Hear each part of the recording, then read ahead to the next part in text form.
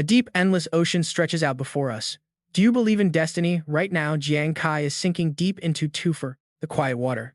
Do you think destiny changes with the choices you make? He is not the only one facing this. Many others share the exact same fate, yet believing in a different path is key. It is a heavy question indeed. Does every choice lead to the same final destination? While some try to flee, a terrified girl sits frozen in fear. She is trapped right before the claws of a massive beast. Screams of "Run and save me" echo through the air. This is absolute destruction. The beast is terrifying, pushing everyone to cry out in panic, begging it not to come closer. The last survivors are cornered. A steep cliff lies ahead, leaving them with absolutely nowhere to run. They are helpless, forced to hide from the massive monster.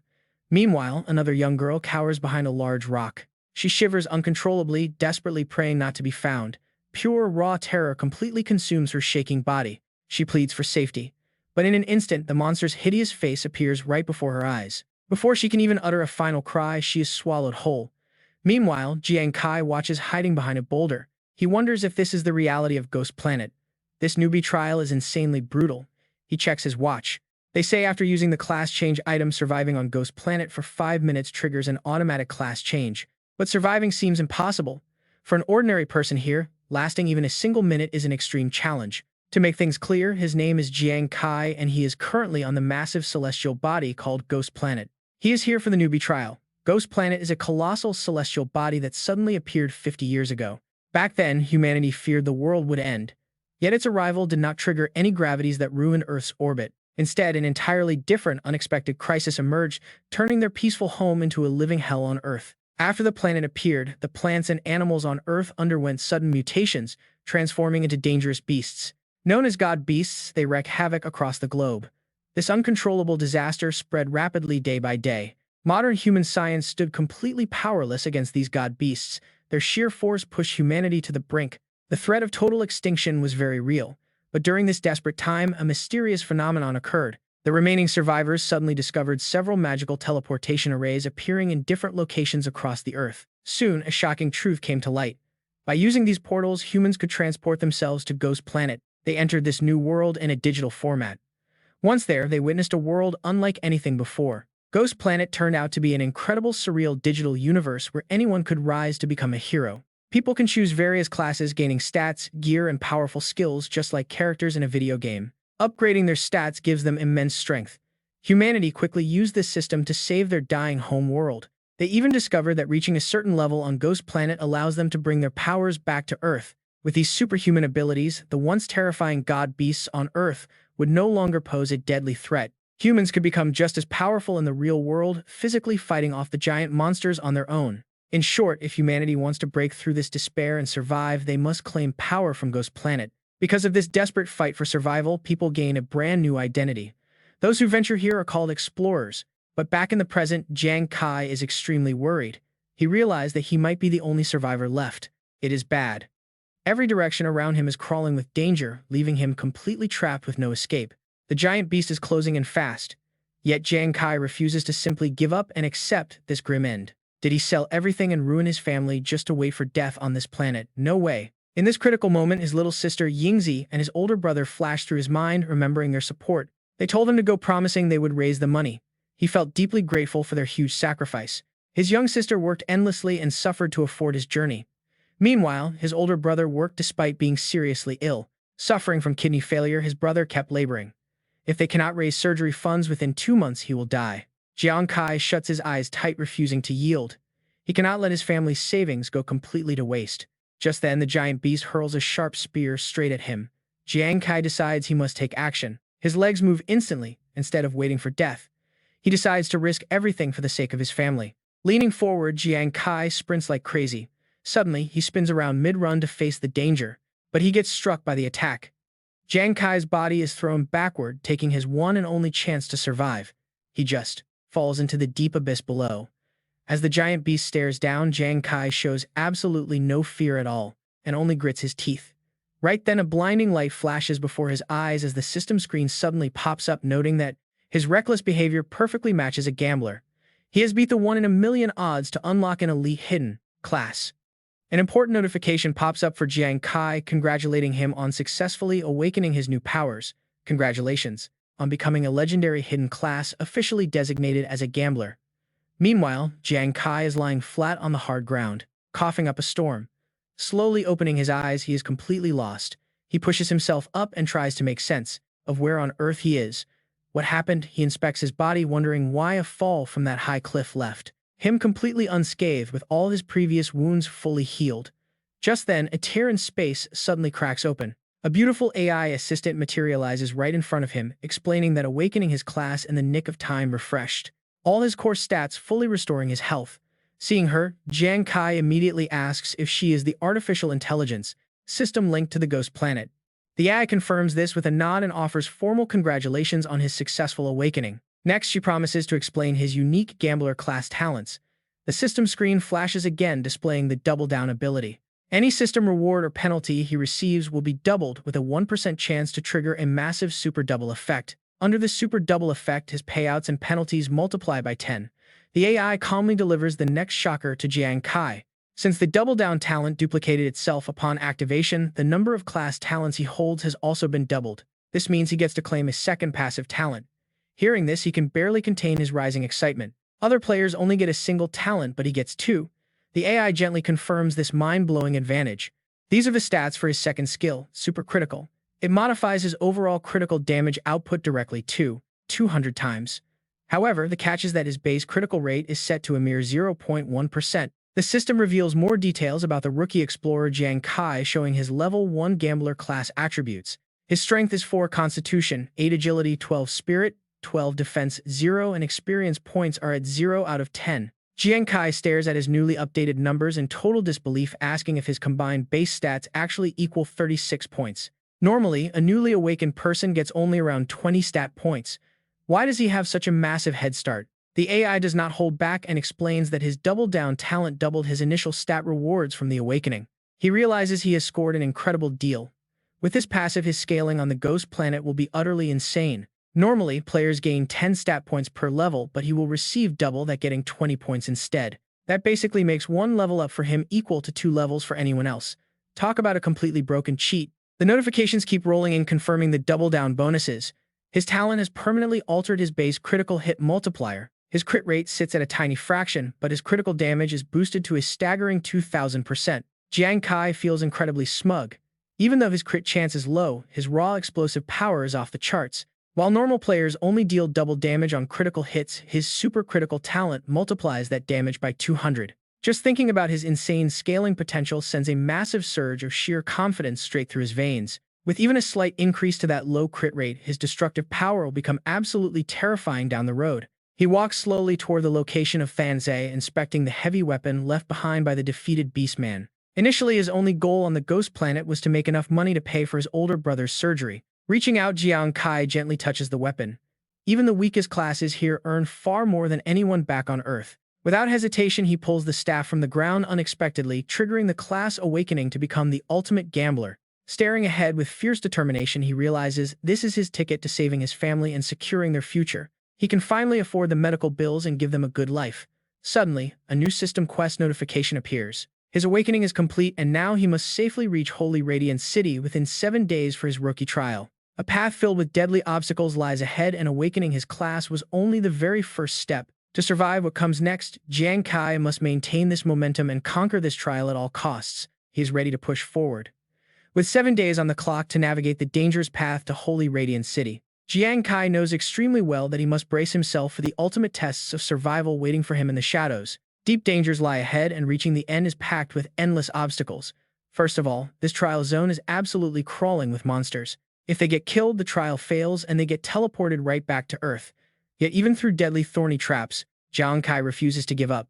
Dying on the ghost star won't hurt his real body on Earth, and he can always log back in. But this cheap cost of dying only applies to the rich. After all, logging back into the ghost star demands an absolute fortune. The wealthy get endless second chances, but for a broke guy like Jiang Kai, he must pass on his very first attempt. There are absolutely no second chances, so he has to make every moment count. Right then, Jiang Kai suddenly freezes and stares ahead as a deafening, earth-shaking roar echoes through the forest. Our young hero immediately slips behind a nearby tree. That voice sounds incredibly familiar, but wait, is that a fiery red snake? The beast charges out of nowhere. The target is crying in pure panic, yet still throwing desperate punches straight ahead. It is Jiang Kai's longtime best friend Yuan Zhu. He screams out, warning the beast to stay back because he hates snakes. Watching closely from his hiding spot, Jiang Kai confirms it is indeed his buddy, now completely surrounded by Lu Hang's snakes. These serpents are highly venomous. Just one bite is instantly fatal to humans and beasts alike, and there are 3 of them. He cannot just leave Yuan Zhu to die. Jiang Kai yells out, "Hold on, Yuan Zhu, do not fear, I am rushing in with his iron spear ready." Yuan Zhu, shocked by his sudden arrival, tearfully stammers to ask what he is doing here. Tearfully crying, Yuan Zhu desperately urges him to run away and not worry, warning that these beasts have high stats. Plus, they are venomous and level 1s stand absolutely no chance, but Jiang Kai does not flinch as he readies his weapon. "Do not fear," he says, throwing the iron spear forward. Yuan Zhu freezes as the weapon whistles right past his ear. Thanks to his perfect accuracy skill, Jiang Kai easily takes down the serpent, leaving Yuan Zhu wondering if he is dreaming. Rushing forward with a smirk, Jiang Kai uses his buddy to draw aggro, sneaking behind to strike the remaining beasts. It works like a charm. The dead serpent's allies immediately pivot, shifting their aggressive focus onto Jiang Kai instead. He is the target now. Yuan Zhu screams in panic, warning him that these monsters are insanely fast, but with his nimble movements, Jiang Kai effortlessly dodges every single strike. Watching this wild spectacle unfold from afar, Yuan Zhu is completely mind-blown. How did he dodge that? Yuan Zhu gasps. Meanwhile, Jiang Kai secretly smirks. With his class awakening active, his stats have doubled. Level 1 agility now matches level 2 speed. These level 1 Lu Hang snakes are simply too slow. Now Jiang Kai decides to team up with Yuan Zhu. He asks his buddy to keep pulling their aggro, and Yuan Zhu quickly agrees. Beautiful, seamless strikes fly out. In just a fraction of a second, Jiang Kai completely wipes them out. Yuan Zhu simply cannot believe his eyes. Just the bait, yet Jiang Kai cleared them all. Honestly, even the Slayer himself is a bit shocked. His build is supposed to focus on speed with low physical power, yet he is instantly killing level 1 monsters. Looking down at his weapon, he realizes the iron spear he took from the Sun Beast is a total cheat code. It is the perfect gear to boost his stats in this newbie zone, since strength directly translates to raw attack power. Suddenly, Yuan Zhu pulls him into a suffocating bear hug. Rumor has it that newbies only ever get slaughtered here. How is a low-level rookie pulling off solo kills like this? He desperately asks how Jiang Kai got so strong. Seeing his friend's intense curiosity, Jiang Kai decides to share his secret. He luckily unlocked the gambler class, but it is a secret. Yuan Zhu is totally stunned by the word gambler. Still, he quickly puffs his chest out with absolute pride. Even if he has no idea what that is, his own class is no joke either. His status screen pops up. He is a level 1 martial apprentice, boasting 8 points in strength and constitution along with 5 in agility and spirit, with 0 defense and 0 experience. Skimming the stats, Jiang Kai's jaw drops. A martial apprentice. No wonder. That explains how he survived against those 3 snakes. This happens to be one of the top 5 classes in Shenyao. This raises a classic age-old question. Just how many classes actually exist on the Ghost Star? No one really knows. Yet the very first step for any adventurer stepping foot on this world is to undergo their class awakening. What you become depends heavily on the materials you purchase before logging in. And even here, a massive divide exists. The rich easily drop millions to secure elite awakening materials. Having high-tier items guarantees an incredibly powerful starting class. This lets them unlock top-tier jobs right out of the gate. Naturally, those with fewer resources must settle for less. Meanwhile, the poorest players are forced to settle for the cheapest, most bottom-of-the-barrel materials available on the market. In the past, those who transitioned were incredibly weak, usually just drunkards or beggars, making any class change seem completely random. Confused, Jiang Kai questioned him since a single item needed to become a martial apprentice cost a whopping 50 million. He asked Zhu if he had taken out a loan shark. Yuan Zhu just laughed it off, promising to explain the long story later. Still, Jiang Kai refused to leave empty-handed and urged him to start gathering all the valuable snake skins. He knew they could be sold for a pretty decent price, and he wanted to make the most of every single resource on Ghost Star. On this planet, almost anything they harvested could be traded for cash. Jiang Kai wanted to use this chance to support his struggling family. He slowly approached the dead beasts. On Ghost Star, monster remains and gear automatically convert into handy cards for easy collection and sale. Right on cue, his system interface flashed with a notification he had successfully acquired a landcrawler snake corpse ready for harvesting. While Jiang Kai focused on the loot, Yuan Zhu scanned the surroundings, still thinking about how insane their recent fight had been. Honestly, the gambler class seemed to completely outclass a standard martial apprentice. Right then, they heard soft footsteps approaching. A timid voice called out to them. Instantly on high alert, the 2 guys raised their guard as a pink-haired girl emerged from the trees. Introducing herself as Nuan, she nervously asked if she could team up, explaining that surviving this trial alone was way too difficult. Yuanzhu breathed a sigh of relief to see a fellow explorer, but Jiang Kai hesitated, worried they might not survive carrying extra weight. He started to reject her, explaining they could barely look after themselves. But Nuan quickly spoke up to plead her case.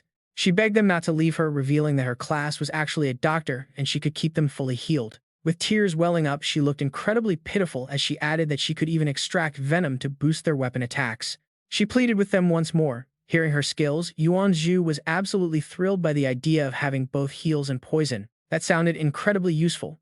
Meanwhile, Jiang Kai carefully weighed the offer. A doctor was actually one of the 10 premium classes. Realizing how crucial a healer is during this brutal novice trial, he knew her support could easily mean the difference between life and death. If his own class transition hadn't fully restored his health earlier, he would have been a goner. So after a brief calculation, he agreed. He introduced himself and Yuanzhu, welcoming her to the team so they could all reach the finish line together. Nuan shook hands in gratitude.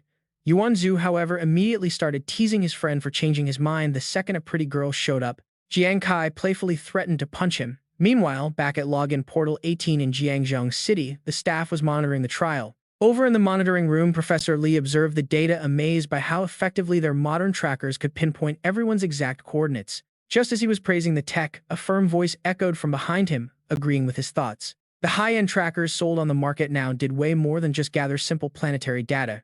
The most premium models actually offered a massive range of diverse features, helping explorers navigate the treacherous environments much more easily. The speaker was Su Lannan, the rookie training instructor.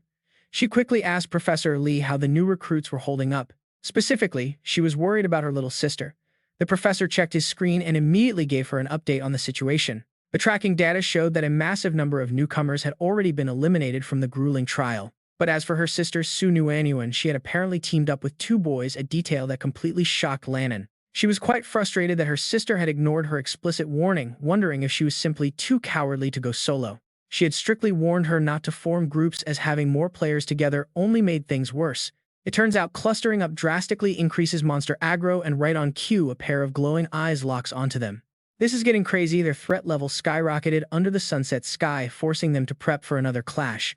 Just 3 minutes later, the professor gasped, seeing 2 high-level human-faced beasts suddenly closing in on Su Nuanwen's location. Lannan began to tremble with anxiety. Just one of those creatures could easily slaughter an entire group of new recruits. Facing 2 at once meant Nuan had virtually 0 chance of survival, and her mind raced with absolute dread. Even though dying on Ghost Star was technically like losing a game character, causing no actual physical harm to the real body, the sheer terror and realism of the experience could easily leave a person with severe, long-lasting psychological trauma. She vividly remembered a traumatized survivor screaming about how they had watched their own body get eaten alive by monsters. Terrified of her sister facing that same horrific fate, she immediately prepared to head out and provide emergency therapy. The professor quickly called out to stop her, stating that Nuan's life signal was surprisingly still active. She froze in utter disbelief. The professor kept staring at the monitors, completely stunned by the updating battle data.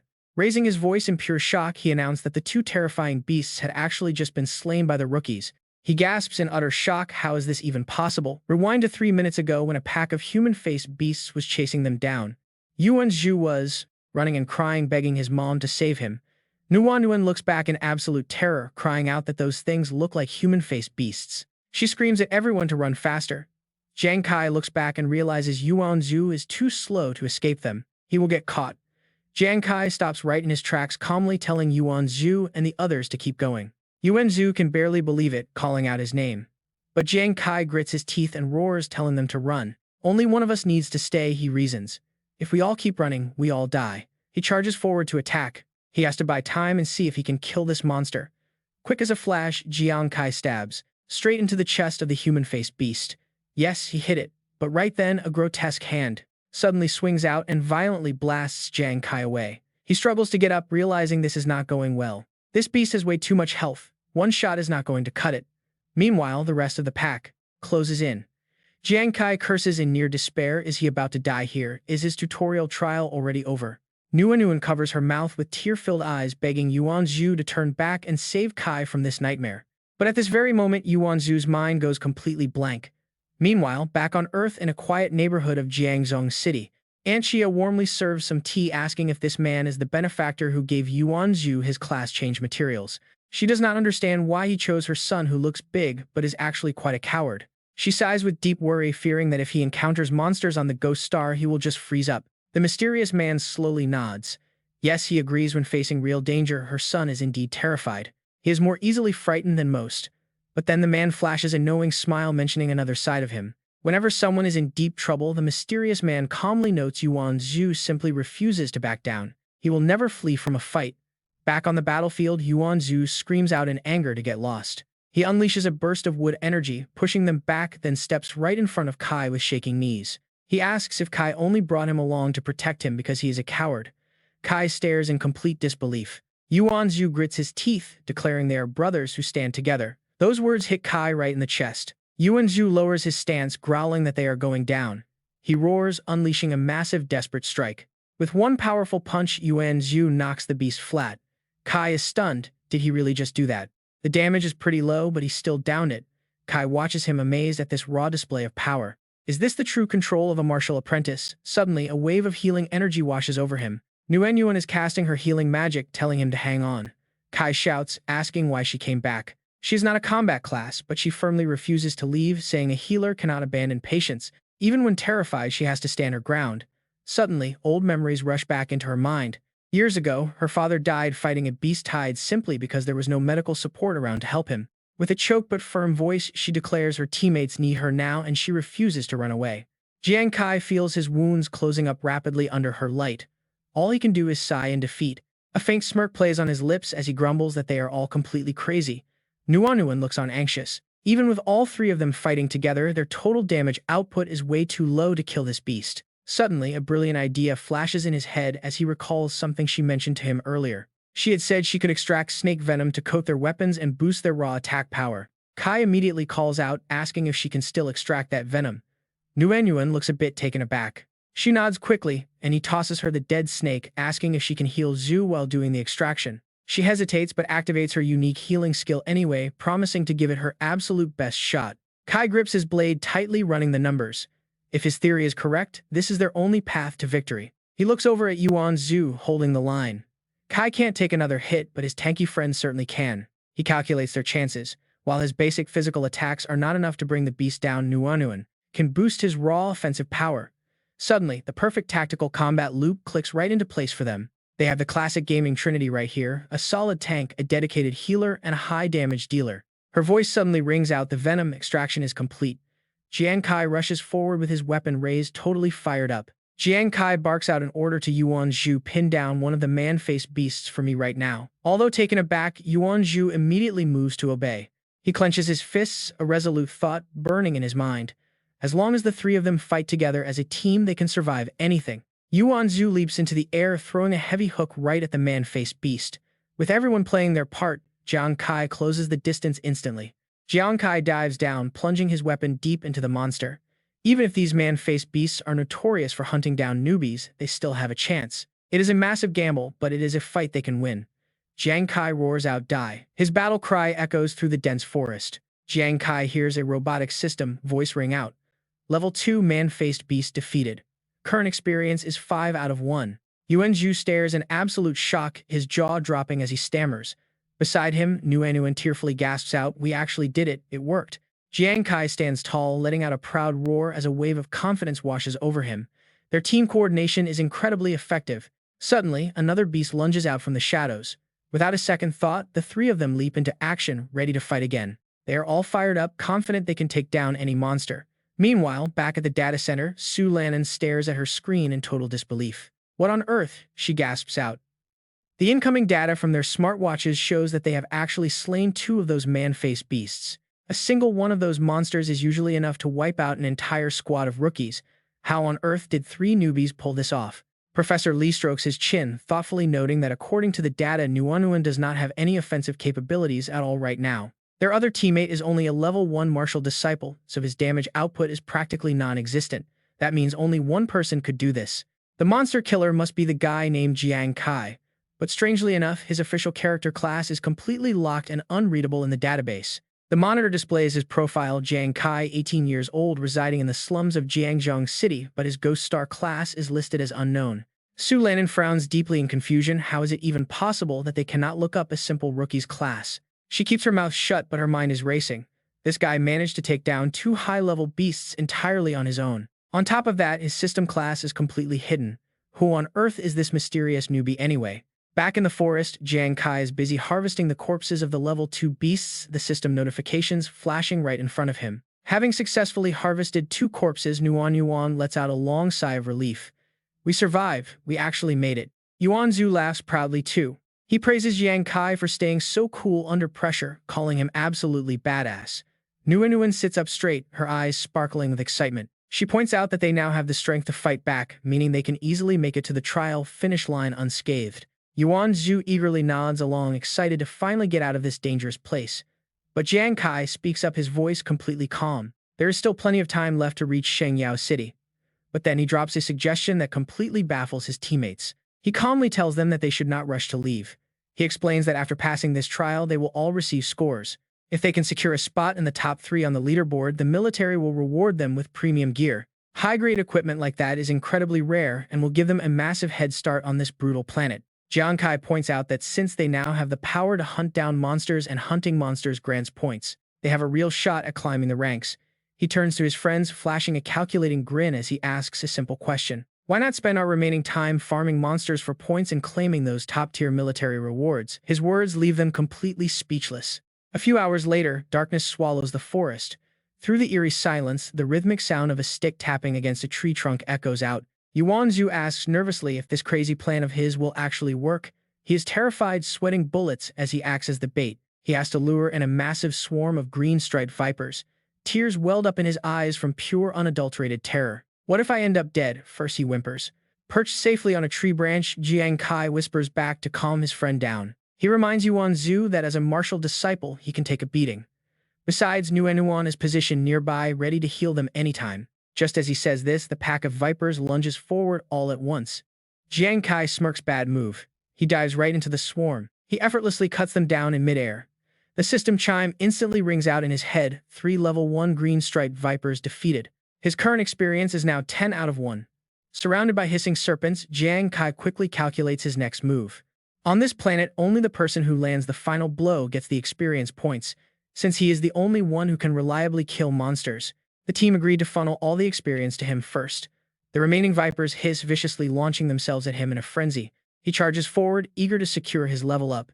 With a cold glare, Jiang Kai swings his weapon, wiping out the entire horde in one sweep. He needs to maximize his strength to keep his team safe in this hellhole. A day passes, and after wiping out the entire nest, the system interface flashes before his eyes.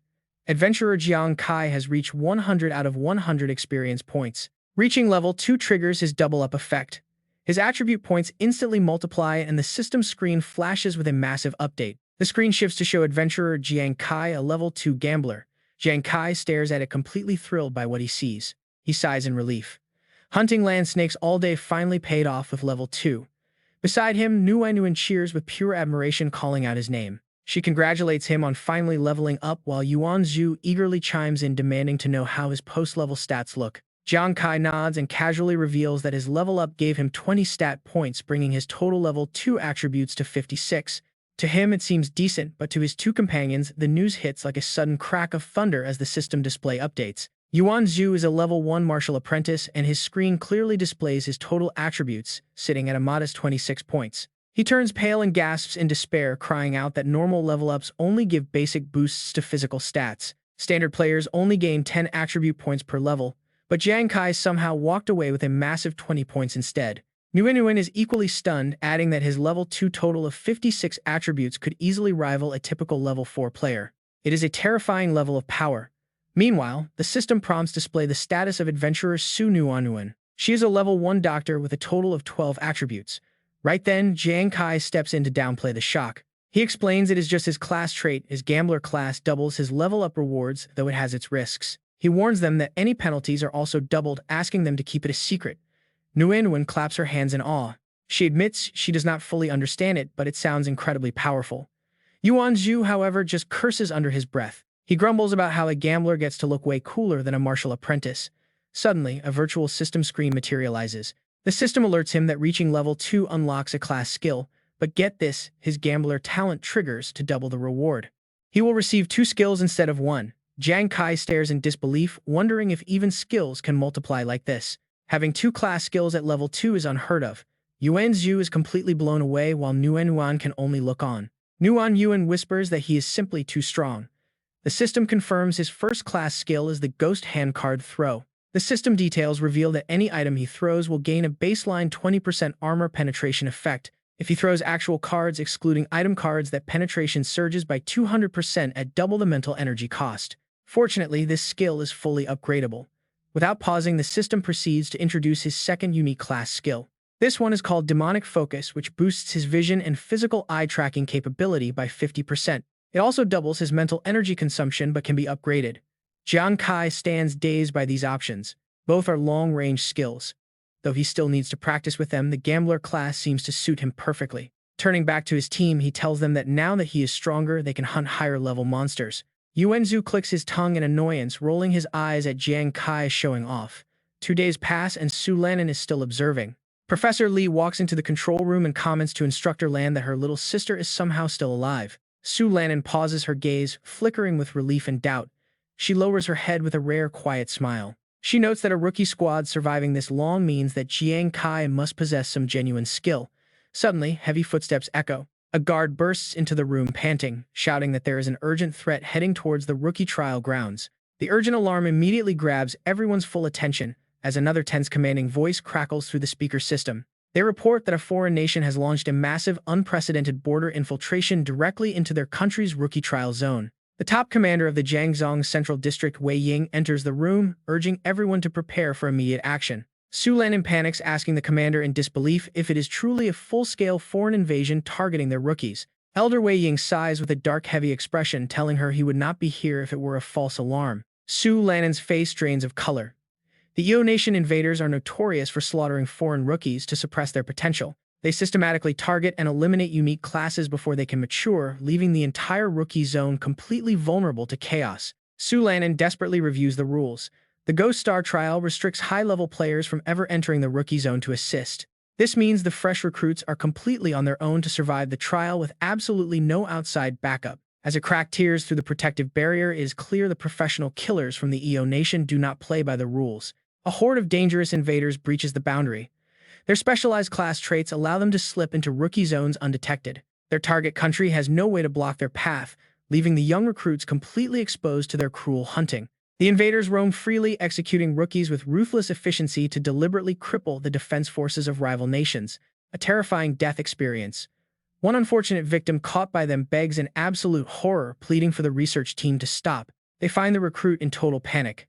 Their goal is to torture these rookies, so they dread ever logging back into the Ghost Star, heavily limiting the player count of rival nations.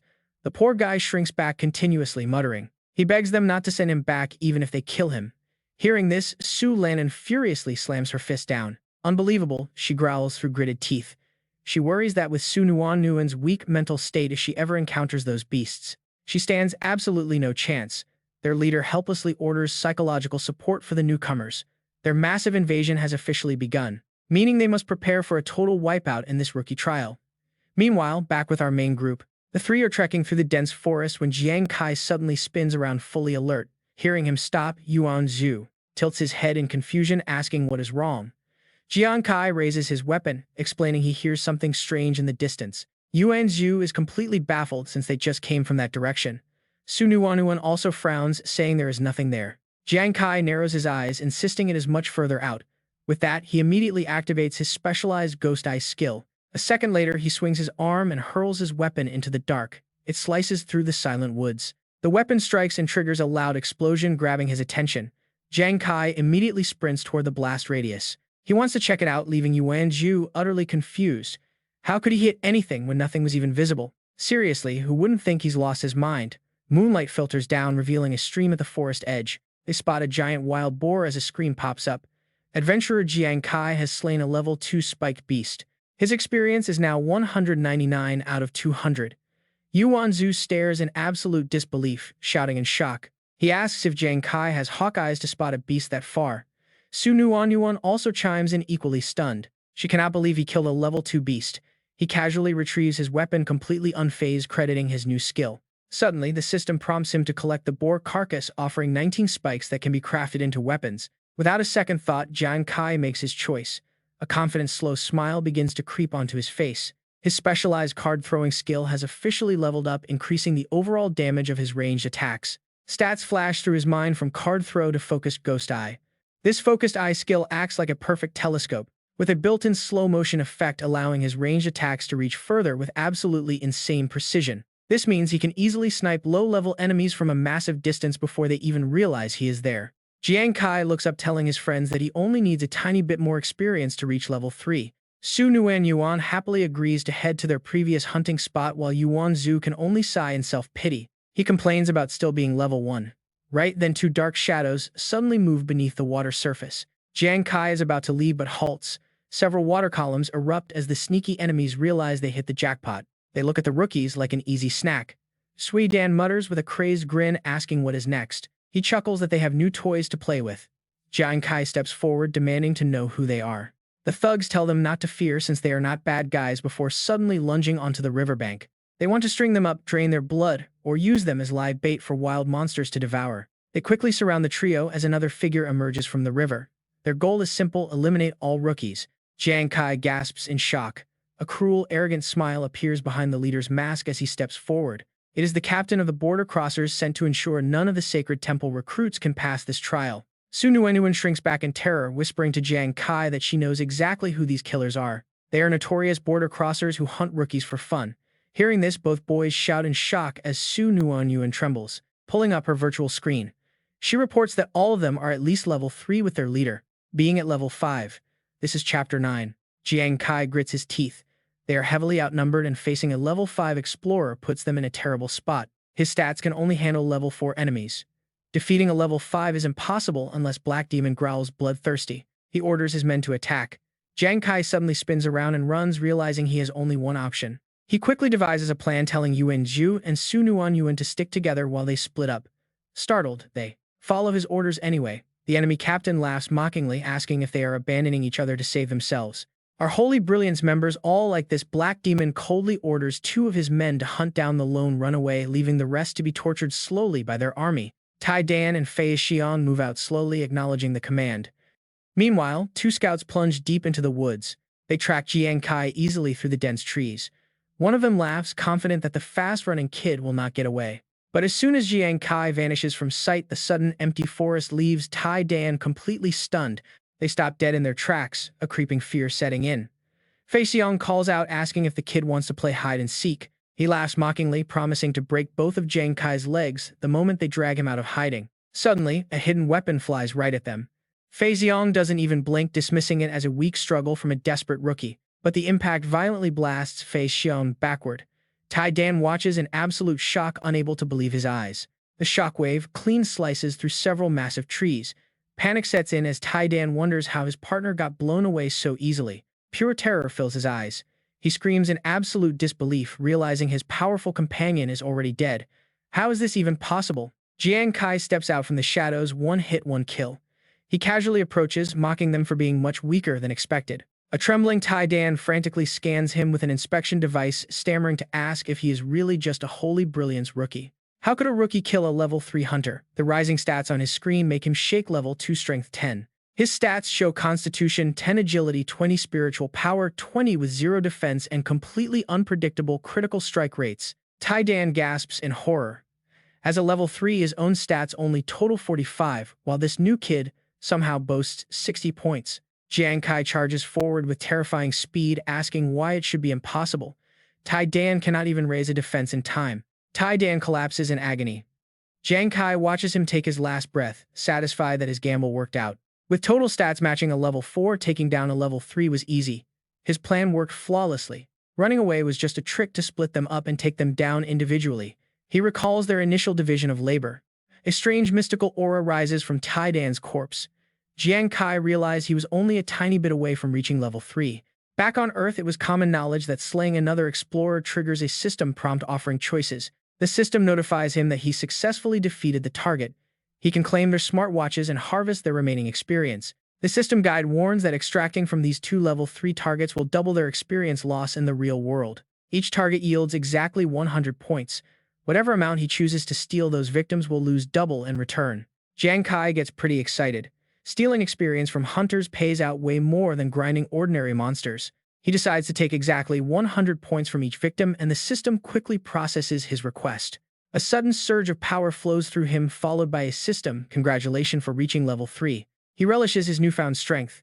His profile screen pops up, displaying his status as a level 3 gambler.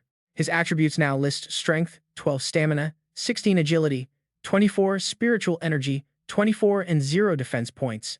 He has a massive 20,000% critical damage, and his experience points hit 199. With 76 total stat points, he now completely outclasses typical level 5 hunters who only possess around 60 points. Bursting with confidence, he fast travels back to rescue Yuan Zhu and the others who are currently in deep trouble. Yuan Zhu is battered and bleeding while Su Nuan Yuan is reaching her absolute limit. Ju Nan laughs with greedy delight. He never expected to encounter two rare Holy Emblem classes. Ji looks just as eager to claim them. Their squad completely surrounds the pair. Su Nuan Yuan tears up, terrified as she calls out to her friend.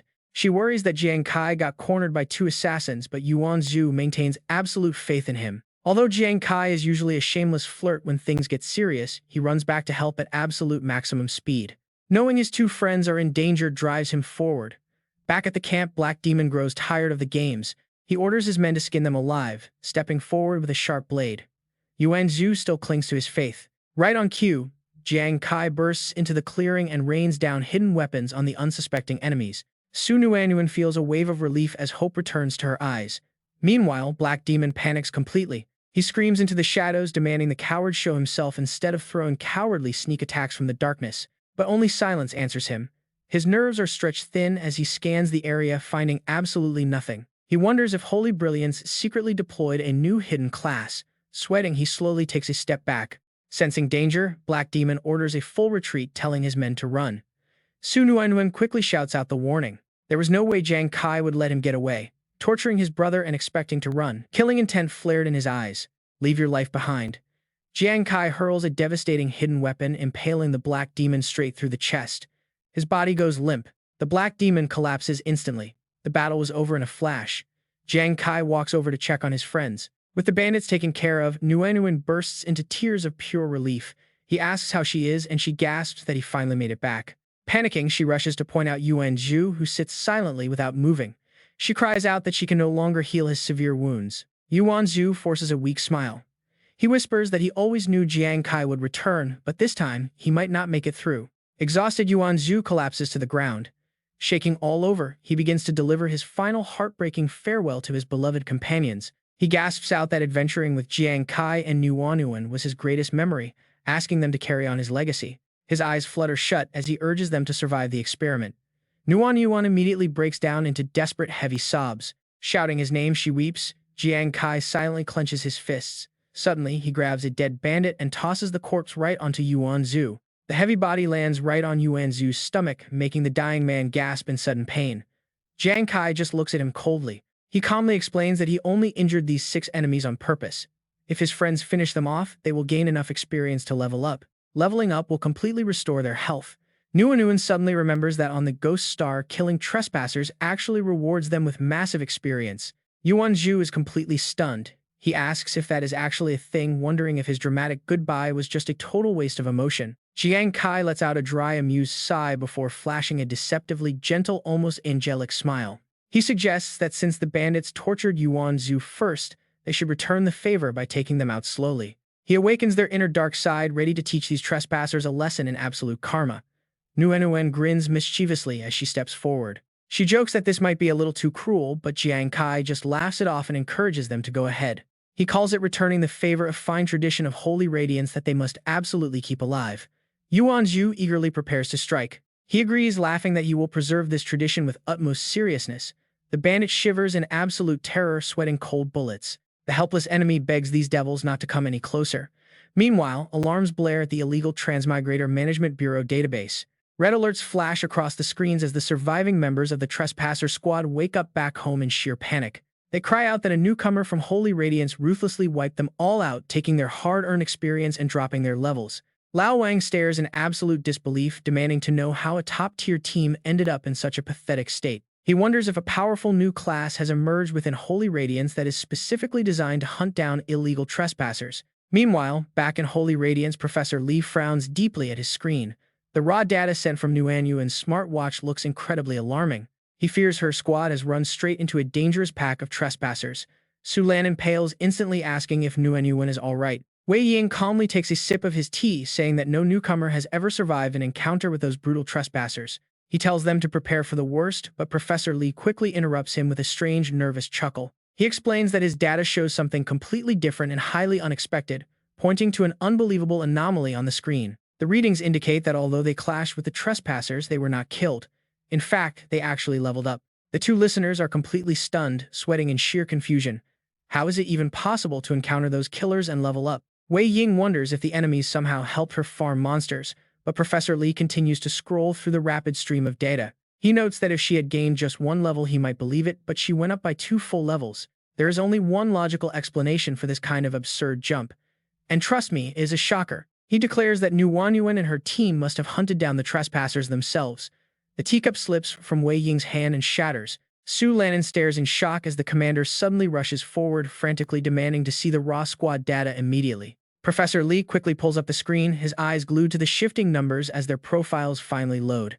The details of the 3 squad members appear. Jiang Kai is listed with an unknown level and class, while Su Nuanyuan is level 3. Her class is a doctor. Yuan Zhu is also level 3, holding the martial apprentice class.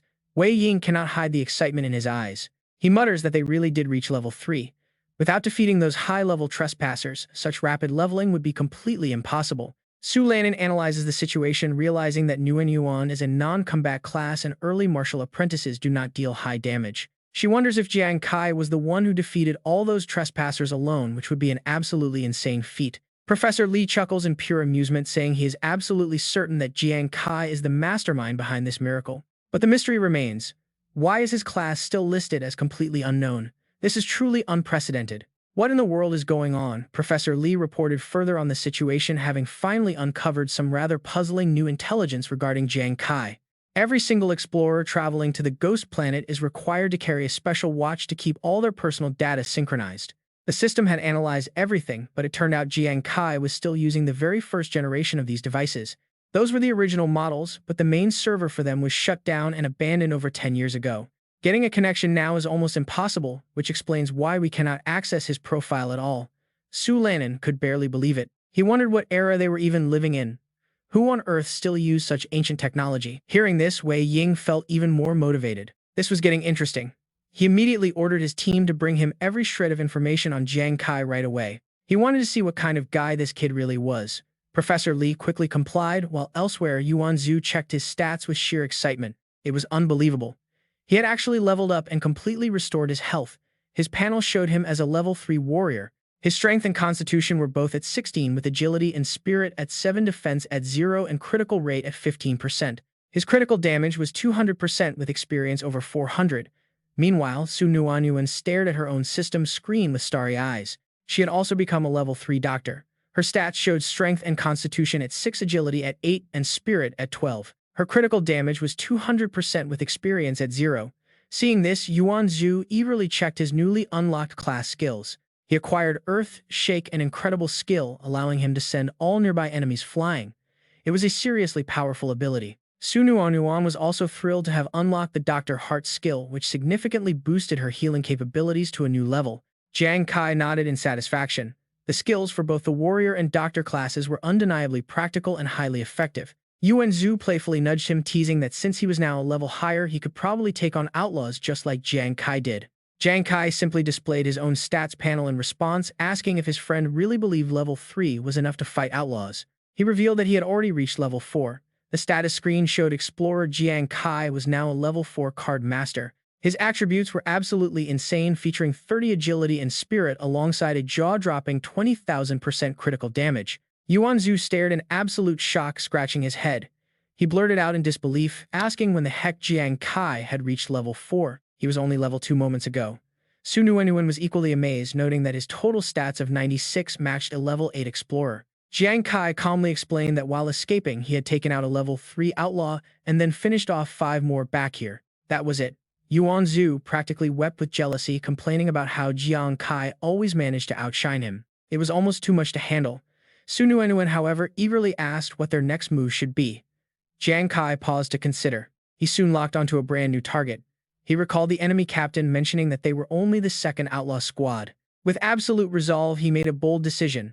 They were going to hunt down the first squad. His two companions froze in sheer shock. Half a day later, deep within the novice forest, a group of outlaws walked along, laughing. To them, the situation was a total joke. These level 5 outlaws from the first squad scoffed at the rumor that the second squad had been wiped out by a bunch of rookies. They joked that those guys should probably just retire. However, their level 5 captain remained highly alert, warning them to stay on guard. He insisted they take precautions since the higher-ups had specifically warned them, but his subordinates simply brushed off his concerns. They argued that the strongest players in the novice zone were only level 5 while their entire squad was already at that exact level. They claimed they could crush anyone in their path. Not far away, a very anxious Yuan Zhu watched them with deep hesitation. He asked if Jiang Kai was actually serious about fighting 9 level 5 outlaws. Su Nuan was equally terrified and suggested retreating. Jiang Kai had no intention of backing down. He assured them that with his current stats, he could easily protect their retreat. Besides, if they left these outlaws alone, the enemies would inevitably target and slaughter other innocent rookies from their own country. He charged forward, deciding that a preemptive strike was far better than waiting to be hunted. The sudden movement startled the outlaws. The enemy captain immediately sensed the anomaly and yelled a warning while one of his men quickly scanned the incoming threat. The scan revealed a level 4 rookie. The outlaw instantly put the pieces together, guessing how a rookie could survive out here. He figured this must be the very person who wiped out the second squad. A dark, amused grin spread across the captain's face. This was a massive catch.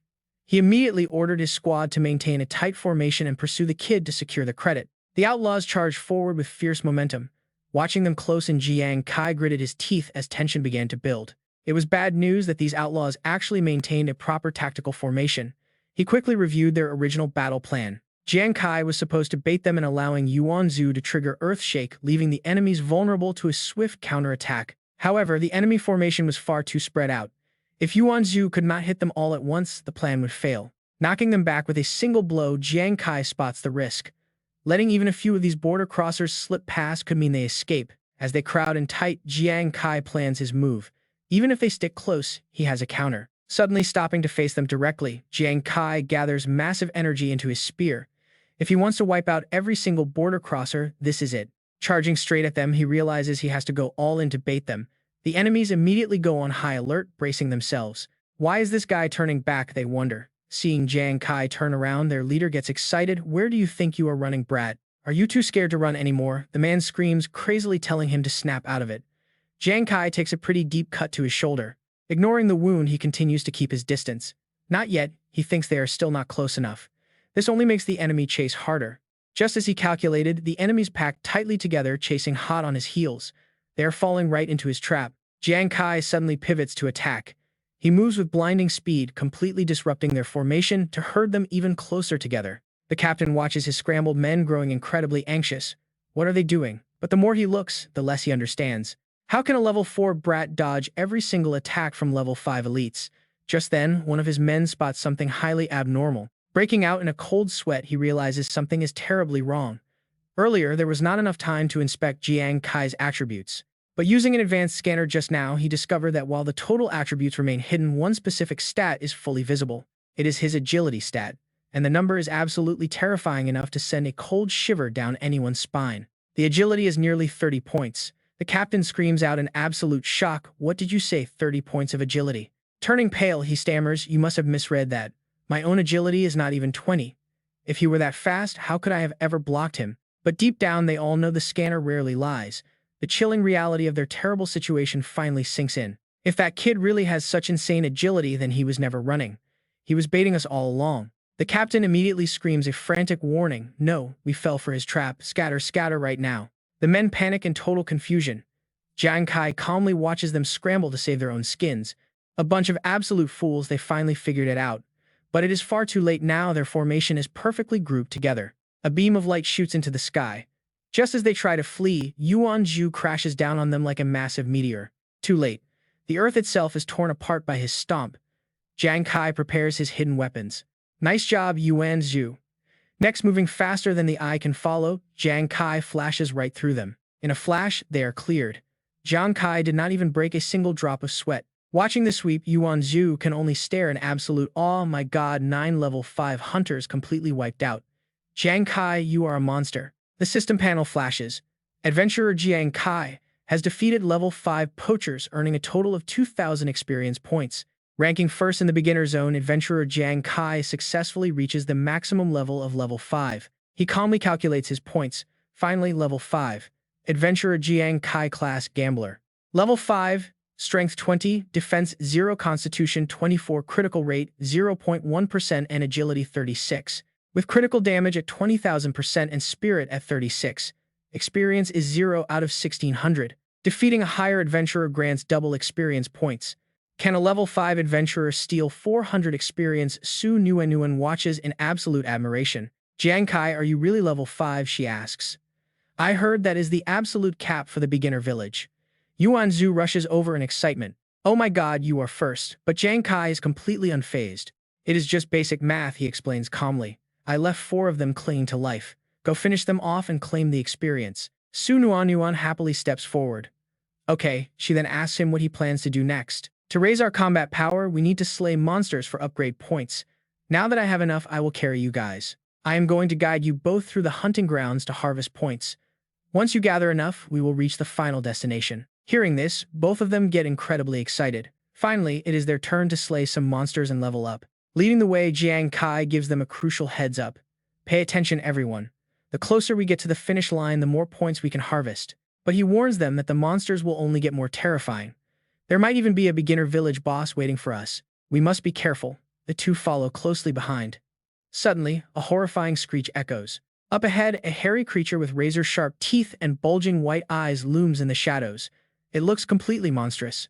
Several beasts lie dead along the trail. Su Nuan gasps, realizing these are human-faced beast corpses. Yuan Zhu frowns deeply at the sight.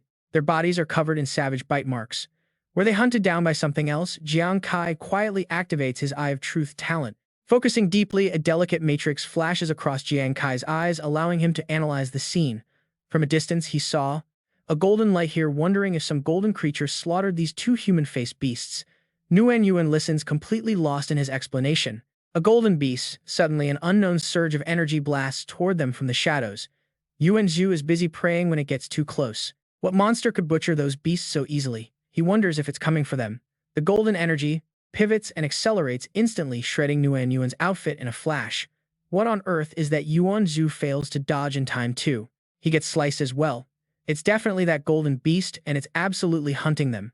After tearing past the duo, it charges, straight toward Jiang Kai.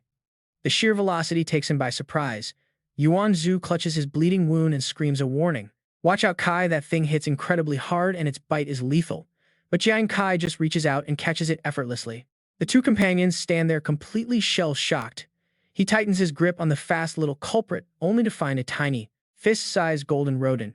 Yuan Zhu drops his jaw in pure disbelief. How did Kai snatch something moving that incredibly fast? Yuan is equally dumbfounded. Caught with bare hands, Jiang Kai looks down at the creature with a smug grin, asking if they seriously think this thing is fast. Is it not just a fat little hamster? The rodent immediately explodes in anger, squeaking that getting caught was just a fluke. Jiang Kai chuckles at the feisty little beast, amused by its sheer pride. Fine then, he decides to play a little game. He opens his palm to give it another shot, daring it to try again. Furious at being underestimated, the rodent takes off. Zigzagging with insane speed, it lunges straight for his face. Yuan Zhu loses his mind and screams for him to watch out. Why did you let it go? That tiny monster killed those massive beasts. But Jiang Kai simply snatches it out of the air again. He shrugs it off, saying it is way too slow for his reflexes. He lets it go and snatches it repeatedly. Yuan Zhu can barely believe his eyes, utterly stunned by Kai's godlike speed. Yuan cheers in absolute awe. Finally, the rodent gives up. It waves the white flag, completely defeated and tamed. Jiang Kai laughs, teasing the little creature for finally knowing its place. Yuan Zhu rushes over, asking if he just used a high-speed monster to test his hand speed. Jiang Kai looks down, completely satisfied. This random pet might make a decent ally later. Plus, getting the loot from those 2 dead beasts is a massive bonus. He turns to his teammates, noting that both of them are actually quite close to hitting level 4. He tells them to harvest 1 corpse each, then keep grinding so they can reach level 5 before this trial concludes. Nuanuan coos over how cute the little rodent is, while Yuan Zhu slumps feeling completely worthless compared to Kai's insane strength. As night falls and the bright moon rises, a mysterious figure creeps cautiously through the dark forest. Suddenly, he bursts into laughter. He has finally made it. After endless grinding, he has reached the end of the beginner zone, beholding a massive structure ahead.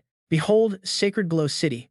As Huang Wei struts inside the beginner guide, Xia Dao steps forward to welcome him. Xia Dao congratulates the newcomer on surviving the trial, officially welcoming him as a certified explorer of Ghost Star. The guide pats his shoulder warmly but breaks the news that unfortunately someone else has already claimed the first place spot. Still, the guide reassures him that rank does not matter, and just surviving this brutal trial is an incredible feat. But the arrogant youth slaps the guide's hand away, scoffing that being the first to arrive does not mean everything. He dumps a mountain of monster trophies on the table, demandingly asking why the guide thinks he is not number one. It is absolutely jaw-dropping. The ranking depends entirely on points, and these monster token cards can be exchanged for massive scores. Xia Dao is completely stunned that a rookie could hunt this much. The young man chuckles, pulling off his hood with pride. He proudly introduces himself as Huang Wei, the second young master of the prominent Huang family and future leader of Xuanwu Guild. He bragged about undergoing brutal training before even stepping foot on Ghost Star. The guide gasps in sudden realization at the name. The Xuanwu Guild is legendary, ranked among the top 10 most powerful factions. Shidao instantly shifts his tone to outright flattery. Offering his warmest congratulations, he notes that with this score he is easily the top trialist and maybe top 10 citywide. Huang Wei throws his head back, laughing arrogantly.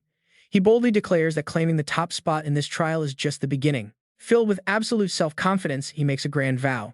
With just a little more time on this planet, he will rule. He promises to turn Ghost Star into his own personal playground. Meanwhile, Jiang Kai and his team trek deep through the forests. Jiang Kai grows increasingly puzzled as they walk. They have been traveling for hours, yet the monsters are mysteriously nowhere to be seen. He looks down at his shoulder. Could this little golden rodent have terrified all the local beasts away? Nuan immediately objects with shining eyes, protesting that such a cute pet could never be scary. Suddenly, a blood-curdling scream echoes through the dark trees. Sharp claws glint in the moonlight, making them freeze in shock. Blocked right ahead is a massive pack of shadowless wolves. Amidst the pack of shadowless wolves, an overwhelming pressure suddenly erupts. It is the beginner zone boss of the Holy Radiance Kingdom, the Shadowless Wolf King. Jiang Kai warns them, pale with fear. This is bad. They have stumbled right into the beast's personal territory. Cornered, they are completely surrounded, and Yuan Zhu is on the verge of tears. He stammers that the Wolf King is the strongest creature here. It has never been defeated in the beginner zone. Gripping his weapon with trembling hands, he asks what they should do now that they are completely surrounded. Jiang Kai knows he could escape alone, but his friends cannot. He decides to fight. He tells Yuan Zhu and Su Nuanyuan that running is impossible. Their only option is to kill the boss. To break the encirclement, they must slay the king.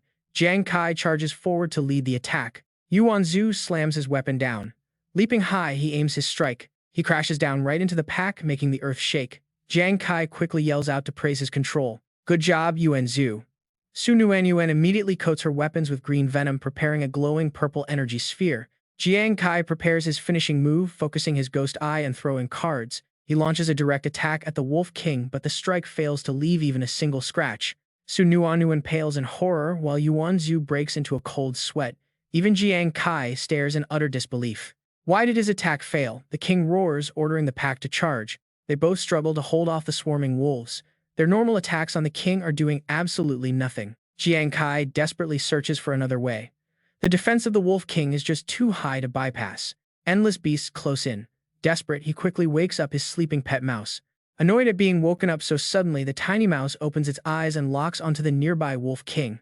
While Jiang Kai fights off the wolves, the little creature leaps from his hat, its fur standing on end with rage. The tiny mouse charges, tearing the king's flesh and shocking Jiang Kai. That little mouse actually manages to pierce that defense. He immediately activates his focused ghost eye to check the wound. Talk about a clutch moment. The creature leaves an open wound, making it the perfect target to bypass that crazy armor. He prepares another finishing blow, targeting the beast's newly torn flesh. His thrown weapon hits the mark perfectly, rendering the beast's defense completely useless as it howls in pain. Having taken its revenge, the little mouse lands safely. Jiang Kai refuses to waste even a single second of this opening. He strikes again. The flame energy on his weapon flashes with intense light. The massive blow triggers a 200 times critical hit, completely vaporizing the boss as Su Nuanyuan shields her eyes. Su Nuanyuan shields her eyes in shock. Even Jiang Kai is stunned by the damage.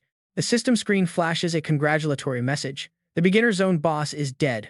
Staring blankly at the fallen beast, he wonders how a basic attack triggers that massive 200 times critical multiplier. He figures he is overdue for some good luck. Suddenly, Yuan Zhu points at the remaining wolves. They are running. Jiang Kai steps forward and turns to his team.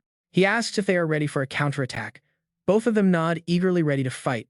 Now that their leader is dead, the remaining pack is completely helpless, like sitting ducks waiting to be cleared. Jiang Kai reminds them of being surrounded. It is time for payback. He orders them to charge with no mercy. A complete slaughter begins as Su Nuanyuan casts supportive magic. Yuan Zhu crashes through the enemies with Su Nuanyuan's buffs while Jiang Kai easily sweeps up the rest of the pack. Cheers of excitement erupt from Yuan Zhu, completely amazed they took down a beginner boss. Su Nuanyuan proudly boasts about their strength, but Jiang Kai points out several low-health monsters he left behind. He tells them to finish them off for easy points. Yuan Zhu asks about next steps. With plenty of points in hand, Jiang Kai decides to head straight for the finish line. A few hours later, they arrive at a massive, majestic zone, leaving Yuan Zhu looking around in awe. He asks if this is indeed their Holy Radiance territory on the Soul Crystal.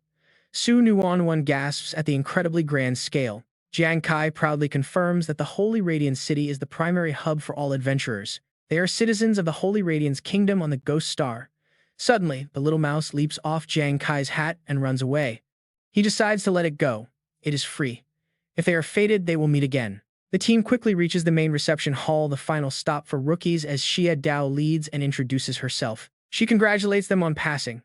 As the rookie guide, she welcomes them to the hall where all the successful rookies gather. Jiang Kai asks the officer curiously if they can see the rankings of all the rookies who cleared the trial. The officer readily agrees, but right at that moment, Huang Wei smugly shows up.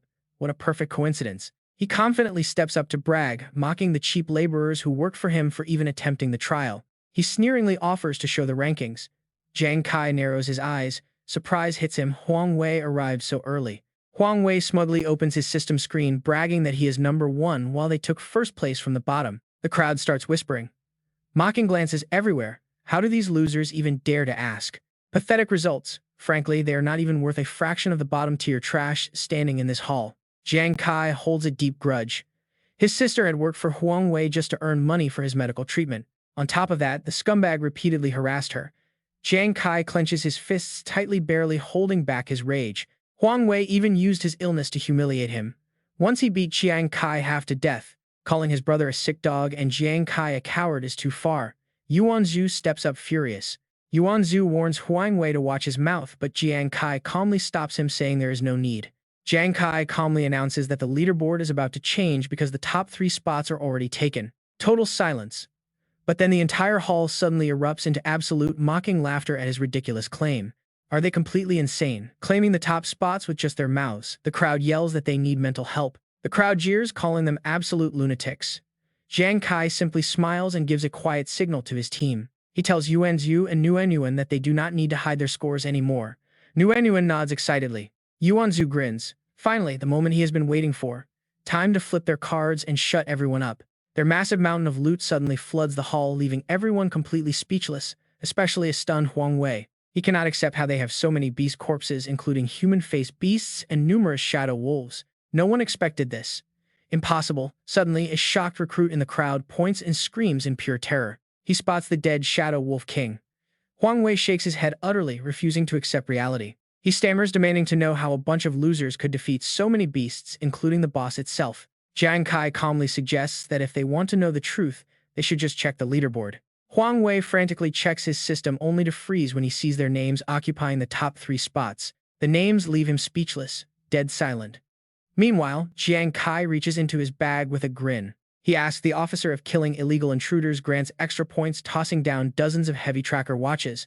Xia Dao immediately recognizes the devices as the tracking watches belonging to those notorious foreign intruders. Huang Wei is shook, but he recovers quickly, trying to spin this as proof of fraud. Exposed. He yells that rookies could never defeat dangerous, fully geared foreign intruders, calling them absolute frauds. He rallies the crowd, shouting that there were no intruders in their trial and asking if anyone saw any. The crowd loudly agrees that they saw no one, giving Huang Wei the perfect excuse to play detective. He smugly points out the witness testimony, claiming nobody else in the entire hall encountered any intruders. He demands that their scores be completely wiped and a strict investigation be launched into their cheating. Xia Dao remains silent as the agitated crowd joins in, demanding these liars be punished immediately.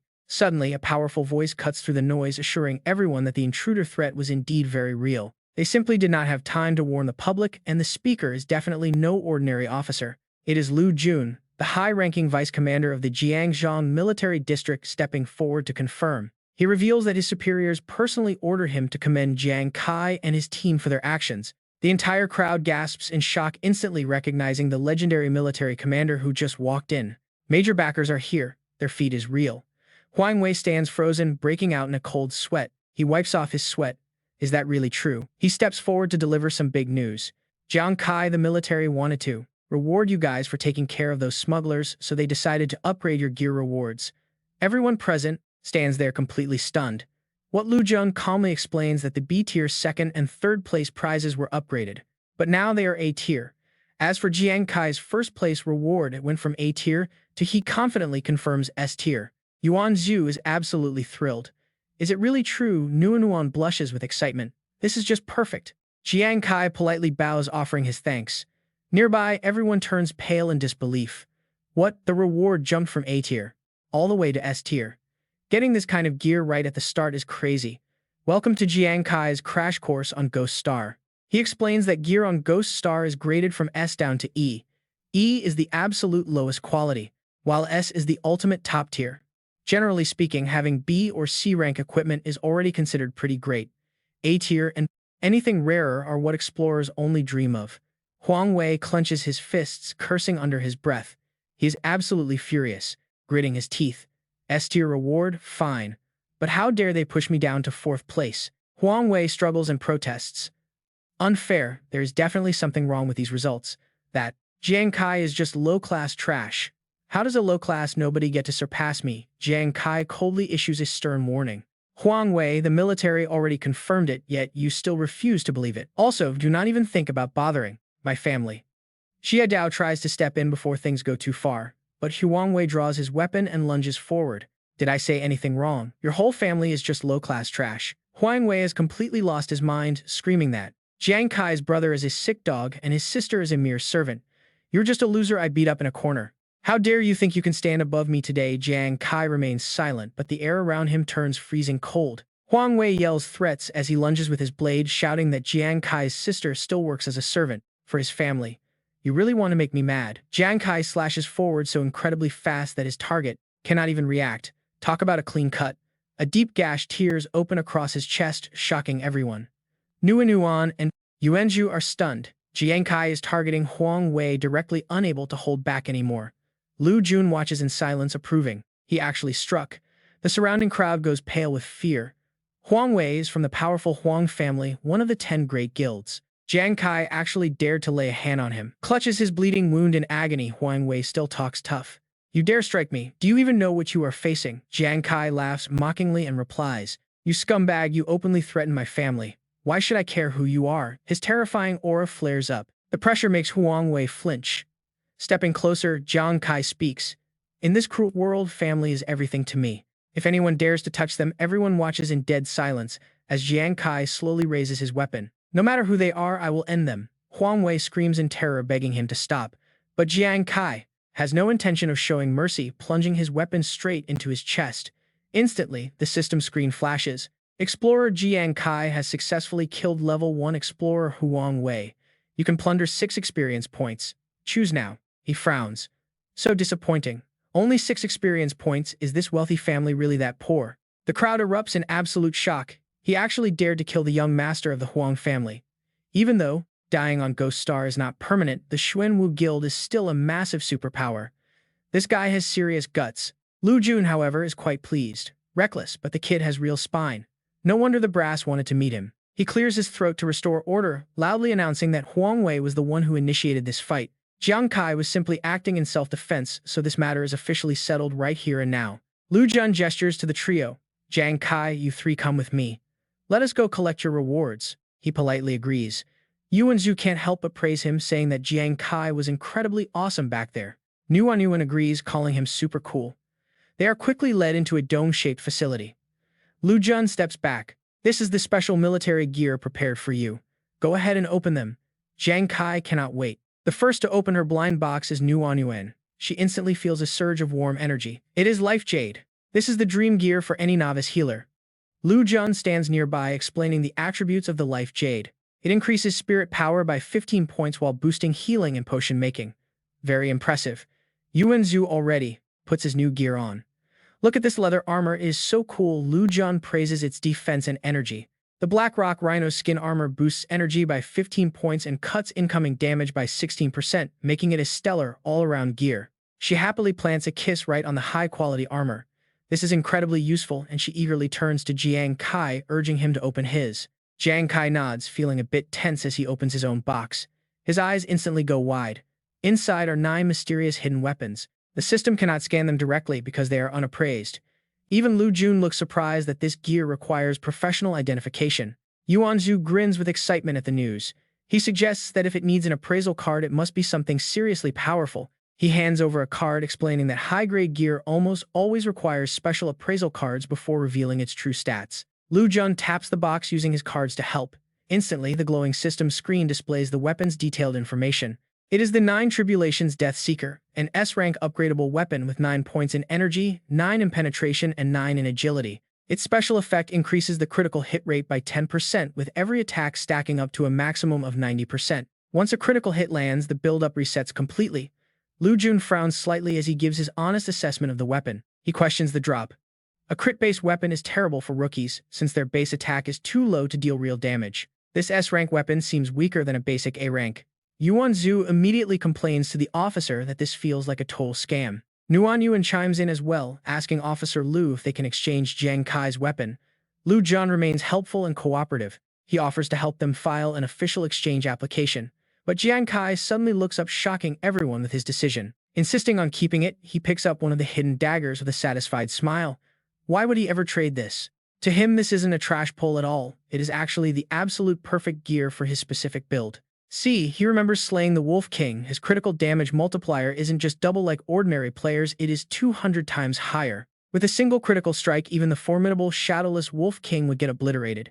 He knows his own strengths and weaknesses. Normally, his base critical rate is incredibly low. Against powerful foes, he might get killed before he can even trigger a crit. If he cannot land the hit, all that multiplier power is useless. A normal player might trigger a critical hit 10 times a minute. Meanwhile, Jiang Kai only triggers one once a day. But with some simple calculation, he realizes how to fix this. Each strike with the 9 Tribulations Death Seeker adds 10% to his crit rate, reaching 90% by the 9th strike. That practically guarantees a critical hit. To a high-stakes gambler like Jiang Kai, this weapon is the ultimate dream come true. Lu Jun does not press him for details and simply approves. Since Jiang Kai likes it, there is no need to exchange. Once he wraps up the trial, he is free to return to Earth whenever he feels ready to go back. Patting his shoulder, Lu Jun quietly warns him that some dangerous people might be looking for him in the near future. After advising Jiang Kai to watch his back, Lu Jun leaves in a hurry. Soon, we are back on Earth. Jiang Kai happily rides his bicycle back to his home in the slums, amazed by how smoothly the trial went. Wondering how his older brother and Z will react, he is eager to share the incredible news. His next move is to get both of them out of here and away from the corrupt royal family as soon as possible. Filled with pure excitement, he pedals toward his old neighborhood, knowing they will never have to live in the slums again. They can finally get proper medical care for his brother, and Z will be safe from constant harassment. Pushing open the front door, he calls out happily to see if his older brother and Z are back home yet. He proudly announces his return, wanting to share his trial results, but a cold silence greets him instead. Inside, his home has been trashed and a group of hostile thugs is waiting. Huang Da sneers at him immediately. The leader mockingly remarks that someone finally decided to show up, calling out the rumors of Jiang Kai's majestic trial. Terrified, Jiang Kai demands to know if he is indeed Huang Wei's older brother Huang Da and what they want. Panic sets in as he realizes the royal family's retaliatory forces arrived far quicker than anyone could have ever anticipated. The door slams shut behind him as 2 muscular thugs force him to his knees while Huang Da steps closer. With a cold sneer, Huang Da asks if Jiang Kai knows his younger brother is currently undergoing heavy psychiatric treatment. Huang Da spits out his twisted logic, declaring that only the royal family has the right to torment others. Boasting madly, he laughs because no one has ever dared to humiliate the royal family and gotten away with it. Since Jiang Kai forced Huang Wei offline for an entire month, he promises to make his logout permanent in real life. A heavy club swings straight at Jiang Kai's head. Trapped on his knees, he is completely unable to dodge. Suddenly, the door bursts open with massive force, slamming directly into the 2 thugs and knocking Huang Da onto the floor. The thug roars in fury, demanding to know who just barged in. That is when Wei Ying strides in, sighing that he had already warned Jiang Kai to be careful when returning home. The commander shakes his head in mild disappointment, wondering why the young man did not take such an important warning seriously. Su Lanin steps forward, strictly raising her military badge and ordering everyone to freeze. Watching this, Huang Da immediately breaks into a cold sweat. He cannot believe his eyes. This is Commander Wei Ying, a high-ranking officer of the Jiangzhou military region. Why on earth would such a powerful figure show up here? Taking a drag from his cigarette, Wei Ying calmly declares that they are here for Jiang Kai. The thugs have messed with the wrong guy today. Huang Da's face instantly pales. How could a top commander be here for Jiang Kai? What kind of secret background does this kid actually have? Jiang Kai struggles to stand straight, watching the scene unfold with deep caution. He is completely shocked to find out that a legendary military commander came all this way just for him. The military police quickly drag a trembling Huang Da away, telling him to behave. Finally, out of danger, Jiang Kai cautiously addresses the commander. He thanks Commander Wei Ying for his help, admitting he has no idea why they came to save him. The commander calmly answers, telling him not to worry since they came here with a specific purpose in mind. He mentions that during the recent novice trial, Yuan Zhu and Su Nuan Yuan performed exceptionally well, catching the military's attention. He reveals that after Jiang Kai left the front line, his two friends were immediately invited to join the army, and now they want him too. Blowing out a puff of smoke, Wei Ying looks directly at him and points out the key fact that he possesses a brand new class. Su Lanin steps in with a serious look, asking Jiang Kai if he truly understands the massive weight of awakening a brand new class. She explains that while there are countless explorer classes on Ghost Star, things shift drastically for explorers every 20 levels during their advancement. Every time they hit that milestone, their stats and skills undergo major changes, turning into a completely different specialized job. While some lucky individuals become incredibly powerful through this process, others unfortunately end up much weaker than before. In fact, many advanced classes become practically useless in the late game, which is why the military is always searching for stronger options. They are constantly looking out for rare, undiscovered classes, and the one Jiang Kai currently possesses seems to have incredible potential. Because his class appears so powerful, she formally offers him a spot, asking if he will join their ranks as a special recruit. She reassures him that they have no intention of forcing his hand, showing true sincerity in her offer. She apologizes for digging into his personal background beforehand, mentioning that they are fully aware of his older brother's severe illness. She promises that if he joins them, the military will protect his family and cover all of his brother's medical expenses. Jiang Kai falls silent, deeply contemplating the life-changing offer, while Wei Ying stands by, fairly confident in their success. He asks if he is correct, knowing that Jiang Kai only ventured into Ghost Star to earn money for his brother's treatment. Su Lanin agrees, telling him that if he accepts, he can report to the military headquarters tomorrow and ask directly for her. But as Jiang Kai watches them turn to leave, he suddenly speaks up and politely declines their generous offer to join. Both of them freeze in sheer shock. Carefully choosing his words, Jiang Kai explains that joining the military is indeed a great path, but only for those with guaranteed growth, like Yuan Zhu's martial artist path or Su Nuan Yuan's specialized healer class. However, his own situation is completely different. He brings up a well-known example of another unique class from the past. When the Ghost Shadow class was first discovered years ago, the military valued it highly and poured immense resources into it. At its peak, the military heavily backed the Ghost Shadow class, but once they realized its late-game growth was entirely useless, they immediately abandoned them. Now, those who advanced into the Ghost Shadow class are left with absolutely nothing. They basically ended up as beggars.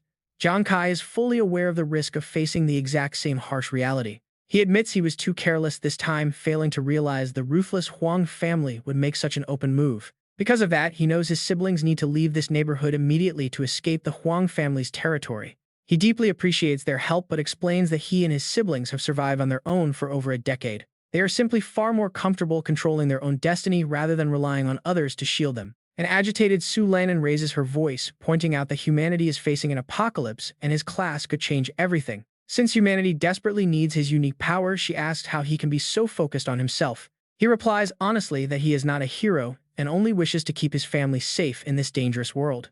Before Su Lanin can argue, Wei Ying raises his hand and stops her, saying he completely understands where the young man is coming from. He respects Jiang Kai's perspective, knowing that habits built over a difficult decade cannot be easily changed overnight. However, he reminds the young man that his sick older brother is quickly running out of precious time. The commander warns that in this brutal apocalypse, fighting completely alone will only lead to a tragic and painful end. How about we make a bet? He decides to give Jiang Kai a chance to prove his abilities over the next month. The military will shield him from royal harassment if he can raise the funds for his brother's operation within that month and prove he has the strength to protect his family. they will officially accept his refusal to enlist.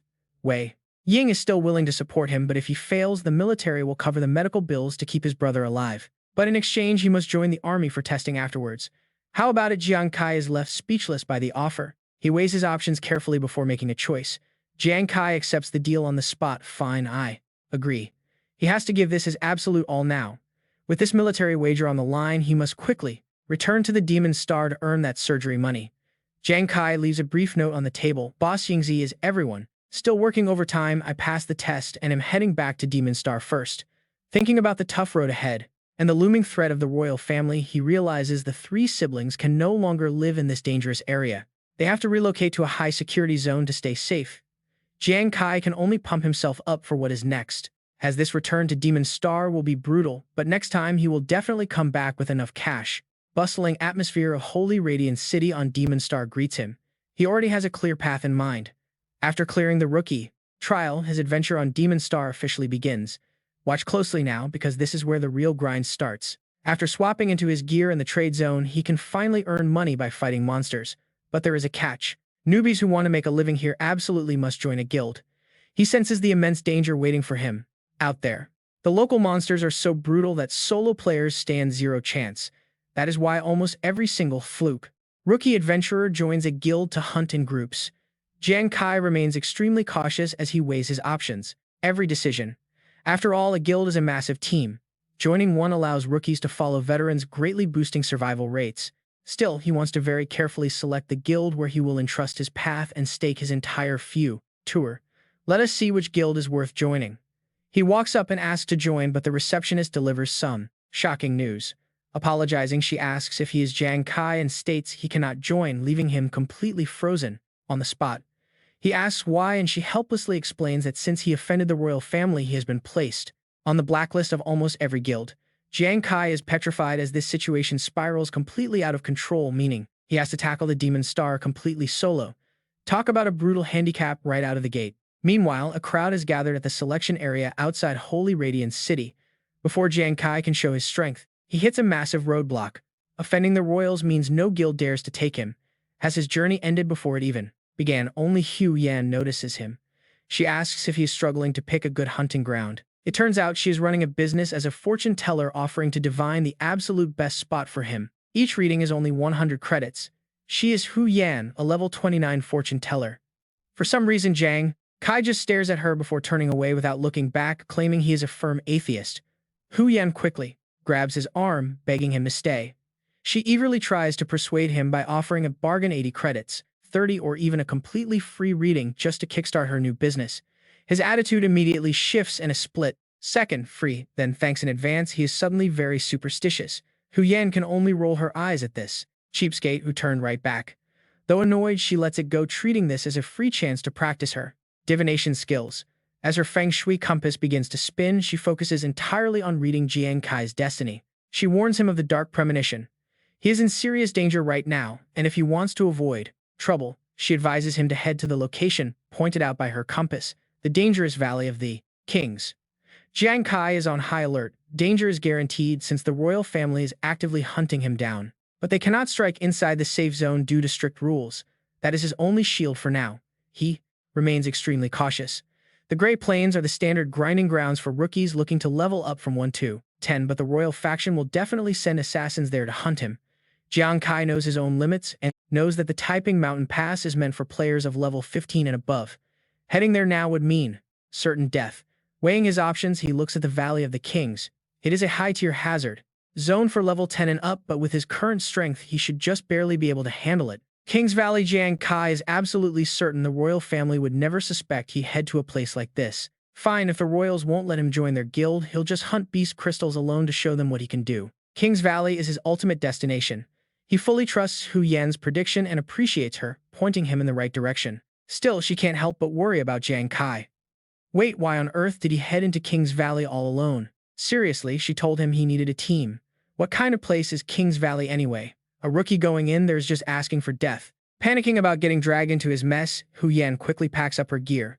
Whatever, it's not her business as long as she gets her 5-star rating. The majestic peaks of Kings Valley loom ahead. Jiang Kai stands ready for a fight, stepping directly into the dangerous terrain. So this is the famous valley. He wonders what kind of terrifying beasts are lurking inside this place. Suddenly, a rustling sound comes from behind, followed by a monstrous roar that literally shakes the ground under his feet. A massive beast is taking on an entire squad alone. Ming Hui yells for his team to hold the line and keep pushing. This giant black ape is a beast. At level 11, it boasts 172 strength and 142 agility. With 13 spirit and 3 defense, it's tough. But Ming Hui believes in his crew. They are level 10 and the target is 11. Just a little more effort and they can take it down. Ming Hui rallies his squad to unleash everything they have. Attack harder, he screams. A Tang roars and lunges forward as a sudden blur flashes past them without leaving a single trace. Watching from behind a tree, Jiang Kai analyzes the fight. So this is how a professional hunter squad operates in the wild. Pretty intense. The monsters in this valley are clearly on another level, making him wonder what kind of beasts he'll face next. Suddenly, a strange musk hits Jiang Kai's nose. 3 massive giant black apes materialize right out of the shadows. He hastily backs away to brace himself. Talk about perfect timing, they actually showed up the moment he thought of them. The system screen flashes to life with an urgent warning. Target info, giant black apes at levels 12, 13, and 14. High danger rating. Meanwhile, a system notification congratulates the Heavenly Sword squad for successfully slaying a level 11 black ape. Cheers erupt from the Heavenly Sword squad. They actually pulled it off, and Asan is already boasting about their legendary victory. He asks the captain if they can brag about taking down a higher-level beast without suffering a single casualty. Ming Hui is more than ready to show off, telling them to look at who their brilliant leader is. But his smug face quickly turns into utter shock at what he sees next. Meanwhile, Jiang Kai finally realizes his mistake. Oh great, he thinks he definitely stumbled right into the worst possible monster nest by mistake. Asai points in disbelief, shouting to the captain that some crazy guy is actually taking on 3 apes at once. Even worse, every single one of those beasts is at a higher level than the ape they just barely defeated. Yuer insists they need to help the poor guy, but Ming Hui has absolutely no intention of risking their lives. He calls them fools, pointing out that they barely survived 1 ape, so fighting 3 is a literal suicide mission. Urging the squad to run for their lives, he turns around to flee. Just then, the system issues a notification. Level 12, giant black ape defeated. Jiang Kai relies on his incredibly sharp clawed gloves to carve through the beasts. He utilizes his treasure perfectly. Each strike boosts his critical rate until the 5th blow triggers a massive critical hit. Ming Hui watches in sheer disbelief. They had to put their lives on the line just to kill 1 beast. AC freezes right on the spot as this lone kid effortlessly takes down a level 12 beast. It only took him a few seconds. The remaining 2 apes continue their relentless pursuit of Jiang Kai, but he shows zero fear, aiming his next strike. He launches a throwing star with immense force directly at them. Instantly, the system chimes in to confirm the death of the level 13 ape, leaving Jiang Kai absolutely thrilled. That was incredible. His tracking strike skill just granted a 10% critical rate boost, triggering a massive super crit. Ming Hui's jaw drops even further. He literally cannot believe his eyes as another high-level monster falls. Only 1 monster remains now. But Jiang Kai knows the final beast is not going to be an easy fight. This level 14 ape is the absolute king of this area, and Ming Hui doubts the boy can survive its wrath. Jiang Kai is running on fumes. He only has 3 throws of his weapon left, and his stamina is nearly depleted. His legs are giving out. Gripping 3 sharp concealed weapons, he realizes he has to make his final stand right here. With no other choice, he decides to gamble it all on his critical rate before the beast manages to catch him. He hardens his resolve, placing his life on the line to see who will end up dead first. Surrounded on all sides by flying daggers, the giant black ape roars in pure rage as the attack lands. Even Jiang Kai himself did not expect this result. Talk about a jackpot, dumping his entire arsenal in one go actually triggered a devastating critical hit. Right after, the system sends a notification. It confirms the defeat of the level 14 giant black ape. Watching this, Ming Hui goes completely pale with sheer awe. He really just took down all 3 of them solo. A dozen people would struggle to kill these beasts, yet he did it alone. Who on earth is this guy? Finally, Jiang Kai lets out a breath of relief. Honestly, this massive monster was not nearly as tough as he originally thought. Ditching his earlier worries, he looks at the 3 monster cards in his hand. Going solo might not be so bad after all. With a quick leap, Jiang Kai bounds up the rocky cliff ahead. Watching him go, Ming Hui is hit with a wave of deep regret. He missed his chance to make a connection. The pro player is gone. He really should have tried harder to friend someone that powerful. Naturally, he blames his entire team, yelling at them for stopping him from helping the expert when the fight first started. Talk about a major regret. The other 3 members of the Heavenly Sword team can only face palm at their leader's dramatic outburst. Meanwhile, another group has already arrived at the Ash Plains. Hu Yan looks ahead, her voice filled with sudden shock. She spot checks their classes instantly: 3 martial artists, a soldier, and a medic. Absolutely nothing escapes her sharp eyes. Could this be the famous Falcon Squad from the Royal Xuanwu Guild? What on earth are elite players doing in a starting zone? They are seriously overpowered. Nearby, a brown-haired man scowls, feeling like they have wasted far too much time already. They have searched this entire area and still cannot find Jiang Kai. He Tao steps up aggressively, confronting Hu Yan. He demands answers, noting she was the last person seen with Jiang Kai and ordering her to reveal his current location. Struggling to breathe, she grits her teeth and asks what they even want with him. That is when Ling Ling flashes a sly grin. She claims it is obvious to everyone. Meng Fei then reveals their true motive. Jiang Kai offended the royals and they are here for payback. Realizing their goal, Hu Yan decides to point them in Jiang Kai's direction to get rid of them. She tells them he headed toward King's Valley, so they should go look there. He Tao aggressively throws her to the ground. He leaves her with a harsh warning: if she is lying to them, she is dead the second they get back. None of her friends dare to speak up. The Falcon Squad is the absolute top tier among the Royal Level 20 adventurers. Crossing paths with a powerhouse team like this means Jiang Kai is basically done for. But Hu Yan just pulls out her compass. Strong or not, she knows karma catches up to the wicked. She is not intimidated by their threats at all. She secretly did a quick reading on their fate, and the calculations reveal a very dark future for this squad. Her prediction points to a massive disaster heading their way. One day later in King's Valley, Jiang Kai is feeling satisfied. After taking down 16 giant apes, he has finally leveled up to level 6. The system screen flashes his updated stats. The panel displays his profile: Adventurer Jiang Kai, class Gambler, level 6 with all his attribute scores. His strength is 24, defense is 0, constitution 28 with a 0.1% critical rate and a massive 20,000% critical damage. With 42 spirit power and 85 out of 3,200 experience, he stares at the screen. He knows these carcasses sell for a lot. Carrying them back to town is going to be incredibly exhausting, but he is not about to leave money on the table. Dragging these corpses back means he can finally afford the medicine his older brother desperately needs. Suddenly, someone calls out to him. A hunter named Ryong approaches with his crew, asking Jiang Kai if he wants to join their party for a hunt. He explains their plan, saying they have put together a solid 3-team alliance to hunt down an elite ape monster. Ryong confidently promises that victory will reward them with an elite treasure chest. But why invite a random solo player? Jiang Kai hesitates, feeling like a hunting group is not really his style. He tells them he prefers to run solo. Surprisingly, Ryong stays completely calm, assuring him it is fine and that they actually just need one more person. Deep past the forest line, towering cliffs rise up. The hunting party stands on a high ledge looking down at the valley. Ryong points down into the beast's territory, showing Jiang Kai the elite-grade giant black apes roaming below. They are level 15 monsters. There are 4 of them guarding the area with the elite treasure chest hidden inside their den. The man is clearly planning to use Jiang Kai. He explains that with only 3 teams against 4 strong monsters, they need bait. He pitches the plan: if Jiang Kai can pull one of the apes away, the other 3 teams will handle the rest. Once the battle is over and he returns, they promise to give him a fair share of the treasure. Hearing about the elite chest sparks Jiang Kai's interest. He knows the loot inside is worth way more than mere monster parts. If he can get his hands on that chest, it will solve all his problems. He just needs a solid plan to take it. He had to be careful. Jiang Kai always thought things through, but facing elite monsters was a whole different story. Group fights were a must against these beasts. Yet they forced him to bait one alone. He knew exactly what they wanted. Ryong wanted him dead, plain and simple. It was obvious these 3 schemers wanted to hog all the treasure chests for themselves. They were stealing from all 4 teams. Jiang Kai already had a counterplay, but having stepped into their trap, he had to play along. He could not leave if he refused. Fine, I agree, he said as Ryong ordered the 3 teams to attack. Excellent, let us do just that, Ryong cheered. Everyone stood alert as the members shouted their ready signals, facing the giant black ape.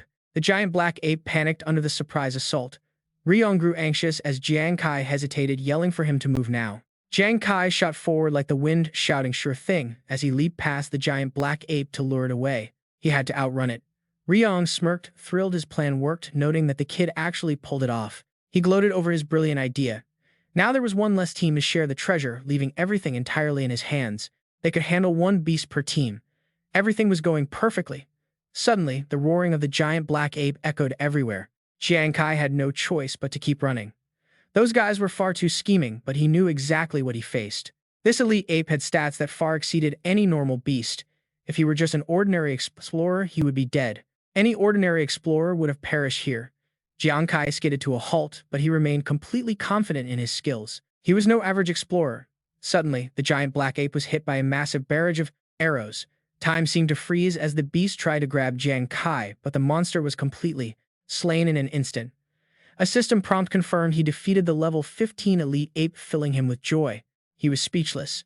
Sweet, he never expected a single critical strike could take down such a tough elite monster. Jiang Kai proved he was a force to be reckoned with. Now it was his turn to outsmart them all. He would turn the tables on them. Meanwhile, Ryong urged his squad to keep pushing so they could divide the treasure. Yet Ryong struggled to defeat his own beast. Taking advantage of the distraction, Jiang Kai quietly slipped toward the cave. He crept inside the dark cavern. Right there, a glittering golden chest sat waiting. He had only hoped to try his luck, never expecting it to be this easy.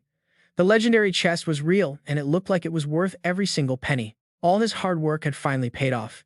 Sweet, baiting that level 15 elite ape was totally worth the trouble, but the universe had other plans. Suddenly, thick drool dripped onto his shoulder as a massive ape swung down. He barely dodged out of the way just as the beast threw a devastating punch that almost crushed him flat. His luck was absolute garbage. What on earth was another elite ape doing here, lurking deep inside this dark cavern? Had the other teams completely failed to scout the area before fighting? Suddenly, the system flashed a critical red warning. A level 20 elite giant black ape was marked as extremely dangerous, and escaping the cave was no longer an option. The monster blocked the only exit. Jiang Kai had to seize the initiative, leaving him with no choice but to fight. He unleashed a flurry of throwing daggers, but to his horror his attacks dealt absolutely zero damage to the beast. Not even a scratch, even when aiming directly for its eyes. The system immediately explained why this beast was indestructible. This Earth Element elite ape had 23 defense points, meaning his current power could not penetrate its solid hide. He could deal zero damage. Jiang Kai quickly reevaluated the situation, checking the Pierce rating of his life chaser. With only 9 Pierce points against its 23 defense, he wondered if he had to break its armor like the Wolf King. He had to destroy its armor to inflict damage. Suddenly, the massive beast swung its heavy fist, launching him backward. The brutal impact sent Jiang Kai flying, leaving his body completely shattered. He could not help but panic from the intense pain. The power gap was simply too vast. Was he going to die here? He dreaded the severe penalties of system death. Dying on the Ghost Star meant a brutal penalty of a 1-month login ban. He could not afford to give up this easily. Failing now would mean losing his private agreement with Commander Wei entirely. He began to feel incredibly anxious about his family. He feared dragging his older brother and sister down, forcing them into military service. It seemed like his hope was fading. He was on the verge of quitting in this extreme crisis. Suddenly, his brother's voice echoed in his mind, telling him to wake up. His brother desperately urged Jiang Kai, running out in a panic, begging him to stay awake and hold on at all costs. He tightly held his younger brother, promising that he would protect him, determined to save Jiang Kai no matter what. He swore to save Jiang Kai and lead them out of this hell. 10 years ago on the Beast God battlefield, his mind snaps back to reality. What is happening? How did he even fall asleep? Jiang Kai suddenly remembers those brutal days on the battlefield. Back then, his big brother saved him and his sister from the Beast God battlefield. Conjuring sharp daggers, he grits his teeth. How could he just give up here? Jiang Kai finds a sudden burst of strength. He refuses to die in this place and slips right out of the giant ape's massive grip. The beast looks completely confused. Its glowing eyes shine like car headlights in the dark as it searches for him. But Jiang Kai is already moving, slicing its head straight off. With a massive crash, the giant ape collapses and his system updates. Slaying one level 20 elite Earth attribute giant ape earns him a victory, letting him finally breathe a sigh of absolute relief. He actually pulled it off. Even though this beast has insane outer defense, its throat is completely soft and unprotected. Relying on his raw battle instincts, Jiang Kai knew that a single strike down its throat would bypass its armor entirely. It is the exact same strategy he used to take down the Wolf King. And now he can finally reap his rewards. The elite treasure chest is right there. After risking his life, this legendary loot is finally his. Half an hour later, Ryong's squad is cheering in pure victory. They actually won, and his men are feeling incredibly smug about their narrow escape. They laugh about how that stupid kid lured one away, saving them from a total wipeout. By now, he must be dead. Ryong wears a greasy, wicked grin. With that kid dead, they do not have to share the loot anymore. He leads his squad straight into the cave, expecting a massive payday. But the moment he steps inside, his jaw completely drops. The cave is completely empty, the elite chest is gone. Ryong fumes with absolute rage, completely powerless to do anything. What is going on? Where is the treasure? Finally, Xiao Hui speaks up with a sheepish look, calling out to his boss. He admits he saw that kid sneaking into the cave during the chaos of the battle. Ryong can barely process this. He screams at him, asking why he did not say something sooner. But Xiao Hui just shrugs, not caring at all. He thought it was just an illusion, since there was no way that weak kid could survive. The others gasp in total shock.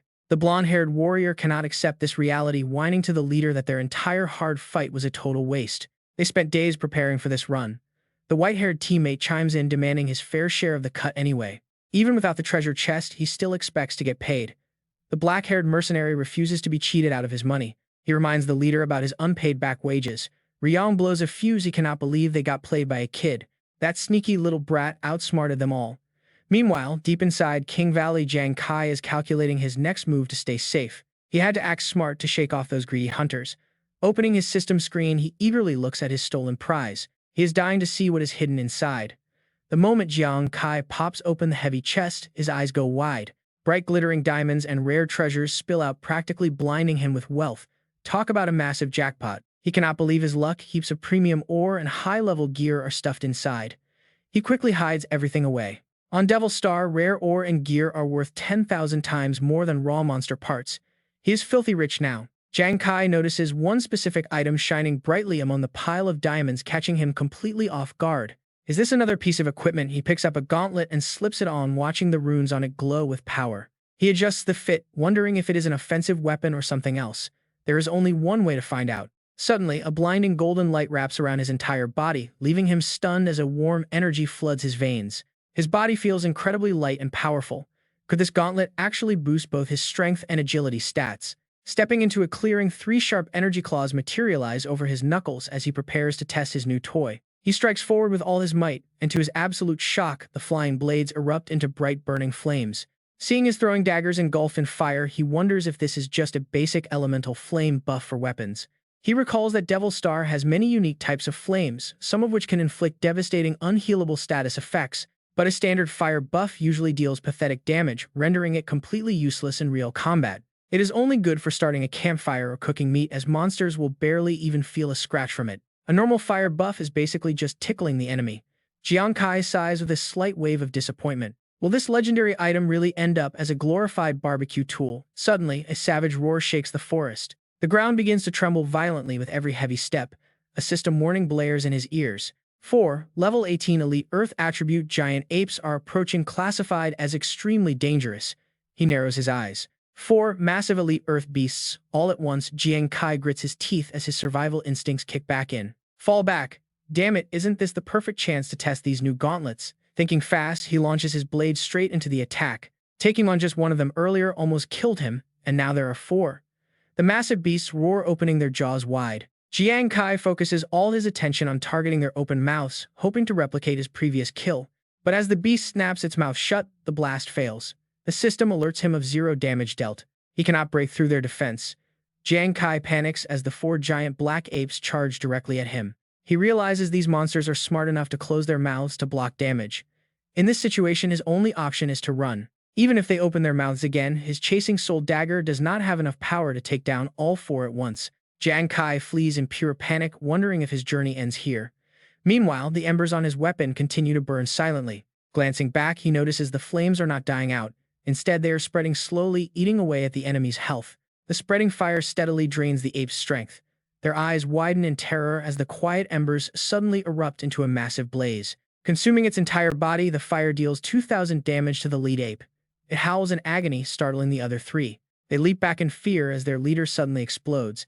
Even Jiang Kai has no idea what is actually happening. What is this massive blaze? The fiery slash spreads to the remaining apes, catching one in the chest and another on the arm. Within seconds, all 3 explode from receiving 2,000 damage. Jiang Kai stops in his tracks, staring at the destruction. How did they all die so suddenly? He watches in shock as the final ape collapses to the ground. The system display clarifies the event, confirming he defeated 4 Elite Earth Elemental Giant Black Apes, dealing 2,000 damage each. How did a basic flame attack that usually deals 10 damage suddenly spike to 2,000? Another system notification pops up. He has successfully gathered materials from 4 Elite Earth Elemental Apes. Jiang Kai is stunned. 2,000 is exactly 200 times multiplier. Clenching his fists, he looks down at his gauntlets. Is it possible these gauntlets trigger his 200 times critical damage multiplier? Even a basic fire attack can inherit his insane critical strike rate. To make things better, this fire spreads to nearby targets. Recalling how the flames swept through the entire group and blew them apart, he realizes normal flame damage is usually quite low. But if a monster lacks fire resistance, this damage will quietly bypass their physical defenses and destroy them from the inside. Jiang Kai begins to plan. Dealing 2,000 burn damage per second turns any basic attack into a deadly firestorm. This equipment is basically a god-tier weapon customized perfectly to maximize his massive area of effect damage output. A smug grin spreads across his face. He no longer has to worry about failing to penetrate heavy physical armor. With this new strategy in mind, Jiang Kai heads deeper into the forest to hunt down the rest of the giant black apes. For the rest of the night, King's Valley echoes with their agonizing screams as they burn to ashes in his flames. It is easily the darkest night in the history of their species. Jiang Kai is highly confident in his methods. Surely they have never seen anyone grill their entire tribe so casually using basic fire attacks. It is a brilliant strategy. None of the monsters with active health bars stand a chance. Jiang Kai walks casually through the thick smoke and ash. A wide grin stretches across his face as he wipes out the last of them. The self-proclaimed grill master shows absolutely zero mercy. He sweeps a 10-mile radius clean of both monsters and treasure, completely clearing out the entire area in a single night. By the second day in King's Valley, he mutters happily to himself. He checks his updated character status window with pure satisfaction. Defeating dozens of giant black apes in just one night has finally triggered a level up. The system details appear before him. He is now Explorer Jiang Kai class Gambler level 7. Stats show strength at 28, defense 0, and constitution 32. Critical rate 0.1%, agility 48, critical damage 20,000%, spirit 48 with 85 experience points. Out of 6,400, Jiang Kai grips his blade tightly, staring down at his incredible weapon. The gauntlet's splash fire damage is virtually unbeatable for anyone under level 20. He looks up at his inventory list. Having collected 10 elite treasure chests alongside all these valuable monster corpses, he stands to make a fortune in sales. Jiang Kai pauses, looking off into the distance as a sudden wave of loneliness washes over him in this empty forest. Surviving solo on the Ghost Star is quiet. He genuinely misses the days he spent fighting alongside Yuan Zhu and Nuanuan. He wonders how they are doing now. But with a whole army backing them up, they must be doing fine. Meanwhile, in another part of the very same King's Valley, a completely different scene is unfolding as a familiar face rages. Yuan Zhu screams in absolute frustration, demanding to know why the area is completely cleared out and empty of any monsters. He falls to his knees, trembling with anger, desperately wanting to know who stole his kills in King's Valley. It has been a few days and they haven't encountered a single black ape. Su Nuan sighs heavily, wondering how they will survive. She fondly remembers how effortless things were when Jiang Kai led their hunts. Suddenly, both of them spin around at a familiar voice. Standing before Private Yuan Zhu and to Su Nuan is Li Biao, a level 38 knight, warning them not to sound so depressing. He places his hands on his hips with a very stern look. The only reason they found monsters earlier was the beginner zone. Since they are still low-level rookies, the current area is actually filled with dangerous high-level beasts well beyond their current rank. If Jiang Kai had dragged them straight to the Valley Kingdom, they would have faced a miserable end. Because of that danger, he specially took time out of his day to guide them for some real experience, not to listen to constant whining. Both Su Nuan and Yuan Zhu quickly salute when Li Biao commands them to keep moving and find more black apes. They try to act tough on the outside, but internally they are terrified, still desperately missing Jiang Kai's reliable protection. 3 days later, another group finishes off a pack of black apes. Heitao laughs proudly, noting how strange it is they only found basic monkeys. He smirks arrogantly, claiming these common black apes are nothing but an easy warm-up for a powerful team like theirs.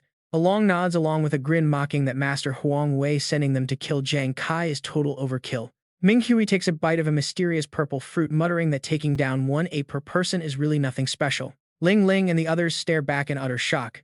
Chewing slowly, Ming Hui drops a massive reality check on his teammates. He reminds them that just a few days ago they witnessed a true master effortlessly take down 3 black apes solo. A 2 raises a finger in agreement, recalling the sheer terror of that scene. But Heitao dismisses the story completely. He scoffs at the idea of someone killing 3 at once, refusing to believe such a master exists, while Ming Hui ignores him. Heitao pulls up a picture of Jiang Kai on his smart device, demanding to know if they have seen this guy around. Ming Hui glances at the hologram and recognizes him instantly as the elite expert who easily destroyed those 3 black apes. Ngok Nai's eyes sparkle with excitement, swooning over how insanely handsome the mysterious expert was. Along crosses his arms, he snaps at them, asking if they are blind since the target is clearly just a level 5 rookie on paper. Heitao nods with a smug grin, warning them not to make up ridiculous rumors out of pure jealousy of their strength. Throwing his half-eaten fruit to the ground, Ming Hui jumps down to confront them, telling them to search for the master themselves. They just saw him leaving the Valley Kingdom, while Ngok Ni sighs, wishing she could have at least greeted the handsome warrior. Heitao grins wickedly, realizing that their target Jiang Kai is actually somewhere incredibly close to their current location. He yanks his sword out of the dead ape. Along falls in line behind him, ready to end this boring search. They have been wandering this dump for days, and it is finally time to deliver results to young Master Huang Wei.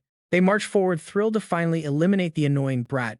It too watches them go, realizing they are hunting the master. Ngakne continues to gush, describing the master as a legendary figure who exists far above the petty mortal world. She laughs that arrogant fools like He Tao's squad are always the first to get wiped out in classic comic books. Ming Hui nods in agreement. Meanwhile, a massive crowd gathers near the exit of the Valley Kingdom, whispering in deep frustration. One gray-haired warrior grumbles about their terrible luck, complaining that they did not encounter a single black ape during their run. He mentions a rumor about a massive wildfire wiping out all the monsters, forcing everyone to wait for the next respawn. A black-haired youth nods, agreeing that at least they do not have to worry about a greedy player hoarding all the kills. Little do they know the actual culprit behind the massive wipeout is walking right past them as Jiang Kai plans his next move. It took him 3 days to completely exterminate the apes, reaching level 10 and securing 19 elite chests in the process. He decides to head back to Holy Glory City to sell his loot, pulling up his system interface to check his stats. Explorer Jiang Kai class gambler level 10. Strength 40, defense 0, constitution 44, critical rate 0.1%. Agility 66, critical damage 20,000%, mental power 66, and experience points 332 out of 12,800. Suddenly, He Tao's furious roar echoes across the area, ordering Jiang Kai to stop right where he is. Jiang Kai turns around in surprise, finding He Tao and his 4 smirking teammates blocking his path with sinister grins. He Tao sneers, mocking that Jiang Kai hid for so long and made them waste precious time tracking him down. Nearby players begin whispering among themselves, recognizing the elite Falcon squad from the prestigious Royal Xuanwu Guild. They wonder what this random kid could have possibly done to anger such powerful elites. But Jiang Kai remains completely calm. He coolly asks if the Royal Xuanwu Guild was sent to find him as He Tao draws his heavy sword with a challenge. Forgot already? Did you forget who you offended during the newbie trial? How dare a lowlife like you start trouble? With young Master Huang Wei, Jiang Kai instantly drops into a defensive stance as they draw their swords. We are here to take your life. Jiang Kai steps back to dodge, crouching low with a defiant glare. That newbie trial was started by Huang Wei first. I only acted in self-defense. Are you guys absolutely sure you want to make your move on me? With a mocking laugh, they charge straight in. I do not care which one of you is right or wrong. Ling Ling scowls in anger. Do you have any idea how much young Master Huang Wei will pay us if we take you down? He tightens his grip and growls, is that so? Since you only care about money and not right or wrong, then Jiang Kai leaps up to launch a strike. I do not need to hold back. All 5 of them take a hit from his blade.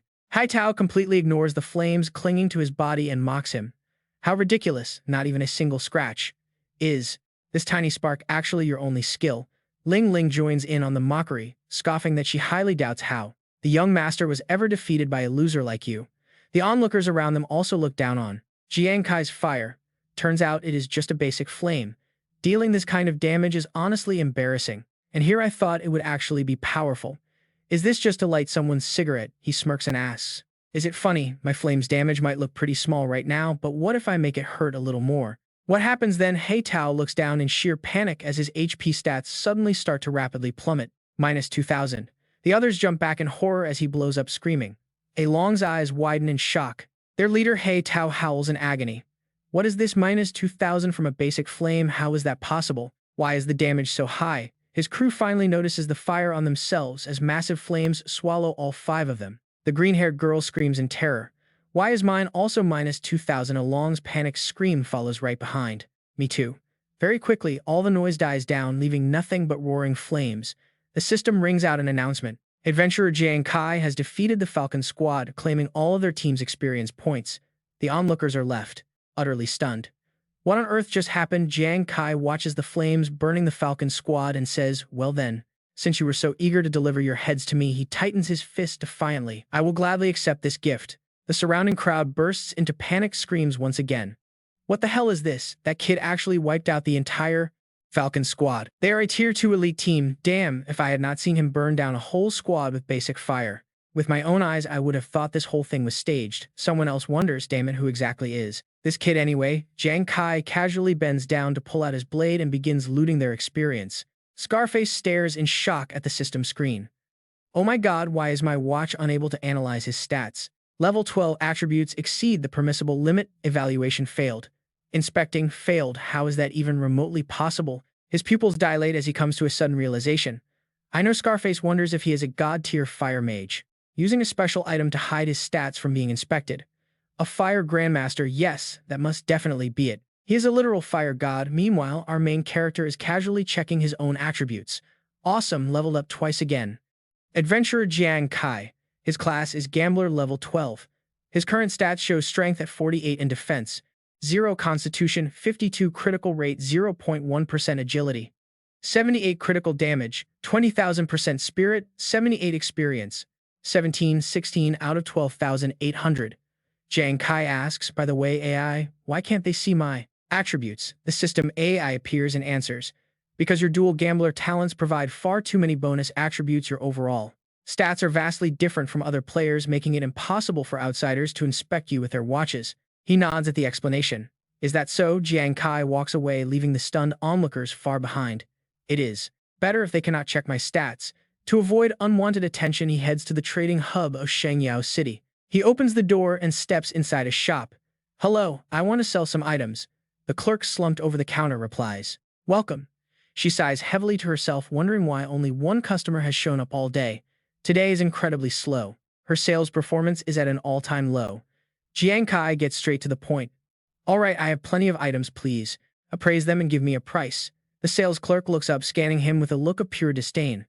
A broke kid like you, how much could you possibly have to sell? At most, I bet. Her pupils instantly dilate in shock.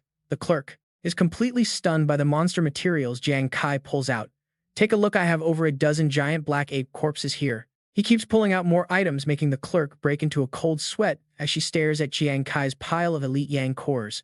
I still have 19 more of these elite yang cores, he chuckles, asking if she is still with him and how much they would go for. She can barely process his question, her eyes widening in pure shock.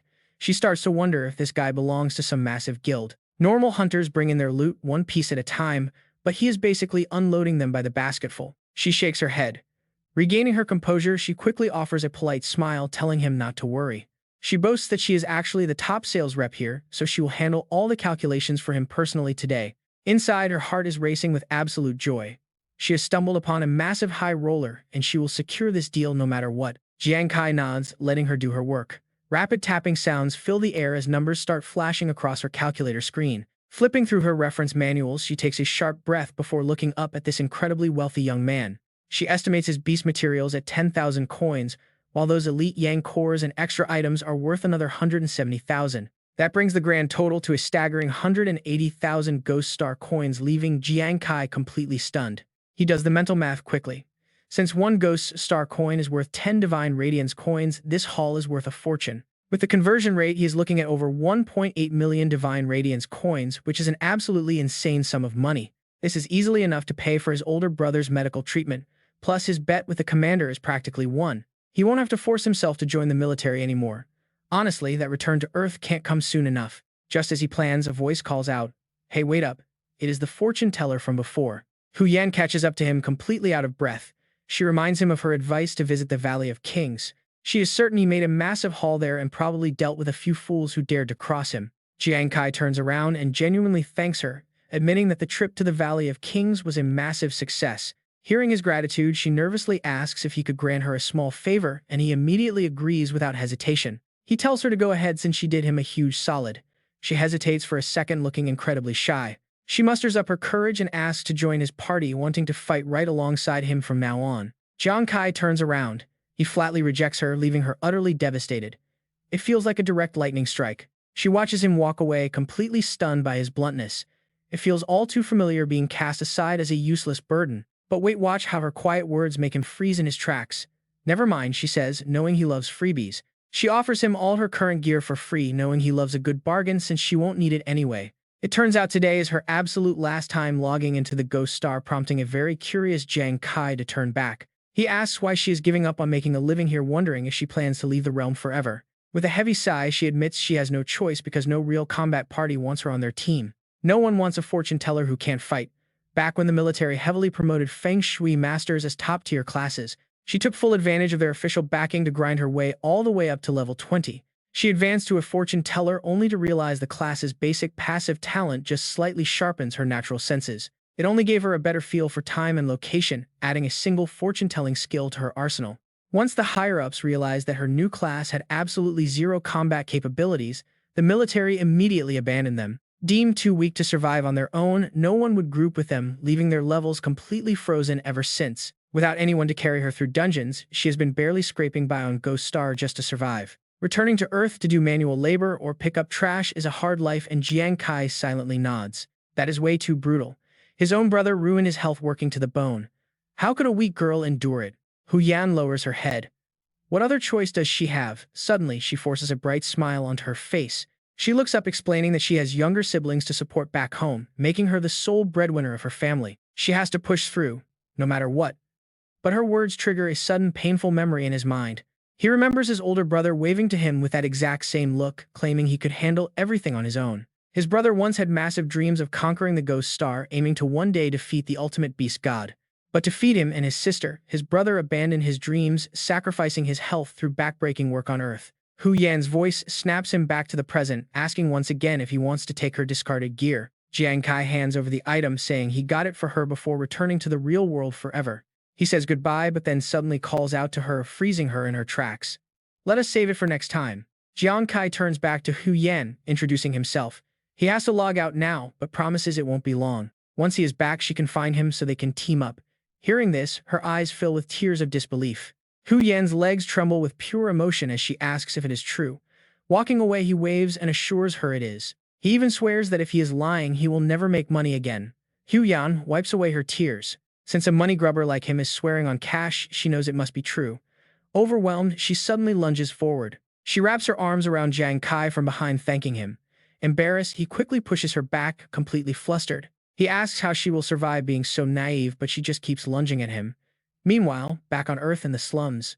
At Jiang Kai's rundown apartment, his voice echoes out, telling his big brother and sister Yingzi that they can finally stop working. He reveals he made a fortune. His brother is shocked, while his younger sister Yingzi looks at him skeptically. She asks where he got the cash and if it is even legal. Jiang Kai crosses his arms, playfully offended. He explains he earned it on the Ghost Star. He plans to fund his brother's surgery and send Yingzi back to school. Their brother looks up with teary eyes, thanking Jiang Kai for working so hard. Embarrassed, Jiang Kai just scratches his head. He insists this is nothing compared to how their brother raised them. He promises his brother that those days of struggle are over. He finally has the power to protect them, and he is determined to give his family the comfortable life they deserve. The three of them toast to a brighter future together as a family. Suddenly, Jiang Kai's phone begins to buzz loudly. Jiang Kai glances down at the screen. He picks up, and a deep voice immediately speaks from the other end. The caller congratulates Jiang Kai on winning their bet and says a ride is already on the way to pick him up. He realizes the caller is none other than Commander Wei. Next, we find ourselves at the Beast God battlefield outside the safe zone. This dangerous wasteland is the front line. Walking through the ruins, Jiang Kai looks around at the remains of his childhood city. He can barely believe his childhood home has become such a ruin. Suddenly, he looks up, spotting something in the distance. He begins to ask Commander Wei why he was summoned, but he is suddenly cut short by a monstrous, earth-shaking roar. The ground violently trembles beneath them. Jiang Kai looks over and gasps as a massive monster charges forward at insane speeds. Right behind the beast, several fighters glide through the air with ice-cold expressions. Jiang Kai watches in absolute awe. He wonders if those are the legendary transcendents. Usually, every 20 levels is a major milestone for explorers. Their progression is split into 6 distinct phases. But for normal explorers, even if they get stronger after class advancement, ranging from level 1 to 80, their combat power can only be used while they are on the Ghost Star. Once on Earth, they are powerless. The wind howls again as Jiang Kai watches the 3 powerful fighters glide down. But Transcendents are a completely different breed. Once an explorer climbs from level 81 to 120, they undergo a qualitative evolution.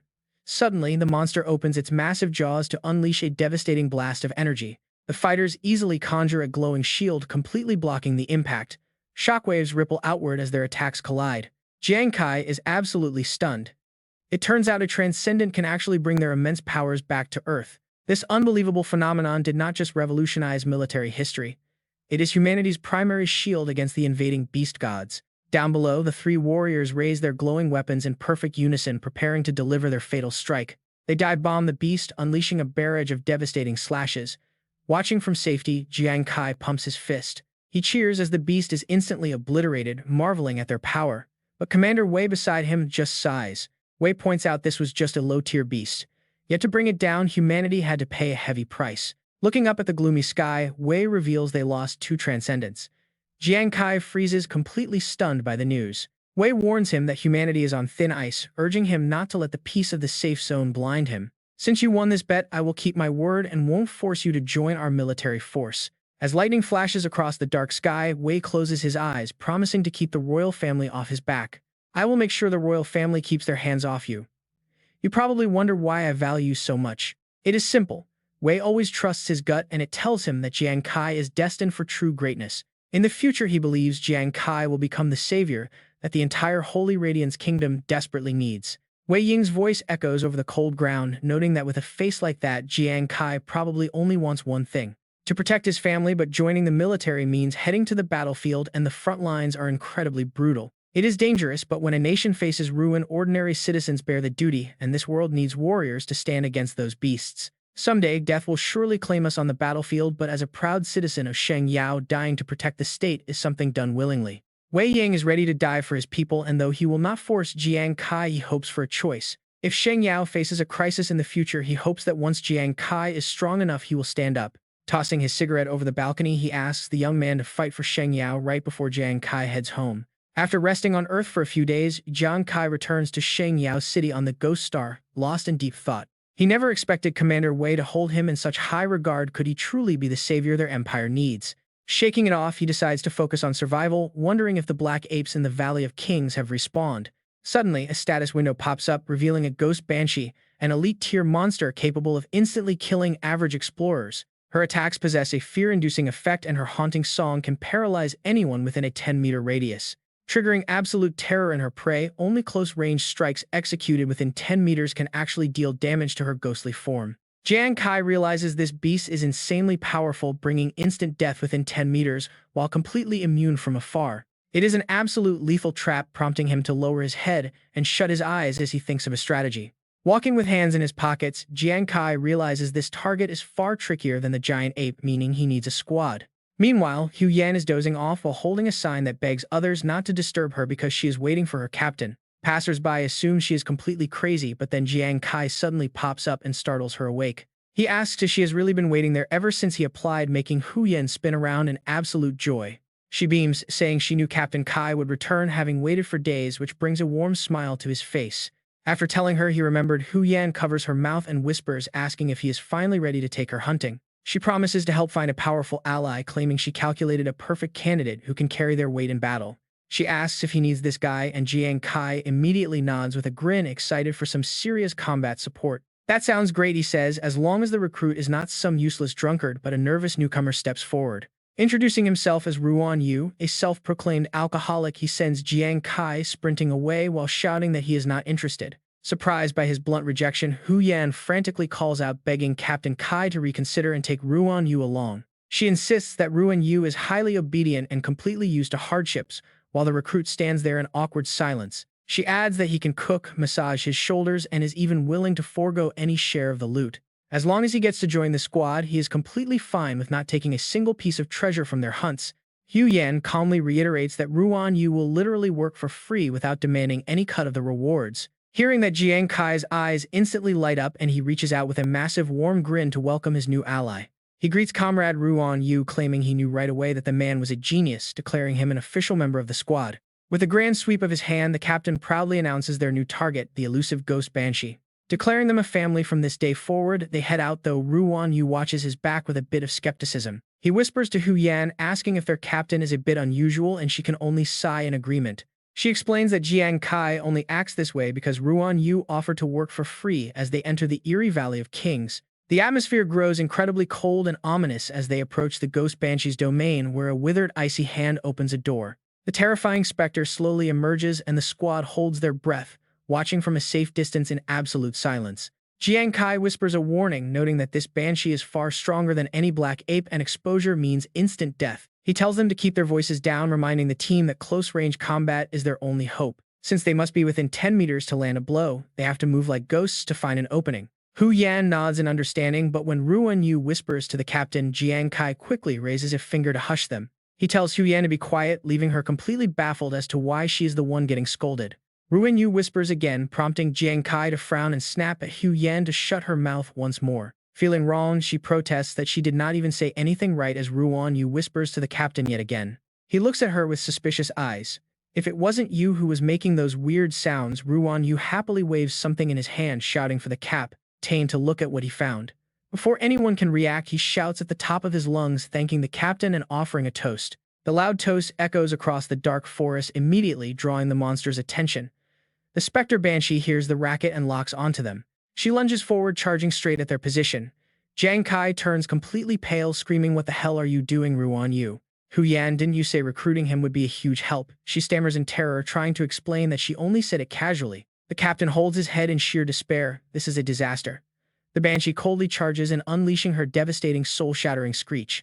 As the sonic wave hits, Hu Yan freezes in utter terror. Even the captain is completely paralyzed, his entire body locking up instantly. He stares ahead, unable to even blink.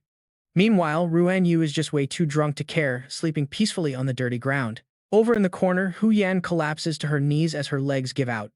Jiang Kai stammers, shocked by the Banshee's overwhelming power. He is completely immobilized. Hu Yan cries out in pure despair, telling the captain that they cannot win and should just prepare to die. But just as they give up hope, Ruan Yu sleepily opens his eyes, looks at the horrifying monster and mumbles in admiration. He wonders how such a gorgeous lady ended up in a place like this, staring at the terrifying Banshee with absolute adoration. Asking if she was looking for him, the heavily drunken warrior suddenly sprints forward at a mind-blowing speed, charging straight at her. With a foolish love-struck grin, he declares that destiny has brought him to his beautiful lady, eager to show her some affection. He actually reaches out and gently strokes the Banshee's pale face, amazed by how incredibly smooth her skin feels. Hu Yan suddenly gasps. She realizes she can move again. Jiang Kai stares at the absurd scene with wide eyes, completely baffled by how Ruan Yu stopped the monster. The captain quickly analyzes the situation. The Banshee's crowd control scream must have a cooldown, meaning they have to strike right now. They need to kill her before she can recover for a second attack. His eyes turn sharp as he prepares to strike. Without hesitation, Jiang Kai leaps into action to end this quickly. Meanwhile, Ruan Yu forcefully pins the Banshee down to the ground. Wearing a terribly dazed smile, the drunk guy asks his lady to let him teach her a French kiss, tightly hugging her. He declares she is officially his wife now. But right at that romantic moment, a massive explosion violently rocks the entire forest. Thick black smoke billows everywhere, completely blanketing the dark woods. Ruan Yu looks around in absolute confusion and panic. He screams out, asking where his wife went. Jiang Kai nods in satisfaction, glad that the threat has been thoroughly eliminated. Hu Yan gasps in disbelief, amazed that the captain actually managed to one-shot an elite Banshee. On the other side, Ruan Yu falls to his knees as if his entire world has just shattered, pointing at them and crying. He screams that they are monsters for blowing his beloved wife to pieces, clutching his chest with tears streaming down his face. She was his one true love, and now he can never love again. He looks up at the sky in pure agony. He wails for his departed wife. Jiang Kai's mouth twitches as he asks if Ruan Yu always acts this crazy when he drinks. Hu Yan nods helplessly, confirming that he is an absolute lightweight who turns into a complete idiot the second he gets drunk. Remembering their actual mission, she tells the captain she will go grab the treasure chest and the elite Banshee's corpse card. While she goes, Jiang Kai falls deep into thought, trying to piece together the weird events of their battle. It makes no sense. Ruan Yu was hit directly by that soul-shattering screech, yet he is totally fine. How did he avoid the paralyzing effect and even manage to counterattack? The captain ponders over this bizarre development. He recalls Ruan Yu's erratic moves and starts analyzing. Usually a drunk's biggest weakness is losing all conscious control, but somehow this supposedly fatal flaw actually turned out to be the ultimate counter to the Banshee's mental attack. A wicked grin spreads across Jiang Kai's face as a brilliant, slightly devious idea suddenly sparks in his mind. Right on cue, Hu Yan returns with the chest. He looks at her with a smile that gives her goosebumps. Ruan Yu is literally a human cheat code, a natural weapon born to completely shut down the Banshees. Seeing his creepy expression, Hu Yan shivers. What on earth is going through their captain's twisted mind right now? Meanwhile, deep in another fog-covered corner of the forest, a different Banshee slowly creeps out from her dark, creepy hut. She lets out a ferocious warning growl. Suddenly, the sound of rushed footsteps echoes through the trees, heading straight for her. She whips her head around, glaring into the dark. Jiang Kai takes a deep breath and shoves Ruan Yu forward. He tells the drunkard that the stage is his. Hu Yan excitedly cheers him on, hoping for another miracle. Ruan Yu's eyes instantly light up at the sight of another lady.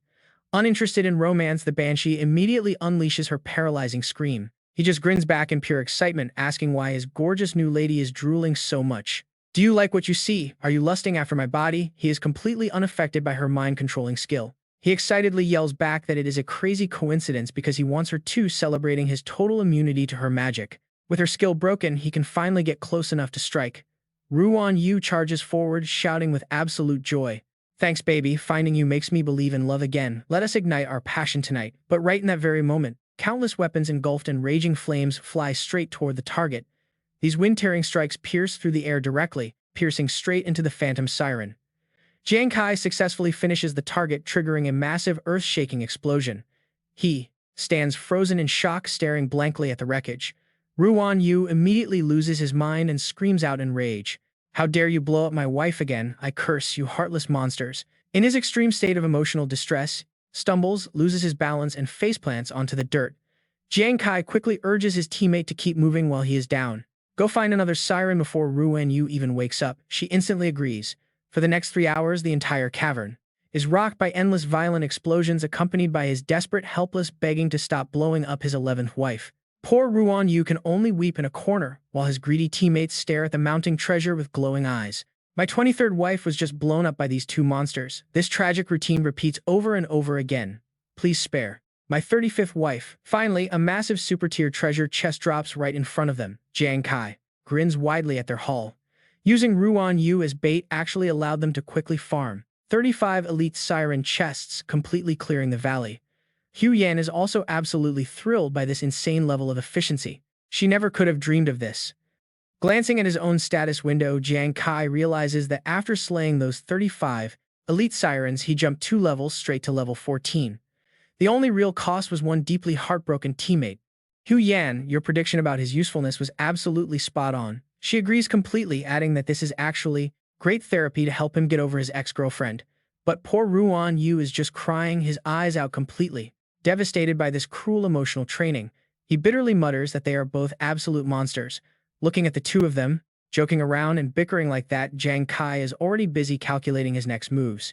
He has managed to secure 2 rare skill cards from the Siren's cabin. The first is a highly advanced rainmaking technique that requires immense mental strength to manifest a massive downpour over a wide area. In the right environment, powerful mages can even conjure entire lakes and rivers out of thin air. This can easily turn the tide of battle. He turns to his companion, realizing this specific skill would be absolutely perfect for her magical build. Since she is level 29 with much higher mental power, he generously offers the card to her. Her eyes light up at the sight of the rare loot. She is so deeply touched that tears begin to well up. She passionately thanks him, crying that she finally has a combat skill instead of being completely useless in battle. She declares him her boss for life, even trying to bow down. Watching her dramatic display, Jiang Kai quickly stops her, telling her that she earned it, but she is so overly enthusiastic that she accidentally bumps her head hard, leaving a giant lump. She still clutches the skill card like a treasure. Meanwhile, Jiang Kai checks the second item, which is a rare single-use skill point for hidden classes. The system prompts that using this point will unlock a special temporary skill exclusive to his hidden class. However, this extra ability can only be used once before vanishing forever. Hearing this, he immediately makes his choice. He tells the system to activate it. Even for a single-use skill, hidden class ability is worth trying. A system notification pops up immediately, congratulating him as a professional hidden gambler for unlocking a unique talent. The skill is called Casino Pocket Picking. When activated, any adventurer paying attention to him will have their stats siphoned, stealing 1,000th of their total attributes and adding those extra points directly to his own build. These stolen stats last for 30 minutes before resetting. Reading this, Jiang Kai feels a bit let down. The system guide confirms it. Frustrated, he clutches his head, thinking how such a rare card is so useless. It only steals a tiny fraction of another player's stats. Right now, he barely has 200 attribute points. Stealing such a minuscule amount is completely pointless for him. Meanwhile, poor Ruan Yu finally begins to wake up. He wonders if he just fell asleep. Clutching his chest, he mutters to himself, wondering why his heart feels so deeply shattered and broken inside. Hu Yan teasingly reminds the self-proclaimed hopeless romantic about his forgotten loss. A single teasing comment about losing his 35 cardboard wives last night instantly drags back all his memories, along with Ruan Yu's incredibly embarrassing reactions. He literally vomits a rainbow, his face turning bright red as he yells out that he finally remembers. He apologizes to Captain Jiang Kai for holding him back, admitting he is an alcoholic who just cannot resist a drink. He even offers to leave the team if the captain is unhappy, but instead, Jiang Kai gently tosses a new coat to him. With a warm smile, the captain tells him to stop talking nonsense, calling him the real hero who earned this epic gear. Without him, the demoness would have killed Jiang Kai a dozen times over, making Ruan Yu the absolute backbone of the entire mission. The high praise makes Ruan Yu grin from ear to ear, though he still insists he does not need any flashy reward. Just being on the team is enough, but Jiang Kai simply tells him to take it, reminding him he never mistreats his allies. Plus, there's a share of gear for Hu Yan too. Suddenly, looking through her rose-colored glasses, Hu Yan sees the captain. To her, Jiang Kai now looks 100 times more handsome. He calls Hu Yan over to claim her own new equipment. Both she and Ruan Yu stare at him with sparkling starry eyes, asking if this is real before furiously bowing in gratitude. They pledge their eternal loyalty, promising to serve him in life and follow him as ghosts in death. That dramatic reaction leaves Jiang Kai completely bewildered. The next day, they head over to the Ghost Crystal trading post to cash in their loot. A loud, enthusiastic welcome greets them inside as the beautiful shop owner beams, thrilled to see her favorite VIP customer return. She happily calculates their earnings, revealing that the total payout for their monster parts and treasure chests is 840,000 coins. Jiang Kai is ecstatic, realizing that is equivalent to a staggering 8,400,000 sacred glory coins. This massive fortune will easily cover the living expenses of his big brother and sister Zai. Next, he heads to the dressing room. Aside from the massive pile of cash, he also scored 2 brand new pieces of high-tier gear, perfectly suited for him. The first item is the dark trousers, which pair perfectly with his existing dark cloak to grant him absolute stealth capabilities. The item details flash before him, showing the E-grade dark trousers, which boosts his agility by 11 points and strength by 6. It also boosts his defense by 3 points and grants him a 3-minute stealth mode during the night. His second piece of gear is the spectral armor, which allows him to turn intangible during critical moments to evade lethal blows. This A-grade armor provides a massive boost of 24 points to agility, 8 to strength, and 9 to his constitution. With an extra 14 points in spirit, he can trigger intangibility every 10 minutes to completely shrug off any physical attack. Even the blazing effects of his custom gloves are fully tested successfully, stacking devastating fire damage onto his critical strikes. This is basically his personal god-tier weapon. The newly appraised demolition gloves also provide a nice boost to his overall agility. Jiang Kai confidently steps out of the shop, feeling infinitely stronger and more capable than he ever did in the past. Even if he has to face veteran level 20 explorers now, he lets out a smug grin, fully confident in his victory. Walking outside, he is greeted by Ruan Yu, who wears a massive eager grin on his face while waving down his leader. The quirky crafter proudly announces that he has upgraded Jiang Kai's Lifeseeker daggers, prompting a curious look from the captain. Before Jiang Kai can even ask what he did, Ruan Yu rushes over and suddenly chucks a sharp blade straight at him. He wants the captain to see the upgrade in action, but Jiang Kai completely panics and screams at him to stop. He wonders if Ruan Yu is still secretly holding a grudge over those 35 burned anime waifus. But within a split second, the lethal blade stops right in front of his eye as Ruan Yu yells out for it to return, tossing a wooden block up. The flying weapon instantly spins back, slicing the wooden block clean in half before shrinking down to the size of a toy. It lands perfectly back in Ruan Yu's hand, who proudly displays it with a smug grin, pointing out a major flaw in the captain's fighting style. He noticed Jiang Kai always wastes time manually retrieving his Lifeseeker daggers on the battlefield, which is incredibly annoying and inefficient, so he fused raw lodestones into the blades.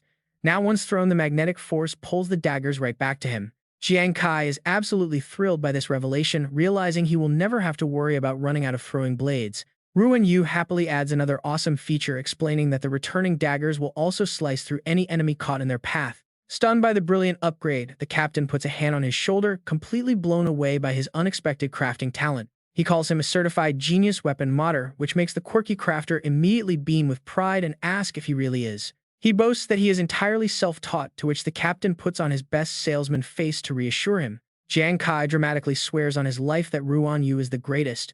But the exact moment he makes that solemn vow, a loud lightning bolt strikes from above, bringing a sudden downpour that leaves the captain sweating in sheer awkward disbelief. Ruan Yu frowns, looking over at his captain. He asks if he is just messing with him, but the answer comes quickly. "Hey captain, it is me. I just learned a basic rainmaking spell, though it is not actually that useful yet." Only then does Ruan Yu finally let out a breath. So it was Hu Yan all along. Jiang Kai scans the area, taking it in. He disagrees. No way, Hu Yan's skill is useless. Just look around, all these people are scrambling to find shelter because of her. If she can make the downpour even heavier, it will completely slow down their enemies. When that happens, they are basically sitting ducks. They will become easy targets for his attacks. Hearing this, Hu Yan beams with pride, realizing she is actually going to be useful. Really, she asks, she can actually do all that. She promises to train hard to master this rainmaking technique. Jiang Kai smiles and cheers her on. Quietly, he runs the numbers, with Ruan Yu fighting and Hu Yan calling the rain. Their entire squad has suddenly become pretty formidable, but right now the miserable weather is getting to a lot of people. What is with this crazy sudden downpour anyway? It is soaking all the gear they brought for the icy region. If the Hoang clan blames them for arriving late to the frozen island, they are going to be in some serious trouble. Hearing those familiar complaints, Jiang Kai turns to look at the Hoang clan members calling out to get some answers. "Excuse me, brothers," he calls out, "which Hoang family are you guys talking about? Is it the one I am thinking of?" Behind them, Ruan Yu kindly hands an umbrella to Hu Yan. Meanwhile, the other guys are nice enough to explain. "Haven't you been online?" they ask. "The Xuanwu Guild of the Hoang family is sending 200,000 people to hunt a king-class boss. Defeating this boss will help the nation expand its territory on the Devil Planet. So besides the Hoang family, many other adventurers are heading there to help drive off the monsters. This is a matter of survival for everyone." How could he not know about something this massive? The adventurers then quickly move along to get out of the rain. They urge each other to keep moving as being late might mean a penalty. Jiang Kai is left standing there thinking, is the Hoang family really hunting a boss for the country? Could Hoang Wei be involved in this as well? With beasts running wild on Earth, every nation must find resources on the Ghost Star to stand a fighting chance. But all those resources are guarded by powerful bosses, and defeating them is the only way to claim the land. The monsters on the Ghost Star are ranked from low to high. It is a long, brutal hierarchy of power. They range from common elite and general up to commander king class, and finally the legendary king protector. A king-class boss alone requires hundreds of thousands of fighters joining forces just to stand a tiny chance. Yet the Hoang clan is leading the Xuanwu Guild for the country. Honestly, a pretty wild image takes shape in his mind. Jiang Kai wonders if that trash Wang Wei has actually turned over a new leaf and become a selfless leader. But when it comes to the survival of the world, everyone has a part to play. Someone has to fight. If even Huang Wei is willing to step up, shouldn't he also head to the frozen island to help out? Soon the scene shifts to the icy shores of the Ghost Star frozen island, where our trio is currently shivering. Ruan Yu, Jiang Kai, and Hu Yan are walking, teeth chattering from the extreme cold. Hu Yan is the first to speak. "Captain," she stammers, "did we really come to this freezing island without buying any warm clothes?" Jiang Kai just sighs. He totally agrees, admitting he had no idea it would be this freezing. Suddenly, a loud voice calls out from behind. It is a sharp warning. Some idiot rookies apparently do not know they are not supposed to walk on the frozen lake. Shivering, Jiang Kai calls back, explaining it is their first time here.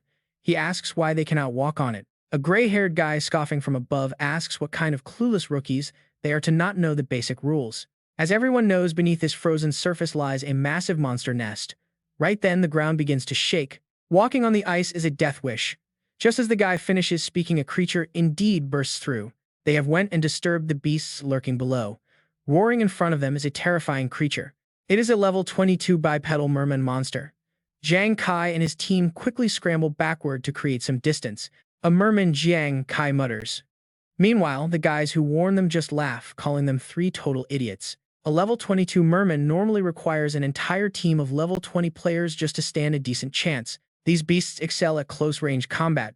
Once a level 22 merman closes the gap and gets its hands on you, the onlookers are absolutely sure that Jiang Kai and his crew are dead meat. His 2 teammates feel the exact same. They look at their captain in sheer panic. But right then, a vital skill is activated, Ghost Armor Phasing. Phasing ends. The system alerts him of his victory. Jiang Kai sizes up his opponent. Then he scoffs. He expected a real fight. Instead, it is just a weak bottom feeder.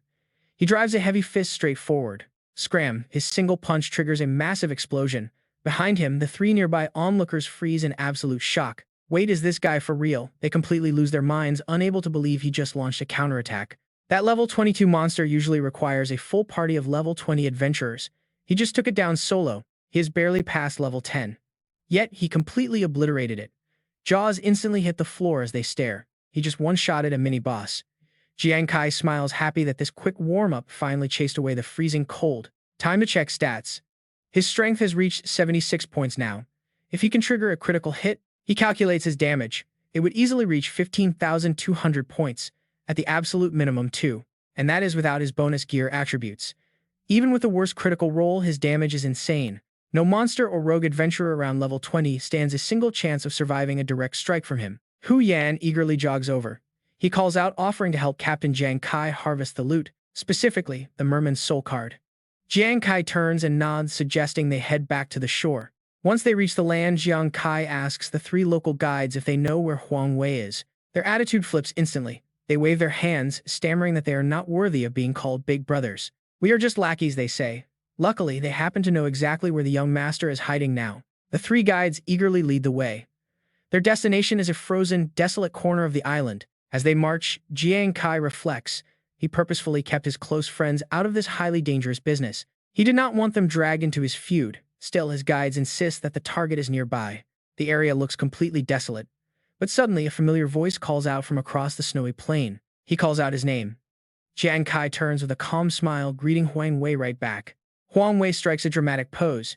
Jiang Kai approaches him, suggesting they put their past differences aside for now. He heard Huang Wei is fighting the regional raid boss, which actually impressed him quite a bit. He is willing to pitch in. But suddenly, a deadly flash of light erupts in his face. Without warning, Huang Wei lunges.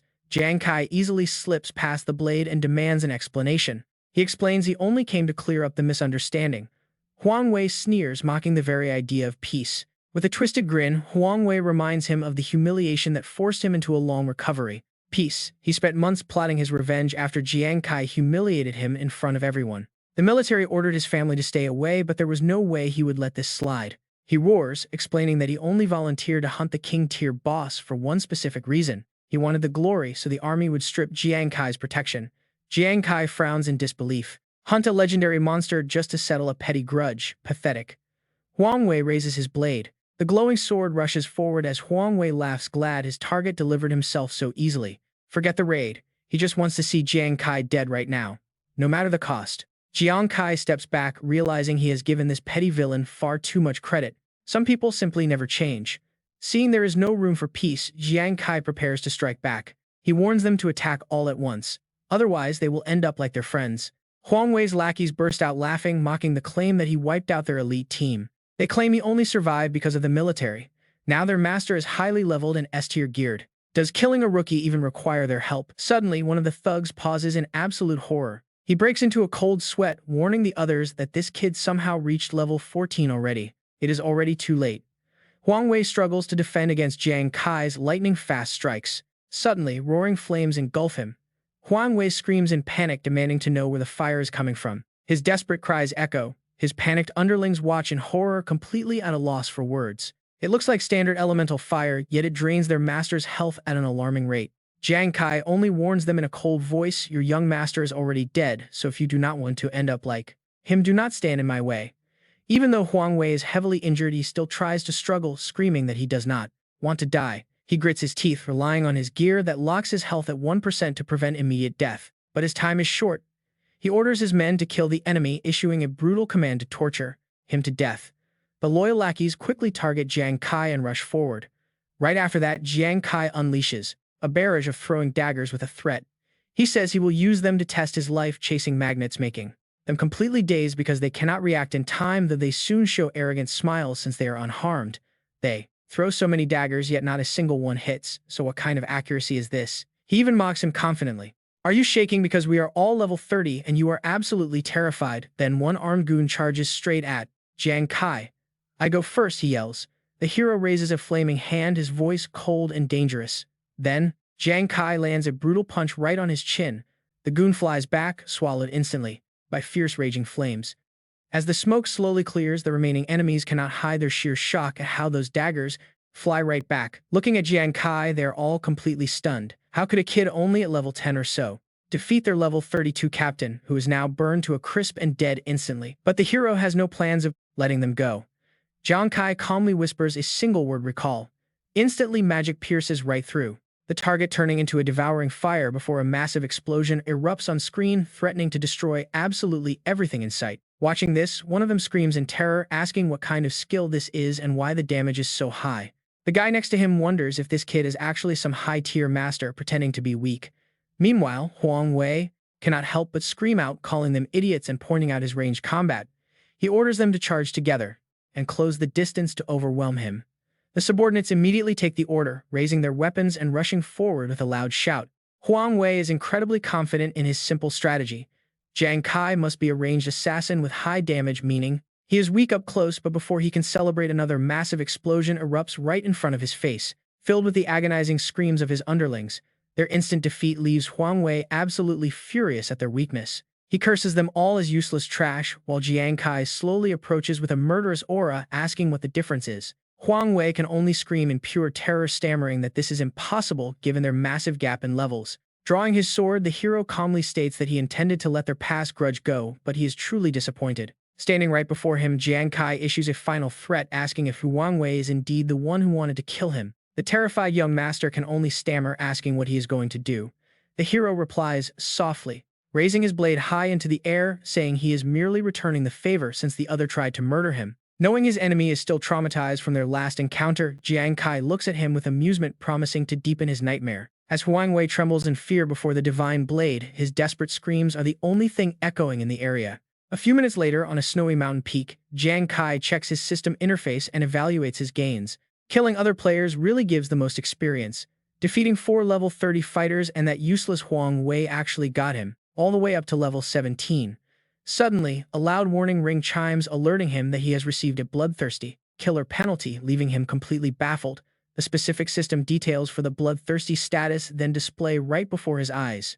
Jiang Kai asks himself in doubt, is this the severe punishment title that makes everyone on the demon planet attack on sight? He suddenly recalls that having this penalty is basically like becoming a walking experience pack for every player to hunt. Anyone can track his location, meaning he will be hunted down and killed the moment he is spotted. As the next system screen appears, he notices that his double talent actually increases this penalty by up to 10 times. This feels more like an absolute curse than a blessing.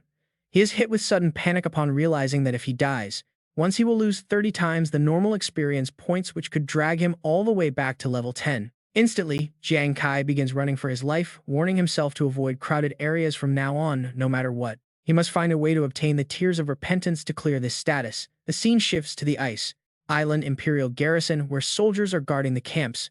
Right now, they turn pale with fear as their commander demands answers. What, Huang Wei is dead? How on earth did you protect him? He roars, clenching his fist. He clenches his fist in pure rage and roars out, I just declared that the 3 of us from the Huang family would fight together for our nation. But now he goes and dies, making me look like a total liar to the entire country.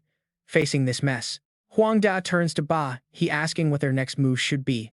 Ba, he slams his fist down and barks out, we join the battle right now and take down the king tier boss ourselves.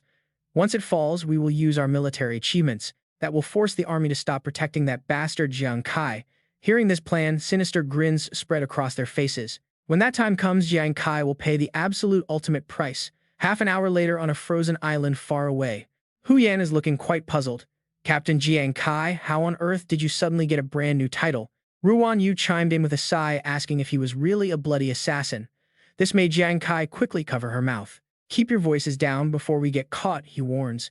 I do not have time to explain all the details right now, but basically the royal family wants me dead. We need to get out of this place as fast as we can. But before they can make their move, a strange booming sound echoes through the air, causing them to freeze instantly. Wait, what is that noise? A dangerously thick fog rolls in, making Ruan Yu voice her deepest fears. Is that the battle horn signaling war? Why would it blow right now? Jiang Kai also feels a deep sense of suspicion. Did the royal family actually start the war early? Suddenly, Hu Yan spots something in the distance and gasps, Captain Kai, look over there. She points her trembling finger toward the massive frozen lake, which is starting to crack wide open. Massive fissures spread across the ice, and a giant beast's foot suddenly bursts through. Angry monsters begin crawling out from below. Their terrifying eyes lock onto the group, leaving Jiang Kai and his friends completely speechless. In a flash, the creatures leap up to attack. Up on the frozen peak, a massive horde of monsters has already gathered, and leading them is the fearsome Frost Merfolk Lord itself. Hu Yan wonders if that giant beast is the boss, while Jiang Kai feels a heavy, overwhelming pressure. Ruan Yu is already trembling in fear. She whimpers that she is terrified. Right then, Huang Wei's father bellows to his troops, rallying them for the fight. The king-tier Frost Merfolk Lord has finally been lured out. Ready your weapons and prepare to fight, men. He mounts his beast, ready to charge. If we win this battle, you will not only receive massive wealth, he yells, but we will also help the Shengyao Empire secure valuable territory and protect your families from future threats. He raises his glowing sword, pointing it forward. Whether you are fighting for our present or our future, we must win. Give it absolutely everything you have to secure this victory, even if it means facing death on the battlefield. With a roaring cry, the soldiers charge forward. Once the arrow leaves the bow, there is no turning back. He glares ahead and bellows the order to attack, officially commencing the legendary raid on the king-tier boss. Thousands of soldiers and beasts charge into the fray with deafening battle cries. Watching this, Ruan Yu starts to panic. Captain Jiang Kai, why on earth are we still standing here? Hu Yan also looks incredibly stressed by the scale of it. A clash of 200,000 people for a king-tier raid is no joke, but Jiang Kai holds them back. No, we stay. The royal family is far too busy with this battle to care about us right now. And honestly, who would want to miss a front-row seat to a massive boss fight? Let us see how this plays out. Just as the vanguard forces prepare to strike, a massive shadow begins rising rapidly from the depths of the icy lake. Out bursts a giant bipedal murloc monster. Seeing the terrifying beast, one soldier tries to calm his squad. Do not panic, it is just a giant overgrown fish, he shouts. We easily outnumber this thing. But he cannot even swing. A sudden suction force yanks him off his feet. Flying straight into the monster's gaping jaw, he screams for help. With a sickening crunch, the beast bites down as the man shrieks in agony. The surrounding soldiers are utterly paralyzed with horror. A man-eating murloc, that is absolutely terrifying. Watching from a safe distance, Hu Yan is equally stunned. How is a common murloc this ridiculously strong against normal adventurers? Ruan Yu nods, pointing out another major problem. The sheer number of these creatures seems endless. Jiang Kai watches carefully before finally sharing his thoughts. Word is, as long as the main boss stays alive, these murloc waves will just keep spawning without end. Right in front of them, the monsters continue their relentless slaughter. The real key to this entire battle is coming up. It is not this clash of 200,000 soldiers. No, Jiang Kai concludes the real key lies with the Transcendence. Chaos erupts as soldiers scatter in all directions. Basker's voice suddenly crackles over the communication line, reporting in while fighting. He warns them that their 8-man strike team has successfully breached the boss zone and is moving fast. He loudly commands everyone to move fast. All members must quickly adjust their condition to the absolute peak. With their status maxed out, the entire squad charges toward the beast with everything they have ready to strike a decisive blow. A massive explosion erupts upon impact, dealing heavy damage to the boss.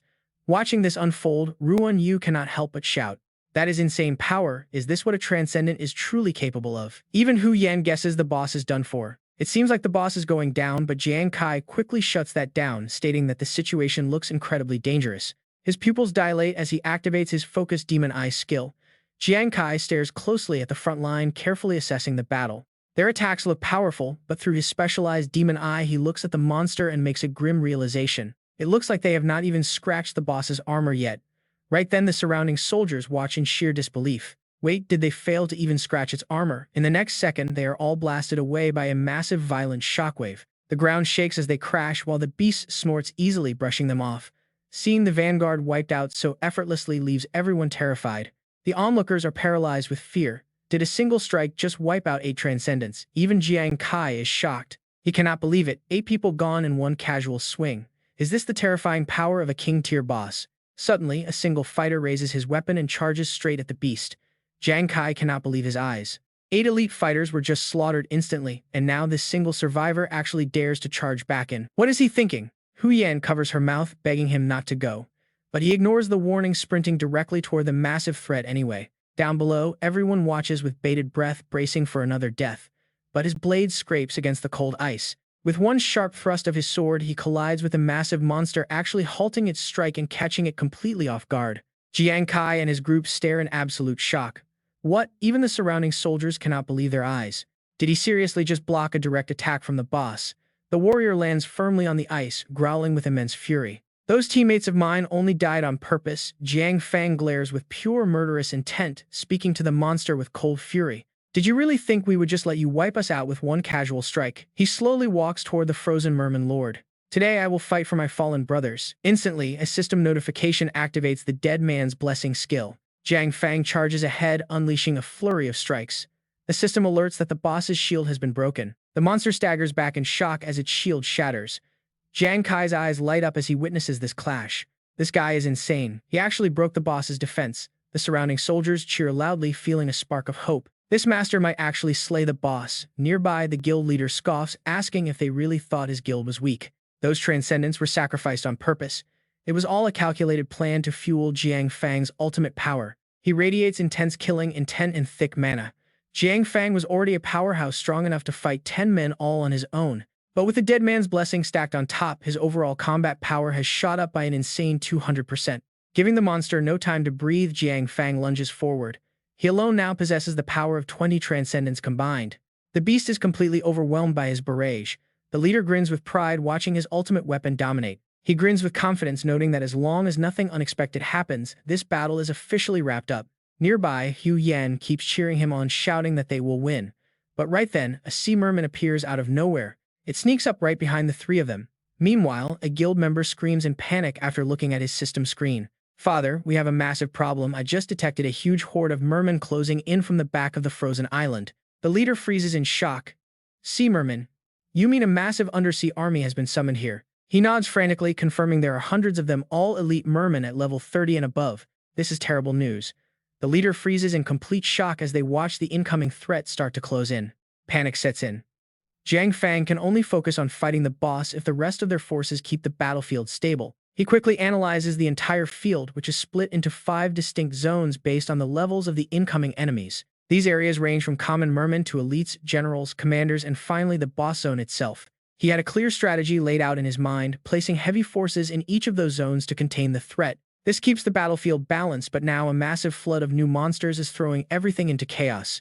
If the rear line collapses and chaos takes over, not only will Jiang Fang fail to defeat the boss, but the risk gets even worse. He warns of the ultimate disaster, stating that all 200,000 of their people will die right here. He could not hide his mounting panic anymore. He figured Jiang Fang would need at least 30 minutes to kill the boss. But wait, how much time did they actually have left before the merman horde arrived? He quickly pulled up his system interface to check. One glance at the flashing warning screen and he completely lost it. They had 10 minutes max. Suddenly, a barrage of fiery spikes shot through the air, heading straight for the sea merman and triggering a massive explosion that blew everything away. Hu Yan cried out in sheer terror, asking Captain Jiang Kai why so many of these creatures were suddenly showing up. He begged to retreat, but Jiang Kai just stared ahead, his eyes filled with absolute regret. Leaving now felt wrong. He scanned the battlefield, realizing the entire fight was hanging by a single incredibly thin thread. If no one stepped up to block the incoming merman, everything would collapse. Jiang Kai looked down, lost in deep thought. Sure, the royal family were his bitter enemies, and watching them fail would normally make him happy. But right then, the panic among the retreating soldiers was reaching a fever pitch. He hesitated, caught in a massive moral dilemma. The kingdom of Jing Yao and the 200,000 soldiers summoned to fight were completely innocent. Jiang Kai closed his eyes. Suddenly, the words of an old wise man echoed in his head, reminding him that everyone shares the burden of this world. Someone had to stand up and fight those monsters. Taking one final look at the absolute chaos around him, he decided. Jiang Kai finally made his choice. He stopped his companions, telling Hu Yan and Ruan Yu not to run just yet. Seeing their sheer confusion, he calmly explained that he actually needed them to lure every nearby merman straight to him. His eyes burned with crazy determination. He was going to wipe out this entire merman army all by himself. Hearing this insane plan left both Hu Yan and Ruan Yu completely speechless. 10 minutes later, the main army was practically decimated. Clutching a heavily bleeding arm, a battered soldier pleaded with his captain to stop fighting and retreat immediately. He warned that the sea mermen had already caught up to the adventurers in the rear and they would be surrounded next. If they got flanked, it was game over. Under the crushing pressure, the remaining squad had to halt and reconsider. Staring at the massive beast, the reality of the situation sank in. Everyone quickly agreed that staying meant certain death. Dying meant a 1-month lockout from the game, which meant no income and getting evicted. It was time to run. But just as they prepared to flee, a swordsman stepped forward and told them there was no need to run. The confused squad looked at him, but the captain raised his voice to snap them out of their panic. He pointed out that 10 minutes had already passed since they first got the warning about the approaching horde, and yet not a single merman had shown up. A sudden wave of realization washed over the entire group. They wondered if some incredibly powerful high-tier player was currently holding the entire rear line by themselves. It could not be the royal family, since they definitely did not station any of their elite troops back there. Some absolute monster of a player had to be fighting in the rear, holding off an entire army single-handedly. It had to be a top-tier raid team fighting for their lives. Just then, another wave of beasts charged forward. The monsters bared their fangs, completely thirsty for blood. But back at the rear, Jiang Kai simply smiled. With a smug smirk, Jiang Kai bolted forward. He did not hesitate for a single second, charging straight in. He laughed mockingly, noting how the last idiots who talked trash to him had grass growing over their graves already. He lunged forward, delivering a devastating blow that instantly smashed through the front lines of the enemy horde. He stuck the landing as a massive explosion erupted behind him. He had already killed over 20 of them, but fighting them one by one like this was taking way too long. Suddenly, Hu Yan came screaming his lungs out. He was running for his life, yelling that he had successfully gathered the entire pack of sea mermen. Right behind him, Ruan Yu was also screaming for help, leading another massive wave of monsters right to them. Jiang Kai focused his magical energy, telling them to run and hide while he took care of the rest. Ruan Yu looked back in sheer panic, wondering if he could actually handle so many elite monsters alone. Hu Yan agreed, pointing out that he already looked pretty exhausted after taking down just 2 of them earlier. Jiang Kai smiled, admitting that picking them off one by one was indeed a bit of a chore. As the pack of beasts snapped their jaws hungrily, he charged forward with a chilling look in his eyes. He unleashed a massive ground-shattering shockwave, declaring that he actually preferred wiping out whole hordes at once, leaving his 2 companions completely frozen in absolute awe at the sheer scale of his true power. Oh my god, he is barely over level 10, but does he really need to be this dramatic? Even the soldiers in the distance freeze in their tracks. As an explosion rocks the rear, they wonder why there is a blast back there.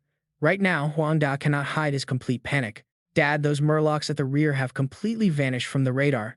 Could it be that the military backup you called has finally arrived? But he immediately dismisses the idea as he realizes something.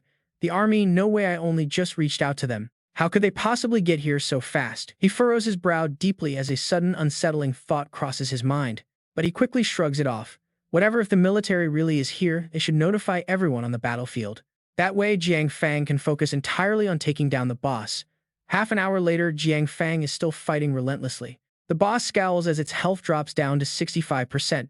Seeing this, the onlookers cheer with absolute excitement. Nice, the boss is down to 1/3 of its health, we can actually win this.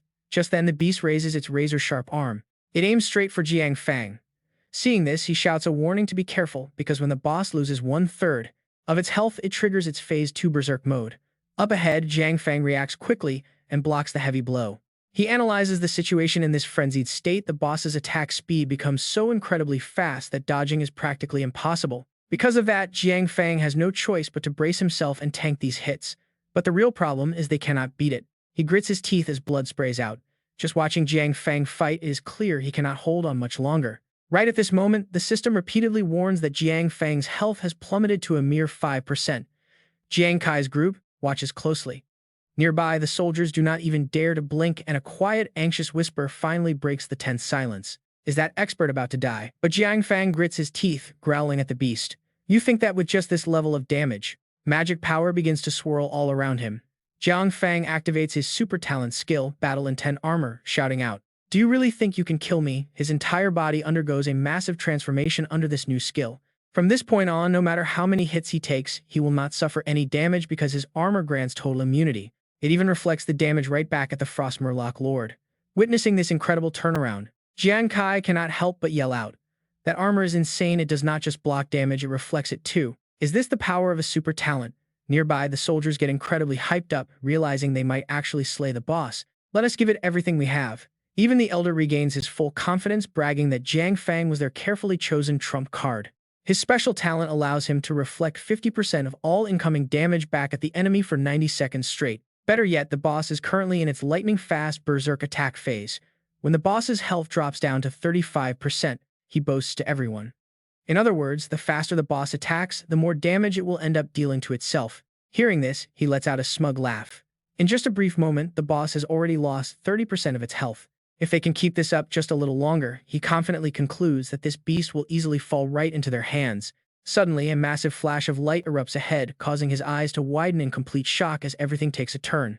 Right before their eyes, Jiang Fang gets blasted back by the monster, creating a series of violent explosions across the icy ground.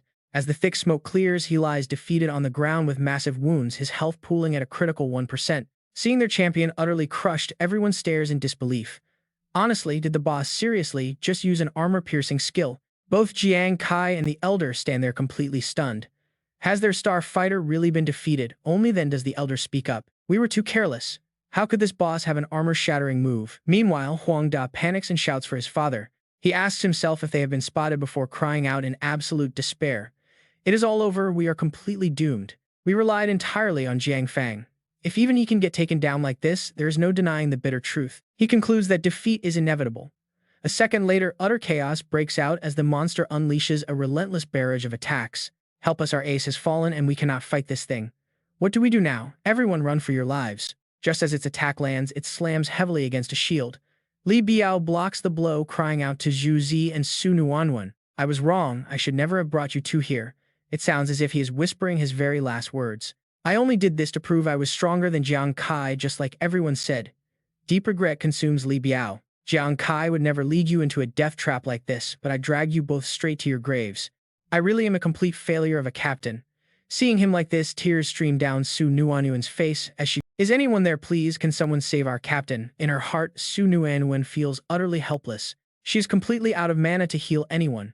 She knows exactly how desperate their situation has become. The boss is still standing and the merman army keeps flooding in. If someone does not step up right now, everyone is going to die. The beast relentlessly batters Li Biao's shield, sending the veteran defender into a total panic. He watches the barrier crack.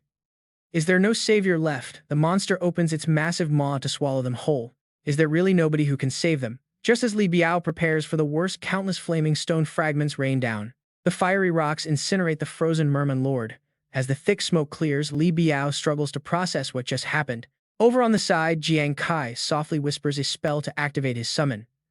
Meanwhile, Nuanuan looks up with hope. She instantly recognizes his familiar presence. It is Kai. After giving them a brief warning, the young warrior dashes forward. Jiang Kai calls out long time no see Yuan Zhu Nuan Yuan. He tells them to protect themselves while he fights the boss. Yuan Zhu struggles to stand up. Did he hear that right? Is Kai actually planning to fight the boss alone? Nuanuan looks on filled with worry. Strangely, both of them can clearly feel exactly where Kai is located right now. She agrees. Nearby, the soldiers fight relentlessly against the horde. Suddenly, a strange sensation shocks all of their minds. It feels like an electric current. They all mutter in confusion, "Wait, why does it feel like someone is nearby?" Another soldier agrees and soon everyone around them starts shouting that they can feel the exact same presence. They feel it directly inside their heads. Talk about a creepy warning.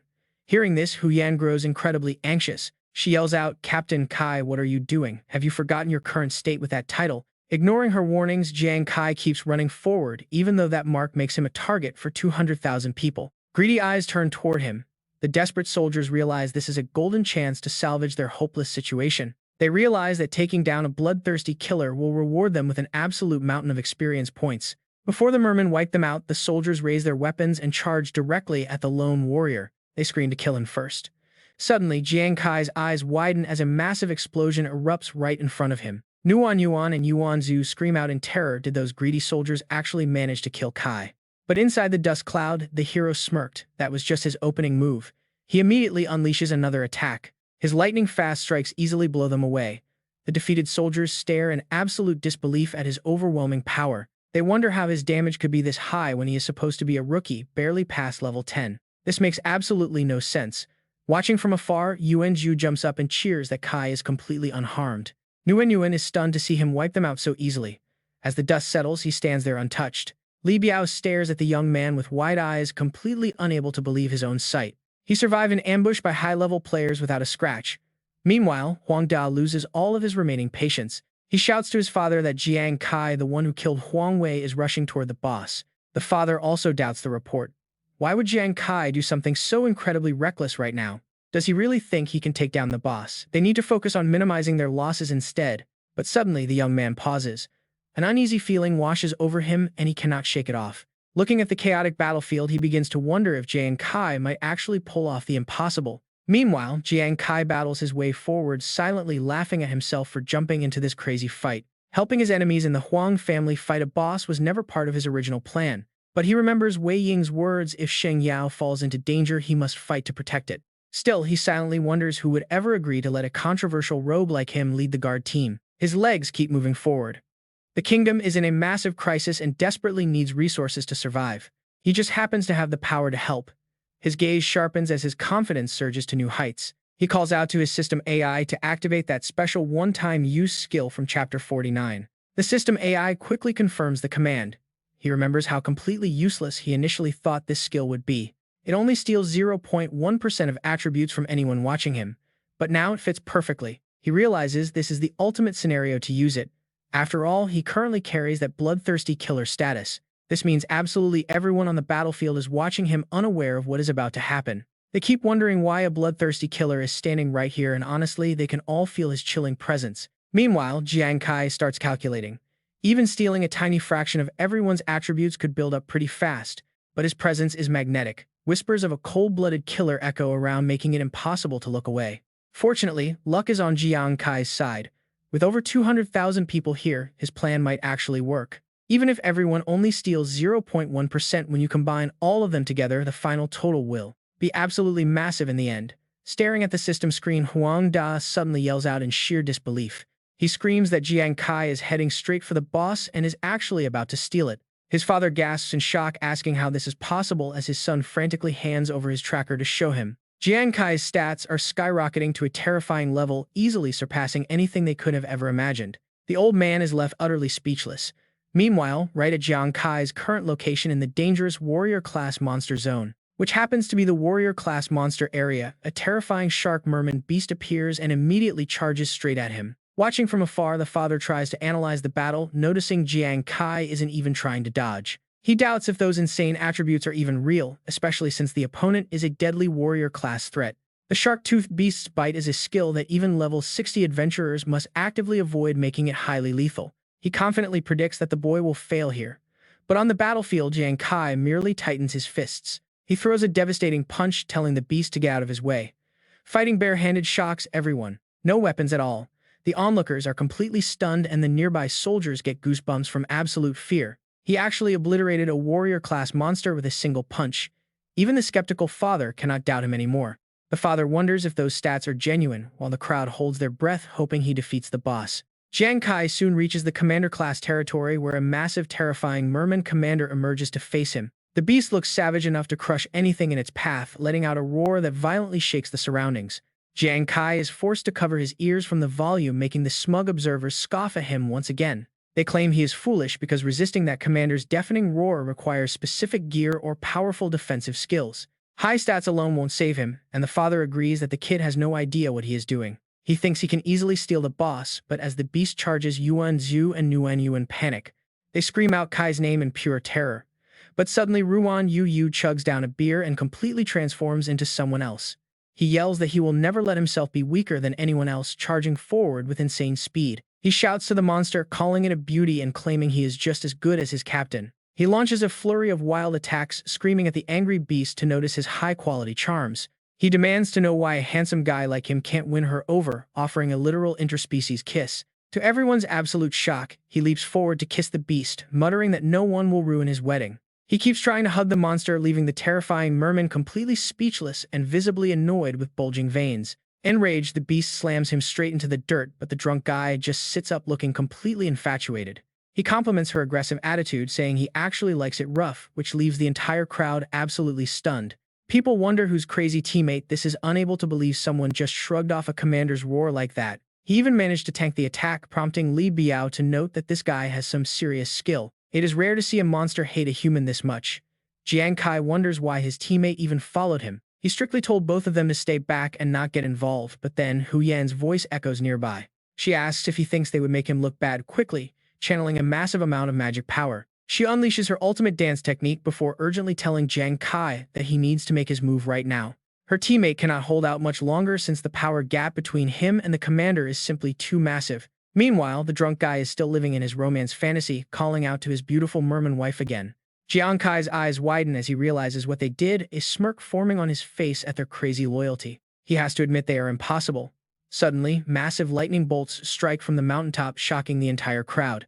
They wonder what kind of skill she just unleashed and if a simple rainstorm could actually wipe out the monsters. Seeing the situation look promising, he says he will leave this place in their hands, while Hu Yan replies with absolute confidence. But do these guys not even understand basic physics? Suddenly, the terrified soldiers point up at the sky in absolute panic. Something is wrong, look up there, they yell. The scene is unbelievable because what falls from the sky is not rain. It is giant blocks of ice raining down on them. This colossal hailstorm pelts the area, causing everyone to run for their lives. The entire area falls into chaotic madness. Is this some kind of joke? This is not rain magic, but a massive ice explosion. Why does it hit friends and enemies alike? Save us, they scream. Meanwhile, Hu Yan is feeling incredibly proud of herself. By utilizing the freezing climate of this icy island, her rainmaking spell naturally transforms into massive falling blocks of solid ice. She used to have zero offensive skills, but now she can wipe out 200,000 enemies at once. Talk about epic. Then she calls out to Jiang Kai, asking if he remembers what he said about her rainmaking spell slowing down the enemy. If her spell can successfully hinder their movements, the enemies will become nothing more than sitting ducks for him to destroy. Her ice storm has completely distracted the mermen, stopping them from roaring or attacking. Now he can easily take down the boss. Meanwhile, Jiang Kai is left completely dazed for a moment by the incredible scene unfolding right in front of him. The horde of monsters is frozen solid and unable to move. Seeing that Jiang Kai is not reacting, she calls out, She reminds him that they are a team, telling him he does not have to fight all on his own anymore. Her words leave him even more stunned. As a merman commander falls, the soldiers erupt in joy, celebrating the kill. They finally took down a merman commander. However, Ruan Yu is in utter despair, crying that they killed his wife again. Seeing this, Jiang Kai has a sudden realization. He wonders why he ever thought he had to do this all alone. He admits he underestimated Hu Yan and Ruan Yu. Channeling magic into his hands, he thanks them as he prepares to strike. He charges straight forward, unleashing a massive explosion that threatens to swallow everything in its path to wipe them out first. The sheer scale of the blast leaves everyone completely speechless. Did Jiang Kai just wipe out all the commander-tier mermen? Nobody can believe their eyes. It took dozens of their teams just to survive until now, yet he did it effortlessly. Even though Li Biao knew Jiang Kai was strong, he is still shaken. What kind of monster possesses this level of power? As he fights, Jiang Kai calculates his boosted stats. He is terrifyingly strong now, and a critical hit would be devastating. His eyes grow as sharp as a predator on the hunt. At this point, not even the Heavenly King can stop him. Stepping forward slowly, Jiang Kai speaks in a remarkably quiet voice that is absolutely dripping with cold, killing intent. He is finally standing right in front of the boss. From afar, it looked intimidating, but close up is a different story. Staring up at the frozen merman, Jiang Kai silently judges how incredibly ugly it is. Yet his boldness completely shocks everyone. They cannot believe he actually walks straight up to the boss. Su Nuanuan and her group stare at him with anticipation. Wondering if he is actually going to pull this off, they watch as Hu Yan loudly cheers him on to victory. Fueled by his teammates' encouragement, Jiang Kai is bursting with confidence. He immediately unleashes a powerful strike, forcing the boss to react. The boss releases its own magic power. Seeing this, Li Biao grows incredibly tense as the boss prepares a devastating counterattack. Given its insane speed and damage, Li Biao is certain Jiang Kai cannot survive a direct hit. But Jiang Kai has other plans. He leaps into the air, moving like lightning to dodge the strike. The boss's speed is supposed to be incredibly fast, right? Yet to him it feels slow enough to dodge easily. He silently wonders why the beast is fighting back so desperately. Suddenly, Jiang Kai's lips curl into a smirk, as if he has figured it out, leaving the onlookers completely amazed. They wonder if their eyes are playing tricks on them. Li Biao stares wide-eyed as the boss fails to land a single hit. This kid actually dodged the boss's ultimate attack. Hu Yan jumps for joy, cheering that he is truly worthy of being their captain. Meanwhile, Li Biao and Huang Da begin to suspect his agility stats might actually be higher than the boss itself. Just then, the boss launches another attack with a bright flash of light, but Jiang Kai immediately slips right behind it. Calling it too slow, he unleashes a blast of fire magic, telling the beast to get lost before a massive explosion erupts. The blast threatens to swallow everything, leaving the boss at 25% health. Onlookers are absolutely stunned by what they see. Dropping from 35 to 25% means he just shaved off 10% of the boss's health with a single blow. They quickly calculate that even if Jiang Fang were here, it would take 10 minutes. Li Biao is left completely frozen in shock. What kind of insane damage is this? Even with low health, the frozen merman struggles to rise, releasing an overwhelming killing intent. It seems determined to destroy everything. Jiang Kai continues to observe the giant creature, closely, looking incredibly small right next to it. Just a tiny ant. That is what they thought. But now, everyone stands frozen with their jaws completely dropped. Even Jiang Fang did not dare face the boss directly. Beside him, the soldiers watch the battlefield without blinking. Li Biao is totally speechless. He has no words left. But Nuan just stares with eyes filled with absolute trust. Jiang Fang struggles to stand. He is completely stunned. Jiang Kai is actually holding back, not even using his full power. Jiang Kai simply asks in a calm voice, "So you finally figured out how to use those two legs?" Pure fury. The beast grinds its teeth, roaring as magic erupts. But Jiang Kai just stands there, smiling, enjoying this. He is ready. In a flash, a frost merman charges forward, determined not to fall for the same trick twice. The impact triggers a tremor. Watching the dust rise, the soldiers assume that the bloodthirsty slayer is finished this time. But Jiang Kai is fine. He leaps right back and aiming straight for the beast's giant razor-sharp fangs. One solid strike. He shatters its giant tusk, sending the monster crashing down. It sits there, growling in pure defeat. The white smoke slowly clears. Jiang Kai emerges standing tall, looking down on the defeated beast with absolute unmatched confidence. Stepping forward, his aura flares. He mocks the boss, asking if it simply forgot how to fight without its weapon. Unscathed, this sends massive shockwaves through the crowd. Honestly, how on earth is he pulling this off without a scratch? A total monster. Did he seriously just shatter the boss's weapon? That has literally never happened on this planet. This is completely unheard of. Without wasting a moment, Jiang Kai charges back and ready to end this fight. He targets its weak points. He is done playing games. He wants to finish this annoying creature off quickly. A massive explosion erupts. It shakes the earth beneath them as shattered rocks and dust fly in every direction. Somehow, the frost merman stands back up. It is still breathing, though its health has plummeted to 15%. No breathing room.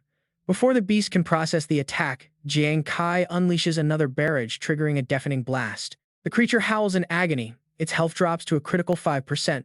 Seeing this, Jiang Kai cannot help but sneer. He mocks the boss. Why does it still look down on him when it is practically at death's door? His calm voice echoes across the field. He tells the boss he has always hated its arrogant, self-proclaimed kingly face. He strikes the monster's legs. The massive creature begins to buckle under the sheer brutal weight of his blows. A massive magical blast envelops the boss. Jiang Kai mutters that it is finally time to hand everything over. They watch with wide eyes. The frost merman has clearly exhausted the very last of its strength. Li Biao's squad looks on. The giant beast finally crashes heavily onto the ground, prompting a smirk from Hu Yan. Cheers erupt as everyone celebrates the fall. Jiang Kai stands tall and victorious amidst the chaos of the battlefield. Thick blood pools around the monster. It slowly closes its eyes as its remaining health drains to nothing. 0.1% health left. Hu Yan's jaw drops in absolute disbelief. Has he really defeated the boss? He screams in sheer shock. He cannot believe this kid defeated a boss without taking a single scratch of damage. Approaching the scene, He Chen turns to Lu Jun. He mentions that Huang Tong begged their military forces for help, but now that they have arrived, their help is not needed. Lu Jun can only nod in silent agreement. He admits it. He never expected the turning point of this battle would rest squarely on Jiang Kai. This is the young talent highly praised by Commander Wei. He has certainly proven himself worthy of that honor. The freezing rain has stopped. The boss should be finished off. But Hu Yan immediately objects to this. Barely any health left. He absolutely refuses to let Jiang Kai take the final kill and the rewards. He barks out orders. Every single member of Xuan Wu must stop fighting the remaining mermen right now. They must eliminate that bloodthirsty killer at all costs. He grits his teeth as he delivers his next words. They will get a massive reward of 50 million sacred coins if they take down the Slayer. Talk about a crazy payday, but if they let him steal the boss kill, they will absolutely not receive a single cent of their pay. This is absurd. The soldiers are completely stunned by this ridiculous order, complaining that they do not care about the bonus. Without their base pay, how can their families survive next month? Another desperate soldier joins in on the heavy complaints. One soldier shouts that his sick child needs urgent treatment. They must secure their hard-earned pay at any cost right now. Go eliminate that bloodthirsty killer or everyone is completely finished. The squad hesitates for just a second. Then they charge. They shove each other out of the way as they race to claim the target first. Determined to kill him, they charge in full force. Watching them rush forward, Jiang Kai just smirks like he is watching a movie. The royals couldn't defeat the boss, but seeing his power, they instantly try to threaten everyone into attacking him. That is absolutely disgusting. Meanwhile, Jiang Fang slowly struggles up, shocked that Jiang Kai is actually helping him stand. Hey there, Royal Ace, you are still alive, right? Jiang Fang asks. He cannot help but wonder. Bloodthirsty assassin, what do you want? Why not kill the boss yourself? But Jiang Kai calmly replies that he is great at draining boss health, but who says he has to take it? If he steals the kill, the royals suffer no loss, but their threats would harm 200,000 soldiers. So Jiang Kai supports Jiang Fang, leading him closer to the beast. You represent the royal guild, right? He quietly suggests that the commander should now go ahead and deliver the final decisive blow. Hearing this, Jiang Fang snaps awake, completely stunned, while Jiang Kai urges him to hurry up. Go on. If you don't act now, they will slice me up instead. Just do it for my sake. Jiang Fang finally understands. He steps forward. His footsteps are heavy, yet they feel incredibly powerful. With absolute resolve, Jiang Fang strikes. The final blow. Thank you, the commander says quietly. The beast's pupils dilate as absolute agony rips through its body, releasing a series of miserable, desperate shrieks. The royal army hears the echo. When the system announces Jiang Fang as the killer, everyone is shocked. What, it is not the assassin but their own general who got the kill. Meanwhile, the boss is completely drained of life.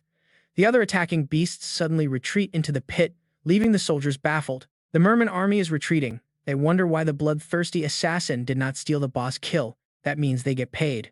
The guildmaster's eyes widen in sheer disbelief. What is happening? Did we actually win? Jiang Fang got the kill. The master doubts it, wondering if Jiang Kai was behind this. As the truth sinks in, they realize Jiang Kai gave up the kill. Now watch things shift. The soldiers cheer, praising the assassin for his incredible, noble sacrifice for the sake of the country. Everyone around agrees, warning that if anyone dares to touch their savior now, they will have to fight them. Yuanzhu praises Jiang Kai's absolute class, while Nguyen screams with total admiration. He's so handsome. Placing his hand on his chest, Li Biao proudly admits he is fully won over by Jiang Kai. He is the ultimate hero of this entire battle. Meanwhile, Hu Yan is absolutely thrilled to have such a powerful teammate bragging to everyone about their amazing captain. Do you see how strong he is? Suddenly, the soldiers realize the truth. They remember how disgustingly the Royal Guild treated them earlier. Indeed, those cowards wanted us to throw our lives away, treating us like absolute garbage in the end. Their failed leadership made us pay the price. The crowd turns to face the master, shouting threats. Get lost, you greedy capitalist. Think your money makes you special. Come down here and fight us right now. I am quitting the Xuanwu Guild. Me too, they shout. Facing this utter chaos, the master's son panics. Losing 200,000 members and facing this backlash will completely destroy our family's reputation. Veins popping on his face, the old man curses Jiang Kai's name, swearing vengeance for this humiliation. With no options left, they retreat, promising a brutal, merciless revenge next time they meet. With the battle over, Jiang Fang approaches Jiang Kai to express his gratitude. Introducing himself, he admits he owes him a massive favor, then asks how his stats are so incredibly high. But Jiang Kai cuts in, explaining that his current power comes from a single-use skill. Jiang Fang is astonished that a temporary skill could be this powerful, but Jiang Kai explains, it is not that strong since it runs out. Just as Jiang Fang is about to ask, a massive tentacle shoots out of a black hole, charging straight toward them while they are talking. The dark appendage suddenly wraps tightly around Jiang Kai, causing Jiang Fang to panic in absolute horror. Snatched up high into the air, Jiang Kai freezes, completely unable to move or understand what is happening. Seeing the sudden attack, his team rushes forward, screaming in terror for their beloved captain. Jiang Fang drops to his knees in regret, realizing he was too careless, and asks if Jiang Kai is their leader, and immediately confirmed. That's right, he gritted his teeth, struggling to voice each word. I'm sorry to have to tell you. Some bad news. Right now, there's a high chance Jiang Kai has triggered the boss's death revenge. Hearing that, Hu Yan's eyes widen in shock. Death revenge. The chief quickly explained, detailing how that terrifying skill worked. When certain bosses die, they trigger a curse on their slayer. Once that curse successfully binds to an adventurer, they suffer an unimaginably brutal punishment. Being tortured to death is merely the first step of that vengeance. As he spoke, the chief's voice sank. The most terrifying part is that those who die on the Ghost Star and return to Earth will struggle horribly. They beg to be put out of their misery, unable to endure those agonizing memories. The dread only grows. Hu Yan listens, terrified that Captain Jiang Kai will end up exactly like that. But she doesn't want to hear the answer. No, please. Yet deep in the void, Jiang Kai hears distant voices calling him. Captain Jiang Kai. Those familiar voices snap him back to consciousness. It hurts so bad, like his body is being shredded. Fighting the pain, he struggles to open his eyes and look around. Where is he? Right now, Jiang Kai is bound tight by a monster's massive tentacles. This thing is even uglier than a merman. Cold sweat drips as a sharp tentacle pierces right past his ear. Jiang Kai grits his teeth as the horror bores into his flesh, wondering what on earth is digging into his body. Suddenly, the system flashes warnings of skill and attribute conversion. He realizes he is being tortured, and it is only his current stats keeping him from being killed outright. As the timer ticks down, he knows that the moment those attributes vanish, he will face certain death. The creature keeps howling in a sickening, creepy voice, "Kill you." Suddenly, it unleashes a barrage of raw magic. Jiang Kai screams as his body begins to blur into a painful phantom state, the timer still counting. Finally breaking free, he stares at his hands in disbelief. Did transitioning into a phantom state actually heal him? With only 6 seconds left on the countdown, the monster lunges forward again, screeching for him to die. Jiang Kai grits his teeth as desperation sets in. His body is too weak to run, meaning he has to go all out. Forcing himself to stay focused, he tries to calculate how to use his stolen stats. In an instant, Jiang Kai unleashes a flurry of flaming blades to clash head-on with the beast. A blinding light erupts completely, swallowing the creature. Jiang Kai grits his teeth, pushing through the intense heat. The timer hits 0, triggering a massive explosion that rips through the cavern.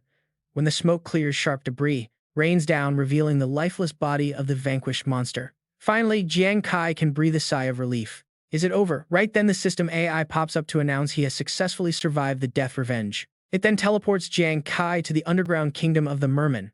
Standing before a massive ancient gate, he wonders if this is the domain of the wisdom boss. Suddenly, the AI starts a 10-minute escape countdown, sending a jolt of panic through him. What another countdown? What happens if he fails to escape in time? The system answers coldly, fail, and every single treasure he has collected so far will vanish into thin air. With no time to process, Jiang Kai has to move. It is starting already. He pushes the doubt aside. Whatever. The goal is simple: grab as much loot as possible and get the hell out of there. Determination burning in his eyes, he has to risk it. Stepping forward, he pushes open the heavy gate. A brilliant light pours out. Instead of a dangerous boss room, he finds a chamber overflowing with gold and precious gems. The system prompts him to drink a potion to boost his attributes by 60 points. He grabs the vials and chugs the liquid down. There is no time to waste, so down it goes. A few drops spill onto his collar, but the agility boost kicks in. Next, he is directed to the boss's private stash. Jiang Kai is completely amazed. This is incredible. There are so many high-grade treasures piled high. They look like A-rank loot at least. With 7 minutes left, moving fast should let him grab everything. But the system warns the chest will vanish in 90 seconds. What a separate timer for the chest. Not wasting a second, Jiang Kai moves at lightning speed, scooping up loot as fast as humanly possible. After 90 seconds, he collapses from pure exhaustion, but the system instantly transports him to the next chamber. Tears of repentance. His search paid off. He runs forward, snatching them up and consuming them all. He scores a massive haul while cleansing his bloodlust state entirely.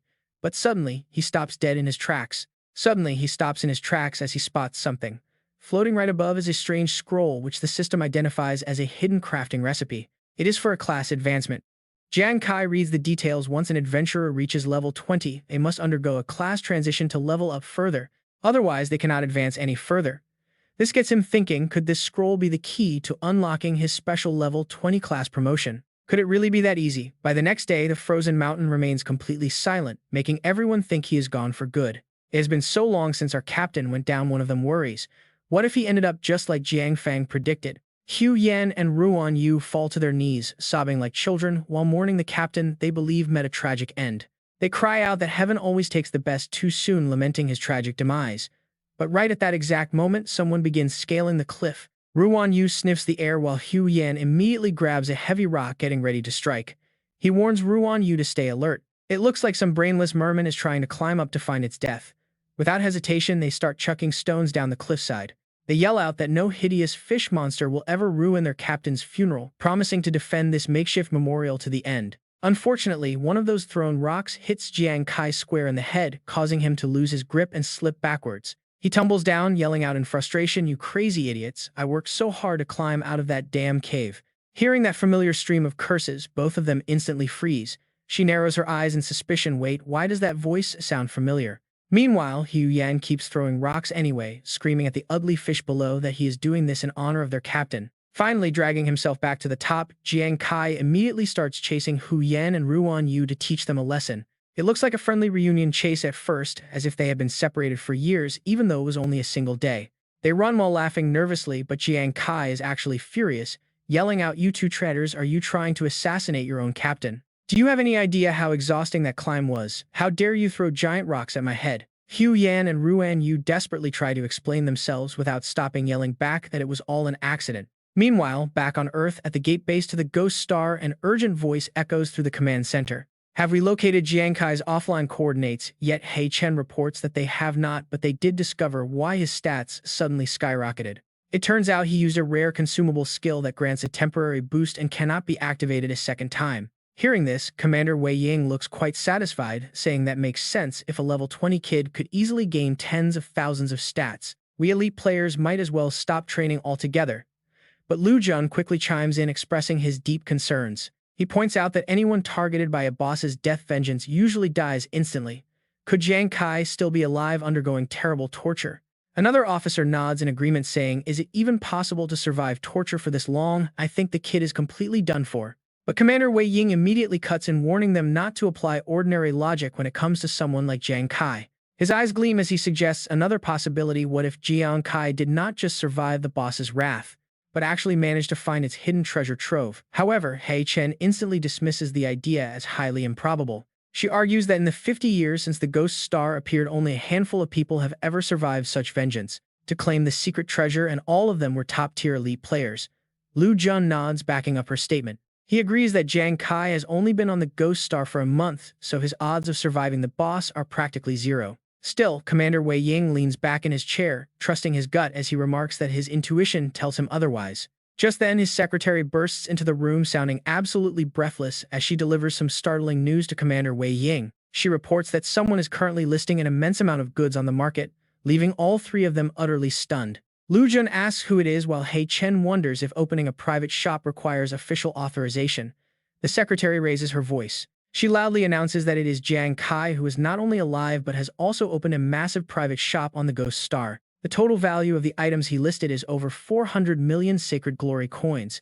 Hearing this, the officers cannot believe their ears. They pull up the system panel to verify. A few moments later, Lu Jun tracks down the user's shop and confirms it is real. The logs reveal that he just sold 1.8 kilograms of rare dark green ore in mere seconds worth 18 million Sacred Glory coins. He adds that 3 kilograms of a special-grade black and white iron crystal were also sold for an astronomical sum. Hearing this, He Chen nearly panics 63 million for just that single sale. As they scroll down, Lu Jun is left utterly speechless. The listings include high-grade hardened iron stones, profound iron crystals, black profound iron crystals, obsidian fossils, and rare yellow pear wood logs. He shouts in shock, is the total value of these raw materials really over 100 million? Both of them feel as though they have been struck by lightning. Did this guy really pull off a 400 million coin sale? So that only means one thing. But Wei Ying just laughs, having already predicted this, saying he knew Jiang Kai would make it happen. He actually found the boss's secret treasure. That guy never disappoints. Right then, her eyes suddenly grow tense again. But Commander Wei, the Huang family suddenly reached out to you. Seems they want to discuss something. Is that so? He replies. He asks back the Huang family hours later at the Ghost Star Shengjiao trading post. Jiang Kai's yelling echoes through the air. Damn, there is just too much stuff here. I need to set up a private shop to sell all of this. Hu Yan follows laughing in excitement. Gigantic. Who else brings back so much loot that they have to sell it like this? Yet Jiang Kai is still complaining about his losses. They deducted so much money this time. It feels like a total rip-off. Hearing this, Ruan Yu cannot help but tease him. Is this what they call suffering from success? Jiang Kai laughs and agrees, saying he kept plenty of good stuff for them anyway. Now it is time to split the boss's drops. Hearing this, the two of them instantly light up with excitement. They ask if he is serious. He then pulls out the items one by one, handing Hu Yan a piece of mysterious ice jade. This jade carries a powerful freezing effect. Combine it with her rainmaking technique, and she can summon a massive blizzard. Jiang Kai then turns to his other teammate, handing Ruan Yu a shield that can temporarily freeze their opponents. Upon impact, the shield applies crowd control to enemies. Next, he pulls out a stack of papers and mentions there is more. Aside from equipment, he has some eternal pages that can upgrade skills. Jiang Kai then explains how this system works. There are 2 ways to raise skill levels for any class.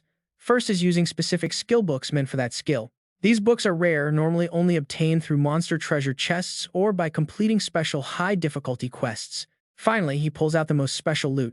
It is a universal skill upgrade item found in the boss's treasure chest. It belonged to the Merman Lord. This item can boost any skill level. Jiang Kai reminds them these eternal pages are priceless. These pages are highly sought after but rarely seen on the market. Once they hit the exchange, they sell out instantly. A single page can easily cost 500,000 Saint Radiance coins. He has clearly done a lot of research on this. The number of eternal pages required depends entirely on the skill's power. For example, high-tier combat skills need a lot more. Upgrading advanced abilities directly tied to combat will cost a fortune in pages. Hearing this, his 2 friends are left speechless. Their eyes are wide with shock. Jiang Kai hands them the eternal pages, telling them to keep these valuable treasures for now. In their eyes, Jiang Kai suddenly looks like a filthy rich tycoon. He happily tells his friends to accept the generous gifts. Overwhelmed with gratitude, both of them immediately run over and wrap him in a massive hug, crying out his name. They sob about how incredibly generous he is. They promise to pray for his happiness and bless him every single day. They even joke that his soul will go straight to heaven. But right in the busy street, Jiang Kai is highly embarrassed. He curses as they cling tightly to his legs, shouting at them to let go before they make a scene.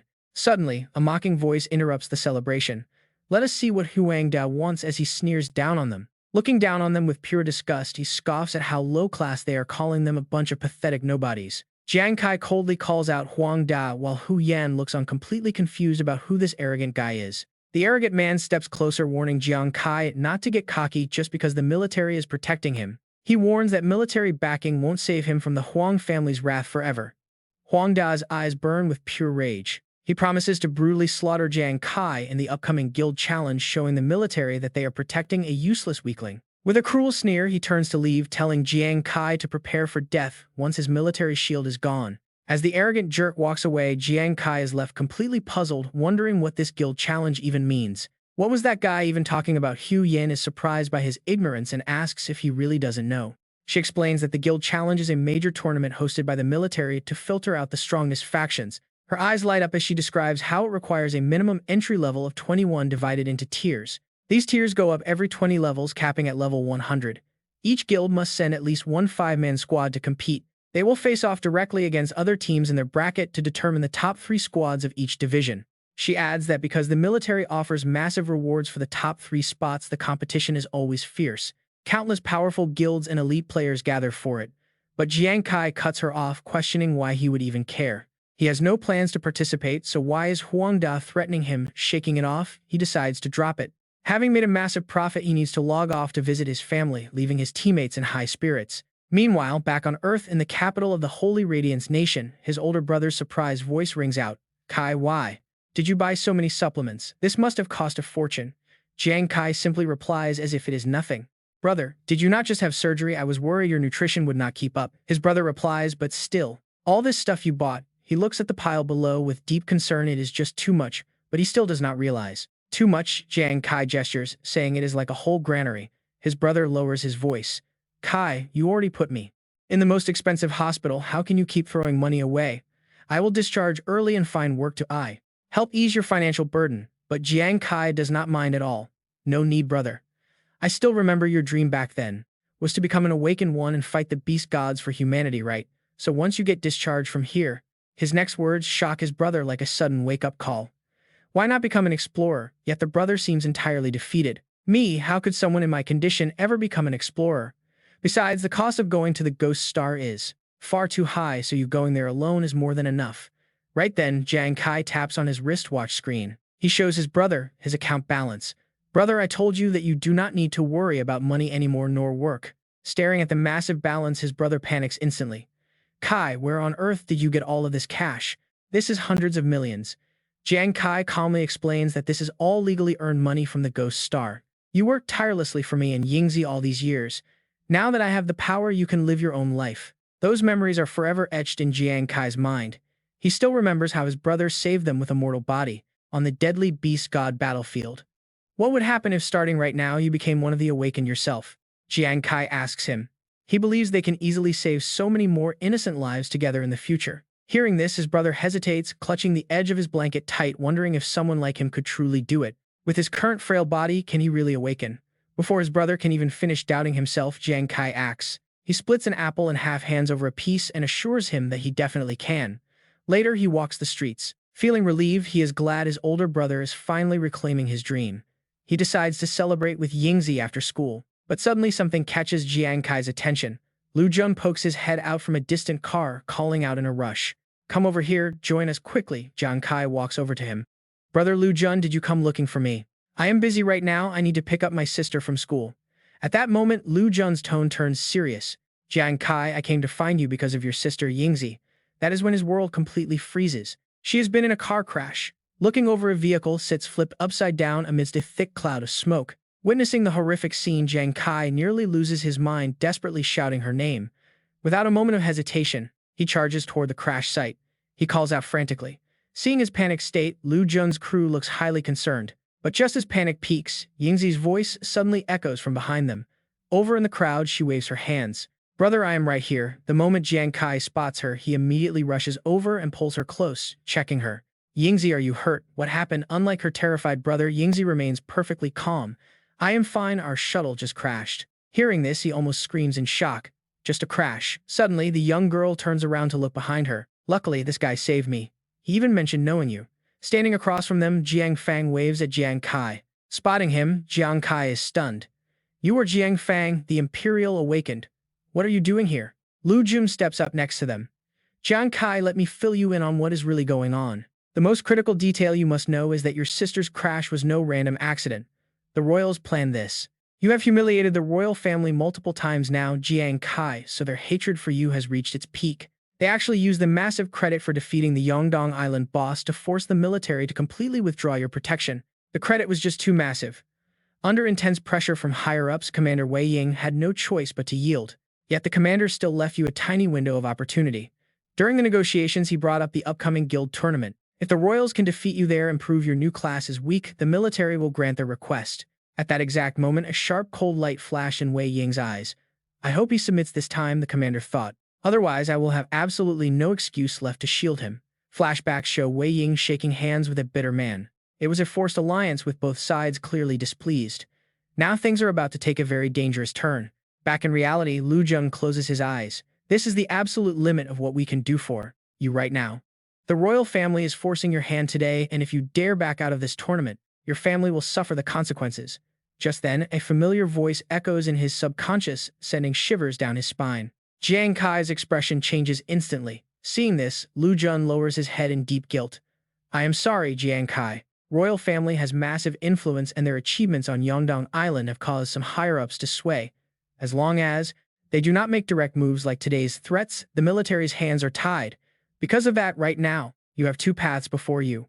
One is accepting the risky wager and the other is enlisting immediately to receive official protection.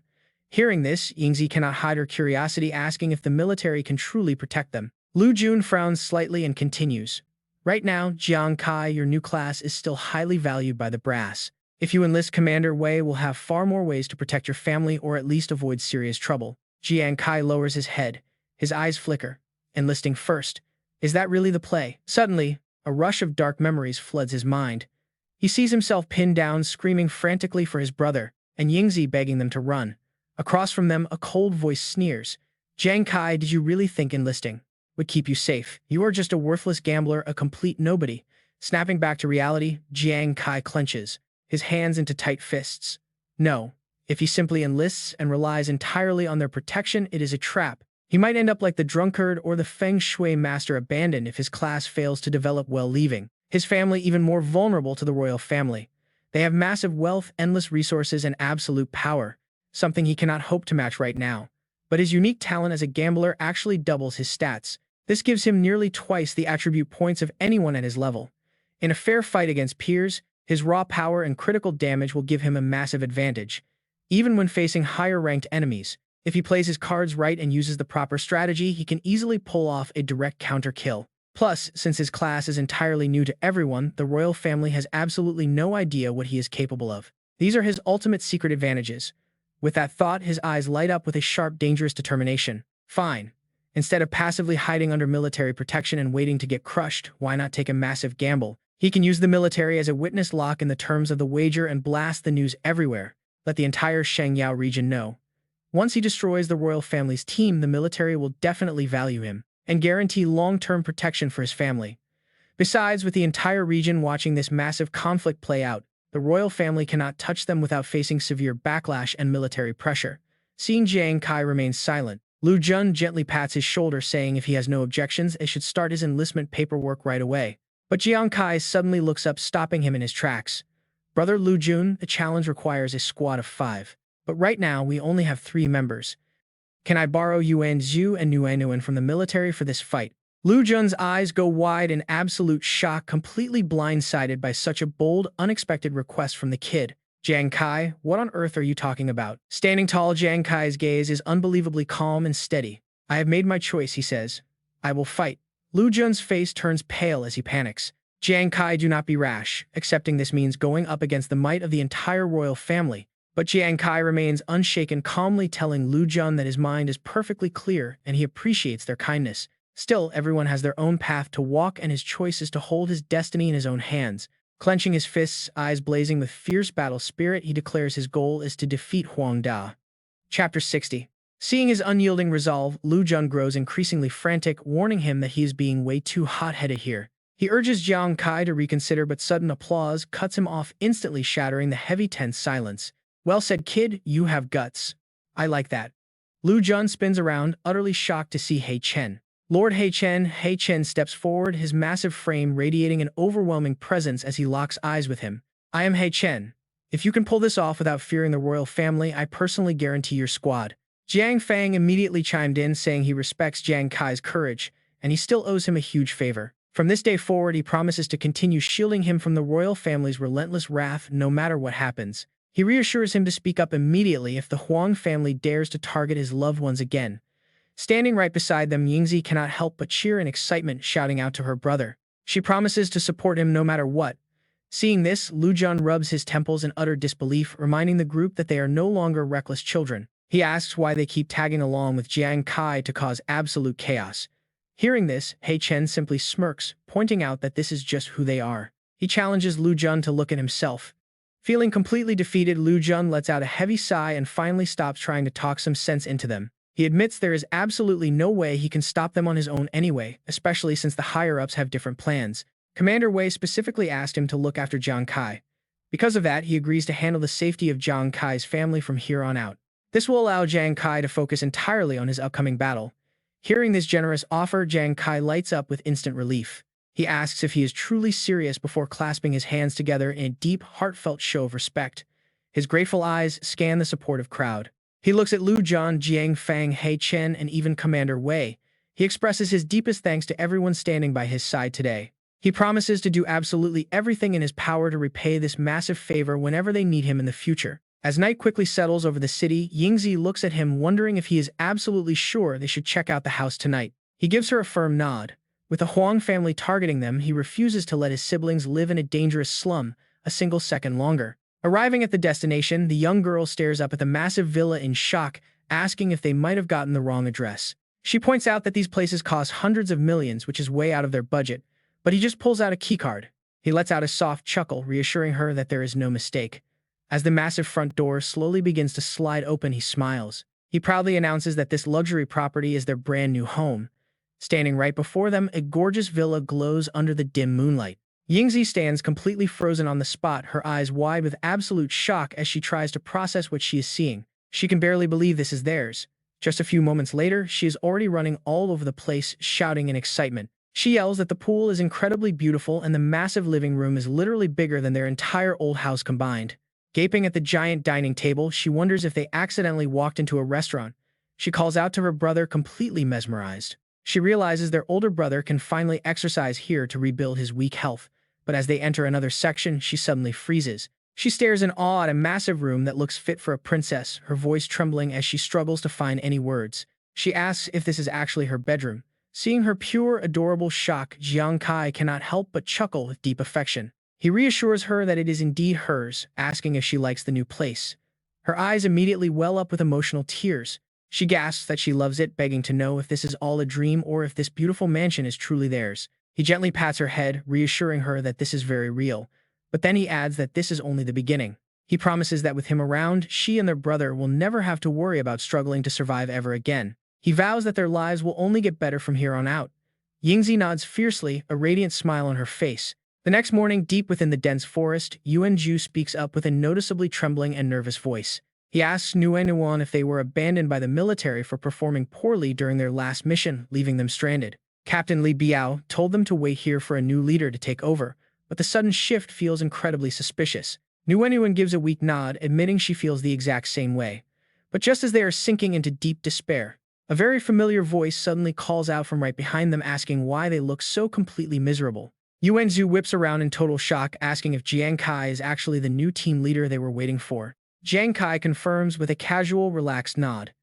This revelation leaves Yuan Zhu even more confused about what is happening. He demands to know what on earth is going on. Intrigued, Nguyen chimes in to ask if he has finally joined the military. Jiang Kai immediately shakes his head, shutting down their theory. He clarifies that he has not enlisted in the army at all. Instead, he has temporarily borrowed the two of them for a month to work together on an upcoming guild challenge. He explains that the Huang family is pressuring the military with their influence, constantly plotting to take him down. They even went as far as threatening his sister Yingzi. To protect them, Commander Wei made a massive bet with the enemy. Everything rides on this guild challenge. If he wins, the Huang family will finally back off and leave them alone for good. A fierce determination burns in his eyes as he vows to shut them up once and for all. He asks if they will help. Hearing that little Yingzi is in danger, Yuan Zhu instantly flies into a rage, cursing out the shameless Huang family. He yells that he practically watched the girl grow up and will not let anyone hurt her. Nguyen is equally furious. She calls their behavior absolutely despicable before hesitantly asking if he is truly sure about this risky plan. Jiang Kai frowns slightly, asking what is going on. Yuan Zhu begins to explain the military's complex internal system. After joining, new recruits must go through a sophisticated evaluation process that constantly ranks them from weak to strong. They are sorted from weak to strong based on combat performance, ranging all the way from E rank to S rank. The military constantly reevaluates them. If a newcomer remains stuck at E rank for 6 consecutive months, they are abandoned. Anyone failing is immediately abandoned. In the initial rankings, Nuan managed to get C tier, but Yuanzhu was so terrified he ranked dead last. He ended up with an E rank. Yuanzhu pauses looking up at Jiang Kai, admitting he fears dragging him down. Nuan nods in agreement. Jiang Kai looks at them both and laughs, reassuring them that it is totally fine. They will be teammates for a month, and once the guild challenge ends, they can return for a re-evaluation. By then, Jiang Kai promises to boost their ratings to at least A tier. Yuanzhu and Nuan are completely stunned. Yuanzhu worriedly asks if he is actually sure, since they both just left the newbie zone not long ago. Can he really carry them? Nuan hesitantly adds that standard captains are usually level 15 or higher. She asks if Jiang Kai is even level 15. Suddenly, Hu Yan appears with a smile, asking what level 15 even is. Their captain is already level 20 and actively planning his class promotion. Ruan nods in agreement beside her. Seeing them frozen in shock, Jiang Kai remembers an important task and realizes he should introduce the new teammates. He introduces Hu Yan, a fate master by profession, who steps forward with a warm and energetic smile. Hu Yan happily steps forward and greets them, saying she has already heard so many great things about them both. Jiang Kai introduces Ruan Yu, a drunken spirit class user. Ruan Yu quickly steps forward to introduce himself with a smile. He warmly welcomes them, prompting both Yuanzhu and Nuan to quickly bow and return the polite greeting. But suddenly the reality of the situation sinks in and their expressions freeze. Yuanzhu and Nuan stare at Jiang Kai. They look at him like he is an absolute monster, shocked that he is level 20 while they are only level 9. Jiang Kai remains incredibly calm. He tells them this level is nothing and his next objective is even crazier. He wants to get them both to level 20 before the challenge begins, making those royal lapdogs easy to handle. Yuanzhu gapes in absolute disbelief, questioning if he actually just heard their captain say they can reach level 20. Nuan gazes at Jiang Kai with absolute trust, saying he would be a literal god if he pulls this off. Hu Yan leans in with a confident smirk, fully believing in her captain's ability to pull off the impossible. Nuan smiles, then suggests they should officially come up with a cool name for their newly formed squad. Jiang Kai thoroughly agrees with her suggestion and asks the rest of the team if they have any ideas. Ruan Yu immediately pitches a name, proposing they call themselves the Fire God Squad to show their burning passion. It symbolizes the 5 of them unleashing absolute firepower. Jiang Kai nods with a highly satisfied grin of approval. He tells them to rest up tonight because the Fire God Squad will head straight into monster territory very soon. The other 4 shout in unison, their eyes burning with intense determination as they prepare for the journey ahead. They bid Jiang Kai farewell. Left alone, his mind drifts back to their intense newbie trials hours ago. Deep in the trial zone, noticing Yuanzhu looking incredibly anxious, Jiang Kai had tried his best to comfort him. He reassured his friend that they would soon reach St. Shine City before heading right back to Ghost Star. Yuanzhu kept his head low, murmuring that he is not nervous but rather feeling quite hopeless. He feels like he might never be able to unlock his professional class talent, which is known as the Warrior Heart. Jiang Kai looks at him in complete confusion, reminding him that he has fought exceptionally well over the past 2 days. He has consistently protected everyone. Yuanzhu keeps his head lowered, his voice filled with a deep, crushing helplessness. While he fights hard to protect his friends, a lingering, paralyzing fear remains buried deep inside his own heart. He merely suppresses this terror because he is so deeply worried about his friends getting hurt in the heat of battle. To truly awaken the warrior heart, one must possess absolutely zero fear, believing they are a completely invincible warrior. He admits he simply cannot do it. Jiang Kai stares at him, analyzing the situation in his mind. Jiang Kai stares intently at Yuanzhu as rapid analytical thoughts instantly flash through his mind. He knows the Warrior Heart talent grants massive stat boosts during any promotion or level up. Besides, the Warrior Heart can even grant additional combat effects, including shield penetration, stun, and heavy knockback. A sword chi slash in battle is indeed a top-tier talent, but the extra effect of this attack changes, based on the strength of courage and confidence. Right now, Yuanzhu's self-belief is pretty low, so he can only trigger a knockback effect when slammed to the ground.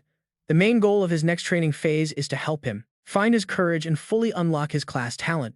Back in reality, Jiang Kai stares at the pile of documents in front of him, telling himself he must also seize this exact opportunity to boost his own strength. He gave Hu Yan and Ruan Yu 55 eternal pages, leaving 50 more to upgrade his Ghost Hand card throw and Focused Demon Eye. Without wasting any time, Jiang Kai orders the system AI to upgrade both skills. Instantly, a massive stream of data flashes before his eyes, with lines of text shifting rapidly as the process begins. He smiles with satisfaction. This is great. With the Ghost Hand card throw upgraded, things are looking up. Throwing items now grants a 10% armor penetration boost, and using actual cards increases that penetration by a massive 50%. The energy consumption also goes up by 10%, but that is totally acceptable. Suddenly, a new notification pops up on the system screen, catching him off guard. Jiang Kai frowns at the text with growing curiosity. He gets the gambler's time bonus, boosting his hand speed by a whopping 100%. Talk about a crazy speed upgrade. That basically doubles his attack speed, right? His eyes lock onto the glowing screen as he immediately turns his attention to the focused demon eye with high anticipation. And yes, that skill has successfully upgraded as well. Sure enough, his visual range and tracking ability are much better now, though the mental cost also went up. He asks the AI if this skill unlocked an extra state too. The system quickly replies that a gambler needs more than just fast hands. They must confuse opponents so they cannot read the cards hidden in their eyes. This triggers the cheat state, disrupting the opponent's judgment through eye contact based on the difference in mental power. If the opponent's mental strength is vastly superior to the gambler's, then the overall effect drops to zero, but it won't backfire. It lasts 10 seconds, consumes 240% more energy, and has a 60-minute cooldown. No matter how strong the enemy's mental power is, you can still somehow influence them. The stronger they are, the weaker the effect gets, sometimes to the point of being completely ignored. But even with a huge power gap, there is absolutely zero risk of a reverse backlash. Hearing this, Jiang Kai is incredibly satisfied. Even though this tricky skill is less effective against high-level bosses, it is still extremely useful. He really cannot wait to test out these two newly unlocked abilities. Before he knows it, 2 days pass. Out in a desolate mountain range, after trekking through the dangerous wilderness for nearly a full day, Jiang Kai stops. He announces to the group that they have finally arrived at the boundary between King's Valley and Taping Mountain Road. Looking ahead, this is the territory of the armored lizard dragons.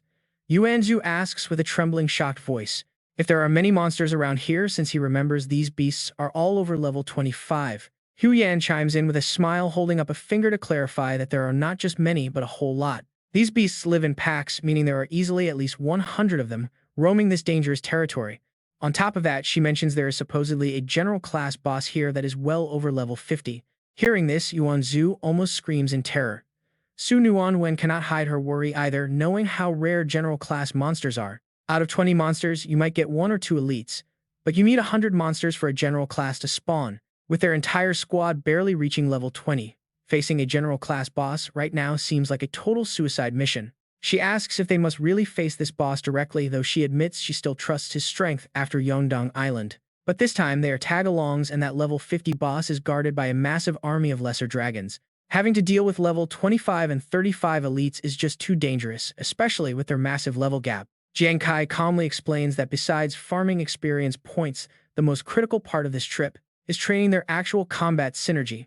Fighting easy battles without any real challenge will never help them grow as a unit. Only danger can truly unlock their hidden potential. Real life or death combat is the only way to quickly grow stronger.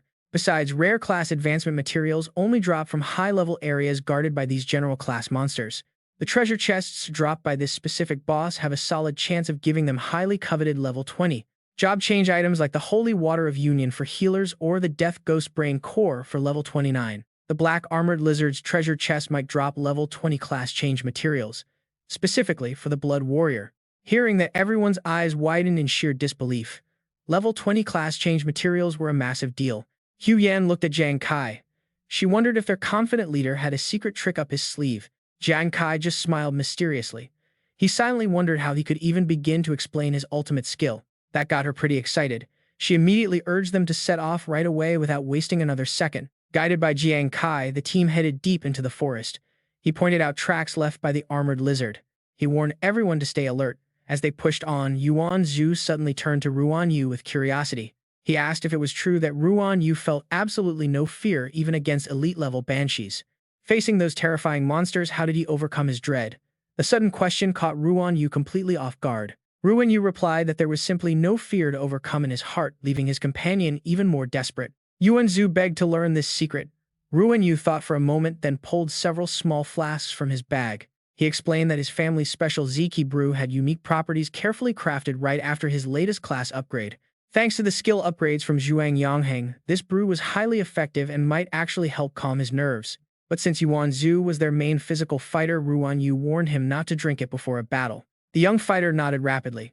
But right then, Jiang Kai's expression completely changed as he spotted something. He leaped straight into the air and shouted a warning that something was hiding right beneath the rocks ahead. Before they could scatter, a deafening roar shook the ground as the massive armored lizard burst out from the dirt. Jiang Kai landed gracefully, but as he looked up, the raging beast was already charging straight toward him. Nue and Hu Yan let out terrified screams, while Ruan Yu watched in absolute horror as the monster charged. They screamed for their captain to be careful even as sharp claws suddenly manifested on Jiang Kai's hands. But Jiang Kai hesitated. He realized that Yuan Zhu's cowardice was the only thing holding back his locked profession talent. This dangerous encounter was the perfect training ground, especially since this was just a common-grade armored lizard. As a level 9 fighter, Yuan Zhu might struggle against it, but he certainly wouldn't get killed that easily. While the beast charged, Jiang Kai calmly calculated. He knew he could always use void form to phase through attacks. If he pushed his companion to the absolute limit just once, and trust me, this was a massive gamble, it might work. He needed to show him that he wasn't weak, even as Hu Yan frantically begged their captain to strike back. The situation looked incredibly grim, but suddenly Yuan Zhu snapped and charged straight ahead without a single ounce of hesitation. He let out a battle cry that shook the air, yelling that he was coming to save his captain. He slammed directly into the massive beast, leaving the rest of the party absolutely stunned by his sudden courage. Jiang Kai smirked at the brave display, but the furious monster immediately locked its glowing red eyes onto Yuan Zhu. The beast lunged forward, sending a wave of panic through Yuan Zhu as he begged for someone to save him. A sudden explosion rang out, engulfing the beast in flames as Jiang Kai shouted that he had exposed its weak spot. He urged Yuan Zhu to finish it off while its vulnerable soft underbelly was completely exposed to their attacks. The wounded beast thrashed wildly. Despite his overwhelming terror, the young warrior forced his trembling hands to grip his weapon. Steeling his resolve, he channeled all his remaining strength into the blade and plunged it deep into the monster. Silence fell until the frantic voices of his teammates echoed around him, telling him to open his eyes. The danger had passed, and as the terrified warrior slowly peeked open his eyes, he saw the giant monster lying dead. He stared blankly at the massive corpse, completely stunned that the fearsome armored lizard was actually dead. He let out a breathless curse and asked Jiang Kai why on earth he had just stood there like a statue. If he had been even a second slower, his captain would have been torn to shreds by those fangs. Jiang Kai played along, teasingly reminding him that since Yuan Zhu promised to protect him, he couldn't let him get eaten. The young warrior muttered that he was notoriously cowardly, but before he could complain, Nguyen happily bounced over. She clapped her hands excitedly, praising him for showing the kind of bravery he never displayed back in Li Biao's squad. Hu Yan agreed, admitting she had absolutely no idea his ground-shaking shockwave skill was actually that powerful. Hearing their praise, Yuan Zhu let out a hearty laugh, jokingly claiming he was only the third strongest fighter around. He is indeed a true martial artist. After a quick break, Jiang Kai signals that it is time to move on. They are hunting the general tier, iron-armored lizard. Yuan Zhu quickly collects the corpse card as they head toward the towering mountains. Suddenly, dozens of lizards appear. Jiang Kai immediately issues a warning, pointing toward 3 iron-armored beasts resting in the distance. Those elite-class monsters are likely guarding the general tier boss. The stone structures here provide too much cover for comfort. With so many blind spots around these 3 elite lizards, there is a high chance of an ambush. Talk about a tense situation. We must stay alert. Jiang Kai falls silent, thinking back. Previously, he relied on a single-use skill to survive. That is how he wiped out the elite mermen on Yongdong Island. This time, they must proceed with absolute caution. Once the strategy is set, Jiang Kai turns to Hu Yan. He needs her to call down rain to mask their scent. This will stop the iron-armored lizards from tracking them. He asks if she can keep the storm active for 10 minutes. She nods with absolute confidence. Her rain skill is newly upgraded, and her intense training on Yongdong Island has made her stronger. Keeping it up for 10 minutes will be easy. Hearing this, Jiang Kai quickly coordinates the rest of the team. He lays out the plan. Hu Yan will bring the rain, Nguyen gets her poisons ready, and they prepare for combat. Ruan Yu will guard the casters. The moment the storm breaks, Yuan Zhu is to charge into the stone forest with him. He does not need to deal damage, just use his earth-shattering trample to crowd control and delay the enemies. Jiang Kai will handle the rest. Yuan Zhu quickly agrees. Moments later, lightning strikes as dark clouds roll across the sky. A massive downpour begins to flood the area. Seeing their perfect window of opportunity, Jiang Kai issues the command to advance. He tells Yuan Zhu to strike now. Inside a dark cave, dozens of glowing red eyes lock onto their positions. The monstrous lizards begin crawling out of the shadows. Jiang Kai yells out there are far more than they expected. He calls for backup. Yuan Zhu drops low with a look of disgust, cursing the repulsive creatures as they swarm forward. A bright pillar of light crashes down onto the pack. As Jiang Kai advances, his system notifications begin to flash. His attack speed is boosted by 100% for 10 minutes. It is time to test this power in battle. His eyes burn with determination. With a quick command, Yuan Zhu triggers his earth-shattering trample, launching a blinding shockwave forward. The impact launches the massive beasts high into the air. A deafening explosion echoes violently through the stone forest. The monsters are instantly consumed by roaring flames. Dozens of system notifications flood Jiang Kai's vision. Now, this is how you level up. Hu Yan cheers in absolute excitement. Jiang Kai's daggers seem endless. Ruan Yu clenches her fists in total awe. She mentions how incredibly powerful their combined attack is. Even Nguyen cannot help but nod along in total agreement. The lizards have incredibly thick armor. Under normal circumstances, unless they expose their soft bellies, they are nearly impossible to kill. Even Captain Li would find it hard to take one down with a single direct strike under normal circumstances. Yuan Zhu lands a heavy blow, driving his weapon deep into the monster. The system immediately registers the kill. A notification confirms the defeat of a level 35 elite lizard. Yuan Zhu looks at his stat board with excitement. He has finally reached level 10. Jiang Kai offers a proud smile, telling his friend he knew he could do it. Hu Yan is thrilled by their teamwork, saying it gives her immense confidence in the future of the Fire God squad. Ruan Yu agrees completely. Nguyen Yuan is left wide-eyed with shock. After all, they have barely been out for an hour. Yet Yuan Zhu has already jumped from level 9 to level 10. She looks at them both with deep admiration. She knew they were strong, but this leveling speed is unreal. Nguyen Yuan silently resolves to become just as powerful. Jiang Kai catches her looking and offers a warm smile. He notes that the elite treasure must be hidden nearby. It is likely tucked away in one of these stone crevices. He calls Nguyen Yuan over to help search. She eagerly joins the search. Soon they arrive at the edge of the stone forest, ready for the next phase. The general tier boss is definitely hiding inside. Yuan Zhu asks Jiang Kai if he needs to take a rest. The recent battle must have drained a lot of his energy. Jiang Kai nods, admitting he is tired. However, he can still push forward.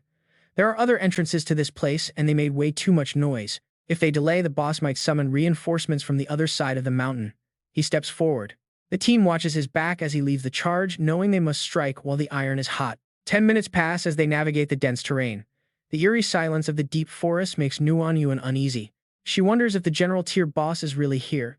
Jiang Kai quietly activates his ghost eye skill to search. He scans the stone face, searching for clues but finds absolutely nothing. He alertly watches his surroundings, sensing danger. Something is off, and it is not just paranoia. The very ground they stand on feels dangerous. Could he have guessed wrong? Suddenly, Yuan Zhu shivers and hugs himself. Ruan Yu watches him anxiously, asking if he is feeling cold. Yuan Zhu explains that as he walks around, goosebumps keep breaking out on his skin. Behind them, Hu Yan chuckles. He jokes that Yuan Zhu is just letting stress get to him. The group quietly continues past the massive boulders. But Jiang Kai's eyes suddenly sharpen. He realizes this is not just stress. Their current position is definitely the problem. Tensing up, he enters a defensive stance and shouts a warning to Zhu Hu Yan and Ruan Yu to freeze. The three turn back, utterly confused. Suddenly, the rocky ceiling above them swings a massive heavy tail. It crashes down toward them, sending the group scattering in absolute panic as a massive beast reveals itself. It is a level 58 scaled commander lizard dragon. Yuan Zhu catches his breath, terrified by how close he came to dying. The monster's skin looks exactly like the surrounding stone, making it the perfect camouflage. Hu Yan squeezes his eyes shut, agreeing. That was way too close. Jiang Kai's claws flash with light as he charges forward, shouting for info. He yells for Nguyen Yuan to get the data. She quickly opens her system, acknowledging his shout as a warning screen pops up. It is a level 58 scaled commander lizard dragon, also called a white lizard, weighing over 2 tons. Yuan Zhu panics. Their very first commander tier opponent is a mutated variant, and they immediately begin attacking the beast. They unleash a barrage of attacks, but the dragon merely roars and strikes back. Suddenly, Yuan Zhu cheers in excitement. They finally land in a solid hit. Hu Yan rejoices, believing a critical strike of that scale must have done serious damage. 2 hits should have hurt it badly, but Jiang Kai quietly observes the beast, knowing mutated commanders are a different breed. Mutated variants yield much better loot and chest rewards, but their actual combat power is on a completely different level. They are far deadlier than standard commander beasts. Jiang Kai stares at the dark, imposing creature, assessing its terrifying defenses. The thick scales protecting this lizard dragon's back have over 35 defense points and are heavily reinforced. This thing is highly resistant to heat and corrosion, making its shell nearly impossible for them to easily penetrate. Even its chest is protected by a secondary scaled membrane, granting it 20 points of defense with similar resistances. The group's faces go completely pale at this news. It is practically a walking fortress, and they have barely scratched it. Nguyen keeps scanning the system, and what she finds is absolutely terrifying. Its size matches the dangerous records. Its mental energy ranges from 100 to 150, while its agility sits between 150 and 170. Her voice trembles as she reads its strength at 400 and its physical stat nearing 500. Suddenly, it charges. Jiang Kai looks up as the red warning screens flash.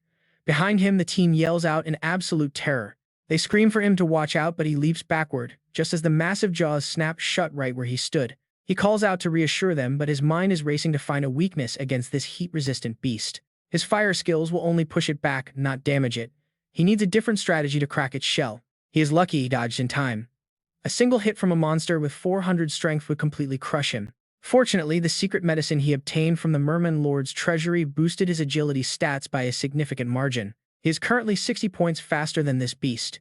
He narrows his eyes in determination, formulating a high-risk plan. If he plays it smart, he can draw its focus without getting hit, and maybe he can push his ally further. This is the perfect moment to trigger Zhu's class talent and unlock an extremely powerful armor-shredding effect. If his plan fails, he will keep baiting the armor-clad lizard dragon alone to let his team escape. The beast snaps its jaws open again, lunging forward with terrifying speed as Jiang Kai braces himself. But if this pays off, Zhu might finally awaken his true class potential and turn the tide of battle.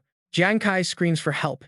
Hearing him, Yuan Zhu immediately roars back and charges straight into the fray. Yuan Zhu leaps from above, unleashing his ground-shattering stomp skill and crashing down right in front of the beast. But he quickly realizes his stun has no effect on the monster.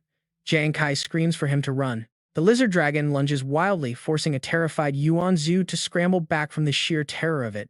Suddenly, sharp blades rain down on the beast, forcing it back as it howls in pain from the hits. Seizing the opening, Jiang Kai drags Yuan Zhu away, knowing the enraged armored beast will target them next. Yuan Zhu lured away first. Suddenly, someone dashed right past them.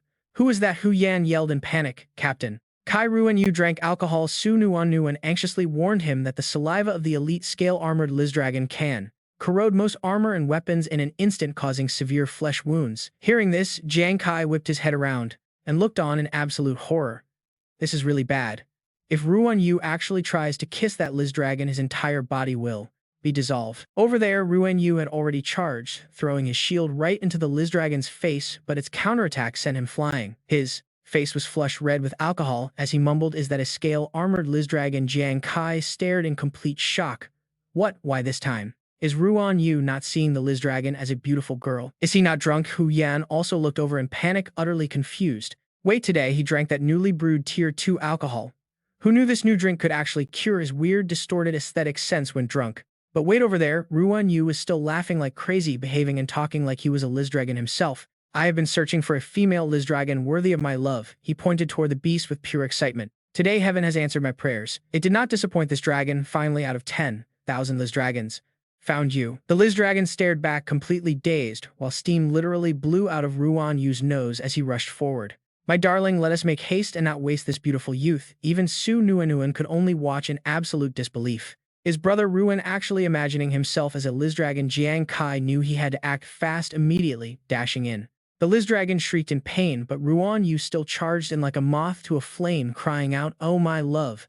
Behind him, Jiang Kai kept slashing with his daggers while Ruan Yu practically skipped forward, chanting, "Baby, no one can ever separate us again. Do not be shy, tonight will be our passionate night. Come on, the more you struggle, the more excited I get." Jiang Kai ducked down, looking up in sheer anxiety.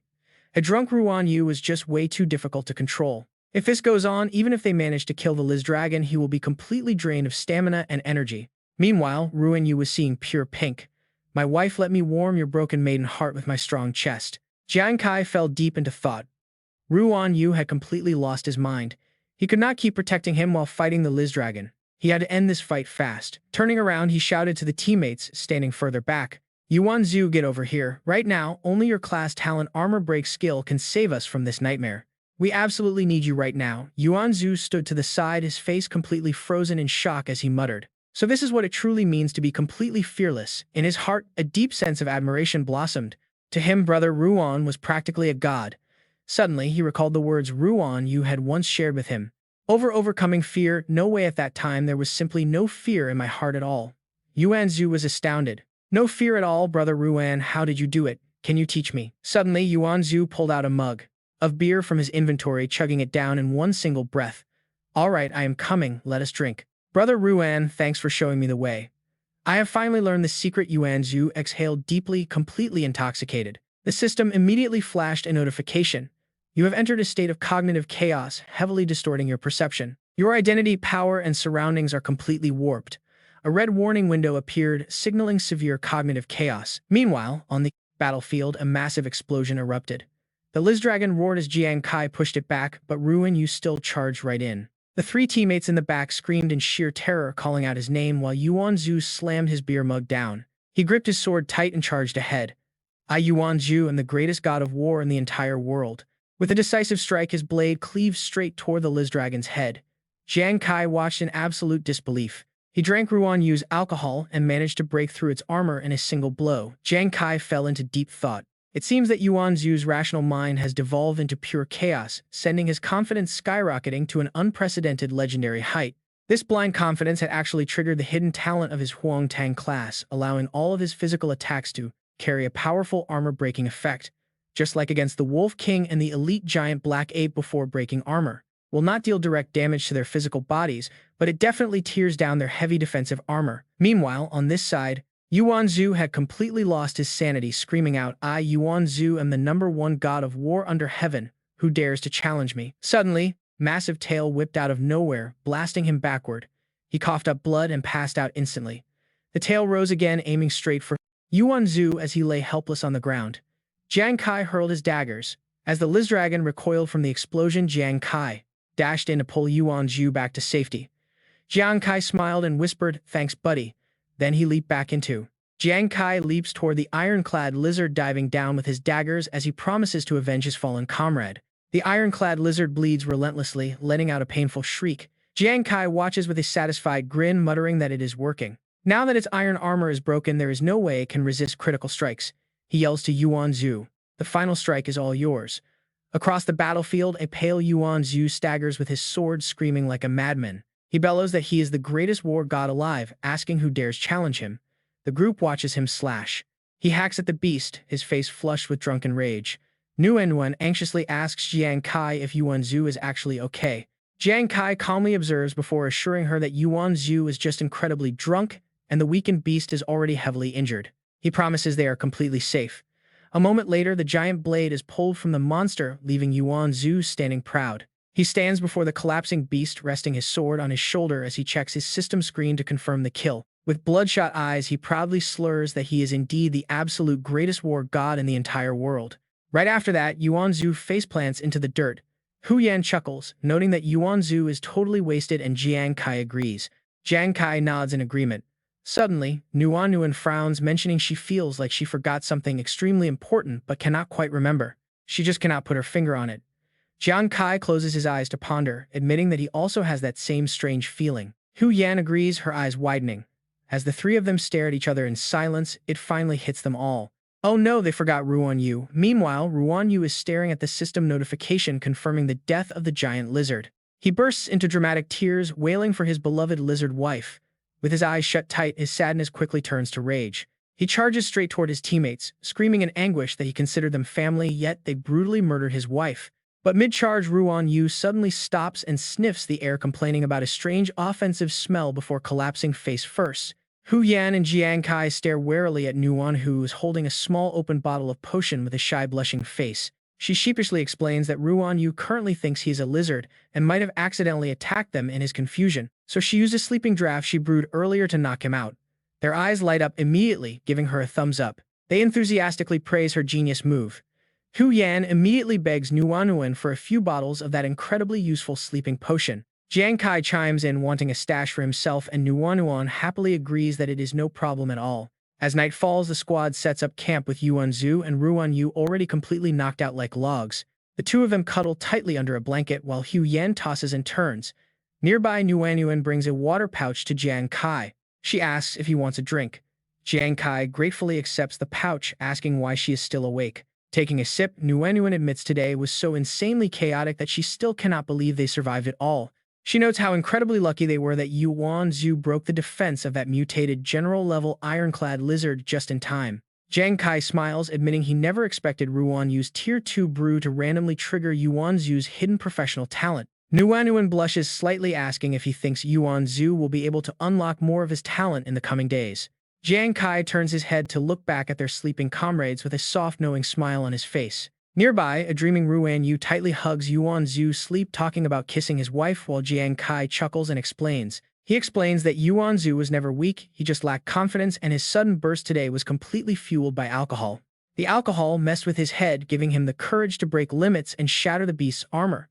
Suddenly, Yuan Zhu clenches, his fist in his sleep yelling that he is the ultimate war god, while Jiang Kai looks on with helpless amusement. He notes his friend still needs a lot of training to build real confidence, but Yuan eagerly agrees he can do it. The next morning, Yuan Zhu wakes up and shouts in disbelief after hearing about his own heroic deeds from the night before. Meanwhile, Ruan Yu sits in a corner deeply mourning his lost lizard love as Hu Yan watches him with a wry smile. She teases him, saying his performance as a love-struck lizard was honestly one of the most heroic things she has ever seen. Her eyes light up as she gives him a massive thumbs up, praising his bold attempt to romance a mutant monster. Sick to his stomach, Ruan Yu begs her to stop before they all turn their attention to a massive treasure chest nearby. The four gather around it and Jiang Kai declares that since everyone is assembled, it is finally time to claim their rewards.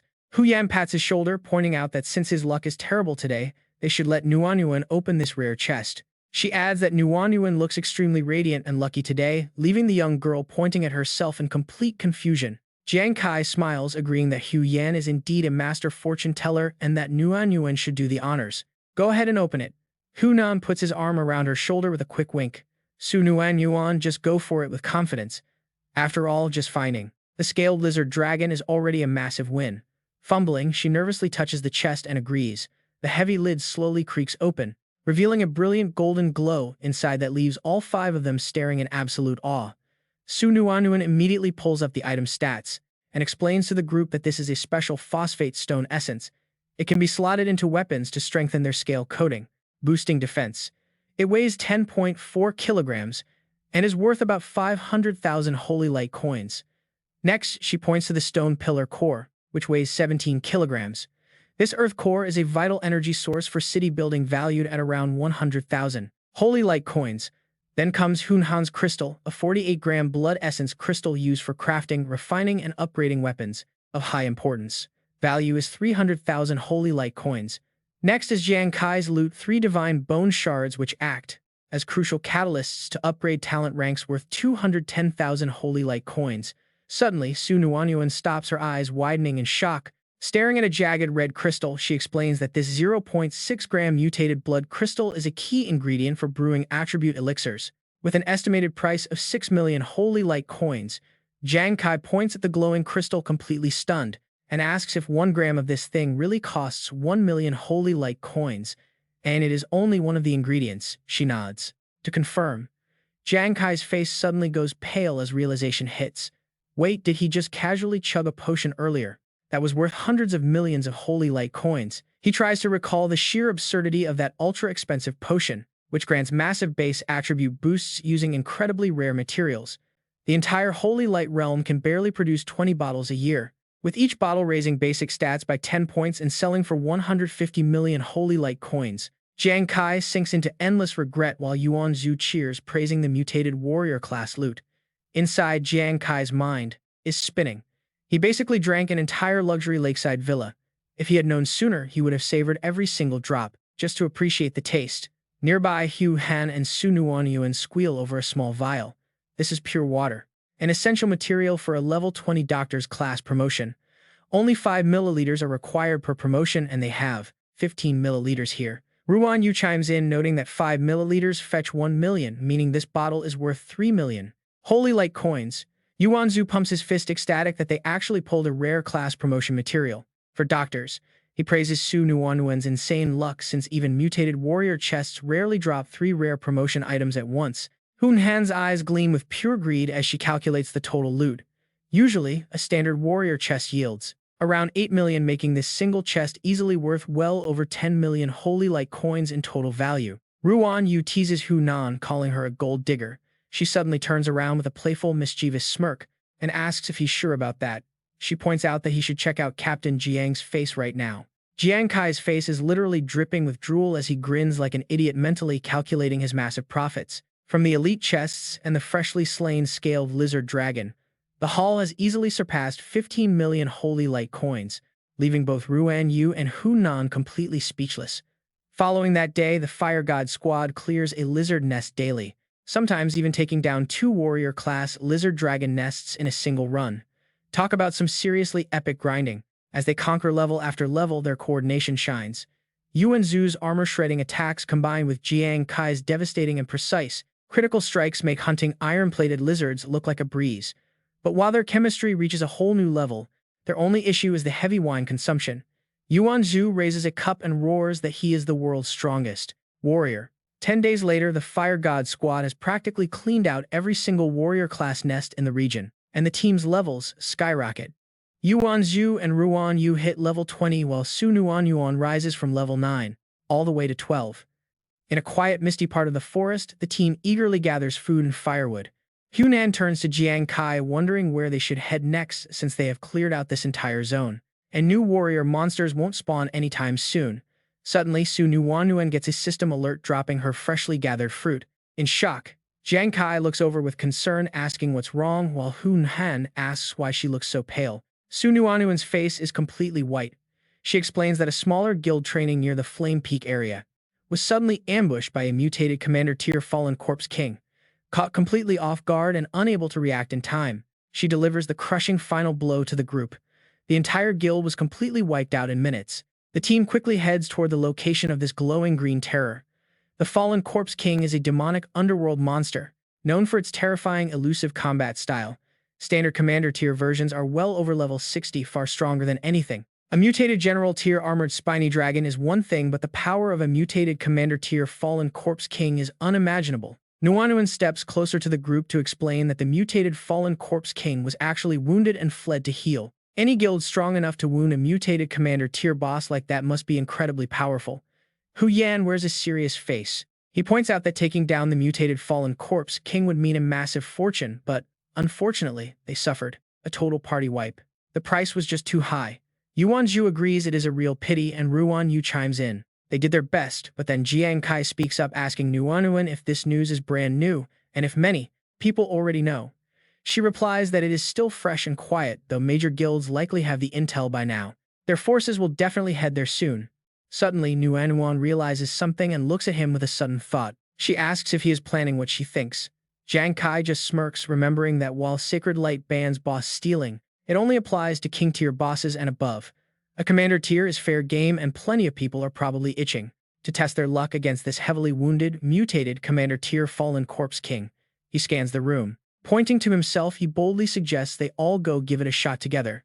Nuan instantly gets excited. She agrees, noting that their practice against the Spiny Dragon was a success, so even if they miss the boss, it will still be a great challenge. Ruan Yu is thrilled, admitting that without Captain Jiang Kai, they never could have beaten that scaled Spiny Dragon. Count him in. Nuan is also fully on board.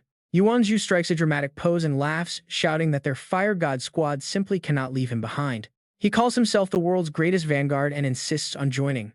Seeing their blazing enthusiasm, Jiang Kai smiles. He praises them, and they all lean in to hear his final declaration on their next target. They are hunting the mutated Fallen Corpse King.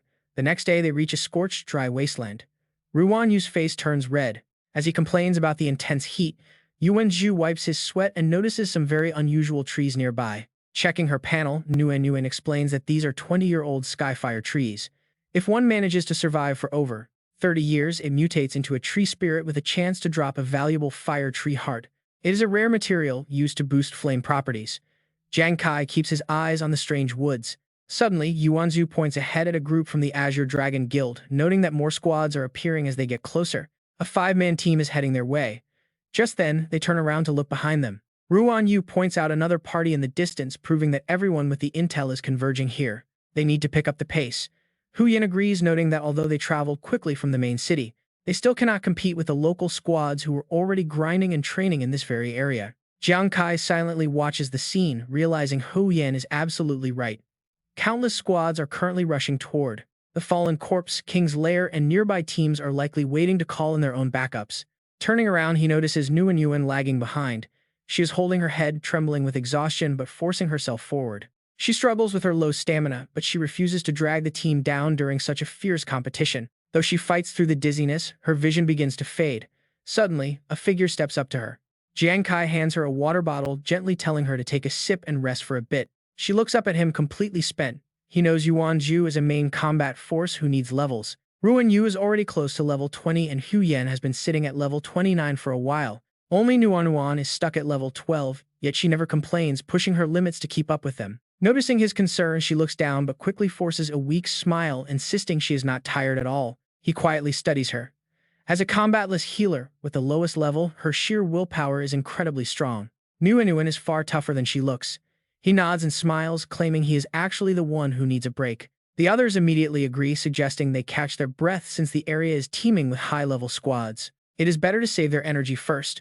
Nuan still feels a bit guilty, but Jiang Kai reassures her. The flame peak zone where the fallen corpse king is hiding covers a massive radius of several kilometers. His gaze remains resolute, explaining that most monsters in this region lack a strict sense of territory.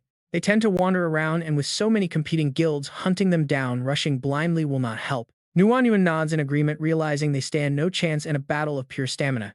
She asks Captain Kai, "What are your thoughts?" He replies with a serious look, suggesting they should pause and strategize first instead of rushing blindly into the search. What special advantage does our Fire God squad have over the other teams to find the fallen corpse king? Ruan Yu wonders, stroking his chin. Captain Kai makes a lot of sense. The search is full of top-tier experts, so how can our squad expect to find it first? Hu Yan and Yuan Ju nod in agreement. Behind them, Yuan breaks into a cold sweat of nervous anxiety. She is stumped. She wonders if they must rely on sheer luck, but Kai's eyes suddenly light up. Yuan Zhu eagerly suggests that Hu Yan should do a quick divination reading to see if they can locate the fallen corpse king. She looks completely put on the spot. No way she can predict that. But Kai disagrees. Luck is everything here. He excitedly points out that their squad has one massive secret weapon that the other teams do not, and that weapon is Hu Yan. Startled, Hu Yan asks if the captain seriously wants her to cast a fortune or summon rain. He smiles and explains his logic. He reminds her that before she became a fortune teller, she was a feng shui master. Since the fallen corpse king is heavily injured, where would an underworld beast hide to recover? Hu Yan's eyes instantly spark. She already has the answer. She points to areas of heavy negative energy. Looking into the distance, Jiang Kai seriously explains that might not be it. Being wounded, the monster might not have the strength to reach the perfect hideout. They should scan areas with negative energy near Blazing Ridge. Once they narrow down those spots, they can filter them. Hu Yan slaps her hands together in realization, turning back to wink at the group. Confidently, she tells them that feng shui is her specialty. She urges everyone to rest while she calculates the beast's potential hiding spots. The team looks at her with hope, agreeing. Meanwhile, Jiang Kai quietly steps away to scan the horizon. Suddenly, a hand slaps his shoulder. Yuan Zhu scratches his head in embarrassment, laughing that he managed to startle his friend so easily. He asks what Kai is contemplating so deeply that he did not even notice someone sneaking right up to him. Kai shakes it off. Kai shrugs it off. He explains he was just thinking about Yuan unlocking her level 20 class materials. Even though Kai knows his own class change formula, he has absolutely no clue where to find the required components. Yuan Zhu gets excited. He eagerly presses Kai, asking what the materials are and if they are rare. Kai falls into deep thought, looking troubled. He admits they are not necessarily rare, but rather so bizarre that he cannot even comprehend what they are supposed to be. He recalls the hidden formula book, explaining he found the special level 20 class change recipe in a secret dungeon on Yongdong Island. Right in the merman boss's lair, he managed to decode the mysterious runes on the scroll, revealing a set of highly cryptic instructions. It calls for sourceless water fire that burns from the void wind that stays perfectly still, shifting soil and ever-changing metal. Listening to this, Yuan Zhu is completely baffled, asking how water can have no source or how fire can burn out of nothing. He asks Kai if he is absolutely sure this is a legitimate class recipe and not just some bad riddle to trick him. Kai turns to him, confirming there is only one copy of this recipe, so it must be real, even if it makes 0 sense. Kai mentions he wondered if the sourceless water could refer to rain, but he has no clues about the remaining elements. Suddenly, a light bulb goes off in Yuan Zhu's head as he ponders the concept of fire burning from the void. He asks Kai if that void fire could be located at Blazing Ridge. Kai looks confused by the suggestion. Yuan Zhu explains that according to rumors, there are no actual flames at Blazing Ridge, yet the place is blisteringly hot. It acts almost like a giant natural furnace, which sounds like fire from nothing. Hearing this, Kai strokes his chin, considering it. It actually makes sense. Suddenly, a smug voice cuts through the air, making them both turn around. Fei Xiang and his squad stand there, mocking Kai as a lucky street dog who got a bit too big for his boots. Yuan Zhu leans in and whispers, asking Kai why these tough-looking guys seem to have a major grudge against him. Kai looks at the hostile group and mutters that they have never met, but judging by their arrogant attitudes, they are likely royals. Yuan Zhu is furious. Hearing they are with the royal guild, he instantly wants to teach them a lesson. The smug group continues to glare at them aggressively, waiting for a reaction. Kai, however, keeps his cool and stops his friend. He warns Yuan Zhu to hold back, noting their levels are high and their current priority is hunting the fallen Corpse King. Starting a senseless fight right now is a bad idea. Stepping forward, Kai calmly asks what they want from him. Fei Xiang steps up, pointing out that Kai previously wiped out members of their 5th Falcon Squad during the Merman raid. He accuses Kai of launching a cowardly sneak attack during the hunt, killing young Master Huang while they were busy fighting. Fei Xiang glares at him with absolute fury. Kai has serious nerve and he is about to regret it. Are you begging for death? From behind, Yuan Zhu calls them out with pure contempt. Jiang Kai never even launched a sneak attack on Huang Wei. Instead, it was Huang Wei who brought 4 lackeys only to get completely wiped out by Jiang Kai. Clean wiped. Hearing this, Qingyi glares in sheer anger and cracks her whip, shouting that their captain is speaking. To Jiang Kai, so how dare a dog like you bark? He reacts in a flash, immediately stepping in to block the incoming stone. She glares and snaps at him, but Jiang Kai merely stares back with cold hostility.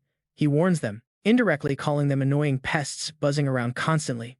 Incensed, Fei Xiang pulls his heavy sword off his shoulder, his voice dripping with rage. How dare you call our Xuanwu guild pests? I was actually planning on giving you 2 an easy death, but not anymore. With weapons drawn, all 5 glare with lethal intent, promising to make the duo suffer a fate worse than death. Lowering his guard slightly, Jiang Kai locks eyes with them, realizing this group is dead set on blood, making a clash inevitable. Just as tension peaks, Nuan rushes over in a panic, calling out to Fei Xiang to ask what on earth he is doing. She demands to know if they really plan on starting a fight right here. Jiang Kai watches her completely bewildered. Do they actually know her? Fei Xiang is equally shocked to see her asking Su Nuan why she is not with the military. With a look of absolute determination, she stands her ground, proudly stating that she is now a key member of the Fire God team. Jiang Kai is her captain, and if anyone dares lay a hand on him, she will fight back without hesitation. Right beside her, Ruan Yu nods in agreement. Meanwhile, Wu Shuang whispers to Fei Xiang, reminding him of who her sister is. Her sister serves under the Eagle Guard, and since finding the fallen Protector King is their real priority, avoiding trouble is best. Fei Xiang reluctantly agrees. He sheathes his blade, sneering that they are lucky today, but mockingly calls Jiang Kai a coward, who hides behind women using them as shields. Jiang Kai merely frowns, keeping his guard up as the enemy prepares to leave. As Fei Xiang starts walking away with his squad, he cannot resist throwing in one last nasty threat to mock Jiang Kai. He mockingly brings up Jiang Kai's love for throwing daggers, claiming underhanded weapons are perfect for a cheap coward like him. He warns him that next time they cross paths before delivering the final blow, he will shatter those cheap daggers and tear off both of his arms. He turns around with a venomous grin. Jiang Kai can only grimace in sheer disgust. The smug group walks away, gossiping loudly about their bitter expressions and laughing at how pathetic the Fire God team is. They openly wonder how Falcon Hunter Team 5 could have ever lost to a bunch of weaklings like them. Furious, Yuan Zhu prepares to charge, but Jiang Kai holds him back. Now is not the time to act, so they must let them go. Once they leave, Jiang Kai turns to Nuan seriously asking if she knows anything about that arrogant Fei Xiang guy. She nods grimly, sharing that he used to live in the military district and transitioned from a martial disciple to a gladiator over 6 months ago. Remembering his crazed expression, she warns that his actual combat power might have already reached the level of an inheritor. This revelation sends a wave of shock through the rest of the team, who repeat the rank in disbelief. She explains the hierarchy of the martial path, which is highly respected by the military and has 4 distinct tiers of progression. Levels 1 to 20 are martial disciples, levels 21 to 40 are gladiators, levels 41 to 60 are inheritors, and levels 61 to 80 are ancient martial artists. Hearing this, Jiang Kai closes his eyes, processing the massive power gap. It is terrifying that Fei Xiang is already strong enough to rival an inheritor. Nuan quickly chimes in, warning him that the guy is incredibly agile and fast, on top of having deep connections with powerful royal factions. He needs to tread carefully. Staring into the distance, Jiang Kai gets a nagging feeling that their paths will cross again in the upcoming guild tournament. Just then, Hu Yan comes running over from afar, clutching a map scroll with pure excitement. She announces that she has finished the calculations, identifying 3 prime spots that fit all their search parameters perfectly. Spreading the map, she points to the first location, Twilight Graveyard, situated in the northwest region of Blazing Ridge. This place is very close to the fallen Zombie King's territory. The second option is Chunyan Lake, located directly south of the ridge. It is a highly yin-aligned body of water and sits closest to the main city. Then she adds one more minor spot, an unnamed low-lying valley to the west. It has absolutely no reputation and requires climbing a small hill to access. Jiang Kai falls into deep thought, weighing their options, while Yuan Zhu chimes in with his own suggestion. Since the fallen zombie king is heavily wounded, it will likely flee home. He suggests checking Twilight Graveyard first to test their luck, but Jiang Kai chooses a different path. He wants to head to the valley instead, shocking the entire team. Jiang Kai calmly points out that while the graveyard is closer to the beast's nest, it will also be overrun with other. Everyone else is thinking the exact same thing. By the time we arrive, that place will have been thoroughly picked clean. Even if the target is actually there, we will probably walk away empty-handed. As for Mount Hu Shanyan, its dark energy is much weaker than the Twilight Graveyard, and it lacks the absolute silence of the valley. Plus, being so close to the main city means a massive crowd of competitors will flock there. He stares intensely at the map with complete resolve, even though this valley is cut off by steep mountain ranges, making it look like an impossible hiding spot for the wounded fallen corpse king. Thinking outside the box reveals that this is exactly why other explorers will completely overlook it.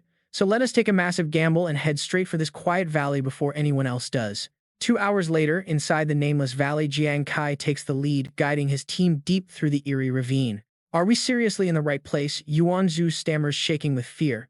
You do not need a Feng Shui master to feel this terrifying chill. Ruan Yu looks around in deep confusion. The area is massive, and if the wounded fallen corpse king is indeed hiding out here, tracking it down will be a nightmare. We must locate and defeat the monster before other teams catch wind of our location. That is a brutally tough challenge. Walking ahead, Jiang Kai explains that because the beast is heavily injured, it will seek maximum concealment. Since it wants to hide and heal without being disturbed, it is bound to choose the most secluded spots like caves or hidden tombs. From behind, Su Nuan excitedly pulls out several brightly colored potions and hands them over to her anxious teammates. This is a special brew I made during my time at the military. It neutralizes toxins from underworld-type monsters. The protection should last for about half a day, which might just give us a solid edge if things get messy. Jiang Kai offers her a warm smile. Everyone drink up Su Nuan's potion first, then let us search for any nearby caves or tombs. The team exchanges brief nods of agreement, ready to move out. They down the drinks and the hunt officially begins. Night falls quickly, casting long, eerie shadows across the dense forest. Walking at the very back of the line, Yuan Zhu whines. Jiang Kai, my legs are completely dead. Can we please take a quick break before going any deeper? Jiang Kai looks back and warns him. Do not fall behind, buddy. Su Nuan quickly chimed in, urging him to hurry. What if the fallen corpse king suddenly ambushes us? You need to get over here right now. Hearing that, Yuan Zhu turns pale, stammering about a sudden attack from the boss. Surely not right. Is it not supposed to be heavily injured and hiding? Walking beside them, Hu Yan teases him with a smirk. I did say what if. Who knows, maybe that mutated boss gets hungry while healing, catches our scent, and decides to strike. Instantly, Yuan Zhu visualizes that horrific scenario and panics. He squeezes his eyes shut and charges blindly toward the front. Wait up, I am coming right now. In a split second, the coward takes the lead, begging them not to leave him behind. Jiang Kai watches him run, feeling totally helpless. Hu Yan, the poor guy, is easily terrified. Stop teasing him like that. Hu Yan just giggles. True is actually quite strong, but his fear holds him back. That is why he needs this tough love. Suddenly, Yuan Zhu trips over a large stone and faceplants hard onto the ground, groaning in pain. The group gasps in worry, calling out to see if he is all right. Trembling, Yuan Zhu stares blankly at the object right in front of his face. He scrambles backward, his voice cracking with utter dread. Wait, everyone, look over there. What on earth is that? Right in front of them sits a cracked, half-ruined tombstone. Hu Yan instantly recognizes it. That is an abandoned grave. It is so heavily obscured by overgrowth that we easily could have walked right past without ever noticing. Ruan Yu examines the tiny grave with skepticism, but this mound is incredibly small. Could a massive commander-level boss actually fit inside? Suddenly, the stone begins to split and a heavy, suffocating darkness floods the air. The team realizes exactly what is about to happen. Jiang Kai turns to his team, shouting a desperate warning that the monster is right beneath them. He orders everyone to fall back immediately. Run for your lives. Everyone scrambles back in terror except for Yuan Zhu, who remains frozen in fear. Jiang Kai leaps into action. Quickly assessing the field, he barks out orders. True, I will draw its attention head-on. You stay hidden and prepare for a surprise strike. True quickly nods, locking in. The grave begins to bulge upward. With sweat dripping down his face, Jiang Kai yells out. If the pressure is too much, retreat. Do not force yourself. I will trigger my chasing fate skill to keep it bound. True gives a shaky nod. A rotting monstrous hand bursts through the soil. Yuan Zhu stares in absolute horror as an overwhelming aura crushes down on them. The massive corpse king crawls completely out of the dirt. At that moment, the system screen flashes, displaying the boss's terrifying stats. It absorbs the thick, dark energy around it, letting out a deafening, furious roar. The team braces themselves as the beast finally appears. The Corpse King glares straight down at Yuan Zhu. Terrified, the poor guy holds his sword with trembling hands, shouting for it to stay back. Inside, his mind is in total chaos. This thing is way too terrifying. A violent roar from the beast sends shockwaves blasting backward. Yuan Zhu is knocked off his feet, cursing loudly as he notices the monster's body swelling and growing even larger by the second. Desperate, he pulls a large mug of beer from his inventory space, trembling as he mutters that he cannot hold out much longer. Downing his drink in one gulp, Yuan Zhu smashes the glass, resting his sword on his shoulder. No matter what monster or demon you are, he growls. Yuan Zhu's combat power explodes as he charges with a flaming sword. He shouts that he is the ultimate god of war. Without hesitation, he slashes down at the fallen Corpse King. His bloody blade strikes but gets stuck in its thick fur. Yuan Zhu and the fallen Corpse King stare each other down. Suddenly, he lets out a loud burp, making the beast scowl in fury. The others hiding behind the trees watch in absolute panic. They cry out that Yuan Zhu's sword is completely stuck. Jiang Kai leaps down from his tree branch, rushing forward to help. He yells that things look bad and tells him to run. The fallen Corpse King suddenly stands up, knocking Yuan Zhu back and throwing him violently against a massive wooden tree trunk. The monster raises its arms to crush him, but Jiang Kai leaps up from behind, asking the beast what the rush is. Jiang Kai unleashes his sharp claws to remind the beast that he is still standing. "Your opponent is me," he yells. Explosions rock the monster as it screams in agony. Meanwhile, Hu Yan and Ruan Yu pull the unconscious Yuan Zhu to safety. They quickly hide in the thick bushes. Looking at Yuan Zhu's severe wounds, Hu Yan tells Nuan Yuan that they got very lucky. He mutters that this is a total bargain. Since the fallen Corpse King was already weak, Jiang Kai's intervention should finish it. With Captain Kai, fighting the beast will surely turn to dust. But Ruan Yu doubts it, pointing out how tough the monster is. Even Yuan Zhu's heavy strike failed to wound it. Seeing Nuan Yuan's pale face, Hu Yan turns to ask what is wrong. Nuan Yuan looks absolutely terrified. Staring in utter shock, she panics and whispers, asking what is happening to the beast. She wonders if this boss is truly immortal. Nearby, the beast is rapidly regenerating its health with its resurrection skill. Its shattered heart is slowly piecing itself back together. Nuan Yuan screams that even the massive chest wound is closing up. As the boss's flesh knits back together, it strikes down at Jiang Kai, who barely dodges by leaping backward. Looking up in shock, Jiang Kai realizes that despite being heavily wounded and armor broken, this beast is still incredibly formidable. It survived his relentless chain of attacks without falling. Behind him, Nuan Yuan screams out to give him critical advice. She warns him to pierce its heart. Otherwise, no matter how much physical damage it takes, it will keep regenerating. Hearing this, Jiang Kai finally understands the trick. No wonder the monster refused to die despite all his efforts. To put it down, he must destroy its heart completely. Hearing Nuan Yuan's voice, the fallen Corpse King turns to glare. The beast roars in absolute fury, sending a powerful shockwave of sound that knocks Nuan Yuan off her feet. It lunges forward to attack her, forcing Jiang Kai to sprint to her rescue. But suddenly the beast halts. The Corpse King slams its massive hand into the ground, sending a subterranean shockwave traveling directly toward Jiang Kai. Looking down in confusion, he is caught off guard as a hand erupts from the earth, squeezing him painfully. Gritting his teeth, he struggles to hold back the blood. The forest falls dead silent save for the howling wind. His bones feel shattered from the brutal grip. The beast actually used a clever feint to catch him off guard. The boss glares down at its trapped prey. Jiang Kai struggles with all his might, but the grip is unbreakable. As Jiang Kai hangs helplessly, Hu Yan screams out in pure terror. Suddenly, Yuan Zhu charges back into the fray. He bellows at the beast for daring to hurt his teammate. In response, the boss exhales a toxic purple mist. Clutching her own wounds, Nuan Yuan desperately screams a warning about the deadly dark purple poison cloud spreading ahead. She warns Yuan Zhu as the corrosive gas begins eating through his armor and searing directly into his flesh. Poison attacks are the monster's absolute specialty. The darker the shade of the mist, the more lethal it is. Usually a commander-class beast unleashes a dark green mist that can easily melt an adventurer's skin within a minute. She gazes around the battlefield in despair. A king-class boss would normally produce a pure black fog of death. For average adventurers, touching that black mist means instant death, wiping out entire parties in a single breath. The toxic cloud spreads rapidly through the trees. This mutated commander-class boss is still capable of generating hybrid gas. Its dark purple-black mist is a lethal hybrid. While it might not kill instantly, its toxicity is still terrifying. The healing antidotes she prepared for the group are completely useless against a poison this incredibly powerful. Fear grips her heart. No wonder this beast easily wiped out elite guilds even while it was severely weakened. The sounds of intense combat ahead only deepen her dread. She knows they are running out of time. Yuan Zhu has engaged the monster, but the sheer power gap means he cannot hold out for very long. Suddenly, a fierce shout interrupts her thoughts, declaring that anyone who hurts Captain Kai will pay with their life. He won't allow it. Nguyen snaps back to reality. That's Ruan Yu charging forward with his shield raised. Ruan Yu vows never to show weakness as long as he lives. Suddenly, Nguyen Yuan cries out, but a firm hand instantly pulls her back. It is Hu Yan appearing just in time, warning her to stay away from the deadly purple mist. It is incredibly lethal. As their healer, she is their absolute last hope. Nguyen Yuan can only nod in agreement as she listens. Hu Yan smiles softly, telling Nguyen Yuan that she must protect herself at all costs. Hearing those words, she stands frozen. Protect herself, panic washes over her face as she asks Hu Yan what she is planning to do. Hu Yan turns back and whispers for her to stay away, warning her that the poison cloud is far too massive, so she has to get closer to summon rain and wash the toxins away. Nguyen Yuan stands there completely paralyzed. Her hands tremble as she watches her friends risk their lives fighting to the death while she does nothing, trying to hold back her tears. Why is she so useless? Self-doubt clouds her eyes as she stands frozen. She remembers her sister Yushi.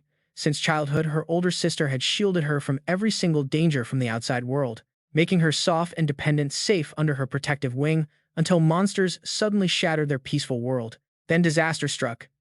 The demon star descended from the heavens, unleashing massive beast gods all across the globe. Only those who survived the trials and became awakened possessed the power to defend their homes from these invaders. Memories of that horrific day flash back, including her father dying on the battlefield due to a lack of support. That tragedy forced her to grow up overnight, making her resolve to join the military to help her comrades. She wanted to be the ultimate shield, ensuring her allies survived the worst of any brutal battle they faced. Her mind drifts to fighting shoulder to shoulder with Jiang Kai and the others during her early days on the star. Back when she felt entirely alone, she met Yuan Zhu and Jiang Kai, and their teamwork was absolutely flawless. Under Jiang Kai's leadership, both she and Yuan Zhu excelled as rookies, quickly earning a spot in the military. She had finally achieved her dream of joining the army, just as her older sister had done before her. But after actually entering the ranks, she realized the crushing gap that lay between herself and her talented comrades. No matter how hard she pushed, her evaluation rank remained a disappointing C tier, far behind everyone else around her. She comforted Yuan Zhu when his scores were low, but in reality she was far more disappointed in her own abilities than he was. Could she ever truly become a great healer? Her body tenses up, doubting if she even deserves to protect anyone. Nearby, the brutal sounds of combat echo out. Look at that thing! The fallen Corpse King towers over the battlefield. Yuan Zhu calls out, "Come on, baby, let's get this party started. Nobody is stopping our perfect plan." He boasts that he is the world's greatest battle god, commanding the monster to get out of his way. Nguyen stands frozen, watching her best friends risk their lives while she cowers behind them, just like she did back then. Tears stream down her face, and she begins to doubt if choosing to be a healer was the right decision. The Corpse King keeps spewing toxic clouds, while Yuan Zhu and Ruan Yu struggle desperately to block the fumes. Jiang Kai, trapped in the monster's crushing grip, coughs violently and calls out for both Zhu and Ruan Yu. Hearing his voice snaps Nguyen Yuan out of her daze. She takes a step forward that was definitely Jiang Kai. Suddenly, Yuan Zhu and Ruan Yu are sent flying, and Nguyen Yuan screams out their names in absolute horror. Dropping to her knees, she realizes with dread that even a minute inside that toxic mist has severely corroded them. She activates her healing power. She must stay calm because saving lives is the only thing that matters now. Yuan Zhu grits his teeth through the painful treatment while Ruan Yu closes his eyes, completely exhausted. As the toxic cloud creeps closer, Nguyen suddenly senses a shift as raindrops begin to fall around them.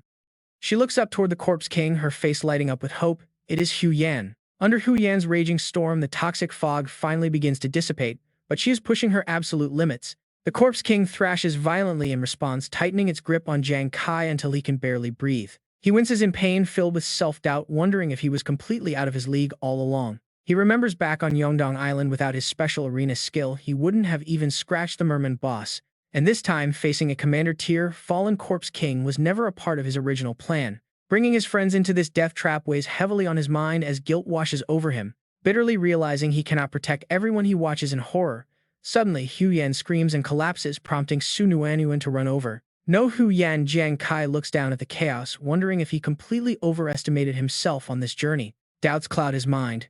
Can he truly make the royal family pay for all this suffering? Jiang Kai closes his eyes, ready to give up. Suddenly, Yuan Zhu charges forward, screaming that he is the ultimate warrior. He challenges anyone to face him, while Ruan Yu raises his shield to block, joking about returning for his beauty. The duo relentlessly tag teams the Corpse King, landing blow after heavy blow. Seeing this, Jiang Kai feels a spark of hope. His eyes snap open, and he clenches his teeth. No way can he just give up and accept defeat like a coward. He remembers Antu and his big brother both waiting for him to return so they can live a peaceful life together. Looking at the dying Hu Yan and Ruan Yu desperately blocking the beast, he realizes they are still fighting for the team. While Yuan Zhu unleashes all his power, Su Nuanyuan is working overtime in the back, desperately healing their wounded comrades. Vowing to fight until his very last breath, Jiang Kai forces himself up, though his broken body trembles with agonizing pain. Seeing him struggle, Su Nuanyuan rushes to his side, panicking and asking what they should do about their fallen friends. Jiang Kai tries to calm her down, pointing out that even though Hu Yan is down, this storm will soon pass. He admits every bone in his body feels completely shattered, but they absolutely must find a way to end this fight now. He looks at her with pleading eyes, begging for a quick way to get back up. Tearfully, Su Nuanyuan nods as she gathers her resolve, understanding exactly what needs to be done under the darkening sky. While she heals Jiang Kai, Yuan Zhu, and Ruan Yu by what precious little time they can before being utterly defeated, Su Nuanyuan screams their names, but Jiang Kai gently reassures her, telling her to take care of the wounded. Leaving them in her hands, he charges the Corpse King alone, clutching the mysterious item she handed him moments earlier. She had explained that her standard magic was not fast enough, but this low-grade Phoenix tier was their final hope. Obtained during her old military days, the potion can instantly restore any adventurer under level 20 to peak condition. It ignores all injuries for exactly 1 minute, but she warns him that the drawback is incredibly severe. Once that 60-second limit finally runs out, the user will instantly collapse into a deep, dark, and completely helpless coma. Knowing the massive risk, Jiang Kai grabs the vial without a single second of hesitation, his eyes burning with determination. Declaring 1 minute is more than enough, he charges. The Corpse King raises its massive arm to block. He taunts the monster, calling it a brainless idiot, and daring it to catch him as it roars in fury. As the beast gives chase, Jiang Kai notices the storm is finally clearing up and heads straight for the woods. After pulling the monster far enough away, he stops. Suddenly, a massive shockwave tears through the dirt beneath them. Phasing right through the sudden trap, he smirks and asks if the beast really thought he would make the same mistake twice. The Corpse King snarls in frustration, only for several sharp arrows to suddenly shoot out from the thick poison fog. Shocked, it barely dodges backward before a massive explosion erupts, forcing the giant monster to quickly scan the area. 3 bright glowing objects flash through the smoke, and though the beast spins to avoid them, its fury reaches its limit. It glares into the empty space, completely unaware as Jiang Kai suddenly materializes right behind it with a loud shout. Firing 3 arrows point blank, he mocks its incredibly slow reaction time as the deadly projectiles fly at lightning speed. Just as the arrows are about to hit, the monster lets out a deafening roar and catches Jiang Kai mid-air. It squeezes him tightly, gloating over its prize, while Su Nuanyuan watches in absolute horror and screams his name. As the monster prepares to swallow him whole, its eyes suddenly widen. Jiang Kai grins, activating his powerful ability. He mocks the brainless corpse, asking if it truly believed it could capture him so easily a second time. The beast begins to tremble as Jiang Kai whispers that getting captured was just a trap to lure it in. Golden light erupts from his hand, sending the Corpse King into a state of absolute agonizing torment that echoes everywhere. Falling back to earth, Jiang Kai smiles, knowing his desperate gamble paid off as the beast clutches its chest. He realizes 60 seconds is far too short as the monster finally collapses and Su Nuan rushes to his side. Barely keeping his eyes open, he weakly whispers that the rest is up to her while she begins desperate healing. As she frantically heals him, Su Nuanyuan realizes those 3 missed arrows from earlier were actually a brilliant calculated trap. Everything was set up perfectly to deliver that final devastating blow, showing just how ahead of the game he was. She recalls that exact moment was all of this part of his plan. Suddenly, a faint roar from the Corpse King startles her. Nuanyuan takes a reckless step forward. The beast is still breathing. Instinctively, she remembers what was said. Jiang Kai told her earlier that the rest was up to her. Her eyes fill with cold determination as she grips her blade. She steps closer, telling herself to stay strong because her team needs her. She raises her weapon high, ready to strike. Suddenly, the Corpse King snaps his eyes open with a roar, reaching out. Nuanyuan flinches in fear, drawing back instantly. Drops of blood splash onto the cold ground. Her expression hardens as she demands if it really thinks it can escape. The monster groans on the ground as she approaches coldly. How dare it hurt her friends? The next second, she unleashes her rage. She drives the blade home, letting out all her anger. The Corpse King's heart finally stops its dying cry, echoing far away. The echo fades into the forest. By the next morning, the rest of the team is resting and recovering. Nearby, Nuanyuan carefully bandages Jiang Kai, warning him to rest and let her medicine do its work. She promises he will be fully recovered in 3 days. He just smiles back, catching her completely off guard. She asks if there is something on her face. Jiang Kai shook his head, saying he merely noticed how fast she is growing. She is starting to look like a true elite adventurer. Surprised, Nuanyuan asks if he really thinks she is that good. He gives an absolute nod. Suddenly, she looks away, pointing out that during the battle she was only a doctor. While everyone else fought on the front lines, she felt like she was just holding them back from their full potential. Hearing this, Jiang Kai quickly speaks up, telling her that she is heavily underestimating her own value. He recalls the tough journey. While he was busy helping Zhu and Ruan Yu level up, she never once complained. She pushed through the exhaustion to keep pace. Even when the Falcon squad provoked them, she did not back down. Knowing she stood no chance, she still bravely stepped forward to protect her team from their provocations. He points out that when the Guardian King wounded him, she was the one who finished it to save him. Her quick actions allowed him to level up, and she saved everyone else afterward. He looks down at her necklace. As a doctor, she has almost no combat ability, yet he knows she has never once thought of backing down. She has done so much for them, actions she might brush off, but the entire team deeply appreciates. He reassures her that she did an amazing job on this journey, adding that they all truly love her. His tone turns serious as he tells her they really need her. Hearing this, Nguyen blushes with embarrassment. Yuan Zhu suddenly chimes in, agreeing that they would not be up and running without her incredible healing skills. Jiang Kai looks at them helplessly, asking just how long they have been standing there listening to their conversation. Ruan Yu smiles through her pain, adding that with Yuan around, they can fight without any worries. Hu Yan steps forward, her voice warm as she admits that she would not have survived without her. She would have died long ago without her. Hearing their warm words, a single tear rolls down Nguyen's cheek. She sobs happily, saying she loves them too. 2 hours pass quickly as the team prepares to move. Jiang Kai closes his eyes, asking if everyone is ready. The other four shout back in unison. A massive chest is brought forward. Jiang Kai points at it, saying they should finally open their hard-earned reward. He recalls that mutated Corpse King chests offer a high chance of dropping some incredibly rare high-level gear.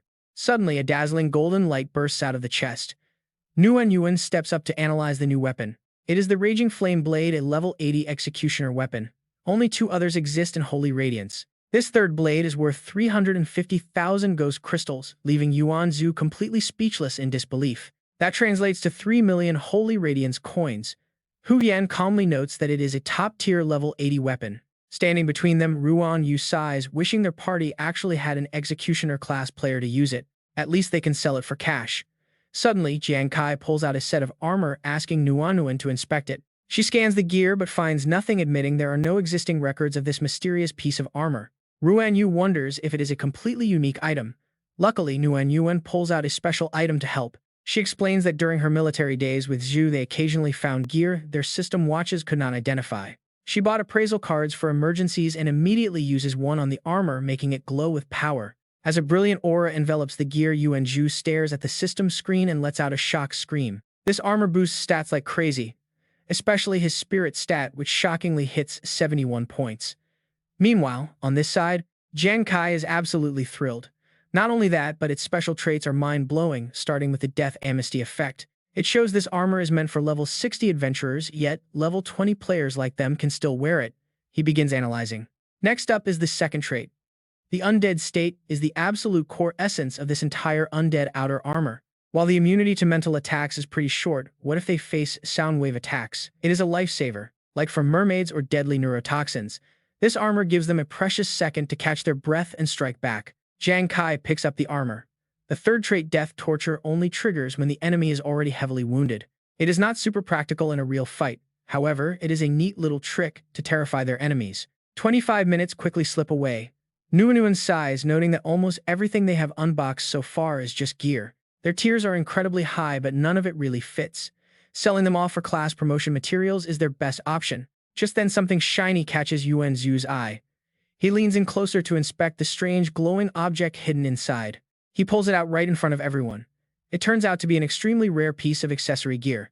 Yuan Zhu looks amazed. This ring looks incredibly high tier, so he asks Nguyen to try appraising it with her scanner watch. Nguyen quickly nods and gets to work.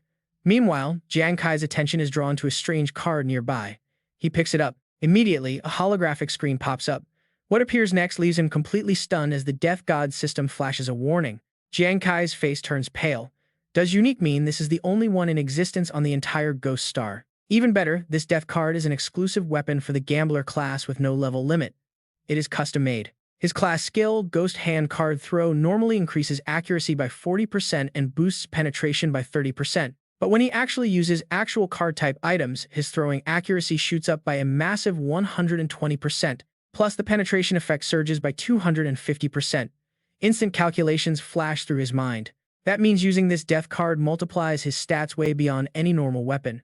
Jiang Kai looks at it feeling hesitant. But what on earth is a phantom human? A transcendent is a level 80 master. This title seems similar.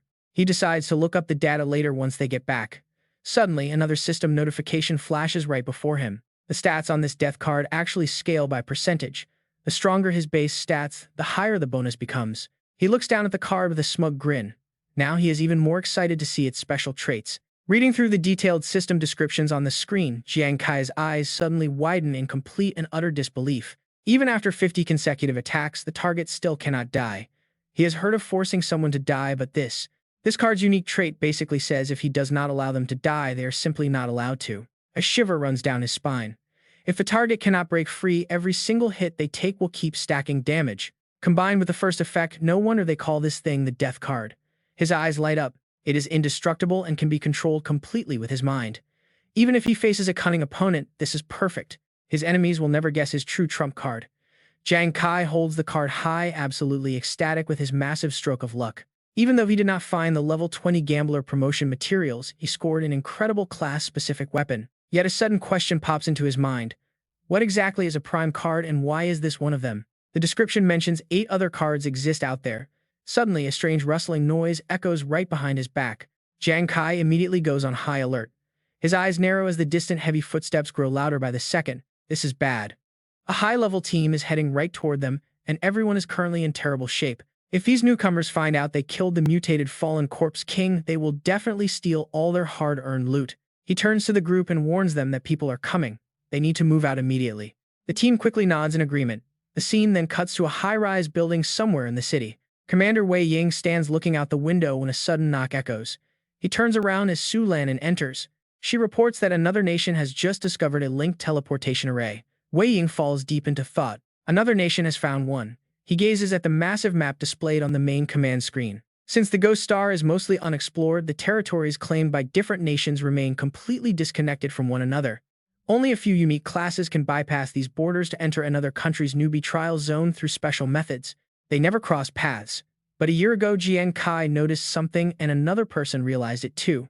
Elsewhere, a man sweeping his hair back also sensed the anomaly. Portals began popping up with nations discovering teleportation arrays. They lead to the land of Mila. Thick black smoke keeps pouring out from them. These arrays are scattered all over the ghost planet, but they all connect to a single public zone called the land of Mila. This strange territory is incredibly eerie, with forests swallowed by absolute darkness. First of all, the land of Mila is massive and its location shifts completely every 6 months, just as a new gate appears. Second, within this mysterious land of Mila, there are many uncharted mystical areas known as the Lost Ruins. Portals surrounded by dried corpses emerge and deep inside. They hide incredibly rare treasures and powerful class advancement materials for new professions. Just then, a system notification screen pops up. Third-only adventurers below level 60 can enter the land of Mila. Then an AI hologram emerges from the dark. What is even more surprising is that once humans step inside the system, AI will automatically broadcast competition details. She stands high above, constantly listing out rules. Back to the present, Su Lanin is completely stunned by this. So far, 49 countries across the globe have already discovered teleportation arrays to the land of Mila. Once 80 nations join the competition, will officially begin. Our own Shengyao Empire has not even found an array yet, she says, watching his expression closely. Only by ranking high in the land of Mila competition will they gain the right to explore those lost ruins. And the treasures hidden inside could very well change the fate of their entire country. Then she pauses for a moment. Commander Wei, are you listening? Wei Ying does not answer. He just turns around, putting out his cigarette in the ashtray, and walks away. Summon all guild representatives nationwide for a meeting, he commands as Su Lanin quickly complies. 3 days later, as Jiang Kai calmly walks downstairs, Yuan Zhu immediately asks if he has sold all the loot. Jiang Kai pulls out 3 vials and says they just cleared out of the private market and he also bought the materials. Everyone was missing. These are pre-made mixtures, just drink them down to finally complete your class advancement. Hu Yan's eyes light up, saying that their loot consisted of rare materials with hefty price tags yet sold out. Instantly, Ruan Yu Nu chimed in, noting that it seems like there are more and more wealthy high-level players these days. Meanwhile, Su Nuanyuan glances at Jiang Kai, mentioning that the military held a massive global guild representative assembly recently, right after procurement departments began buying rare resources in bulk. This sudden buy-up must be connected to that. Suddenly, Jiang Kai notices a few figures approaching from behind. 2 men are walking and talking, saying that this year's Guild Challenge tournament is about to start. and quite a few powerful new guilds are preparing to join in. The man in red laughs, saying it will be epic. Apparently, the Xuanwu Guild is putting everything into this challenge, boldly claiming that first place will definitely be theirs. Hearing this, Yuanzhu looks pretty annoyed. Xuanwu is so arrogant, he says. Kai, don't worry, I will definitely teach them a lesson for you. Ruan Yu Nu chimed in to agree. Jiang Kai then suggests that before any of that, they should head to the guild district first. Yuan Zhu agrees, noting that if they want to enter the guild challenge tournament, they need a guild to join. Meanwhile, Sunuanuan asks him if he has actually found one since he previously mentioned offending the royals. With no guild willing to take them in, she thought they were in for a rough time. Hu Yan agrees casually, asking which guild he managed to find. Jiang Kai simply replies that it is a secret. Arriving at the guild district, Jiang Kai looks up and says they are here. Yuan Zhu asks with confusion, is this really the place? The location is so remote and it looks completely deserted, with absolutely nobody around. There is not even a guild name on the gate. Suddenly, Su Nuanyuan notices something just as Jiang Kai reaches out to press the buzzer. She tells him to hold on, asking if he actually plans to establish his own guild. Before she can finish, Jiang Kai taps a device and calmly replies that she is right. The massive doors swing open, leaving all four of them wide-eyed. Stunned by the grand courtyard inside, they shout that the mansion is gorgeous. Jiang Kai gestures to them, welcoming everyone as he leads the group further inside. They walk deep into the main God Guild headquarters. Yuan Zhu lightly pats his shoulder, asking when he built this. Keeping it completely secret, he had this incredible card up his sleeve. Hu Yan gazes up at the house, admitting she never expected someone so stingy to actually spend money on such a breathtaking, beautiful estate. Ruan Yu jokingly calls him cheap, too, wondering how much a place like this costs. It must be at least. Did he really turn 100 million coins into wine? Jiang Kai is totally helpless. His cheapskate reputation among these kids is officially set. It is completely unshakable. He pulls up his interface screen and tells everyone that he actually planned this a long time ago. So when he bought their class advancement materials today, he also registered a guild. He starts recounting that time. Back when he first arrived at Ghost Star, every single guild shut him out because they feared the royal family's power. His eyes shine with absolute confidence now. If relying on fate or others does not work, he will just rely on himself. He decides to build his own guild from scratch. Looking at the small screen, Jiang Kai admits that even though they are just starting, this sovereign guild is only in its infancy. Still, he smiles warmly and points out that they finally have a home here. Everyone is thrilled. Cut to the next day, and Yuan Zhu literally bursts out of his room screaming. He successfully advanced his class. Showing off his screen with pure excitement, he announces to Kai that he is now a fighter. He begins to brag about his brand new second talent and its incredibly strong stats. Jiang Kai immediately asks about it. Yuan Zhu bruises and whispers that it is called All-Round Fighter, which boosts his stats way more than standard classes. He gets over 10% more stats than other second advancement classes, plus 7 extra stat points every single level. Jiang Kai praises his achievement, while Hu Yan's eyes start sparkling with massive envy. For a martial artist, stat growth is everything. This class is easily one of the strongest in Holy Radiance. She is highly jealous, which only makes Yuan Zhu grin wider.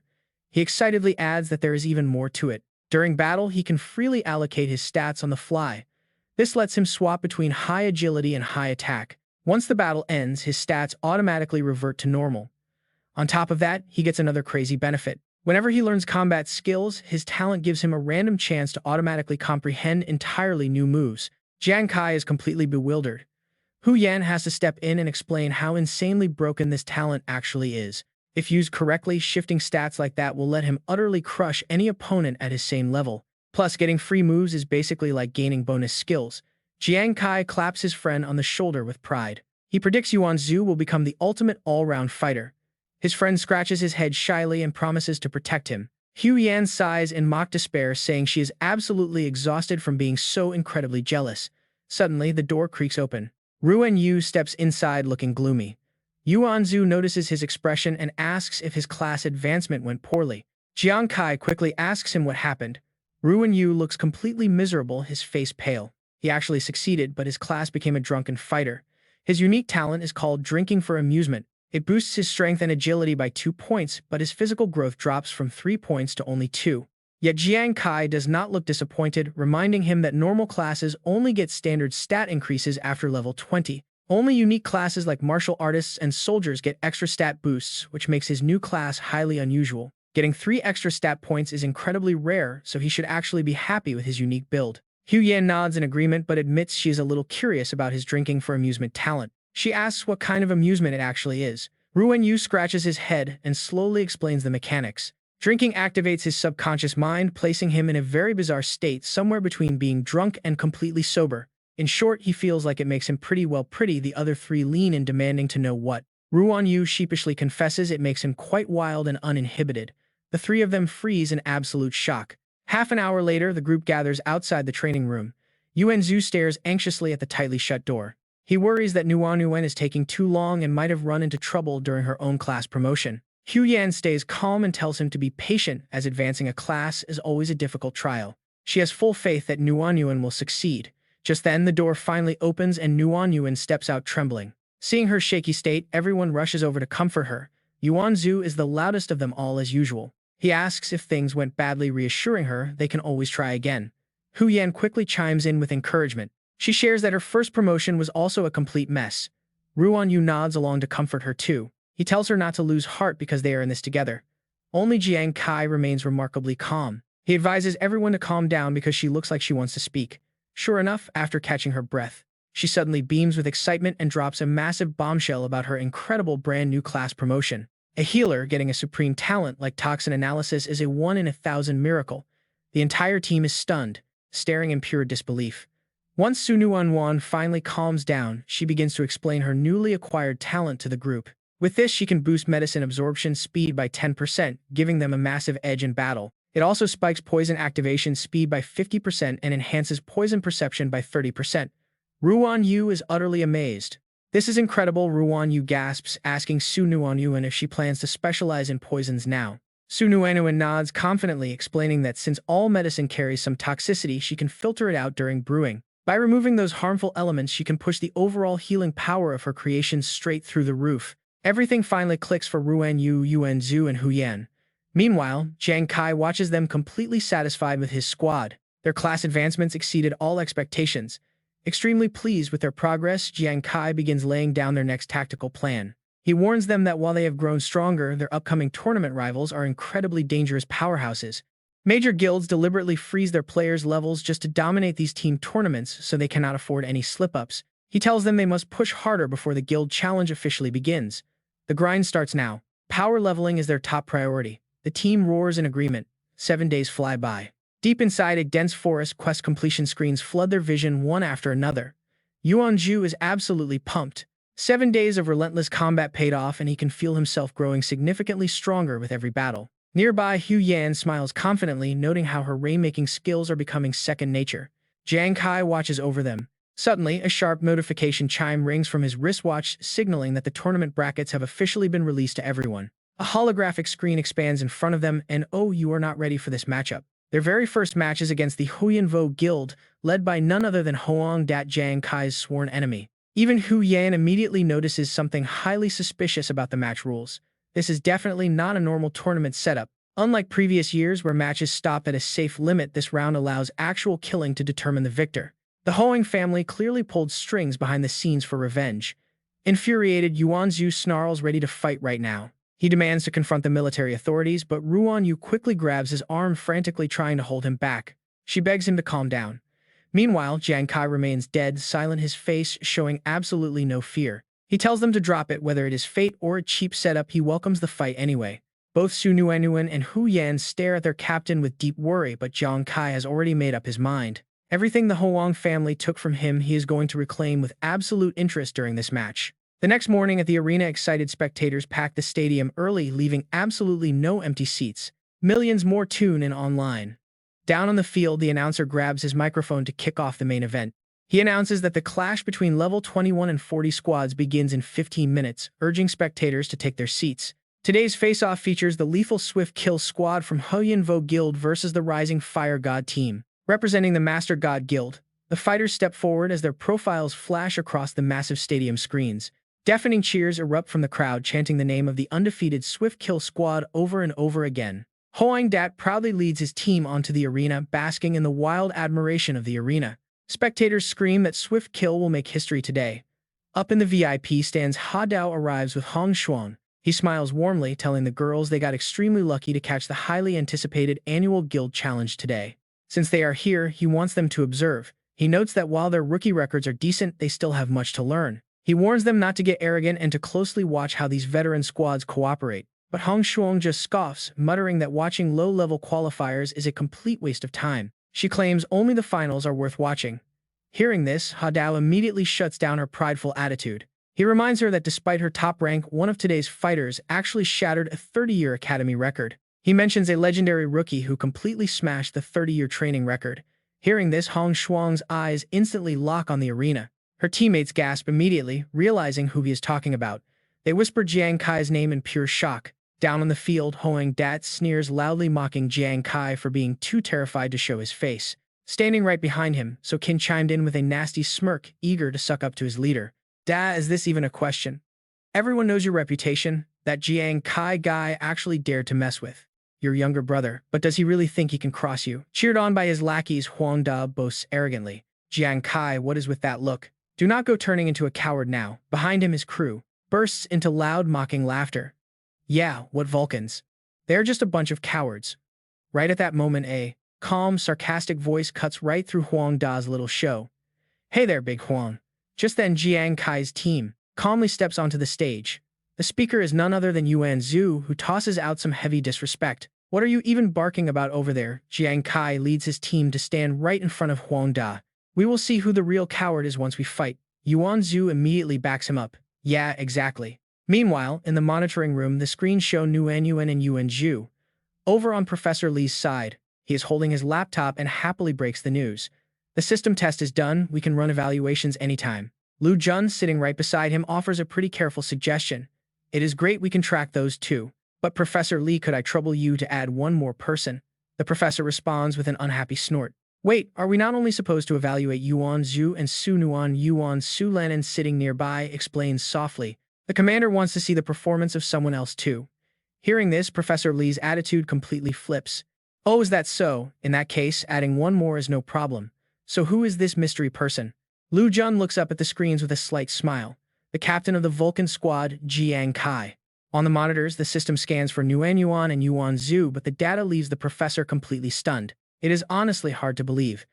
In such a short period, they did not just reach level 20 and finish their class advancement, they actually bypassed several extra levels. Su Lanan is totally thrown off by this. What, when they left the base 20 days ago, they were barely level 10. How does everyone improve so fast? Lu Jun does not seem too surprised by the crazy numbers. Honestly, it is not that shocking. Jiang Kai is a pretty fascinating guy. Meanwhile, the arena announcer starts declaring the rules as the magic barrier powers up. All competitors listen up. Once the match begins, neither team is allowed to step off the stage. Surrendering, admitting defeat, or wiping out the opponent are the only ways to win. Is that clear? Yes, sir, both sides shout back. Seeing everyone is ready, the announcer waves his hand immediately. Let the match begin. The second the words are out, Huang Da yells at his squad like crazy. Go and wipe them out. On his command, the entire squad charges forward with their weapons raised. Facing their aggressive charge, Jiang Kai quickly barks out orders to set their own formation. Zhu and I are on vanguard duty. Ruan, you protect Huyan and Nuanuan. Nuanuan, keep an eye on us and heal us when things get rough.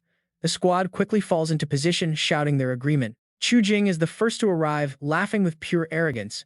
I cannot wait to chop you into pieces. Startled by the heavy pressure, Yuan Zhu steps back, whispering to Jiang Kai. Kai, they are here. Noticing his fear, Jiang Kai keeps his voice low to calm him down. Do not worry, Zhu. Just watch and wait for my lead. Up in the stands, Li Biao watches silently while others cheer them on. Do not chicken out, Zhu. Your strength is not inferior to anyone. If you do not improve today, nobody can keep you in this squad. Buck up. Li Biao knows exactly what is holding his friend back, deep-seated cowardice. Can he actually overcome it this time? Right at that second, the young man next to him gasps. What in the world is Zhu doing down there? The crowd stares in shock.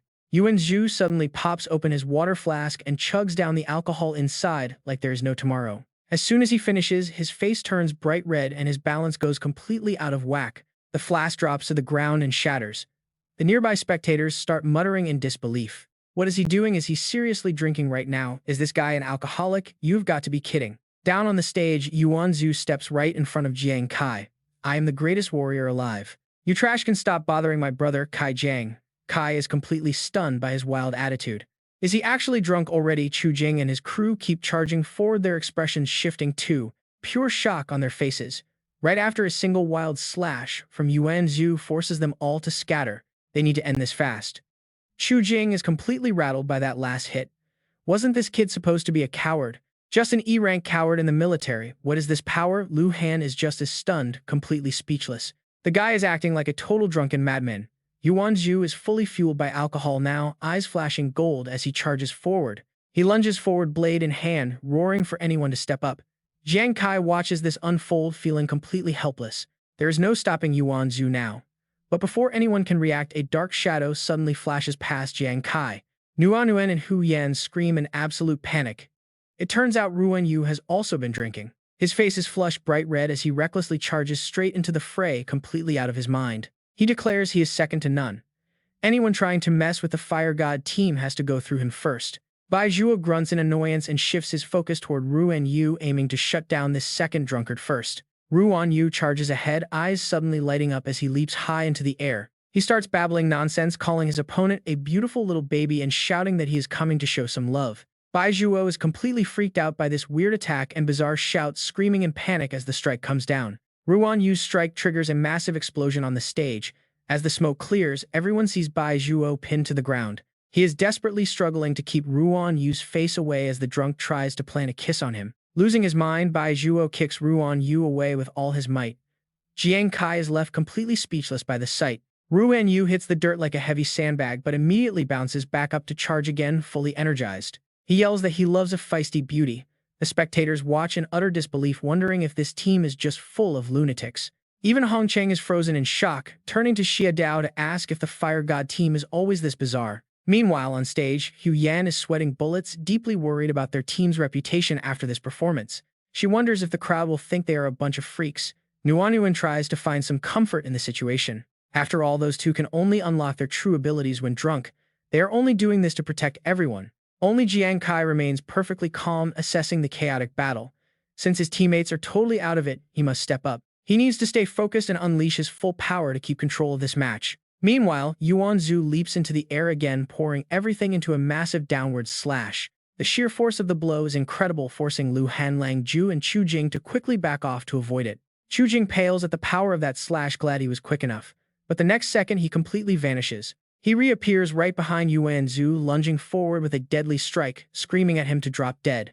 Jiang Kai spots the sneak attack immediately, shouting a warning to watch out while throwing a volley of throwing daggers. Chu Jing does not slow down, casting a quick spell to summon a solid shield right in front of him. The barrier easily deflects all of Jiang Kai's daggers, bringing the tense standoff between the three to a brief standstill. Chu Jing grips his shield tightly, feeling incredibly smug about his defensive play. He boasts that this shield was made just for them, and as long as it holds, they cannot touch him. On the other side, Lu Han shifts his focus to Hu Yan and Nuan, aiming to eliminate the support members first.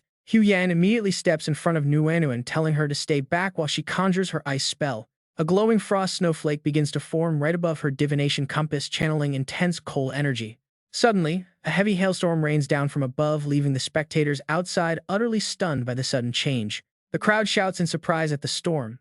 On stage, Hu Yan launches the sharp hailstones directly at Lu Han. The relentless icy barrage forces him into a desperate defense. Who knew a mere fortune teller had such offensive power? Hu Yan is highly satisfied with her progress, having trained constantly with the special ice jade Jiang Kai gave her. She has perfected the technique to disrupt enemy movements, and the results are turning out to be quite amazing. Just then, Chu Jing lunges forward and shatters the icy barrage with a single powerful sweep of his sword. The shockwave blows Hu Yan back, causing her to crash hard into Nuan. Lang Ju steps up with a sneer. He scoffs at Lu Han for being pushed back by a mere support class, warning him not to embarrass them. Lu Han feels a sting of humiliation from the harsh mockery, gritting his teeth in frustration. He glares aggressively at Hu Yan, shouting to cut the crap because that fortune teller belongs to him and he will kill her himself. That annoying woman has to die. Just then, Yuan Zhu charges back into the fray, roaring, "Where do they think they are running?" He calls himself the world's greatest god of war. Before they can even react, Yuan Zhu unleashes a devastating ground-shaking stomp. The massive shockwave blasts Chu Jing and his crew backward. He glares at Yuan Zhu, completely irritated by this stubborn obstacle. This crazy guy is like an annoying fly. Lu Han irritably calls out to Lang Jue to help him shred this pest. They agree to chop him to pieces first. Lang Ju nods without hesitation. Meanwhile, Yuan Zhu keeps a tight grip on his sword. His entire body overflows with raw power. Over on the other side, Ruan Yu is still holding his defensive shield up. He is totally obsessed with chasing Bai Zhuo, shouting out for his darling wife to let him kiss those sweet lips. Bai Zhuo is losing his mind with rage. He screams back, asking if he wants to die and who he thinks his wife is. But while screaming, he is also calculating. He knows that Creepy Guy's shield has an incredibly high defense rating. He has to strike the blind spots where the shield cannot reach. Waiting for the right moment, he prepares his next move. While Ruan Yu excitedly tells him not to be shy, Bai Zhuo spots a massive opening in his defense. He uses the shield to vault right over Ruan Yu, landing behind his back before the guy even realizes what happened. Bai Zhuo hurls 3 sharp blades straight at his exposed back, but 3 other weapons suddenly shoot in to block them. The incoming weapons intercept Bai Zhuo's attack perfectly. A voice rings out, warning Ruan Yu to watch his back. Bai Zhuo flinches, realizing it is Jiang Kai who blocked him. Jiang Kai is already shouting for his team to push back. Bai Zhuo suddenly yells to his captain Huang Da that Jiang Kai has already used 8 of his throwing daggers. Huang Da sneers with pure arrogance. Dark purple energy begins to swirl and emanate directly from his palm. The source of this wild power is a supermagnetic crystal held in his hand, and it begins to glow. The magnetic pole radiates outward, dragging in every metal weapon nearby. Hu Yan desperately holds onto her compass. She panics as her compass stops responding to her commands.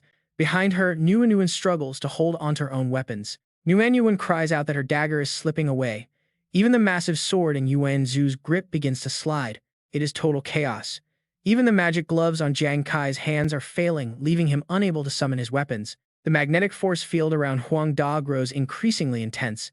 Smirking, he slowly takes a step toward Jiang Kai. He taunts Jiang Kai, asking if he really thought they would come to this battle completely unprepared.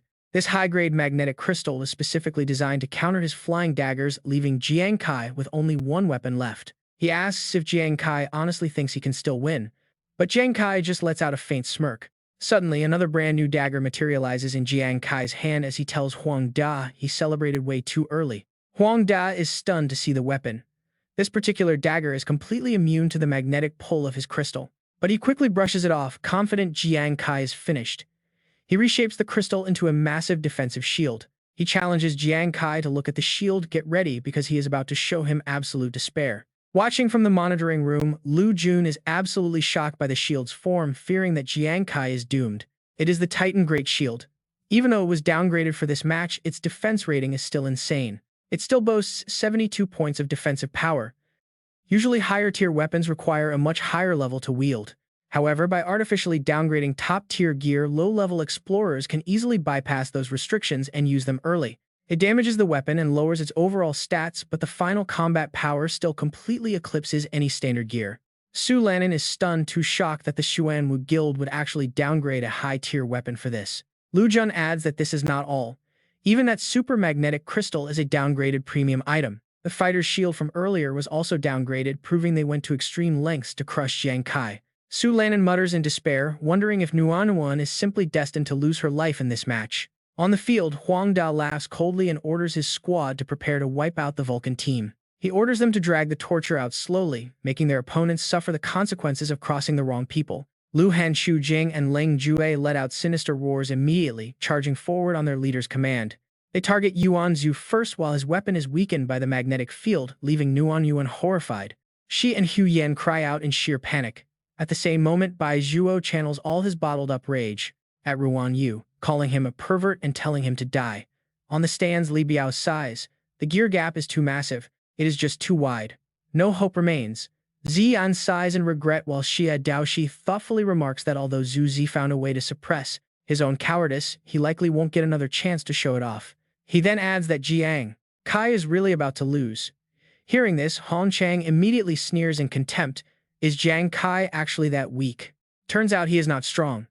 Down in the arena, Huang Da is still bragging smugly, claiming his assassin squad. All wear black tea in her armor. Magnetic forces cannot affect their gear. No matter how hard they struggle, it is just a useless dying struggle. Suddenly, he raises his hand, releasing intense magnetic energy from the crystal, to instantly yank Su Nuanyuan's blade and snatch Hu Yan's compass away. Standing in that magnetic vortex, Huang Da laughs like a maniac. He wants Jiang Kai dead, demanding payback for everything done to the Huang family. Payback 100 times over. He demands Jiang Kai recognize his lowly life and kneel. Suddenly, a blood-red saber hovers in midair. But Jiang Kai simply stares straight ahead. He calmly utters every single word with absolute resolve to reject his fate. As the glowing red blade hovers near his hand, he is suddenly enveloped in an invisible crushing power. Huang Da just laughs arrogantly, telling Jiang Kai to stop struggling, asking if he really thinks that throwing dagger can actually touch him. Stop dreaming. But a second later, the glowing red blade suddenly transforms into a card bearing the image of a deadly Grim Reaper. Huang Da screams in shock. What Xia Dao also jumps up from his seat in total shock. Over in the monitoring room, Lan Nan cannot believe her eyes either, as she wonders what is happening and why Jiang Kai's chasing fate weapon suddenly turned into a single card. Lu Jun immediately senses the intense killing intent from it, wondering if it's a weapon with its own unique aura. Jiang Kai sneers quietly, saying, "Of course it is, because this isn't the chasing fate dagger at all, but the gambler's one-of-a-kind exclusive weapon, the divine card." He remembers when Eiko explained the weapon tiers to him, and how thrilled he was to learn about its incredible rank. Is it really a legendary star tier weapon? On top of that, it has a deck effect. When you add another divine card, all of your remaining cards get a 10% boost to base stats and 50% armor penetration. Its second effect is devouring transformation, allowing the card to completely devour other weapons and inherit their stats without ever affecting its own original traits. And here's where it gets crazy. Jiang Kai is now the one grinning, having planned this disguise long before the match. He used the devouring skill to mask his weapon, and since it has no magnetic metals, the crystal does nothing. Now he tells Huang Da that he will be the one kneeling and begging. Except this time his plea won't be for mercy, but begging for a quick death. Seeing Jiang Kai's cold, dark expression, Huang Da instantly panics, wondering what the hell this kid is planning to do. Jiang Kai then flings the divine card straight at Huang Da, shouting out the skill name Wrath of the Gods. Huang Da watches the card spin like a bullet, straight toward his cracked shield, as panic completely grips his heart. How can this be? His titanium shield is a downgraded extraordinary tier weapon. This is just a flimsy card, so how on earth is it piercing through in? The very next second, his titanium shield shatters into pieces, and the massive impact sends Huang Da flying backward. He crashes hard against the arena barrier before finally stopping, causing him to drop the magnetic crystal from his grip. With the crystal drop, Su Nuenun's blade and Hu Yan's compass are instantly freed, along with Yuan Zhu's sword, which is no longer affected. Hu Yan spots the perfect opening and shouts that the magnetic field is down, so they must strike now. Yuan Zhu immediately swings his blade, blocking the entire enemy squad. Chu Jing watches in disbelief and gasps. On the other side of the arena, Bai Zhuo's strike is easily blocked by Ruan Yu's shield, who teasingly asks his opponent why they are attacking their own family, making Bai Zhuo's face turn completely pale. Outside, the massive crowd watching the screen erupts in shock, wondering what kind of joke this is. Since a thin card easily pierced such a heavy shield, they wonder what kind of terrifying power Jiang Kai possesses to unleash such a strike. Up on the stage, Huang Da struggles in denial, refusing to accept that he lost to someone he deemed useless. Finding himself unable to stand, Chu Jing and Lu Hen notice his state and shout in panic for backup. But before they can even take a step, Yuan Zhu and Ruan Yu jump right in front of them to block their path. Yuan Zhu sneers, declaring that he is their opponent. He puts on a mock confused smile, asking where they could possibly run when it only makes him more excited. Nearby, Huang Da watches in sheer terror. He stares blankly as Jiang Kai approaches the death card rising from the broken fragments of the Titan's shield. Jiang Kai catches the card. His voice is ice cold, delivering a final sentence. He tells Huang Da that the fun is only starting and their time is not up yet. Huang Da's eyes widen in sheer horror as a blinding razor-sharp beam of light slashes directly across his chest. Inside the observation room, Lan Nan gasps in amazement. It is so fast the human eye can barely keep up with it. On the arena floor, endless blades of sharp light continuously carve into Huang Da, driving him absolutely mad as he screams in agony. "Stop, please stop," he begs before screaming that he will kill him. But Jiang Kai only glares back with eyes colder than ice. His voice is low and menacing as he warns that if Huang Da thinks this is the end of his suffering, he is sorely mistaken. Floating before Jiang Kai is the status screen of the death card's special effect, Not Yet Time. It can strike a target 50 times. Each hit boosts damage by 50% without killing the target, leaving Huang Da covered in bloody slashes. Endless deep gashes cover his body, causing him to scream in absolute agony. His painful cries echo loudly across the entire arena. The horrific sound paralyzes the rest of the instant kill team, turning their faces pale. On the stage, Jiang Kai remains perfectly calm. He delivers his final judgment in a chilling, steady voice, asking Huang Da if killing people was just a game to him. Since he never cared about the lives of others, Jiang Kai promises to show him the true meaning of terror before he dies. Fear completely consumes Huang Da's eyes as he lies there, his mouth moving silently as he tries to form words. He weakly stammers out a plea to stop, but Jiang Kai unleashes the third special effect Death Torment directly onto him. This skill will slowly torture Huang Da's mind until he collapses from sheer exhaustion. Jiang Kai coldly utters the word death. Darkness slowly swallows the light in Huang Da's eyes as he struggles in vain, desperately screaming out one final plea. Jiang Kai's voice rings out again, invoking torment as his eyes glow with a sinister blue light that envelops the arena. Instantly, Huang Da feels himself sinking into a deep abyss, screaming internally from the unbearable agony. He feels like his flesh is being torn apart by endless, relentless slashes, driving him to scream that he cannot take it anymore. Jiang Kai merely scoffs, asking if this is all he can handle. He remarks that this is nothing compared to his victim's pain. The suffering he feels now is not even a fraction of what those innocent people endured. But Huang Da is too far gone to hear him. He only continues to wail in agony. Watching this pathetic display, Jiang Kai feels a sense of deep satisfaction. Combining the death card's effect with the mental torment of his necromancer armor creates a devastating physical and spiritual assault working perfectly. Back in the observation room, Lan Nan watches the screen in complete disbelief, unable to comprehend how Huang Da is still breathing. Attacks of this caliber should have taken his life a long time ago, making his survival seemingly impossible. Lu Jun keeps his eyes glued to the screen calmly, noting that while he is unsure, Huang Da is completely ruined now. Even so, he cannot stop wondering what kind of secret weapon Jiang Kai is actually using right now. It is something even he cannot see through. Back on the stage, a bloody Huang Da crawls desperately toward Jiang Kai's feet. He begs for mercy, swearing that he will never go near Jiang Kai's family again if he is just spared. But Jiang Kai's expression remains entirely cold and unmoving, his mind already made up about this pathetic villain. He has no intention of letting him off so easily when he has such a perfect opportunity to teach him a lesson. Snorting coldly, he turns his gaze toward the high balcony where a silent figure has been watching the entire match. That man is Jiang Kai's true target, and he is likely reaching his absolute limit watching his son get tortured. Veins bulge on the man's face as pure hatred consumes him, furious that all his preparations failed to kill Jiang Kai. He realizes Jiang Kai is intentionally keeping Xiao Da alive, just to force him to step forward and intervene. Finally, the man has no choice but to speak up while Jiang Kai looks up from the stage with a challenging smirk. He addresses him as guild leader Huang of the Xuanwu Guild, casually asking what he wants as the older man roars in anger. The guild leader demands Jiang Kai end this now, promising his son will never trouble his family again if he complies. But Jiang Kai calmly asks why he should trust such a promise, especially since they cannot be trusted at all. What about everyone else? The guild leader angrily dismisses his words, warning him not to push his luck. Jiang Kai merely chuckles, leaving the choice to him.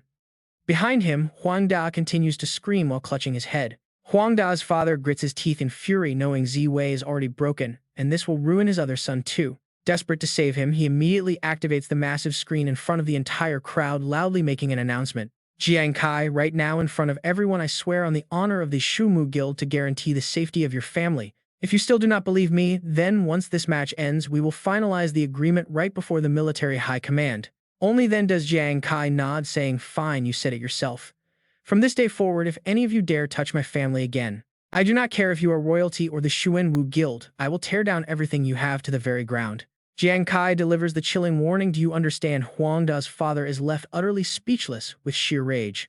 A soldier behind him notices him shaking and nervously steps up, whispering, President.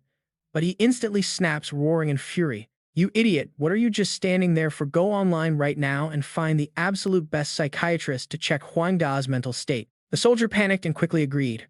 Once he runs off, the president's icy glare locks right back onto Jiang Kai, filled with deep hatred. Just you wait, Jiang Kai. But what about the battlefield? Jiang Kai stands tall, meeting that glare with a cold sneer of his own. But the very next second, a massive shockwave of exhaustion ripples right through his entire body. He suddenly stumbles, nearly collapsing on the spot.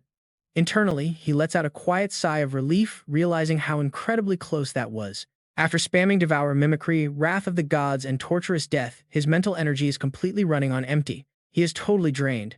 Yet his gaze immediately sharpens with pure steel again. Even though Huang Da is out of the picture, the enemy still has 4 level 40 fighters ready to kill, so he absolutely cannot afford to fall right now. Forcing himself to stand tall, he plays the bluff. As long as he remains standing, they will be too terrified to ignore him. They will definitely be distracted while dealing with Yuan Zhu.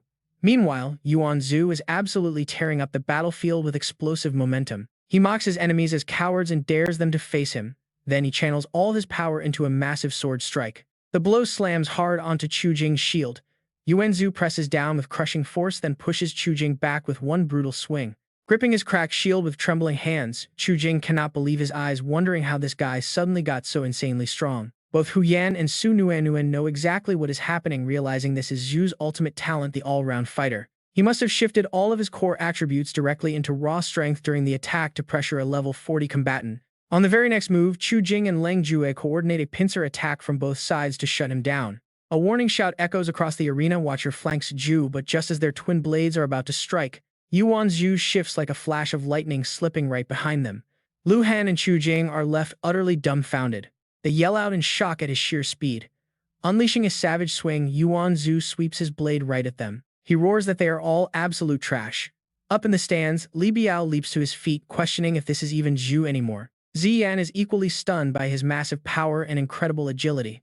Beside her, a spectator cheers with pure excitement. This guy is an absolute fortress. Back on the field, Ruan Yu is running around with a hilariously lovesick expression. He chases after Bai Zhuo, shouting for his darling to get closer. The crowd has no idea whether to laugh or cry. Seeing a completely wasted drunkard chase a level 40 warrior all over the arena is definitely a first for everyone here. Bai Zhuo screams in pure panic, telling the damn creep to get lost, but internally he is starting to feel completely helpless. That crazy shield has an insanely high defense, making it almost impossible to inflict any real damage on him. His gaze suddenly shifts over to Jiang Kai. If Jiang Kai were attacking the others, he could focus on fighting back. But Jiang Kai is just standing there. Wait, why has he not made a single move yet? Nearby, Yuan Zhu keeps hacking away. He relentlessly batters Chu Jing's shield, mocking them for being so useless and absolutely disgracing the warrior class. By now, both Lu Han and Leng Zhu sense that something is seriously off. It makes no sense. Jiang Kai clearly has the power. So why is he holding back? Dragging this match out like this does not give him any advantage whatsoever. Wait, they might have missed a crucial detail. Jiang Kai's level is actually quite low, and after casting so many heavy skills, could he actually be completely out of fuel? Inside the observation room, Professor Li watches Yuan Zhu's rising stats with amazement. The numbers just keep climbing. He is thoroughly impressed, noting that this Yuan Zhu kid is truly something else. Even Su Lanan is totally stunned, left wondering what kind of absolute monsters this Vulcan squad is actually made of. Not only did level 20 Jiang Kai crush level 40 Huang Da, but even the notoriously cowardly Yuan Zhu is playing like a beast. But either way, as long as the Vulcan squad can win this and keep Su Nuan safe, she can finally breathe easy. Lu Jun, however, does not quite agree. Not so fast, he warns. Huang Da might be dead, but the remaining 4 of the insta-kill squad will still fight for their lives, and they certainly will not go down without a brutal struggle. They are holding back mostly out of fear of Jiang Kai. Ever since he finished off Huang Da, he has just stood there, staring. It looks like intimidation, but is it possible he has simply run out of power to keep fighting? Worse, the 4 members of the Slaughter Squad seem to have realized this and are already launching their offensive. In the arena, Lu Han and Leng Jue take the lead, pouring every ounce of their strength into a combined strike. If Jiang Kai just stands there watching his best friend fight alone, then our suspicion is absolutely correct. That is right. Instead of staying frozen, Qi Bang goes all out. Even Bai Zhuo returns to the fight. He hurls 3 daggers at Ruan Yu with a wild roar, "Let us gamble." 2 minutes later, a sword slams into the dirt. Yuan Zhu stands trembling, leaning heavily on his blade just to stay upright, his voice laced with pure frustration. "Blast it." Chu Jing whispers cautiously to Lu Han, "Did you notice how this Yuan Zhu's power fluctuates constantly?" Lu Han nods in agreement, yes, and whenever his strikes get stronger, his speed drops significantly. Chu Jing instantly cracks the puzzle. "I get it, you must have some sort of stat transfer talent. It looks incredibly powerful, but even the slightest slip-up makes this talent a fatal weakness for him." Leng Zhu catches on instantly, declaring with absolute excitement, "We just have to strike when he cannot swap stats. Then he is dead." Plus, Jiang Kai still has not moved, meaning his mental energy must be completely tapped out. Lu Han and Chu Jing charge straight at Yuan Zhu. "Why wait when the enemy is wide open? Come on, did you not want to go 300 rounds with us? Show us what you have got." Yuan Zhu's power surges again as he swings his sword, shouting back, "Shut up, you losers, prepare to die." But as Yuan Zhu swings, Leng Jue suddenly blindsides him from the flank, aiming for a lethal sneak attack. "Once you are finished, Jiang Kai is next, so just die." In the stands, Li Biao leaps up in terror. Ziyan screams in sheer panic. They adjusted their strategy, and Yuan Zhu is about to lose this. But a cold voice cuts through. "You talk big." Jiang Kai, who stood frozen, suddenly leaps into the air. He fires 3 deadly projectiles right at them. "You think, a bunch of losers like you can beat us?" Chu Jing and Lu Han look back in absolute shock. What? The 3 projectiles detonate simultaneously, engulfing them. Both of them collapse, unable to stand, gritting their teeth on the ground in disbelief. "Jiang Kai, how?" Jiang Kai merely chuckles. Let us rewind to the night before the massive guild challenge took place. Nguyen found him sitting deep in thought right by the fountain, approaching him with an extremely worried look. She asked him what was on his mind since dinner, and he hesitantly replied that tomorrow was the day. Huang Da absolutely hates my guts and will definitely use every dirty trick he has to destroy us. He knows my greatest strength relies on my soul chaser weapon, so he will likely target it first. Hearing that, Nguyen grew incredibly anxious, asking him if he had actually come up with a solid counterplan yet. Jiang Kai did not hide anything, calmly explaining his strategy, reminding her of the mysterious card they acquired. With that card from the fallen Corpse King, he had a 90% chance of defeating Huang Da. But they were not just facing Huang Da, and activating that mysterious card carried a pretty serious drawback. Without a proper strategy to back it up, the chance of wiping out the entire Slaughter Squad was barely 60%. Hearing this, Nguyen quickly accessed her system inventory, searching through their items while explaining her backup plan. The Phoenix Tears were completely used up, but she had spent days trying to craft a suitable replacement item. Unfortunately, most of her experiments failed, leaving only this single Demon God capsule that matched his current stats. Once consumed, it would temporarily restore 50% of his peak combat strength within just 1 minute. But the catch is that during this critical minute of digestion, his entire body would be completely paralyzed. Furthermore, the capsule had a harsh requirement: the user must completely drain all of their mental energy first. Otherwise, the item would not work. Being paralyzed for a whole minute in battle was incredibly dangerous. Actively draining all of his mental energy in a deathmatch was basically suicide, so she suggested another way. But right then, Jiang Kai excitedly lunged forward, telling her she was an absolute genius, leaving her completely stunned. What did he mean? Jiang Kai confidently assured her that this crazy plan guaranteed a 100% success rate. He was certain he could wipe out the entire Slaughter Squad. Back in the arena just 1 minute ago, Jiang Kai watches the chaotic battles unfolding before him, while Yuan Zhu excitedly screams about launching a surprise attack. He tells the self-proclaimed greatest war god to prepare for death. Meanwhile, Ruan Yu is frantically chasing Bai Zhuo, demanding a kiss. That is when Jiang Kai seizes his perfect moment, noting that with Huang Da taken care of, his mental energy is spent. He decides to pop a special power-up capsule into his mouth and swallows it down. Instantly, thick green veins erupt across Jiang Kai's face. A 60-second countdown begins as his physical strength fully recovers, surging back into his body. He can now calmly control his deadly flying daggers, though his enemies will not live to see it. Meanwhile, nearby, Ruan Yu keeps shouting playful remarks at Bai Zhuo while raising his shield to block a barrage of thrown daggers. He asks if his darling is playing hide-and-seek. Suddenly, a mistake slips through, and Yuan Zhu appears behind him. With a massive swing, Yuan Zhu slashes straight across Bai Zhuo's waist. The falling warrior mutters in absolute disbelief. As his opponent collapses, Yuan Zhu proudly shoulders his sword, claiming that dying by his hand is an absolute honor. Ruan Yu rushes over to cradle his fallen darling and mock heartbreak before turning his teary, furious gaze on Yuan Zhu. He demands to know why Yuan Zhu killed his beloved. The proud warrior looks down and gives a cocky reply. He declares that it is because he is the world's ultimate war god.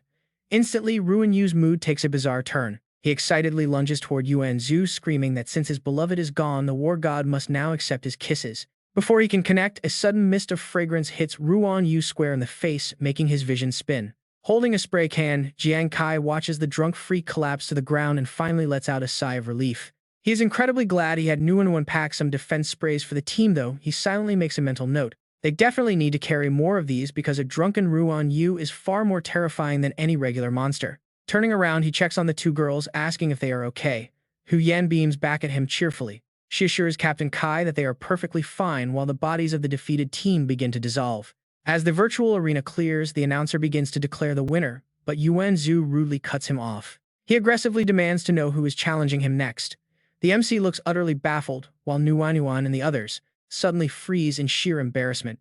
Knowing things are about to get out of hand, they rush forward together to stop him. They plead with him to calm down, reminding the self-proclaimed war god that he cannot just attack the official announcer. Terrified, the host quickly declares the Fire God team victorious, telling them to return for round 2 tomorrow at 8 a.m. He then flees the stage in a hurry, leaving Yuan Zhu behind to keep bellowing his loud, drunken boasts. He promises to protect Kai forever, leaving the exhausted captain to nod along and agree, just to quiet him down. Kai urgently signals Nguyen and Hu Yan to escape, completely mortified by the behavior of their two drunk teammates. He physically drags Yuan Zhu away, even as the idiot continues to roar about his supreme war god status.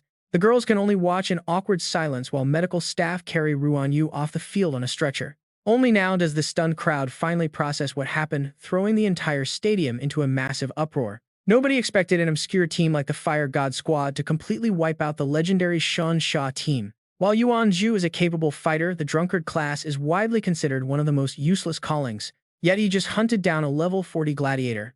And what about Jiang Kai? What kind of class is he? What kind of overpowered weapon is that black card of his? Up in the stands, even Hong Chang is stunned. He admits to Xie Dao that he finally understands why they were brought to watch this bizarre Fire God Squad. Back in the control room, Su Lanan lets out a breath of relief, noting that the team actually won. Lu Jun nods in satisfaction, impressed that every move Jiang Kai's team makes completely shatters expectations. He mentions that even Commander Wei is likely looking forward to the results of their brand new tier evaluations. Just then, an announcement from Professor Li grabs their attention, revealing that the evaluation results are officially in. The screen flashes to display their updated rankings, showing that Yuan Zhu has officially reached S tier, but since Su Nuan Yuan has yet to display any other abilities, her rank remains at her original X tier. Su Lanan looks at the screen in shock. It has been ages since Jiangzong City produced an S tier under level 40. Lu Jun makes no effort to hide his excitement. If the boy is already S tier now, once his class advances beyond level 60, his potential will be limitless. He will secure a spot in the reserve squad for the Hall of Sacred Radiance War Gods, a crucial defense force. The nation establishes both national and local war god temples, setting up reserve teams to scout and train fresh talent. These recruits dream of becoming true war gods. Joining this elite reserve list takes one of two paths. First is combat capability. Outstanding field performance serves as the foundation, letting recruits prove their worth through grueling local trials. This is the common path. Most hopefuls take this route. The second path relies on direct military scouting, offered only after meeting strict class rank requirements. Once the military evaluates and recommends you, admission is direct, but almost nobody ever makes it through this exclusive pathway. Even Su Lanan finds the news hard to swallow. Direct entry into the Holy Radiance War God Temple reserves is practically unheard of. Across the entire nation, not a single person achieves this in a year. Yet Yuan Zhu has that exact potential. Suddenly, Lu Jun speaks up. He asks Professor Li about Jiang Kai's official ranking. The professor goes quiet. They actually have not been able to test him yet. Both listeners freeze in sheer disbelief. What? They gasp. Professor Li sighs and slowly begins to explain the bizarre situation to them. Jiang Kai's raw test data shows some seriously massive contradictions. For starters, his base attributes at level 20 are just too ridiculous, but since his class remains completely unknown, they are willing to overlook that for now. Then comes the second major issue. His base stats lag far behind top-tier fighters, but his actual physical attacks pack an absolutely terrifying amount of sheer destructive force. During one specific trial, his offensive power coefficient hit a mind-blowing 24,000. It makes absolutely no scientific sense. On top of that, they cannot find a single scrap of record regarding his card weapon in any of their databases. It actually caused severe glitches in their evaluation system. The only thing they can say for sure is how he fought. Despite securing an unexpected victory, Jiang Kai burned through his combat stamina way too early in the fight. As a squad leader, he also gave his teammates far too much free rein. If they must assign him a rank, it will have to be grade D for now. Both Su Lanan and Lu Jun gasp in disbelief. Grade D, yet they ultimately yield. They thank Professor Li, promising to deliver this final report directly to Commander Wei. But as they walk away, Su Lanan remains quiet. She cannot accept this evaluation. Jiang Kai is far stronger than some bottom-tier grade D. This time, Lu Jun completely agrees with her. He is definitely not grade D material. Confused, Su Lanan asks why he did not speak up during the meeting earlier. Lu Jun calmly explains that while Professor Li's logic is sound, the entire testing framework itself is the real problem here. The current system uses vast amounts of data gathered from countless predecessors, but Lu Jun asks her to consider a rare exception. What if someone is walking a completely unique path that no one has ever traveled before? Standard measurements will always fail them. Just like Commander Wei, he is eager to see what Jiang Kai does next. The potential is absolutely staggering. The next day, the group stops outside a local pharmacy. Hu Yan suggests they head inside to stock up on some crafting materials. They need specific herbs to brew their utility mist sprays. As they step through the door, the shop owners greet them warmly. They ask how they can help. Hu Yan takes the lead, asking for glazed bulbs, hallucination mushrooms, and sour berries. The shopkeeper nods eagerly, assuring them that he has everything they need in stock. He gestures for them to follow him. But Jiang Kai suddenly notices that Nu Ainuan is missing from the group. Turning around, he spots her standing near a display shelf. He quickly walks over to see what has caught her attention. It turns out the shelf holds various rare poison recipes. Nu Ainuan gently picks up one of the formulas. She whispers to Jiang Kai that it is a highly unusual poison mixture. She mentions she has never seen a green water ghoul ingredient listed at any of the local trading halls before. The shopkeeper overhears and explains that the ingredient is incredibly rare, dropped only by a mutated general-grade water ghoul. It was recently harvested near the perilous Taiping Mountain Lake. Hearing this, Jiang Kai raises an eyebrow in genuine surprise. He wonders who would ever willingly venture into such a dangerous place. The shopkeeper smiles, explaining that ascetics exist. These mysterious individuals actively seek out desolate high-risk zones to train. Lu Han got extremely lucky during his last hunt. He stumbled upon a dying monster and claimed the prize. But the shopkeeper warns Nuanyuan about the poison's deadly nature. It is highly toxic and the preparation process is dangerous. One slip-up during brewing could easily end her life. Even if successfully crafted, deploying it in battle is incredibly impractical, which is why the recipe remains unsold. He suggests she look at other options, but his warnings only pique her curiosity. She asks what the poison actually does. The shopkeeper patiently explains that the mixture is a lethal contact toxin. Once thrown, it eats directly through heavy armor. It clings directly to the victim's flesh. However, triggering its active phase requires meeting one highly specific combat condition. The target must be completely submerged in water for the lethal effects to kick in. Both teammates look at each other. They yell out in excitement, "Water!" The shopkeeper nods, explaining the massive risk of brewing such a situational poison. Dumping debuffs on the enemy is a start, but it is not enough. They still need to knock their opponents into the water, even if the arena they are fighting in actually has any lakes or ponds. But even if there is one, Jiang Kai looks up, locking eyes with Nuanyuan, who is already calculating their next move. And they both shout in unison, "Awesome, we will buy it." The shopkeeper stares at them, his face filled with total confusion as a loud bang suddenly rattles the pharmacy. Meanwhile, back in the real world in Jiangzhong City, inside Xuanwu Private Hospital, a depressed Huang Da sits silently in a lifeless ward. Through the cracked door, his father watches him with a cold, heavy gaze. He remembers the specialist's report. Chairman, the eldest son's condition is even worse than his brother. His mind has suffered a completely devastating blow, and he's already showing early signs of a complete mental collapse. He needs treatment immediately, and the council suggests that the young master stay away from Ghost Star while we put him through intense psychological therapy for at least 3 months. Right now, Huang Da is like a shell of himself, staring blankly ahead with drool dripping down. His father violently punches the wall as hatred boils over inside him. Huang Wei is still not cured, and now Xiao Da has ended up like this. He was the absolute pride of the Huang family, and it is all Jiang Kai's fault. Jiang Kai, I promise in public not to lay a finger on your family, but don't you forget I never said I wouldn't touch you. The Guild Challenge tournament is far from over anyway. Just then, a figure slowly approaches from down the hallway, asking if the chairman summoned him regarding the guild tournament. Meanwhile, as we shift back to the virtual world, the tournament pushes forward over the next few days. Some teams, having witnessed how brutally Jiang Kai finished off Huang Da, choose to forfeit before their match even begins. Other squads fight hard through several intense battles, but they all fall to the Vulcan squad. Ultimately, Jiang Kai leads the team safely into the top 16.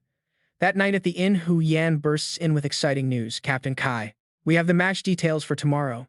A screen pops up in front of them, revealing their next opponent is the Falcon 4th Squad led by Xu Feixiang.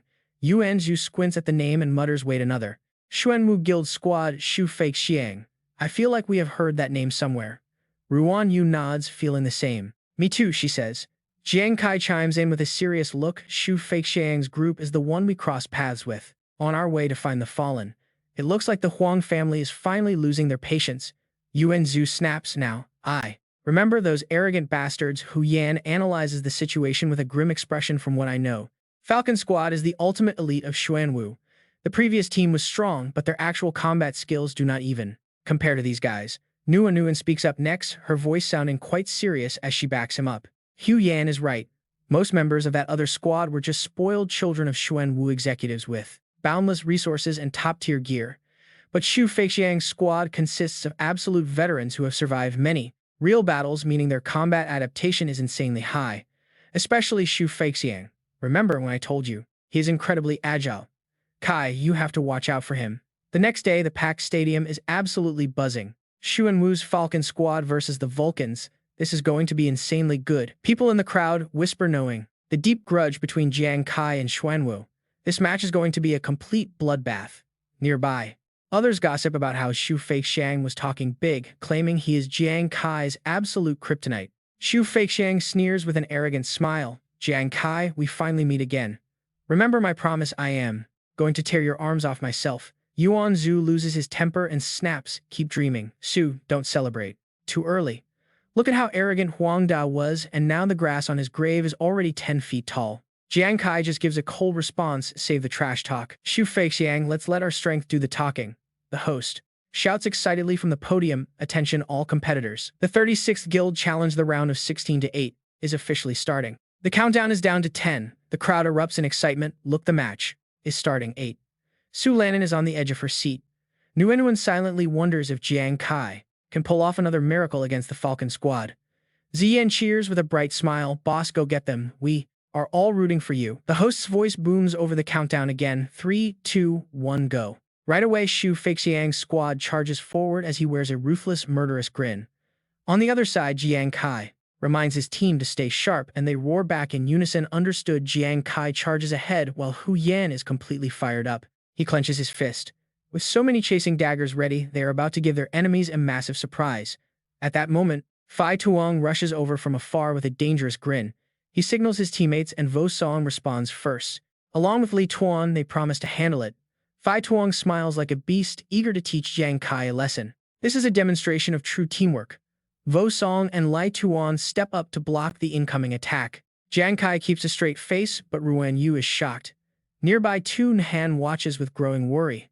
She marvels at their insane reaction speed, and Juet Lin is just as stunned by their defense. Even with an all-out offensive, they immediately formed a solid defense and blocked Jiang Kai's flying daggers. Watching the block, he notes that despite a deadly strike being triggered, the enemy retreats calmly. No panic, just perfect control. Seeing this, Van Wai steps forward, eager to test her own strength. Vo Song gives her the green light. Meanwhile, Njuet Lin stands there, jaw dropped as the fight intensifies. Even when the front line gets pushed back, the rear guard instantly charges ahead to keep the pressure on. Fan Wai rushes in with burning battle spirit, unleashing her fierce flame skill onto the Vulcan squad. Njuet Lin can only watch in awe as they seamlessly shift from a defensive wall into a brutal attack. Jiang Kai quickly orders his team to fall back. Watching from the sidelines, Su Lanin is deeply impressed. She had heard of the Falcon 4 squad before, but seeing their legendary coordination up close is different. No wonder their team's synergy is so famous. Lo Tuan nods in agreement, acknowledging their incredible teamwork. Individually, they might not be the absolute strongest in the guild, but together, they are a force. That is what makes this unit stand out so much. Jiang Kai backs away, calculating their next move. This flawless synergy only comes from surviving countless life or death battles together in the real world. Just one clash proves these guys are far more dangerous than any opponent they have faced before. Suddenly, Phai Tuong throws out a super magnetic crystal. Is he trying to disable their weapons? A blonde spectator shouts in shock, pointing out the magnetic crystal that usually shuts down the team's weapons. Everyone thinks Jiang Kai is backed into a corner and forced to play his secret trump card early. But wait, look closely. The spectator gasped in disbelief as the magnetic crystal completely failed to work. How is that even possible? A stunned Phai Tuong asks if they somehow modified their weapons beforehand. Jiang Kai smirks with sharp eyes.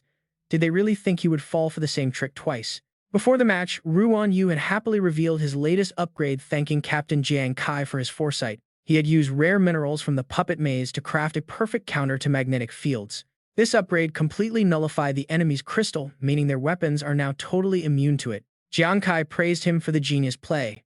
Now he leaps high into the air over Phai Tuong. It is an absolute display of raw power. Even their most flawless coordination shows cracks against supreme speed. Activating his time gambler skill, he calculates his next moves to overwhelm them in an instant. With non-stop strikes from his 6 chasing daggers, the enemy will not even have time to react. On the sidelines, Su Lanin is blown away by how quickly they countered the magnetic threat. Lo Tuan smiles, finding it absolutely fascinating to watch this squad grow stronger with every single battle. Jiang Kai directs his team, telling Yuan Zhu and Ruan Yu to strike while the iron is hot. Knowing his time gambler skill will not last forever, this is their absolute best window to strike. An arrogant voice snarls. Suddenly, Yuan Zhu charges forward, his body overflowing with massive energy. Unleashing an earth-shattering stomp, he is eager to show them the true power of a war god. Their formation scatters instantly. Yuan Zhu stands there in complete confusion, wondering where everyone went. Just as he looks around, a sudden sneak attack comes flying right at him. Jiang Kai yells a warning. Shouting a desperate warning, Jiang Kai alerts True just as Phai Tuong launches a vicious ambush from behind. Phai Tuong vows to finish him off, but Yuan Zhu roars back, furious that anyone would dare challenge him. Meanwhile, Fan Wai tells Lai Tuan to handle this area. Lai Tuan watches her with deep suspicion. It turns out he totally underestimated the crazy guy's reaction speed. Yuan Zhu's eyes light up with fury. Since you want it so badly, I will take on your challenge with my ground-shattering stomp. Right then, Wu Shuang lets out a fierce battle cry. He orders his team to kill them all, while Ruan Yu vows that he will never be weak again. He blocks Wu Shuang's attack head-on. Meanwhile, a drunk flirt yells out that he is coming for the beauties, earning a disgusted glare from Wu Shuang. Wu Shuang snaps that the guy must have a death wish. Rong Yue just laughs, saying they should let the guys handle that perverted drunkard. She finds him totally disgusting. Qing Yi agrees and immediately charges forward with Rong Yue, leaving the two useless girls to them. Nguyen quickly warns Hu Yan to watch out as the enemies close in. In response, Hu Yan unleashes her energy to strike back. She casts an enhanced version of her ultimate hailstorm. Nguyen steps up with determination, ready to provide full backup support. As their combined attacks target the girls, Feixiang dashes forward to engage Jiang Kai. Jiang Kai reactively prepares to defend himself. Jiang Kai swiftly dodges the incoming attack with surprise. He then smirks with amusement, mocking him for trying to play with throwing daggers. He boasts that he has never lost a match of raw speed. Moving like lightning, he leaves behind after images while mocking his opponent. He taunts Jiang Kai for being way too slow. Stunned, Jiang Kai realizes that this guy's speed is truly on an entirely different level. Up in the stands, the entire crowd erupts in gasps. No one has ever managed to dodge Jiang Kai's daggers at such close range. The messy-haired cameraman gets super hyped up, pointing out that everyone is forgetting who they are dealing with. That is none other than Xu Feixiang. He is legendary for his insane agility. The cameraman notes that even in slow-motion replays, it is impossible to see how he dodged the daggers. Feixiang effortlessly weaves through the attacks. Su Lanan watches in total disbelief as Feixiang spins gracefully, avoiding every single deadly projectile. He uses his spins to close the gap on Jiang Kai. Watching closely, Lu Jun analyzes the fighter's incredible movement stats with a serious expression. He explains that Xu Feixiang's base agility stat is over 300, and with his current gear, it easily shoots past 350. He calculates that while Jiang Kai is built for speed, Xu Feixiang's agility stat is likely higher by a massive margin of over 100 points. In terms of raw stats, Feixiang is the absolute worst matchup for Jiang Kai. The speed gap between them is just too wide to bridge. Feixiang continues to close the distance, taunting Jiang Kai that challenging him will be the single biggest mistake of his entire life. He leaps into the air and unleashes a devastating whirlwind slash. Jiang Kai retreats to dodge the blow, but something feels off. Activating his demon eye, Jiang Kai focuses on his opponent. Although Feixiang seems to swing a single blade, his other hand is secretly gathering power. This whirlwind slash is a clever trap, not just a basic frontal strike. Jiang Kai realizes he is in a tight spot. With his current agility limits, purely dodging won't save him from 2 consecutive heavy blows. The tension mounts as they clash violently. Their weapons collide with immense force. Feixiang grins, believing his hidden trap worked and that his opponent has finally taken the bait. But as the attacks connect, a surge of purple energy wraps around Feixiang, blocking the strike. Jiang Kai's eyes widen in utter shock. He is shocked to find his soul chaser weapon completely pinned down. Feixiang laughs smugly, asking if Jiang Kai thought he was the only one who could upgrade weapons. He boasts that his twin silver swords have been fully modified. They can't manipulate weapons from afar like high-tier crystals, but they are perfect for close-quarters combat. It is more than enough to neutralize the soul chaser. Jiang Kai realizes that his opponent must have planned this countermeasure from the very beginning. He baited him into throwing out all his daggers. Feixiang laughs provocatively, admitting that was exactly his game plan. He admits he is almost impressed that Jiang Kai still has the nerve to ask redundant questions while backed into a corner. Looking closely at Jiang Kai, Feixiang smirks and points out something highly interesting, asking if he has found the final dagger. Or perhaps it is the hidden trump card disguised as a regular throwing weapon. Jiang Kai's expression instantly hardens as his secret is exposed. Staring down at him with absolute smugness, Feixiang boasts that things are playing out exactly as he predicted. Jiang Kai tries to stay calm. Feixiang explains with a grim look that their Falcon squad did not reach the top rank just through perfect teamwork. Their greatest strength is that they never underestimate their opponents. That is why he meticulously analyzed Jiang Kai's previous battles. He studied the footage of Jiang Kai's match against the insta-kill team over and over again, uncovering a critical pattern. He realized Jiang Kai defeated Huang Da using that secret weapon disguised as a dagger. However, his actions right after that victory were highly suspicious. Instead of backing up his teammates right away, Jiang Kai stood completely frozen on the battlefield. Feixiang asks why he would do that. He wonders if Jiang Kai simply trusted his 4 teammates to win their own fights without his help.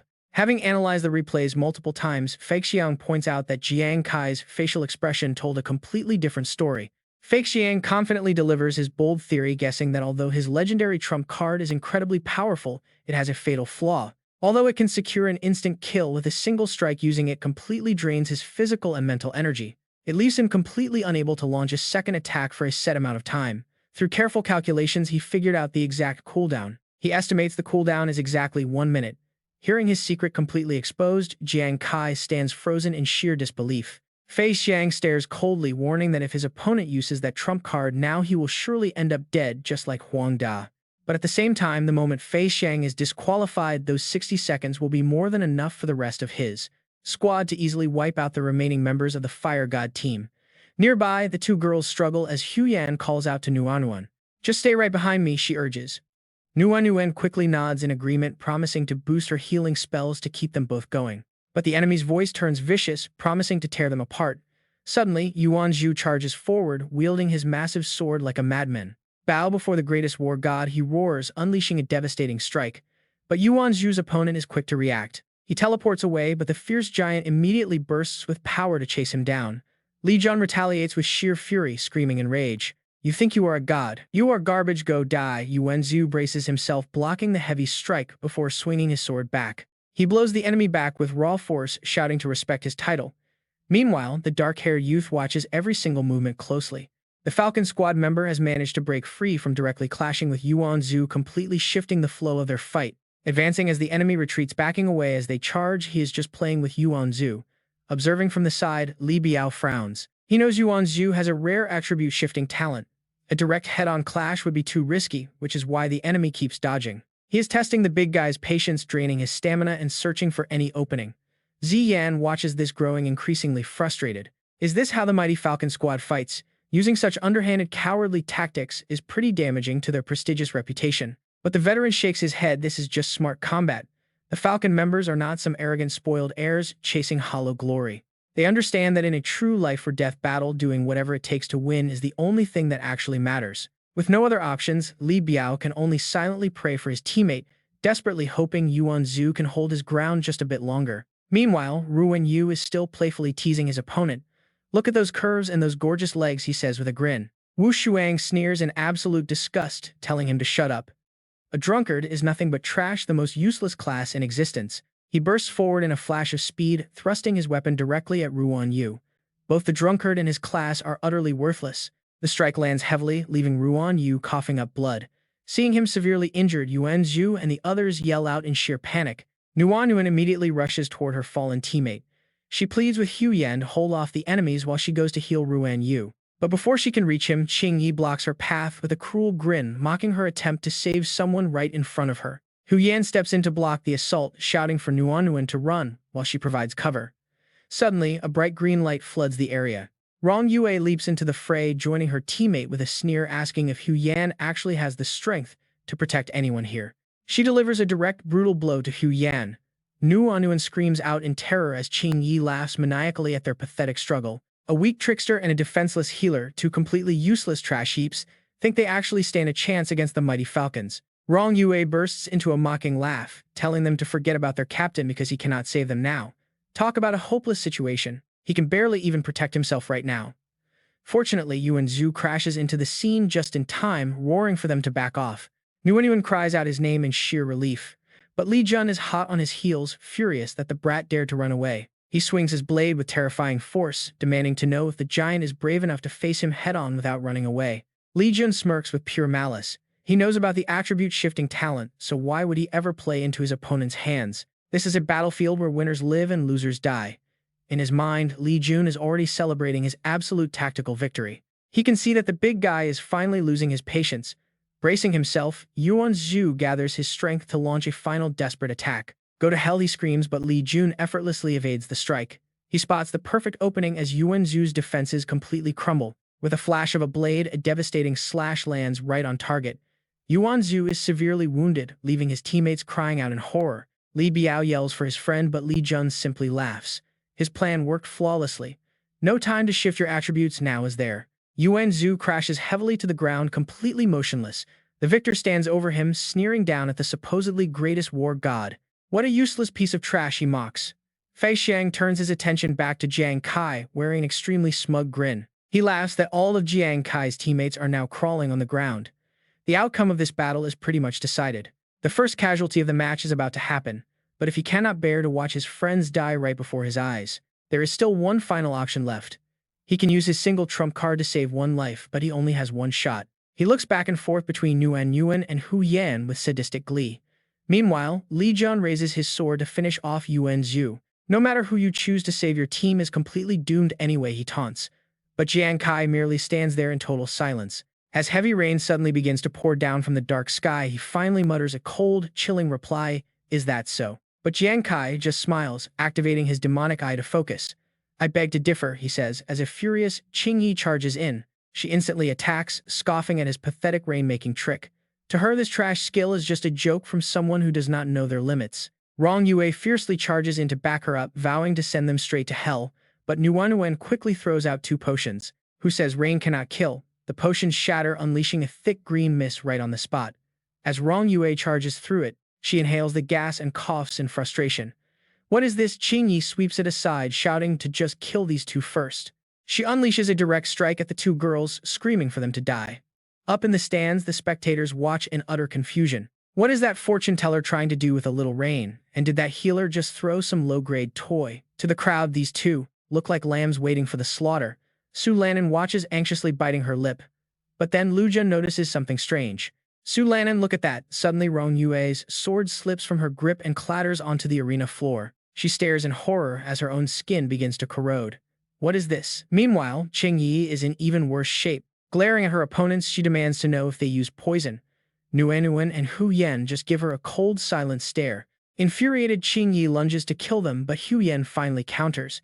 "You still think you can kill us? Dream on." Summoning a barrage of razor-sharp hail, she quickly takes down both opponents. Qing Yi and Rong Yue are completely incapacitated. Both fighters collapse onto the cold, hard floor. Su Lanin can barely believe her eyes. What kind of insane poison is that? To completely paralyze top-tier combatants like that, the toxicity must be off the charts. Lu Jun, however, looks highly intrigued. It is the rare green water ghost poison. It only activates when the target is fully soaked, a condition so incredibly difficult to meet that nobody ever uses it. Who knew it could be paired so perfectly with a rain-calling spell? Suddenly, Fei Xiang is cornered. How is this possible? Jiang Kai just smirks, enjoying the panic. In battle, a seemingly useless class and a throwaway skill, paired with a weak-looking poison, can produce terrifying results when combined correctly. Honestly, who saw this combo coming? But if you think our Vulcan squad is out of tricks, you are dead wrong. We are just getting started. Suddenly, a spectator gasps, pointing at the arena. Look, that drunkard is actually standing back up. Sure enough, Ruan Yu struggles to his feet. Clutching the bleeding wound on his abdomen, he stands tall. To Wu Shuang, this desperate struggle is nothing but a joke. You still want to fight? You are just a pathetic drunk. Did you honestly think you could defeat a real warrior? I will wipe out your entire squad, starting with you. With bloodshot eyes, Ruan Yu grits his teeth and snaps back. I have been an underdog my whole life. I do not care who you are, I am not afraid of you. Wu Shuang pauses, startled. Wait, his eyes look completely different now. He is not acting like a drunken fool anymore. Does he have a hidden trump card too? Ruan Yu points a trembling finger at him, his voice cold. Let me make this clear. Today, you are doing things my way. You do not have any other choice. Wu Shuang practically explodes with rage, screaming at him for daring to play around. A blonde fighter in the crowd scoffingly sneers, wondering if that was it. He expected a legendary ultimate, not more drunk babbling. It is just gross. But another fighter beside him, wide eyes in shock, telling him to look closer because something is seriously off. His state is incredibly strange.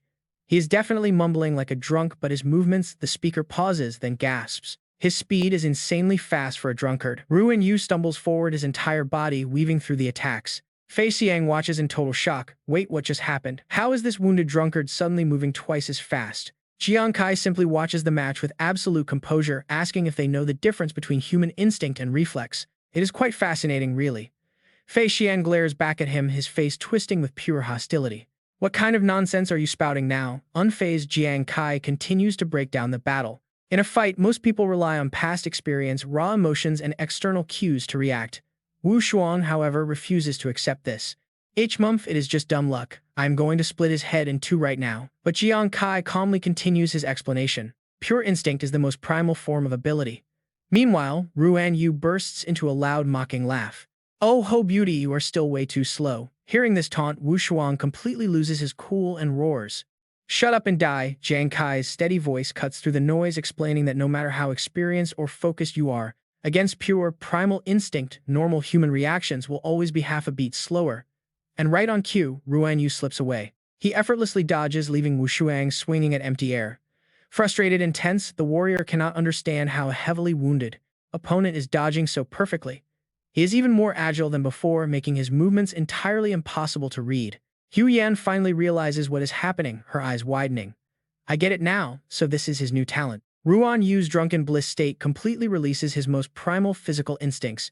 She remembers a previous conversation she had with him. He told her that being drunk would further stimulate his subconscious, taking him from a state of total intoxication into that ethereal zone right between being drunk and completely sober. Honestly, he felt it might make him feel pretty carefree. She suddenly understands his words and decides to give it a try. Just then, Hu Yan grabs a nearby sword. He tosses it over, yelling for Ruan Yu to catch it. He grabs it midair, teasing his opponent with a cheeky smirk. Asking if his sweet beauty is tired, he claims he is still waiting for a warm kiss. This completely enrages Wu Shuang. Screaming in sheer fury, Wu Shuang vows to slash him into 8 pieces today, launching a ferocious and wild onslaught of attacks. But Ruan Yu easily dodges every single blow. The crowd watches in absolute shock as the drunkard smoothly slips away with sloppy steps. Yet every single strike is cleanly avoided. His opponent simply cannot believe his eyes, letting out a panicked and desperate scream. No way, he yells. The drunkard class is trashed the lowest tier possible, so there is no way he can lose to him. Lunging forward with all his might, their weapons collide in a massive clash, but Ruan Yu completely overpowers his enemy. He leaves him trembling with the cold sword tip resting directly on his forehead. Then Ruan Yu gives a shameless mocking smirk. Strip, he shamelessly orders. Wu Shuang shivers, completely speechless and humiliated, spitting up blood as his eyes go bloodshot with raw rage. He collapses with a painful cry as the crowd erupts. For everyone watching at the Holy Radiance Arena, this is truly unbelievable. How could a trash-tier drunkard class actually defeat a higher-ranked fighter, with 3 members of Eagle Team 4 already completely down? Can the Vulcan squad actually pull off a miraculous comeback? Seeing this, Zhu Feixiang is absolutely pushed right over the edge. He screams at his useless team and tries to charge in, but Jiang Kai quickly steps up, completely blocking his path. Jiang Kai gives a cold stare, asking if he is breaking down already since Feixiang came all this way for him anyway. Glaring back with sharp, intense eyes, Feixiang realizes Jiang Kai must have held onto his secret trump card this entire time. He laughs and scoffs, stepping back with his arrogant smirk, warning Jiang Kai not to celebrate his victory too early. His team is not completely defeated yet. Just then, a potion bottle shatters and Su Nuan gasps in terror.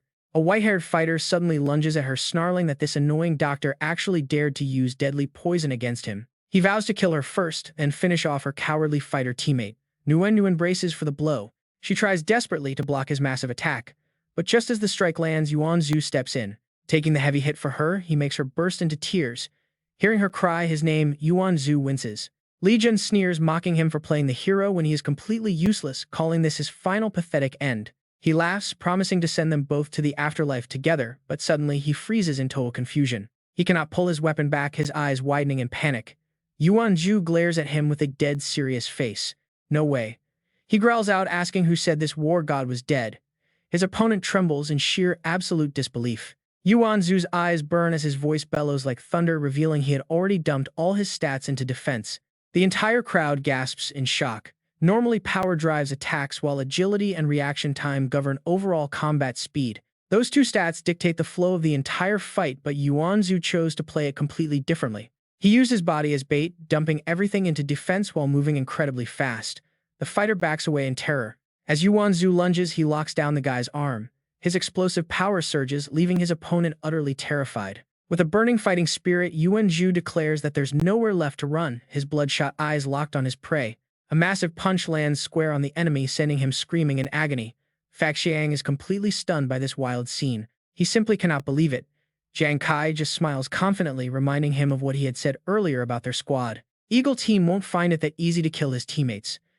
Feixiang turns pale, breaking into a cold sweat. How did these Vulcan squad rookies suddenly become so powerful? Their previous data analysis said they had 0 chance of winning. Jiang Kai raises his voice, brimming with powerful energy, declaring that it's now time for their final showdown. He promises to make Feixiang taste absolute defeat, successfully pushing the arrogant enemy leader right over the edge. Feixiang roars, his eyes bloodshot, warning Jiang Kai not to get cocky just because his men failed to clear the trash. He vows to take Jiang Kai's head himself. Jiang Kai stays silent, his mind racing with deep tactical calculations. To secure victory in a high-stakes duel, the absolute best way is to strike first with everything you've got. Feixiang charges like a madman, purple aura flaring from his eyes as he unleashes a devastating double-slash skill. His focus eye skill analyzes the enemy's power. The explosive force is too intense, a full-power strike from Feixiang, even if it fails to hit directly, the residual energy will still affect him. Jiang Kai dodges the attack quietly, analyzing the patterns of his opponent's moves, but at the same time, this also means that after this strike, he won't have much power left. Instantly launching his second strike, he suddenly calls out void form, his body quickly disappears. Feixiang's eyes widen, filled with bloodshot veins as he gasps. What Jiang Kai suddenly emerges from the white smoke saying to Feixiang, "You've lost," then holding the fire tempering card, he concentrates his power and hurls it at him. Feixiang goes wild, gathering his strength, who says, "I lost." "Jiang Kai, you dare toy with me, I will kill you." Jiang Kai's gaze turns sharp as a hawk, emotion only clouds judgment. "The more likely you are to fail." The 8 Soul Chaser blades from before were suppressed, unable to critical hit. After the Reaper card consumed his 9th Soul Chaser blade, inherited a 90% critical hit chance along with the Reaper card's stat boost of the Reaper card. This blow hits Feixiang. His face is full of panic, his pupils shrinking in absolute disbelief. How is this possible? Zini affirmed that Feixiang would definitely die. His scream echoes through the entire space and a deafening explosion erupts on the battlefield, seemingly ending the fight. Jiang Kai calmly walks past his fallen opponent's arm, who's lying on the ground. At this moment, he coldly collects his loot. Before leaving, Jiang Kai casually drops a play phrase, "I told you you lost." The spectators in the stands gasp, completely unable to believe the result before their eyes, while others cheer in wild excitement. "Oh my god, the Fire God Squad won again." Some spectators even cry out in absolute disbelief. They actually defeated Xuan Wu's elite squad twice in a row. Ao Yu, seeing this familiar and predictable result, bursts into laughter, acknowledging the miracle. Right away, Su Lanan runs in hurriedly asking, "Is it over?" Even Lu Jun has to admit this result.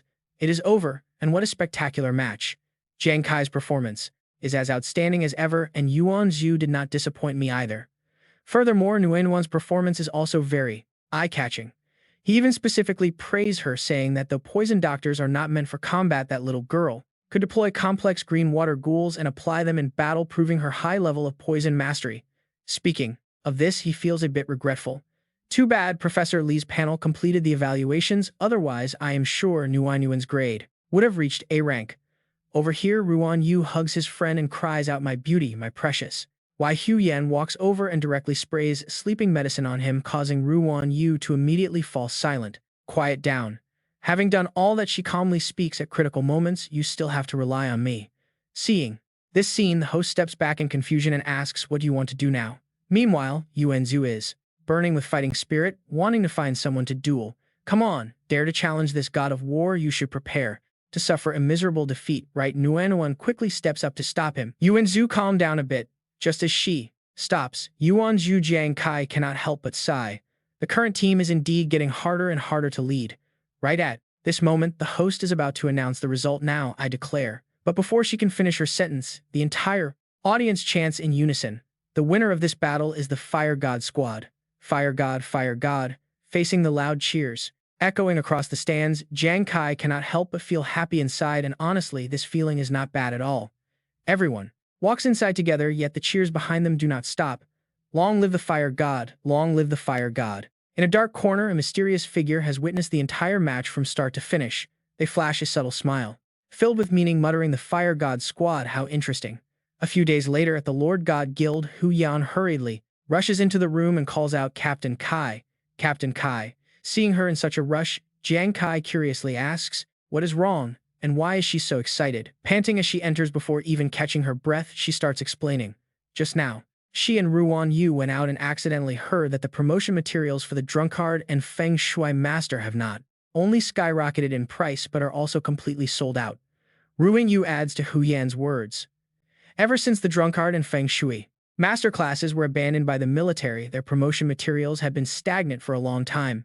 At this point, Hu Yan excitedly asks, "The others, doesn't this finally prove that our two professions are actually not useless classes at all?" Hearing this, Jiang Kai also acknowledges their abilities. "That seems likely. In the battle against the Falcon Squad, the performance of you two was outstanding, especially Ruan Yu. In the moment he killed that cavalryman, the entire audience was shocked. But I think even within the same profession, everyone's talent and destiny are completely different, so your success is hard to replicate. Hearing this, the two of them immediately feel extremely happy, and at the same time, he cannot hide his immense pride. Yuanzhu immediately chimed in. After all, their Fire God squad is definitely not some average group of nobodies. Just then, Huyan receives a major update and immediately speaks up to share the latest news. Leopard Squad clashed with the Wolong Squad. In that brutal fight, the Wolong Squad was decimated, leaving only a single survivor. But in a shocking final twist, the Wolong captain turned the tables, wiping out the entire Leopard Squad single-handedly. Hearing this, everyone gasps in absolute shock. What Jiang Kai also realizes something right away. He remembers that the elite Leopard Squad is managed by the powerful Xuanwu Guild. For the Wolong captain to wipe them out alone, just what kind of monster is he? Strength destroy that entire Leopard Squad. Just what kind of terrifying monster are they dealing with? Thinking about this, he immediately turns to warn Su Nuenyuan that they cannot underestimate the Wolong captain, urging her to investigate him when she has time, just in case they meet so they are not caught completely off guard. She quickly nods in agreement, saying yes. Ruan Yu then chimes in with his own update, announcing that the battle situation is growing more intense by the day, with teams suffering heavy casualties.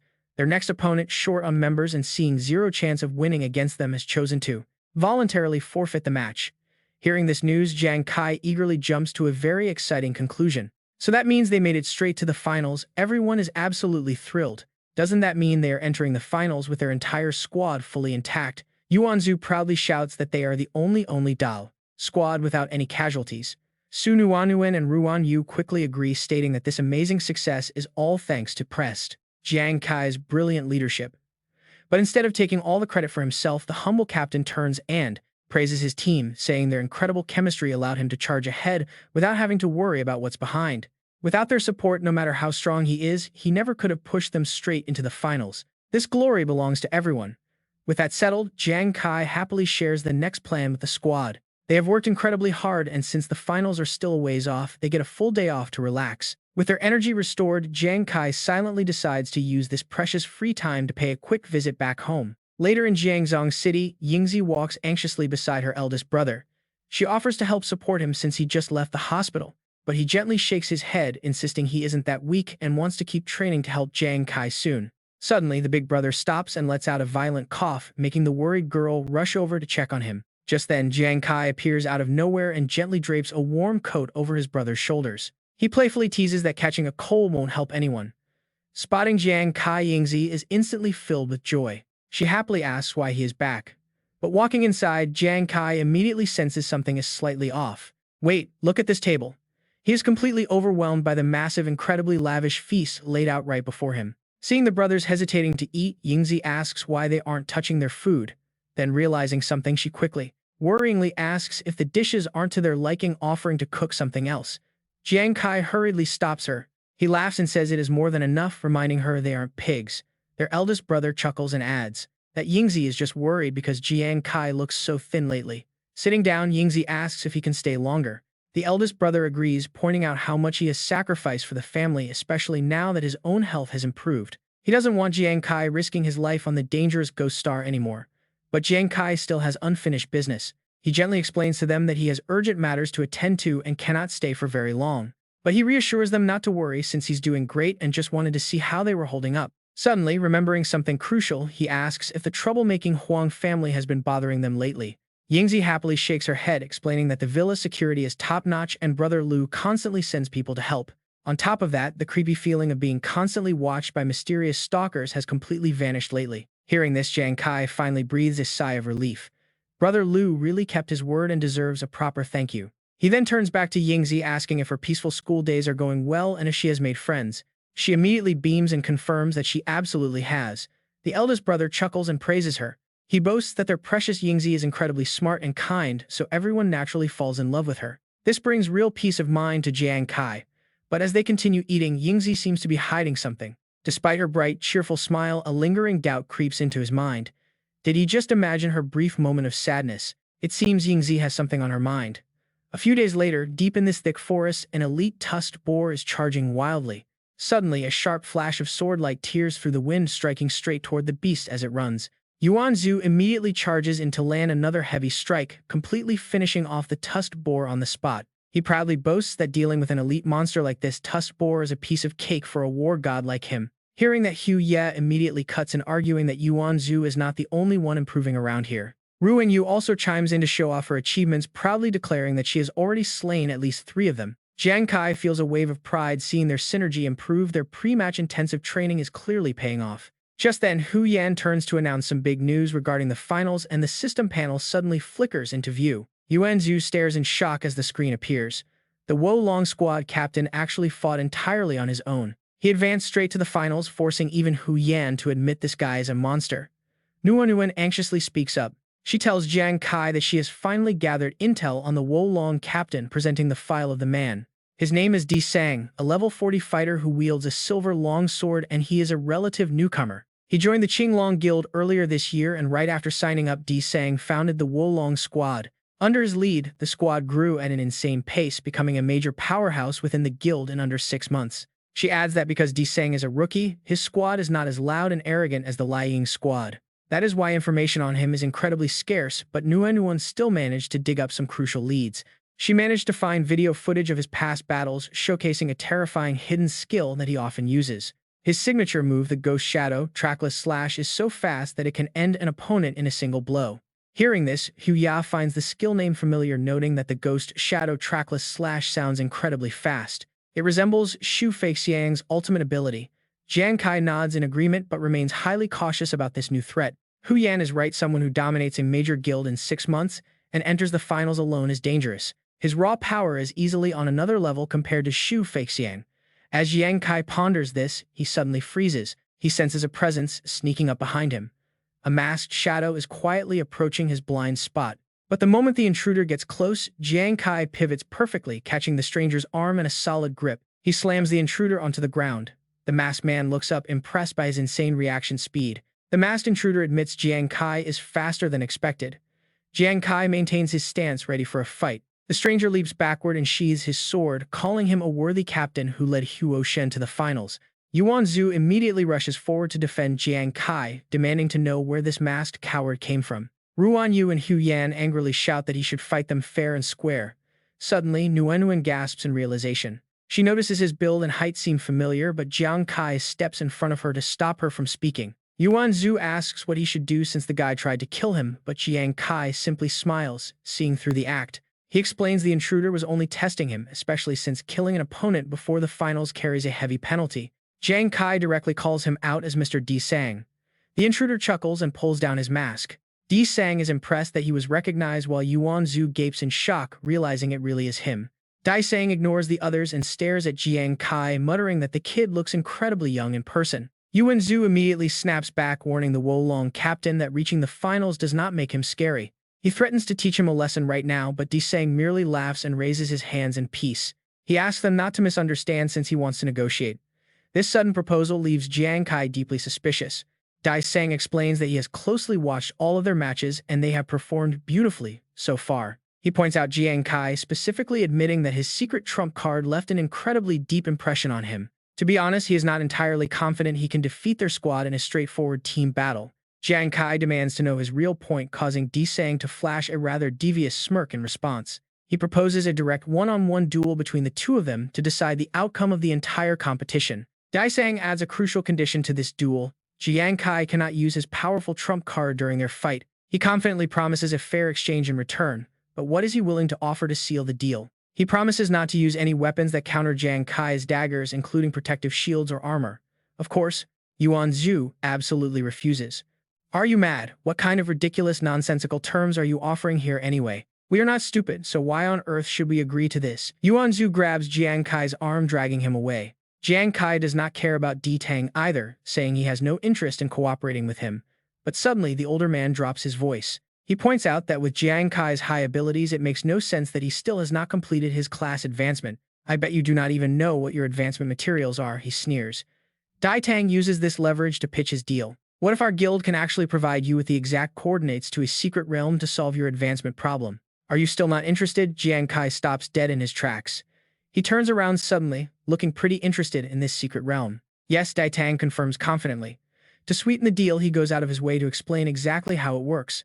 Simply put, a secret realm is an uncharted, mysterious zone filled with rare resources that adventurers need to level up. Normally, these secret realms are strictly managed by the national military, especially the large-scale ones. But some of the smaller-scale exploration permits are handed down to major guilds as a way to motivate their members. Inside these hidden areas, a guardian usually sets up challenges for any daring adventurers who enter. Pass the trial and the guardian rewards you with rare materials or answers highly complex questions.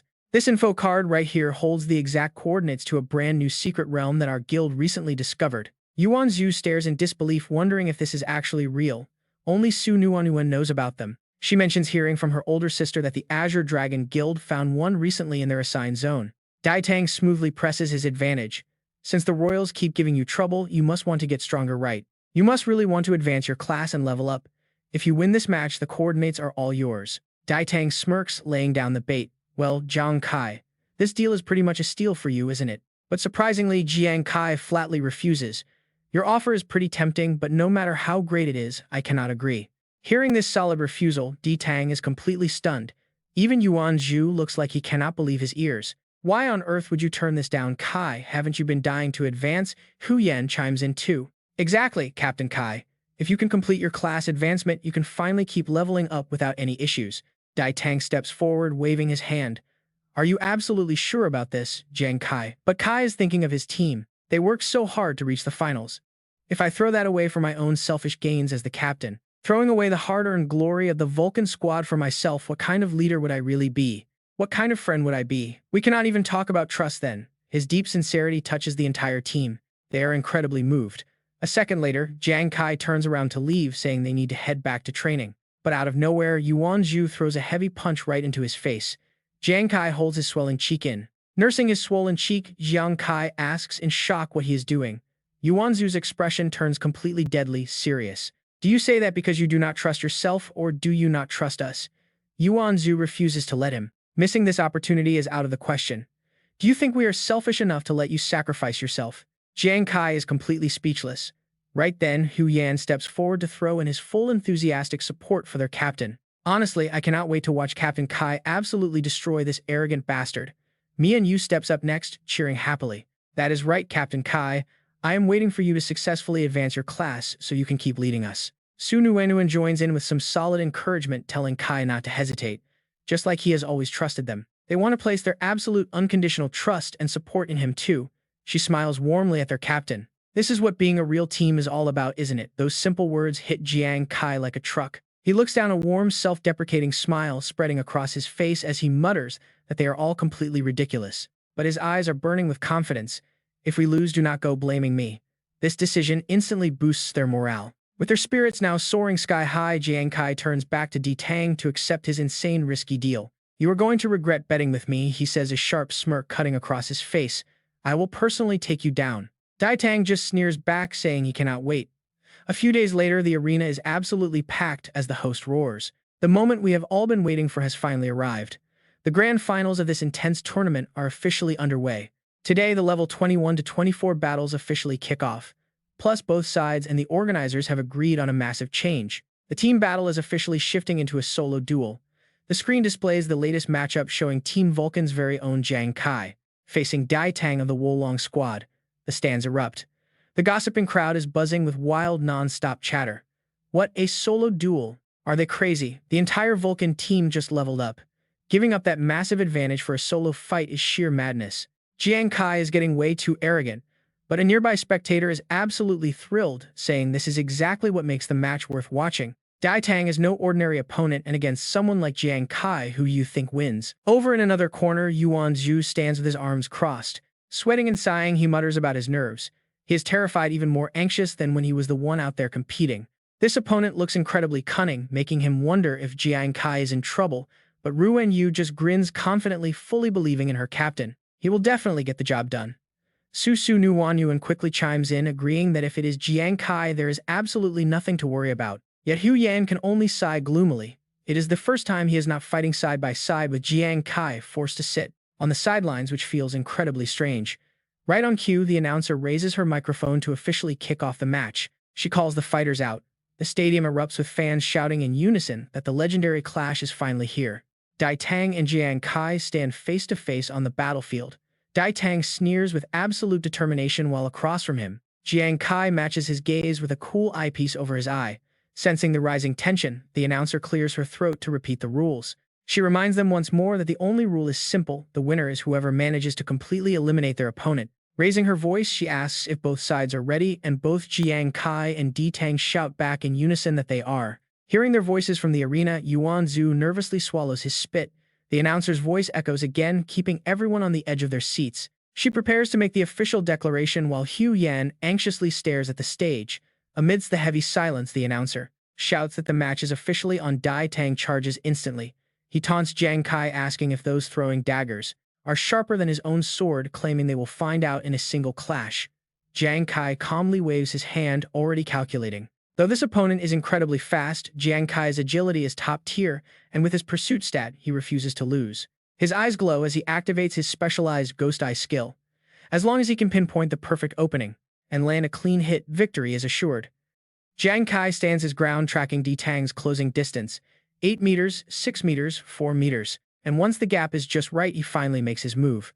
But right then, Dai Tang lunges forward, swinging his blade to unleash his ghostly shadowless slash, triggering a massive blinding explosion. Thick dust instantly blankets the arena, completely blocking their view. Out of the smoke, Jiang Kai leaps high.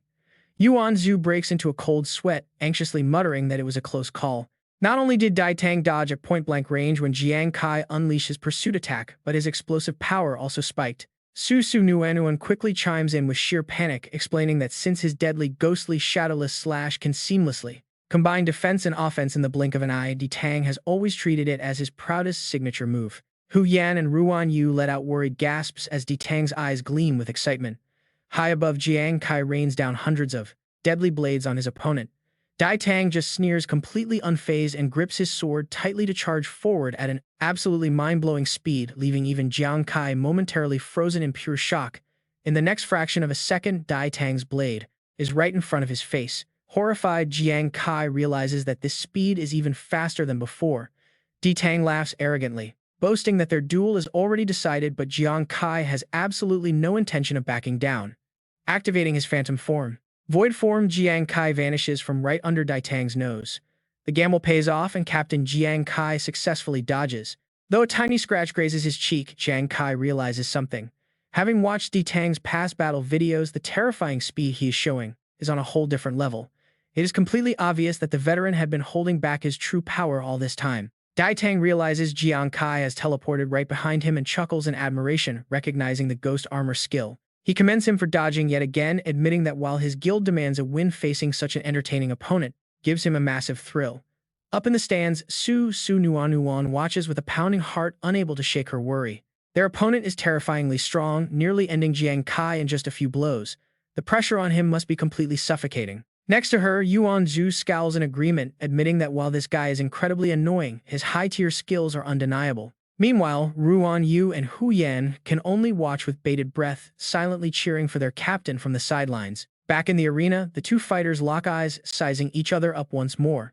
Jiang Kai flashes a confident smirk, telling his opponent that the feeling is mutual, as Dai Tang has officially awakened his own hunger to win, mocking to push the deal, telling the kid he is almost sorry to have to fight him, then offers a compromise. He promises that even if the kid loses, he will guarantee him a spot in the Azure Dragon Guild.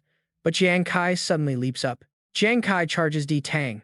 "Stop talking nonsense, the match is not over yet," he warns. Dai Tang laughs like a maniac, clenching his fist.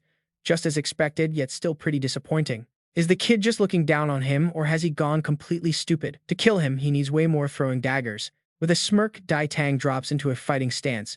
Across from him, Jiang Kai's eyes flash as he begins to charge his ultimate skill. Time slows. Dai Tang easily slips past the attack. Did the kid really think a closer range would make a difference? Phantom shadowless slash. To think he would fall for such a naive trick. The battle just reached a whole new climax. Dai Tang's devastating counterattack shatters the stone floor beneath them. Jiang Kai fails to block it, taking a direct hit that sends him flying. He crashes violently into the heavy concrete wall behind him. Up in the stands, his teammates scream out in panic for Captain Jiang Kai. The spectators gasp in absolute disbelief. Dai Tang's ultimate move is so insane that even the mere shockwave does this much damage. A direct hit would mean certain death. Below him, Jiang Kai struggles hard to keep his footing on the cracked arena floor. His mind races. Why is this happening? His shoulders tremble violently as he struggles to comprehend the massive power gap. The first time Tang unleashed that slash, Jiang Kai had deliberately held back some of his strength, yet he could barely dodge. Blood leaks from Jiang Kai's ribs. But even though he put everything into dodging, the sheer shockwave of the blade still hits. He was still caught by the crushing shockwave of that blade. Deep down, a cold wave of frustration begins to settle in his eyes. Was the distance simply too close, or had Tang's legendary technique actually become even faster than before? Tang sneers, mocking him for standing back up so quickly when he looks like an absolute mess right now. Jiang Kai barely hears the insults. Something is wrong. He feels like he is missing a critical piece of the puzzle. Meanwhile, Tang just keeps on boasting, bringing up how Xu Feixiang once claimed to be completely unmatched in raw speed. Tang pauses dramatically to emphasize his next words, warning Jiang Kai that no matter how fast an opponent thinks they are, facing him means absolute defeat. He has a psychotic competitive streak fueled by a desire to crush anyone who stands in his way. The stronger his enemy, the more powerful he becomes. Jiang Kai listens silently, head lowered in deep thought before suddenly clenching his fists. He strikes back with a sudden burst of energy, unleashing a blinding light along with a fierce, stubborn declaration of his own. Not dead yet, he declares. Tang grins with manic excitement, absolutely loving the kid's stubborn refusal to stay down. But there is no mercy here. Tang counters him effortlessly. Predictable. Boring. Is this really all the kid has left? Jiang Kai takes the full force of the brutal assault, unable to dodge a single strike, while Tang keeps taunting him closely. He sneers that at this pathetic speed, the kid cannot even touch his clothes, advising him to yield before the next strike. Relentless strikes rain down. Jiang Kai coughs up blood, completely overwhelmed.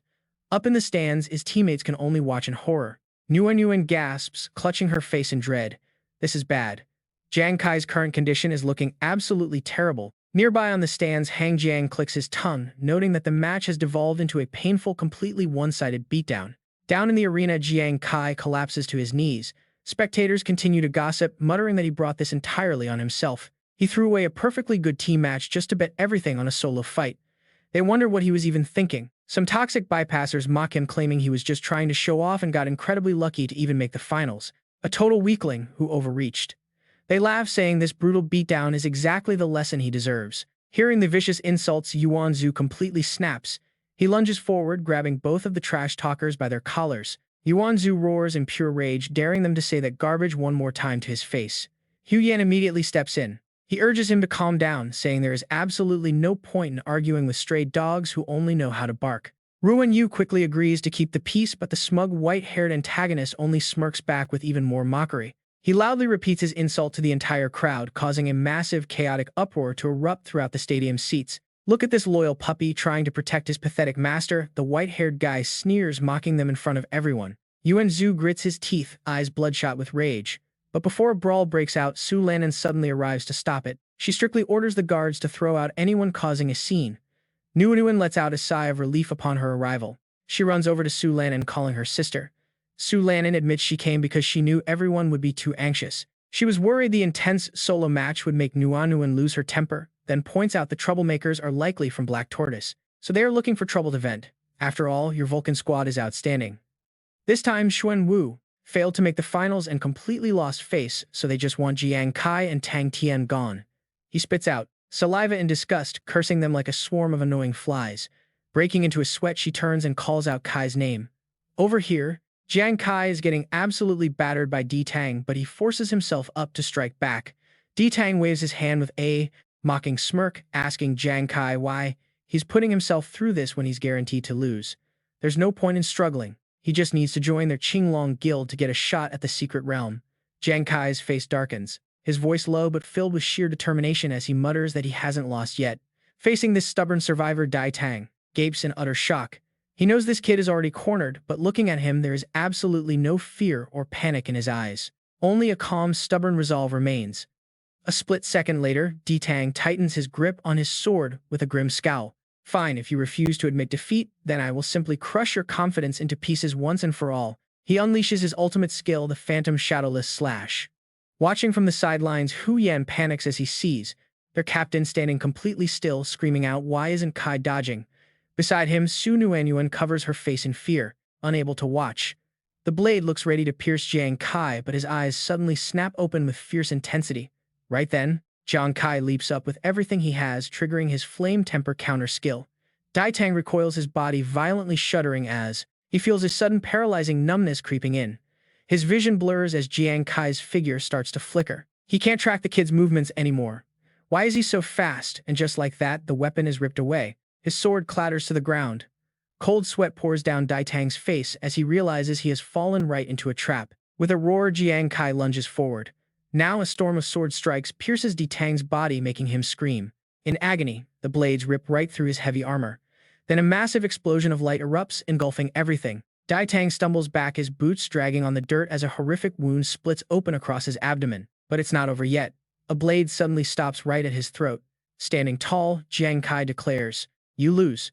The crowd in the stands is dead silent, staring in absolute jaw-dropping disbelief at what just happened. Someone stammers out, "No way, is this a dream?" Jiang Kai actually pulled off a miracle reversal from the brink of defeat.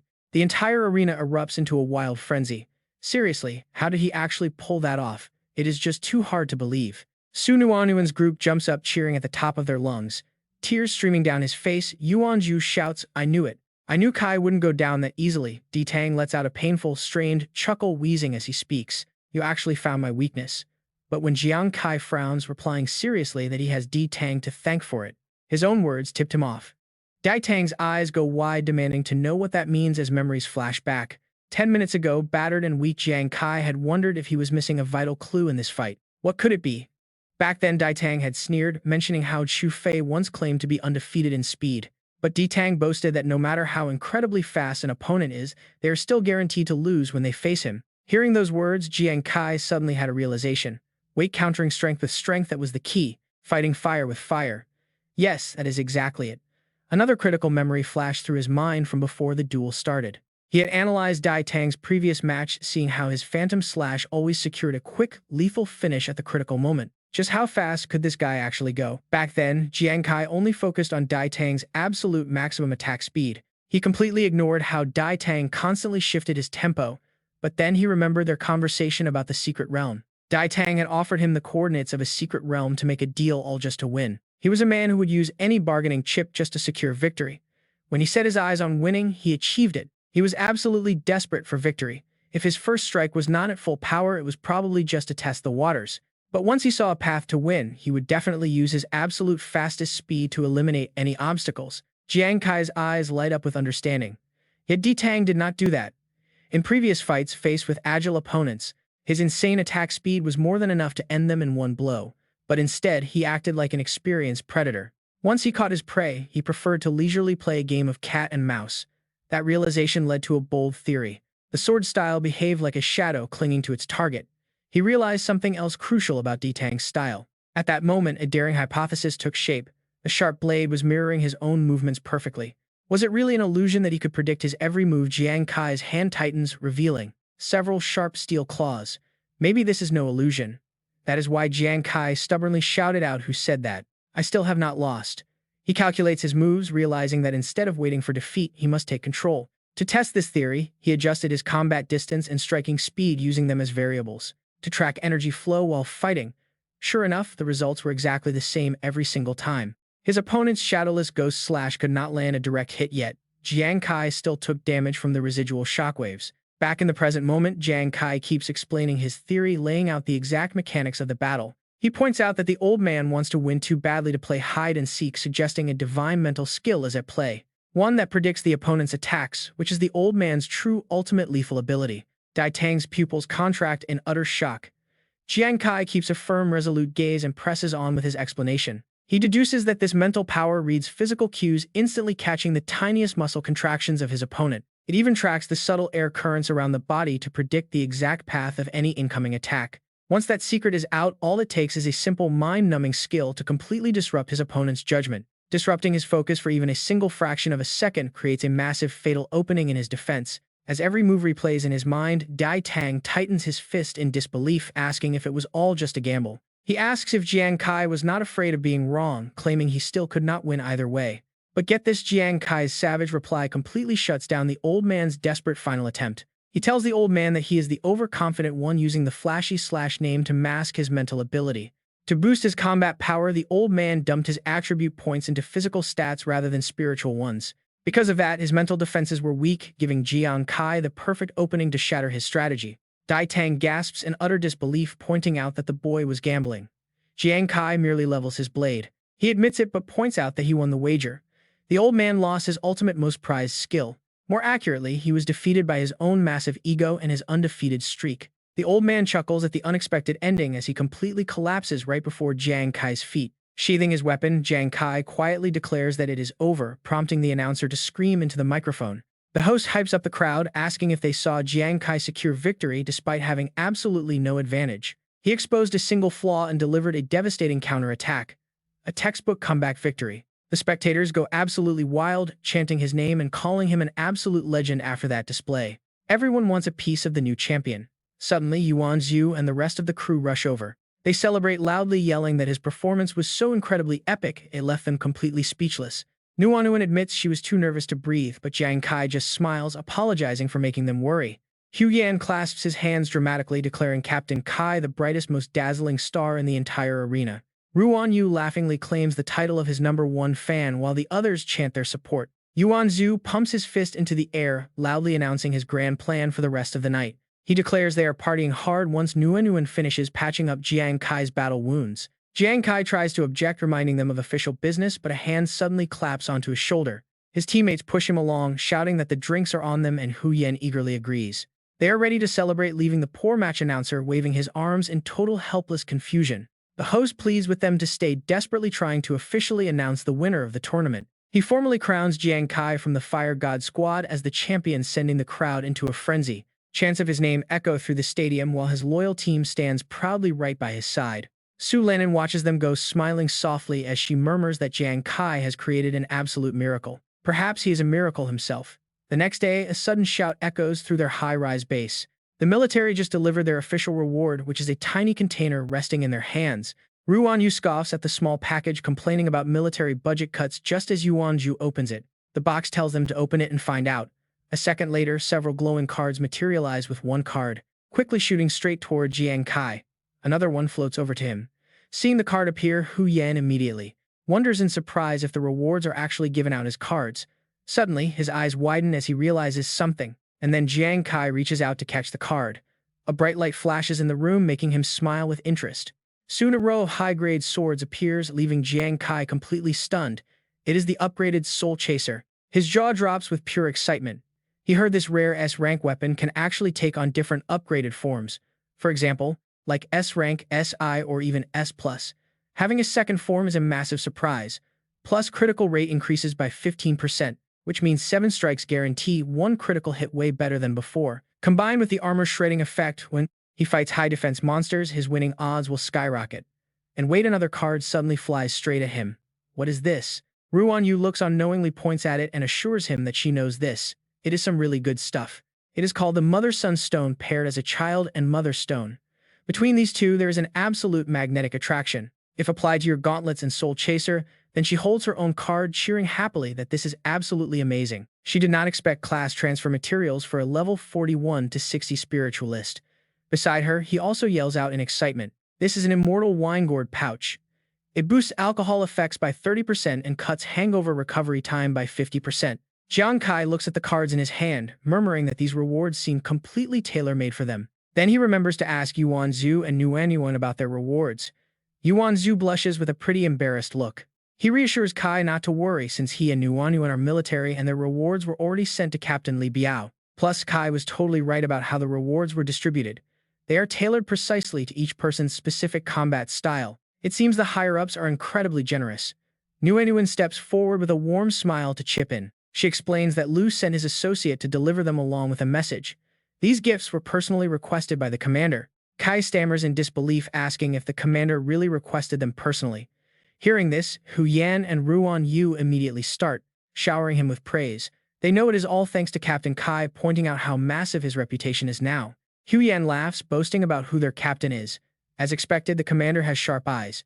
Jiang Kai smiles, feeling relieved. He thinks to himself that the commander and Lu have helped him so much, and he must thank them in person next time. Nuan then speaks up, asking if the Azure Dragon Guild will hand over the dungeon info card from their bet since he won. Kai turns to her, telling her not to worry because they will send someone to deliver it within 3 days. Seeing this, Hu Yan rushes over and playfully pinches her cheek, telling her to stop worrying about business all the time. After all, Captain Kai fought hard for that win, and seeing her look so stressed and burdened makes his heart ache. Nuan Yuan quickly denies it, pouty and defensive. Watching them bicker, Jiang Kai can't help but smile, feeling pretty happy. The next morning at a grand and majestic academy, someone is walking down the hallway with relaxed steps. With his hands in his pockets, Jiang Kai seems deeply lost in thought, remembering his sister Jiang Ying. He recalls her anxious face and suspects something is seriously bothering her.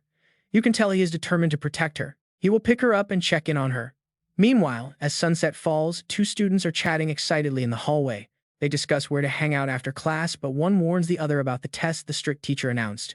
The scene shifts to a classroom where Jiang Kai knocks on the door, directly asking if Jiang Ying is inside. Yan Yan steps up and quickly tells him that Jiang Ying is not there because she was called away. She recognizes him, asking if he is her older brother.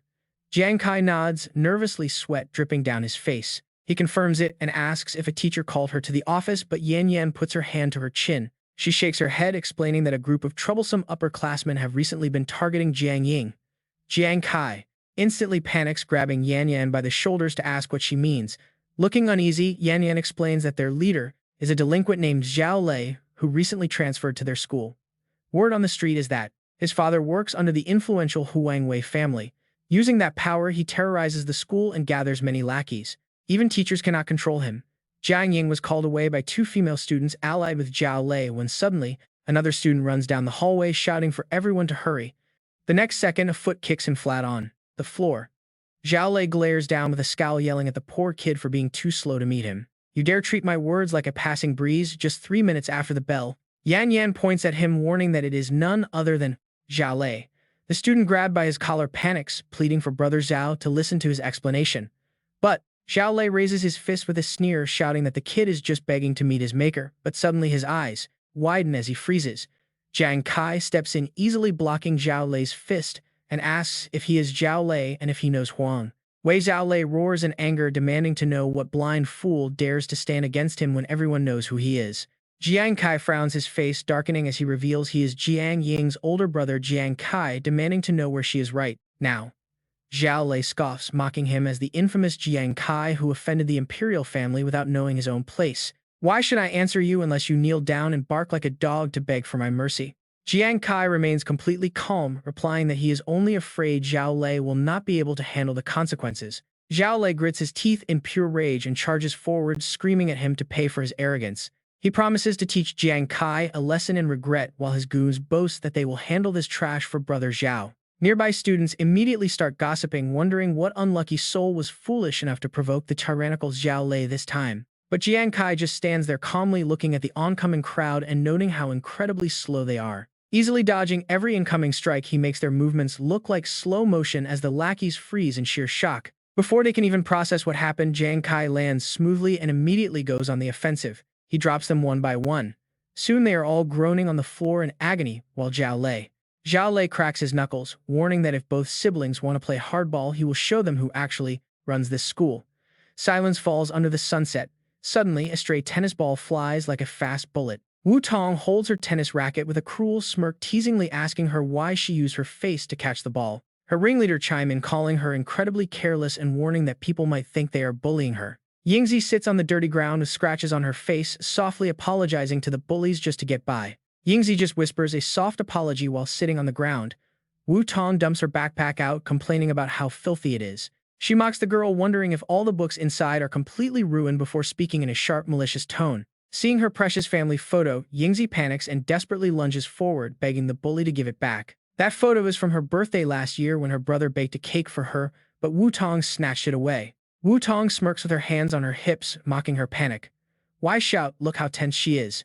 Yingzi is held back by the other girl, left utterly helpless as she screams for them to return her photo. Wu Tong threatens to tear the photo to shreds if she keeps whining, but her phone suddenly rings. She snaps at the caller, demanding to know what they want, only to hear that a guy named Jiang Kai just arrived. Hearing that he is looking for Jiang Ying and fighting Zhao Lei, she scoffs at such an absolute fool. Recognizing her brother, Yingzi gasps in shock, bites the girl, holding her with all her might, and quickly runs off. The furious bully screams in pain, cursing the brat who dared to bite her and wondering if she is completely crazy. Yingzi runs. She frantically sprints up the stairs, her heart pounding with fear as she worries for him. She desperately urges herself to hurry before the massive crowd overwhelms her brother, finally spotting him just ahead. Yingzi calls out to him, gasping for breath as Jiang Kai calmly turns around to greet her with a warm smile.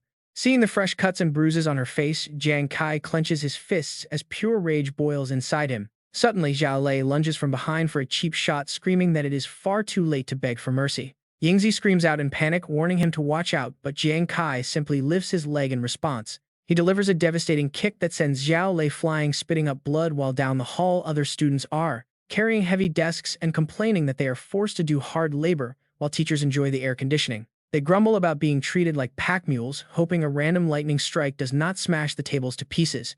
Tell them to keep moving so they can go home early, just as Wu Tong and her gang rush past.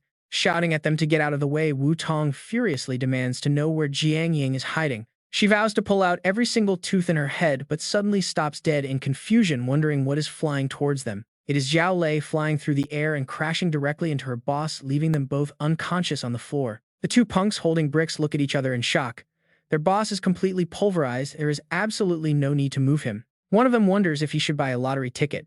Meanwhile, the younger brother stares in awe at his sibling as Yingzi calls out softly. Zhao Lei clutches his stomach, trembling all over. Damn it, it hurts so much. He trained on the Ghost Star. His physical functions should be enhanced. How could he not withstand a single blow from this kid? This guy is nothing like the weakling young Master Huang talked about. That faction lied. Suddenly, footsteps enter his line of sight, and trust me, nobody wants to be in his shoes right now. Standing before him is Jiang Kai, his eyes glowing red with pure fury. You never should have bullied my sister, he roars. Zhao Lei breaks into a cold sweat, his jaw dropping. This guy's presence is way too overwhelming, completely terrifying. The spectating students whisper among themselves, does she really have such an awesome brother? Look at how petrified Zhao Lei is. He is totally out of it. Suddenly, someone recognizes him. He is that famous explorer from the Ghost Star. Jiang Kai is currently trending and is actually my brother's idol. A second later, Jiang Kai leans down and grabs the bully's chin. He asks him if he really claimed to be the living rule of this school. Zhao Lei stammers, asking what he wants to do. Jiang Kai immediately delivers a devastating punch right to his face. Talk about absolute satisfaction. If you want to use violence to make rules, he growls. Zhao Lei is completely dazed from the pain, wondering who he is. Another punch flies in along with Jiang Kai's roaring voice. I will make your body remember this lesson. Only the one who remains standing gets to talk about the rules. The bully drifts in and out of consciousness, wondering where he is. Jiang Kai firmly repeats that survival is the ultimate law. Zhao Lei screams internally, wondering where he is, begging for God to save him as Jiang Kai raises his fist once more. How dare you touch anyone from my family, he threatens.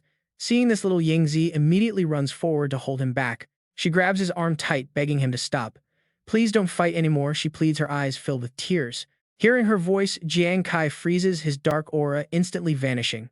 He softens his expression and turns back to her with a smile. Go wait for me by the stairs, Yingzi. I will be right over. The sweet girl obediently nods and heads over. Jiang Kai slowly turns his attention elsewhere. You two get over here now. Wu Tong and the lead bully start shaking like leaves. They beg him to have mercy and talk things out peacefully. Sometime later, the bright moon illuminates the quiet night sky. Inside, Jiang Kai is carefully treating his sister's wounds. Yingzi winces and lets out a soft cry of pain. He smiles with a heavy heart, asking if he hurt her. Yingzi quickly shakes her head with a warm smile, reassuring him. It doesn't hurt at all, she says. But aren't you supposed to be busy on the Ghost Star? Why did you come to pick me up? He sighs. If I hadn't come today, when were you going to tell me about this? Ever since we were kids, you have kept secrets. You are just like our oldest brother, suffering in silence. Yingzi looks away with a slight pout, asking him the same thing. What about your dangers on the Ghost Star? You never tell us anything either. Hearing this, Jiang Kai is left completely speechless. A second later, she looks at him with deep sincerity.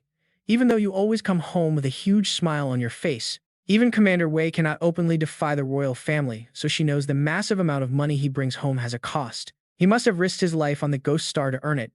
She just hates being so powerless and unable to help. Since she cannot go to the Ghost Star, all she can do is try her best not to worry him and their oldest brother. Besides, the bullies weren't this extreme at first. They only spread minor rumors before getting bolder and bolder recently. Knowing he is currently busy preparing for a vital exam, she absolutely refused to let her problems distract him. Realizing her brother has fallen completely silent, she softly asks if he is angry with her and quickly apologizes. Jiang Kai gently applies a bandage to her forehead, marveling at how much she has grown. You have nothing to apologize for. The ones who hurt you are the ones in the wrong. He assures her that the beasts on the Ghost Star can never kill him. From now on, he will video call her every single day to let her know he is safe, so she won't worry. But if she ever dares to hide being bullied again, he and their oldest brother will completely level this entire school. Protecting a little sister is just what big brothers do. Yingzi is deeply moved to tears as he hands her a family photo. She accepts it with wide, teary eyes, realizing how incredibly lucky she is to have such an amazing family. I understand, thank you, she whispers softly. He smiles and tells her it is finally time to head home. Their oldest brother will be so happy. A few days later, outside a small cabin in the deep woods, Ruan Yu walks up. She looks around quite skeptically, asking Captain Kai if this is really the secret realm location they were given. Now she wonders if the Green Dragon Guild pulled a fast one on them. This just looks like an ordinary wooden shack. Hu Ya looks around. The others nod in agreement. It is true, there are no traps here. Jiang Kai points firmly to the table, declaring this setup is definitely the real deal. Look closely, guys. Even though the outside of this cabin looks completely ancient, the interior is incredibly neat and spotless. It is obvious someone searched this entire place inside and out. Plus, the ground in the yard is completely uneven. It looks like someone dug it up and filled it back in, leaving traces from searching for the portal. Besides, an arrogant guy like Dai Kang would never play cheap tricks. A proud rival like Dai Kang would never play cheap tricks, even in defeat. Hu Yan wipes away some sweat, feeling completely stumped. She wonders how a massive group like the Azure Dragon Guild could tear this place apart and find nothing. How are the three of them supposed to track it down? Ruan Yu frowns, scratching his head in frustration. That is a great question. In chapter 110, he lets out a deep sigh. He wishes Nguyen was around, since her intel gathering skills are absolutely top tier. She would definitely have cracked this case by now. Hu Yan shrugs helplessly. She points out they have no choice since the military already summoned those two back to camp. Jiang Kai smiles calmly. He explains they only borrowed Zhu Zi and Nguyen for the guild challenge event in the first place. Now that it is over, they have to return to training. He suggests camping here tonight to keep an eye on things. As moonlight fills the night sky, Ruan Yu falls fast asleep, hugging a stone slab while mumbling about his favorite girl. He talks in his sleep, saying she lost weight but is still his beloved. Meanwhile, Jiang Kai watches the small cabin deep in thought. He frowns with growing doubt. Despite keeping watch all this time, he has not spotted anything unusual. Could he have miscalculated? Suddenly, a silent figure slips up behind him, catching him completely off guard. Jiang Kai smiles, telling Hu Yan that he is not tired yet and she should go back to sleep. But then, a rustle in the grass alerts him. His eyes snap open. Something is seriously wrong. He quickly turns his head to scan the dark surroundings. Meanwhile, Hu Yan is still fast asleep, talking about taking down monsters and telling the demons to taste her true power. Suddenly, a creepy figure looms directly overhead. Jiang Kai looks up and comes face to face with a terrifying female ghost. He leaps back to gain some distance, identifying her as a banshee specter. Instantly, he lunges forward, shouting his pursuit strike. But his attack passes clean through her ghostly form. He is stunned, wondering how his skill could completely miss. The phantom doesn't stick around, quickly darting away.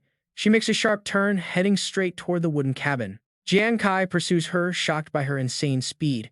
He realizes she is targeting the cabin and kicks into high gear. Activating his spectral vision, he locks onto her trail. He charges toward the cabin, ready for whatever is inside. He crashes straight through the glass window, landing heavily on a strange wooden floor inside the dark room. The sight leaves him absolutely speechless. The female ghost is sitting in front of a mirror, smiling while brushing her hair. Jiang Kai leaps into the air to close the distance. He unleashes a burst of flame, but she remains completely unharmed. He frowns and fires off a full-power blast. Yet the ghost just sits there calmly, brushing her hair. Sweating bullets, he realizes his fatal strikes are useless. Just then, the morning sun begins to peek through the window. Gripping his card tightly, he decides to try one more time. As the first rays of light hit the room, he throws another strike. Suddenly, the specter freezes as the morning light outside grows blindingly bright. His card embeds itself into the wooden table. Jiang Kai gasps in shock as the ghost completely vanishes from sight. Baffled, he stares at the empty space. Later, Hu Yan gasps in disbelief when he tells her about the specter. Ruan Yu starts stammering in pure terror, but Jiang Kai remains calm.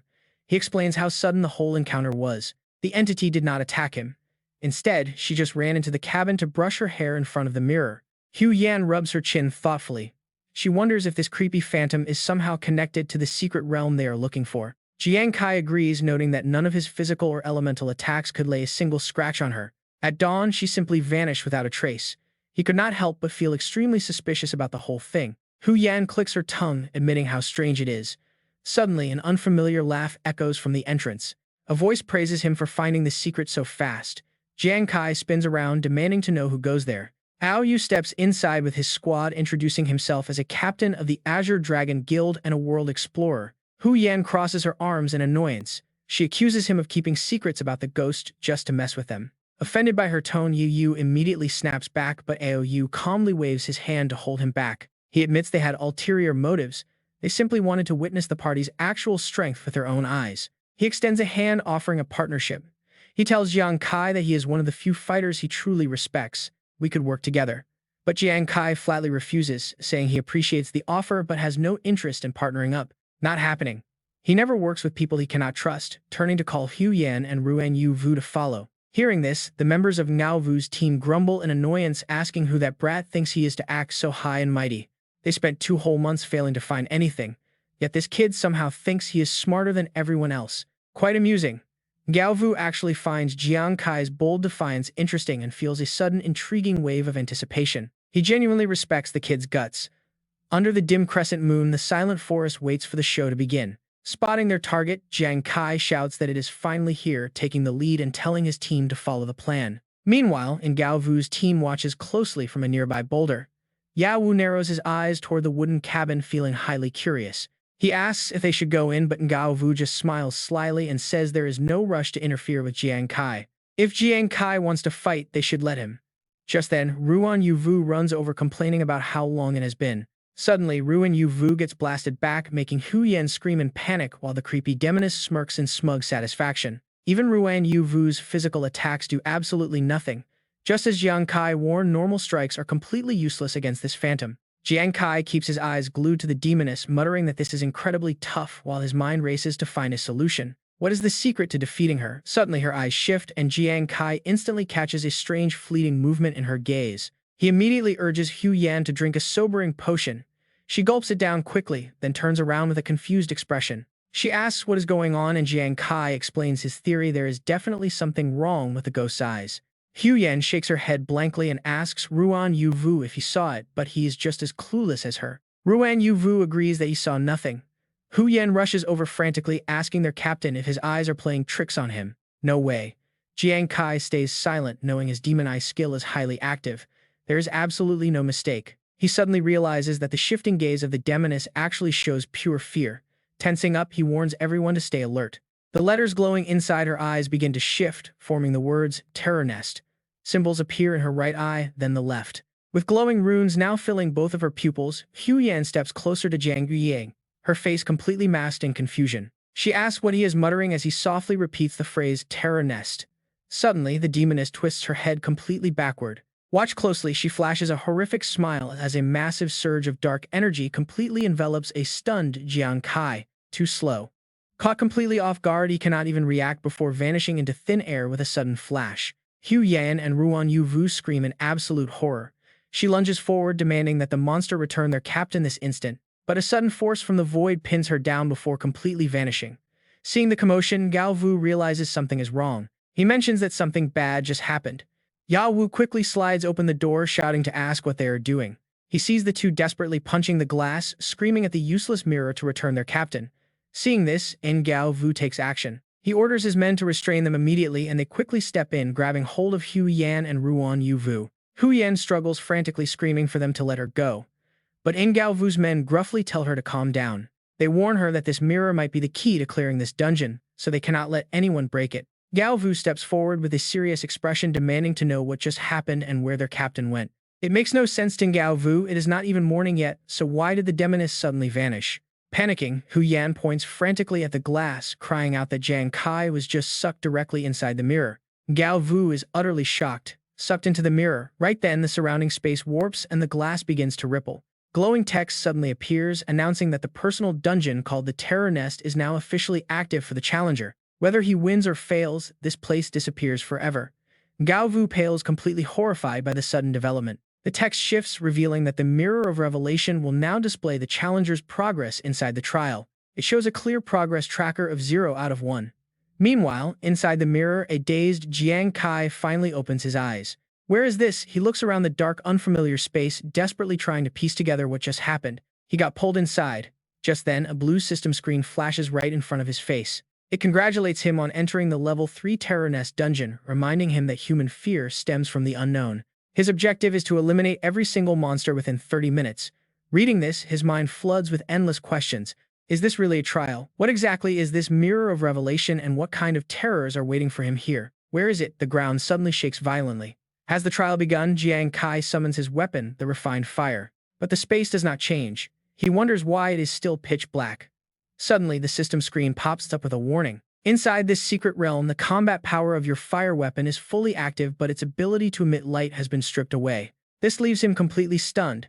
How is he supposed to complete the mission when he cannot even see the monsters in the dark? Suddenly, the screeching of a swarm flying through the dark catches Jiang Kai's attention.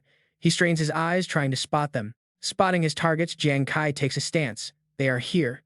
No time to think, he decides to kill them first and figure it out later. As each beast falls, notifications ring out, congratulating him on defeating a secret realm creature and earning 1 experience point. But Jiang Kai does not stop. He keeps slashing relentlessly. In no time, the entire swarm of beasts is completely wiped out. Jiang Kai is surprised by the small numbers. Is that really it? Did he just beat the trial by killing a few dozen monsters? It seemed far too easy, but his heart suddenly drops as he realizes something is very wrong. A massive tide of monsters is rushing in. Jiang Kai immediately triggers Gambler's Time, then switches to his refined fire. The powerful flames erupt, lighting up the darkness, but the beasts are completely unharmed. Jiang Kai grinds his teeth. Just how many are there? Faster. Much faster. Meanwhile, text appears outside the mirror space, 77 out of 1 million. Time elapsed 44 seconds. Reading this, Ao Yu is highly skeptical. Does this mean Jiang Kai has actually killed 77 beasts in just 44 seconds? Yi Yu is equally bewildered. The monsters inside this secret realm are definitely not weak, making this feat insane. 77 kills in 44 seconds, this guy is totally insane. The other 2 teammates stammer in pure terror. Does that target number mean there are 1 million monsters in there? No wonder this place is called the Terror of Abyss. It is definitely not a place humans should ever step foot in. Hu Yan is scared out of her mind hearing that number. 1 million beasts. She recalls the previous war against the Merman Lord on East Eternity Island, where hundreds of thousands fought together. At least back then, hundreds of thousands of players joined forces. But now Captain Kai is completely on his own. How can he kill them all? Out of sheer panic, Hu Yan rushes forward and screams to let her go. She wants to go in and save Captain Kai, but Yu holds her back, telling her she cannot enter. Her face pales. She asks what he means. Ao Yu explains with a grim look that this is a solo trial. Unlike normal dungeons, solo trials only allow 1 adventurer. While the rewards are richer, there is no one to help them. The adventurer must face unknown challenges entirely on their own, and the difficulty scale is set way higher than usual. Saying this, he closes his eyes in grim resignation, admitting that Jiang Kai likely won't last much longer. Hearing those words, Hu Yan bursts into tears of fear. Inside, as soon as 1 wave of monsters falls, another crashes in. Despite fighting with everything he has, Jiang Kai is slowly being overwhelmed. Pain racks his body as he grinds his teeth. He refuses to accept this, but the gap in power is just too massive. Can he really not win this time? Watching his body get eaten away, Jiang Kai is furious. To be defeated by these low-tier bugs, he absolutely refuses to accept it. Right at the brink of death, his salvation card activates, detecting his critical state and immediately triggering a massive refresh. The gambler's exclusive weapon. His death card unlocks its hidden effect as the Wheel of Destiny is officially activated. Jiang Kai dizzily tries to focus. What was that sound? Suddenly, a blinding flash of light pierces through. Light. Jiang Kai barely manages to activate his focused demon eye. In the mirror space, a figure appears holding out a card. It floats towards him. Congratulations, you have triggered the hidden Wheel of Destiny effect of the death card while near death. Now spin the Wheel of Destiny. The wheel will choose a random outcome for you. Realizing what this is, he looks incredibly confused. He never knew the death card had a hidden effect, but who gets to make the choice? Every outcome carries a double-sided effect containing both a reward and a punishment. Once you spin the wheel, you silently agree to accept both outcomes. Even wilder, this effect is heavily multiplied by his gambler talent. This ability can only be used once a month. Even refusing to spin the wheel counts as using it up. Caught between 2 choices, Jiang Kai hesitates. A double-sided effect that multiplies both the rewards and the punishments. A single chance of survival or eternal damnation. The system prompts him once more, asking if he will spin the wheel. A wild, excited smile creeps onto his face. Is that even a question? Of course, he will. He looks up and shouts to spin it. The card glows as it activates the space, trembles, and his body changes. Jiang Kai stares in disbelief at his rapidly healing wounds. The agonizing pain in his body suddenly vanishes. He wonders if this is his own mind space, but a brilliant golden light suddenly draws Jiang Kai forward. Before him stands a colossal towering clock. The legendary Wheel of Destiny and its 2 hands suddenly begin to spin. He watches every movement with absolute shock. It has begun. The wheel of destiny starts spinning at an incredible speed. Suddenly, it grinds to a halt to signal completion. As the wheel stops, Jiang Kai keeps his eyes glued to it. He reads the warning screen carefully. It clearly states that a positive state triggers rapid recovery quickly, healing his battle damage. This effect lasts for 60 minutes, and with his multiplier talent activated, the normal rapid recovery gets a massive upgrade. It transforms into extreme recovery, instantly restoring all spent energy and pushing his physical condition to its absolute peak. However, there is a penalty: exposed weakness, meaning any damage taken will be lethal. It lasts 60 minutes and triggers the multiplier.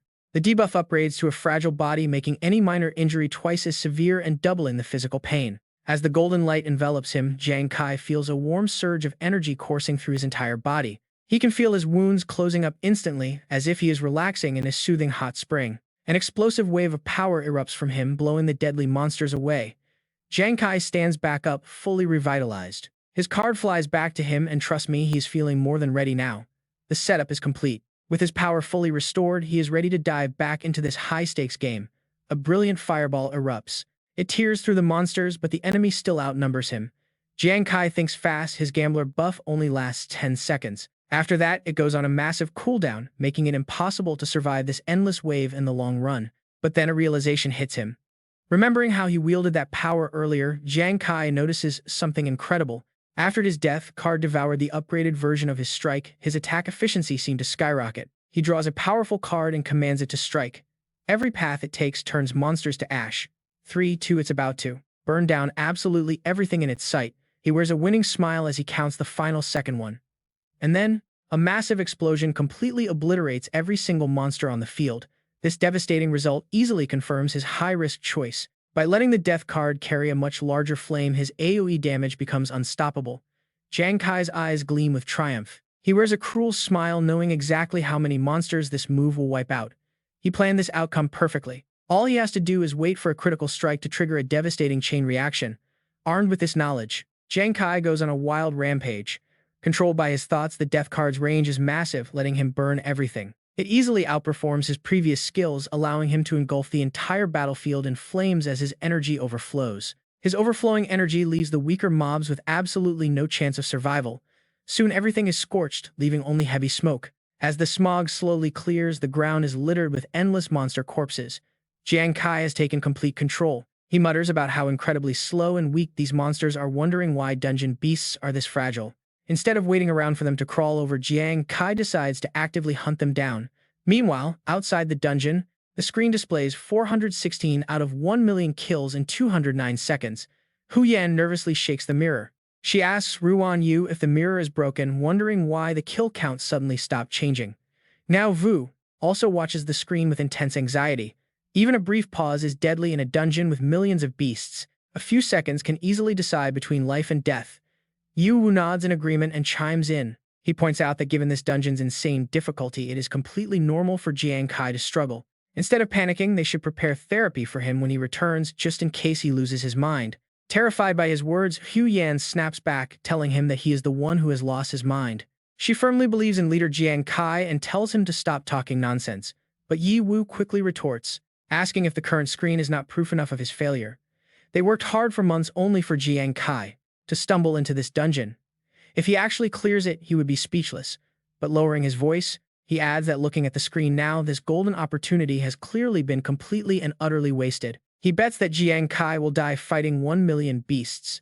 Annoyed, Ruan Yu finally speaks up to challenge him. Yi Wu glares back but stays silent, so Ruan Yu firmly demands to know what the bet is. Annoyed by her sheer persistence, Yi Wu snaps, telling them they are completely delusional, and confidently makes his terms clear. If Jiang Kai actually makes it out alive, he will drop to his knees right there and call him dad. He bluntly says, otherwise, you have to kneel and call me dad. With a tense face, Yu growls back. Do you dare? Ruan Yu gathers his confidence to accept the bet. Suddenly, Hu Yan cries out in shock. Oh my god, what is this? Everyone looks at the displayed number 620 out of 1 million. The scene is engulfed in a terrifying explosion. Monsters swarm up from below, howling loudly. Hearing the noise, Jiang Kai immediately plunges down to fight. So you are all here. He mocks them as he attacks. Hey, aren't you guys supposed to be secret realm monsters? Yet they turn and run, making Jiang Kai provoke them even more. What? Keep fighting, do not dare to stop. Immediately after, his relentless attacks strike down, causing one area after another to explode into ruins. The monsters are beaten so badly they spit out their own venom. His final finishing blow is even more terrifying, triggering a massive blast many times larger than before. It takes a long time for the dust to settle. By then, he successfully completes his quest and receives their card, having wiped out all monsters. Holding the card with a clear time of 14:47 seconds. Holding the card, Jiang Kai still feels unsatisfied. Is it over? He still has a rapid recovery status for over 30 minutes left, a total waste. Just then, a mysterious light suddenly appears behind him, making him look back in shock. Clay steps out from the mysterious mirror, congratulating him as a brave challenger who completed the Terror Nest challenge, announcing that she is here to calculate his rewards. Looking at her, Jiang Kai takes a step back. He wonders if this is the secret realm guardian the monk mentioned before. Then she begins announcing his rewards. He is allowed to ask the hint mirror 5 questions within limits. Hearing this, Jiang Kai gets incredibly excited and starts calculating. With such a rare opportunity, just asking about the gambler class formula would be a waste. Maybe he can uncover some truths about the demon star to easily deal with upcoming threats. However, he remains entirely unsure about the exact limits of her authority. But Clay does not forget to set a time limit, urging him to ask quickly before the mirror loses power. The mirror will drain in 5 minutes, which completely shocks him. No time to waste, Jiang Kai immediately asks his first question about the relationship between the beasts of the demon star and Earth, but Clay remains silent. The silence hangs heavy. Seeing no reaction, he wonders if the question is simply beyond her level of authority. A moment later, she speaks up, confirming that his first question has indeed exceeded her level of authority. She tells him he has 4 questions left.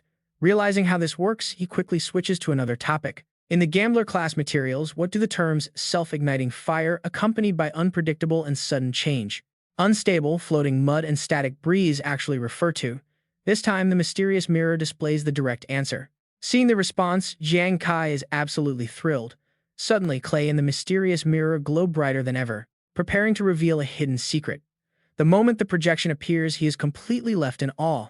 Wait, a strange plant quickly takes shape right before him, and Jiang Kai instantly recognizes the heavenly fire tree. Suddenly, it bursts into intense flames, wrapping around the trunk as if condensing a strange source of boundless power. He suddenly recalls Mutation mentioning that these are 20-year-old heavenly fire trees and that those over 30 can become spirits. Defeating them gives a chance to obtain the heart of the fire tree, which enhances flame effects. Putting the pieces together, Jiang Kai immediately understands the riddle and gets excited. That is right, no fuel is needed to directly create fire. The heart of the heavenly fire tree is essentially self-igniting. He should have realized this back in the Liaoyan Mountains. Immediately after, the mirror image changes once again, forcing him to analyze further. He recalls that silver iron is a common liquid metal on the demon star at room temperature, but who would have thought it is also an ever-changing metal? Suddenly, Jiang Kai has an epiphany as another scene appears, causing him to stop and hypothesize. At first glance, it looks like a simple wasteland, but he quickly senses something is off. No, wait. He begins to observe the wasteland very carefully. Jiang Kai zooms in on the image and discovers a faint presence. Getting closer, he clearly sees tiny dust particles, which instantly makes Jiang Kai realize the truth. Dust turning into soil means when it flies, it is floating mud. Just then, another sky scene appears, as if to continue puzzling him. Looking at the picture before him, Jiang Kai begins to piece together. Jiang Kai still couldn't grasp the true meaning of the image. This time it showed the sky, but it seemed completely empty. How did this even relate to the silent wind? The crystal-clear sky only showed layers of white clouds. But as he examined it closer, he noticed something hidden. Wait, it wasn't empty at all, there was air. With that, the 5 questions and hints from Nguyen were finally resolved. Looking closer, Jiang Kai finally figured out the divine fire heart, the silver piece, and the dust in the air. It turned out that the 4 advancement materials for his level 20 gambler class were actually incredibly common things. It seemed like the real key was thinking outside the box. He had to break away from conventional thinking and see what others couldn't. Following this logic, the source of living water was likely something he already knew. It was as if he had fully decoded the hidden meaning trapped within the painting. In the endless cycle of nature, the most common water is simply rainwater. Before drawing his final conclusion, Jiang Kai quietly reflected. The answer was clear. He wondered what kind of surprises this newly advanced gambler class would bring him. Just then, Clay appeared once more to grant him a reward, promising to hand over the second prize. Hearing this, Jiang Kai was completely stunned. A brilliant purple holy light crystal materialized right before his eyes. The system congratulated him on acquiring a double S-rank weapon. Holding the rare glowing gem, Jiang Kai still couldn't believe his luck. He stared at the holy light crystal as the system quickly displayed the description of this legendary treasure. It was a double S-rank weapon capable of telekinetic manipulation, creating a ring of sacred light around the target upon activation. Activating this halo would trigger a spiritual cleansing effect, purifying the target and shielding them from mental interference. This meant it could cleanse the target of abnormal mental states and grant immunity to random mental attacks. Reading this, he was shocked to find it worked on others too. The Holy Light Crystal wasn't just for self-defense, he could cast it on his teammates.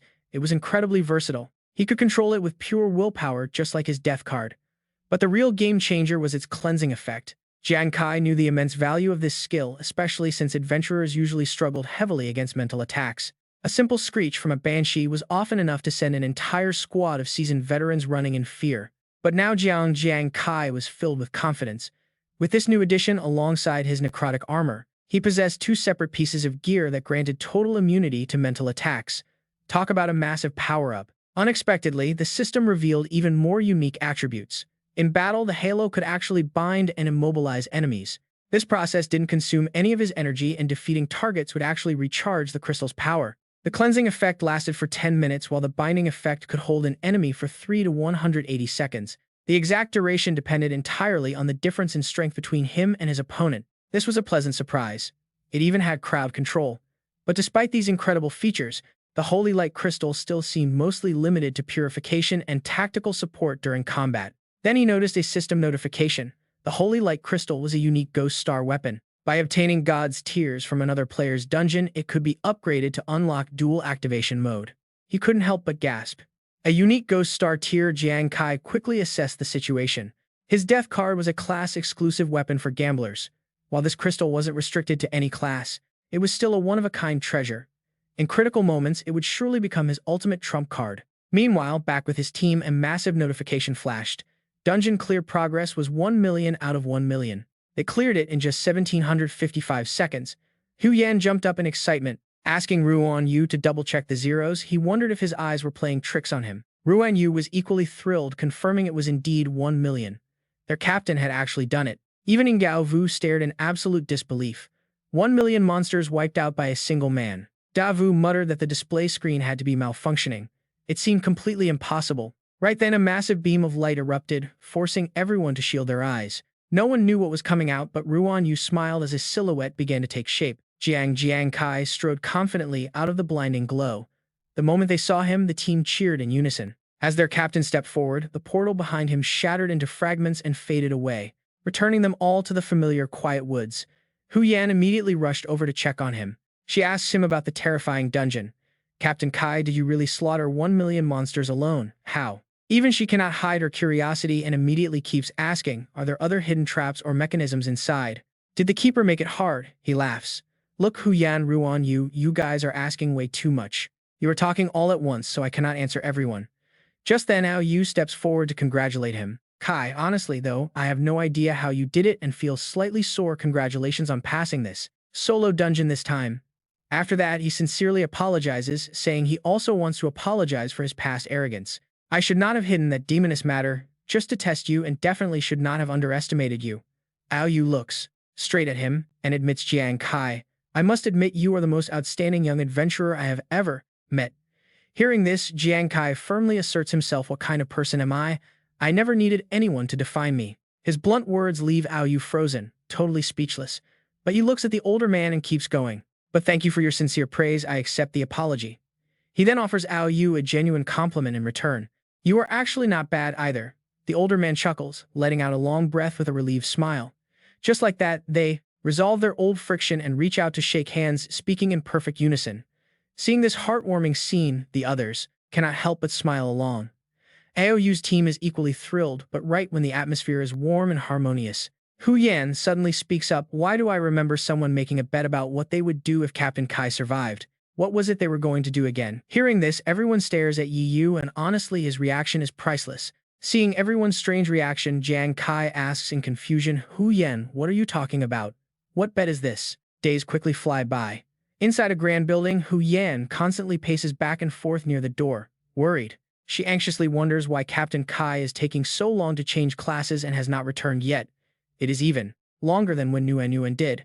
Ruan Yu waves her hands to reassure her, saying since he has a unique class, naturally this takes time. But wait for it. Inside, Jiang Kai is wrapped in a massive surge of glowing energy. A glowing magic array appears beneath him. Heavy wind whips up. It violently swirls around Jiang Kai. A second later, he smiles excitedly, knowing he has finally succeeded. The system immediately displays an announcement about his new class, congratulating him on completing the level 20 advancement for his gambler class. His new path is the Master of Deception. Jiang Kai is totally stunned, confused. Master of Deception sounds like it is all about gambling. The system AI smiles and reminds him, after this class change, your multiplier talent doubles your base stats by 100% and all your current talents are upgraded. On the screen, a new notification pops up showing his super multiplier talent. The original doubling talent has already reached a 100% activation rate and cannot rise further. The super multiplier chance rose from 1% to 3%, and the super crit rate went from 0.1% to 0.2% for that massive 200 times critical damage. Jiang Kai looks at this and smiles with excitement. Both his super multiplier and super crit chances increased, just slightly. But in critical situations, it is everything. This minor gap can easily turn defeat into absolute victory.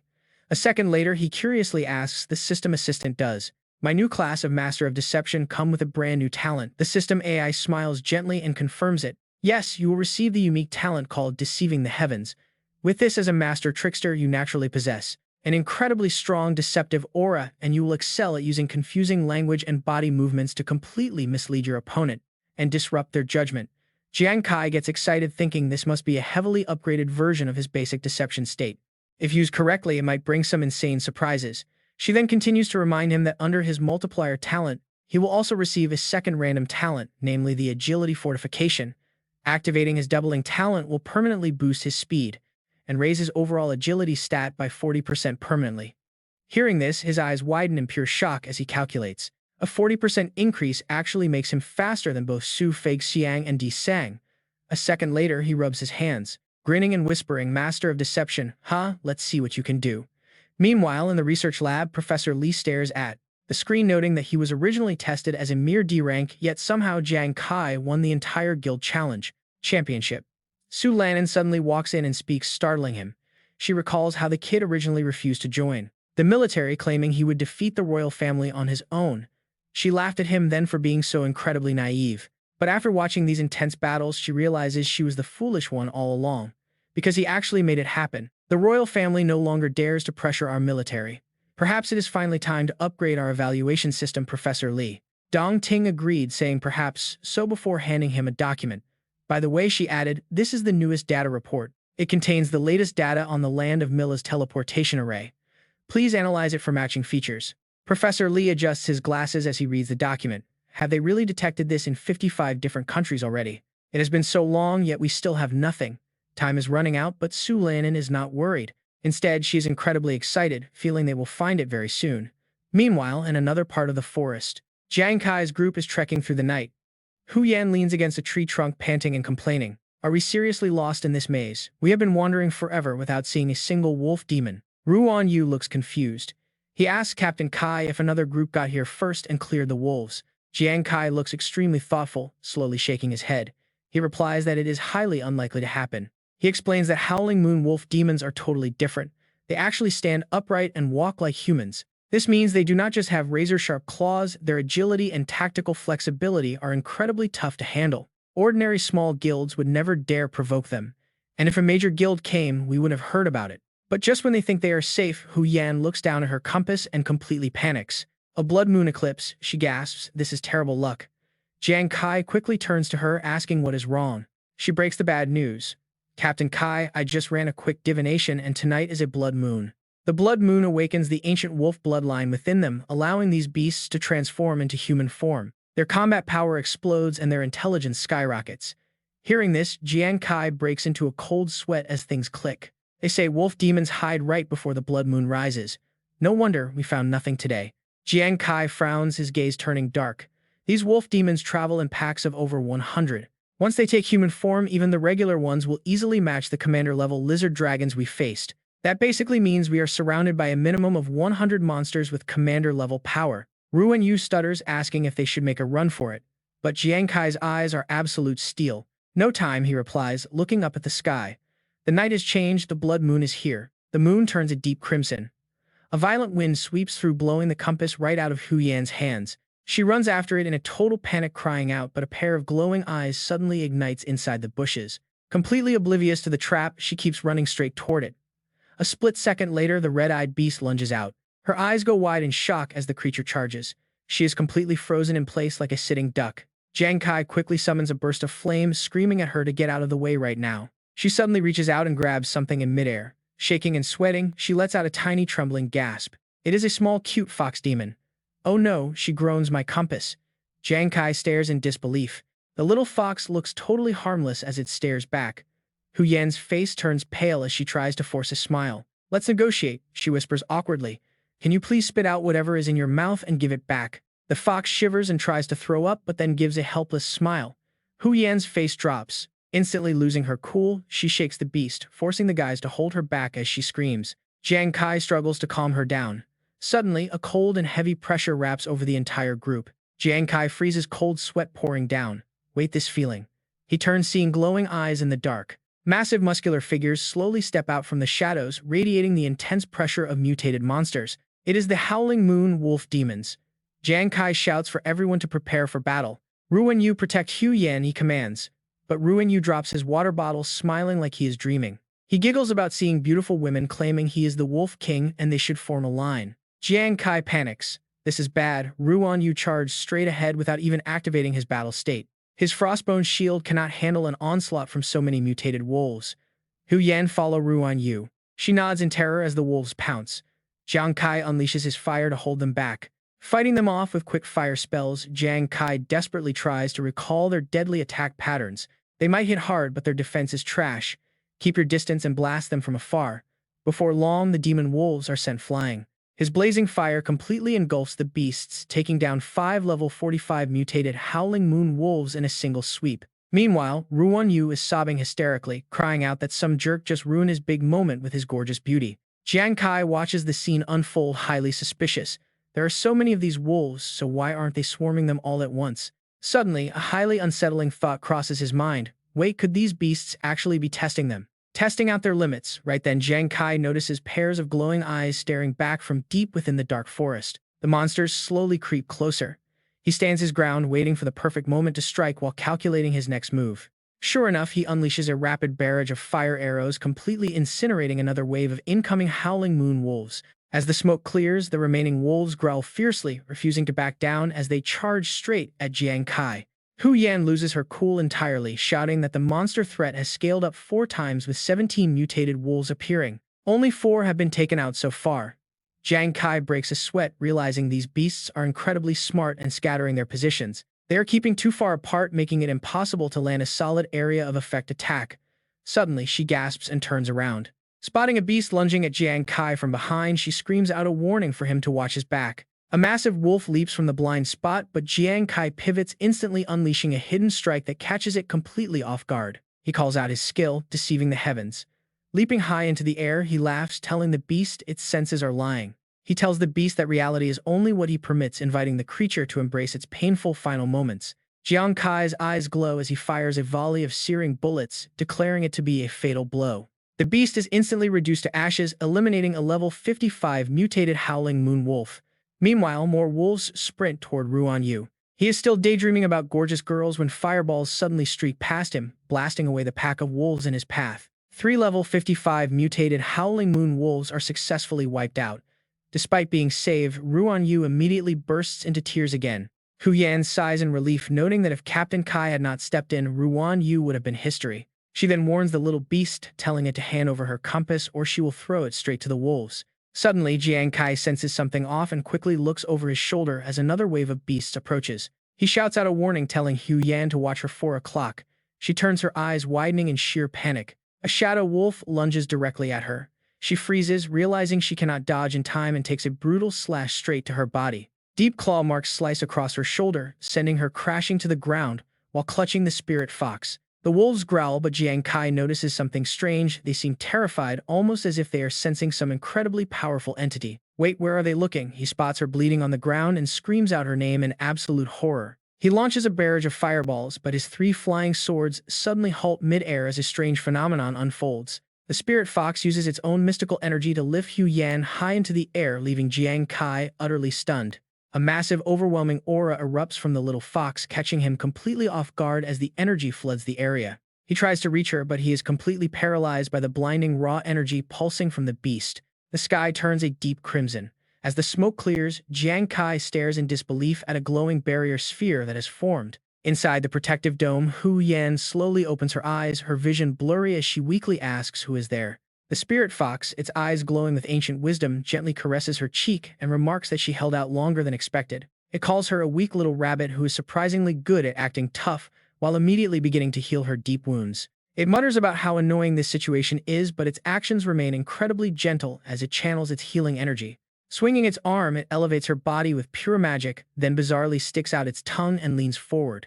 It begins licking her shoulder wound, whispering for the little rabbit to hang in there. Suddenly, a strange phenomenon occurs. A swirling portal opens right next to them, catching the spirit fox's attention as it glances over at Jiang Kai. It watches him desperately throwing punches, quite impressed that he can actually maintain consciousness under such heavy, crushing spiritual pressure. Calling him an interesting fellow, the fox summons a tiny flame in its hand, deciding to play along with him. The orb of light sinks right into his forehead, freezing him in place as confusion completely takes over. The bizarre illusions vanish like a dream, and he suddenly snaps back to reality, looking around in utter confusion. He wonders what on earth just happened, but his jaw drops as he looks up. Wait, is that a massive sun? Surrounded by charred, ruined buildings, this is Blue Star. Jiang Kai stares at the fiery red sky, wondering why he is suddenly here. Just moments ago, he was in the forest of the ghost planet. He shouts out, searching for Hu Yan and Ruan Yu. Where did that fox and the other demons go? He screams for Ruan Yu and Hu Yan to save him before collapsing to the ground. His jaw drops as the ground shakes. This tremor must be a massive creature weighing over 50 tons. Terrified people run for their lives. They scream for someone to save them as a roaring beast god appears. He watches in pure shock, eyes wide open. The legendary beast charges right after the fleeing crowd.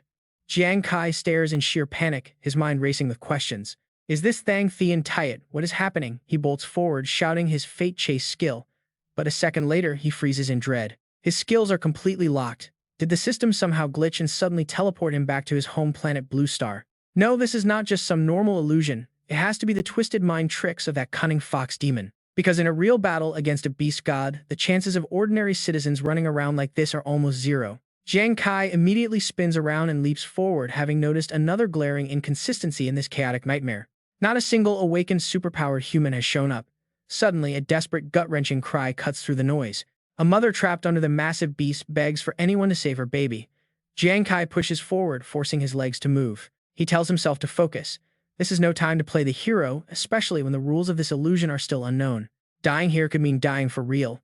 Yet the infant's piercing cries ring through the air, completely haunting him. Memories of his own scarred, battered childhood flash in his head.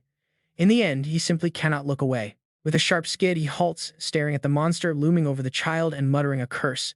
The monster is ready to crush that innocent little soul. Even if this is fake, the baby's louder cries trigger something in him. He makes a reckless, split-second decision. Screw the consequences, he rushes and scoops up the child and runs. Unable to just stand by and watch, he runs as the furious beast god roars in pursuit. Holding the child tightly, he realizes his stamina is fading fast. He may have trained hard on the ghost planet, but without his broken skills, he is still just an ordinary human. Suddenly, the beast shatters the ground beneath him. A falling boulder pins his foot, locking him to the crumbling ground. He is completely trapped. Before falling, he quickly tosses the baby to safety. But right below, a jagged iron rod is waiting to impale them. Miraculously, the baby is caught in midair. Jiang Kai lets out a sigh of relief, glad they are safe. But the giant beast god looms over him with its massive maw open wide. Terrified, he is swallowed whole in an instant. Trapped inside its dark stomach, his vision blurs. The stench of rotting flesh is overwhelming. Is this physical pain actually real? Could an illusion feel this excruciating? Suddenly, a chilling, mocking voice echoes in his mind, telling him to look. It mocks him, saying this is his punishment. Did he really think killing a few weaklings made him a savior? In reality, he remains completely powerless, just a pathetic, weak worm who can never protect a single soul. Tears stream down Jiang Kai's face as he breaks down, whispering that he really cannot save anyone. The voice gloats, telling him to accept it. He cannot even save himself, so why worry about others? Humans are inherently selfish creatures. It whispers that he has done enough already, trying to coax him into giving up. He should stop struggling and let go. Under the gentle, toxic reassurance, his eyes slowly lose their light. His eyelids grow heavy, closing as he prepares to rest. He feels himself sinking deep into a dark abyss. But just as the light fades, his parents suddenly appear before him with warm smiles calling him Xiao Kai. They ask why he is daydreaming and tell him to eat while it is hot, noting how exhausted he looks lately. Jiang Kai stares back in utter disbelief. His mother smiles gently, teasing him about how stubborn he is. Ever since his childhood fall, he would cry from the pain but still insist that he was perfectly fine. His father looks up from his newspaper, agreeing that their boy has always tried to be a tough little man. But no matter how brave he tries to be, he is still just a kid. Hearing this, he trembles softly, calling out to them. His father gazes at him warmly, telling him to come home if he is tired. Suddenly, Jiang Kai is a small child again. He sits at the dinner table, sobbing and reaching out his tiny hands toward them, crying for his mom and dad. Whispering that he wants to go home, the young boy reaches for his bowl only to clench his fist tight. He softly apologizes to his parents. Their faces suddenly turn dark and silent as his fist strikes the table with incredible force. Slams on the table. A resolute smile spreads across Jiang Kai's face, showing his clear determination. "This is my choice," he declares. The other two smile knowingly upon hearing those words. A second later, they begin to fade away, their voices filled with deep emotion. "What can we do?" As expected, we are completely helpless. He is finally grown up now, so do not ever forget your original path. Keep moving forward with courage. Son, your parents will always be proud of you. Hearing this, Jiang Kai clenches his fist, whispering his understanding. A sudden bolt of lightning erupts around him, prompting him to instantly swings his fist and strikes the air, shattering the space around him like a glass mirror as a monster's violent roar echoes loudly, and suddenly, another copy of Jiang Kai appears in the distance. Startled and breaking into a cold sweat, he gasps. "What?" The other Jiang Kai grits his teeth, angrily spitting that everything here is just a cheap farce. His face darkens, and he falls completely silent, without saying a single word. A moment later, the clone crosses his arms and smiles, saying it is quite surprising he did not get lost in the beautiful illusion, asking if it was not perfect enough. But the real Jiang Kai clenches his fist, his eyes shining with absolute determination, as he replies. No matter how perfect it looks, he knows it is just a fragile bubble, rather than hiding away like a coward. In this place, he would rather smash it with his own hands. The fake Jiang Kai sneers in response, mocking his words about a beautiful bubble, and shattering the sphere of confusion. He admits it is a pretty neat way to put it. Since he likes that attitude, he challenges him to guess if this illusion can actually end his life. The clone lunges forward with razor-sharp claws, declaring war as he asks if he can kill him right here. Jiang Kai instantly leaps back to dodge the deadly strike. He raises his hand, creating a glowing stone and declaring that he bets those clumsy tricks cannot even withstand a single hit. A second later, his eyes flash with a blinding radiance. As he activates the cleansing light of radiance, unleashing its soul-cleansing effect, he rushes forward to throw a heavy punch at his target. Bright moonlight floods the dark forest as Jiang Kai stands there, gritting his teeth, realizing he is finally back to reality. But things look bad. Has Hu Yan been taken away? Luckily, she suddenly appears right in his arms. Jiang Kai notices her severe injuries are completely healed. He wonders in disbelief if that tricky fox demon actually cured Hu Yan's deep wounds completely. Hu Yan looks totally dazed as she mumbles something about hating it. He looks pretty annoyed, wondering what on earth she is dreaming about and why her face is so red. Suddenly, a mysterious voice echoes from above, calling him an adventurer from the Sacred Radiance Kingdom, and saying he is far more interesting than expected. Jiang Kai wonders who this voice belongs to as the surrounding space suddenly turns incredibly quiet. On high alert, he looks around and demands to know who she is and to stop hiding away from him. The mysterious voice chuckles with amusement, noting that humans are always so easily agitated, adding that it is too bad he does not even have the right to know her name yet. This rude remark instantly makes him snap in frustration. Before she shoots a beam of light directly into his forehead, she decides to give him a small gift because he is pretty cute, and warns him that she will only tell him this once. Jiang Kai gasps in surprise as a glowing scroll suddenly appears before him, leaving him completely baffled as he asks what it is. Meanwhile, the fox demon's voice continues to echo in his ears, suggesting those boring days are finally over and honestly things are about to get pretty wild, as she says she cannot wait for it.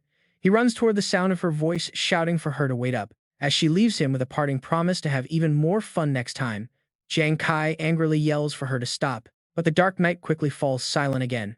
He is left standing all alone in absolute confusion as she completely vanishes, as morning slowly arrives. Soon a familiar voice asks Captain Kai if she really almost lost her life the night before, and if that fox demon actually saved her. Ignoring her question, Jiang Kai immediately starts asking Hu Yan why the demon saved her, and if she said anything strange at all. Hu Yan looks totally blank, asking if the fox demon could actually speak, wondering if her memory got damaged because she only remembers falling asleep. But suddenly, her cheeks turn a bright shade of red, as she remembers a vivid dream where the fox demon actually stayed by her side to take care of her injuries, and spoke to her in a very strange tone, calling it a sweet thank you gift the demon had told her not to get hurt so easily next time. She quietly thinks about how bizarre that dream was until Jiang Kai suddenly speaks up, startling her completely. He asks with genuine concern, "What is wrong?" prompting her to quickly turn her head away and dismiss it. As nothing though, the dream makes her feel incredibly embarrassed. Nearby, Ruan Yu is grilling meat and calls out to them, telling Captain Kai and Hu Yan to hurry over before everything gets burnt. Jiang Kai pats her shoulder gently, suggesting they eat first, as he has something important to discuss with them later. Hu Yan quickly agrees, happily heading over for the delicious food, while Ruan Yu suddenly shrieks in surprise, asking if she wants to eat him alive, which even catches Jiang Kai off guard.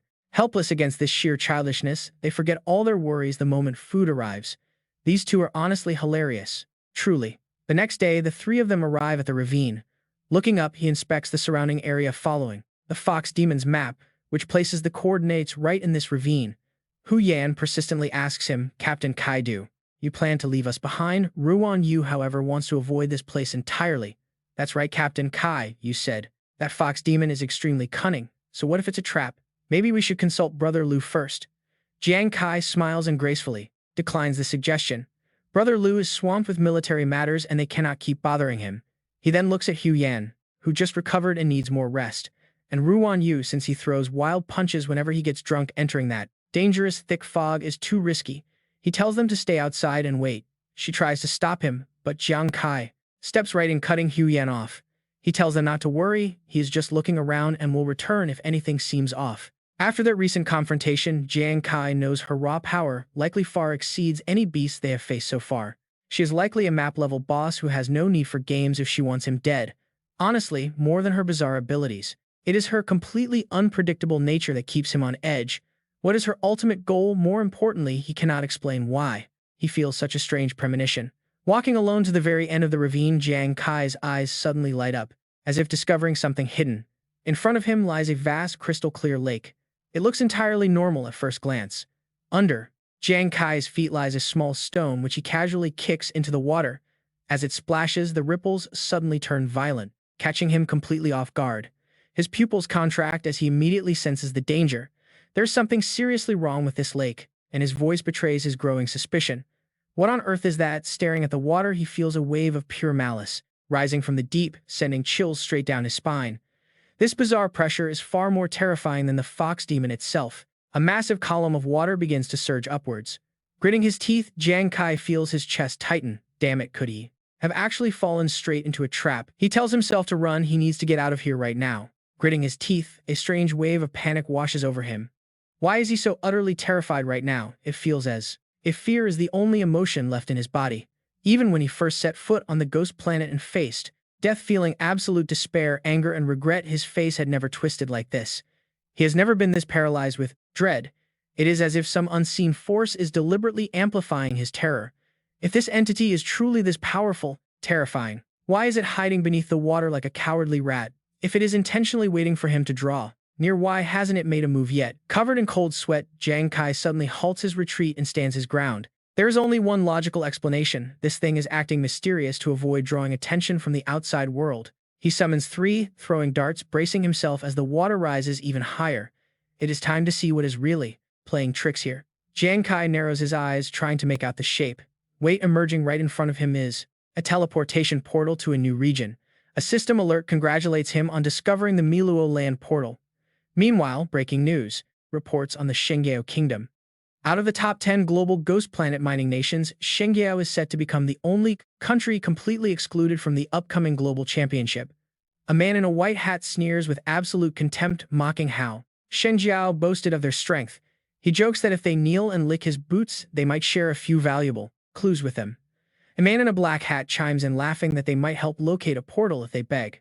Hearing this, veins bulge on Commander Wei Ying's hand in sheer frustration. He quietly wonders if they really have run out of options. Suddenly, Lu Xiaoping bursts into the office, calling out to the commander. Wei Ying looks up, trying to remain calm, and asks why he is in such a rush. Slamming his hands on the desk, the young man stammers that they have finally done it. He delivers the official breakthrough. They found a teleportation portal. Wei Ying leaps to his feet, demanding him to repeat those exact words. Meanwhile, the military quickly seals off the ravine and puts up barricades warning civilians to stay back. Ruan Yu tags along to see what the commotion is about, joking about the massive crowd. With so many people gathering, one might think a king-class boss has spawned. Hu Yan stands with her hands on her hips, speaking calmly. Finding a portal is a top priority for the Shengyao kingdom, so a massive military mobilization is bound to draw eyes. She reminds Jiang Kai that he has achieved something historic as discovering a portal rewards him with 2,000 guild points, not to mention boosting the reputation of the local commander of their own Jiangzhong city. Jiang Kai hesitates about to say something when a sudden giggling sound echoes nearby. A sudden sound catches the attention of the three. It turns out Wei Ying came all this way just to praise him about the teleportation array. Jiang Kai, you did amazing. You keep giving me one surprise after another. Meanwhile, the soldiers quickly recognize the commander. Look over there, Commander Wei is here. Jiang Kai politely greets him, while Hu Yan can barely hide her deep admiration. She whispers in complete awe, realizing he is indeed the legendary Wei Ying, the ultimate guardian of Jiangzhong City. A nearby soldier immediately snaps at her for being disrespectful, but the commander quickly steps in to defuse the situation. He waves it off, saying it is not a formal occasion and anyone who is Jiang Kai's friend is also his friend. Tianqian, who has been quietly waiting, finally speaks up, saying he has heard so much about Jiang Kai from the commander. Staring at the unfamiliar face, Jiang Kai is left wondering who this man is. But Tianqian does not keep him waiting. He formally introduces himself, apologizing for being so rushed earlier and greeting Jiang Kai with a warm smile. He is Hua Tianqian, chief instructor of the Shang Yao War God Temple Reserve Force, and Jiang Kai politely greets him back. Hu Yan's jaw literally drops when she hears this, utterly shocked that a legendary chief instructor knows of their team. She cannot believe the Jiang Kai team has such high prestige now, and Ruan Yu vigorously nods along in agreement. Wei Ying explains that Tianqian is also the chief commander overseeing the national championship, which is why he is here. He was so eager to see the newly discovered teleportation array that he followed the commander all the way here. Tianqian praises Jiang Kai for living up to the commander's high expectations and delivering such a massive contribution. Wei Ying agrees, declaring that Jiang Kai saved them from an urgent crisis and deserves both glory and a reward. He decides to personally give his own share of the reward to the young man on his own behalf. Hu Yan and Ruan Yu are absolutely thrilled, picturing a massive fortune, but Jiang Kai unexpectedly declines the offer. He calmly declines. No extra rewards. This bold move leaves Wei Ying and Tianqian completely speechless with shock. His teammates look just as stunned, but Jiang Kai remains perfectly calm as he begins to explain his reasoning. He explains that he is just an ordinary guy without any special family background or political power. Ever since he entered the Ghost Star, royals oppressed him and big guilds boycotted him, but Wei Ying protected him. He says he will always remember how the commander shielded his family from harm, engraving that kindness in his heart. Hearing this, Wei Ying is deeply moved, but he still sternly warns the young man not to act purely on emotion. He points out that surviving alone on the dangerous Ghost Star is expensive and relying solely on luck will eventually fail. Before the commander can even finish his sentence, Jiang Kai cuts in to assure him this is not an emotional decision. He asks if he remembers their talk near the safe zone while watching the clash between Transcendence and the Beast God. Wei Ying gasps in surprise as Jiang Kai begins to express the deep, honest feelings he has kept locked inside. He confesses that while he was clueless during the battle on Eternal Winter Island, he now finally understands their mission. His emotional words deeply touch Hu Yan and Ruan Yu, but Jiang Kai quickly makes his final point clear. He firmly states that without the commander, he would not even be alive today, so the reward belongs to him. Even if he is still weak compared to legendary Transcendence, he wants to fight alongside everyone in his own way. The commander falls completely silent, pondering the young man's words while Tianqian watches him with deep curiosity. It is hard to believe someone would repeatedly decline a personal reward from a legendary high-ranking commander. Most warriors would beg for this chance, yet Jiang Kai stands his ground silently, staring back at the commander. Suddenly, Wei Ying throws a massive, powerful punch right at him, calling him pretty incredibly gutsy for talking back. His teammates scream out in absolute terror, but the heavy fist stops mere inches away from his face.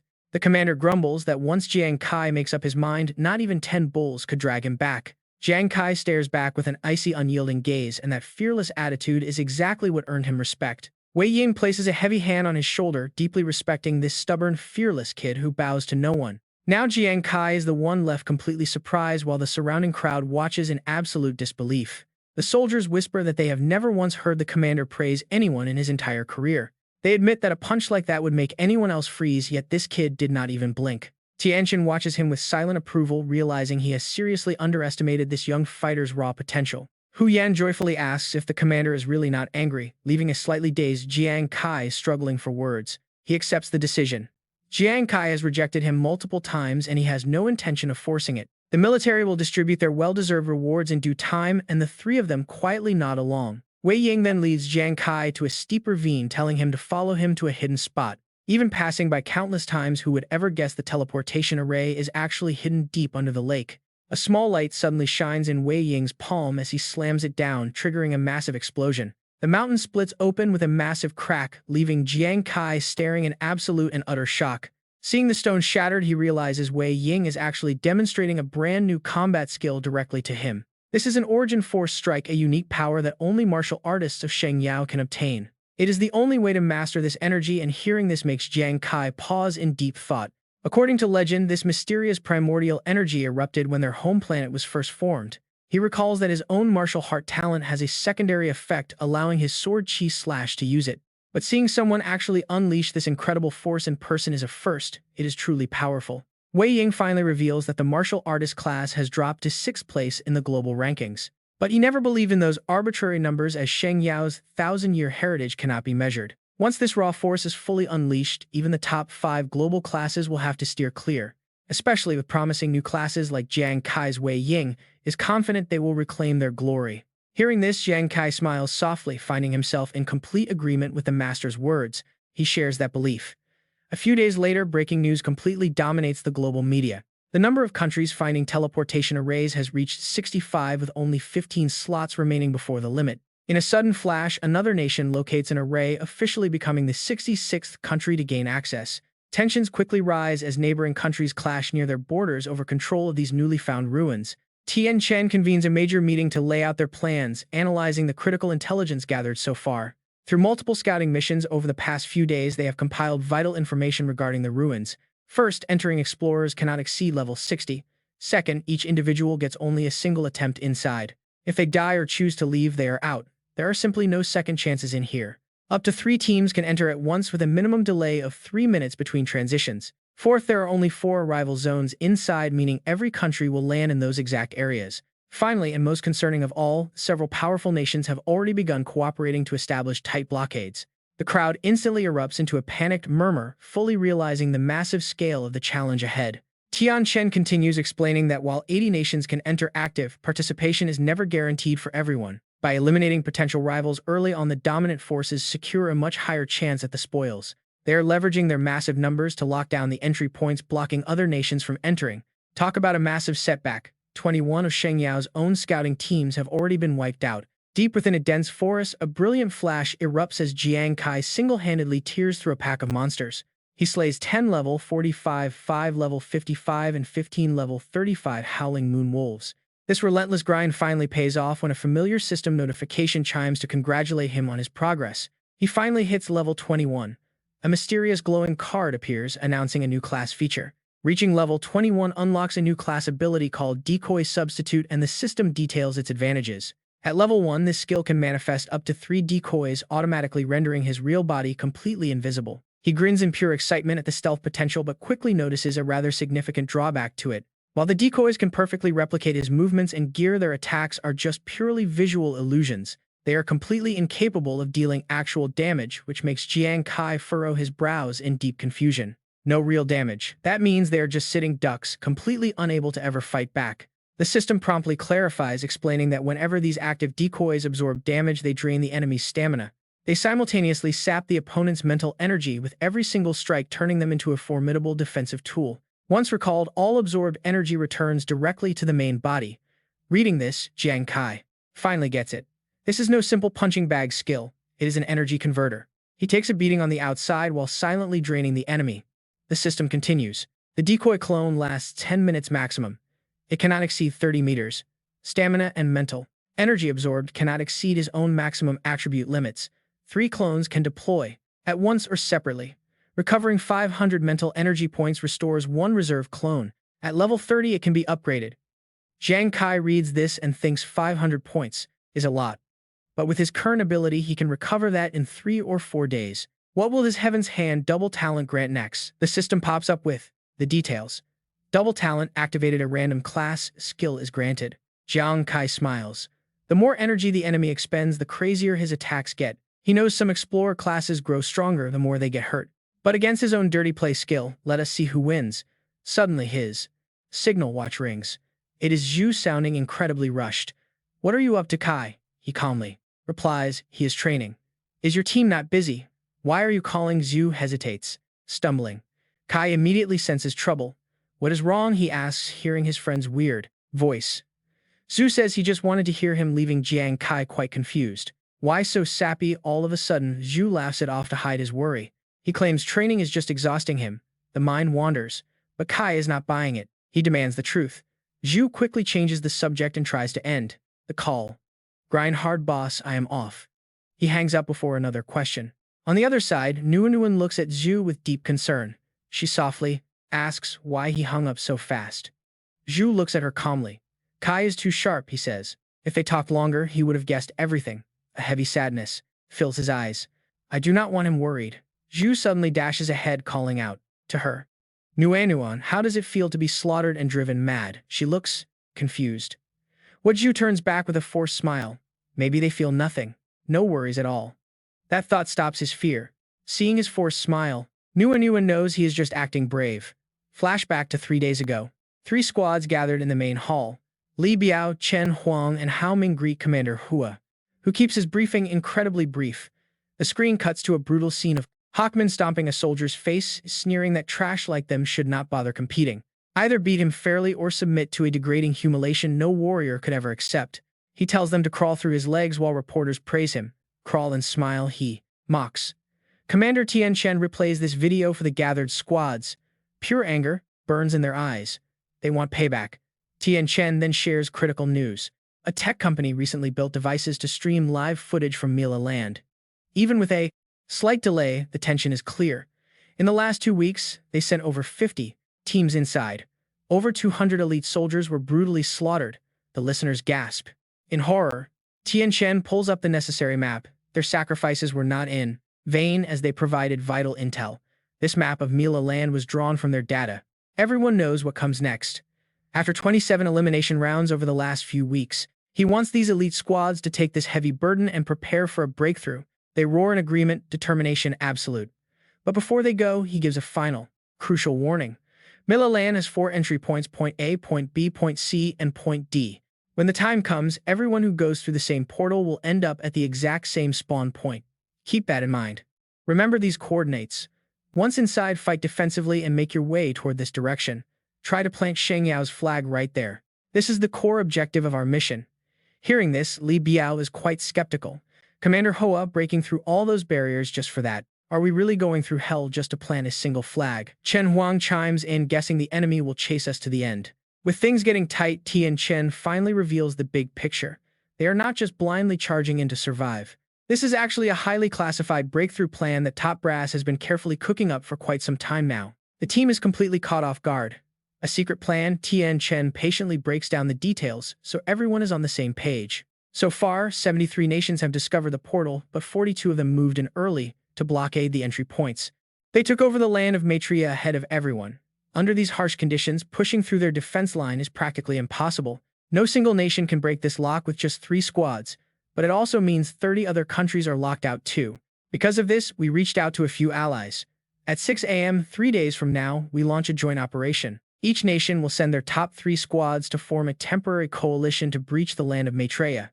The codename is Dawn. Li Biao's eyes widen as he whispers the name, Dawn. Tian Chen then hands out specific orders to each individual squad. The first team to break the line must plant the flag there. This serves as bait to lure the main enemy forces deep inside. Once they bite, the remaining squads will launch a massive assault on the 4 portals, securing our foothold in record time. Hao Ming strokes his chin, seeing the genius behind it. If the enemy elites are drawn to the flag, portal defenses will be thin. That creates the perfect opening to strike from the outside. But Li Biao quickly spots a massive, terrifying flaw in this setup. This strategy is basically a suicide mission for whoever draws the short straw. The squad carrying that flag will face absolute hell. Sheng Yao's team will bear the full brutal force of the enemy's wrath. Yet Tian Chen remains completely unfazed. Every pioneer nation is currently stuck in a deadlock. If we want to break through, this mission is our only shot. The land of Maitreya is the ultimate prize. That means the fate of our country and our people rests entirely on your shoulders. Let me make this clear. Even if only one of you is left standing, you must fight with Sheng Yao's honor until the end. Are we clear? The members place their hands over their hearts, silently swearing to fight to the very last breath. The scene shifts to a rugged mountain pass. The squad led by Li Biao now stands right before the main entry portal. Instead of rushing in, they carefully observe their surroundings. Yuan gently grabs Yuan Zhu's wrist, giving him a warm, reassuring smile. She tells him that she knows they can do this. Yuan Zhu smiles back, nodding to ease her worried mind. Suddenly, their wrist communicators flash. A voice crackles through the device carrying some massive news from the front lines. The vanguard of the Tianhang squad has successfully breached the enemy lines. Hearing this, Li Biao's brow furrows deeply. He orders his team that there will be no retreat, no surrender, and absolutely no regrets in this fight. Even if they end up in pieces, they must complete the mission. With a roar, he leads the charge straight in. The scene cuts to the Lord God Guild. Yuan Zhu's last words keep echoing inside Jiang Kai's head for some reason. It felt a bit cheesy at first, but maybe the intense training is just getting to him, making his mind wander. He starts questioning himself. Was Yuan Zhu really just exhausted from training? Idle hands really do make the mind play tricks on you. He hasn't been able to reach Yuan Zhu or Nuan Yuan for 2 whole days. An uneasy feeling grows in his chest. Jiang Kai hesitates before his communicator. Maybe he should just go look for them. Suddenly, familiar voices call out from behind. It's Hu Yan and Ruan Yu yelling desperately that something terrible has happened. Jiang Kai turns around in confusion. He asks what has them in such a panic. Out of breath, she quickly reports the shocking news. They just saw a trending video on the forums. Yuan Zhu and Nuan Yuan are in deep trouble. Jiang Kai's eyes go wide. What did you say? Hu Yan pulls up the clip to show him. After going viral, the government tried to scrub it. The Shangyao authorities quickly took it down, but she managed to save a copy. In the video, Hawkman sneers maliciously. He taunts Sheng Yao, asking if they are watching. He dares them to come and save their precious comrades. On screen, a group of beaten soldiers lies on the ground. Nuan Yuan's tortured body is in terrible shape. Hawkman laughs, mocking that if they send a commander to beg on their knees, maybe he will let them go. Otherwise, they are just a bunch of pathetic cowards who dare not act. He barks orders to his men. Hang these 2 up. Let everyone watch them slowly bleed out to the very last drop. He grins like a demon. His poison is deeply etched into Jiang Kai's mind. Seeing him in this state sends a cold shiver straight down their spines. Jiang Kai keeps his voice low, desperately trying to stay calm. What exactly happened? Flashback to 2 days ago in the Dilac lands where Li Biao's squad was pushing deep into the forest. The system alerts them. You have entered the Dilac lands. Synchronized translation is now active, converting all spoken languages into the holy tongue. Yuan Zhu looks around feeling uneasy. No guards here. Based on Yue Ling's analysis of the current situation, the 2 squads of Tianheng and Rexu, both known for their aggressive combat styles, probably teamed up with the alliance to lure the entire enemy guard force away. Ziyan skips the small talk and gets straight to the point, asking the captain if they should immediately head southeast from point A. Suddenly, their wrist communicators beep. Li Biao instantly recognizes the voice as Commander Hua. Tianchen frantically warns the group that their cover is completely blown. The Tianheng and Rexu squads were ambushed the moment they arrived at the entry point. Right then, enemies emerge from the thick mist and dense brush. Human steps forward with a brutal mocking grin on his face. He mocks them, calling them fools who rushed to their deaths the moment they got the signal. Now Clementine's own Hauman will begin the slaughter. Seeing one of them already down, Hauman sneers. He warns them that they will all share their fallen comrade's pathetic fate very soon. Yue Ling loses her temper and charges forward with her blade, cursing the bastard. Behind her, Li Biao yells out, desperate to stop her. He screams at Yue Ling to not be reckless and get back. But she ignores the warning, slashing at him with twin daggers that fail to pierce his heavy armor. Yue Ling stares in utter shock and terror. Human looks down at her and mockingly asks if she is just trying to scratch his itch. He adds that unless she can kill him in a single blow, every single injury will only make him grow stronger and stronger. Hearing this terrifying truth leaves Yue Ling frozen. Human grabs her by the head, brutally declaring that it is time to crush her skull. Yue Ling gasps in sheer agony, her eyes turning bloodshot as a sickening, bone-crushing sound echoes. Li Biao and Ziyan watch in absolute horror, and honestly, who wouldn't? They scream her name. Yuan Zhu and Su Nuan Yuan are equally frozen in shock. Just then, Qihan's voice cuts through the air, complaining about the violence. He chides Human for being so rough, whining that scaring his adorable prey to death would break his heart. Right then, Jatina arrives to keep them in check. She tells them both to shut up and finish the fight quickly. Hellman snaps back, asking Quan why they even came out here in the first place. He claims this prey was supposed to be his. Qian just laughs, telling Hellman that he is being far too greedy. Yuan Zhu's face darkens with pure anxiety. These three enemies are absolute monsters, but he knows he has to hold the line. He remembers the tactical plan Li Biao gave them. Yuan Zhu and Li Biao were tasked to break the encirclement while Ziyan protected Su Nuanyuan. Instantly, they spring into action as Yuan Zhu charges forward. Fired up with battle spirit, he roars that the holy gladiator Yuan Zhu is here. He proudly claims to be the ultimate war god, daring the trash to face him. Yuan Zhu unleashes a devastating ground slam that sends multiple enemies flying. Qihan looks deeply amused, mocking his title and offering to personally test this self-proclaimed war god. Human immediately protests, telling Qian not to steal his target. He finds this kid's aura and skills highly entertaining and wants to crush his skull personally. Li Biao lunges to attack from behind, declaring himself as their opponent, but Qian coldly counters, promising that his underworld blade will be the one to end him. Yuan Zhu overflows with burning energy, scoffing at the threat. He refuses to let anyone act arrogant in front of the ultimate war god. But the moment their weapons clash, the sheer impact rattles Yuan Zhu's bones. Suddenly, Qihan whispers his skill, Phantom Afterimage. The next second, he vanishes without a single trace, only to reappear right behind Yuan Zhu, mockingly calling him an idiot. A blade slashes silently through the air. Yuan Zhu barely manages to dodge, but the sharp edge still leaves a bloody scratch on his neck. Yuan Zhu cannot even track his movements. Qihan's tone turns deadly serious as he remarks that boastful trash is still just useless trash. He tells Yuan Zhu to prepare for his death. Yuan Zhu sharpens his focus as the enemy blade thrusts straight toward his chest. A heavy metallic clash echoes through the forest. Even Qian is stunned to see Li Biao suddenly jumping in to block the blow with his shield. His glaring eyes mock the enemy, asking if he forgot to clear it with him first. Yuan Zhu desperately calls out to his captain. Though battered and bleeding, Li Biao orders Yuan Zhu to snap out of it and escape with Su Nuanyuan immediately. Yuan Zhu, full of fighting spirit, lazily shot back. What a joke. He was the world's greatest god of war, so how could he let someone else act arrogant? But when he actually blocked the strike, the reality sank in. The power was just too immense.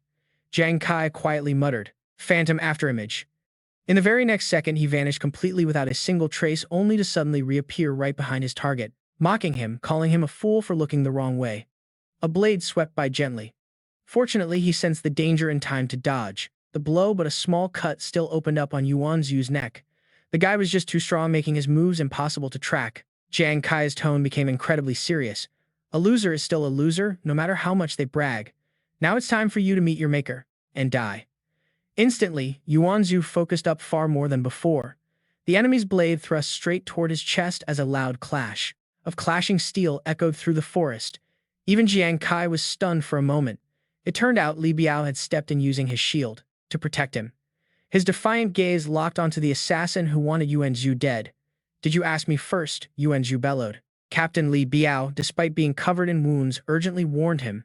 Zhu Zi, wake up, take Su Nuanyuan and the others and escape immediately. Get out of here, I will hold him off. Hurry! Before the words even leave his mouth, Hawkman slams a heavy blow right onto his head. He mocks him, wasn't I supposed to be your opponent, old man? Why run here? Fresh blood splatters right before Yuan Zhu. Oh man, his heart is breaking as his tears finally flood down.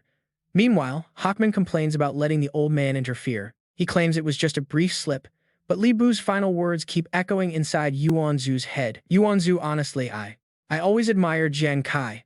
You are all my teammates, yet it feels like only he can truly unlock your potential. But there is one thing where I will never lose to him, and that is protecting my team until the absolute end. He looks down in absolute agony at his fallen comrades. Ziyan has been completely defeated by the ruthless Jatina. The blonde fighter leaps up for a sudden ambush. Die, you trash. But Nuanyuan is completely oblivious to the threat. Sister Hua Hawkman and Qian team up to corner Yuan Zhu. They sneer that these Shang Yao fighters are utterly useless. They challenge each other to see who can take down this prey first. Yuan Zhu slowly parts his lips. His voice is raw, you bastards. He unleashes a strike fueled by pure hatred, catching both Qihon and Hawkman off guard. They gasp in shock. Nearby, Nuanyuan weeps bitterly over Ziyan's lifeless body, while Sister Hua stands frozen. Yuan Zhu runs over and grabs her arm to pull her away. She is already gone. He urges, we have to leave now. Qihan summons a glowing purple card and instantly charges at them. He remarks that this must be their proud origin power. He mocks that Sheng Yao finally sent someone decent. Deep within, Hawkman also unleashes his dormant power. He curses at them, trying to run. None of you are getting out of here alive today, not a single one. They pinch Yuan Zhu from both sides. Watch out, Yuan Zhu. He decisively pushes Nuanyuan away, taking the entire blast alone. Yuan Zhu swings his blade to block Kuion, but the enemy's raw strength is simply too overwhelming. Kuion sneers that his origin power is pathetic, calling his block pure luck. Now taste the power of my soul devourer. Gritting his teeth, Yuan Zhu fights with everything he has left, but in the next second his sword snaps in two. To make matters worse, Hawkman lands a devastating punch right on him.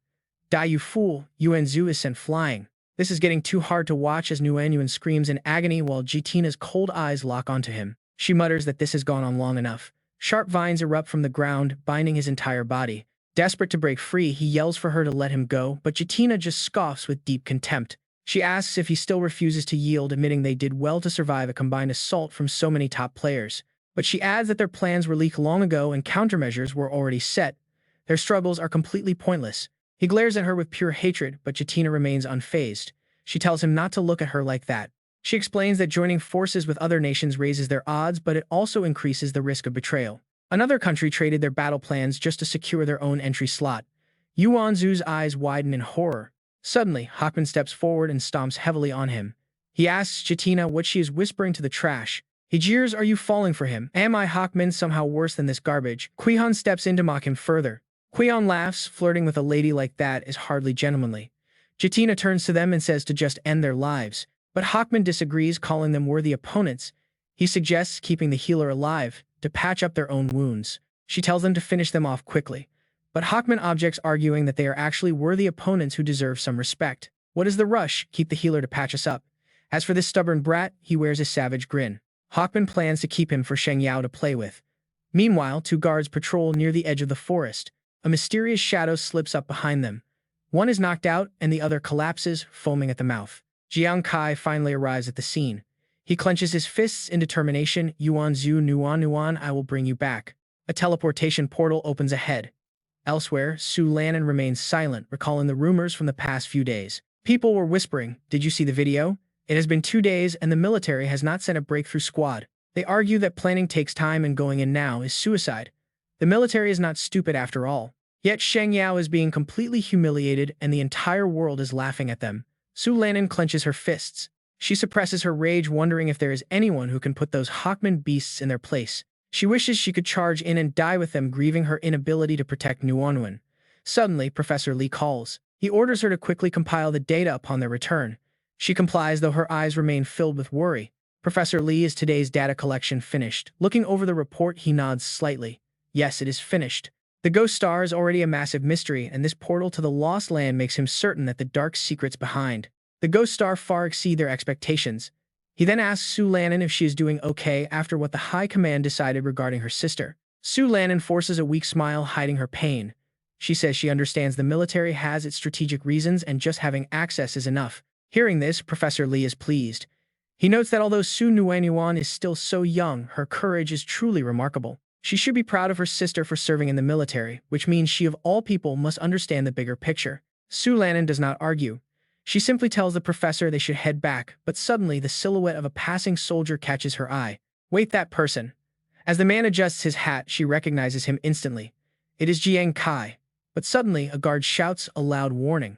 Stop them right now. Everyone freeze and turn around. Meanwhile, Jiang Kai's eyes light up as he spots a major opportunity. Without a single word, Jiang Kai bolts forward. He makes a mad dash straight toward the active teleportation portal. Instructor 2 shouts to grab him. Jiang Kai and Su Lannon are just steps apart when he looks back and locks eyes with her. A smoke bomb suddenly goes off, spewing thick gas. Within seconds, the entire area is completely blanketed in a blinding heavy fog. The guards panic instantly in the confusion. It is a smoke bomb. What is going on? Meanwhile, Jiang Kai reaches the portal. Su Lannon steps in to block the guards for him. The ring on her finger glows with a blinding light as she mouths a silent message. She begs him to save Su Nuanyuan. With a firm, silent nod of agreement, Jiang Kai steps directly into the teleportation portal. She places all her hope on Jiang Kai to bring Su Nuanyuan back, safe and sound. Next, the scene shifts to the Lost Land. A group of hostile soldiers is waiting near the entrance. Look over there, someone is coming through the login portal again. They wonder which nation is, laughing that they will slaughter them all, whether there are 100 or 200 of them. As a lone figure steps out, the thugs scoff in disappointment. What is it, really just one person from Sheng Yao? 2 of the guards treat him like absolute garbage, throwing nasty insults his way and calling him a stray dog. They mock him as a pathetic homeless dog, laughing that Sheng Yao only sent a soft-skinned, useless trash like him to negotiate. They sneer, asking if the rest of his people died or simply wet themselves in fear. But Jiang Kai's body begins to glow. Flames erupt around him as he preps for battle. He tells them they have it all wrong because he did not come to negotiate. The thug mockingly asks what he is here for, if not to talk. Jiang Kai gives a chilling, ice-cold response. He came to send them straight to their graves. Before the words even settle, he unleashes a devastating first strike. The enemies do not even have time to flee before Jiang Kai burns them to ashes.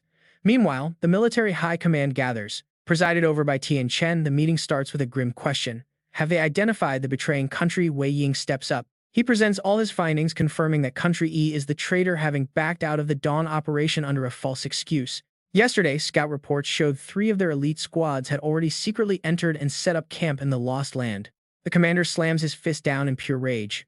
Those traitors took a spot in the national competition while sabotaging their own. Now their own forces are trapped inside the Lost Land with their survival completely unknown. This leaves Tian Chen deeply worried. Are they really just going to sit here and watch them perish? Suddenly, the doors fly open as a panicked soldier bursts in. He reports that a single person has charged into the Lost Land alone. Commander Hua immediately demands to know what is going on. The soldier quickly brings up the system feed. 10 minutes ago, Jiang Kai from the Fire God Squad infiltrated the area. He was disguised as a patrol guard to sneak into the ravine. Before the report finishes, the commander cuts him off. This is pure madness. Who does this? Reckless Jiang Kai thinks he is trying to play the hero all by himself. He is just marching to his death. But the soldier quickly adds that after Jiang Kai entered the zone, for only 15 minutes, all 15 guards stationed at login point A were completely wiped out. The entire room gasps in shock. The commander instantly shifts gears and issues a new order, telling them to inform the leaders of all other nations. Their vanguard has broken through the portal, and they can launch Plan B in 30 minutes. However, Old Song raises a concern. Plan B is extremely critical, so they must screen the other nations carefully to avoid another traitorous country like Nation E. But Wei Ying quickly rejects this, saying there is no time. Right now, 74 nations have already discovered the teleportation array. Jiang Kai has created the perfect opportunity and they must seize it immediately. Everyone in the room nods in agreement. Tian Chen makes the final call to activate Plan B, deploying all military forces to conquer the Lost Land. They must prepare to take full control of the Lost Land. Meanwhile, the scene transitions to a clinic in Jiangzhou City. Over at the military district, Jiang Kai's image on screen instantly grabs their attention. Who is this guy? He doesn't look like one of our soldiers. Li Biao barely recognizes him, while Jiang Kai looks back with a curious stare. Who exactly is Jiang Kai? Meanwhile, over in class 253, the students are completely losing it over the news on their phones. Damn, this is blowing up. Who is this guy? He is so cool. Nobody expected him to charge into the Miluo Forbidden Land all by himself. Hearing this, Yingzi gets curious and wants a look. The moment she sees Jiang Kai's face, she recognizes him instantly. The news of his solo battle has already spread across the entire city. The scene shifts to Nuanyuan and Yuan Zhu. She softly calls out to him in panic, Zhu, are you asleep? His eyes are completely lifeless and hollow. Nuanyuan, my body hurts so much. Are we going to die? I am really scared. Despite her own fear, she tries her best to comfort him, telling him to pull himself together because he is the world's greatest war god. She reminds him that so many people are watching and they absolutely cannot bring shame to the Qingyao Guild. But Yuan Zhu can only relive those horrific memories, recalling how they brutally murdered Sister Hua right in front of him. He saw the captain and brother Chen get their heads crushed. Those guys, especially the massive one, are unstoppable monsters. He whimpers that he cannot hold on much longer while she struggles to stay strong through her streaming tears. Suddenly, the spiky-haired punk throws water right in Yuan Zhu's face, barking at him to wake up because dying now would spoil the fun. The thugs mock them, asking why their cowardly Shang Yao teammates still have not shown up to save them. They laugh, calling Shang Yao pathetic for letting them hang there for 2 days without even attempting a rescue. With a twisted grin, Spiky Hair prepares to strike, telling them to wake up and cry so everyone can see their broken spirits. Suddenly, Nuanyuan screams out Yuan Zhu's name as a brilliant streak of light comes hurtling toward them. It explodes right on Spiky Hair, shocking Nuanyuan and cutting through her dread. Yuan Zhu looks up at the massive blast. Spiky Hair is sent straight to the afterlife, crashing to the ground. Jiang Kai has finally arrived to save them. It seems a Shang Yao member's backbone is at least tougher than Spiky Hair's bones. Nuanyuan Yuan Zhu, I'm sorry I'm late. The remaining thugs charge him all at once, shouting to notify Hawkman that someone is here for the hostages and to kill the intruder. Jiang Kai flings his deadly throwing daggers, telling them he is sorry, but they will have to hang tight a little longer. Lily is the first to strike, unleashing her hypnosis spell. But Jiang Kai keeps charging straight ahead without missing a beat. Panic sets in as she realizes her magic has absolutely no effect on him. Suddenly, three of his sharp claws impale her. Small flames begin to flicker. She scoffs that his attack is pretty weak, failing to even pierce her armor. But her pupils suddenly shrink in sheer terror as intense roaring flames completely consume her body in seconds. Unable to believe it, Bug-Eye splits into clones and attacks with his fourfold phantom strike. Alongside him, the bald fighter leaps in, telling this pathetic Sheng Yao soldier to taste his earth-rending slash. Backing them up, their mage casts a soul-binding curse, declaring that Jiang Kai's spirit will rot in the deepest depths of hell. Jiang Kai crouches low. In a flash of lightning, he zips right past the three of them. Not only that, but they find his daggers embedded in their flesh. The mage panics, wondering why his curse failed. They cannot keep up with his insane agility, and they quickly end up sharing the exact same fiery fate as Lily. Hidden in the tree line, a sneaky sniper watches the whole thing. The blonde archer draws back a poisoned arrow with a wicked smile. Confident that one scratch will kill him, he fires. Nguyen spots it and screams for Jiang Kai to watch his back. Jiang Kai glances back and quickly ducks to dodge, but the poisonous arrow still grazes his leg. As he falls, he manages to hurl a dagger right back at the sniper. The bushes instantly erupt into flames. Nguyen begs him with teary eyes to run and leave them behind because there are just too many enemies. Yuan Zhu calls his name as Jiang Kai collapses onto the grass, his body stiffening from the rapid poison. The thugs cheer, shouting that he is poisoned. They urge each other to charge but not kill him yet so he can suffer. They mock his arrogance, telling him he will be minced to pieces as punishment for trying to save his friends. As they rain brutal attacks on Jiang Kai, Yuan and Yuan Zhu cry out in agonizing grief. Back in the classroom, Jiang Ying faints from the shock. Her worried classmates rush over to help revive her. Meanwhile, over at the military hospital, the watching staff are absolutely furious, wishing those sick bastards would burn in hell. Inside the conference room, a furious punch slams right through the table. Wei Ying grinds his teeth, barely holding back his rage. He asks in a low voice how much time is left for Plan B. His assistant quickly answers that it is 10 minutes and 23 seconds. The leader barks a new order. This wicked plan absolutely has to succeed, and whoever stands in their way will pay a heavy price. Over on Yuan Zhu's side, this comes as a massive shock. Kai, no, you bastards, if you have the guts, come and fight me one-on-one. I'll mince you bastards into pieces, or I'm not your grandpa Yuan. Just then, a familiar voice rings out once more. Zhu, I didn't expect you to have this fiery side when you're completely sober. I'm actually a little touched. Hearing this, Yuan Zhu feels completely lost. He instantly panics, recognizing that voice. Jiang Kai has miraculously returned from the brink of death. All right, stop yelling, my stubborn fate is hard to crush. Yuan looks at him with pure joy, asking if he's actually alive. Yuan Zhu also can't hide his crazy excitement, wondering if he is seeing a ghost. Jiang Kai quickly unties the ropes binding Yuan and Yuan Zhu, and his cold eyes glower as he speaks in a playful yet annoyed tone. Zhu Yuan, if you keep staring, you're going to burn a hole through my face. But they keep staring, completely bewildered. Nguyen's brow furrows in deep confusion as she tries to make sense of this. What on earth is going on? I clearly saw you get hit by that poison arrow, but how are there two of you? Jiang Kai smiles and points toward the battle to explain. That arrow only managed to graze my pant leg, he tells her. And the one getting absolutely pulverized over there is just a decoy summoned by my brand new class skill. Yuan Zhu's eyes light up with pure excitement. A new class, did you finally advance? But Nguyen is still completely bewildered, asking if that was really a decoy. He confirms it. Half a minute ago, Jiang Kai chanted the command in his head for a decoy. Swap. They rush forward in waves, completely clueless that it was just his clone. He's poisoned, go, don't kill him yet, we must make him suffer a painful, agonizing death. First, keep jumping, you brat, just wait until we grind you into meat and paste. This is the price of trying to save people. Back in reality, Jiang Kai shows them how his illusion clone works. The clone you just saw is one of my decoy abilities. It served as a perfect target to buy me some valuable time to escape while I hid in the bushes. Both of their eyes spark with absolute amazement at this revelation. This is seriously too miraculous, completely out of this world. Yuan Zhu immediately chimes in with a warning. Kai, while they still haven't figured out it's a decoy, we need to run. If those three freaks come over here, we are definitely history. Nguyen agrees completely, telling him that since he's already used up so much stamina, there's no way he can fight off so many people. On the other side, the thugs are still endlessly kicking Jiang Kai's clone. You coward, just a moment ago you were acting so cocky. Why so quiet now? Where did that pride go? Why are you lying there like a dead dog? Take this, you arrogant piece of trash. Just when things look bad, John suddenly pauses. Something feels off to him. He looks up and the two captives, hanging from the tree, are gone. He whips his head left and right, searching frantically until he spots a faint silhouette behind the trees. He grabs his comrade's arm, yelling, Damn it, stop hitting him. We've been tricked. They are right. Over there, realizing they are spotted, Jiang Kai quickly warns them. There's no time left, Zhu. Take Yuan and run and leave. The rear to me. Yuan Zhu panics, double-checking. Wait, Kai, you want to handle all of them by yourself. He doesn't answer, instead pushing them forward. Go, don't worry, I will catch up with you. Jiang Kai then loudly commands. Deactivate decoy. His clone on the grass immediately vanishes. Block them, don't let a single one of them escape. Yuan wants to persuade him, but Yuan Zhu drags her away. Kai, you idiot, you better make it back alive. He stands full of battle spirit, preparing for the fight. Just trust me. Facing this garbage, Jiang Kai bends down and uses force to throw his darts at them. You can't kill me. One by one, they are incinerated in mid-air as thick black smoke rises. A furious voice suddenly booms out.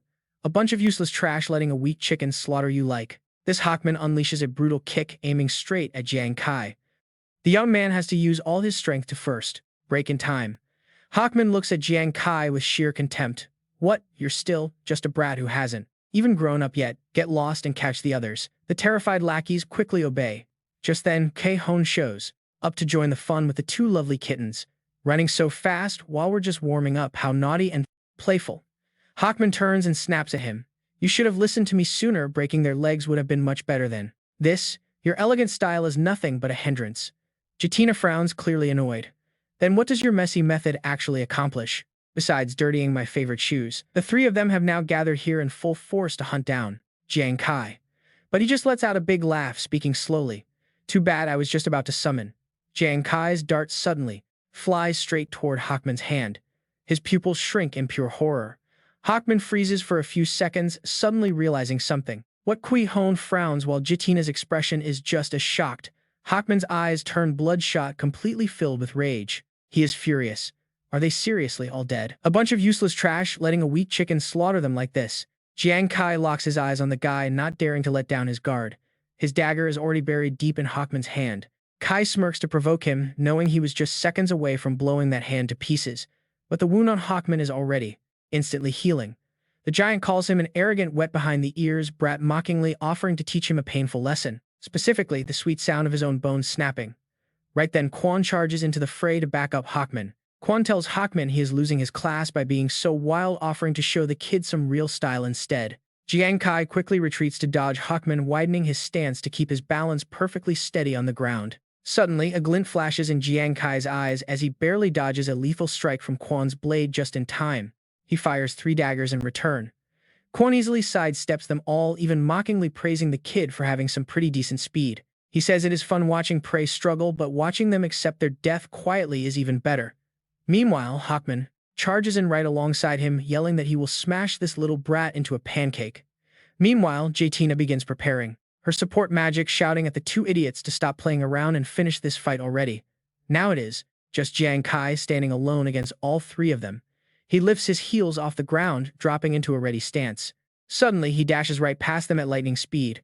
Quan is completely stunned, and Hawkman looks just as shocked, but there is no time to breathe. They strike together, and one tiny slip-up catches him right in Jatina's vines. Her eyes gleam with absolute excitement, mockingly asking if he really thought her magic was weaker than those 2 brutes' physical attacks. She tells him he underestimated her way too much.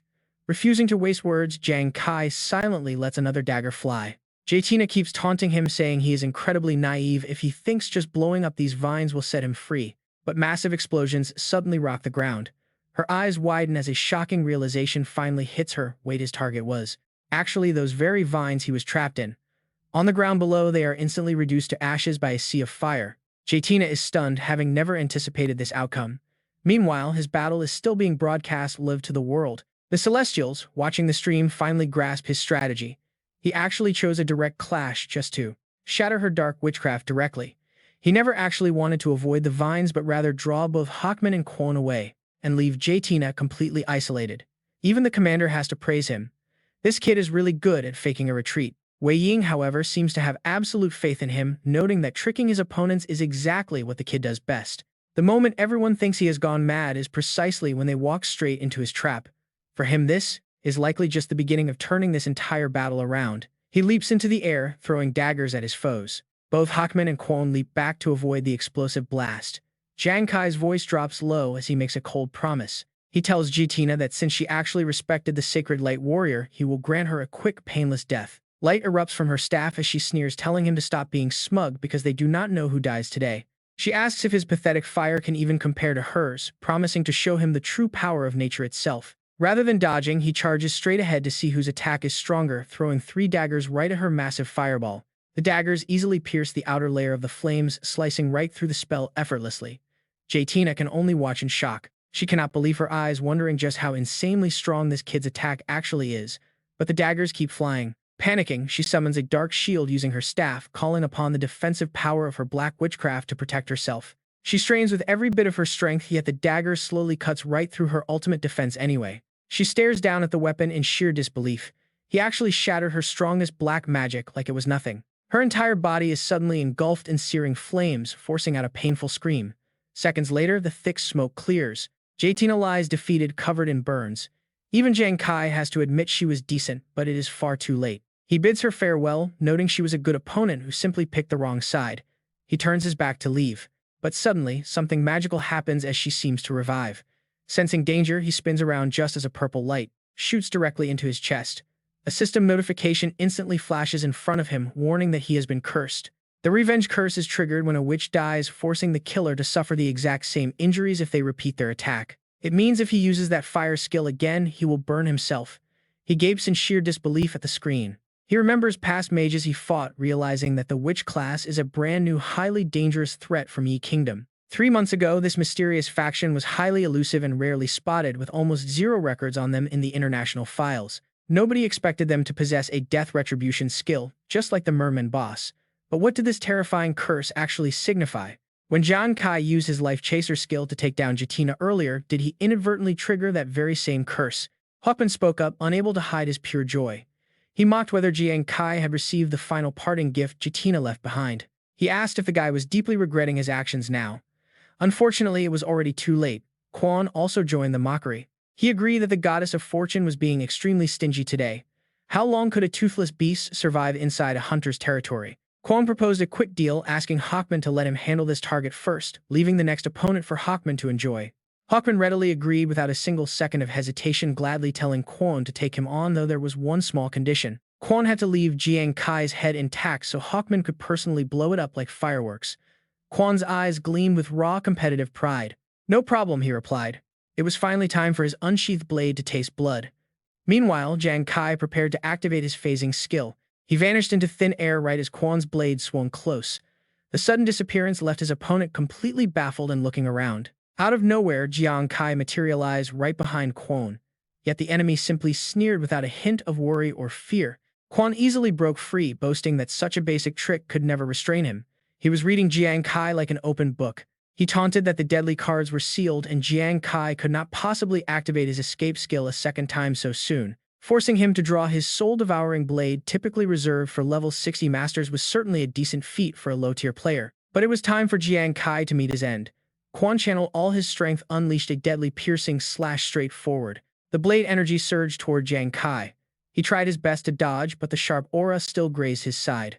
Determined to strike back, Jiang Kai threw a spinning card directly at his target. Quan quickly tilted his head to avoid the hit, but the card still sliced his chin.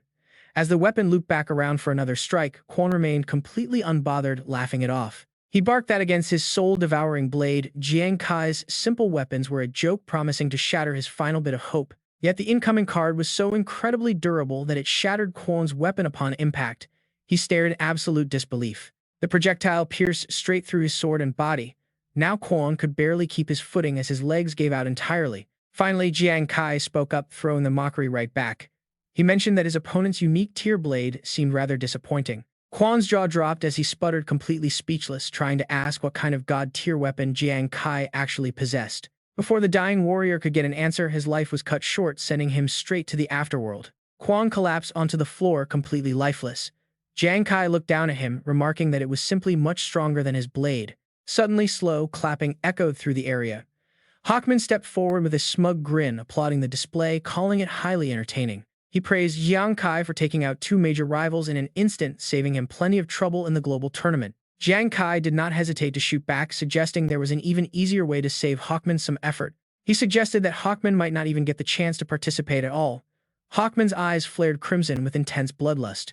The man sneered, claiming he had already figured out the gambler's tricks, noting a clone skill that seemed to restore his condition. Hawkman pointed out that Jiang Kai only excelled at ranged attacks, adding that even foolish Quan went to his grave completely clueless. He knew Jatina was taken down by a projectile, and that Jiang Kai bypassed the death curse to slay Quan unscathed. He guessed the weapon used to execute Quan was actually not a basic dagger, but a disguised high-tier tool. Jiang Kai listened in absolute silence, offering no response. Noticing the lack of words, Hawkman simply smiled and continued his analysis. He declared that even without a confession, he knew Jiang Kai's entire combat strategy relied purely on landing massive critical hits. He assumed Jiang Kai possessed a powerful multiplier talent that granted his throwing cards a highly consistent critical strike rate that made the gambler's attacks seem incredibly threatening. But in reality, Hawkman scoffed, the guy was utterly useless in close combat. Hearing this, Jiang Kai's gaze sharpened, his focus and caution rising to an all-time high as he assessed the threat. Hawkman pointed out that Jiang Kai was already wounded and losing stamina. Now that his trick was exposed, his cards would fail. He declared himself the ultimate counter to a cheap opportunist like Jiang Kai, sealing off any chance of a surprise attack. A sinister crimson orb fully materialized in his hand. Jiang Kai narrowed his eyes while the spectators back in the room leaped up. Sitting in the classroom, Wei Ying immediately recognized the berserker's terrifying aura. Even the instructor gasped in utter shock. The teacher explained the truth to everyone, revealing that the weapon was the infamous Berserker Blood, a legendary barbarian relic. For wild warriors like Hawkman, taking heavy injuries only increased their combat strength. The blood made him unstoppable. This special serum can force him straight into a wounded berserker state, instantly boosting his combat power by 3 times. Everyone in the room grows increasingly anxious. Hearing this, and Tian Shen seems deeply concerned about Jiang Kai's stamina. Can Jiang Kai really hold out until Plan B is a success? Wei Ying stares at the monitor, unable to look away. Over on the battlefield, Hawkman is busy absorbing a strange energy orb, shouting out to ask if anyone knows what it is. He brags that this Berserker serum is far stronger than unique weapons, like the Soul Devourer blade.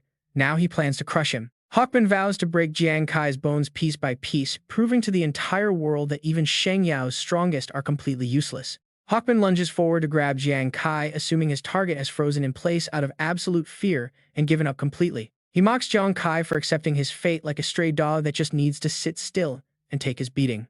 Hawkman lands a brutal right hook directly to his face, followed by a vicious uppercut right under the chin. He swings again to smash Jiang Kai's other cheek, leaving the young man's face completely bloody and torn to pieces. With a sick grin, Hawkman declares his final blow will crush his skull, but Jiang Kai suddenly lets out a strange laugh. The villain freezes as he notices something off. Wait, was this whole thing just a decoy substitute this entire time? In the military base, everyone watches the screens in pure suspense, though Chen Huang actually seems quite thrilled by the action. He points out that the one captured was just Jiang Kai's substitute, and Hao Ming immediately nods in agreement. If his real body got caught, then the Ascension bracelet must have triggered the clone, keeping him completely safe. Li Bu frowns, noting that Jiang Kai still lacks combat experience, making his moves pretty easy for veteran fighters to read. Even though his execution was a bit sloppy, he still managed to slip away from Hawkman's deadly grasp. They resolve to tell Jiang Kai next time that his decoys need to act more panicked to fool seasoned enemies. The observers share a laugh, completely in agreement. Meanwhile, back in the arena, Hawkman tosses the destroyed clone aside in anger. Screaming at Jiang Kai for trying to run, the enraged beast charges straight at him, yelling that he is far too weak. Suddenly, Jiang Kai's eyes flash as he activates his deception state, forcing the massive brute to a grinding halt. Staring right at Jiang Kai, Hawkman trembles violently, struggling to move a single muscle, but finding himself completely locked. With his senses paralyzed by the Ascension, Hawkman cannot even track his opponent's movements. Meanwhile, Jiang Kai's body is regenerating. Both his physical energy and wounds are restoring. He leaps high into the air, aiming straight for the helpless barbarian. He storms toward his target with absolute fury, determined to see just how long this monster can survive his onslaught. Every slash from Jiang Kai's blades leaves deep, gaping wounds. He knows barbarians train their bodies but have weak mental defenses. Under the heavy influence of the deception state, relentlessly striking him with dual blades is his best path to victory. Back at the entrance of Point A, Jiang Kai grips his sword tightly as the system screen flashes before him. His attack speed is up by 20%, critical damage by 15%, and his continuous combo triggers armor penetration. Back in the present, Jiang Kai unleashes a mighty strike, but he frowns when nothing seems to happen. He wonders why his critical hit still hasn't triggered, while Hawkman simply laughs in his face with pure arrogance. Hawkman sneers that those cheap blades will never break his defense, but Jiang Kai simply responds with a sharp smirk. He taunts that they are more than enough to smash through that turtle shell, tightening his grip on the hilt. Leaping into the air, he unleashes Strike the Fallen, a ruthless skill that scales damage based on his opponent's fatigue. For every 1% of stamina, Hookman loses. Jiang Kai's attributes, critical rate and critical count, all rise by 1%. Trapped in place, Hookman can only stand there and endure the blows, yet he keeps mockingly calling Jiang Kai a piece of trash. Enraged by the insults, Jiang Kai's anger fully boils over, and he vows to make this monster pay. Barbarians are nothing but brainless beasts who look down on Sheng Yao and dare to hurt his closest friends. Screaming his defiance, Jiang Kai delivers a brutal final strike that sends Hawkman flying backward with a painful shriek. The massive giant crashes hard against the stone floor, but Jiang Kai is already charging forward with eyes full of rage. He declares he will personally slaughter this self-proclaimed nemesis, striking so hard that the ground literally splits open. Joy floods his chest as his blade finally pierces right through the heavy armor. Hawkman grits his teeth in agonizing pain. Desperate and refusing to lose, the beast uses the last of his strength to violently throw Jiang Kai off of him. But the blade seems to slide even deeper, causing the brute's eyes to widen as a cold shiver runs down his spine. Back in the command room, the officers gasp in total disbelief upon receiving reports of the incredible tide-turning clash. He was a terrifying berserker opponent, but Jiang Kai shattered his armor and struck his weak spot. Xian Shen also shared some crucial information. As we know, high-quality katanas only boost attack intensity and speed. They never boost critical hit counts. His words were pure speculation. Could it be that his greatest strength is actually close combat rather than ranged attacks? But is this performance even possible for a level 20 class? Wei Ying listens silently to their conversation. In truth, Jiang Kai had always been a ranged specialist, but today, wielding a melee weapon, he is unleashing even more terrifying critical strikes and getting stronger as he fights. He single-handedly brought down that massive giant. Let us see, did you not say you love crushing other people's heads? Well, I actually have a similar hobby myself. Why don't we share a quick, friendly exchange? Hawkman was already widening his eyes in pure horror. Jiang Kai tossed a card at him with a cold warning: never touch the Sheng Yao faction. The time has not come yet, as the card continuously battered Hawkman's body. Damn it, what is this? Just kill me. Already do it if you dare. Jiang Kai just smiled back chillingly. What is the rush? I told you, your time has not come yet. You will just have to enjoy this a little longer. Meanwhile, at Countrywide headquarters, officers gathered in the meeting room where a purple-haired girl bowed and pleaded. Commander Mack, please send reinforcements to the land of Diluo immediately. Hawkman is still being tortured without mercy. She could see every bit of his torment vividly. Jatina's eyes dilated as pure horror took hold of her. How could that Sheng Yao punk torture a monster like Hawkman to this extent? Seriously, begging for a quick death was now a luxury. Jiang Kai's face flashed in her mind again. He had once told her she was the only one who showed respect to Sheng Yao warriors, so he granted her a painless end. She shivered, realizing that his swift strike back then was actually an act of mercy. She had assumed he was just acting nice, but now she saw that letting her off quickly was an incredibly merciful act. That kid was an absolute monster. Commander Mack raised his voice, demanding to know why Jatina dared to ignore her orders to self-reflect. Barging in here to disrupt a critical meeting with the allied foreign commanders was highly inappropriate and completely out of line. Jatina desperately tried to explain, warning him that the intruder who breached the land of Diluo was far from ordinary. If Sheng Yao and their allies used this chance to strike, the consequences would be severe, but Mack cut her off. Shut up, he barked, asking if she was trying to teach him how to do his job. They were supposedly his elite, yet they were easily crushed by some unknown Sheng Yao brat. Did she think the forces at other gates were as useless, as her team eliminating a low-level soldier did not require a fuss? Garrison units 3, 4, and 5 were already on their way, and would crush the boy to pieces within 10 minutes. She was ordered to get out immediately, leaving her with no choice but to obey. Meanwhile, Hawkman had screamed himself hoarse. The once mighty warrior was now desperately sobbing and begging for the torture to end. He begged Jiang Kai to just end his life, swearing that he would never mess with Sheng Yao ever again. He just wanted a quick, painless death. Jiang Kai looked down at him with nothing but pure disgust and contempt. It turned out this fearsome warrior was just a coward who bullied the weak and feared the strong. He called others trash, but he was worse than useless. If he ever crossed paths with Sheng Yao again, he had better kneel and walk away. A blinding surge of blue light blasted straight through Hawkman, ending his misery once and for all. With the job finished, Jiang Kai recalled his card, but suddenly his eyes widened. Wait, looks like the battle had taken a toll and his body was failing. Trembling, he realized that once Hawkman died, the numbing effect of the curse faded and his injuries caught up to him. Intense pain flooded his physical frame all at once. Suddenly, a booming voice in the distance snapped him back to reality. They confirmed he was the one who killed Hawkman. Looking up to find the speaker, Jiang Kai saw heavily armored soldiers advancing. He froze in surprise for a couple of seconds. It seemed these were elite defense forces dispatched from a different entry point. Their collective power felt formidable, and their arrogant leader immediately stepped forward to shout a warning. "Hey kid, did you really think you could take on the combined elites of multiple nations alone? Since you are here, do not expect to leave." Jiang Kai scoffed, his voice dropping to a freezing register. "Is that so? At a time like this, there is no backing down." His fighting spirit flared up like a raging wildfire. "You guys came at the perfect time, so let us settle this once and for all." The enemy commander scoffed mockingly, telling his men to kill the brat who was talking big on his deathbed. Obediently, the armored soldiers charged forward with a roar. Jiang Kai bared his claws, igniting a blazing shield of fire. But then a familiar voice echoed through the battlefield, making him freeze. "Hey, Captain Jiang Kai, going into battle without us is not very honorable of you." Dark clouds gathered overhead as if on cue.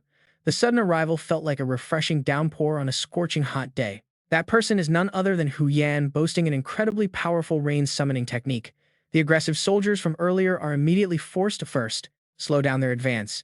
Even the enemy mages never expected this turn of events. Suddenly, glowing chains whip around wildly, throwing them into absolute panic as they realize the chains are completely out of control.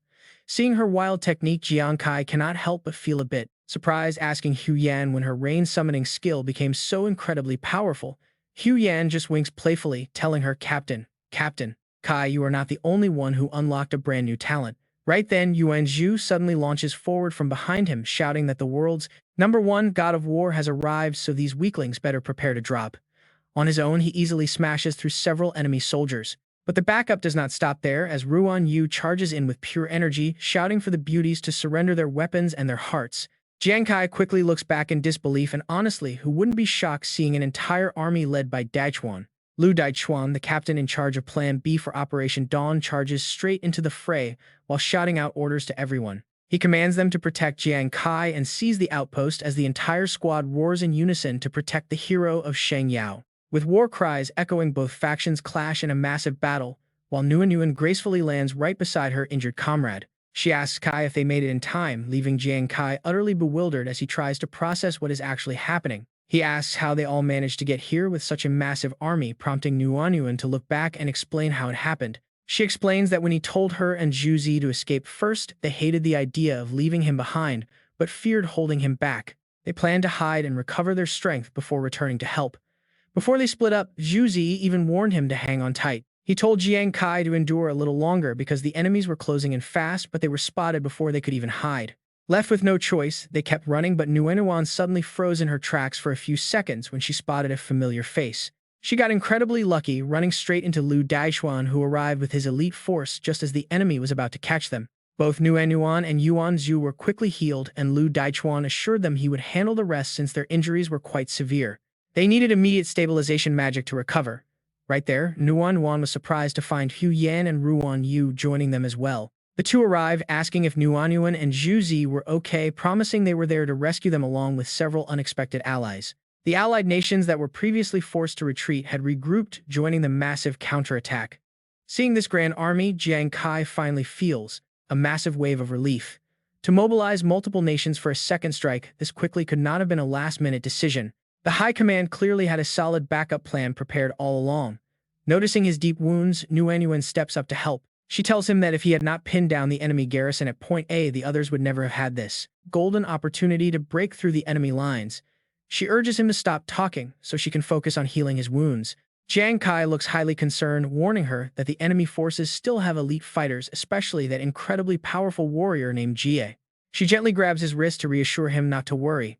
As Daichuan fearlessly leads the charge, Nuan does her best to convince him that Lu Daichuan is the backbone of their Operation Dawn Plan B, making him more than a match for someone like Jie. She points out how fired up everyone is, and trust me, you do not want to be on the receiving end of what comes next. The hostile troops are instantly hammered by a relentless barrage of heavy hail, while Ruan Yu takes charge of the close-range assault. He playfully taunts the enemies, telling them that their struggle only makes him more excited, while Yuan Zhu channels his massive energy. He slams his weapon down, proclaiming that the ultimate war god is here as his ground-shaking strike launches the enemy troops into the air. Mai grinds his teeth in pure frustration as his forces crumble quickly, ordering his remaining men to fall back and secure their outpost.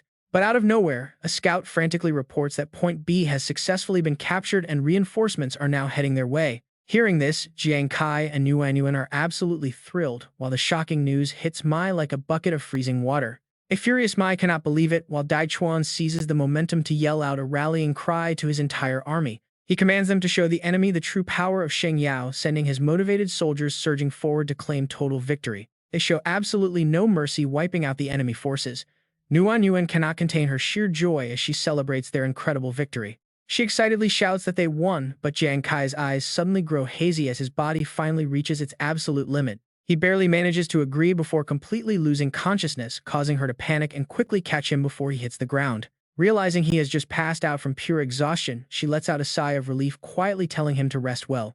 Meanwhile, television stations across the world immediately begin broadcasting an urgent news bulletin about the historic events of the day. The Allied coalition successfully launched their second offensive, shattering 4 major enemy strongholds inside the territory of Mila Land. Despite multiple desperate counterattacks, the garrison forces were completely crushed by the coalition defensive lines as victory is secured. The garrison forces suffered heavy losses with a 3-to-1 casualty ratio. At 6 a.m. Jiangzhou time, the coalition's second reinforcement unit arrived at the land of Maitreya as planned, their overall combat power boosted by 40%. According to the latest reports, the coalition's third main force successfully landed. The military spokesperson announced that their latest campaign successfully captured the land of Maitreya. Over in Country Y, the blame game was already beginning. They cornered Mac, calling his people useless for failing to stop 2 small squads while being the first to desert. If they hadn't run away in the middle of battle, the entire counterattack wouldn't have ended in such a total failure. They scoffed at how eager everyone was to shift blame, especially after boasting that their defensive line was completely bulletproof. All the blame fell squarely on Mac, with others claiming Country Y should have sent more troops from the very beginning. Everyone agreed that Mac and his country should shoulder the entire blame for this massive, humiliating disaster. His eyes turned bloodshot with pure rage. Meanwhile, Lu Han hoisted the flag high as the crowd cheered for victory. The multinational coalition led by Sheng Yao announced that access to the land of Maitreya was officially open to everyone. This inclusive move was far better than the old blockade, earning them praise worldwide. Suddenly, a faint light appeared in the distance. "Wait, what's that?" A sentry immediately spotted a mysterious light and yelled a warning to the entire perimeter, alerting the squads. He kept repeating that an intruder was spotted. Hearing the commotion, Da Chuan stepped out of his tent to investigate. He stared at the figure, wondering if another brave idiot like young Jiang had decided to charge in completely alone. Since young Jiang was still unconscious, another reckless gatecrasher would only bring more trouble. But then the stranger raised his hands. He begged them not to shoot, stuttering that his name was Hai, and he was here to negotiate on behalf of his nation. Da Chuan and his guards stared in disbelief as another person suddenly materialized beside Hai, asking who was in charge. Introducing himself as Kim Tan from Country E, the newcomer stammered that he wanted to negotiate a peaceful agreement with them. The guards suddenly recognized one of them. It was Kui Hon, a notorious swordsman who had killed many of their men. They couldn't believe a traitor from Country F actually had the nerve to show up at their camp after everything. Hai desperately tried to plead his case, stammering that he came in good faith and that Country E only wanted peace. They were willing to trade valuable resources just to buy a slot in the competition, claiming they were forced into this. Kim Tan quickly chimed in, offering double the price for a spot, which immediately sparked a heated argument between the two. Hai sneered how filthy rich Country I was buying slots over and over, but the other guy refused to back down. He retorted, asking what right Country E had to talk after their strongest swordsman got instantly vaporized by Sheng Yao's expert. He blamed their entire defeat on the sheer uselessness, claiming they were the real reason the battle was lost. Ta Ri and Tai Dong began shouting and hurling insults at each other right in front of the main military camp. Annoyed by the noisy bickering, Da Chuan stepped in and roared at them both to shut their mouths immediately. They froze in shock. Da Chuan sneered at them and casually ordered his men to lock them up right away. He claimed they received no such memo about peace. Meanwhile, Jiang Kai slowly opened his eyes in a quiet medical tent. Hu Yan and Ruan Yu were waiting by his side, relieved that their captain was finally back with them. Jiang Kai flinched and pulled back, asking if they had literally been staring at him sleeping the entire time. Hu Yan giggled, explaining they were just worried after he passed out right after they successfully breached Point A. Ruan Yu chimed in, pointing out that he had actually been sleeping like a log for 3 whole days. She also mentioned that Zhu Zi called to report that Jiang Kai's little sister had fainted at school after seeing his video. Jiang Kai sat up in shock, demanding to know what happened. Hu Yan told Ruan Yu to stop being so dramatic. Ruan Yu quickly clarified, telling him that Su Nuanyuan was completely fine now and had already woken up. She was incredibly proud, knowing he was safe, and that he was the key hero behind Sheng Yao's massive victory. Jiang Kai let out a long sigh of relief, though he wondered why they kept beating around the bush. Yan smiled, offering to share an exciting secret to celebrate their victory if they were interested in hearing it. Both Jiang Kai and Ruan Yu leaned in with curiosity, wondering what kind of secret she was holding on to. Yan eagerly reminded them of the day he asked how her rainmaking magic had suddenly gotten so powerful. Jiang Kai nodded, recalling her mentioning a new talisman and asking if she had somehow triggered another upgrade. Ruan Yu let out a massive yawn, begging her to stop keeping them in suspense and just spit it out. She spills everything without holding anything back, explaining that ever since she left the Howling Moon Wolf Demon Forest, her entire body felt incredibly light and agile, which was super strange. Then a few nights ago, the system flashed a brand new notification right in front of Yan, and a glowing purple ring materialized, right in her hand. She was completely captivated by its glow. Now she decides to show the two of them what it can do. From wind to lightning, she shows how her new talent lets her control the natural elements, like wind, lightning, and water. It all flows so naturally, and Jiang Kai is genuinely thrilled to see this, telling Yan that she can actually control the direction of the water now. But suddenly, a stream splashes straight into Ruan Yu. Yan laughs sheepishly and quickly apologizes to him, explaining that she can only manage some basic control right now. A massive storm attack like that day still requires her trusty compass to pull off. But he doesn't blame her at all, offering praise instead. This is incredible, her stats went up without even leveling up, plus she got a brand new talent. Yan sounds a bit doubtful herself, wondering if the system somehow glitched and let her exploit some bug.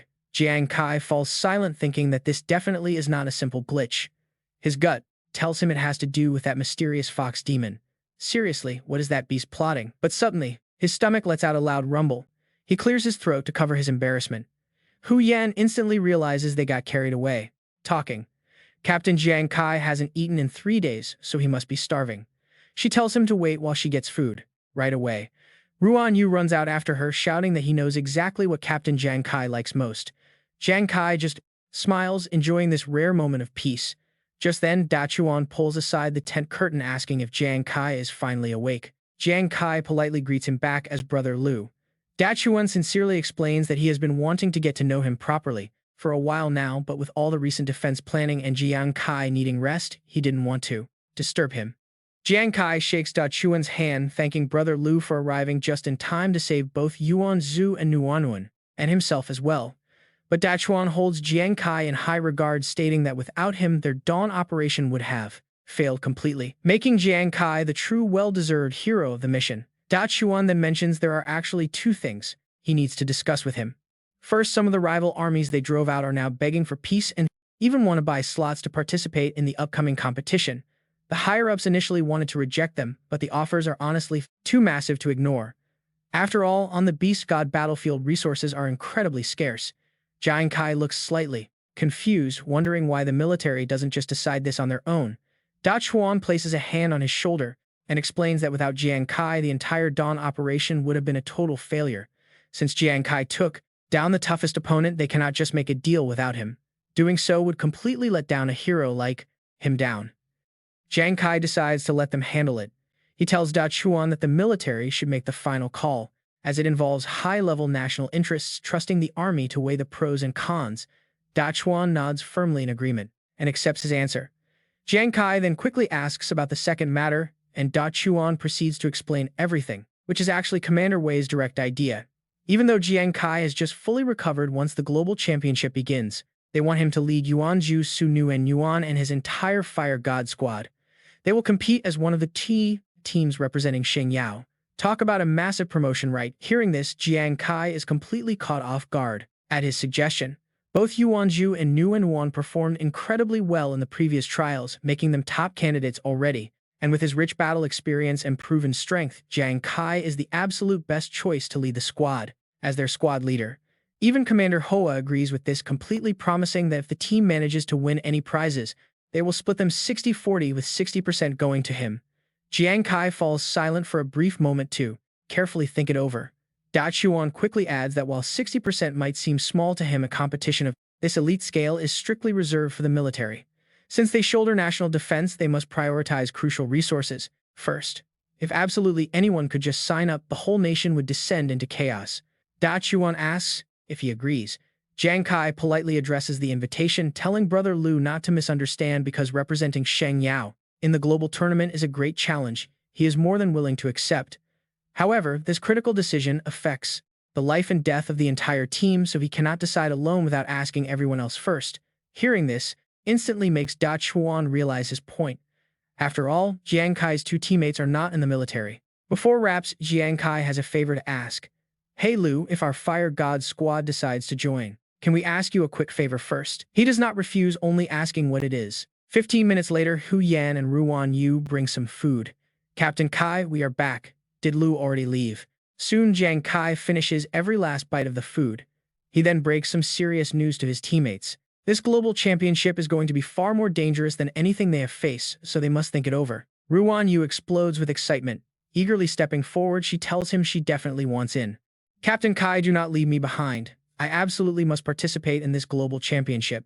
Hu Yan is just as fired up, shouting that he's going to following Jiang Kai anywhere without a single fear. Jiang Kai sighs at their childishness.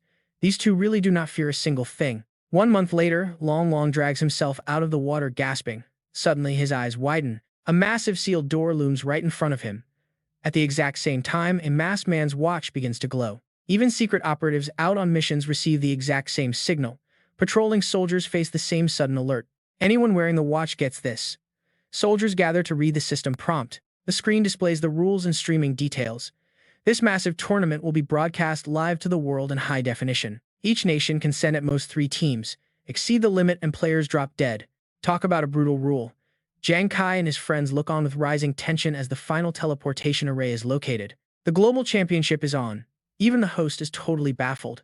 These rules are ridiculously vague. It explains how you die but does not say a single thing about how to actually win. Ruan Yu is highly skeptical. Hu Yan shares his own theory. He figures the system wants to start the chaos first, then reveal who to shoot. Jiang Kai suddenly lets out a strange laugh. Hu Yan is right, but that's also fine. It keeps schemers from planning ahead. He tells everyone to rest up. In 12 hours, the real fight begins. They shout in unison to show their resolve. Time flies as sunset turns into dawn. The system announces that Phase 1 is starting. Glowing pillars of light shoot up across the earth. Everyone is about to be sent to random spots inside the zone.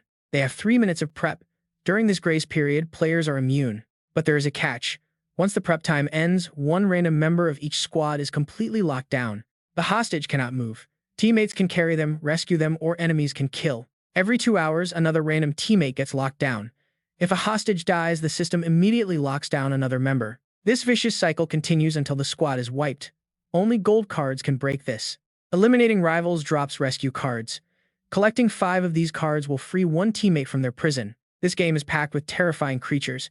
High-tier monsters will spawn along the outer edges. As time goes on, the active zone will shrink, pushing these beasts and players closer. The match finally ends when only 3 squads remain standing. Rankings depend on your active members and leftover rescue cards. Now the battle officially begins. Players are scattered across different zones as the countdown ticks. The active zone gets smaller as time passes. The match finally ends when only 3 squads remain standing. Rankings depend on active members and leftover cards. Now the ultimate war begins. Players are scattered across different zones as the countdown ticks down. 3. He touches down safely. 2. 1. Jiang Kai is locked in and ready for war. The battle is officially on. 3 blue silhouettes materialize in front of him, all total strangers. Just as he thought, his teammates are missing. Everyone is scattered and the random prison is active. Surrounded by enemies, you are basically dead. Talk about high stakes. This format seems to test individual power, but it actually demands absolute teamwork. If any member gets left behind and becomes an easy target, it will be fatal. It is an incredibly dangerous situation. Just then, the system panel flashes another warning on his screen. Jiang Kai bolts forward instantly. Only 30 seconds remain before the true game begins. While his invincibility is still active, he needs to find a secluded spot to hide before the shield drops. First, they must find a way to regroup. They have to act fast to save their squad mates from total confinement. Every corner of the classroom is lit up. With no one there, the commander panics. What on earth is happening? Why did they all vanish into thin air? Are they playing hide and seek? Even the gods are left guessing their next move. This sudden move has to be linked to the competition rules. After all, only the participants inside Mila Land actually know the details. When asked about the specific rules, Commander Wei Ying answers calmly, yet his look feels like a dark omen before the hunt begins. But let us not forget the 3 squads sent by Sheng Yao are elite forces. They are battle-hardened veterans who have survived relentless wars. For now, the only thing left to do is put absolute faith in these soldiers. We have to trust them. All hopes rest on these three groups. Meanwhile, deep in the forests of Mila Land, Hu Yan and Su Nuan are moving cautiously together. As they scan the area, a sudden golden light flashes right above their heads. They leap back instantly, shouting out in alarm. Hu Yan demands to know who dares to ambush her. Suddenly, Yuan Zhu's familiar voice echoes through the rising dust and smoke. He calls out to Su Nuan and Hu Yan, relieved to finally find them. Hearing his voice, Su Nuan knows exactly who it is. Yuan Zhu scratches his head shyly, asking if he startled them. Hu Yan tilts her head in curiosity, wondering when he even got there. Yuan Zhu shrugs, saying he has actually been right here the whole time. In fact, he got pretty lucky with his spawn point. The moment he opened his eyes, he realized he had teleported right into the forest near their main camp. He tried to contact the team to regroup, only to find the communications jammed because the match had already kicked off. Figuring everyone would head back to camp, he decided to hide in the trees. Luckily, his gamble paid off when they showed up. He asks why they are traveling together. Su Nuan explains that they crossed paths on the road and decided to team up. They both assumed the camp would be the best meeting point. Hearing this, Hu Yan starts putting the pieces together. She reasons that if they figured it out, Captain Jiang Kai and Ruan Yu must have reached the exact same conclusion. Assuming they are free to move, they should be heading here. Still, Su Nuan looks around with a deep sense of worry. Who will arrive next? Barely a minute passes before Yuan Zhu suddenly hears a rustling sound in the nearby bushes. Someone is approaching with heavy, exhausted footsteps. It is Ruan Yu, completely out of breath after sprinting all this way. She gasps out their names, glad to see them. Right then, the system issues a warning that the preparation time is up. With 0 minutes left, Su Nuan freezes. If they are all here, who is the one currently trapped? Yuan Zhu gasps in horror. It has to be Jiang Kai. Sure enough, high up on a branch, Jiang Kai finds his entire body frozen solid. He cannot budge a single muscle. Talk about terrible luck. Suddenly, a terrible realization hits him as he looks down. Glancing down into a hollow below, he realizes he is not alone. Another player with messy hair is staring right back. This stranger is staring intently. How did he sneak up so close without making a single sound? It makes no sense. Perhaps this guy was lying in wait from the start, watching him leap right into this trap. The forest falls dead silent. The two lock eyes in the quiet woods. Jiang Kai wonders if this mysterious stranger is also stuck in the same position. It turns out he is.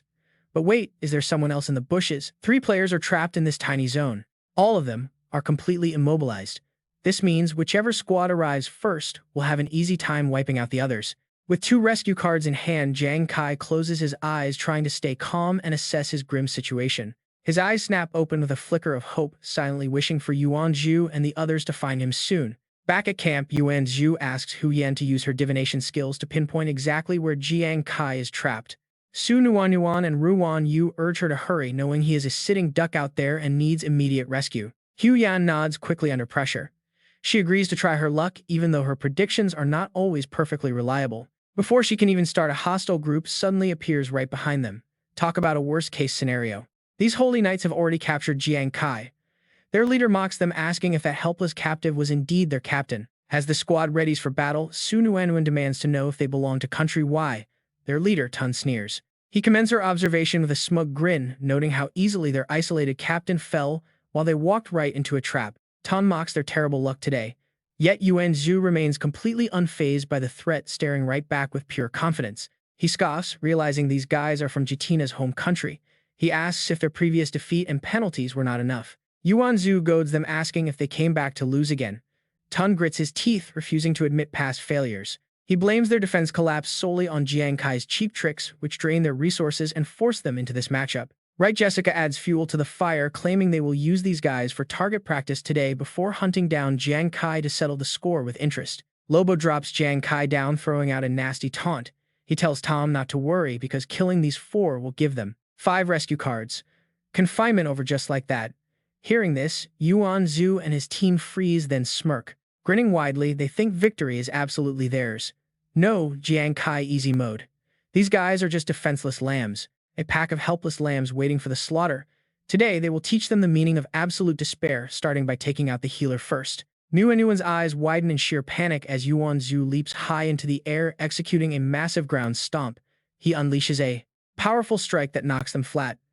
Tom still talks trash, admitting the guy has some decent strength before ordering Boris and Lobo to handle the other 2. Meanwhile, Jessica and Tom will corner the tank and the healer.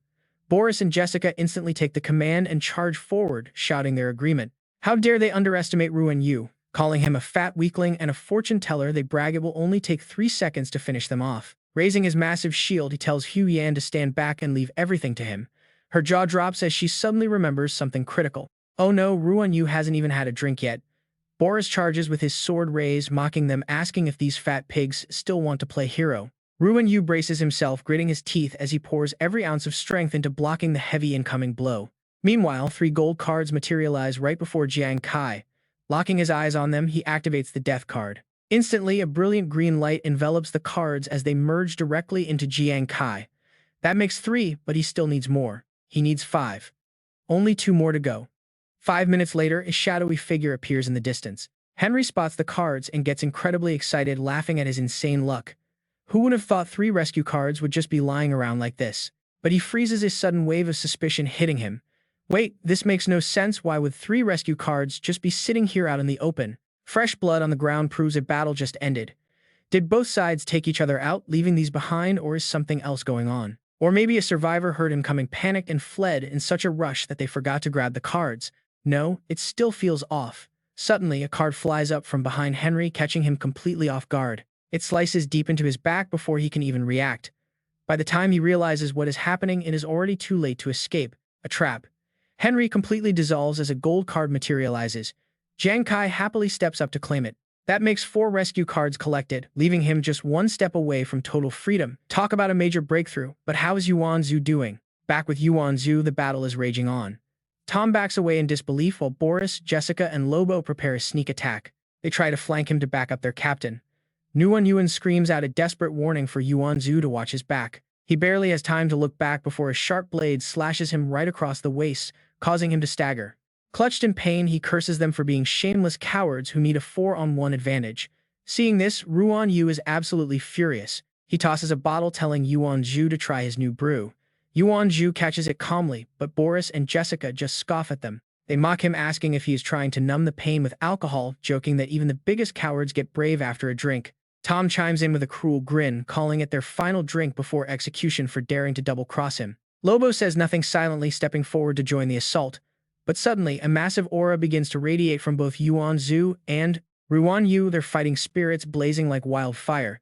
Yuan Zhu proclaims himself the ultimate god of war, destined to crush all obstacles. Ruan Yu shouts that he will never play second fiddle to anyone before suddenly asking where the beautiful ladies are hiding. Jessica and Lobo gasp. What? Tom and Boris are just as stunned as Yuan Zhu suddenly bolts forward. He charges forward at lightning speed, sending Tom and his entire squad flying backward. Absolute terror is written all over their faces. Raising his blade high, Yuan Zhu channels every drop of his power into one final strike, ordering everyone to bow down and accept their demise. This devastating display of raw power terrifies the undercut hair guy. Before he can even comprehend what is happening, a massive sword wave hits. The terrifying energy slash blows him away completely, leveling a corner of the forest. Out of the entire enemy group, only Highlight remains standing. Highlight admits he has faced many swordsmen, but a drunkard's erratic, bizarre style is on a completely different level of genius. Ruan Yu is completely wasted on special liquor, now unleashing a wild style that would make the legendary martial arts masters jealous. Telling him to cut the chatter, Ruan Yu sheds his coat. Highlight stares in disbelief, wondering how this guy can move so gracefully. He realizes that alcohol transforms Ruan Yu into a totally different person, his swordplay shifting between blinding speed and slow, graceful flow. Every strike flows seamlessly without leaving a single opening, blending perfectly with his movements. The sheer pressure is starting to overwhelm him. Highlight is completely haunted by that eerie drunken laugh. To understand how he got this strong, we have to go back a few days. Inside the command tent, a strategy meeting was underway, and Jiang Kai handed over a special skill book, calling out to Ruan Yu. Even though Ruan Yu is not a swordsman, his Zhejiang innate talent is highly compatible with high-tier swordsman skills. With the global championship just around the corner, here is a skill book secured from Brother Liu. He then turns to Da Chuan, asking if the military has enough resources to find another rare skill book to further upgrade Ruan Yu's combat abilities. Da Chuan laughs heartily, saying it is a small request to bring glory to their country, even if it costs his life. Ruan Yu accepts the gift with deep gratitude. This is the legendary skill book that swordsman adventurers desperately dream of. Known as the Blade of Instinct, the system interface instantly flashes the detailed skill description right before his eyes. Once an adventurer enters a state of absolute concentration, their sword forms are no longer bound by rigid rules. The blade extends naturally like their own limb, allowing strikes to flow dynamically based on the chaotic battlefield, making his actions impossible to predict. Back in the present, Ruan Yu is currently putting this exact technique to use. He jokingly teases Hai about his excessive body hair, throwing him completely off balance during this major global championship. Ruan Yu does not hesitate to clash blades, teasingly asking if Hai forgot to wear his undergarments today. Hai blushes in sheer embarrassment, snapping back that he has all his inner and outer armor perfectly equipped. But as soon as the words leave his mouth, his upper armor is sliced clean away, making Ruan Yu smirk mischievously. Ruan Yu tells him to keep stripping, leaving a humiliated Hai desperately trying to cover his bare chest with both arms. Meanwhile, lightning strikes. A chain-wielding assassin boasts to Seer that their kind thrives in adversity, mocking their opponents. He asks if they honestly think a few cheap tricks can stop them, but his enemies are not amused. She coldly orders a quick finish, prompting Nuanyuan to immediately launch several dense energy spheres to suppress them. Hu Yan steps up, declaring that no matter what kind of assassins they are, he reigns supreme in this heavy rain. The enemy assassins who acted incredibly confident just moments ago are suddenly looking pretty pathetic and helpless. Nuanyuan's sticky energy spheres burst apart, trapping the targets in a burning slimy mess that burns their faces. Seizing the opportunity, Hu Yan unleashes his ultimate cosmic ice storm, sending bright beams of light crashing down. Gone in an instant. 10 minutes later, Yuan Zhu and Ruan Yu are resting under a tree. Nuanyuan approaches them after wrapping up her battle, checking if they are awake, which gets Yuan Zhu talking. He immediately asks about that arrogant enemy squad who won the fight and if they secured the rescue cards. Ruan Yu eagerly tags along, wanting to know as well. Nuanyuan proudly pulls out the cards with a huge grin. She reassures them that all 5 rescue cards are accounted for, while Hu Yan tracks down Jiang Kai's current location. Right on cue, Hu Yan returns with a concrete lead, declaring that he knows exactly where their captain is hiding. The exciting news immediately boosts their spirits. Meanwhile, Jiang Kai is hiding high up in a giant tree canopy. He carefully surveys the area. Half an hour has passed with no new players or his team finding him. Suddenly, the ground beneath him starts shaking violently, and Jiang Kai struggles to keep his balance as dread hits him. This dangerous rumble means the boundary zone is shrinking just as a pair of massive stone feet crash down nearby. It is here. Giant creatures are effortlessly crushing the forest to clear a path. A horde of level 65 commander tier golems led by a massive level 88 king tier stone giant. Jiang Kai instantly breaks out in a cold sweat. Facing 4 level 65 commander monsters is already a suicide mission, let alone having to deal with a king tier monster as well. This is a pretty desperate situation. As the giant uses a tree trunk to clear obstacles, Jiang Kai suddenly notices something highly unusual about them. He observes their bodies closely. They appear to be made entirely of solid rock, held together by thick vines. The vines act like muscles binding the stone blocks. Aside from their glowing ruby-like eyes, they have no facial features, no mouth, ears, or nose. He calms himself down, realizing these earth and wood-type golems likely have no sense of smell or hearing. As long as he stays completely hidden, there is a pretty solid chance they will pass right by. Cold sweat drops. Did he guess wrong? As the golems march past, one suddenly swings its arm. The golem wraps its hand around the trunk, effortlessly pulling the massive tree out by its roots. Holding it like a light twig, it places the tree on its shoulder and continues marching with Jiang Kai still inside. Safely nestled in the leaves, he wonders if he is being used as a weapon, confirming they definitely cannot smell him. A close call. He almost activated the Wheel of Destiny to gamble his life. Now he quietly bides his time. Due to the system rules, falling off this tree is not that easy. Yet he is only temporarily safe. One wrong move and getting spotted by those giants means instant death. He struggles to escape. What should he do? Should he use his death card to chop down the branch and jump? Suddenly, Jiang Kai feels a massive tremor. The stone spirit giant suddenly accelerates forward. It looms high on the cliffside, staring down at the valley below. Right below, a brutal battle is unfolding as 2 teams clash violently. He frowns, watching the chaotic fight. Jiang Kai cannot understand how these stone monsters located them. They do not have any sense of hearing or smell. How on earth did they know humans were actually over there? Down below, the 2 teams immediately notice the danger. The giant is coming. Run! The stone spirit giant begins gathering a massive ball of energy in its hands. With a single ground-splitting punch, it completely cuts off one team's escape.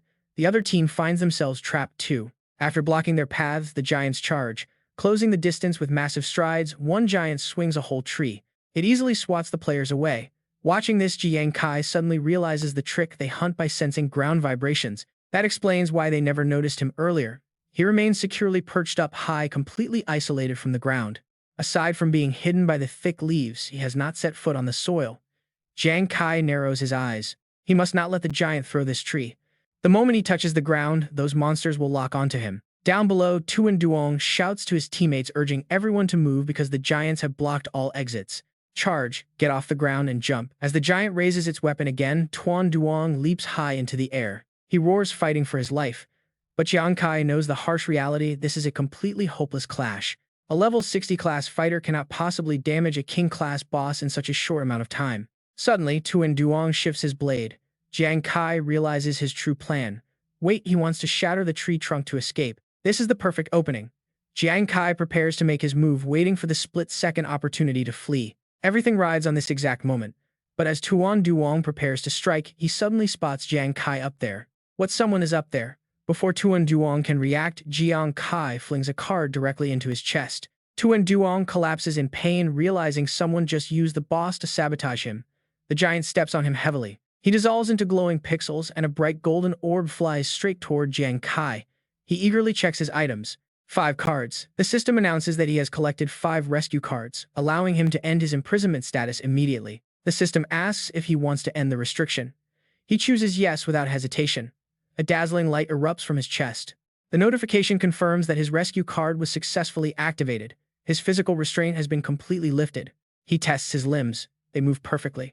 But suddenly the tree violently shakes again as the giant shifts its focus. The monster is targeting another player below. Since the beast is distracted by combat, this is his best chance to escape. But suddenly a cold sweat washes over Jiang Kai. Strange glowing circles begin manifesting in the sky above. A system-wide announcement echoes. The first phase of the global competition has officially ended. Phase 2 is now beginning. The rescue zone has opened on the map, allowing players to exchange rescue cards for special utility items. Every squad will once again have a randomly selected member placed in imprisonment. Imprisoned players cannot move on their own. However, they can be moved, rescued, or even killed by others. The tree shakes as the giant continues its rampage. Unfortunately, he is still stuck right in the giant's grip. Not far away in the deep forest, his allies rush to find him. They need to regroup with Captain Jiang Kai quickly. But the system issues a warning: the second round of random imprisonment is starting. There is no time to regroup. They must find cover immediately. Fortunately, Su Nuanyuan spots a hollow tree nearby. They quickly scramble inside to hide as the system countdown begins. 3, 2, 1. Everyone silently holds their breath. None of the 4 experience anything unusual. They all let out a collective sigh of relief, realizing they are safe. Ruan Yu breaks into a cold sweat, wondering who the unfortunate soul is this time. Jiang Kai can only sigh. He knew it. The system screen flashes: you have been chosen for second round imprisonment. Once again, his body freezes. Stuck stiffly on the branch, he laments his awful luck. Below, the battlefield has fallen silent as every player is wiped out.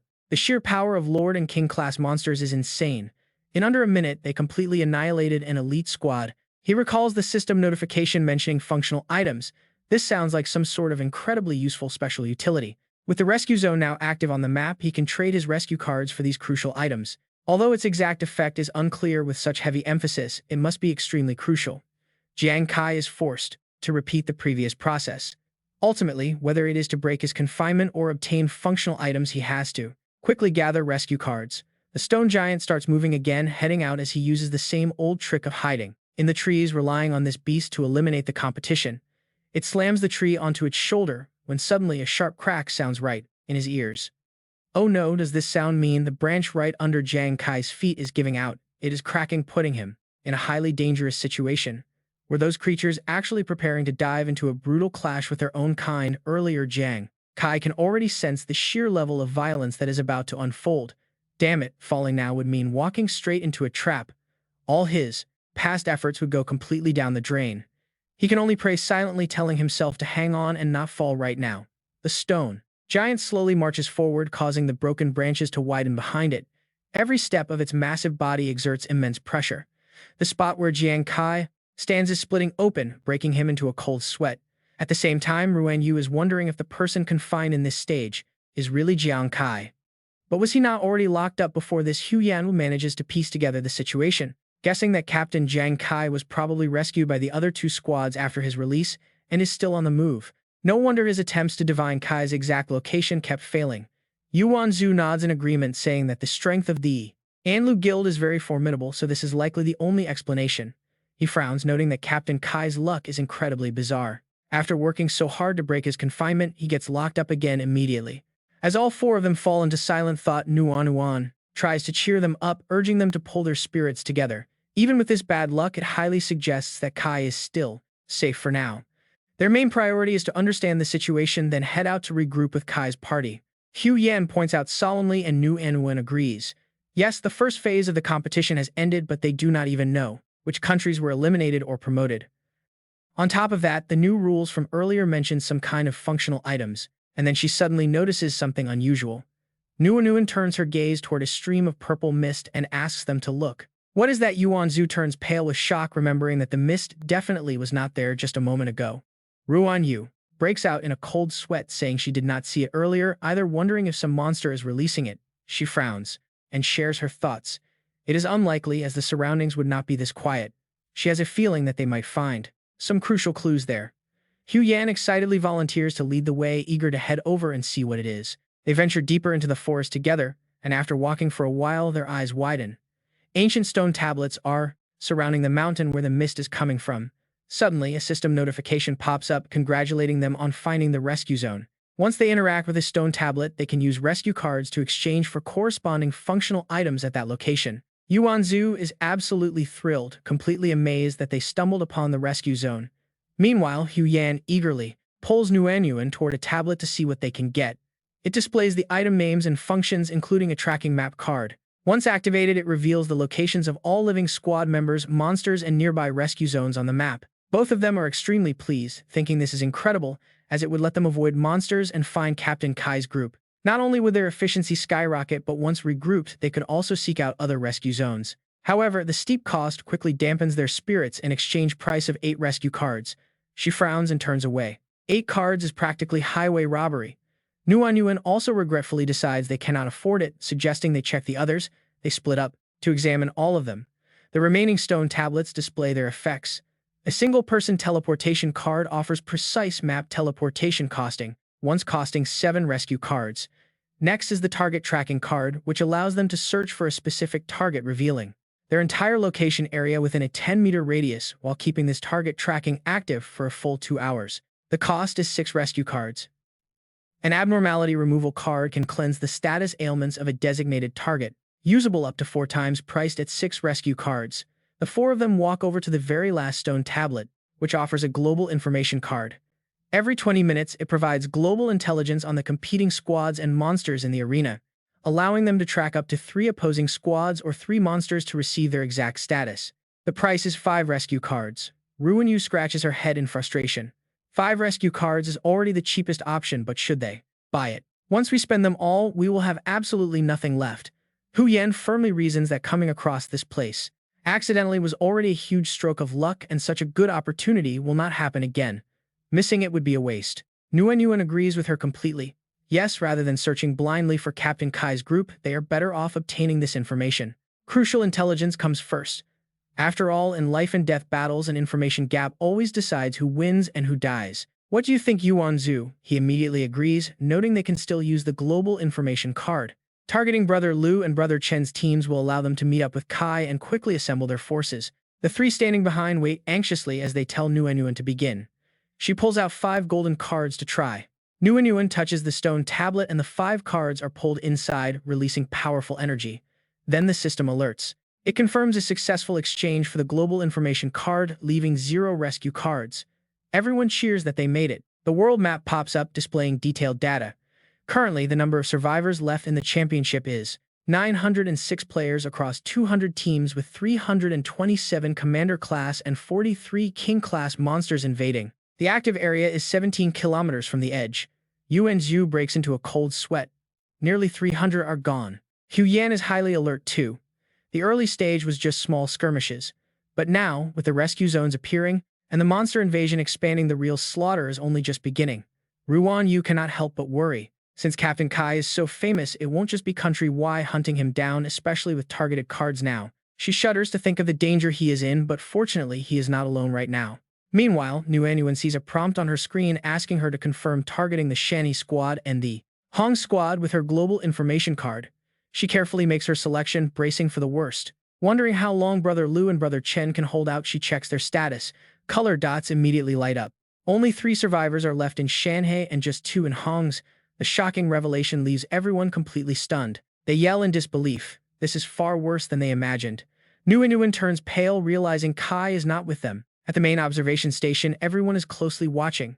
You can practically feel the tension in the room. It looks like the Huoshin squad found a vital item card, but the Shanhei and Hongzi squads face heavy casualties.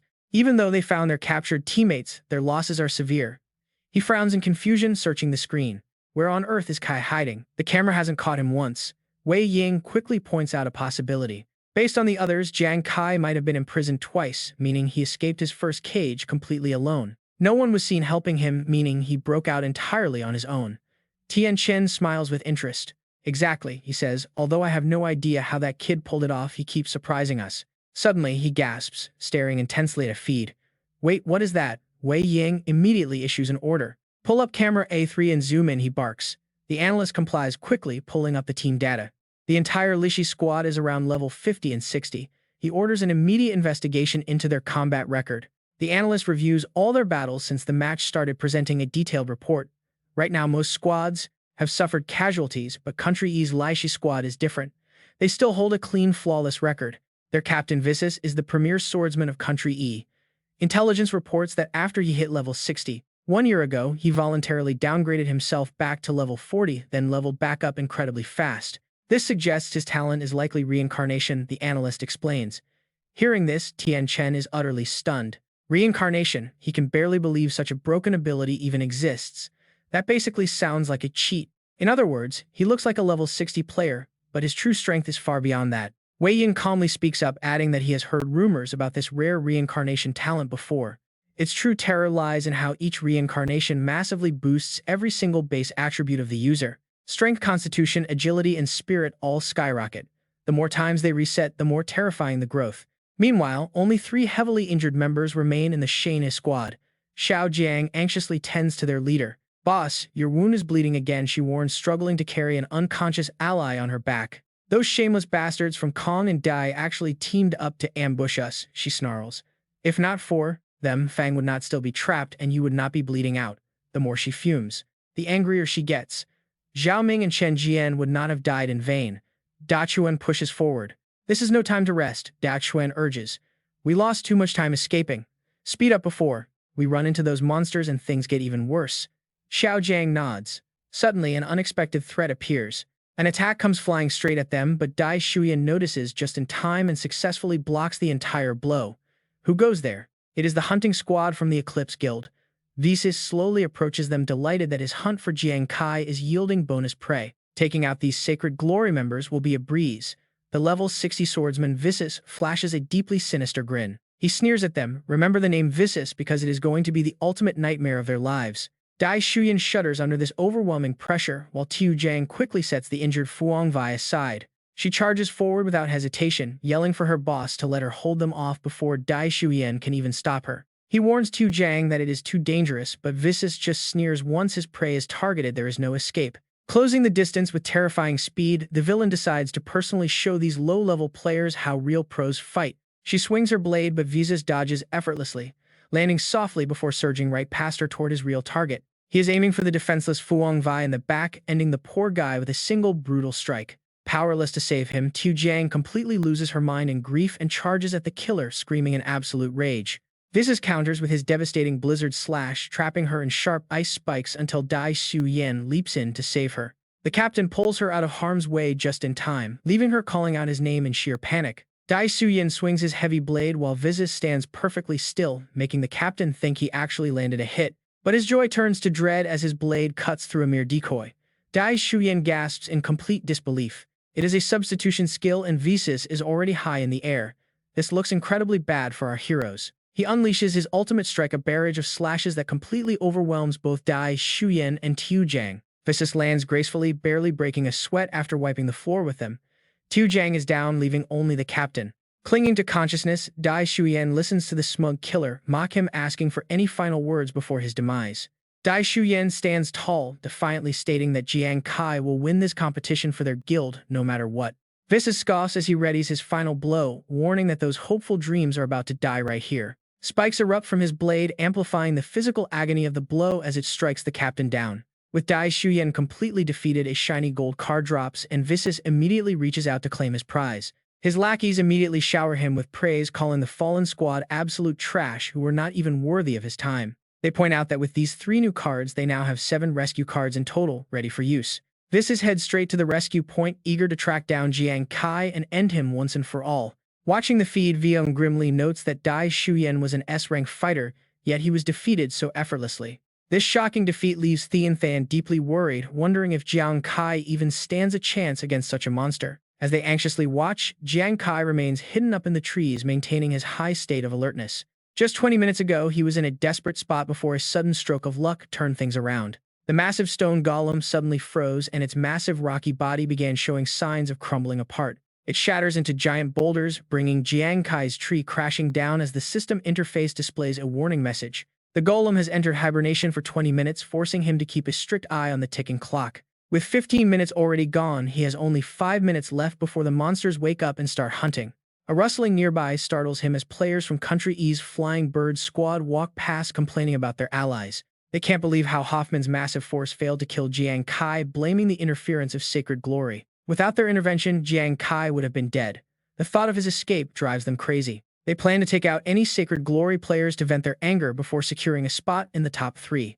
They are tracking Jiang Kai's location with a card, confident he has absolutely nowhere left to run this time. One of them points into the distance. Look over there. Visas' group is searching for him as well. The sight of those cold-blooded hunters makes everyone break out in a sweat. Talk about bad timing. That squad refused all alliances, boasting they would take Jiang Kai down alone, and they have survived completely unscathed.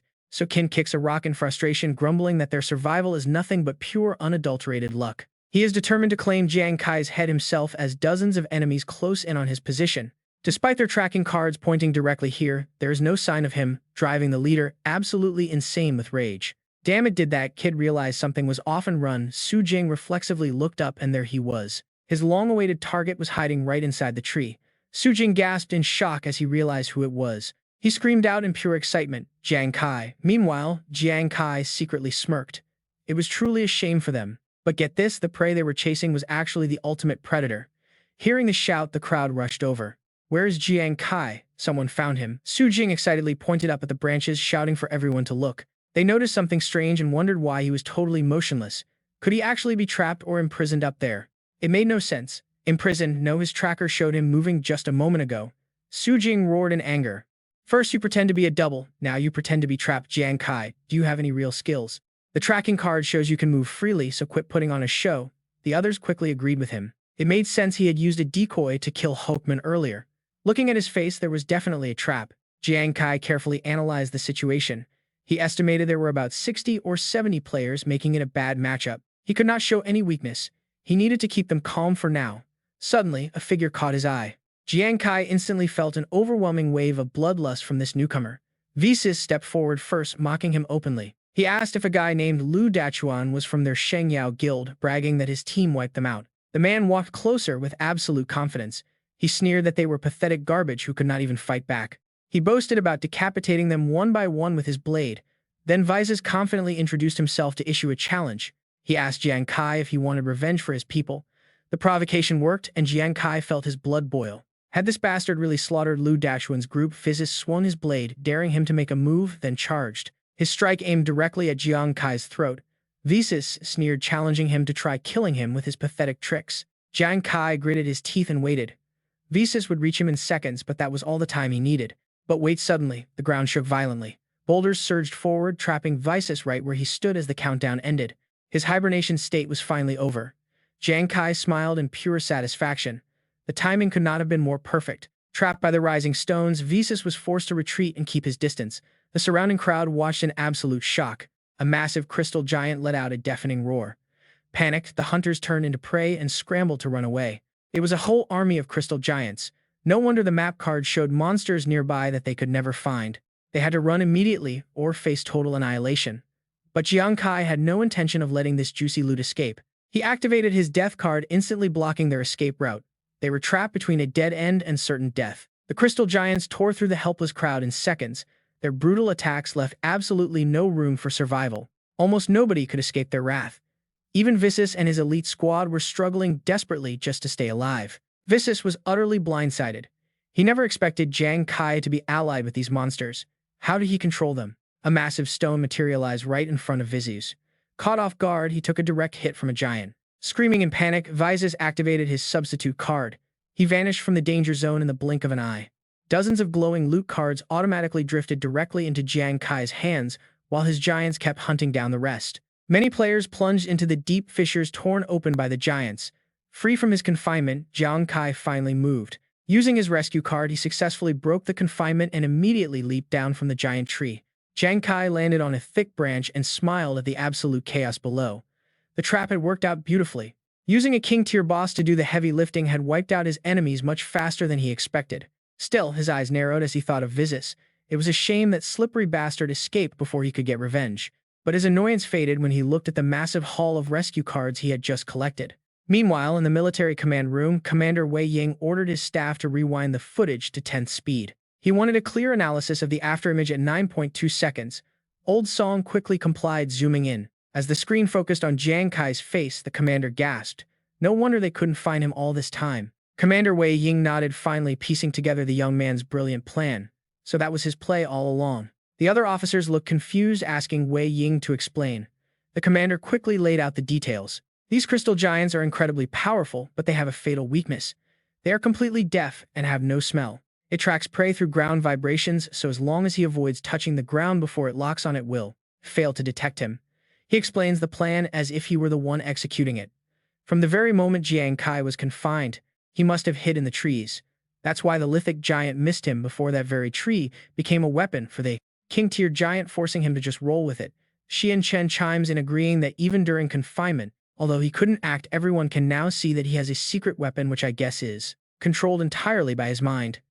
Looking at the screen, he notes that by utilizing the mighty lithic giant's attacks and his secret weapon to kill players, he gathered rescue cards and saved himself twice. Hearing this, the commander can only marvel at how Jiang Kai managed to survive this. He admits he's completely sold on his skills. Wei Ying then adds that breaking free is just the start. What he and Huo Xin face next will be the real challenge. Half an hour later, Jiang Kai finally leaps down. Suddenly, his body registers a strange sensation. That feeling is coming back again. Suddenly, a brilliant light flashes across the sky with an announcement. Stage 2 of the Global Championship has officially ended and Stage 3 is starting. In this new phase, monster invasion speed increases by 200% alongside other modified rules.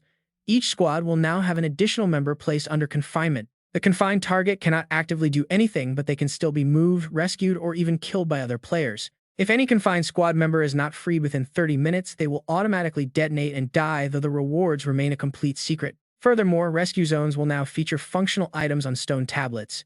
Jiang Kai frowns as he reads the details. This competition is getting much harsher. If he hadn't escaped in time, he would have blown into tiny pieces in 30 minutes. As the announcement concludes, the third round of random confinement is about to begin. Jiang Kai quickly leaps up into a tree to assess the situation, anxious if he might get picked again.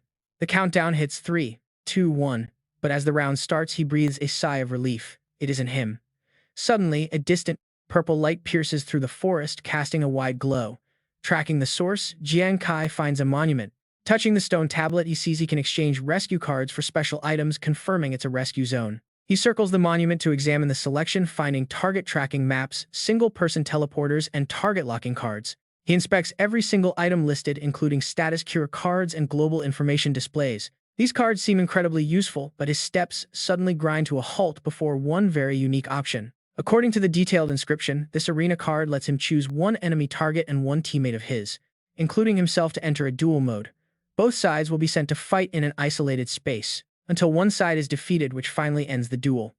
During this time, they are immune to all outside damage, but it costs 30 rescue cards. He stares at the price, realizing 30 cards is more than half his stash. Spending that much is definitely not cheap. Still, he weighs the pros and cons carefully, knowing the high price proves the system values its combat power far above other cards. His palm begins to glow as he makes up his mind. This appears to be the only truly offensive card available here. Ultimately, Jiang Kai decides to take the gamble, stating that he prefers taking the initiative. He wagers everything on the most expensive stone tablet option. A bright blue light erupts. 3 minutes later, Jiang Kai is making a few more calculated choices with his remaining cards. Having secured the arena card, a tracking map, and a teleporter, he has obtained 3 useful items. Analyzing the situation, he has handled his confinement threat and gained valuable items. Now his priority is to meet up with the main force. Jiang Kai looks deeply concerned, wondering who got confined this time. Elsewhere, a heavy tremor shakes the ground, causing someone to shiver in fear inside a thick bush. Yuan Zhu calls out to Ruan Yu in suspicion, but when Ruan Yu does not reply, Yuan Zhu realizes his buddy is the one confined. Hu Yan is filled with anxiety, since Stage 3 came so quickly. They just broke out of an ambush and only have 4 rescue cards, which is not enough to save Ruan Yu. Nguyen Yuan points out that after endless battles, everyone is utterly exhausted. With this intensity, finding Jiang Kai while gathering cards is too difficult. Suddenly, a global announcement updates everyone, showing that only 305 players remain alive in total spread across 75 surviving squads. The active monster count now stands at 542 commander-tier beasts and 61 king-tier giants. The playable area is restricted to 38 kilometers from the border. Hu Yan stares at the massive numbers in shock. The second phase has already eliminated over 600 people. With the beasts invading much faster, now the final battle is definitely near. Suddenly, a sound nearby puts all 3 on high alert. Ivy steps forward, mocking them for being watched for quite a while. Zhu sneers, pointing out that their squad is completely broken. With 1 member imprisoned and another a doctor, they are practically helpless. Only 2 wounded fighters can stand. 4 rescue cards delivered right to them, a jackpot they have absolutely no intention of missing. Hu Yan prepares to fight, challenging them to try and slay the fire god. But Jua just scoffs with utter contempt. You can barely hold your sword straight, who are you scaring? Zhu laughs, ordering Billy to kill them and take their rescue cards. He screams that he wants to chop off their heads for fun. Suddenly, flaming daggers fly in, blasting both attackers backward. Nguyen instantly recognizes those weapons. Hu Yan shares the same thoughts, smiling at the familiar sneak attack, and Yuan Zhu agrees. That classic knockback style is unmistakable. Jiang Kai steps out like a hero, apologizing for arriving late to the scene. He had to take care of 3 ambush squads on the way. The 3 cheer while Yuan Zhu pinches his own cheek. Ow, that actually hurts, so this is real, he gasps. But wait, Hu Yan asks, how are you here if you were imprisoned? We could not find you anywhere, so how did you track us down? Jiang Kai chuckles and tells them it is quite simple. With the beast tide speeding up by 200% in Stage 3, they must rescue Ruan Yu first. His own story can wait.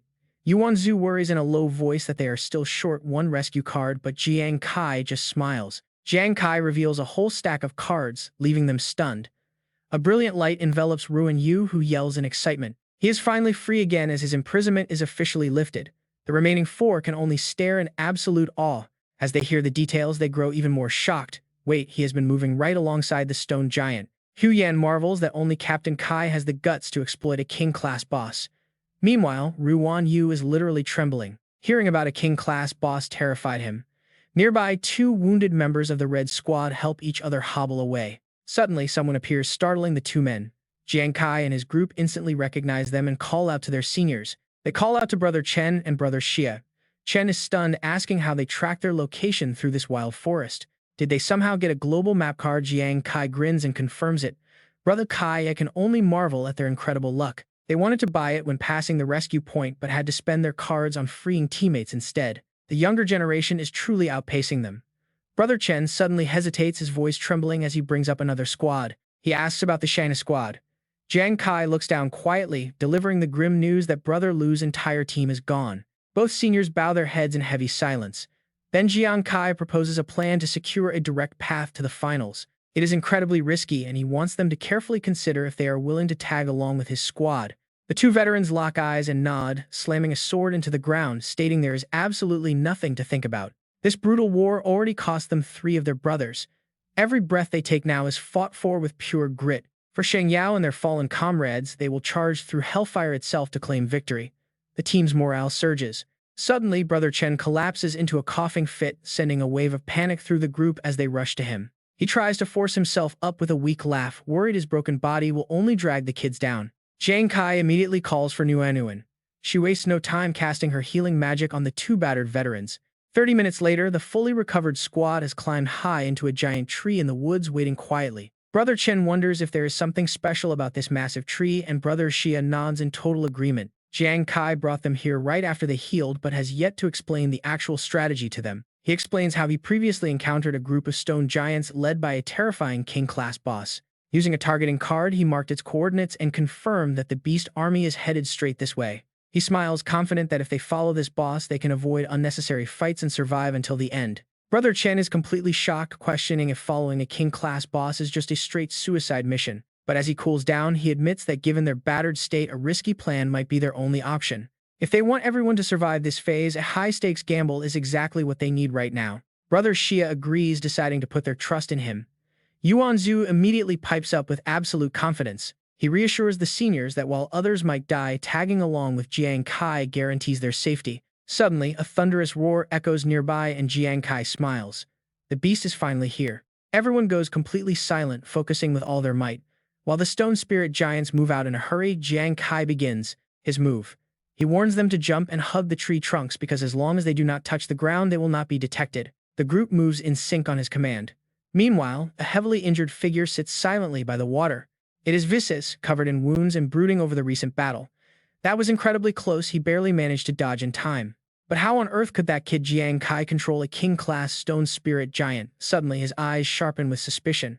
He swings his sword, shouting for whoever is there to get out, shattering the foliage with a single strike as a figure approaches. The intruder speaks in a mocking tone, listing off Visis's 2 god-level talents, perfect reincarnation and the great swordsman's bloodthirsty phantom. Quit steps out with a smirk, remarking that Visis has always been severely underestimated.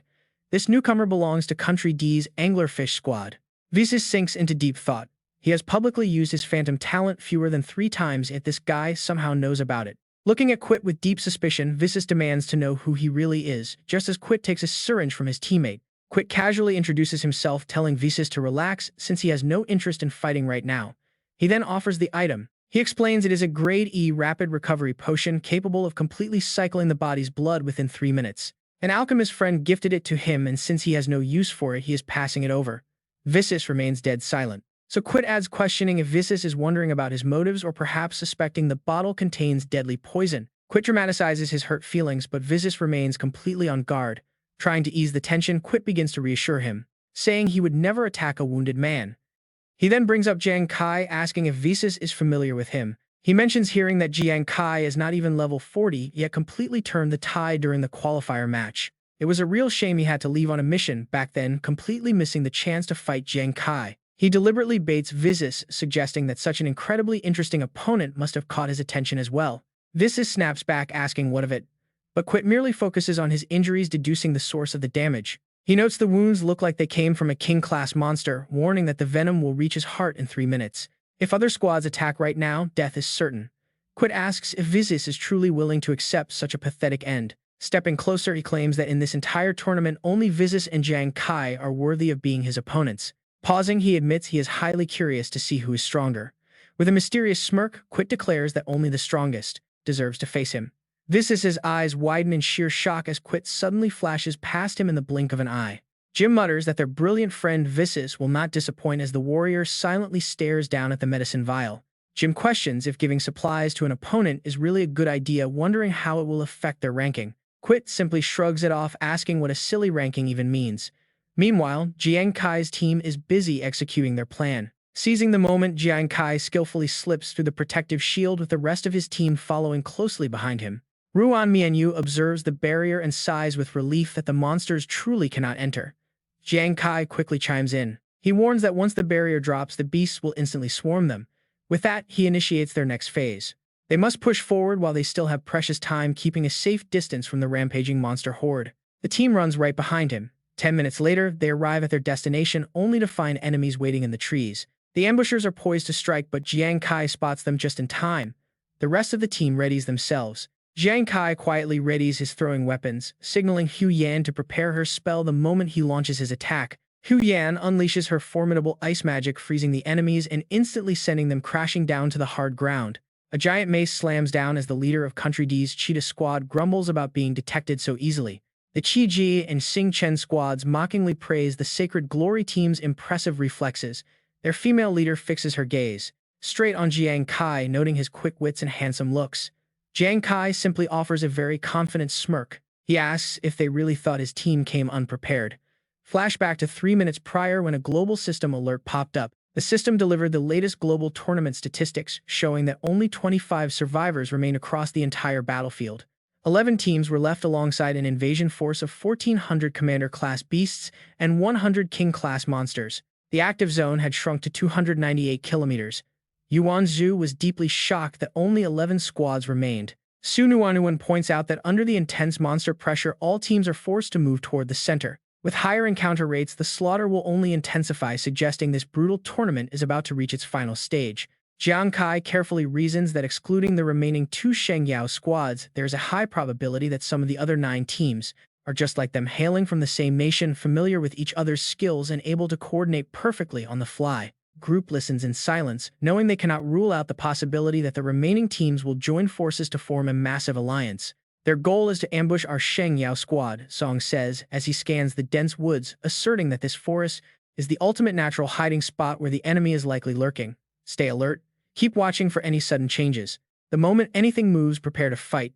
Nearby, another squad leader snaps, warning Alice that now is absolutely not the time for her to be swooning over boys. They need to crush Sheng Yao first before their 3 nations fight to settle the score. Tran quickly sizes up the situation, realizing these guys are doing exactly what Jiang Kai warned, having already formed a tight alliance. Jiang Kai calls out, asking if they are all here, though his senses are telling him something else is off. Suddenly, he feels a familiar aura nearby just as a massive brute rushes forward, shouting that he can crush the kid alone.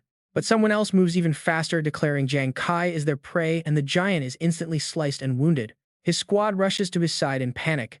Meanwhile, the Holy Knight captain watches the chaotic scene with absolute glee. He is thrilled to see their rivals wiping each other out. Right then, another dangerous figure slowly steps forward. It is Visis, his eyes glowing red, mocking Jiang Kai that in the end he is no different from his trash squad. None of them can escape. Jiang Kai narrows his eyes, staring at the villain and realizing he is still alive. Quillet's squad steps out next, and their sudden arrival leaves Jiang Kai completely stunned. They certainly do not look like locals, especially the blonde-haired youth who radiates an incredibly intense presence. Hu Yan immediately recognizes the threat, demanding to know if they were the ones who murdered Lu and his men, swearing he will get revenge today. The others join in backing his words. Visis merely sneers, refusing to waste another second, telling them they do not even deserve to kneel before him and beg for mercy. Enraged, Jiang Kai vows to put an end to his arrogance and avenge Lu's death. At that moment, Billy unleashes a devastating sword strike, urging Dong Ri to seize the chance and wipe out the enemy. Alice scoffs at his words, fully confident in her magic as she unleashes her crowd control spell, Devout Repentance, on Yuan Zhu's team. Entrapped by her spell, they instantly realize they have walked into a deadly snare. Jiang Kai keeps a close eye on their struggle as Billy leads his men forward to finish them off. Jiang Kai cannot help but panic for his allies. This is bad. They are caught in a mind-controlling spell, and at this rate they are as good as dead. Jiang Kai rushes back to save his friends, but Visis intercepts him, reminding the kid that he is the main target. The villain unleashes his deadly high-tier ultimate move, but Jiang Kai is not about to let himself get taken down. Activating his Void Form skill, he vanishes right before the tyrant's eyes. On the sidelines, spectators watch the clash in awe. That was a dangerously close call. Jiang Kai barely dodged. Meanwhile, Yuan Zhu's team is paralyzed with fear under the spell. Alice continues to warp their minds, forcing them to beg the gods for forgiveness for their sins. Wei Ying immediately recognizes the Devout Repentance spell, warning that this dark magic forces targets to plunge into overwhelming guilt. The harder they try to fight the illusion, the more crushing the guilt becomes, completely draining them of any will to battle. Jiang Kai is currently fighting for his own life, leaving him unable to help. Is the entire Sheng Yao squad doomed to be completely wiped out here? Suddenly, a wine bottle shatters as someone yells that they have absolutely nothing to repent for. This bizarre move leaves the watching military officials completely speechless. Ruan Yu just grins, stumbling forward to hit on the beautiful girl. Alice is absolutely horrified as her spell suddenly shatters into pieces. How could a drunken fool break her ultimate curse? As she shrieks at the fat boy to get lost, the binding spell on Yuan Zhu's squad completely dissolves. Tran is utterly baffled, wondering how they broke free, but Hu Yan understands Ruan Yu's secret better than anyone else. Once Ruan Yu gets drunk, he develops an absolute natural immunity to any form of mental or spiritual control magic. He was just as immune back when they faced the Banshee.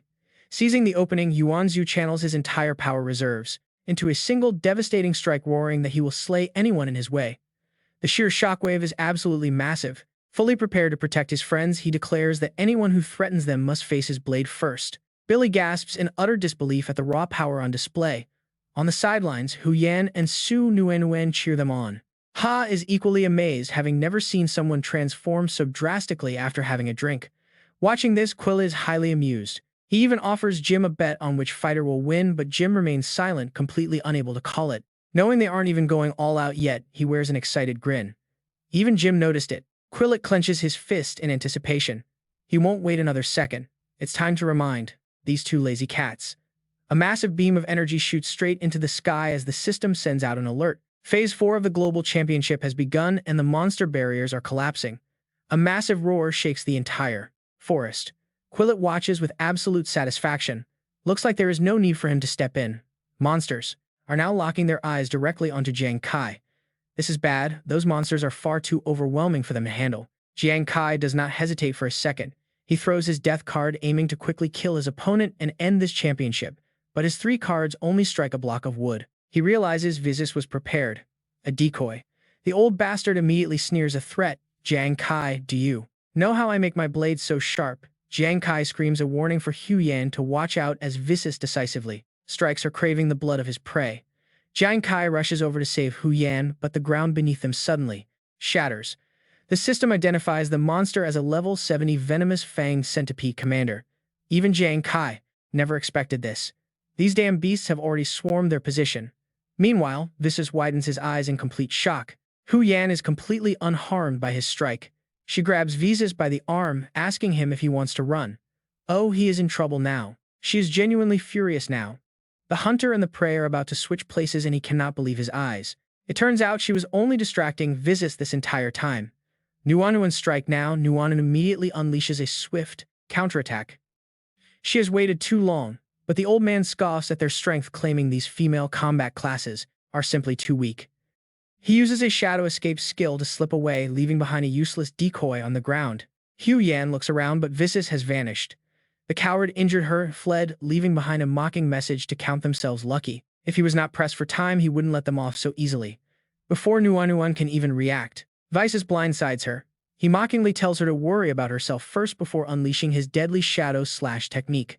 Just as the slash is about to strike Nuanuan, Jiang Kai, who is busy fighting monsters, activates his arena card. Visis looks absolutely furious as the arena card takes effect. The system presents Jiang Kai with a crucial choice. The prompt asks if he wants to force the target into arena mode. Jiang Kai is confident he can handle this. He confirms the request. This guy is too dangerous and he must handle him personally. Visis is forcefully dragged in. Now facing Jiang Kai, Visis is locked into combat. Meanwhile, Nuanuan rushes to comfort her friend, telling Hu Yan not to move. She needs to heal her.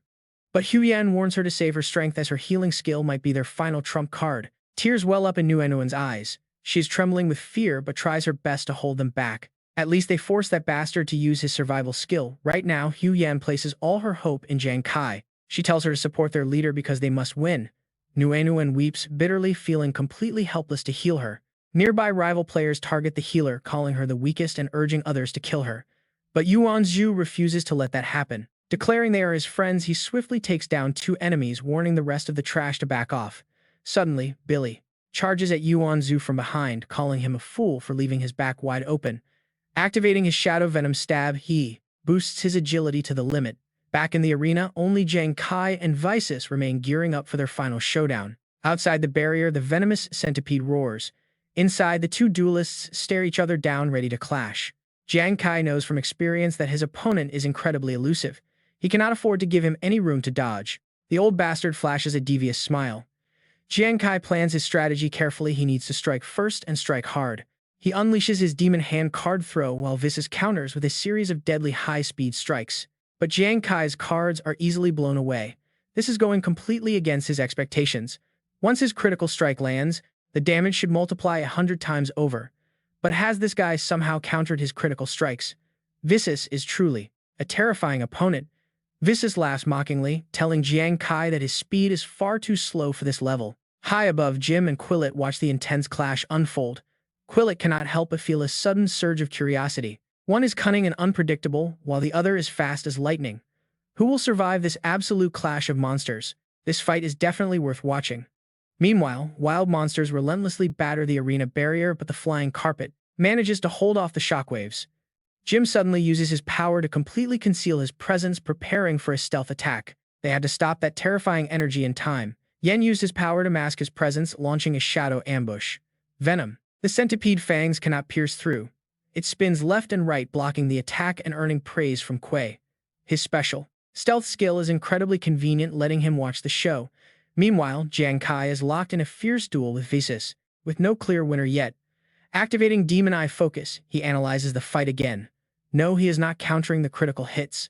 The moment his blade strikes, Visas targets the side of Life Chaser using microscopic force to alter its trajectory.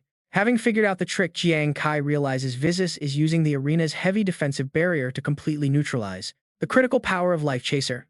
But he won't give up. Suddenly, Visas dissolves into a sinister cloud of purple mist. The bloodthirsty aura lets Jiang Kai's strikes pass right through.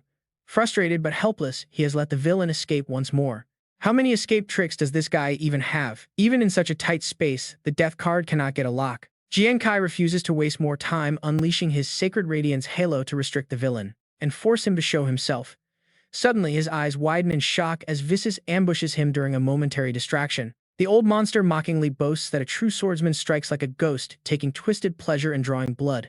Visas wants to make his opponent suffer, but Jiang Kai tightly grasps. To the old villain, their resistance is completely pathetic, nothing but the final useless writhing of the weak before death. A dense demonic aura suddenly wraps around Jiang Kai, chilling him to the bone and making him break into a cold sweat. Visas sneers, mockingly asking if he really believed the only special effect of this weapon was drawing blood. Trading lives is hopelessly naive. What kind of terrible torment does this monster plan to inflict on poor Jiang Kai? Blood sacrifice. The hero screams in agony as if being devoured alive, throwing Yuanzu's entire party into complete chaos. Nguyen watches in horror as Jiang Kai is suspended in midair. Suddenly, a monster lunges at her, but Brother Chen saves her just in time. Yuanzu charges wildly through the other players, roaring that this bastard will never be forgiven. Billy and his lackeys retaliate, giving Alice an opening to strike Ruan-Yu's head, mocking him for playing the hero. She gloats over the chaos, warning that those who overestimate themselves will die. Meanwhile, Visas pulls his sword from Jiang Kai. The powerful blade leaves him critically injured and completely motionless, with Nguyen unable to reach him. She is desperately worried about his state. He is heavily wounded. Is he even still alive? Nguyen forces herself to calm down and immediately begins casting healing magic. Regrettably, the system fails to execute it. The prompt warns that the target is currently unhealable, but she refuses to believe her healing spells cannot break through. What is going on? Yen notices something highly unusual. That glowing barrier seems to isolate the stage completely. He focuses entirely on the arena, watching Jiang Kai hang on by a thread without any way to be healed. Visas is simply too powerful. Jiang Kai had warned Kui before that if he ever met anyone from Sacred Radiance, he should kneel and walk away. Yet Jiang Kai showed zero fear. An interesting guy, but Kui has lost his betting mood. Honestly, he admits he feels disappointed as the three high-ranking military officials watch the feed from headquarters. General Wei Ying does not blame the kid. After all, Jiang Kai is under level 30, fighting far above his league, against a Tier 1 combat master whose level is easily over 60. He tried his best, and Tian Chen agrees. Indeed, he stresses the danger of this opponent. He warns everyone to remember the name Visas because one day, he will absolutely become a catastrophic threat to Sacred Radiance. Meanwhile, Visas continues to slash away at Jiang Kai. Seeing no resistance, Visas wonders if the kid has accepted his grim fate and finally given up. The old man assumes Jiang Kai cannot possibly stand up again, thinking this is enough. But Visas has no idea that our hero still holds a secret card, a direct chance to turn the tables. He has managed to keep his consciousness. Suddenly, the system interface reboots. You are in a near-death state, the hidden effect of your Wheel of Fortune. Death card is triggered. The wheel is ready. Do you wish to spin? Jiang Kai has never given up. Spin. If for me, he commands. The needle whirls at an erratic rapid speed, slowly locking onto the number 1. The system announces the spin is complete and a blue notification screen flashes with his destiny-altering reward. Reward unlocked: Elemental Attack Talent. For 60 seconds, double talent is activated and elemental power is doubled. This double power lasts 60 seconds with a penalty, forcing him to select one talent to be disabled for 10 minutes. To keep the double talent active, he must disable 2 distinct talents for 10 entire minutes. The disabled effects will last 10 minutes with options like Super Multiplier, Super Critical Agility Boost, or Ma Thian Qua Hai. Choosing Void Talent. Jiang Kai screams with all his might. His Super Multiplier and Agility Boost talents are active at this moment. He already has it figured out. Super Multiplier is useless in real combat, and even with a boost, agility is not enough. He cannot outrun this beast. It is better to find a weakness and focus entirely on raw critical strike power. Suddenly, Jiang Kai's body transforms. His Super Multiplier and Agility Boost talents deactivate. A system prompt chimes. Congratulations, you have received the Origin Power Attack talent. Use it to defend yourself or to add devastating primal force damage to your strikes. Jiang Kai's body glows brighter by the second. But then the unexpected happens. His consciousness is slowly being pulled back to reality. Damn it. His life force is still slipping away rapidly. Even if the Wheel of Destiny granted him a brand new talent, it still cannot save his dying body. But suddenly glowing plus signs surround him and his eyes burn a brilliant red. In reality, Jiang Kai lies motionless. Visas watches closely, realizing that the corpse has not disappeared. Could it be? This kid is not fully dead yet. With a sinister grin, he charges at Jiang Kai, preparing to unleash his next deadly move. Instant Shadow Invincible Slash. This strike will finish him. But suddenly, Jiang Kai's eyes snap open, burning with a red light. He springs up. Instantly, he teleports to evade the fatal blow, throwing a sharp counterstrike back at Visas. Visas is shocked. What? Both leap back to create distance and Jiang Kai's body begins to glow. He warns him to kneel and walk away whenever he encounters someone from Shengyao. Watching this, the commander is also completely stunned. Jiang Kai is still alive, he mutters, wondering if his old eyes are playing tricks. Beside him, Xian Chen cannot help but marvel, noting that he can actually feel an intense battle spirit surging throughout the young man's entire body. What is happening? The others are completely stunned. How is this possible? Things just got extremely interesting. Visas coughs, asking if he has a healing talent. Jiang Kai remains silent, his mind drifting back to an hour ago. Back then, a teammate showed him a glowing card explaining that it was a rare arena card. They spent 30 rescue cards to buy it. This card traps one enemy and one ally together inside an isolated space, completely immune to outside interference, forcing a duel to the death. Analyzing this immediately, Hu Yan raises a crucial question. If the space is completely isolated from outside damage, does that mean they cannot receive external supplies either? If someone is heavily injured, they will just be left to fate. Ruan Yu nods, sharing the same deep worry. Suddenly, Nguyen steps forward with a suggestion and presents two glowing items, proposing they try a new experimental method. These are Professor Li's latest creation, the symbiotic pupils. When worn by two people, they create a deep connection. The blue and red devices sync within 3 meters, completely bypassing spatial barriers to transfer vital energy. Even though energy transfer loss is 10%, Jiang Kai examines them closely. He is still deeply worried about her. 10% loss is quite high.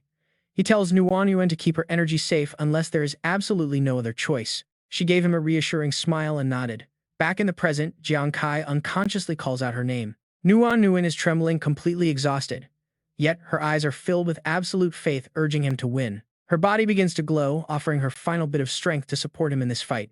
Jiang Kai grits his teeth as the energy floods in. Nguyen is transferring all of her remaining power to him. Visas chuckles, arrogantly mocking Jiang Kai for going through all the trouble of dragging him into this barrier. He claims Jiang Kai cannot stop him, and once he is dead, he will hunt down every single Shengyao survivor. His words only fuel Jiang Kai's rage. Exploding with power, he unleashes his tempered fire death card. Visas quickly conjures a barrier, but the attack pierces right through. Seizing the opening, Jiang Kai bellows with fury. The strike tears through the barrier and rushes toward the target at blinding speed, rebounding violently off the impact. The celestial observer gasps. How is this possible? He's not a martial class, yet he uses origin attack. Visas leaps high into the air, sneering that trash like Jiang Kai deserves to die like trash. He promises to rip his bones out one by one before sending him straight to hell. Closing in, he activates Bloodlust Storm Slash, but Jiang Kai's eyes flash with cold malice as he mutters that the blade is far too slow. Visas suddenly freezes midair, his face twisting in horror. This cannot be happening. Is this a sick joke? Jiang Kai smirks, asking who the real trash is now. The card snaps back, slicing right into Visas' body. In his final moments, Visas wonders if he actually lost. Jiang Kai stands before him like an absolute giant. Visas' body is sliced in half as blood splatters everywhere, and the barrier finally dissolves into nothingness. Just as Jiang Kai feels satisfied with the results, he senses a sudden shift. A massive presence is drawing near. A giant monster appears. Meanwhile, Brother Chen is attacked. Even though he is heavily injured, he still fights on. He remains defiant. Want to destroy Sheng Yao? They will have to step over his dead body first. His body glows. He gathers his last drop of energy. Even if they go down together in this moment, he is invincible. With that, their bodies fade away. Before vanishing, they leave a final message, passing the fight to the others. Yuanzu continues the battle. He drives his blade straight into Billy, who flashes a triumphant mocking smile. Yuanzu tells him to look closely at his defeat. It leaves Billy grinding his teeth in pure rage. Furious, Billy retaliates with a heavy punch to his stomach, growling that he won't let him survive. Elsewhere, a new monster strikes. A thick fog blankets the area. Alice is now covered in deep wounds, yet she stands firm. Even in this situation, Ruan Yu remains thrilled by how exciting she is. He absolutely loves it.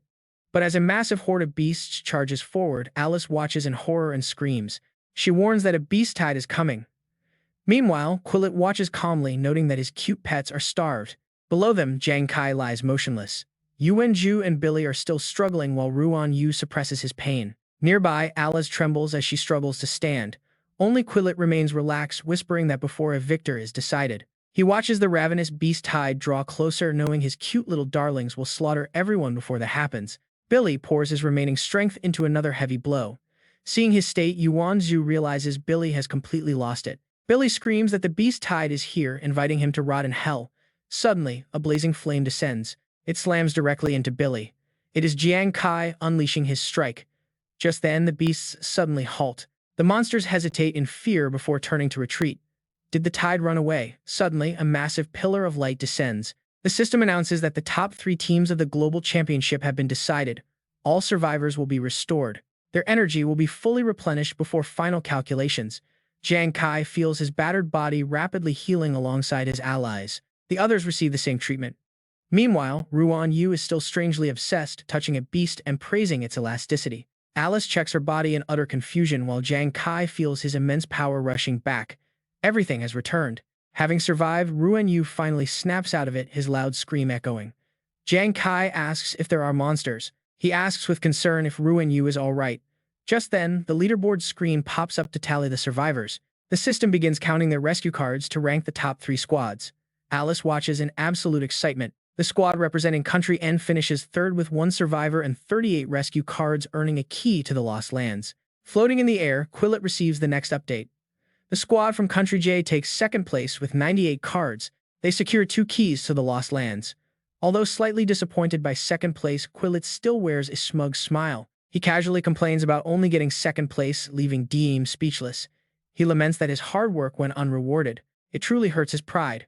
Finally, the system displays the final scores for Jiang Kai's team, the Vulcan Squad.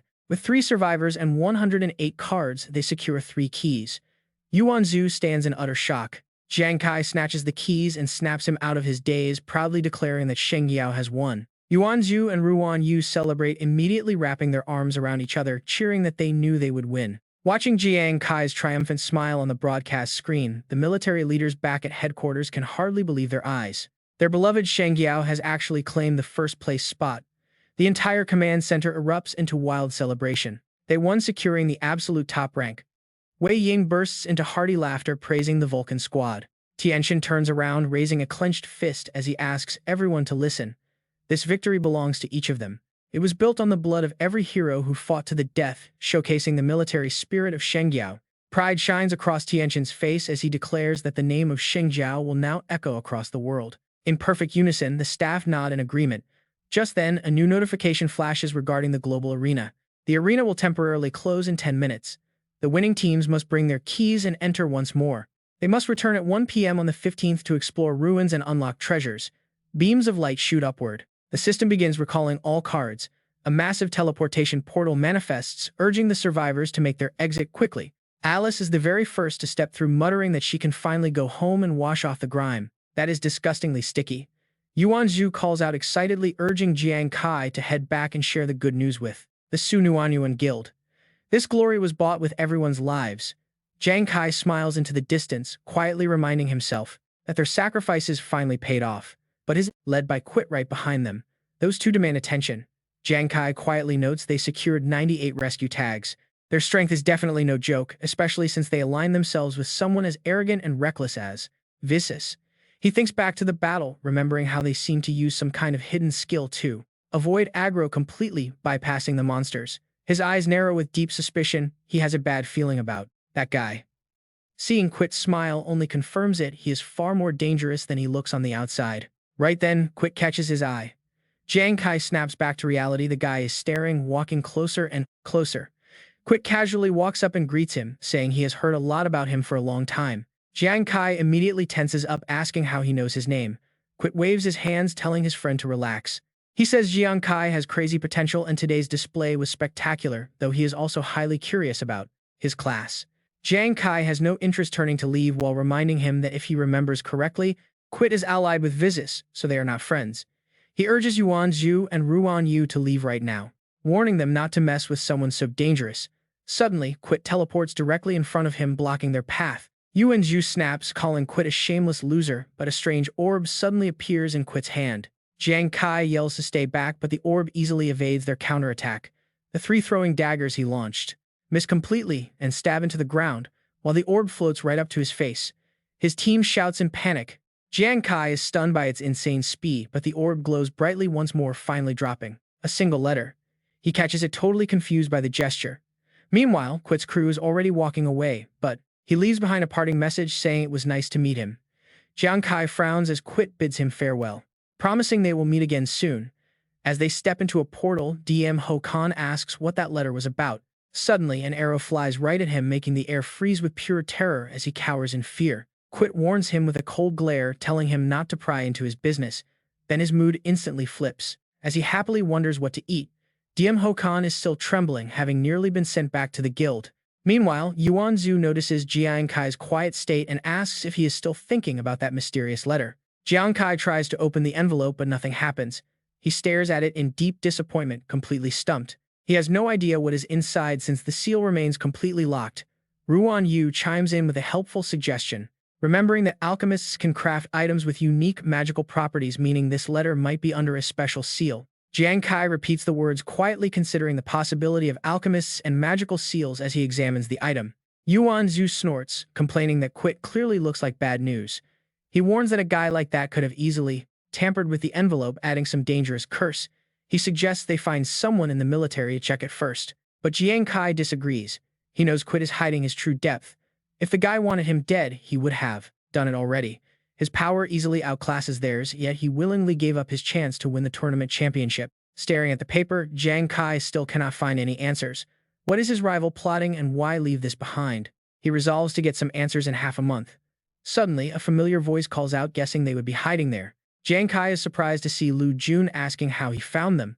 Lu Jun just smiles, explaining the situation outside. The valley entrance is packed with crowds waiting to welcome the heroes back, yet here they are hiding away in secret. Jiang Kai chuckles, admitting that Lu Jun knows how much he dislikes being the center of attention in massive crowds. Lu Jun winks playfully. He says avoiding others is fine, but surely he cannot ignore Commander Wei, can he? Jiang Kai is startled to hear that. Lu Jun adds that it is not just Commander Wei who showed up today, but also the top executives in charge of the operation, including the legendary General Hua Tianxian himself. This news genuinely shocks Jiang Kai, while Yuan Zhu gets incredibly excited, realizing they have made a massive impact. He tells Kai that he has never seen such a reception since joining the military, feeling incredibly proud of them. Lu Jun smiles at their humility. He reveals that as soon as he spotted them, he sent a quick message too. Once everyone finally dispersed, Jiang Kai let out a long sigh of relief. He turned and asked, by the way, Brother Lu, I wanted to ask you something. How are Hu Yan, Su Nuanuan, and the others doing right now? Ruan Yu Yan quickly followed up, asking if they could go visit them. Yuan Zhu chimed in, asking if everyone was okay. Lu Jun shook his head, saying that visiting might not be very convenient just yet. But he assured them that every member from this operation was immediately sent to receive the most advanced psychological therapy. Within 7 days, they should be fully recovered. Hearing this, the three of them finally felt their spirits lift. Lu Jun then shared some even better news. Since the Vulcan squad made a massive contribution, Commander Wei secured a very special policy. They would now have the right to use the Green Channel just like official military members. Jiang Kai was completely stunned. He asked what the Green Channel was. Lu Jun nodded, explaining that to ensure missions run smoothly, military members get special perks. After applying, they bypass the queue entirely and get instant access to log back into the Ghost Star. They get priority login without waiting. He further explained that if their application gets approved, things get even better. The Vulcan Guild will get 100 Green Channel passes for the entire year, meaning for those 100 entries they skip waiting. Even if they get killed, they can log right back into the Ghost Star. All three of them were thrilled by this massive privilege. Ruan Yu Yan cheered excitedly, saying that Hu Yan and Su Nuanuan could now return instantly. Yuan Zhu threw an arm around Jiang Kai. He assured him that their Vulcan squad would be fully reunited very soon, but then Lu Jun's expression suddenly turned dead serious. He realized there was one more crucial matter he needed to discuss with Jiang Kai. His gaze grew incredibly intense. This was about the Xuanwu Guild. Jiang Kai immediately flared up, asking what those royal bastards were up to now. He demanded to know if they were still bothering his big brother. Lu Jun quickly tried to calm him down. He told Jiang Kai not to worry. Ever since he crushed the royals in the guild challenge, they had backed off significantly. He then brought up Huang Wei. Ever since Jiang Kai took him down in their last fight, the guy had completely lost his mind. He was living in absolute terror.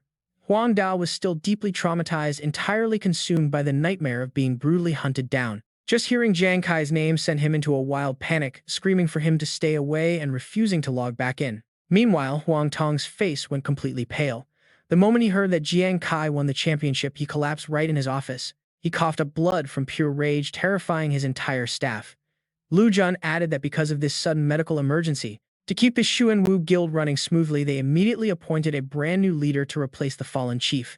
The new guild master taking over is a powerful woman named He Shishi. She might be young, but she is ruthless. She operates with absolute authority and brutal efficiency, backed by 4 incredibly capable generals who serve as her elite guards. Known as the Four Seasons Flowers, they are top-tier experts nobody dares to cross. Lu Jun warned Jiang Kai to tread carefully. He stressed that he must keep a close eye on He Shishi. Jiang Kai quickly realized the weight of this warning. Lu Jun placed a hand on his shoulder, reminding him that she is actually a distant relative of the Huang family. She might hold a serious grudge, though he hoped his worries were baseless. Yuan Zhu instantly puffed out his chest in defiance. He declared that anyone trying to mess with Jiang Kai would have to go through him first. Ruan Yuyan readily agreed. Lu Jun could only laugh helplessly at their fierce loyalty. Jiang Kai smiled, saying that as the leader of Vulcan, he was ready. The troublemakers would be the ones having nightmares, not him. Cut to 7 days later in a completely different area. Vicious level 45 elite vampire buffalo beasts and massive level 65 commander-class monsters were actively swarming through the waters. As they charged onto the shore, Ruan Yuyan skipped forward cheerfully, calling out to the beasts in her usual playful manner. A blinding flash of light immediately erupted, blasting through the incoming wave of monsters one by one. Jiang Kai smirked, satisfied with the damage. System notifications began popping up across his screen in rapid succession. He successfully defeated 5 elite vampire beasts, followed immediately by another 15, racking up a massive kill count. After wiping out 20 more, the beasts kept coming like an endless tide, their eyes glowing with sheer hunger. They seemed even stronger now, completely desperate for blood. Jiang Kai chuckled, whispering that it was time to end this. He leaped high into the air, activating his signature Death Card skill to unleash a devastating wave of light. The beams locked onto every single target, instantly wiping out 1 commander-class beast and dozens of elites. The system interface chimed again, confirming 25 more elite kills, along with several high-ranking enemy commanders. He smoothly took down 3 more commanders and another 35 elites in a single devastating sweep. Jiang Kai landed heavily back on the ground, the system notifications still ringing endlessly in his ears. 40 times multiplier, congratulations, you have reached level 31. He looks down at his hands, completely stunned, level 31 in less than 7 days. Yet there is no physical change, just a strange numbness. Suddenly, a brand new notification pops up right in front of him. You've successfully reached level 31, triggering your super double talent. Your updated base attributes are listed below. Your stats have skyrocketed. Strength is 280, Constitution is 284, Agility is 552, Spirit is 442. With Agility enhancement activated, his speed jumps by 40%. Jiang Kai smiles at his screen. The super multiplier finally came through. He runs the numbers quickly, thoroughly satisfied with the outcome. After his last talent upgrade, the proc rate has dramatically increased. His super multiplier went from a tiny 1% to 3%. Although any damage to his fragile frame is still devastating, and his pain remains doubled, the math is a game changer. It went from a rare once in 100 times to now, once in every 33 times. That is a massive boost in probability. He then starts comparing his other attributes. His strength stat of 280. Even his weakest stat is pushing 300, easily outclassing most level 40 gladiators. Jiang Kai's eyes light up. His agility has reached 772 points, absolutely absurd speed. Normally, even high-end level 40 elite classes with top-tier gear only reach 450. A deep sense of satisfaction surges through him.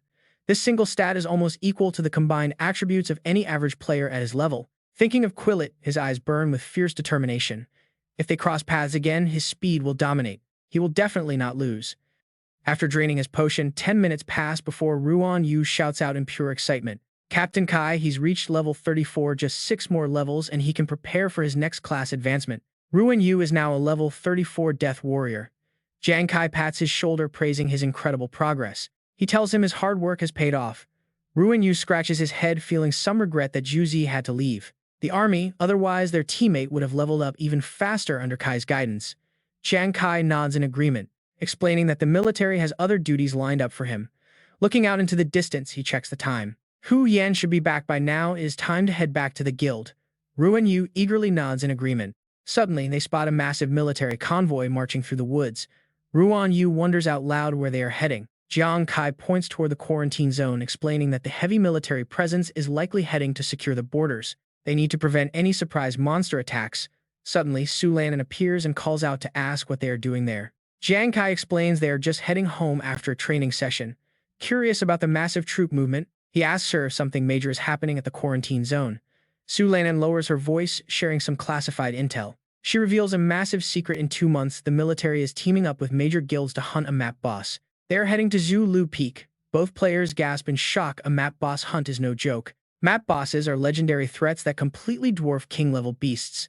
But the real nightmare is the beast horde they summon. Whenever they strike, they whip up millions of monsters into a frenzy, driving them directly toward the quarantine walls. Jiang Kai shivers at the thought.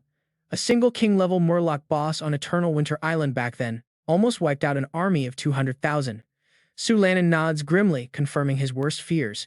The stronger the boss, the bigger the tide. According to recent government data, the expected scale of this assault is already in the millions. Both guys look at each other, realizing the sheer world-ending danger of the situation. Su Lan explains that they must expand and secure resources. The quarantine zone absolutely cannot fall under any circumstances.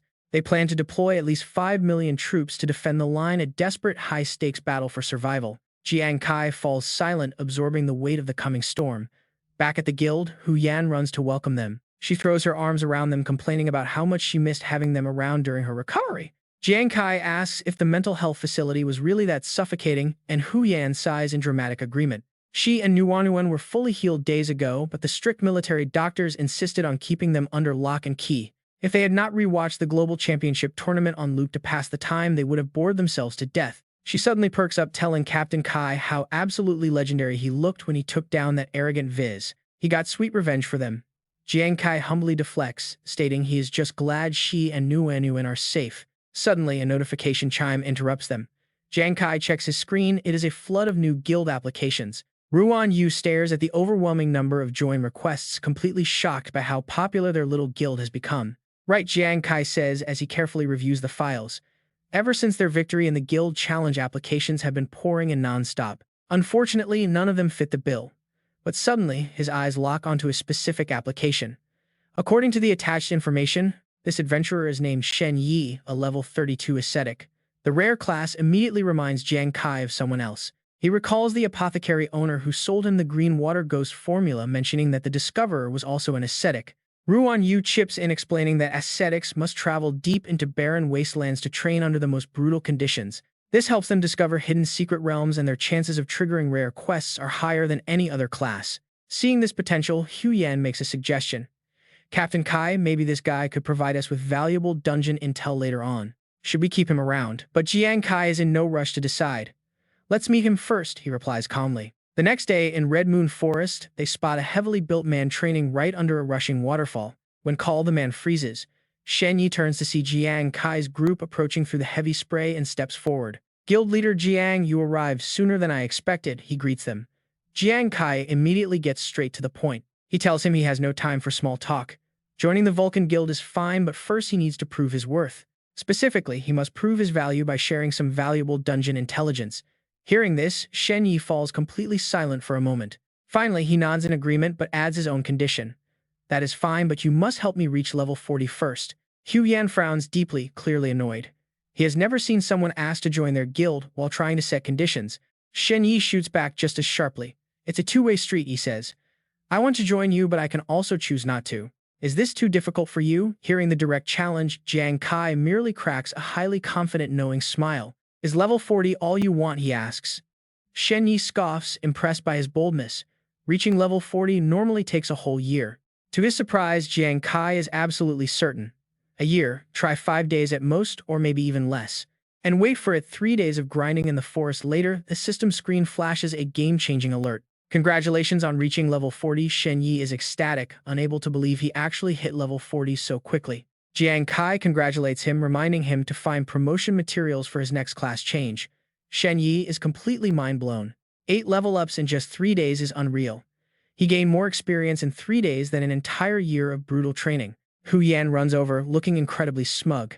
Impressed yet, let's see if you dare underestimate our Captain Kai ever again. Ruan Yu chime in right after teasing that their captain really is a total beast, no exaggerations needed.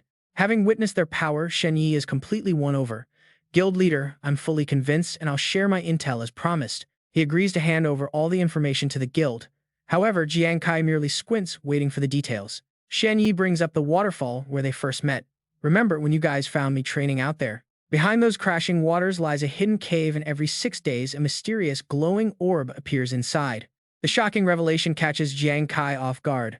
A glowing orb. The other two members stare in sheer disbelief. Not gonna lie, that sounds absolutely insane. Shen Yi explains it moves incredibly fast, staying active for only about 10 seconds. He once tried to catch it but was blasted back by flying stones.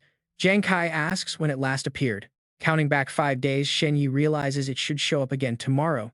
Hu Yan immediately voices some concern. This sounds like something highly unusual, he warns. But Jiang Kai has a very different feeling about it. He has a strong hunch this might lead to a fortuitous encounter. He decides they must go check it out. Hearing this, the other three get excited. Heading back to the waterfall, Shen Yi guides Jiang Kai's group inside. He explains that he used to live in this cave, and since everything is untouched, no one else knows. Hu Yan looks around impressed. This place is way bigger than I imagined. How did you even find this spot? Shen Yi scratches his head sheepishly. I originally just wanted to see if it was suitable for my training, but then the orb showed up, shattering rocks and nearly knocking me out. After waking up, I started recovery training. While he goes on with his story, Jiang Kai quietly walks around the dark cave, closely inspecting the surroundings. I didn't dare mess with it again, and luckily it ignored me. Jiang Kai traces the deep marks on the wall. The stone here is extremely tough.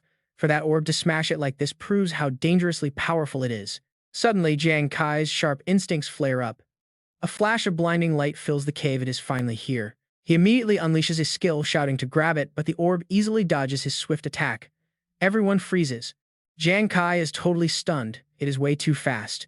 Even his life chaser blade cannot even graze its tail. Suddenly, the glowing orb charges straight toward Hu Yan. Reacting quickly, she activates her ultimate Silver Frost technique. But shockingly, the orb swerves right around her. What? It shoots straight up instead, shattering the stone ceiling. Jiang Kai immediately rushes to shield her, telling her to duck. Hu Yan drops low on command while Jiang Kai charges forward to intercept the rogue orb. Meanwhile, Ruan Yu and Shen Yi get into position. Yet the slippery orb easily dodges them, turning to launch a sudden attack on Ruan Yu. Shen Yi analyzes the situation, realizing its power was not this strong before. It seems to know they are grouped together, scaling up its damage output. Jiang Kai keeps up the pressure. Activating his demon-focused skill, he manages to finally clip the glowing orb. His thrown projectile sinks deep into the target, but then it starts sinking further. Jiang Kai realizes with absolute horror his life chaser is being swallowed whole. Just then, the orb bursts through the cave ceiling right above him, sending massive boulders crashing down. Luckily, a heavy shield blocks the debris, a spear shatters the falling rocks, and the rest get instantly frozen. The three allies leap forward together, shouting that they will hold it off. The orb charges again at insane speed, forcing Jiang Kai to unleash a brand new skill. He plays his death card. Time has not yet come, testing if this thing can swallow this too. Unfortunately, his card gets sucked right in. Jiang Kai grimes. Is it seriously swallowing a high-ranked death card too? But instead of attacking, the orb starts retreating. It is trying to escape. Without a second thought, he chases after it, shouting for his death card to return. His teammates yell in panic as Jiang Kai runs his teeth, gritted in sheer frustration. Damn it, he mutters, what kind of freakish monster is this? Suddenly, he spots a glowing trail of liquid on the ground. Closing the distance, he uses his mental connection to track his card. A tiny corner of it is still sticking out. It is definitely there. Seizing the window, he lunges forward. The instant his fingers touch the glowing orb, a blinding flash erupts. System notifications flood and the divine realm has been blocked, downgrading it to an hidden secret realm. It was stopped by a master trickster. The exclusive class weapon reward is now converted to a gambler exclusive relic located in the domain of light. Jiang Kai slowly opens his eyes, sitting up to look around. Where on earth is this, and what is a divine realm? This hidden secret realm mentioned by the system seems completely different from any dungeon he has ever encountered before. Suddenly, he spots something. Wait, his death card is lying right there. Not only that, but the figures of his 3 teammates are here too. A system alert pops up. Congratulations on entering the hidden secret realm known as the Domain of Light. In 3 minutes, the demon army will launch an assault. You and your allies must defend the Decree of Light for 300 seconds. Clearing this task rewards the team with a secret realm treasure plus bonus weapons based on individual contribution. However, using items rated S rank or higher that exceed your current class level is strictly prohibited within this realm. Jiang Kai stands there dazed. Ruan Yu and the other two walk over completely blown away by the turn of events. Who knew a whole secret realm was hiding inside that orb? Jiang Kai tries to recall his death card but fails. Divine tier weapons really are sealed here. Suddenly, Hu Yan spots something glittering in the distance and asks what it is. A glowing gold card sits before them, the Decree of Light. Jiang Kai suddenly recalls the system notification from earlier. It mentioned an exclusive weapon for the gambler class. If so, this has to be it. He smiles with intense excitement. This is his second master card, the Decree of Light. Suddenly, Hu Yan shouts out that the ground is shaking. Jiang Kai immediately activates his eye skill, Demon Focus. Peering into the distance, a massive swarm of monsters comes into view. It is the demon army marching right at them. Shen Yi asks if they should go down to intercept the horde. Jiang Kai immediately rejects the idea. Fighting at the mountain base would stretch their defensive line too thin for just 4 people. Instead, he lays out a solid plan to hold the narrow choke point right here until the timer runs out. The team nods in agreement. A system countdown appears 10 seconds until the demons strike. Someone chugs a final drink. 10, 9. Ruan Yu shifts into his combat stance. 8. Jiang Kai laser focuses. 7, 6. Hu Yan and Shen Yi are ready. 5, 4, 3. The numbers tick down. 2, 1. The barrier cracks wide open at 0. The demon army surges forward. Jiang Kai steps up and yells to get ready to fight. Unleashing his flame burst, a barrage of spells slams into a massive 3-headed beast. A critical hit lands, making him grin, but shockingly, the monster takes absolutely 0 damage from it. Swearing under his breath, Jiang Kai shifts tactics. These bastards are immune to fire. He orders a direct attack with Life Chaser. The heavy blow forces the beast backward, crashing into its own ranks and crushing several lesser demons. They press the attack, taking down the next wave as the swarm locks their sights onto Jiang Kai. Meanwhile, Ruan Yu prepares to make his move. Ruan Yu excitedly charges forward. "Come to Papa, my darlings," he yells. "I will slice these monsters in half." Suddenly, lightning flashes across the sky. It is Hu Yan unleashing her ultimate skill, the universe-defeating Mega Rainstorm technique. A massive torrent of water sweeps the demon army away. Ruan Yu suddenly wipes his face and screams, "Beautiful girls, do not run." Seeing this, Jiang Kai quickly yells for Thom Yi to hold him back. A hand immediately yanks him back. Pham Ming struggles to restrain him, shouting, "Brother Ruan Yu, calm down." But Ruan Yu keeps thrashing and screaming. "Damn it, let me go, do not stop me from having fun with these beauties." Suddenly, bizarre creatures surge up from down below. Hu Yan asks in a panic, "Captain Jiang Kai, what is that? I do not think I can stop them." He looks down in horror, gasping out, "What?" Monsters keep crawling up from below. They are mud monsters, their slimy bodies fusing together as if merging into one. Then a much larger beast emerges and lets out a deafening roar. Down on the ground, even more monsters are charging straight toward them. Jiang Kai charges forward to lead the way. He has only 180 seconds to break their formation, repeatedly striking the massive mud monster. The splattered mud is blown apart, but quickly regenerates. Jiang Kai pants heavily and realizes this is not working. The enemy reinforcements are arriving too fast. To buy time, he activates his decoy skill, entering stealth mode to slip past them. As he slips forward, he orders Tham and Gay to let Ruan Yu go. The tank immediately complies, and Ruan Yu is freed and immediately charges right at the monsters, shouting, "Come on, my darlings, let me give you a passionate kiss." Meanwhile, Jiang Kai is still locked in battle with the mud monster. Suddenly, its body begins splitting into 2 separate beasts. His clone leaps up and delivers a heavy strike from above. Jiang Kai quickly calls out to Hu Yan, telling her to strike the opening. She hears the order and acts immediately, screaming, "Tremble before the universe-defeating Mega Rainstorm technique, you absolute trash." A blue light beams straight toward the mud monster. Seizing the opening, several monsters down below leap directly at Hu Yan. Suddenly, powerful attacks rain down from above, hitting them dead on. He glares down at them, muttering that this single strike will send them to hell. Around the 4 of them, rising waters suddenly form a protective wall. 2 minutes later, the heavy smoke slowly begins to fade. Jiang Kai leans on his knees, panting. "I am almost exhausted, only 33 seconds left." Beside him, Ruan Yu gasps for breath. Now that is a group of hot girls, this king absolutely loves it. Suddenly, a monster lunges at him from behind. Seeing this, Jiang Kai immediately activates his skill. With his sacred halo, a blinding golden light envelops the monster's body. The monster instantly dissolves into thin air. Suddenly, system notifications flash on screen, starting a 10-second countdown. 10. Jiang Kai bends over and glances upward. 9. Ruan Yu collapses onto the ground. 8. Hu Yan holds her weapon up to defend. 7. A horde of monsters keeps rushing at them. 6-5. Seeing this, Jiang Kai grits his teeth in frustration. Damn it, we are so close. Beside him, Thaming suddenly leaps forward, raising his weapon high to activate his Vajra body. Delivering a powerful strike, Tham Ni stands firm amidst the monsters to hold them off. Jiang Kai, deeply worried for his friend, shouts his name in sheer panic. Hu Yan also calls out, recognizing his acidic talent of absolute Vajra invulnerability. Once activated, it hardens the user's body for absolute defense, granting total immunity to all physical and mental damage. But at the same time, the user cannot move, and the immunity lasts for only 3 seconds. They watch him struggle. This is bad. Thaming cannot hold out any longer. Seizing the perfect opening, Jiang Kai unleashes a decisive strike. Now is the time, Soul Pursuit, kill them.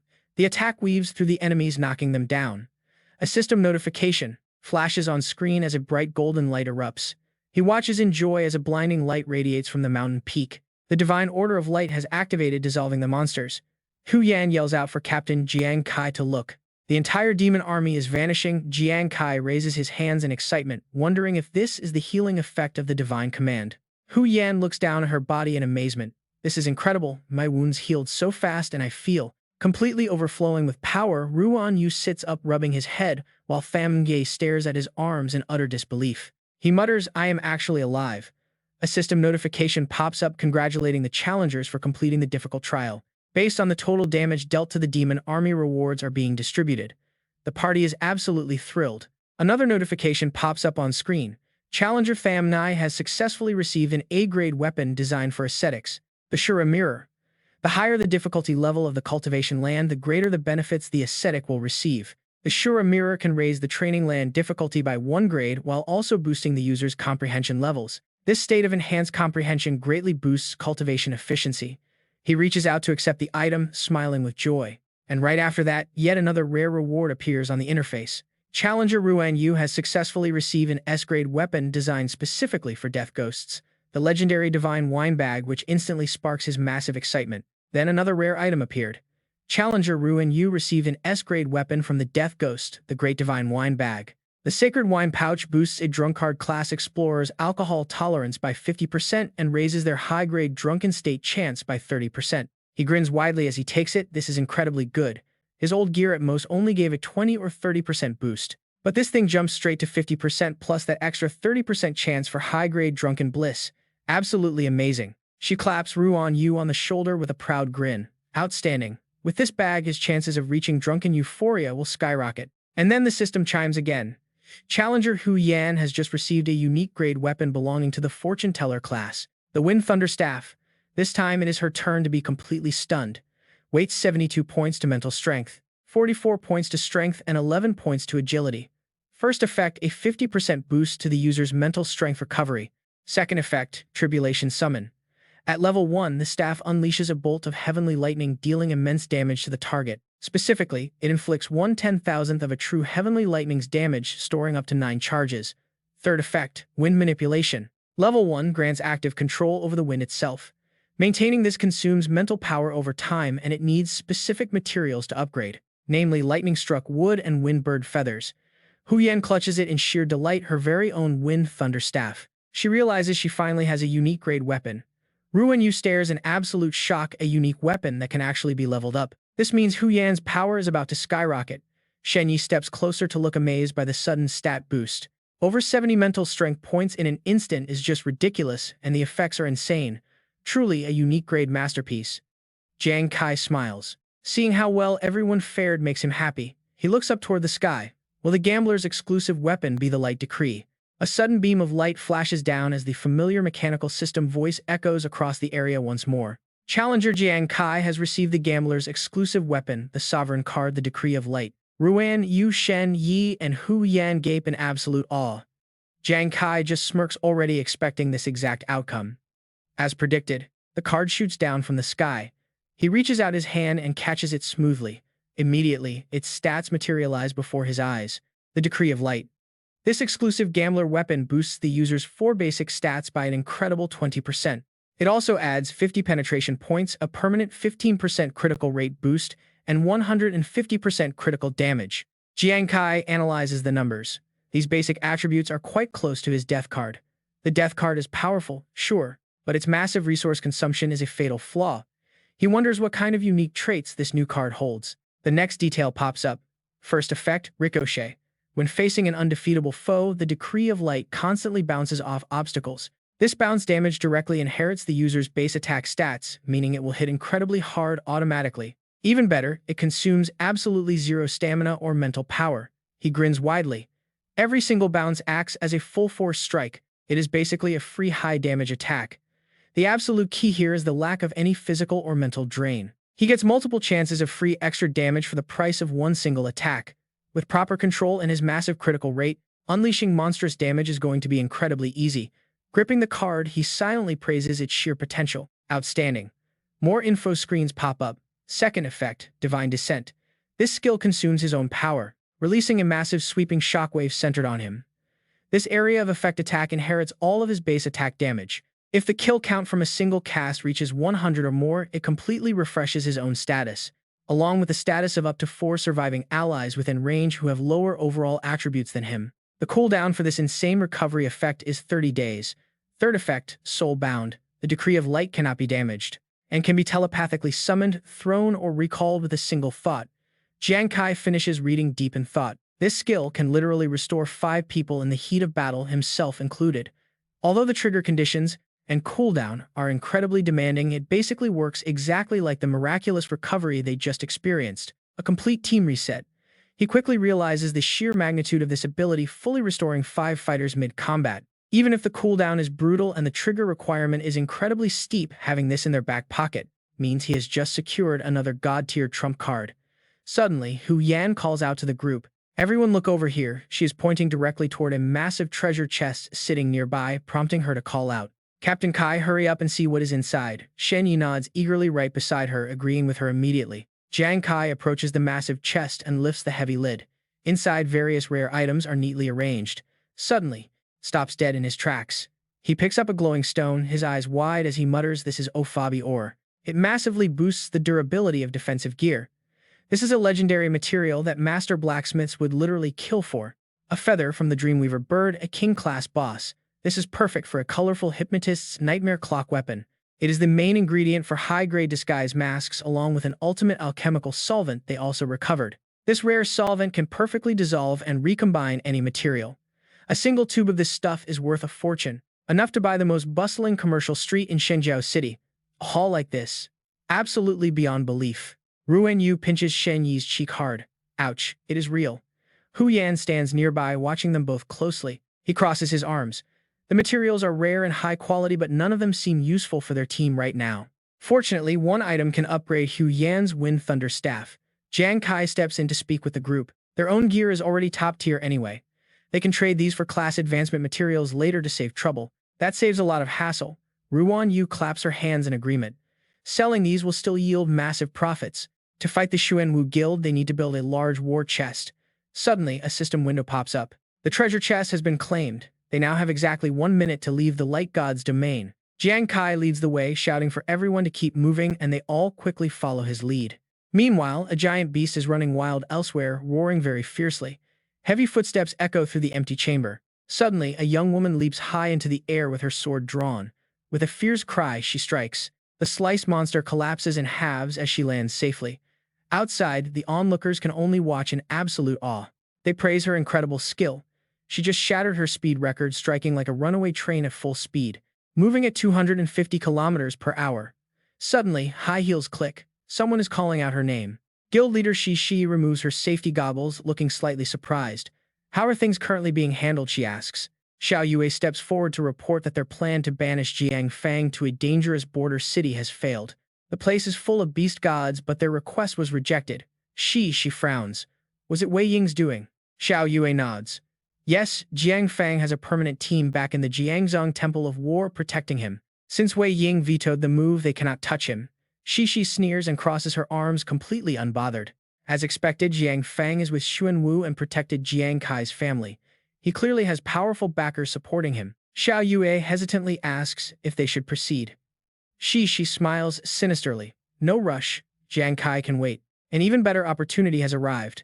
2 days later, inside a luxury mansion, Hu Yan is seen stretching tiredly. He complains about being exhausted and missing his bed. Walking right beside him, Run Yu is equally wiped out. She jokes that she is hungry enough to eat an entire cow.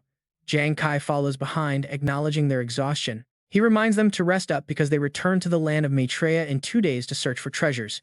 Ruwenyu cheers, happily praising her captain. Suddenly, the communication jade in Jiang Kai's hand vibrates.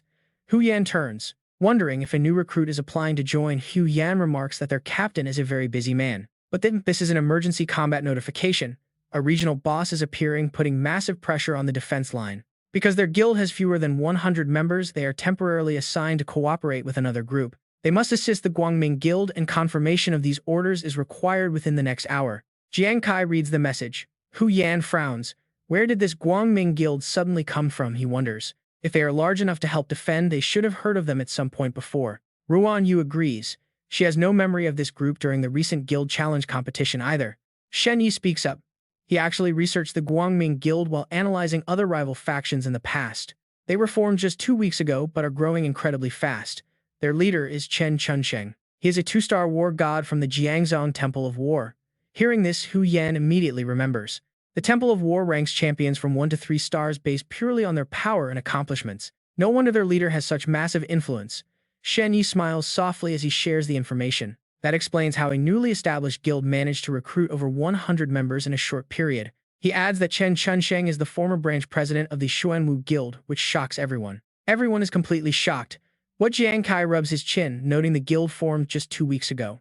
That timing is highly suspicious, aligning perfectly with the moment the Xuanwu Guild appointed their new leader. Xuan Xin left Xuanwu to start his own Guangming Guild. And wouldn't you know it, he's just been put in charge of commanding our Zhushen Guild. Hu Yan catches his drift, asking what he means, but he just sneers and turns around. He turns around. Xuanwu's new guild leader is cunning, so how could she let a 2-star powerhouse just walk away? So she wants to deal with me. Suddenly, the door is kicked wide open. He leads a crowd inside. He barks out, asking if anyone from Zhushen is here. It is Liu Xuan from Guangming Guild. Jiang Kai tilts his head, then asks who that is. Hu Yan immediately snaps, asking what stray dog is barking here, barging into their Zhushen Guild. Shen Yi bluntly tells Liu Xuan to get out. Liu Xuan just crosses his arms, scoffing at these rookies who dare call themselves a guild. Comparing yourselves to my Guangming Guild, you small fries are barely a joke. But Jiang Kai isn't intimidated at all, firing back. Calling him out for trespassing and being arrogant, he asks if this is how the Guangming Guild treats its partners. Liu Xuan smirks, acting surprised, and asks if this isn't that famous Jiang Kai everyone has been talking about lately. Talking so big are we? Listen up, I'm the commander of the 3rd unit for Guangming Guild in this upcoming boss fight. So you all follow my orders. He presses a button on his sleeve, pulling up their assignment for this defense battle. He warns that if they fail, the Zhushen Guild will have to bear every single consequence and loss on its own. The Zhushen squad must provide at least 4 members to form a suicide squad. Their job is to lure the Bandit King boss away from the defense perimeter. Hearing this, she is completely shocked. Is this a joke? Our average level isn't even 40. What kind of guild sends an under-level 40 squad to lure a king-tier boss? Ruan Yu beside her chimes in, saying normal level 40 squads can't even handle a commander tier, let alone a king-tier monster. Are you crazy? Liu Xuan sneers. He explains that while normal squads fail, they are different. After all, they are the Zhushen Guild, the first-place winners of the global championship. And what does that prove? It proves they're the strongest level 40 squad around. Jiang Kai suddenly steps right up to him, making him stare back as he continues, saying such a powerful squad should obviously deal with a king-tier boss, right? Jiang Kai realizes this bastard is deliberately trying to send them straight to their deaths with this setup. Liu Xuan sneers, spreading his arms wide, saying that with great power comes great responsibility, so they should be grateful. He claims Guangming is doing them a favor by giving them this heavy task because they think so highly of them. With that, he turns to leave, mocking them one last time by saying he expects a truly spectacular show from them. He laughs, thinking he has completely broken their pride. Hu Yan curses under her breath, furious at the blatant setup. But Jiang Kai suddenly calls out to her, mentioning how hot the weather is. Hu Yan catches on immediately and grins with excitement. She readily obeys. Suddenly, a massive thundercloud forms right above Liu Xuan's head and a sudden downpour drenches them. He snaps, cursing the bizarre weather for suddenly ruining his clothes as the rain pours down exclusively on his group. Liu Xuan barks at his men to shut up and run back to the guild, leading the hurried retreat. Hu Yan watches from afar, mockingly calling out for the big shots of Guangming Guild to watch their step in the rain. She chuckles, telling Captain Kai that those arrogant elites look exactly like a pack of drowned rats right now. Ruan Yu happily adds that this should teach them a lesson about coming over here to cause trouble, But Shen Yi remains worried, asking if they truly have to act as bait for that dangerous king-tier boss. Jiang Kai strokes his chin, cutting him off to remind him that their goal is only to lure the monster, not fight it. There is always a way out. He tells Hu Yan and Ruan Yu to rest up for the next 2 days. The day after, they will accompany him to the land of Mila. They both nod, and he turns to Shen Yi next. He leaves the guild in his hands while they are away. Shen Yi confidently accepts the charge. Jiang Kai reassures them that they still have time before the boss battle, promising a new class advancement once they return. They cheer in agreement, fully trusting his plan. Suddenly, a swirling vortex tears open the space right above them. The next day, at the Land of Mila portal, Yuan Zhu approaches with questions about their involvement in the fight. He mentions hearing that their guild was ordered to join the battle under the command of the Guangming Guild. Nuan also expresses her worry, pointing out that Guangming's leader, Xuan Xin, used to be with their rivals. She fears they are walking straight into a trap, but Jiang Kai simply smiles and tells her not to worry. He reassures them that he has everything under control. Lu Jun nods, adding that Commander Wei has been incredibly busy lately. Knowing the situation was out of Lu Jun's hands, Jiang Kai turned and assured him that he understood. Some trials had to be faced alone, and he already had his own clever plans prepared for this. He would use this chance to challenge the king-tier boss while testing his newly acquired Divine Order of Light. Lu Jun patted his shoulder in total approval. This was the brave Jiang Kai they all knew and respected. With a slight hesitation, Jiang Kai spoke up, asking Lu Jun for one last critical favor before they departed. Lu Jun smiled. He already knew it was about his siblings, telling him not to worry about them. He assured him that guards were already stationed there, allowing a relieved Jiang Kai to prepare for departure. Thanking Lu Jun one last time, Jiang Kai led his 5-member team straight toward the portal ahead. On the other side lay the central area of Mila Land, a mysterious realm where they stepped in. But as soon as they arrived, Jiang Kai was shocked to see Alit and Quillet waiting with smug smiles. Ruan Yu was immediately confused, questioning why their opponents only brought 2 members to explore the ruins. Hu Yan frowned while observing them, recalling their previous clash where she thought the rest had died. Now it seemed they only ever had 2 people, showing they possessed supreme confidence in their own strength. As Quillet and his partner stepped closer, Yuan Zhu tensed up, warning Jiang Kai that the guy was approaching. Jiang Kai silently observed them while Quillet offered a mock-friendly greeting, acting as if they were close. Greeting Jiang Kai warmly, he was immediately asked about the exact contents of that mysterious letter from before. Quillet simply laughed it off, explaining that he did not write it and was merely acting as a messenger. This left Jiang Kai thoroughly confused. If it was not his letter, then who did it belong to? Quillet brushed the question aside, telling him that knowing the sender's identity was completely unnecessary for now. He added that the sender might not even be human, but congratulated him on securing a spot anyway. Losing his patience, Jiang Kai demanded to know how to open a letter sent by a non-human entity. Quillet stroked his chin cryptically, saying he had no idea but suggesting Jiang Kai simply lacked the qualifications. This smug attitude instantly enraged Yuan Zhu, who shouted at him for always acting so incredibly mysterious. He accused Quillet of talking complete nonsense, but the messenger merely shrugged his shoulders with an indifferent, carefree attitude. Jiang Kai analyzed his reactions, his intuition telling him that the strange messenger was actually telling the truth. Unfortunately, it was clear they would not be getting any more valuable information out of him anytime soon. Suddenly, a massive holographic screen appeared. Get ready, because the ultimate rules were about to be revealed. The system announced that the area contained 500 lost ruins, with each requiring a key to enter. Every single ruin hid 100 treasure chests, and each of those chests contained only 1 item. Chest rank scaled from bronze to the hidden purple tiers, with a tiny chance of finding rare glowing ones. No wild beasts lived inside the ruins, but deadly traps existed, meaning any casualty would lead to immediate elimination. Once a team entered, the ruin would seal shut until their exploration was finished, up to 1 hour. When the time limit expired, everyone would be forcibly teleported back. No live stream would be broadcast. Instead, the reward list of all 3 competing teams would be fully publicized for everyone to see. Holding her key smugly, Alice mocked them, saying first place meant nothing since everyone only had an hour. With that, she walked off with her team, and Quillet prepared to follow her while sneering mockingly. He mockingly wished his dear friend good luck, wondering what kind of unexpected surprises were waiting for them. Nuan spoke up, suggesting that since they had won first place, they should maximize their total benefits. Jiang Kai agreed completely and began assigning roles, noting that the absence of beasts made it quite safe. He proposed splitting into 3 teams to search, sending Yuan Zhu and Nuan off as the first duo. He handed over a key while pairing Hu Yan and Ruan Yu together, warning them to watch for traps. They could not let their guard down even when finding chests. Just then, Hu Yan offered some advice. She mentioned her quick divination indicated they might make an unexpected discovery if they headed toward the northeast. With no time to lose, they split into 3 directions, heading straight toward the towering ancient trees. Stepping into the ruins of the Exile Forest, a system notification instantly flashed before Jiang Kai's eyes. The Forest of Exile. The official exploration countdown begins. Jiang Kai scans his surroundings, thinking that this so-called Forest of Escape does not sound like a friendly place. He wonders if Hu Yan's prediction is even accurate when his gaze suddenly locks onto something. A bronze treasure chest sits right before his eyes. Instantly on guard, he rushes forward to strike. Too easy could this be? Some deadly trap. The space around the chest erupts, leaving behind thick smoke, and then the lid pops open right on cue, showing a notification. 15 kilograms of premium Skystar ore used to refine Skystar Jade, capable of directly upgrading Grade A equipment. Jiang Kai rushes over in complete surprise. He never expected a reinforcement material that can directly boost Grade A gear. He looks at the item with immense satisfaction. Most top-tier equipment remains stuck at their current levels simply because players lack the matching reinforcement materials. In fact, these enhancement items are actually much rarer than the high-grade gear itself. As he speaks, the chest slowly vanishes. Holding the reward, his excitement builds. Even the lowest-tier bronze chest holds such premium Skystar ore. This is awesome time to keep exploring. But his thoughts are interrupted by a massive rumble. Jiang Kai is shaken for a moment, but he immediately tries to process the situation. What kind of monster is causing this? No, that cannot be right. The rules clearly stated that no monsters would appear in these lost ruins.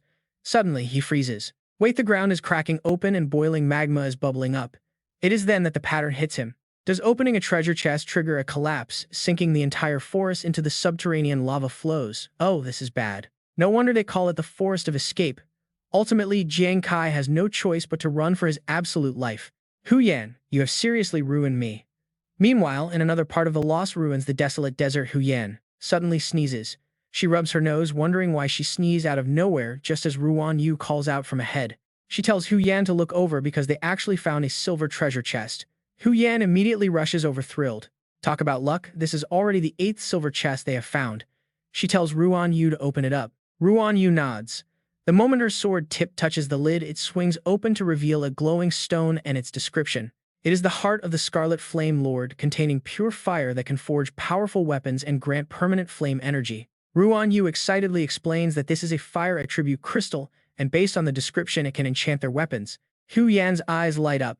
These silver chests never disappoint. Still looking around, she thought this desert would be much scarier. But it turns out to be just shifting sands and crumbling buildings trying to spook them. She hopes their smooth run continues. At this rate, they will easily clear the exploration areas nearby. With their spirits high, the two girls press on. Let us strike while the iron is hot and thoroughly search this place. Meanwhile, in the labyrinth garden of the ruins, Su Nuanuan's watch suddenly lets out a signal. They found something. Her squad has managed to locate yet another chest. The system congratulates them on finding the recipe for a level 120 class change material for martial artists. Yuanzhu looks at their prize in excitement. He cannot believe their sheer luck in finding a level 120 recipe. Suddenly, wild vines lash out at them. Luckily, Yuanzhu notices just in time and swings his sword to slice them apart. They are just asking for death. But to his dismay, another vine has already wrapped tightly around his leg. Even so, he immediately asks Su Nuanuan if she is alright. Su Nuanuan replies that she is fine, thanks to his quick reflexes. Yuanzhu looks down at the vines in annoyance. Every single time they open a chest, these annoying plants attack without warning. They are not venomous, but their touch leaves a highly irritating itch and numbness. He wishes he could just burn them all. Su Nuanuan studies the vines and notes that they might not even need fire to get rid of them. Moments later, Yuanzhu stares at a spray bottle in confusion. What is this? Su Nuanuan demonstrates while explaining the plan. It is a specialized mist spray designed to replicate decaying plants. It fools other vegetation into thinking they are dangerously rotted. Because of that danger, they will naturally keep their distance. Amazingly, as soon as she sprays it, the vines let go. The two watch in excitement as the plants retreat. It worked. Yuanzhu happily notes that they will easily finish their search. Keeping this pace up means they have plenty of time left. 40 minutes into the expedition, the stats screen shows the progress. This is the current battle record for the Fire God squad. The squad status shows 40 minutes out of an hour. For gold chests, Yuanzhu and Su Nuanuan have 5, Hu Yan and Ruan Yu have 3, making a total of 8. For silver chests, Yuanzhu and Su Nuanuan have 9, Hu Yan and Ruan Yu have 10, bringing the total to 19. As for bronze chests, Jiang Kai has only 2, while the others have dozens totaling 41. Back at headquarters, a commander worries. 40 minutes have already passed, yet Jiang Kai has only secured 2 bronze chests. Another officer agrees that this is incredibly slow. Isn't Jiang Kai supposed to be incredibly strong? Suddenly, an emergency report flashes revealing that on the harvest lists of the Angler Squad and the Seasoned Squad, a purple treasure chest has popped up. Everyone in the room is stunned. Could that purple chest contain the class change material for the level 120 class that has never appeared before? Is a level 120 class finally arriving? This might make our country and our ally the absolute focus of the entire Blue Star. The observing deity speculates that with so little time left, our country and our ally have already secured the win. But here's the crazy part: Jiang Kai's performance seems totally off. Is he stuck in some kind of trap? Wei Ying completely agrees. It is highly likely, since these lost ruins vary, some being safe while others are absolutely lethal. Meanwhile, right at this moment, Jiang Kai is still desperately struggling against the boiling, rising lava. 15 minutes later, deep inside the forest of escape, he runs at full speed, barely finding a chance to open his silver chest. The collapse speed of this forest has definitely increased. Suddenly, massive roots block his path, forcing him to leap high to dodge. At the same time, Jiang Kai spots something unusual, a blinding, intense light, but he still charges forward. It is a gold chest. He has to risk it. The moment his hand touches it, the items appear, but the lava surges even more violently. Jiang Kai realizes in terror that the entire area is about to cave in. He pushes his speed to the absolute limit. Suddenly, he hesitates for a split second and accidentally steps right into the lava. His foot instantly catches fire, but he keeps pushing forward to stay alive. He is so close. Move faster. I have to be faster. He grinds his teeth, analyzing the situation. Damn it, the collapse is too fast to shake off. At this rate, he will be swallowed up sooner or later. But wait, look at that. A colorful glow appears ahead. He quickly realizes that light source is actually a treasure chest hidden beneath the thick layers of stone. A legendary, glowing chest. Meanwhile, on the military scoreboard, the exploration time reads 58 minutes and 30 seconds out of 1 hour. According to the incoming reports, the battle results of the Fire God Squad show one purple chest. The leadership is absolutely thrilled. Yuan Zhu and Su Nuanuan have successfully found a purple treasure chest. This is great. Sacred Glory has finally opened a purple treasure chest. Now, looking at the final stats of each squad. The Fire God Squad has secured one purple chest, 14 gold, 33 silver, and 67 bronze. Next is the Angler Squad, securing 2 purple chests, 16 gold, 30 silver, and 60 bronze. As for the Seasoned Squad, they got 1 purple, 12 gold, 25 silver, and 55 bronze. The leaders are in an uproar again. Wait, what? Angler Squad opened 2 purple treasure chests already. The value of purple chests is the highest. Although the Fire God Squad's total chest count ranks first, their purple count still lags behind. But then the leaders express deep disappointment. What a pity, they thought this time the Fire God leader would bring surprises, but his performance is actually at the very bottom: 1 gold, 1 silver, and 2 bronze. Indeed, Wei Ying's face darkens with suspicion. Jiang Kai, what on earth are you doing? Meanwhile, over at the Xuanwu Guild, Shi is watching intently, and Dong Shui speaks up in disbelief. Only 4 treasure chests. Didn't everyone hype Jiang Kai up as the strongest person under level 60 in the entire world? In the end, his score isn't even a fraction of his teammates either. Dong Shu of the 4 Seasons. Xia Hua immediately sneers. The military's taste is getting interesting. Garbage like, this doesn't even deserve to carry my shoes, yet they treat him like a treasure. Xia Hua of the 4 Seasons. She imagines Jiang Kai getting beaten. Just thinking about how our guild lost to this loser is truly the biggest stain on Xuanwu. Xu Lan declares her frustration, saying that if she ever faces him in the arena, she will beat him until he cannot stand. Xu Lan of the 4 Seasons. Only Xiao Yue remains silent. Shi looks at the numbers on screen and scoffs. The first place in the global championship. That is just your past glory. The exploration time now hits 59 minutes and 30 seconds out of 1 hour. 1 gold, 1 silver, and 2 bronze. Look at you now, even failing consecutively in ruins exploration. What a joke. She wears a sneer, muttering that Jiang Kai has clearly hit his limit and is completely worthless now. Dong Shui sighs in disappointment, calling it incredibly boring. What a waste that they specially arranged for the Light Guild to deal with Jiang Kai, only for him to be this weak. Xia Hua smiles and asks, isn't that a good thing? Want to dirty your hands for him? Meanwhile, Xiao Yue is quietly checking her phone when her eyes suddenly widen in pure shock. Everyone turns to her, asking what happened. Shishi's gaze immediately shifts as she stares in total disbelief at the updated screen. How is this possible? At 59 minutes and 57 seconds, a glowing treasure. Let's check back on Jiang Kai. 30 seconds ago in the fugitive forest, he stared at the item before him in sheer disbelief. A glowing legendary chest. Out here in the mountains, deciding to risk it all, he lunges forward to grab his prize. No turning back now.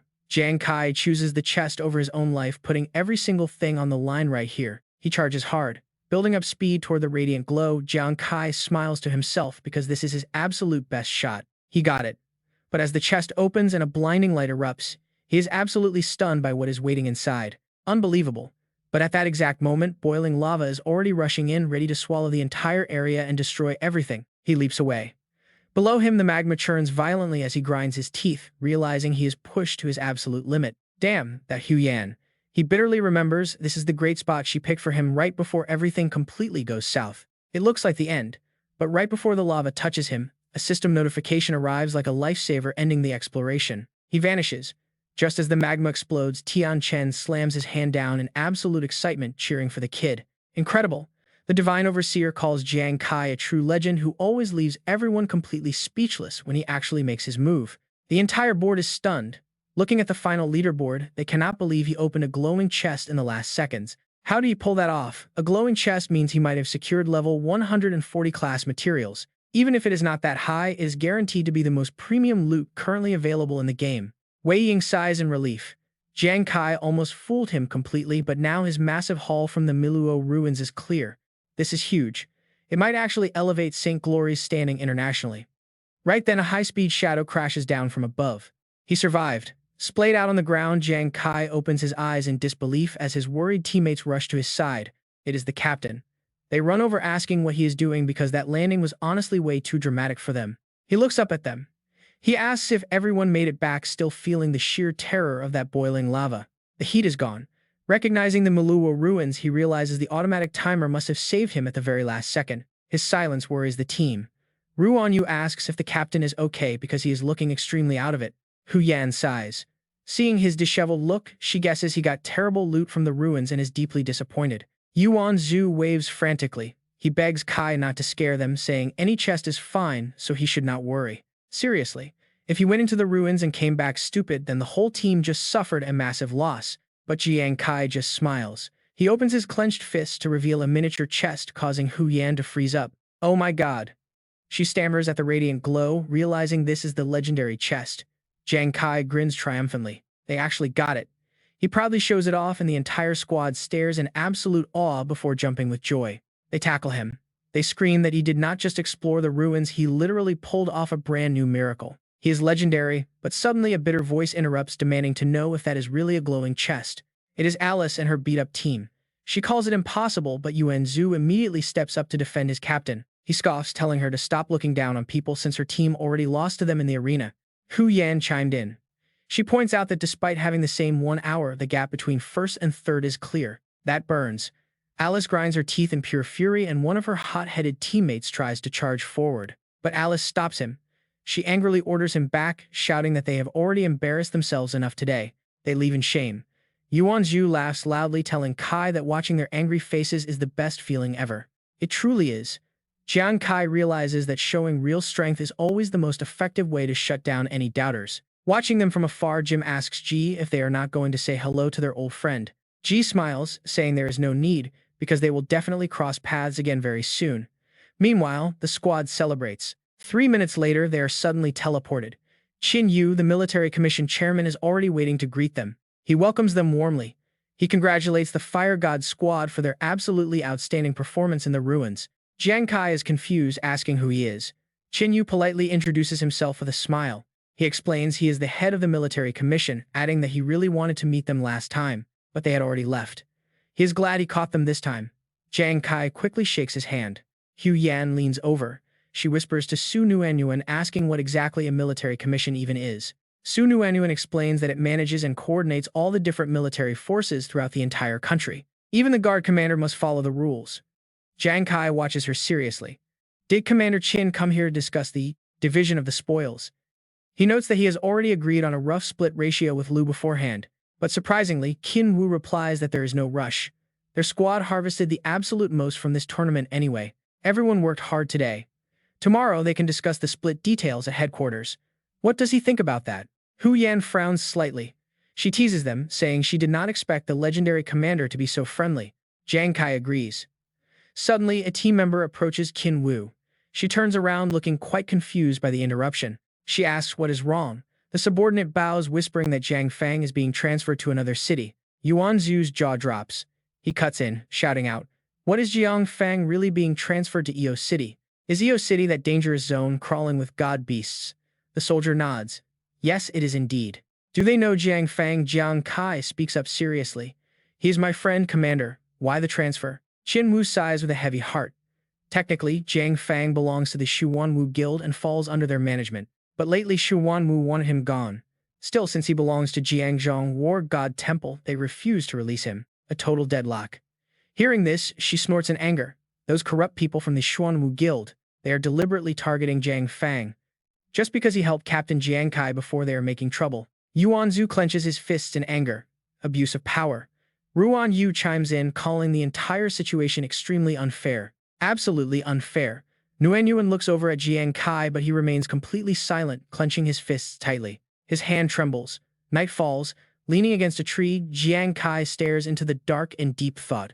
A voice breaks the silence. "Why pretend to be deep in thought instead of sleeping?" He turns in surprise. It is Yuan Zhu. He eagerly holds out 2 beers, offering to share a drink. Jiang Kai smiles and takes one. "Are you okay, Yuan Zhu? Don't start shouting about being the world's greatest war god again." Yuan Zhu laughs heartily. He says someone saw a giant stone statue standing out here, guessing it was him. Is he stressing over Jiang Fang and the loot split again? Jiang Kai's mood sinks. He nods quietly. Yuan Zhu sees this and speaks seriously. He cannot help with Jiang Fang, but the squad already agreed on the rewards. Everything is left for him to arrange. Whatever he decides with the military tomorrow, they will support. They have no objections. Jiang Kai looks over with deep guilt, noting these rewards were earned with their lives. It involves their entire future. But Yuan Zhu immediately scoffs, calling him a fool for always overthinking everything. He always traps himself in worry. What are they if not brothers? One team risking their lives. Do they really care about these materials? Jiang Kai is stunned. He starts to protest, but Yuan Zhu interrupts. He frowns, asking if any rare item could ever be more precious than friendship and their guild's future. The Vulcan squad rose from nothing to national champions. Did they win just for some materials? No. His voice is full of pride. They relied on absolute trust, always watching each other's backs. Even near death, they fight to survive. They will protect their brothers even if they must break. Yuan Zhu pokes his chest. This bond is worth more than any treasure. Don't mix up your priorities. His words light a fire in Jiang Kai's heart. Yuan Zhu continues, advising him to drop all unnecessary worries. Do not let it become a heavy burden. He is their captain, the pillar of the Vulcan squad. They support him unconditionally. A light flashes in Jiang Kai's eyes. He smiles. Yuan Zhu, you are right. He grips his hand tightly, filled with confidence. I was wrong. With you guys, I can act boldly. The next day at the grand office building, the guard politely invites the team inside. Please, after you. They walk in with an imposing aura. A group is waiting. Jiang Kai calmly apologizes for the delay. Qin Wu stands up, inviting them to sit. Sitting down, Jiang Kai immediately whispers a request to Nguyen Yuan. The next day, inside a grand office building, a security guard nods respectfully and invites them inside. They walk in with an imposing aura. A group is already waiting. Jiang Kai calmly apologizes for keeping them waiting. Qin Wu stands up immediately, inviting them to sit. As they take their seats, Jiang Kai suddenly whispers to Nguyen Yuan. She raises her hand to summon the items, and countless glowing treasure chests instantly materialize on the wide table. The officer's eyes widen in excitement, asking if these are indeed all the spoils from the ancient ruins. What exactly is inside the purple treasure chest and the glowing one? Have they worked out how to split the loot yet? Jiang Kai smiles calmly, explaining that the purple chest contains the key class advancement materials for a level 120 swordsman with 10 sets in total, before pointing to the card from the glowing chest. Jiang Kai confidently proposes they only keep this card, leaving all the other loot for the military. Qin Wu gasps in utter disbelief. He asks if they are really only keeping the glowing chest reward. Jiang Kai calmly confirms. That is correct. Under his original agreement with Lu Jiao, they were supposed to get a 60-40 split, but these legendary rewards cannot be measured in money, let alone divided perfectly. Qin Wu frowns slightly, quickly stepping in to negotiate. Qin Wu admits that, strictly speaking, Jiang Kai is taking too little, but that glowing chest is the military's top priority. It changes everything. Just then, Yuan Zhu laughs and cuts in, telling Commander Qin that he can be a lot more confident and drop the word maybe. Left confused, Qin Wu frowns and asks what he means. With a grin, Yuan Zhu explains that it contains 3 complete sets of level 140 martial artist advancement materials. The news completely blows the commander's mind. Nearby, the others instantly cheer in excitement, realizing there are 3 full sets of level 140 materials. This means Shengjiao has a shot at producing 3 high-tier martial artists all at once. Now, whether they are colonizing Ghost Planet or facing the Beast God, they will have the ultimate advantage. Meanwhile, Qin Wu is deeply analytical. Seeing that Jiang Kai is in no rush to leave, he realizes the young man is leaving room to negotiate. After a brief pause, the commander slowly speaks up, asking Jiang Kai what he wants, in exchange for giving the military this precious card. Jiang Kai smiles and agrees to lay out his terms. He presents 4 clear demands. First, he wants 1 complete set of advancement materials for each of the level 40 classes, including Martial Artist, Physician, Feng Shui Master, Death Spectre, Ascetic, plus 2 sets of Destiny materials. Qin Wu raises an eyebrow in confusion, asking if by Destiny he actually means the defective class advancement materials. Jiang Kai nods in confirmation. Realizing the plan, the commander smiles, assuring him that those materials will be easy to retrieve from the warehouse. He then crosses his arms, asking what else Jiang Kai has in mind. Jiang Kai gets straight to the point. For his second demand, Jiang Fang has wanted to leave the Xuanwu Guild for a long time, but they Xuan refuse to let him go, claiming they spent a fortune training him. Jiang Kai's eyes turn sharp and serious as he asks the military to buy out his debt and recruit him. Qin Wu smiles, impressed by their deep bond and how Jiang Kai is willing to sacrifice a massive trump card for his friend. The commander readily agrees to this condition. For his third demand, Jiang Kai requests that within the next 5 years they must not transfer Commander Wei Ying away from Jiangzhong City. The commander freezes in surprise, asking where this sudden request is coming from. Standing nearby, Nguyen quietly realizes the truth. She knows Jiang Kai is worried the Xuanwu Guild will target the commander for protecting them, especially since Commander Wei has always fought on the front lines completely alone without any backing. She smiles, warmly touched that Jiang Kai is using this rare chance to repay the man who always silently protected them. Jiang Kai offers no complex explanations. He just asks the commander if he can agree to the terms. With a grim face, the commander takes a long moment to weigh the heavy decision before finally accepting, gritting his teeth in agreement.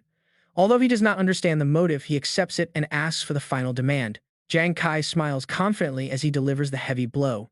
His next words echo loudly throughout the room. He demands that the Xuanwu Guild be completely dissolved. Qin Wu gasps, his eyes widening in absolute shock. He slams his hands on the table, yelling at Jiang Kai for making such a ridiculous joke.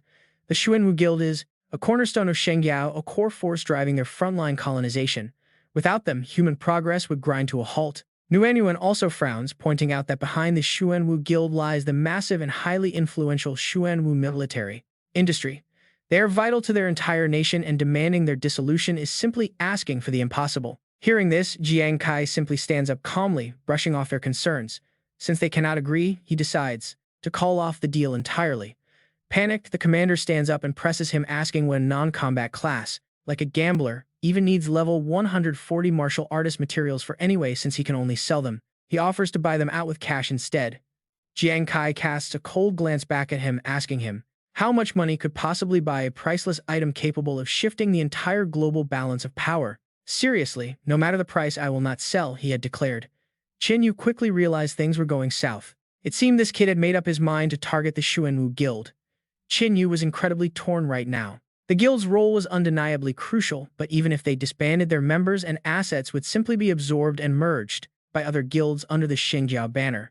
From a national perspective, overall combat power would not drop at all. Meanwhile, his group was already heading out the door. "Let us go," he shouted in a panic, but wait at the very last second. He made a crucial choice. "Jiang Kai, my brother, please wait," Qin Yu called out. Jiang Kai stopped immediately. Qin Yu slowly stepped forward to speak. "Honestly, Hu Sheng, I do not know what grudge you hold against Xuanwu to cause this, but frankly speaking, shutting down the entire Xuanwu Guild is just too difficult." But his next words instantly changed everything. Jiang Kai slowly turned back and asked the commander to go ahead, piquing everyone's interest with a potential compromise. Qin Yu seriously offered his compromise. Shutting down a major branch of their guild was the absolute limit of their concessions. Over in the office, she shrieked in utter shock. "Shut down the S-City branch of Xuanwu Guild. How dare Jiang Kai make such a ridiculous demand?" Meanwhile, Xiao Yue stared in complete and utter disbelief. A branch shut down outside the meeting room. She was already placing an urgent report. "Guild leader, the committee is already in session and the official decree is only a matter of time." She refused to believe it. What she demanded is Xuanwu worth less than mere class advancement materials. "Think of all we have done. How much have we contributed to Shengjiao over the years, and this is our reward?" The reporter sighed and calmly replied, "Guild leader." He calmed down. The core issue is that Jiang Kai holds the advancement materials for a level 140 martial artist. That single item can shift Sheng Yao's global standing.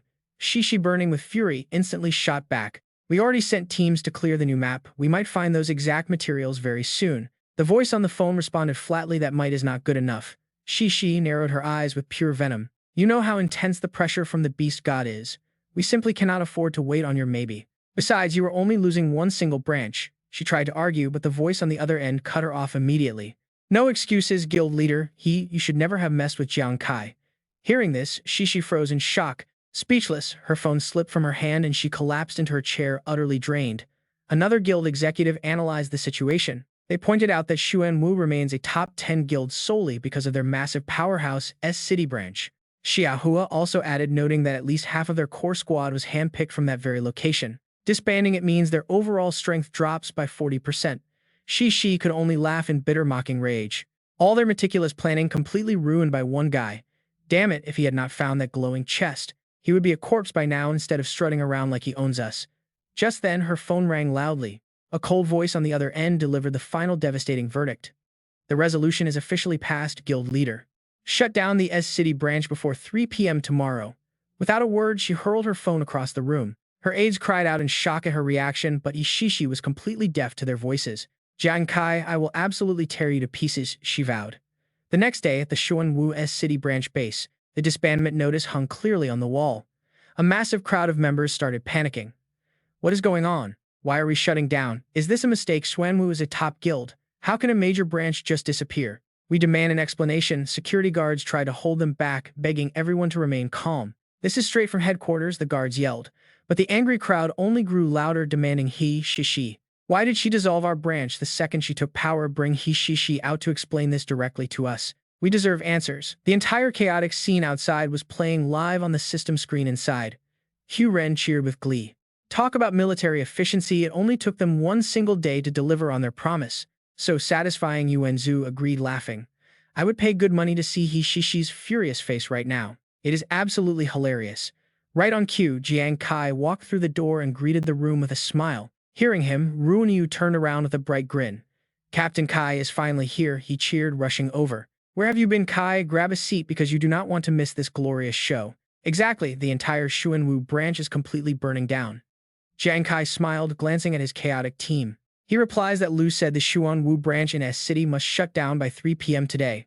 Jiang Kai adds that this situation triggered an uproar within Xuanwu, meaning that for the upcoming map boss battle, Xuanwu will pull out, but the Demon Slayers Guild will step in to take their place and keep their firepower steady. Hearing this, an anxious Hu Yan interrupts to ask about the Guangming Guild, but he cuts her off before she can finish. He already gets it. Though backed by Xuanwu, the Guangming Guild is actually independent, so they remain completely safe. In fact, they are already recruiting Xuanwu castoffs to boost their own strength. Hu Yan snorts, muttering to herself. That means they still have to take orders from that annoying Liu Xuan. Jiang Kai just smirks at the thought of his face. He wants to see what kind of tricks they will pull.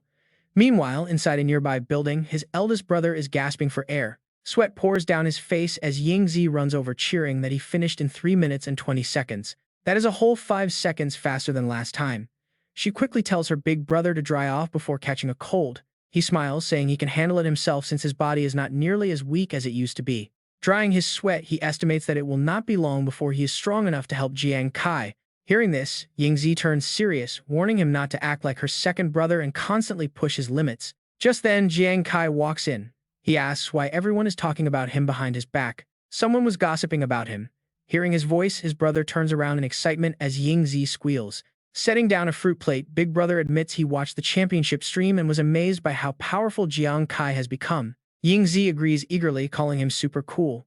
But then her excited face quickly turns into a frown. She scolds him for keeping such a massive thing a secret, admitting she was absolutely terrified and almost fainted. Fortunately, the military confirmed he was safe. Jiang Kai gently pats her head, apologizing for causing so much worry. He explains that things were incredibly urgent back then. Yingzi just huffs playfully, demanding he never scare them like that again. She huffs playfully. Jiang Kai then shifts focus, pulling out 2 mysterious glowing vials from his pocket. He wants them to put his stuff aside for now. He came to deliver 2 class change materials to them today. They stare in absolute shock. Jiang Kai continues to explain in his usual calm, steady voice. These are legendary destiny materials. His own gambler class actually came from the exact same kind of rare material. From his analysis, this special item will adapt to the user's personal traits and unlock a matching class for them. Yingzi asks if it is really that magical. Jiang Kai simply smiles and holds up the first vial. Since she is still young, he wants her to focus on school first before deciding her own path in life. He will keep her shares safe for now. Blushing with pure excitement, the little girl nods and quickly agrees. Jiang Kai then hands the second vial to his eldest brother, warning him that the path to Ghost Star is brutally tough. Big brother takes the vial without a second thought, his voice carrying a hint of lingering sadness as he speaks. Back when he was bedridden, all he wanted was to recover and risk his life on Ghost Star. His weak body was his only regret. Seeing Yingzi look at him with worry, Jiang Kai feels his chest tighten. His brother worked himself to exhaustion just to raise them, yet he is still blaming himself. But then he smiles with determination. He knows most Ghost Star explorers undergo intense long-term training. With no experience and a fragile body, he might fail the trials. He is worried about the beginner test, but he promises he will train himself to the bone to pass it. Jiang Kai pats his shoulder with reassuring confidence, telling him not to stress over the beginner trial because he has a plan. He is completely sure his brother will make it. Already planning ahead, he looks toward the ultimate goal. Once his brother reaches transcendent rank, he can extract attributes and slay beast gods on Blue Star to avenge their family, just like Heishen and brother Xiang did. Watching them bond, Yingzi happily chimes in about cooking dinner for them. Since her big brother usually cooks, she wants to help out today so the two brothers can catch up in peace. Jiang Kai laughs warmly as she runs off, but as soon as she leaves, his eldest brother turns serious once again. Brother Xiang mentioned their guild is tasked with baiting the king-tier boss during this map battle, a secret kept from Yingzi. He asks Jiang Kai directly if he can actually get out of there safely. The young man gives a reassuring nod. He tells his brother not to worry, but the older man is still incredibly anxious about a literal king-tier boss. Jiang Kai quickly cuts him off, explaining that this map boss battle is crucial for expanding Shengyao territory on Ghost Star. This is about the survival game between Blue Star's humanity and the beast god, Jiang Kai says with absolute determination. This is a setup that previous generations sacrificed their lives to secure, carrying massive significance. His eyes flash with pure resolve. With the Great War looming, someone has to draw out the king-class boss, no matter the risk. He simply cannot back down now. Only after speaking does Jiang Kai notice his older brother's darkened expression, prompting him to ask if he is angry. But his brother just chuckles softly and teases him, "You silly kid, I am actually incredibly happy to see you grow up." Seeing his brother grow into a real man brings him nothing but joy, though Jiang Kai cuts his older brother off slightly dissatisfied. But his brother speaks up again, warning him to protect himself out there and always remember he can come home if he gets tired. He pauses for a moment before adding that both he and brother Z will always stand behind him, offering their unconditional support. Jiang Kai happily squeezes his brother's hand in agreement. A few days later, a mysterious magical light suddenly flashes through the window. Hu Yan rushes in, bursting with excitement as she boasts to Captain Kai that she is finally a spiritualist now. Right below the system displays her status, Explorer Hu Yan, level 41 spiritualist.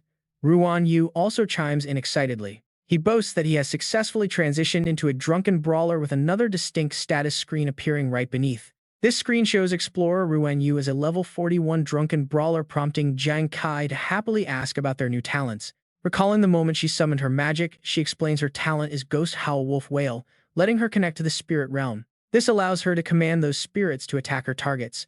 Highly intrigued, Jiang Kai turns to ask about their actual offensive power. Huyen chuckles, explaining that while their damage is not super high, yet they excel at distracting targets with a chance of inducing fear. Upon hearing this, Jiang Kai advises her not to worry about the low damage for now, as her crowd control is already incredibly strong. The temporary lack of raw damage is fine since her crowd control is already very strong. Combining Wind Thunder Strike with her Ghost Howl and Wolf Whale, having both makes her incredibly hard to kill. Hearing his praise, her eyes instantly light up with excitement. Right then, Ruan Yu chimes in to announce that, as a drunken brawler, his new personal talent is the Mad Song Zongzi. Jiang Kai asks in disbelief, Mad Song Zongzi, which certainly sounds a lot more powerful than his previous talent. Hu Yan also chimes in, eagerly urging Ruan Yu to explain just how crazy this new talent actually is. Ruan Yu proudly boasts that this talent can unleash his deep physical instincts and true nature, while also having a solid chance to trigger his true self state, a term that leaves both companions repeating it in utter shock. Ruan Yu immediately demonstrates with some blind swordplay. He admits that even he is not entirely sure how it works, but this unique talent triggers different true self states based on his surroundings and emotions, unleashing various powerful effects. Hu Yan frowns slightly, muttering that while it sounds incredibly powerful, she has never heard of it. Standing nearby, Jiang Kai thoughtfully remarks that transitioning from a death ghost to a drunken brawler is extremely rare, chuckling in fascination at the thought. With countless unique personal talents out there, it is totally normal not to have heard of it, though he sees infinite potential here. Hearing this, Ruan Yu proudly holds his head high in sheer arrogance. A second later, Jiang Kai activates his communicator. Yuan Zhu's voice comes through the device, excited to report that both he and Nuanuan have successfully completed their class transitions. Standing nearby, Hu Yan excitedly remarks that fighting together as a team will make them far more formidable than ever before. Jiang Kai's spirit burns as he calculates. With Shen Yi also successfully transitioning 2 days ago, they are fully loaded. Everyone now has a new class, doubling their basic attributes, while Jiang Kai has hit level 40, only needing materials to advance. Once he secures those class materials, he will be ready to promote. Suddenly, Hu Yan speaks up to ask a critical question. She asks if they should head out to grind monsters again, causing Jiang Kai's eyes to instantly turn sharp and focused. He orders them to gather Shen Yi since the Vanguard boss battle is in 2 days, so they must head to the quarantine zone immediately. Fighting spirit instantly flares up within both of them. The next day, military vehicles and tents are deployed all over Zhulu Ridge.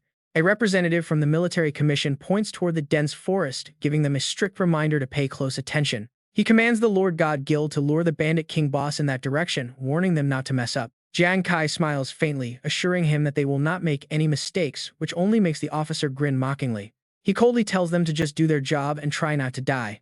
Standing behind Ruan Yu immediately mutters an angry curse. Damn it, look at his smug face. He clearly wants us to throw our lives away. Hu Yan grumpily agrees. Absolutely. But Jiang Kai remains completely unfazed, calmly telling them to just follow his lead and adapt to whatever comes their way. As the team discusses their plans, the smug officer stands on the other side coldly, giving a secret order to his subordinate. He orders Jiang Kai's team to head over there obediently, then asks if the ambushers are ready. They cannot use their own men. The military strictly bans internal fighting during the Beast Tide, and this speaker is none other than the bright guild leader Chen Xuansheng. Liu Xuan immediately plasters on a sycophantic smile, assuring the guild master that everything is fully taken care of and to rest easy. He explains he spent a massive fortune hiring secret experts to finish the job cleanly, ensuring no trace ever leads back to them. A sinister look washes over his face. He will personally oversee the ambush to make absolutely sure everything goes according to plan. Hearing this, Chen Xuansheng glares back with a cruel look, his venomous snake-like eyes locking onto Jiang Kai's face. The Xuanwu Guild was once glorious, yet they repeatedly failed against him, making them determined to ensure his total destruction this time. Night quickly falls over the Lulin Ridge. Suddenly, a bright light flashes from the other side of the mountain range. The ground violently shakes as a flood of monsters surges forward, prompting a panicked soldier to scream the order to fire. A relentless rain of bullets pours down amidst deafening roars. They must hold the line until the 5 major guilds slay the boss. Establish connection immediately. The commander frantically barks orders to the 7th squad on the left flank as the ground begins to crack. The earth splits open as a pack of golden-horned crocodildragons bursts out, sending a wave of sheer terror through the soldiers. Squad 3 is ordered to surround the beasts and hold the defensive line at all costs, while Squad 4 provides heavy fire. The bullets bounce harmlessly off its hard horns. Enraged, the golden-horned crocodildragon swings wildly, tossing the soldiers completely aside. No match for them. The panicked captain screams desperately for backup, realizing they are completely outclassed by these ferocious beasts. But it is too late. In the blink of an eye, the massive creature lunges forward and swallows the captain whole. Watching the chaos from above, Jiang Kai looks down as Hu Yan clenches her fists, cursing the beast's ridiculously tough armor. Shen Yi grits her teeth, muttering that if the commander grade 1s are this tough, the king-grade monsters will be absolute nightmares. Ruan Yu remains completely silent. However, her tense expression clearly betrays the deep anxiety she's feeling right now. Do not panic, Jiang Kai firmly urges them to stay calm and prepare to fight no matter how bad things get. They look up to facing massive horde. Honestly, the sheer dread of this moment is enough to freeze anyone solid. A king-grade monster panicked cries ring out as they realize the terrifying beast has arrived, giving them zero time to prepare. A level 120 saber-toothed Tiger King lunges forward, wiping out the entire defensive line with a single devastating strike. Innocent soldiers are crushed beneath its massive claws, while a severed arm still hangs from its blood-stained, razor-sharp fangs. Pure horror. The bloody scene leaves the entire team completely frozen, while Liu Xuan watches safely from the other side. He barks at the squad, commanding them to buy exactly 3 minutes against the beast in the forest while waiting for backup. He delivers a cold, ruthless threat, warning them that failure to complete this mission means immediate and total disbandment. 3 minutes. Ruan Yu can hardly believe her ears, questioning how they are supposed to stall such a terrifying monster. Hu Yan angrily chimed in, demanding to know who he thinks he is to suddenly make these ridiculous, unannounced demands. Liu Xuan merely clicks his tongue in disgust, reminding them of the critical situation with the beast tied right before them. If they allow this beast to breach the line, those useless failures could never hope to carry the blame. He dismisses them with utter impatience, telling them to stop arguing and focus on getting the job done instead. Left completely speechless by his arrogance, the team turns to their leader, and Shen Yi asks if they should actually comply. It is obviously a deadly trap. But wait until you see how they refuse to back down in the face of danger. Painful screams echo. As the gut-wrenching cries of dying soldiers fill the air, Jiang Kai's face darkens with a heavy resolve. Terrified soldiers desperately shout to retreat, completely unable to hold the line any longer against this devastating onslaught. No time to think. Jiang Kai leaps forward, vowing to fight as he orders the Fire God squad to initiate their attack. Multiple projectiles strike the beast, causing the saber-toothed tiger to roar in pain and turn its fury toward them. The monster pursues them relentlessly, quickly, closing the distance and locking its sights directly on Ruan Yu right now. Jiang Kai screams her name in panic just as a timely projectile strikes the beast directly in its eye. Watch out, grabbing Ruan Yu, Jiang Kai pulls her back just in time as the giant beast swipes its claws at them. Stunned by its speed, Hu Yan steps in and raises her staff, unleashing her signature defensive skill. A barrier of bright light materializes, blocking the beast's attack, as Jiang Kai urges them to keep running toward the forest. The enraged monster roars from behind, activating its terrifying Death Roar skill as a massive vortex begins to form. Take cover. As the devastating vortex sweeps toward them, Shen Yi screams a warning for everyone to brace themselves. Cursing under his breath, the wind howls. Is this its skill? The beast instantly swings a massive claw at Jiang Kai, who senses the lethal danger right away. His pupils instantly shrink in shock. Leaning away, Jiang Kai moves fast to trigger his decoy skill just in time. The saber-toothed tiger pounces with terrifying speed, locking its sights onto Jiang Kai. Within seconds, it pins him to the ground. But just as the claws dig in, Jiang Kai flashes. He suddenly teleports right back into the middle of his team. Decoy successful. Hu Yan reports with a tense face. Captain Kai, there is a forest ahead, but its vicious eyes are already locking onto us. A blood-curdling roar suddenly echoes through the trees as a massive silhouette breaks through the thick foliage. The furious saber-toothed tiger stands wild in the clearing. Up high in the canopy, Jiang Kai watches silently, studying its movements. His gaze is heavy, deep in calculation. Flashback to the night before this boss battle when Jiang Kai laid out the strategy. The final clash was close. He warned them that their target is a king-class monster, emphasizing they must avoid a direct head-on fight. During the mission, avoiding direct conflict is key. He then turned to Ruan Yu with a stern warning. Your special brew boosts your strength, but it also drives you wild. Against an overwhelming opponent, losing control is suicide. Losing control against a beast of this caliber means certain death.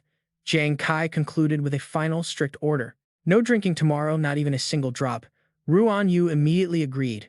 Jiang Kai then turned his attention to the next member. Hu Yan, your talents are too weak to fight a king-class beast head-on, but you are the ultimate support for this team. If any of us gets targeted, you must step in and provide cover. Finally, Jiang Kai looked over at their last member. Shen Yi, your defense is our strongest fortress. When things get rough, you and I will hold the line together. Hu Yan confidently boasts that they can leave the small stuff to Heroine Hu, while Shen Yi calmly nods in agreement. Understood, guild leader. With the team on board, Jiang Kai laid out the final phase of their tactical plan. The best-case scenario is avoiding direct combat entirely. We lure the beast into the woods, finish our objective, and get out. But this is a high-risk mission, and we have to prepare for the absolute worst. Jiang Kai's face suddenly darkens. If we cannot avoid a fight, we will have to go all out against that beast.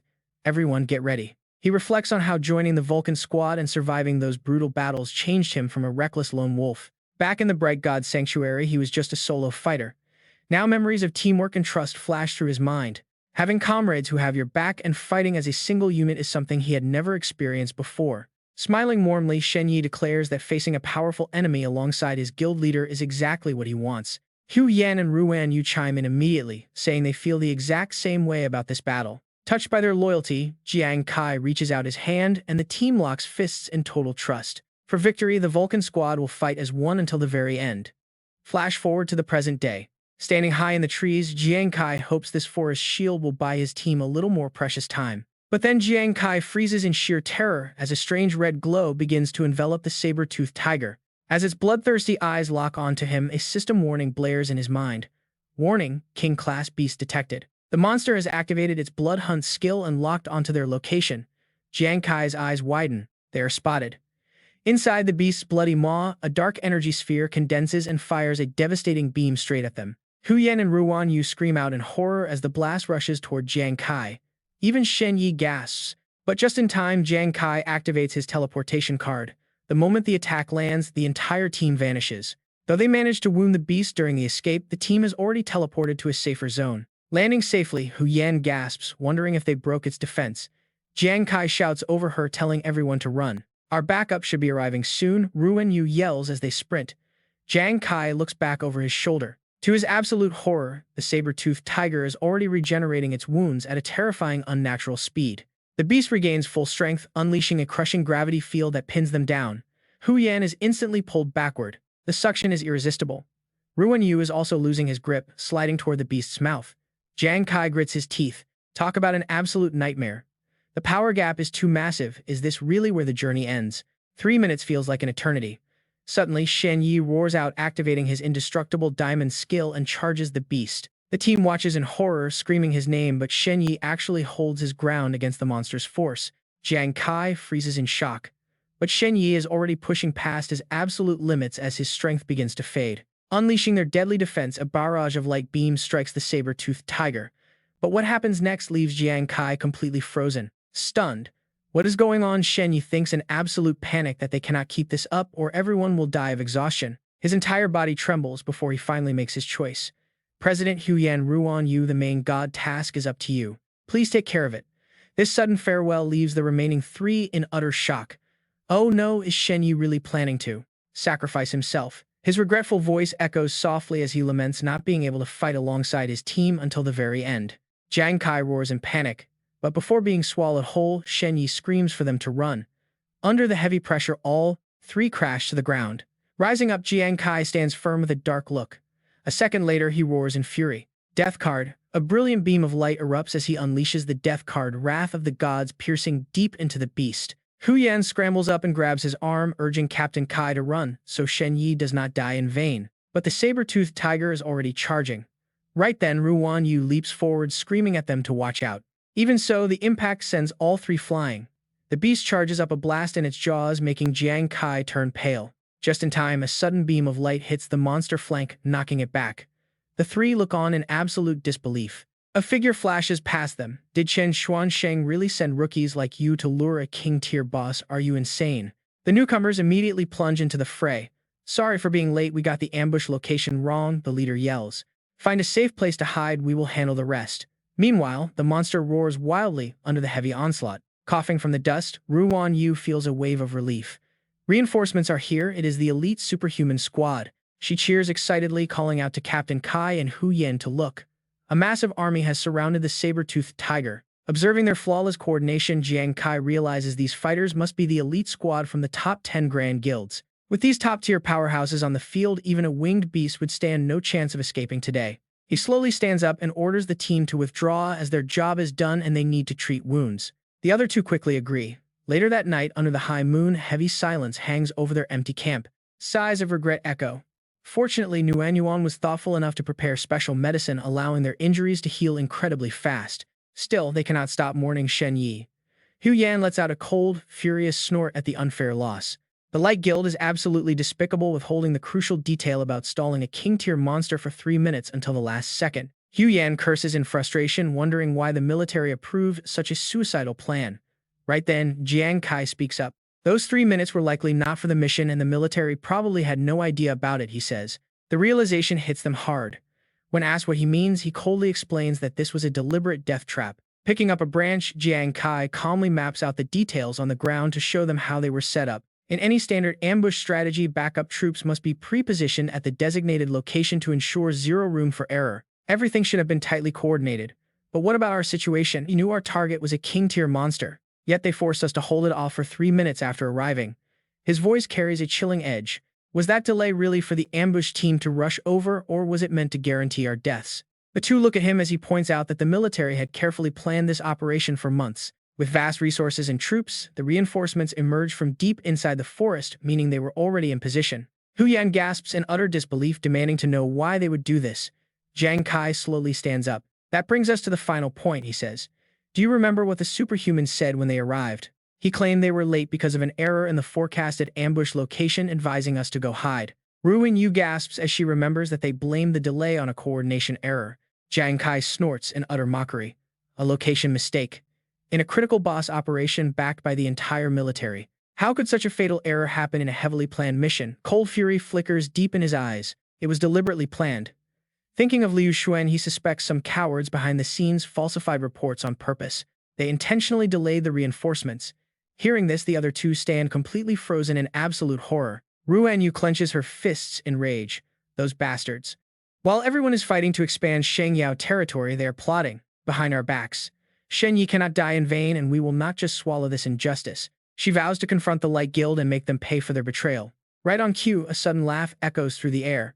Someone has been hiding here, demanding a full explanation. The three spin around in shock. Liu Xuan delivers a cold provocation, questioning if they will even survive today. Jiang Kai recognizes him instantly. Liu Xuan drops his disguise, mockingly praising the boy's incredibly sharp eyes. He admits he did not want to show his face personally, but his sinister mind had other plans. Once they are dead, he will collect their smartwatches, alter the digital logs, and write a flawless report. Murderous intent flares in his eyes. Even if they try to frame him later, it will not matter. The military will just dismiss them as rogue rabid dogs. Jiang Kai stays calm, dryly mocking his extreme shamelessness. Liu Xuan snorts, admitting he has hated Jiang Kai for a long time. But Jiang Kai fires right back. He yells at Liu Xuan for having the nerve to trigger an internal feud while everyone is fighting the boss. Liu Xuan laughs. What internal feud? He acts as if it is the most ridiculous thing he has ever heard. He warns them not to make baseless accusations. Clearly, the four of them were tragically mauled by a king-class boss. His venomous words crawl over them like a snake. The official cause of death will simply be lack of treatment. Hu Yan screams at him to cut the crap. Today, this female warrior will deliver justice and end him. Liu Xuan shamelessly roars back, ordering his soldiers to stop standing around and execute them all immediately. The soldiers rush forward. Jiang Kai leaps into action. Do they really think they can defeat him? He holds them back temporarily, but they charge right back. They mock him, saying his skills will only lead to death. Corrosive potions, dark swordsmen, and heavy bone-shattering strikes crash down all at once. Absolute chaos on the field. Without hesitation, Ruan Yu steps forward. He declares that he has never been second to anyone. Time for fine wine. Charging ahead, he throws the soldiers back while laughing like a madman. He is truly enjoying this fight. Jiang Kai cheers him on. Deadly flying daggers sweep through the enemy ranks, throwing Liu Xuan into a panic. He desperately commands his shield guards to block the incoming daggers just as Hu Yan steps up to unleash her skill. Wait for it, a phantom light suddenly floods the sky, paralyzing the soldiers with absolute terror. Countless weeping spirits claw their way out of the ground, forcing a terrified soldier to stumble backward in panic. Violet light shoots straight through him. A ghost materializes right before his eyes, catching him completely off guard. His heavy shield clatters to the dirt. Paralyzed with fear, he trembles as a spectral beast leaps forward. Another shadow beast quietly slips behind him to deliver the final blow. Horrific illusions flood his mind. The soldier shrieks in madness, begging the ghosts to leave him alone. Liu Xuan watches in utter disbelief. He recognizes the mental fear attack and commands his men to stay away from the shadows, but it is too late. Seizing the perfect opening, Jiang Kai charges straight into the fray, promising that this illusion will be their grave. He blurs through the battlefield, leaving a trail of explosions while Ruan Yu happily steps up to join the fun. Ruan Yu jokes about all the gorgeous fairies joining the fight, prompting highly disgusted curses from two enemy soldiers. They vow to kill the shameless fat man, but a green glint flashes in Ruan Yu's eyes as he swings. He easily flings them back. Suddenly, two fierce waves of sword energy rip through the air toward the remaining soldiers. The targets explode before they can even react. Ruan Yu drunkenly mutters, asking who wants to fight him next. Jiang Kai watches with keen interest, recalling Ruan Yu's words about unlocking special abilities upon entering the true self state. This sword energy is clearly one of those rare powers, and the enemy team is definitely taking notice. Panic spreads as they witness the raw power. Suddenly, Hu Yan stands at the epicenter and summons lightning. Heavenly thunder rumbles violently. Liu Xuan shouts in disbelief, questioning how she could possibly summon such a tribulation. His ally stares in terror, wondering if Hu Yan is actually a hidden powerhouse. He stands there completely paralyzed. Hu Yan smirked, mocking them.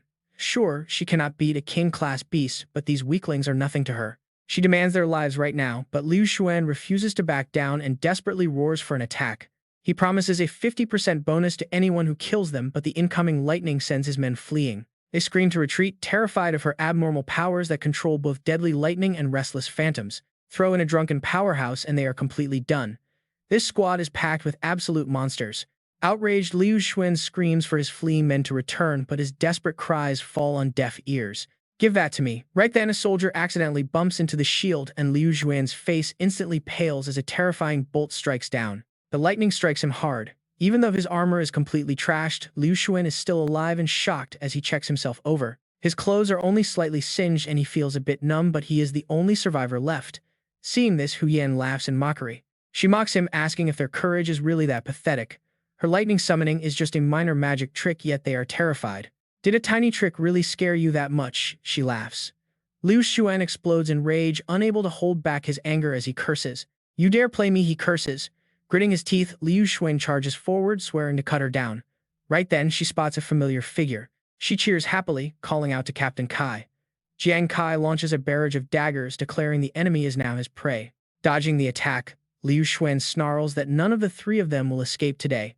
Meanwhile, Jiang Kai looks on slightly surprised. In a flash, Liu Xuan closes the distance to strike. Before the spear can pierce him, Jiang Kai agilely dodges out of the way. Watching the fight, Hu Yan snorts in disgust, calling Liu Xuan a shameless, boastful loudmouth who refuses to leave Captain Kai alone. He relentlessly pressures Captain Kai, leaving him no room to breathe. Standing right beside her, Ruan Yu nods in complete agreement. Meanwhile, Jiang Kai secretly calculates the stats. Normally, even agility-focused classes under level 60 with various buffs can barely surpass 1000 agility. Activating his ghost eye focus, he sees this guy has just passed level 60, pushing his agility well over 1000. Jiang Kai can't help but wonder if this is the overwhelming suppression of a promoted class. Suddenly, Liu Xuan roars in triumph, boasting that no one under level 60 has ever walked away alive from his spear. Die meteor strike, gritting his teeth. Liu Xuan unleashes his ultimate. Too slow. Jiang Kai mutters, easily activating his heavenly camouflage. He completely evades the strike. Seeing his spear hit nothing but thin air, Liu Xuan looks on in absolute shock. Now Jiang Kai stands right behind his enemy, aiming for a swift victory.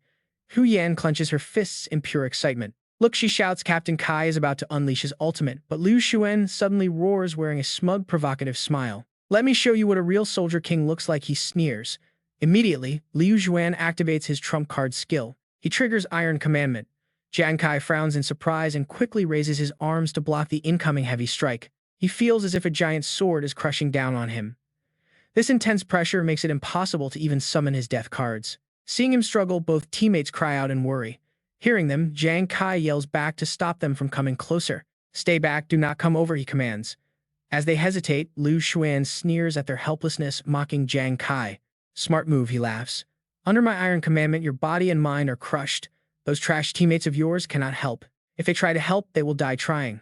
Liu Xuan speaks with smug pity, declaring that Jiang Kai's luck ends here. Your luck has finally run out, he mocks, raising his weapon to deliver a final fatal strike to end things.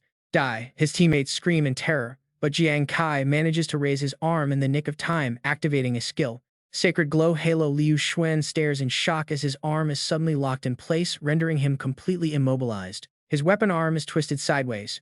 What is this garbage? Liu Xuan curses, finding his entire body completely frozen in place. He is totally paralyzed. Hu Yan cheers in excitement, pointing out that the bad guy can no longer move his weapon. Ruan Yu happily chimes in, identifying it as Captain Kai's Sacred Glow Halo, but Liu Xuan suddenly raises his other hand. Do not think you are the only one with divine artifacts, he roars, summoning his own hidden trump card. Divine Might Gem. Activate. The Sacred Glow Halo is instantly shattered by the shockwave, causing Hu Yan's face to pale. Oh no, she worries. Captain Kai's Sacred Glow Halo hasn't been refined with the tears of God, so it is too weak to resist. Ruan Yu calls out in sheer terror. At that exact moment, the glowing chains binding Liu Xuan's body shatter into pieces. Free from the restraint, Liu Xuan laughs like a maniac, boasting about the absolute power of a Tier 6 soldier king. You are dead meat, he screams, thrusting his spear straight into Jiang Kai's chest with absolute intent to kill. His terrified teammates scream in absolute despair.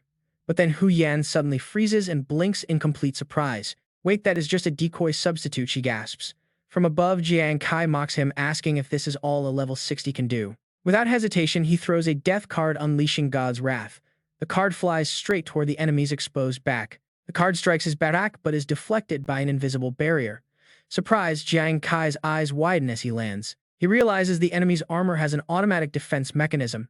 Only then does Liu Xuan notice the attack behind his back. Damn it, you damaged my top-grade armor, Liu Xuan rages. He turns around mockingly saying he recognizes that special card. You used it to kill that fool Vizus in the qualifiers, right, he mocks. But Jiang Kai remains completely silent. That instantly enrages Liu Xuan. He sneers that even Jiang Kai's final trump card is locked down, leaving him completely cornered. He demands Jiang Kai kneel and accept death. Jiang Kai just scoffs, a complete joke. Fuming with rage, Jiang Kai activates his barrier, letting the divine gemstone protect him. Suddenly, his body feels crushed. Under crushing pressure, he struggles. Liu Xuan charges forward, mocking his weak, throwing daggers as completely useless. He vows this next strike will bury Jiang Kai forever. Prepare yourself because things are about to get absolutely wild. Someone yells a warning. Right then, a deadly card emerges from behind the flying dagger. Catching his enemy off guard, the death card closes in. The card sinks deep into Liu Xuan's back. The death card flies back to Jiang Kai. Liu Xuan gasps in disbelief. Absolutely impossible. He screams that it is impossible to have hidden a second death card. Jiang Kai just laughs mockingly. The game ends here. With a bitter scream, Liu Xuan vanishes. Only a pocket watch remains. Jiang Kai quickly catches it before collapsing. The other two rush to their captain. An hour later, Jiang Kai slowly opens his eyes. Yuan Yu lets out a huge sigh of relief. Hu Yan leans in. That enemy spear almost pierced right through their captain's heart. Thankfully, Shang Nuanuan's medicine saved him. Hu Yan managed some quick first aid. Jiang Kai quietly thanks them, but then a thought suddenly hits him. He quickly asks if they retrieved that pocket watch. Hu Yan reassures him, saying he and Yuan Yu knew how important it was, so they kept it safe. Jiang Kai urgently asks if they checked its contents yet. Hu Yan nods, explaining there are several logs inside. The records prove Liu Xuan and Chen Xuansheng secretly hired assassins to launch 3 separate ambushes. Their current attack was just part of the first scheme. Jiang Kai looks over curious about the rest. Hu Yan scoffs with pure disgust, admitting that even thinking about their dirty schemes makes him incredibly angry. He angrily explains the details. If the team failed, the culprits planned to fake heavy casualties and blame them. They would frame the survivors. But if the mission succeeded, they had an even nastier plan. If their captain survived, they would question his abilities to the military, pressuring them to withdraw his protection. Jiang Kai lets out a cold, mocking laugh. It seems these schemers will never stop until he is dead. But now that the evidence is in his hands, let's see who gets the last laugh. Yuan Yu smiles triumphantly. She suggests handing the proof over to the military so they can completely wipe out this corrupt Blight alliance. Hu Yan eagerly agrees. However, Jiang Kai declines, telling them there is no rush. The two stop and stare. Without explaining further, he just urges them to return to camp first to assess the ongoing battle. Meanwhile, back at the military camp, heavy artillery bombardment rains down and agonizing screams echo through the thick smoke. Radio chatter blares out with urgent calls for the 4th Squad to assist with incoming wounded soldiers who need backup. One injured soldier screams about his leg. Medics frantically try to comfort him. Hu Yan gasps. Even with the military sending extra reinforcements to hold off this massive beast tide, the casualties are still severe. He sighs, noting how everyone always says land reclamation is getting harder, though he never truly understood it. Actually experiencing this nightmare firsthand finally makes those warnings feel real. Hearing this, Jiang Kai stands up. He quietly reminds them that over the past few decades, Shangyao has reclaimed 98,000 square kilometers of land. Every single inch of that earth is soaked in blood. Harvesting demon crystals is vital. It is essential for the survival of Blue Star. Now, with extraction becoming harder, threats from beast gods keep mounting. Their remaining time is running incredibly thin. Finished speaking, he lowers his head in somber silence. By next day, calm returns. Quiet has restored to the base, and Jiang Kai is focused on changing his bandages when Yuan Yu suddenly bursts inside. She shouts with excitement that they won. Shangyao secured victory after the military and 10 major guilds teamed up. They successfully took down the regional boss. Hearing the amazing news, Jiang Kai smiles. He asks about Nguyen Yuan and Yuan Zhu. Hu Yan winks playfully, teasing that he totally knew he would ask. He already gathered all the information on their status. Both of their squads made it out safe, and their outstanding performance earned them an upcoming military commendation. He excitedly asks if they should plan a grand celebratory party. Hearing that, Captain Kai's eyes light up with interest. He praises their hard work, noting that Shen Yi secured a safe passage and might rejoin their squad soon. Ruan Yu scratches her head sheepishly. Since the death toll from this battle is incredibly high, they need to prevent further casualties. Other monsters might ambush them, so the quarantine zone remains under complete lockdown. Jiang Kai nods as he slips his shirt back on. He agrees that returning to the Lord God Guild right now is impossible. She understands, knowing the military is prioritizing everyone's safety. Then she suddenly remembers something. Since the boss fight is officially over, she wonders when they should hand over Liu Xuan's items, or maybe he has other plans for them. Right at that moment, an angry voice suddenly calls out from outside the camp. They want Jiang Kai to come out. Puzzled, he parts the tent curtain. Ruan Yu quickly cowers, warning him that Chen Xuansheng is here. He has brought quite a crowd with him. Hu Yan clenches his fists in anger, wondering how that hypocrite dares to show his face. He wants to settle the score right now. But Jiang Kai remains perfectly calm, telling him to stay cool with a knowing smile. This is actually the perfect chance for him to meet the man himself. Soon they face off at the edge of the forest. He asks directly, questioning what urgent matter brought the guild leader and his massive army here. Xuansheng snaps back instantly. He demands that Jiang Kai cut the crap and hand over the items. Jiang Kai just plays dumb, asking what items he means. Furious, the guild leader tells him to stop playing games and hand over Commander Liu Xuan's watch. Jiang Kai's eyes turn sharp. He asks why the guild leader is demanding the watch from him instead of Liu Xuan. It seems he already knew about the ambush. His face darkens as he spits out a heavy threat. He tells Jiang Kai to drop the act and stop playing these cheap games. Holding onto the watch instead of handing it in immediately suggests he is waiting to negotiate. But he will not be blackmailed. He warns that he is not easily intimidated, advising Jiang Kai to do the smart thing and give him the watch right now. While Jiang Kai might have strong backers, his teammates are not so lucky. He wonders if their support is just as solid. In response, Jiang Kai dares him with a cold, piercing glare, challenging him to try taking one step against his crew. The guild leader scoffs. If the watch is handed over, he promises to let everything go and pretend nothing ever happened. Jiang Kai responds with a mockingly quiet laugh, which instantly infuriates Xuansheng, who demands to know what is so funny. They dared to ambush him during a literal monster tide, and now they act like they are doing him a massive favor. He calls Chen Xuansheng the most shameless man he has ever met. His words drip with icy, venomous sarcasm. Once the military receives the watch, he doubts if Xuansheng will be able to protect his prestigious God of War title. The guild leader is left absolutely speechless with rage. He internally curses, realizing this brat is a complete nightmare to handle. Letting this conflict drag on will only end in disaster for both sides. He is much tougher than he initially expected.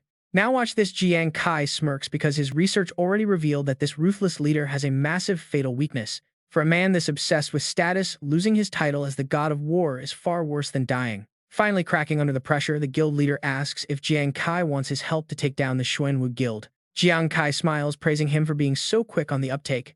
He knew exactly who was pulling the strings behind everything. The Guangming guild was merely a puppet following orders. Handing over the watch might punish them, but it would not touch Xuanwu. Without rock-solid proof, the mastermind and the He clan would remain completely untouched.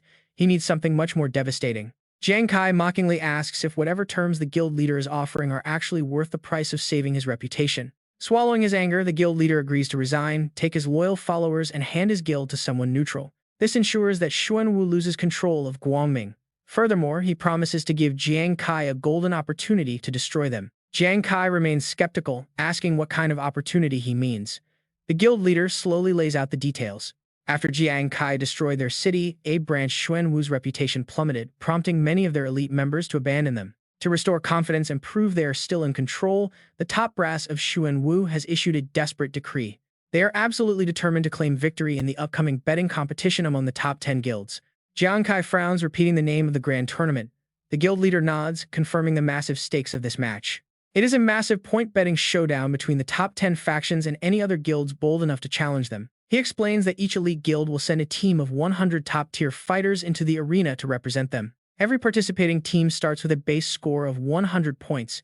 Xuansheng calmly breaks down the core rules. If a challenger manages to stay inside the ring for the required duration, they steal points from the defending champion. Meanwhile, the defending guilds must wager their own points to match the challenge, setting up massive high-stakes rewards. He summarizes that if the challenger fails, all those points go straight to the elite defending guilds instead.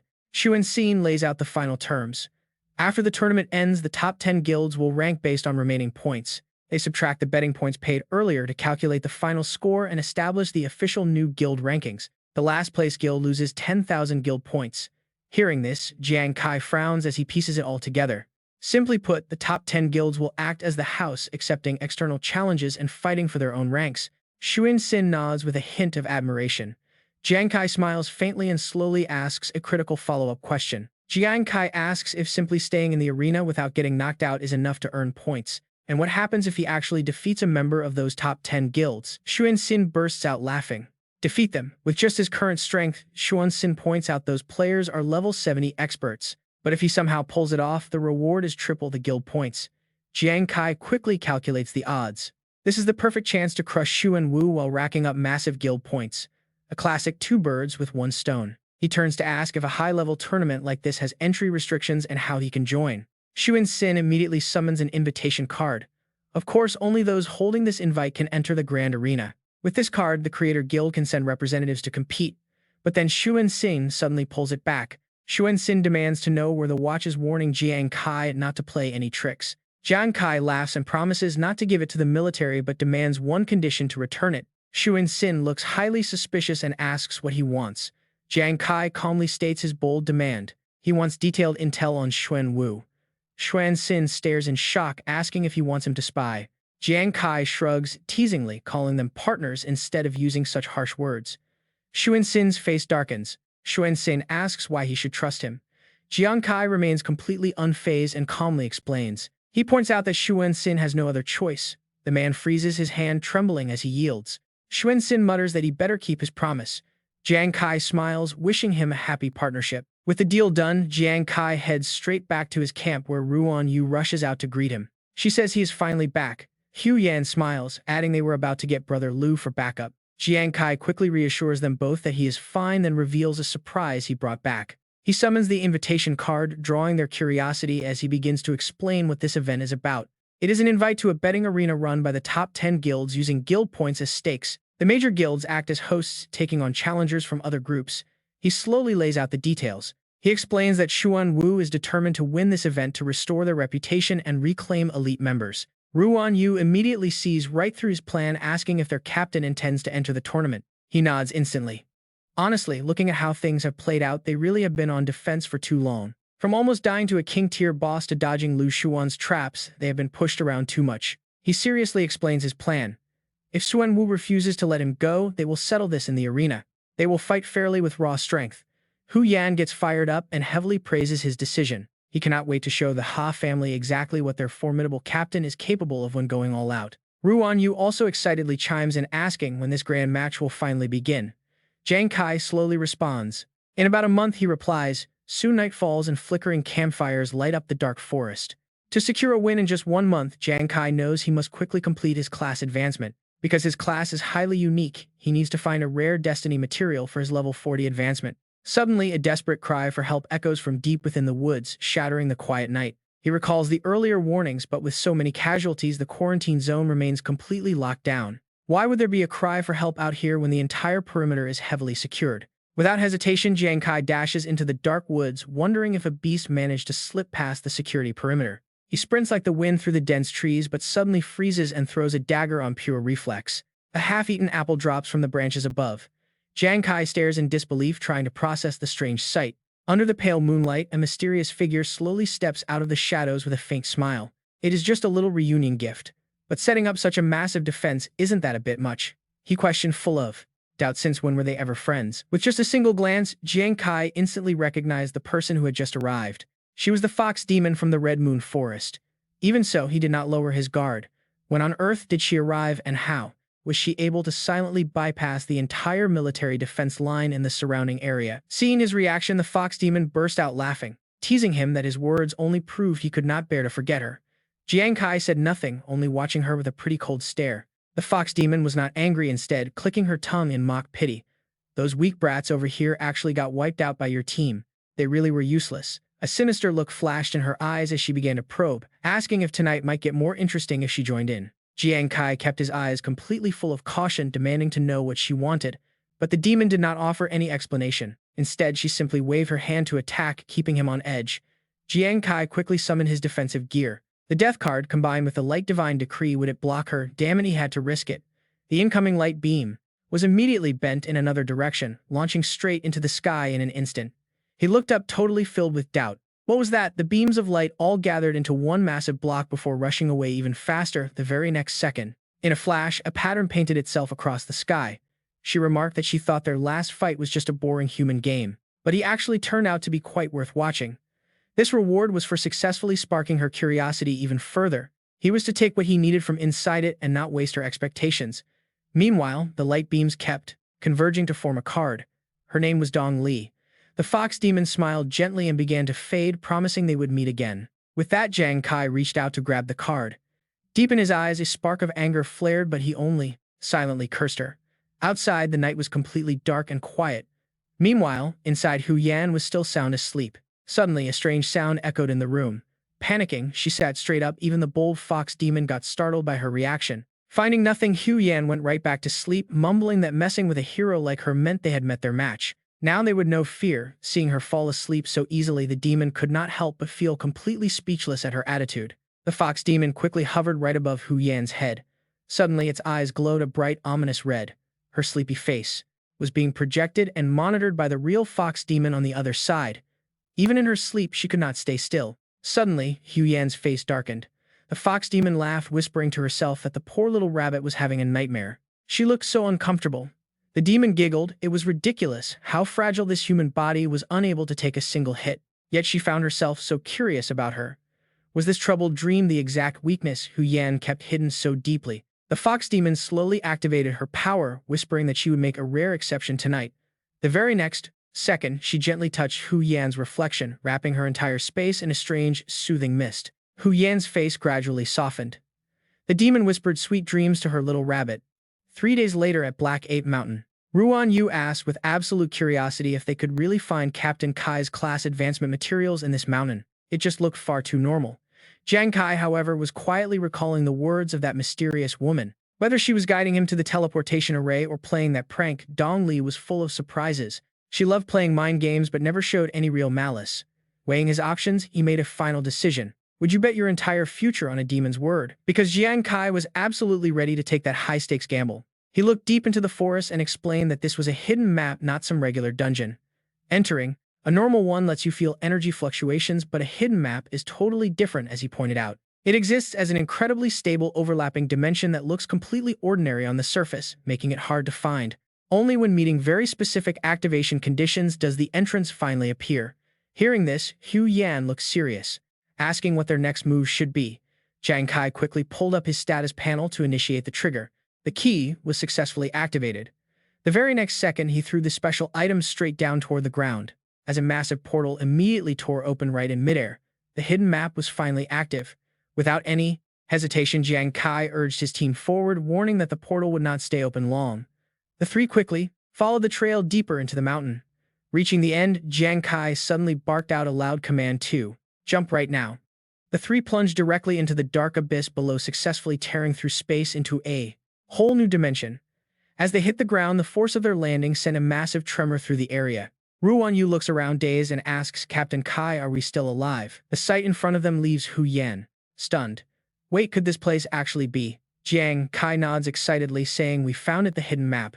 The system suddenly pops up a notification. "Congratulations on discovering the hidden map of Xianzong Valley." The three quickly move deeper into the dense woods. What kind of beasts are lurking in this thick forest? Suddenly, Hu Yan gasps in terror and points, "Look, something is moving over there." The other two instantly raise their guard as something in the bushes rustles and a wild beast charges right at them. Jiang Kai reacts instantly, leaping forward to shield them with his skill, soul-chasing fire. The strike forces the beast to halt, but a strange shield blocks his attack completely without issue. Jiang Kai is totally caught off guard. What? The other two cannot believe their eyes either. No way did it just use origin energy. That is absolutely insane. Right now, Jiang Kai is feeling incredibly uneasy about this entire fight. How is this even possible, and what tier of beast could master origin energy? Suddenly, the screen on his hand flashes brightly as the wild beast charges at them once again.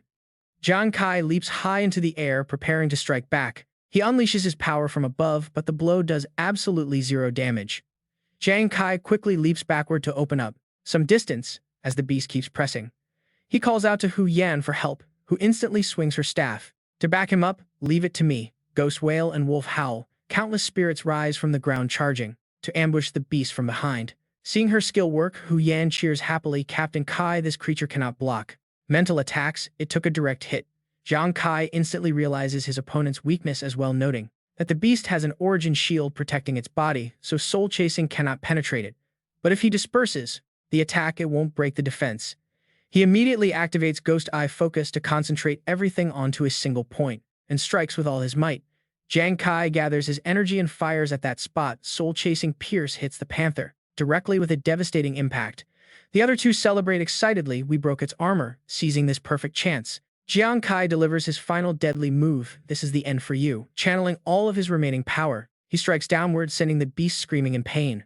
Right then, the system pops up with a notification, congratulating them on defeating a level 65 Dark Shadow Panther, yielding its body and one primary Panther essence. A warning message also pops up: experience points are full, so they must level up their class immediately to keep growing. Jiang Kai reaches out to collect the spiritual beast. His teammates quickly gather around to inspect the newly dropped loot. They have seen plenty of corpse cards, but this panther actually dropped a rare essence crystal. Look inside, it is shining brightly. Jiang Kai is also thrilled. A level 65 Dark Shadow Panther. This hidden map is truly bizarre to drop such essence. He suddenly turns and asks Hu Yan if she brought an appraisal card. She quickly hands it over to him. As she hands it over, a soft blue light glows in the air as the system displays the item details. The primary Panther essence directly grants 5,000 experience points, but there is an interesting twist to this item. If you fuse two primary essences together, you will receive a higher purity crystal that yields far more experience. Since this item cannot exist independently for long or fuse with the body, its energy evaporates quickly at lower purity. You need to consume it as fast as possible. Reading this, Hu Yan and Ruan Yu are left completely bewildered by the system description. Panther Essence not only boosts experience points, but it can actually be upgraded through fusion. Yes, this is the very first time they have ever heard of such a miraculous item existing in this world. But something gets Ruan Yu thinking: if primary essence cannot fuse with the body, does that mean high-tier ones can? And what does body fusion actually do? Then Ruan Yu can only shrug, completely clueless about the answer. Jiang Kai can only hope for the best. Though they lack clues on the materials for his class promotion, this Panther Essence might bring other unexpected gains, but he has to make a decision right now, since the item has a time limit. Let's consume it first, and they can find the answers themselves later. With that decided, the trio heads deeper into the forest to hunt down a larger pack of panthers. Fighting groups will maximize their efficiency. Right now, a whole pack of Black Panthers is waiting for them, but Jiang Kai spots them first. They instantly raise their guard. It is a group of 5 Dark Shadow Panthers. He quickly explains their weakness to his teammates. The core of their defense is the Origin Shield, and although their shield is not that strong, they must focus all attacks on a single point to break it. Jiang Kai immediately starts handing out orders, telling Hu Yan to use her Ghost Whale to slow down the target and create an opening. He directs Ruan Yu to guard Hu Yan. The two nod, instantly ready for action as they prepare to engage. Jiang Kai gets into his own fighting stance. Time to battle, he thinks. Right away, Hu Yan summons her ghosts. The shadowy ghouls rush forward, completely surrounding the fast-moving Black Panthers. Seeing the perfect setup, Hu Yan feels a surge of hope. She cheers, thinking she successfully locked the beasts down. But the Panthers break free almost immediately, catching them completely off guard. Terrified, she shouts that her fierce skill has failed, but Jiang Kai steps in just in the nick of time. His swift strike temporarily freezes the beasts in place, and he quickly shouts out new orders to his teammates. He tells Hu Yan to focus and double her attacks while Ruan Yu protects her, but one beast manages to slip past.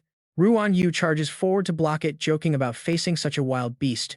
Come on, try and take a bite. He holds his ground. Fortunately, his heavy shield is sturdy enough to withstand those razor-sharp teeth. Hu Yan recovers quickly. She declares the warm-up is over and unleashes her next skill, commanding the specters to make the monsters tremble. The rising spirits relentlessly strike the panthers, giving Jiang Kai the perfect opening to activate his focused demon eye. Combining it with his gambler's skill, he declares the hunt is on.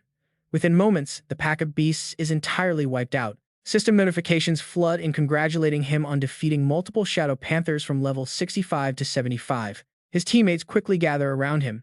Staring at the massive pile of loot in his hands, Jiang Kai gets excited. He explains that these materials can be fused for an upgrade, but they currently lack the proper device to do so. That's when Ruan Yu chimes in with a sudden idea, suggesting they might be able to use a makeshift item. He pulls out a large container, explaining he bought a fusion device on a whim while shopping for winemaking gear. He proposes testing it with just 2 cores first. Jiang Kai pauses, carefully analyzing the shared energy levels of the items. Since the system does not limit the quantity, he makes a bold decision to gamble big and fuse them all. He dumps every single essence core inside the jar. Moments later, a bright crimson glow completely floods the entire cavern. As the process completes, a massive shockwave of pure energy erupts from the container with a deafening roar. The thunderous sound echoes through the area, and the group cheers in absolute excitement that the fusion actually worked. Jiang Kai steps forward to retrieve his newly upgraded loot, but his eyes widen as he inspects the item description. The system panel pops up displaying the details of the advanced Panther Soul essence created through this artificial fusion.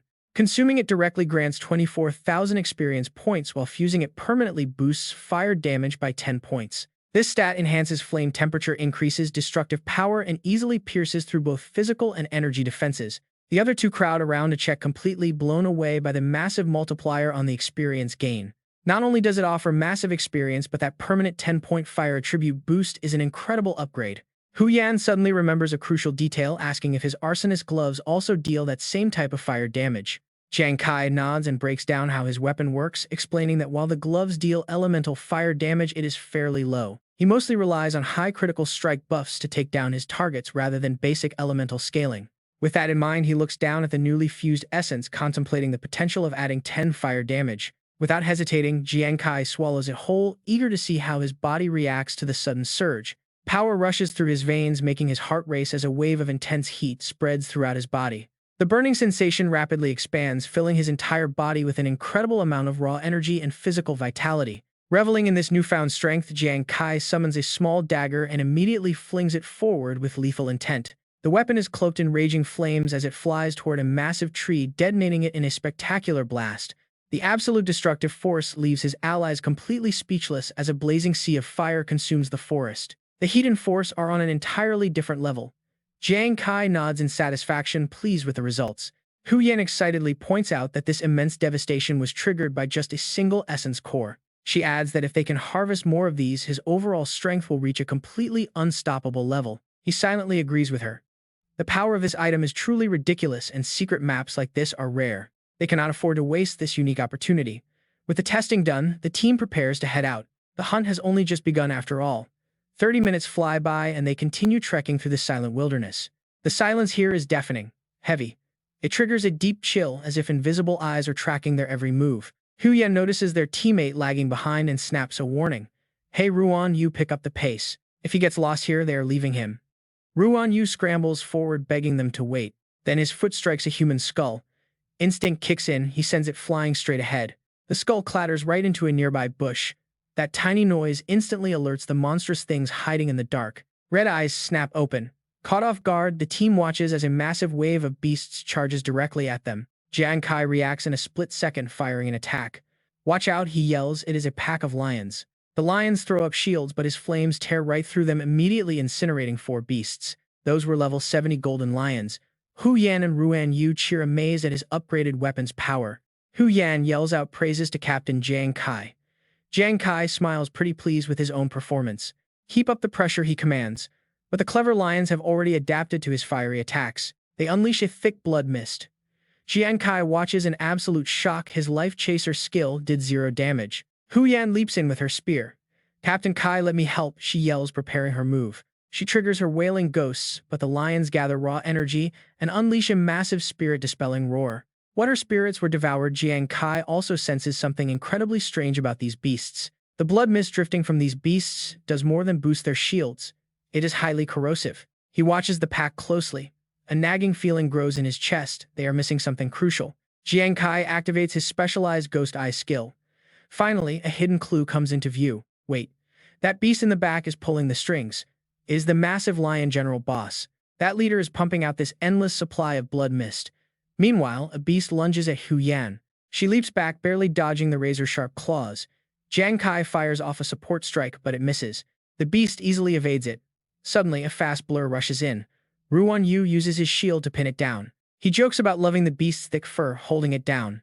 But the others are already moving. They swarm toward Jiang Kai, surrounding him completely. The sheer numbers are starting to look overwhelming. If this drags on and their energy runs empty, they are dead. He needs a plan fast. He shouts over the chaos. Hu Yan, can you hold them off? I need to target the boss. With the team relying on her full support, Hu Yan immediately acknowledges and prepares to move. He leaps high into the air, activating his gambler's time skill. To defeat a pack, kill the king. His blade flies directly at the lion general. Blazing fire erupts, scoring a heavy hit. Seeing the attack work, Jiang Kai shouts with joy. But they are not done. Hu Yan is next. Hu Yan gathers her remaining energy, channeling everything into a final blow to turn them into ashes. Roaring thunder and ghostly wails fill the sky. A split second later, lightning crashes down on the pack. Hit by this brutal combo, the lions are left heavily weakened. But Jiang Kai remains on high alert. Their crowd control worked, but stronger targets break free faster. Finishing them with basic skills will take too long. Relying on his normal attacks just won't cut it. It is time for his ultimate trump card. Activating the fire-tempered Divine Order of Light, Jiang Kai launches a card radiating with terrifying magical energy. The projectile shoots forward like lightning, piercing straight through the lion monsters and lighting up the battlefield. Watching the absolute carnage, Hu Yan gasps in shock. The monsters are taking massive consecutive critical hits. The lions howl in pure agony before the entire battlefield erupts into a sea of flames. The system flashes. A-Alert congratulates them for slaying 4 level 72 golden lion beasts. Hu Yan sighs in relief. His divine light command shattered their shields completely, but a split second later her face pales with terror. She screams a warning for Captain Kai to run. Jiang Kai reacts, realizing one beast is attempting a suicide strike. It wants to take him down with it. Right at the last second, a figure suddenly leaps in. Ruan Yu yells out in excitement, raising his blade high as he prepares to deliver a finishing strike. He loves the sheer excitement of this fight. But just as his blade descends, the beast raises its shield. Luckily, Ruan Yu's sword remains completely undamaged. Only now does Hu Yan catch on to her teammates' plan. A great opportunity. The sword energy boosts the flames, wearing down the lion monster's origin force shield. Jiang Kai stands shocked as well. He quickly leaps forward to give Ruan Yu a helping hand. Gathering his massive energy, Jiang Kai confidently declares, "You fool, your showtime ends right here." He then unleashes his ultimate trump card, calling forth the Holy Light. Command for his second strike, letting a terrifying beam of holy energy descend from above. Instantly, the lion beasts are completely wiped out. Congratulations, you successfully killed the level 85 golden-haired lion, earning its 14 beast corpse card, along with its 14 essence. Hu Yan still cannot believe her eyes. An instant kill. Meanwhile, Ruan Yu is rushing to the monster's body in absolute despair, crying out for his lost beauty. 30 minutes later, he is vomiting non-stop. Turns out after sobering up, he remembers passionately kissing the lion. Hu Yan sighs helplessly, asking who told him to be so deeply in love with it. Neither Leader Kai nor I could stop you. Suddenly, a loud noise draws their attention. Staring at the glowing crystal in front of them, Jiang Kai announces that the fusion is complete. He cannot help but wonder about its unique functions. Is this really the fusion of a general and an elite monster's essence? I wonder how powerful it actually is. The other two quickly join Jiang Kai. Seeing them, the captain asks if everyone has fully recovered, noting they arrived just in time. He then asks Hu Yan to help him inspect this newly fused lion spirit essence card. Hu Yan immediately agrees. No problem. The item's details quickly pop up on the screen. Premium lion spirit essence containing the energy of the golden-haired lion monster, obtained via artificial fusion. Direct use grants 135,000 experience points and can be fused physically to increase origin force by 10 points. Reading this, she gasps in surprise. What? Origin force for a martial apprentice? Seeing her reaction, Ruan Yu explains that origin force is a martial apprentice's signature power. In fact, they rely on origin force attacks to secure a spot among the top 10 global classes. At this point, he sighs, saying it is a pity Zhu Zi is not here, otherwise this premium essence would suit him best. The two then urge Jiang Kai to consume it, unsure how long this essence can last, telling Captain Kai to eat it quickly. His class is always highly unconventional, so maybe it could yield some incredible surprise. He quietly studies the item. His previous burst of origin force relied on the control of the Wheel of Destiny, but that was just a random fluke. Ultimately, with his current class skills, there is no way he can unleash another origin force attack. Realizing this, Jiang Kai suddenly has an epiphany. Seeing his strange expression, Hu Yan asks in curiosity why he is not eating it. Since it is a premium item, wasting it would be a massive shame. Ruan Yu chimes in, agreeing that Captain Kai should take it and asking what is holding him back. After a long pause, Jiang Kai admits this premium essence must not be wasted, but he is not the right person for it. This makes Hu Yan even more curious. If not him, then who? Jiang Kai shifts his gaze back, proudly declaring it belongs to Ruan Yu. Shocked at hearing his name, Ruan Yu stammers in disbelief while Kai explains his reasoning. He noticed that Ruan Yu's sword energy did more than just boost the flames of the Holy Light command to weaken the lion's origin shield. It also seemed to quietly resonate on some level with that very shield. Both of them are completely stunned. Even though sword energy is usually not as strong as origin force, typically only powers sharing the exact same source can resonate. Jiang Kai goes on to deliver his final conclusion: because of this sword energy might actually be a form of origin force. Hearing this bold theory, everyone looks utterly shocked. Hu Yan excitedly turns to tease him, saying if Captain Kai is right, then Ruan Yu's sword power is about to undergo a massive qualitative leap. His drunkard class might just become completely overpowered after this.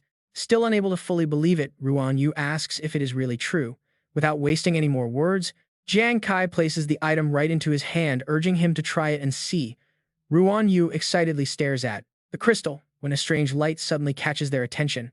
They point out a bright glow nearby, prompting Jiang Kai to order an immediate investigation. And wow, right before them is a glowing golden chest that gets everyone totally hyped. This chest was guarded by the lion Pride. They quickly pop it open, revealing a glowing, magnificent item inside. It is the sacred crest of unyieldingness, which provides a layer of energy defense highly effective against physical attacks, while granting immunity to critical hits and piercing damage. The defense has durability, and once it is fully depleted, the barrier vanishes, though maximum durability increases with every level up. After reading the stats, Jiang Kai grins. His innate skills lean toward agility and spirit, making this unyielding holy glow perfect. It boosts his constitution and strength, covering his defensive flaws. Ruan Yu quickly chimes in with congratulations. That is awesome. But suddenly another voice catches their attention as Hu Yan stares intently at a scroll.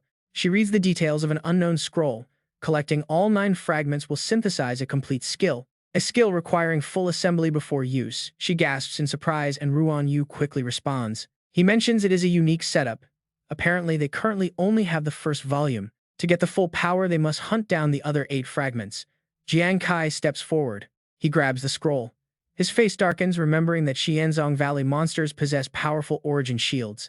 With such dominant defenses around a skill requiring 9 full pieces to assemble must be absolutely massive. Holding it with care, he knows its power is no joke. He enthusiastically rallies his team. These beasts are a total goldmine. He suggests wiping them all out before leaving, which the others support. Plan set. The trio ventures deeper into the forest, where a pack of ferocious armored bears suddenly charges. Jiang Kai does not hesitate. He steps forward to shield his team as they yell to leave it to him. His badge flashes brightly. A solid protective barrier erects the exact second the beast lunged in. Seizing the opening, Jiang Kai launches a searing fire counterattack. The targets incinerate instantly. Way too easy. The system congratulates him on defeating the level 83 mountain armored bears. Night falls. Endless waves of beasts keep coming, prompting Hu Yan to summon her spectral minions. They tear through enemy lines with insane speed. Once cleared, she reports the zone is fully secure. Field cleared. She tags Ruan Yu in, who smirks and immediately unleashes his hidden energy. Charging ahead with sheer excitement, Ruan Yu yells at the beasts to back off. Tonight they belong to him. He swings his blade with brutal force, unleashing a wild spirit beast to shred his targets. In a flash, his beautiful sword strikes finish the job, leaving Hu Yan highly impressed. She remarks that Ruan Yu is fully unlocking his drunkard class potential, while Jiang Kai continues hunting. One blow. Jiang Kai triggers a massive explosion, and honestly, things only get crazier over the next 2 weeks. A gambler, a drunkard, and a fortune teller. The team moves through Xiansong Valley, leaving only destruction. Raging flames, deadly spirits. Wild sword strikes. They completely disrupt the food chain, turning hunters into prey. From elite monsters to valley bosses, they teach every beast true despair, rewriting the laws of the land. Dominance established. Over the next 2 weeks, Jiang Kai continues to collect powerful high-grade loot. The system identifies the item as refined tiger spirit essence containing the raw power of the white tiger. Consuming it directly grants 200,000 experience points, or it can be fused to boost wind stats. It adds 15 points to wind damage. Reading this, Hu Yan happily exclaims at the massive buffs. No hesitation. Jiang Kai immediately hands it over to her, and she holds it with deep gratitude. Power up. She is thrilled that it is finally her turn, while Jiang Kai calculates his next moves. Different beast species yield unique experience points and soul attributes. Progress is highly customized. His own fire damage has reached 40 points. Now he reviews the growth of his comrades. Ruan Yu's sword chi is at 30 points, and Hu Yan's wind damage has hit 30. Almost there. They have successfully secured 8 of the mysterious skill fragments, with only 1 remaining. Once they find it, they can synthesize the ultimate skill. Jiang Kai is incredibly eager. Maxed out. Their experience bars are completely full, waiting only for class transfer items to ascend. Suddenly, he senses something off and whips his head around, catching a brief movement. A shadow. Deep in the distance, a dark figure flickers before vanishing, putting him on high alert. Was it an illusion? A few days later, he leans on a tree to guard the camp. The others are fast asleep. Suddenly, Hu Yan groggily wakes up and asks if she slept too long. She urges him to rest and let her take over, but Jiang Kai just smiles and declines. Sleep. He promises to wake her when he gets tired and she obediently nods off. He smiles and nods, promising to wake her up if anything happens. But right then, that dark shadow appears yet again. Jiang Kai gasps, shouting that it is that thing again. He instantly rushes over to wake the other two. He yells for Hu Yan to wake up because the shadow is back, telling her to rouse Ruan Yu. Sleepily, she mumbles about the dark shadow. Realization hits, and she instantly bolts upright. It is indeed the mysterious moonlit shadow that Captain Jiang Kai warned them about. Jiang Kai does not hesitate. He takes off to pursue the figure, telling the other two to stay on high alert. Hu Yan calls out, telling Captain Jiang Kai to be careful. Seeing him give chase, the dark shadow bolts like a flash. Jiang Kai pushes his speed to the absolute limit. This time, he is determined not to let the intruder escape. 15 minutes later, on the mountain peak, he activates his focus eye to search the area, determined to find what is playing games. But after a moment, he completely loses the trail. Damn it. Did he actually let the creepy bastard get away? Just as he loses hope, something catches his attention. Standing right before him is a brilliantly glowing, dazzling sword. He approaches the weapon, wondering why such a high-tier blade would suddenly appear out of nowhere in Fairy Trace Valley. Gritting his teeth, he uses all his strength to yank the sword out of the ground. It comes loose, but unfortunately, the sword is incomplete. It is broken. Staring at the shattered blade in his hand, he cannot help but wonder about its origin. Right then, the system screen pops up to show its details. It is the Sacred Arbiter, a weapon that fought alongside its master for years. Though currently broken, the weapon still preserves its past memories, along with a deep burning hatred toward all monsters. Thanks to this passive, lingering hatred when facing enemies of King-tier boss rank or higher, the sword automatically awakens its ancient memories. It will unleash an autonomous attack on its own, with its destructive power scaling directly with its master's current strength. Jiang Kai is utterly blown away after reading this. A unique grade divine weapon that can actually attack on its own. Plus, the minimum requirement to trigger this effect is facing a king-tier boss. His expression quickly turns serious. Anything higher than a king-tier boss would be map bosses or dungeon guardians. This makes him deeply curious. Just how powerful was this sword's previous owner? Suddenly, the weapon in his hand begins to vibrate violently. It rips itself right out of Jiang Kai's grip, flying forward and plunging deep into the rocky ground once again. Suddenly, a terrifying aura erupts from the blade. In a single flash, that familiar dark shadow materializes once more. Jiang Kai gasps as the truth finally hits him. The Sacred Arbiter itself is the true identity of this shadow. The dark figure points the sharp blade straight at his chest. Jiang Kai asks what this means, warning himself to stay alert. He warns himself not to make any rash moves. The sword glows again, and the shadow extends its hand in a quiet gesture. Jiang Kai finally understands. The entity wants to duel.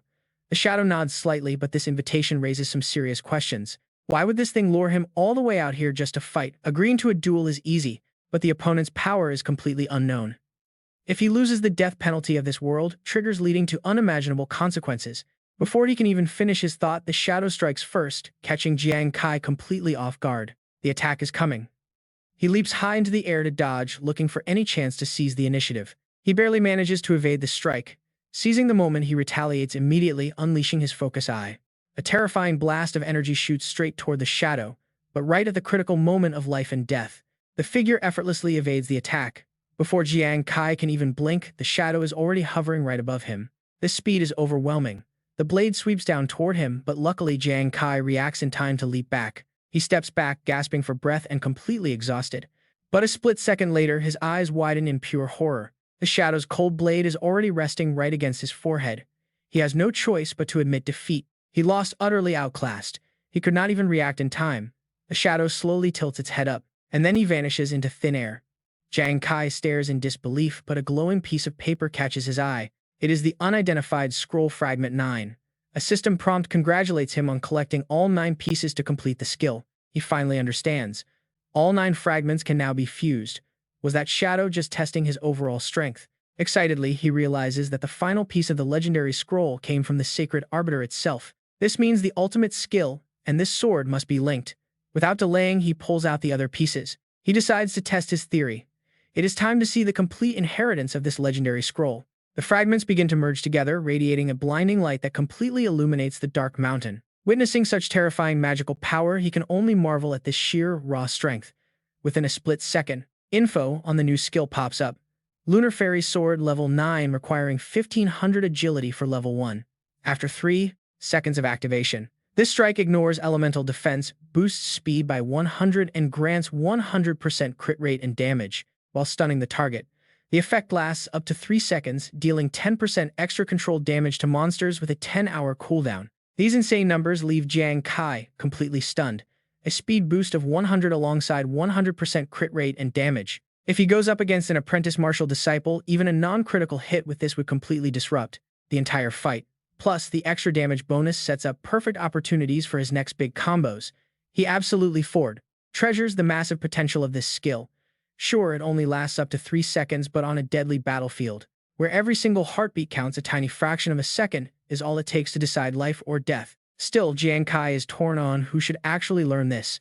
Swordsmanship-wise, Ruan Yu is the perfect fit, but that 1500 agility requirement and the 3-second charge time make it a tough sell. He sighs deeply because it is simply too demanding for his friend. Ultimately, Jiang Kai makes a bold decision. If that is how it is, he will claim this ultimate killer move himself. Lifting the heavy sword, he tosses the skill card into the air. Swiftly, he stabs right through it. Let's do this. Instantly, the system confirms he learned the Lunar Fairy Sword skill. By the next morning, Jiang Kai finally regrouped with his team. Spotting him, his worried companions call out Captain Kai. They gasp in relief. Captain, you are finally back. Are you okay? What took you so long? We were just about to head out and search for you. Jiang Kai smiles faintly, giving a quick command to Hu Yan. And Ruan Yu, pack up your gear, we are moving out. Surprise, Hu Yan blinks. What did you find? Another elite monster or some general-level lair? Jiang Kai answers with absolute confidence, telling them they are going to hunt a king-class boss. Both teammates freeze in pure disbelief. What soon they arrive at a dark, eerie sea, where creepy skulls float on the surface. Staring at the grim scene, Ruan Yu and Hu Yan tremble with fear at the massive piles of monster bones. What kind of colossal beast eats creatures like this for breakfast? Suddenly, Jiang Kai senses danger and shoves his teammates back. The water before them begins to violently churn, glowing with an ominous light. From the depths, 2 glowing eyes appear as a terrifying bone-devouring serpent rises, with a deafening roar. Facing the beast's colossal form, the team instinctively backs away in sheer terror. Those hideous, disgusting eyes and iron-like scales look like an absolute, completely impenetrable suit of armor. Even standing in its shadow makes Hu Yan and Ruan Yu turn pale. One of them gasps, I can barely breathe right now. Captain, are we seriously fighting this monster? Suddenly, the serpent bares its fangs and charges right at them. Jiang Kai yells out, Ruan Yu, guard Hu Yan. As the beast thrashes forward, the ground shatters into pieces. Losing their balance, the 2 teammates crash hard onto the crumbling earth. Meanwhile, Jiang Kai forces himself to stay calm. The overwhelming pressure confirms this is a true king-class threat. He cannot let it dictate the pace of this fight, meaning he has to strike first and find a weak spot. Charging forward, he barks back at his team, stay back and focus on staying alive. Leave this to me. Jiang Kai concentrates his energy into his fist, summoning a brilliant glowing sword to greet the monster. His shocked teammates watch in absolute jaw-dropping awe. Did the captain seriously just launch a head-on solo assault? The giant serpent isn't holding back either, gathering its icy breath to unleash a devastating strike directly at him. But Jiang Kai is way too fast. Evading the blow, he quickly analyzes the serpent's frost attack. It is a massive area of effect strike designed to turn the entire zone into a frozen wasteland. This tactic completely locks down his movement. Impressive stuff, but that is a king-class boss for you. Annoyed by his speed, the serpent opens its massive jaw and lunges again. Seeing this, the team screams out in panic, Captain, look out. But the very next second, Hu Yan is left completely stunned. Right at the crucial moment, Jiang Kai dodges the lethal strike. His sheer speed leaves everyone speechless. Is this a hallucination? The captain is moving twice as fast now as he did in his previous battles. Unbothered, Jiang Kai calculates his next move. Can he pull off a strike that ignores its elemental defense? Without wasting another precious breath, he instantly activates his newly acquired Lunar Fairy Sword skill, Strike Sword. But the giant python quickly conjured its defense. The instant they clashed, they shook the entire space. Nearby onlookers were nearly blown away by the shockwave, sheer monstrous power. After endless struggle, the blade finally pierced the barrier. It pierced straight into the giant serpent's eye, bringing overwhelming joy to Jiang Kai. A direct hit. With a quick flick of his wrist, he recalled the blade.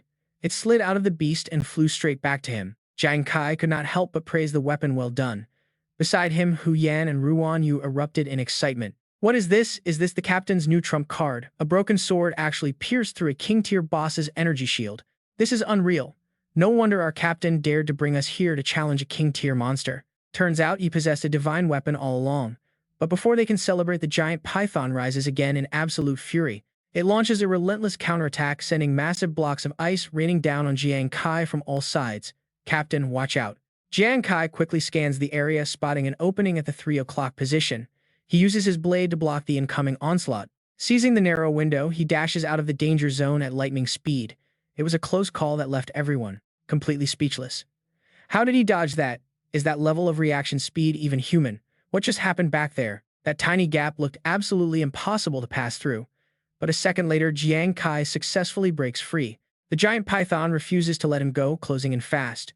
Jiang Kai quickly activates his special skill, Deceiving the Heavens. Without stopping, he unleashes a rapid series of attacks, aiming a fiery critical strike at one precise spot with full power. Trapped by the assault, the beast has no way to dodge.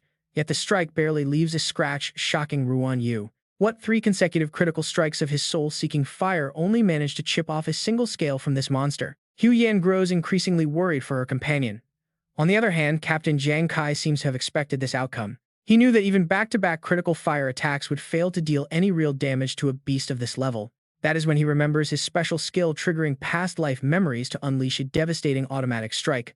Without wasting a single second, Jiang Kai moves, diving straight into the python's blind spot to find his opening. Activating his ghost eye focus, he pinpoints a weak spot at the 7 o'clock position, an unscaled exposed wound. With his analysis complete, he strikes.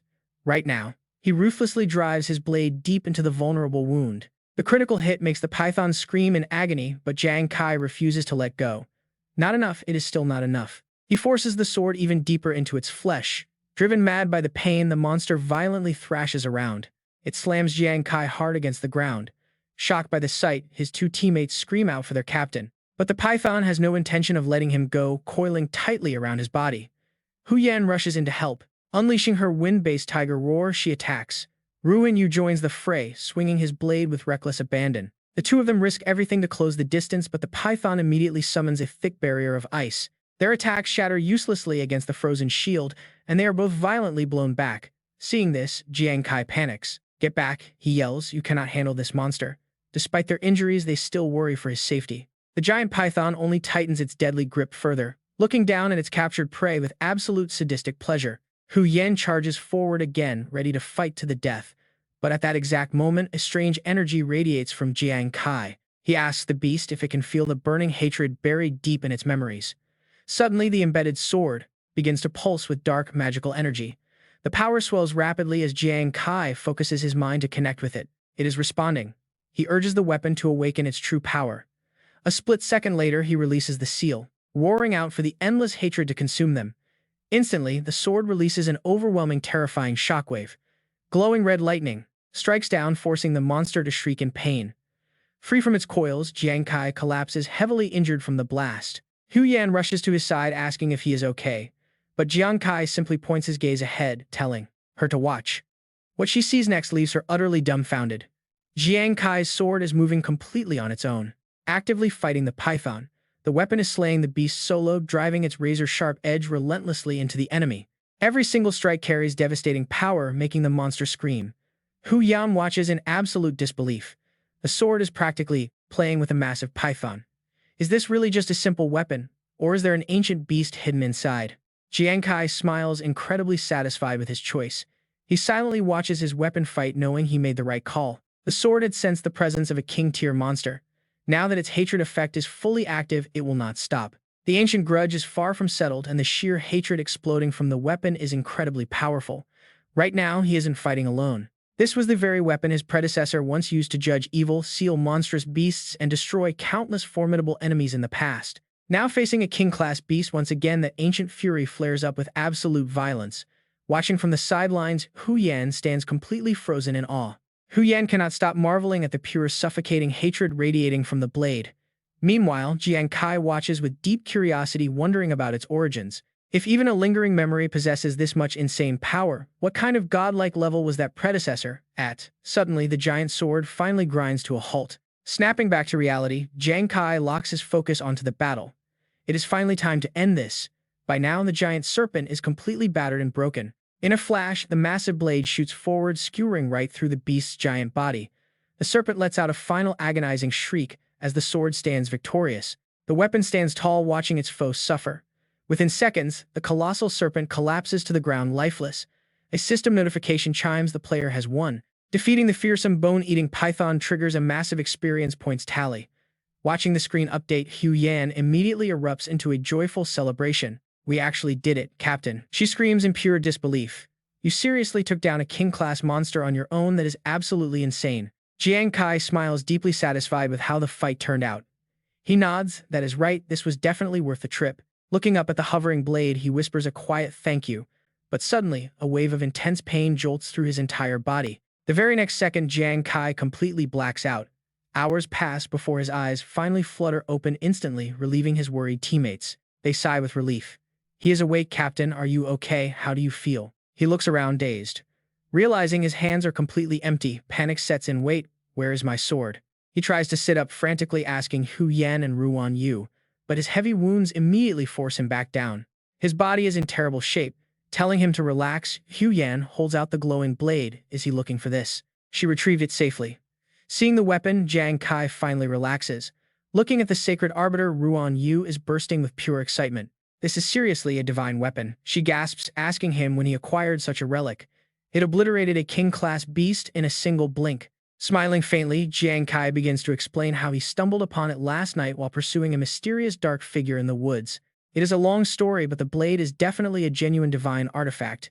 Hearing this, Hu Yan can only shake his head in utter disbelief. Finding a legendary relic just by walking around the mountains is peak main character luck, he laughs. But Jiang Kai remains quiet, deep in thought. He explains that the weapon has only temporarily chosen him. To unleash its true power, both of them must fully recognize and accept each other. They are completely speechless. A weapon this terrifying, and it hasn't even chosen a master yet. That is insane. If it is this destructive, unbound, imagine what happens once they are bonded. They will easily rule the planet. Jiang Kai stays quiet, gently tracing his fingers along the blade.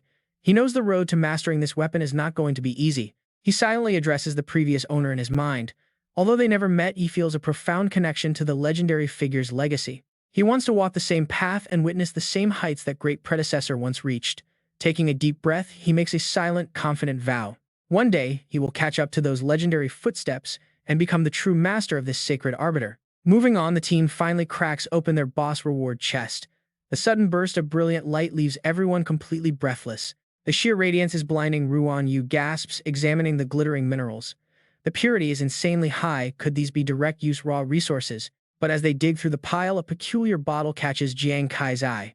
His gaze locks onto a glowing liquid buried deep within the treasure. Stepping closer, he carefully picks up the glass vial and asks Hu Yan for an appraisal card, his heart hammering against his chest. He can feel a massive wave of raw magical energy radiating right through the glass, sending a thrill of excitement straight down his spine. Once appraised, the holographic screen pops up to reveal 20 drops of Tears of God, an incredibly rare growth-type item designed to upgrade weapons.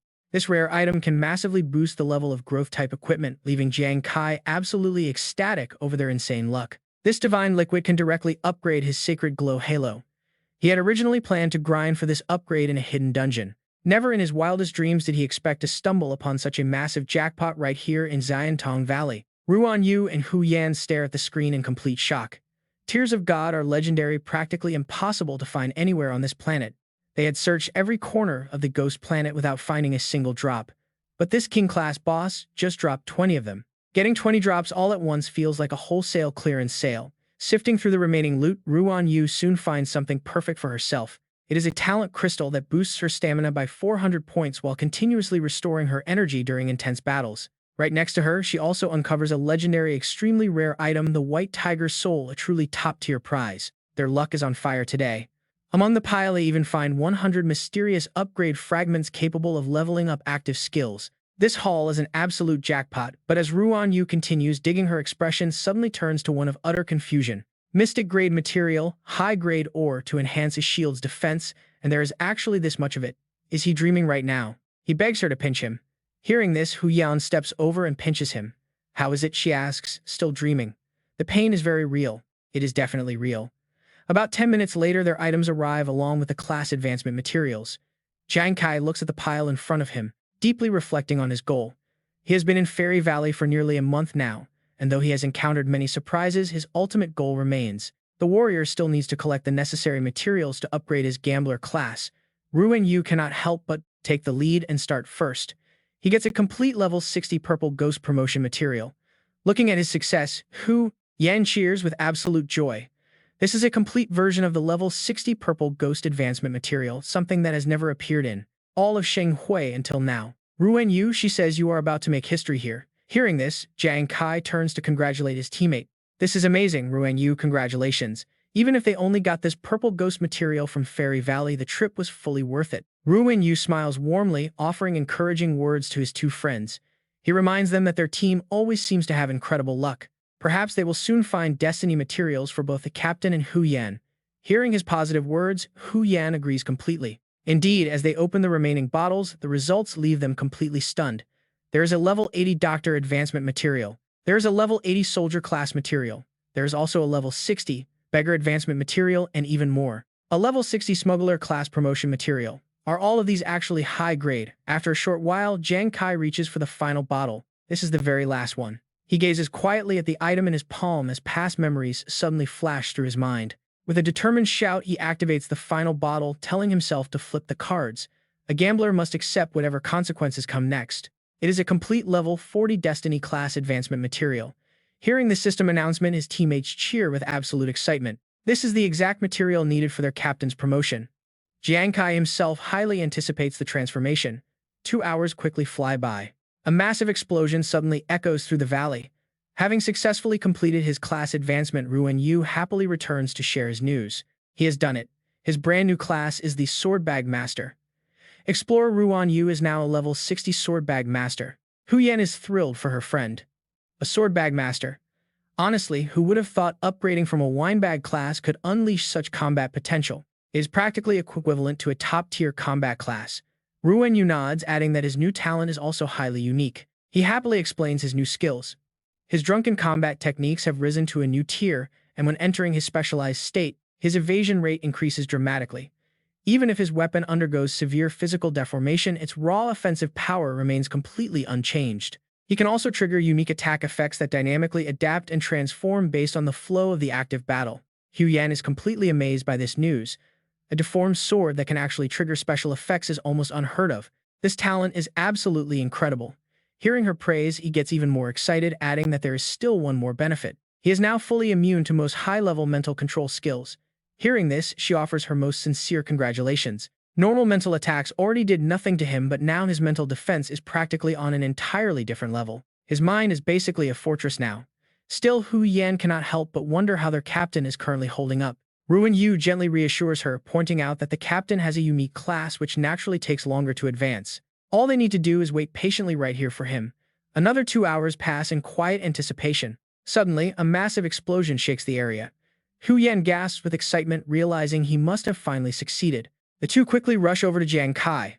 They offer their enthusiastic congratulations, but notice his expression is unusually calm.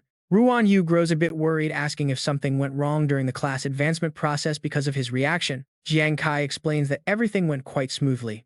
It is just that his initial gambler class has evolved in a strange way. He can understand becoming a cheat master, but this new class looks completely bizarre no matter how he stares at it. He looks up at the system notification again. It reads, Explorer Jiang Kai class, Fate Jester, the Manipulator of Destiny level 40. His teammates stare at the screen in pure confusion. A Fate Jester is completely unheard of, sounding highly mysterious. They eagerly ask about his new talent. Right then, the system screen flashes, congratulating him on successfully reaching level 40 and unlocking a double talent. The first talent is Jesting with all lives, giving him profound control over destiny itself. Upon receiving a fatal blow, he can trigger a unique fake death state, once causing his physical body to dissolve like magic. As his body disperses, the phantom of a maiden suddenly manifests, dashing forward at a blinding speed to attack. In this state, health drops to 1%, but power increases by 100%. The teammates watch in absolute horror. With only 1% health, he basically made of glass, dying from a single touch. Jiang Kai smiles and calmly explains. That means his revenge state can only last for a maximum of 10 seconds. Once that time runs out, the strength, agility boosts will vanish, leaving his stamina at a measly 1. On top of that, this talent can only trigger once every 10 days. Even so, Hu Yan completely loses her cool and rants, this is a total trap. She cannot believe this garbage system actually dared to give the captain a talent meant for fighting wild beasts. Her words make Jiang Kai's expression turn pretty dark. He suddenly remembers the other skills he recently acquired. Fortunately, he still has one random talent left to check out. While it is pretty average compared to other god-tier skills for a weak strength class like his, it is actually quite decent. Jiang Kai quickly glances at his current status. His strength is at 2452 and his physical stamina is at 2020. Agility is 41, 60 spirit is 2924. He calculates his class change boosted his base attributes by 200, plus 2 primary god cards added 60 to all stats on top of his enhancement talent and some extra gear bonuses. Thinking it over, Jiang Kai is incredibly satisfied with what he has. Now, even if he goes head-to-head against top-tier combat classes, these massive attributes will let him completely crush them in a direct frontal clash. A few days later, the local beasts are wiped out again. Ruan Yu happily watches her stats shoot up. Absolutely awesome. She leveled up again. Explorer Ruan Yu's sword bag master is now level 64. Meanwhile, Jiang Kai is also making progress. Explorer Jiang Kai Fate Master class is now level 46. Since breaking through level 41, he has already unlocked 2 brand new skills. With this jump to level 46, his other skills are getting a major upgrade as well. His first class skill, Long Shot, boosts attack range by 300% and raises critical rate by 15% during revenge mode. Those precise long-range strikes mixed with critical damage during revenge mode can easily turn the tide of battle when it matters most. Then there is his second class skill, Life Breath, which has the power to expose illusions like clones, substitutes, and stealth through life sensing. This unique sensory power can easily deal with sophisticated hiding tricks. Seeing that he is fully prepared, Jiang Kai flashes a pretty confident smirk. Now that everything is set, it is finally time to head back. Meanwhile, Hu Yan grumbles in frustration. You two have all the fun. My experience points are totally maxed out, but I do not have enough class change materials, so I am stuck and cannot level up. It is seriously driving me crazy. Hearing her rant, Jiang Kai gently reassures her, do not be discouraged, Hu Yan. You and Ruan Yu should stay in Xianzhong Valley for a bit. Look for your class change materials and grind some levels. After all, this place has rich resources and a great experience rate, and getting here was not easy at all. Hearing that, she asks if the captain is planning to leave. Ruan Yu realizes the truth right away. Is it because of the betting tournament? Jiang Kai nods and responds that is right. It is time to go meet them. He confidently declares that this time he will make Xuanwu shed another layer of skin. 2 days later at the betting tournament, the atmosphere is incredibly lively. Some spectators are clearly excited as it is their first time seeing such a grand event. Aside from the military, the country's top powerhouses over level 60 will all be present. With such high stakes, every major guild will definitely send their strongest members to compete. Jiang Kai finds himself a quiet corner to sit and observe the crowd. Suddenly, a nearby voice catches his attention, commenting on a badge they have never seen before. Ouyang Yi smiles warmly and praises his design, calling the guild badge pretty interesting. Then the man suddenly leans over to ask Jiang Kai, who he thinks will take first place among the 10 major guilds. Jiang Kai pauses to ponder the question before making his guess. He does not know who will win, but Xuanwu will definitely end up dead last. Talk about a savage prediction. This bold claim makes Ouyang Yi freeze for a second before he bursts out laughing, admitting he really likes this kid. Pulling out a bottle of liquor, he introduces himself as Ouyang Yi and mentions his only real passion in life is alcohol. He offers Jiang Kai a sip of his strong, fragrant drink to seal their new friendship. Hearing this, the young man does not hesitate to accept, saying there is nothing to fear. As Jiang Kai drinks, Ouyang Yi asks for his name. Jiang Kai calmly introduces himself. Upon hearing the name, the older man feels a sudden wave of familiarity wash over him. He mutters that the name Jiang Kai sounds pretty familiar, like he recently heard it somewhere. Right then, the announcer begins speaking. The exciting moment has finally arrived as the MC welcomes the audience to the highly anticipated betting tournament. During this event, the top 10 guilds will take turns defending the main arena based on their random draw order. She then goes on to announce the very first match of the day. The defending side will be the Qinglong Guild. Everyone, please give a warm round of applause to welcome the talented combatants representing the powerful Qinglong Guild. Long takes the stage. The moment his opponent steps out, the entire crowd erupts, chanting Azure Dragon Guild over and over as the announcer steps up. He goes on to explain the tournament rules. Each battle is a fierce one-on-one matchup with a strict 10-minute time limit. The top 10 guilds will act as defenders. They start with 100 points and the minimum bidding increment increases by 10 for each match. With a maximum cap of 1,000 points, challengers must bid their own points and the highest bidder wins the right to step into the ring. There is absolutely no bidding limit within the time frame, allowing challengers to go all out with their points. Whoever defends the ring until the very end wins, taking triple the defender's points, while anyone knocked off or beaten faces defeat. Losing means a hefty point penalty, and once a defender falls, they are locked out from protecting the ring any further. If a defending guild runs out of points, they must drain their main guild reserves to pay up and stay in the game. In the end, the final standings of the top guilds will be decided by their remaining points after all deductions are settled. The guild that ends up in last place faces an additional 10-point penalty, and with the rules explained, the tournament officially kicks off. The Azure Dragon Guild starts on defense with 100 points, and the bidding countdown is live. 3, 2, 1, go. Bids are flying in rapidly, but Lu Changsheng, the loud and aggressive leader of the B-class White Whale Guild from District 12, drops a massive bid. He bids a flat 100 points, prompting Xiao Qing from the Azure Dragon Guild in District 7 to scoff with pure disdain.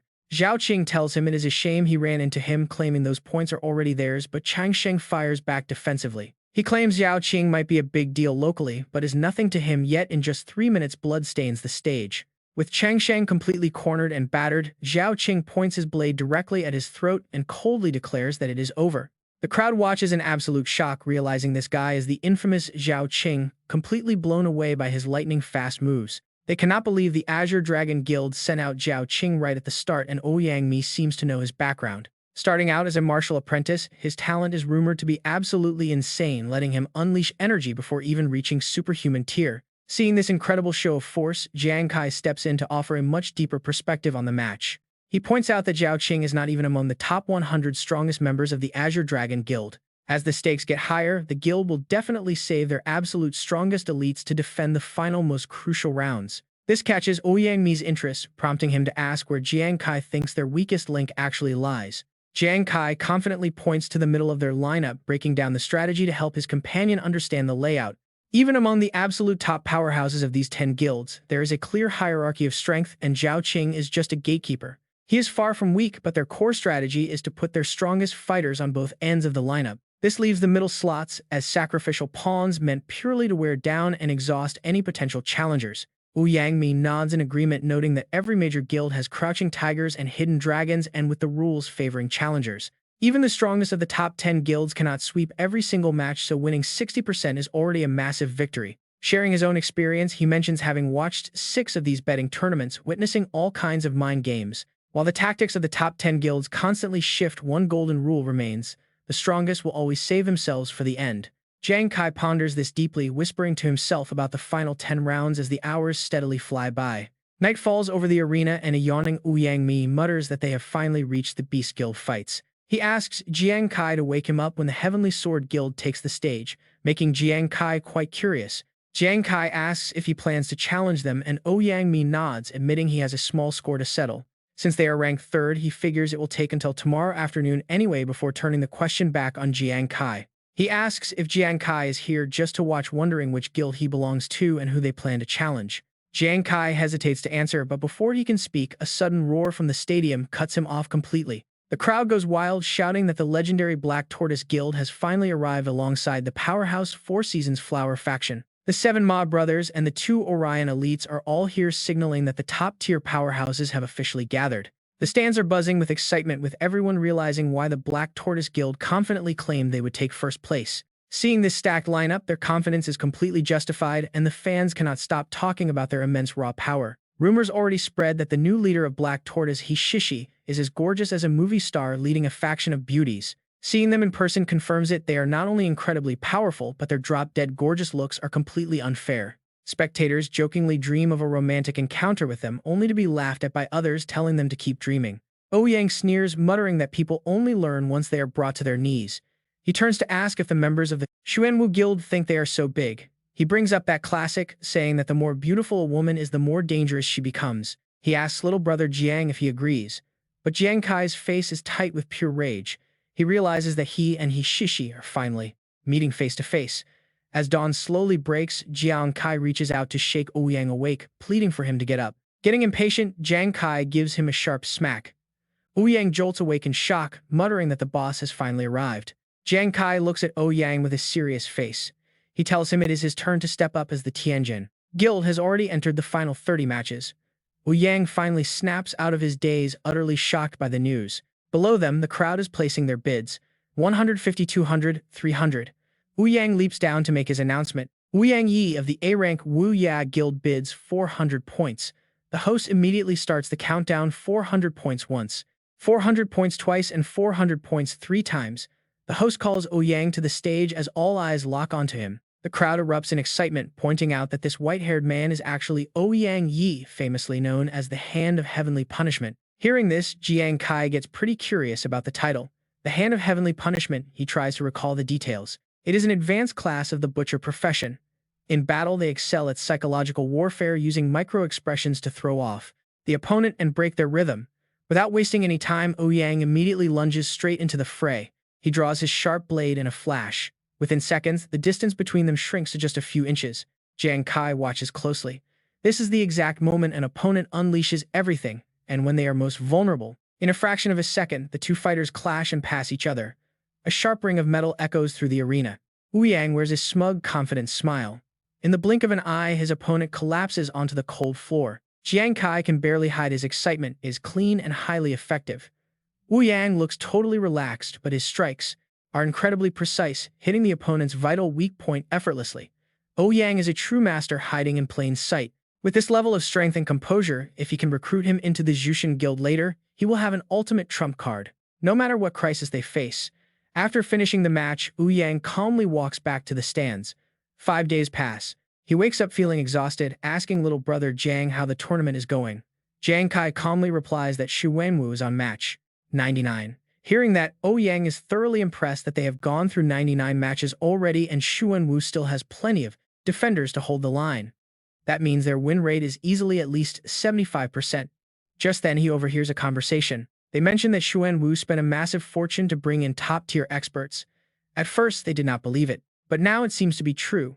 After all, they lost one of their branches recently and their reputation took a massive hit. They are definitely trying to save face. Hearing this, Ouyang turns to Jiang Kai and mentions the rumor about Xu Wenwu's lost branch. He heard some random kid completely destroyed them and he is dying to know who this mystery legend is. But Jiang Kai is already gone. At the preparation area for the Xu Wenwu Guild branch, Shishi is busy keeping score. She confidently thinks this tournament is crucial for restoring their guild's reputation. They absolutely cannot afford to make a single mistake. With a 75% win rate, things are looking great. If they stay consistent, victory is practically guaranteed. Just then, the announcer's voice echoes. He announces that Xu Wenwu's defensive point is currently sitting at 1,000 points. Bidding starts now with a countdown of 3, 2, 1, go. Down below, the audience immediately starts shouting bids. 1,100, 1,500, 1,800. Dong Shui suddenly chimes in, wondering if Jiang Kai will show up. Xiahua scoffs at the idea, saying someone like him could never even dream of entering a tournament like this. His broke guild probably cannot even afford the ticket to walk through the front gates. Chu Lan confidently adds that if he actually dares to show his face, she will personally beat him to a pulp right then and there. Suddenly, a figure leaps down from the high stands and boldly bids 5,000 points. Talk about making an entrance. The moment they recognize him, shock spreads across their faces. Jiang Kai calmly stands tall right before them. From the C-rank Zushin Guild, Jiang Kai bids 5,000 points. Shishi leaps to her feet completely frozen. Even Ouyang cannot believe his ears, completely baffled by when his little brother went up. Is it a mistake? That amount is basically the net worth of a B-rank guild. Snapping back to her senses, Q Lan immediately starts screaming. She calls Jiang Kai incredibly arrogant for showing up. She claims she was looking for a way to get revenge anyway. This time she intends to take both his points and his life. But suddenly a hand reaches out as Wen Jie steps forward. Stepping forward, Xiao Yue speaks up, telling Fu Lan she does not need to handle this trash and to let her do it. She cautions her teammate. Jiang Kai led Sheng Jiao to a global championship victory, so he is definitely no brainless fighter. She carefully warns that since he dared to show up alone at this betting convention to openly challenge them, they must proceed with caution. Sending someone to test his strength first would be wise, leaving the host absolutely thrilled by the mounting tension. Oh my god, someone actually bet 5,000 points against the Xu Wenwu Guild. Going once at 5,000 points, the crowd whispers endlessly. Is there any higher bid? One veteran spectator notes that nobody has ever dared to wager this much before. Everyone wonders who this kid is and if he is crazy. If he loses this bet, even an A-rank guild would go broke. Going twice at 5,000 and going 3 times. Now watch as Wenji approaches with a heavy wave of pure killing intent. He warns Jiang Kai that he has ruled the Ghost Star for 7 years, with only 7 deaths, never losing to anyone his rank. Today he will use his blade to take his head and clear Xu Wenwu's shame. Jiang Kai simply retorts that he does not care. If he wants to kill him, he might not have the skills to pull it off. Over at the Xu Wenwu defense stand, they scoff. Jiang Kai dismissively repeats that whoever wants his life better have what it takes. his expression filled with utter contempt. The host quickly waves his hands to start declaring that the betting match for the Xuanwu Guild's defense has officially begun. Wenji wastes no time, instantly unleashing his raging battle intent. Watching from the sidelines, Yang Mi gasps at the sheer power. She immediately recognizes that purple sword energy. It is Xiang Wenji, one of the three legendary geniuses of the Xuanwu Guild. The crowd is equally stunned. Isn't he ranked in the top 50 of the prestigious War God Temple training camp? It really is him. His speed is insanely fast, and his highly refined purple sword energy erupts with terrifying explosive power. Most close combat experts wouldn't survive a single hit from that blade. Facing this monstrous pressure, Jiang Kai just smiles calmly. He smiles. Using his movement skill, he completely vanishes right as the deadly blade is about to strike. Shocking. He actually dodged that. Even Wenji is completely stunned, frantically searching the area for his missing opponent. Suddenly, Jiang Kai appears, high up in the sky, ready to drop a devastating magic attack right on his opponent. Wenji activates his shield just in time to block it. Watching this intense exchange, Yang Mi is left completely speechless. It is his S-rank defensive light shield armor, a special gear that automatically senses imminent danger to deploy a powerful energy barrier. Being pressed so hard by these relentless attacks completely infuriates Wenji, forcing him to rip off his mask in pure rage. He screams at Jiang Kai to kneel and beg Xuanwu for forgiveness before launching a lightning-fast, desperate assassination strike. Yang Mi anxiously warns him to be careful, but Jiang Kai is actually waiting for this exact perfect opening to strike. He unleashes his fire leopard dash, sending a massive burst of flames charging straight at Wenji, who never expected such a counterattack. Wait, what is this? Before he can even process the attack, the fiery blast completely swallows him whole. Game over. The blast melts half the arena, knocking Wenji out. Shishi and her crew watch in absolute disbelief. Grabbing his flag, Jiang Kai sternly asks the host why he is spacing out and if it is time to announce the results. Incredible. Snapping out of his daze, the announcer quickly regains his composure and loudly declares the shocking result. He declares Jiang Kai of the Lord God Guild as the winner, securing a massive 15,000 points from the Xuanwu Guild. Dong Xue complains in sheer frustration that guild points buy rare resources, yet they just lost years of work in under 30 seconds. Absolutely outrageous.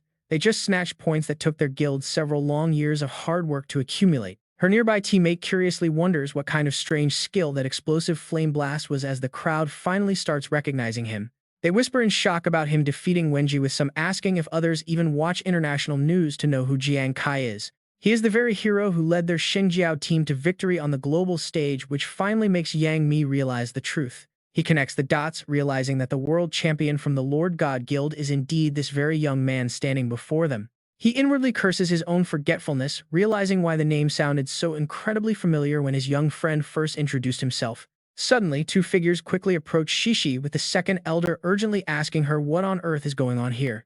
He reveals that he just received a system alert showing 15,000 reserve points vanish in a flash, demanding to know the truth. Shishi angrily explains everything to them, pointing the finger at Jiang Kai, a name that instantly rings a bell for the elder. He recognizes him as the troublemaker who caused Xuanwu so much trouble, yet he still struggles to accept this crushing defeat. He argues that even if the boy is strong, there is no way Wenji should have fallen in just a few seconds. Gritting her teeth, Shishi angrily declares that she would recognize him even if he turned to ash, wondering what is really happening. What, in just a few short months, Jiang Kai's strength has exploded like this?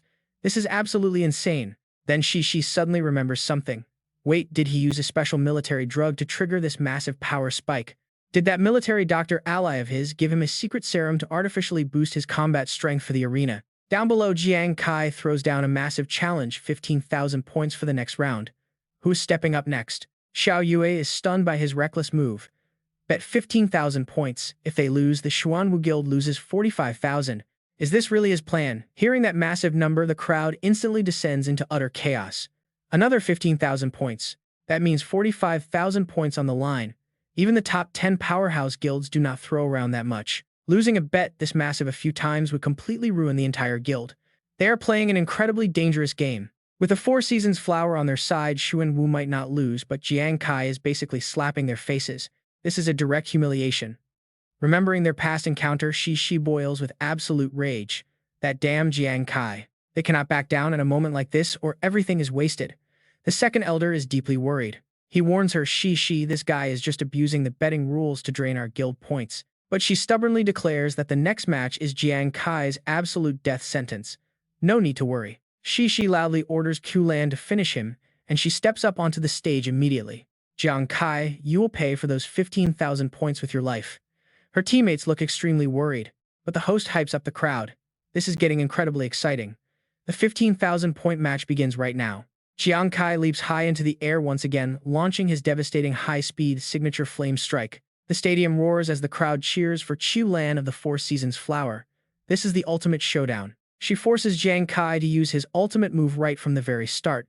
This is definitely a must-watch. He crushed his last opponent, but Yang Mi silently observes him. Something feels highly unusual about this battle. Perhaps the last guy simply underestimated how powerful Jiang Kai's daggers were, but Qiu Lan is a different beast entirely. Why is she fighting so aggressively when she clearly knows they just took a massive loss? It makes no sense. Suddenly, the beast closes in on Qiu Lan, but she flashes a creepy, sinister smile and gathers her magical energy. She is unleashing a terrifying, gravity-devouring, transcendent force. Yang Mi finally realizes her true sinister goal. Wait, look up in the sky. A massive black hole is forming, pulling in everything in its path. Jiang Kai freezes in shock and the spectators gasp as they watch the terrifying anomaly expand. Is Qiu Lan using a transcendent-grade treasure? High-tier weapons like that should be impossible to control at her level. Without officially reaching the transcendent rank, no explorer should ever have the strength to wield such power. Yang Mi wonders if she already transcended, but the tournament officials are not stepping in to stop the fight. This proves that Xuanwu is not breaking any rules. The host is absolutely loving the intense drama. Even the elders are shocked by her secret weapon, while Shishi smirks with pure malicious satisfaction. You did not see this coming, did you, Jiang Kai? I wanted to save this hidden weapon. But killing you in front of this entire crowd to wash away my humiliation is worth every single penny. Qiu Lan leaps high into the air, ready to strike Jiang Kai. I told you I would kill you. Hand over your life now. Her giant blade slams down, ripping the earth apart, but Jiang Kai barely evades. Even so, the massive shockwave of the impact rattles him. He stares warily at the dark vortex above. This thing does not just swallow weapons, it drains both his physical and mental energy at the same time. His head starts to throb painfully, but Qiu Lan gives him absolutely no room to rest or recover. She charges again, mocking him. Let us see how many times you can dodge this transcendent power. Jiang Kai cough up those guild points, but Jiang Kai reacts instantly, activating his evasion skill. Her attack misses, but Qiu Lan immediately pivots, unleashing a deadly and incredibly high-speed shadow strike. She thrusts her sword directly at him, completely shocked that he still manages to effortlessly evade her assault. Suddenly, a spatial rift rips open, dragging him inside.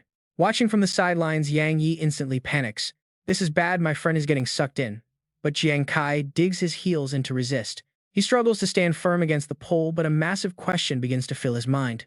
It makes no sense. This woman is clearly not a super-grade user, so how can she wield that weapon? Seeing him struggle, Qiu Lan bursts into laughter, mocking him for trying to use gravity to dodge. You can barely even stand now. What are you going to fight me with, you absolute fool? Sensing danger, Jiang Kai activates his focused demon eye. Suddenly, he realizes something. After observing for a brief moment, he spots the core issue. It is an energy fluctuation. The weakness lies inside the vortex. Those surging energy currents do not actually form a solid shield. He just needs to seize on that disturbance. He unleashes his attack to test the theory. Meanwhile, the crowd keeps cheering for Qiu Lan, convinced that Jiang Kai is completely out of options. Why wouldn't they? The four ghost flowers are all top 20 geniuses in the war god training camp. Shishi is thrilled to see him struggle silently, telling him to squirm before turning to ash. Only Yang Mi is still cheering frantically. He screams for his friend to make a miracle happen. Do not let Xuanwu get smug, take her down. At that moment, Jiang Kai strikes back. His daggers fly in a desperate bid. Over by the black hole, the dark vortex spins faster and faster, instantly swallowing his attack. Yang Mi is completely baffled. Why would Jiang Kai throw his daggers straight into the trap? He completely missed the target. Seizing this perfect opening, Qiu Lan wastes no time and charges. Bringing her heavy blade down, she boldly declares that it is over and he should rest in peace. But get this, Jiang Kai just grins. He triggers his deep fire burst right inside the vortex.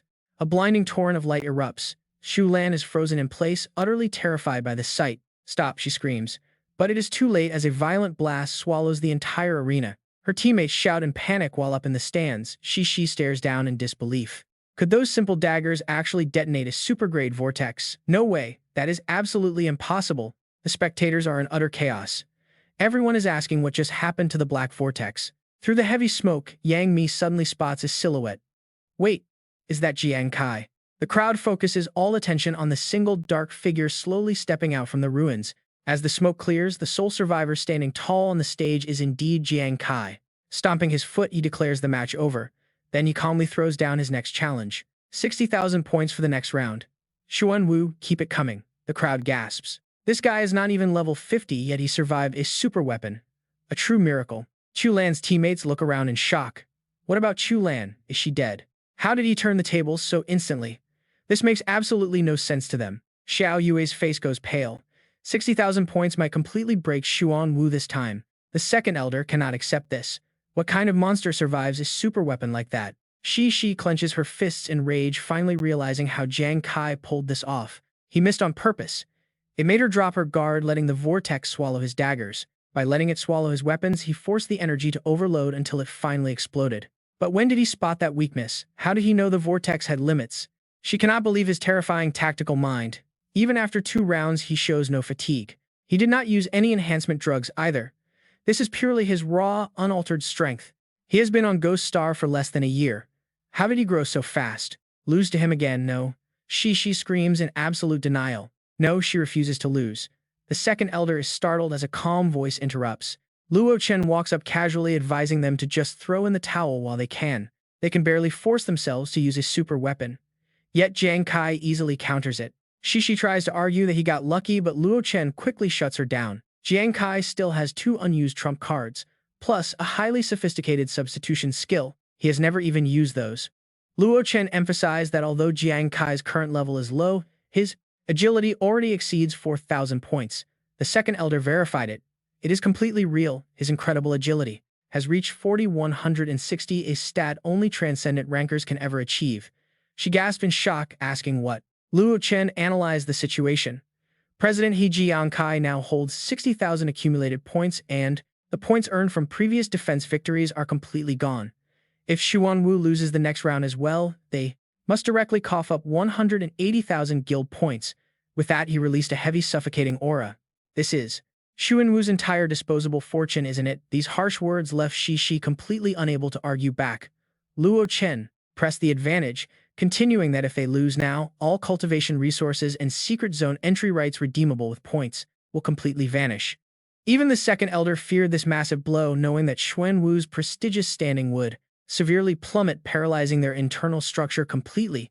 This next part is pure gold, as his words provoked her even further. Could they even handle it? Down below, an impatient Jiang Kai yelled, "If no one steps up, how can I fight?" Host stood there in a tight spot, admitting he had never seen this happen before. He suddenly turned toward the Four Seasons squad. Jiang Kai cleared his throat and began provoking them openly, asking if they were not the ones who could use high-tier weapons despite your level. Come on, use water and ice to suppress my flames. Just dodge my throwing daggers and my combat power would be sliced in half, wouldn't it? He then smugly listed off his trump cards. I have 2 major trump cards. This is tough to handle, but theoretically, if your high-end gear has protection mode, maybe you can survive a single blow. As Jiang Kai spoke, he slowly closed the distance, cornering them directly, making everyone break a cold sweat. Oh right, there's close combat too. Naturally, when I get close, you guys better watch out. But earlier, someone used Origin Force to attack, which was pretty impressive, nearly killing me. Up in the stands, Yang Mi watched this with absolute awe, muttering that she thought she was dominant, but little brother Jiang is far more ruthless than she ever imagined. Talk about ruthless, he is pushing Xuan Wu into a corner. Jiang Kai continued to egg those people on, shouting, "Whoever kills me will be Xuan Wu's ultimate hero, so take a gamble, change your life," but not a single soul dared to step forward. Being looked down upon made Xia Hua boil with rage, cursing under his breath about letting Jiang Kai humiliate their guild like this. His teammate quickly urged him to calm down and wait for the leader's command. Jiang Kai then made a surprise proposal, suggesting that he won't use hidden cards or close combat, just standing still while they choose anyone to step up and try. Hearing this, the opponents hesitated, prompting his impatient shout, asking if they were going to fight or not. Right then, Luo Chen stepped in to negotiate, calling out to Jiang Kai as a brother, introducing himself as representing the War God Temple, asking him to spare Xuan Wu for the military's sake. But Jiang Kai coldly shot him down, stating that he is only here to farm points, not to give favors. He then glared directly at Shi coldly, declaring that someone's debt cannot simply be erased by relying on another person's reputation. Beside her, the second elder quickly tried to calm Shi down, telling her not to react. Jiang Kai then politely addressed Luo Chen, acknowledging his prestigious title but firmly stating this is a personal grudge, with Xuan Wu asking him to step aside. This made Luo Chen's face darken instantly. The crowd began whispering in fear, murmuring that Luo Chen is furious, gossiping about his legendary status and how, only days ago, he led his squad to slay 3 mutated beast gods and now he is even trying to defend Xuanwu. This kid is simply too arrogant. Yet Luo Chen suddenly smirked, and in the very next second he burst out laughing, shouting that Old Wei was absolutely right about this kid being as stubborn as a mule when he gets serious. Luo Chen teased that this unyielding, rebellious spirit is actually a spitting image of Old Wei himself. Hearing this, Jiang Kai was surprised, asking if he knew Commander Wei. Luo Chen nodded, starting to explain that the man had saved his life on the Beast God battlefield, and he had returned the favor. Their deep bond ran incredibly deep, prompting him to speak frankly to Jiang Kai, admitting that Old Wei had mentioned the bitter grudge with Xuanwu. Honestly, he had not stepped forward to shield Xuanwu, but rather to protect the Shang Yao paladins. Intrigued, Jiang Kai asked about them. Luo Chen then waved his hand, projecting a massive map showing red zones overrun by rampant beast gods, pointing directly at those blinking markers, asking if he could see the rising red dots. They represent the newly mutated beast gods. Seeing the sheer numbers, a stunned Jiang Kai muttered, "Are there really that many?" Luo Chen's expression turned grim, warning him that this was only a rough estimate and the actual mutation rate had. This exceeds all database predictions. He painfully recounts that just 2 weeks ago, they clashed with 3 mutated beast gods. They fought in City G, but these monsters were completely unexpected. In that brutal clash, he lost his absolute best assistant. Hearing this, Jiang Kai freezes. What Luo Chen continues, his voice full of bitterness. The warriors of the war god temple bleed daily, yet other nations still greedily covet Shengyao's valuable resources. They watch them like hungry wolves. He turns back to Jiang Kai, asking if he remembers how the world works. Since Jiang Kai fought in the international tournament, he knows the law of the jungle has never changed for massive guilds. The Xuanwu Guild is massive, playing a vital role in harvesting resources and supporting the military on the front lines. Luo Chen looks at him with deep sincerity. He admires Jiang Kai, but their nation needs unity, not conflict. Shang Yao needs everyone to stand together right now rather than tearing themselves apart over these bitter internal disputes. He is not using his status as a war god to pressure him, but rather begging as a grieving survivor. He pleads on behalf of homeless compatriots, and seeing this noble resolve, Jiang Kai actually finds himself slightly moved. Tightening his fist in deep thought, Jiang Kai finally makes his decision. He will spare the Xuanwu Guild this once. This decision brings massive relief to Luo Chen, who praises him for not letting everyone down. Shishi stands nearby, watching warily. Did he really just agree? That is when Jiang Kai drops his 3 conditions, asking guild leader he if she can meet them. The elder looks worried, but Shishi snaps back, demanding to hear these conditions. First, the corrupt Huang family has gotten away with endless crimes and he wants Xuanwu to investigate them thoroughly. There can be no cover-ups. Once the truth is out, they must be expelled to bring justice. Shishi reluctantly agrees, though in her mind she is absolutely fuming over what she considers his sheer hypocrisy. He was the one who thrashed Huang Wei's family in the first place, yet now he acts like a saint. This is pure theatrical hypocrisy, but Jiang Kai completely ignores her death, stares as he moves to the next phase. Second, as compensation for his withdrawal from the bet, they must pay him 100,000 guild points. He raises a rare card with a smirk, and this belongs to me now. Shishi instantly loses her mind. She screams out, recognizing the Transcendent Gravity Vortex card, accusing him of murdering Q Lan and stealing her gear. Jiang Kai laughs. She lost the fight and dropped it. Finders keepers. He coldly asks guild leader he if she accepts his terms, leaving her backed into a tight corner. Xu Lan's loss is undeniable, and now he is using this leverage to completely squeeze them dry. Points and weapons do not matter as long as she can protect the Xuanwu Guild, forcing her to agree. The card is his, and she will have Luo Chen witness the transfer of the 100,000 points. She demands to know the final condition. Jiang Kai just smiles mysteriously. Pointing directly at the girls of the 4 Seasons flowers, he singles them out one by one. Finally, his finger stops right on guild leader, he herself happily announcing their brand new mandatory assignment. They must all report to the Sovereign Guild tomorrow to work as janitors for 1 entire year. What days later, Jiang Kai calmly explains their new duties at the Sovereign Guild. He lounges comfortably on a chair, directing the 4 Seasons flowers as they sweep up the garden. Not a single fallen leaf is allowed, and the railings must be completely free of dust. He warns them not to leave even a speck of gravel. Dong Sui groans in pure exhaustion. Jiang Kai just clears his throat, demanding every single corner shine because of his severe clean freak tendencies. Shishi grits her teeth, desperately trying to endure this humiliation for the sake of her guild. But when a fresh batch of dead leaves drifts down onto the clean tiles, her absolute limit is officially crossed. She snaps, charging straight at him with her blade, screaming that he is a dead man. But before her sword can connect, Jiang Kai vanishes into thin air, leaving her slashing at nothing. She pivots instantly, aiming directly at his hiding spot. Die. Jiang Kai is actually impressed she can track his location easily, dodging as they clash across the courtyard. He silently praises her battle instincts. Her reflexes are almost at a master level. Natural reflexes. No wonder she rose to lead the Xuan Wu Guild at such a young age. Meanwhile, Shishi has to admit his strength. Under her extreme pressure, his aura remains. Jiang Kai instantly spots her weakness. Her intense emotions are throwing her off and completely clouding her mind. Right. As the sword tip approaches, his defensive barrier is already up. Shishi puts everything into piercing through his glowing shield. This energy is too strong, she gasps. A second later, the shockwave knocks Shishi right off her feet, forcing her teammates to rush forward and catch her. Guildmaster Shishi refuses to accept this defeat. She wants another round. Seeing this, Jiang Kai just smiles and teases her. Why so angry, he asks, calling the Xuan Wu Guild Master pretty petty. Then he offers a reminder. Furthermore, Guildmaster, please watch your attitude toward me. If you get eliminated during our contract, we will consider it a breach of promise and I will hold you liable. His words make Shishi absolutely furious. One of the Four Seasons Flowers members shouts in protest, calling Jiang Kai a shameless, despicable bastard. We kept our promise, yet you still push us around. You are going way too far. Jiang Kai calmly answers them. You came all this way knowing exactly how I would treat you. If you really cannot accept that, then leave. I won't stop you. And tell Chu Lan not to bother coming here once she gets online. This extremely harsh attitude of his quickly silences them all. Shishi has no choice but to slowly withdraw her weapon. Surprised, he asks if she is giving up. Annoyed, she snaps that she is going to get a broom. Dong Shui stands there stunned. Guildmaster Jiang Kai can't help but chuckle. After giving a few quick instructions, he turns to leave, thinking to himself that they lack the basic mental preparation of true geniuses. All right, get to work. This place is a total mess, so the workload will be massive. The remaining members are absolutely furious, having never seen their proud leader treated so miserably. Jiang Kai is going too far. Do we really have to endure this treatment for an entire year? He acts so righteous, ordering us to investigate the royal family. Look at his character. Honestly, killing him would be too easy. But there is one thing that deeply puzzles Shen Yue.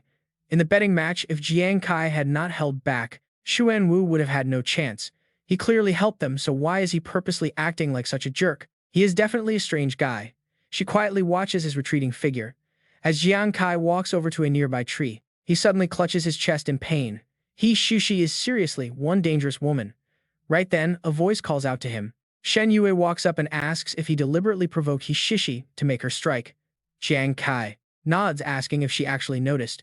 She seriously warns him that Shishi and her team are famously ruthless and constantly provoking them over the last few days will only bring him trouble.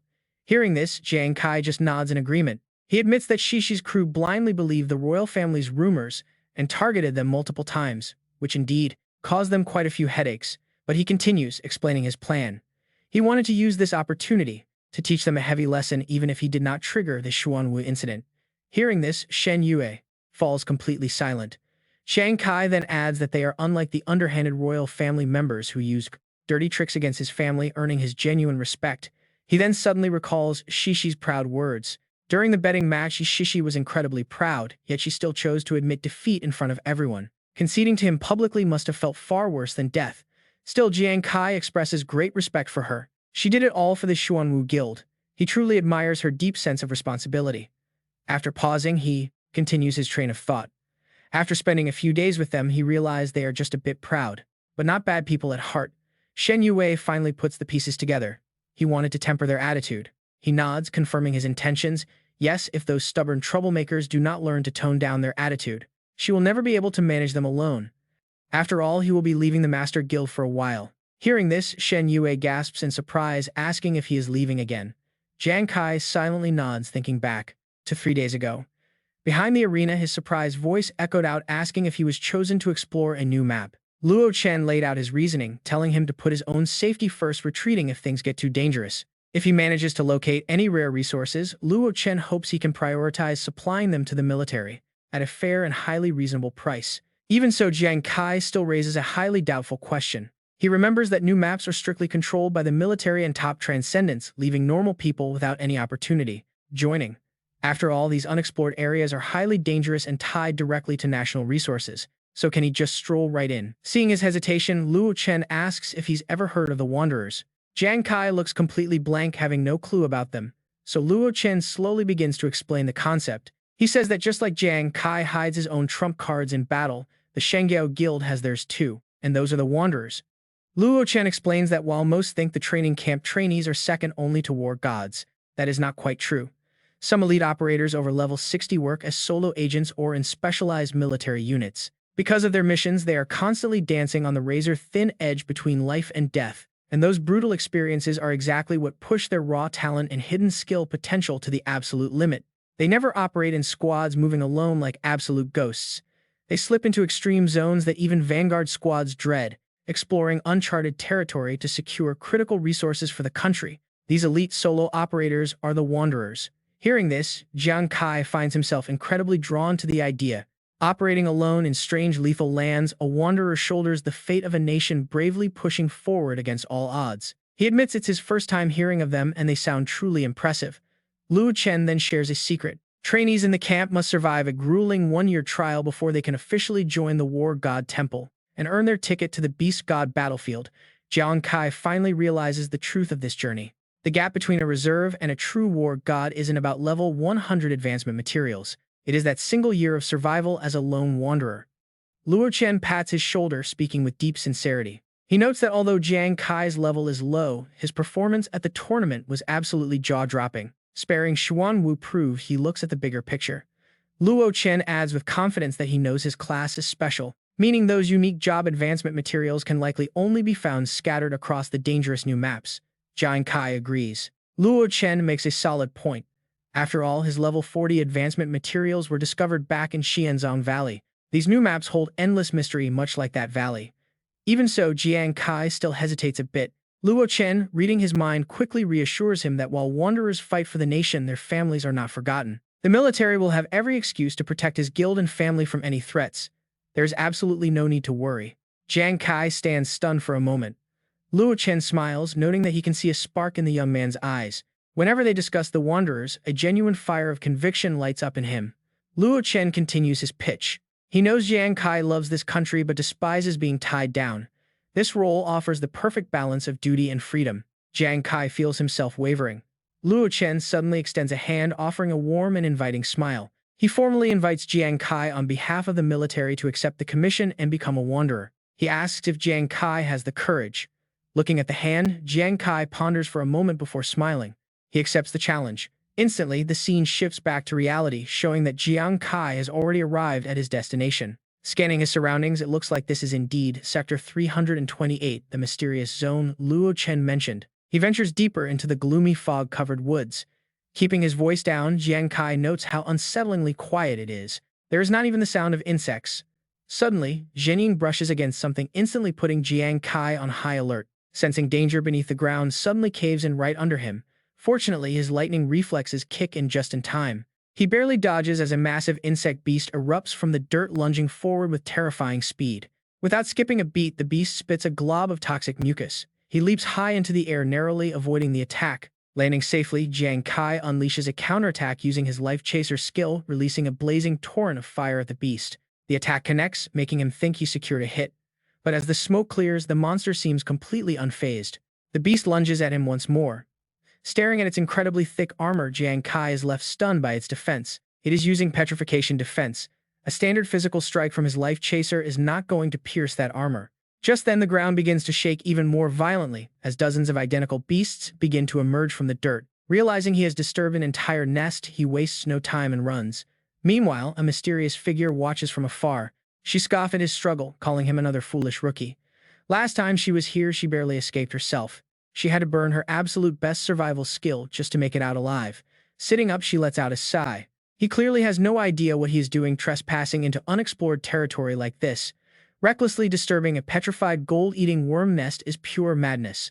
Down below, the monstrous worms refuse to let Jiang Kai go, forcing him to sprint forward while desperately searching for a way out. Since they are earth types with massive defense, he needs to stack his death pursuit skill to shred their armor for a fatal blow. Jiang Kai quickly glances back to check. His current strategy is totally useless, and even his best combo will not cut it. Combining the cheetah burst phase of death pursuit with his time gambler skill still makes it incredibly tough to take them down quickly. The distance is just too great. But then a sudden realization hits him, and he immediately activates his decoy double skill. The monsters split up to chase the decoy clones. Watching from above, a white-haired girl scoffs at his desperate attempt to survive. Does he seriously think two simple decoys can distract the deadly petrified gold-eating worms? Talk about naive. She lets out a cold huff. Dying once might actually teach him a lesson.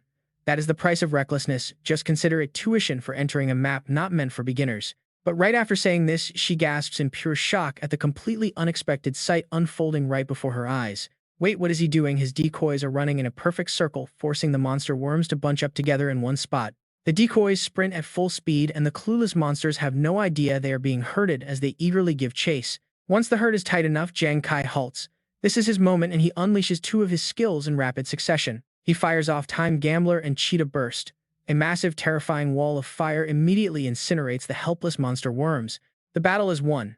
His system congratulates him for defeating the elite monster, granting over 7,000 experience points. With the worm bodies badly damaged, the system notes they cannot be harvested, but still grants him 10 stomach pouches. Jiang Kai stares at the notification in surprise. Stomach pouches. He did not expect that kind of loot, but looking at the slimy remains. Disgusting, he mutters.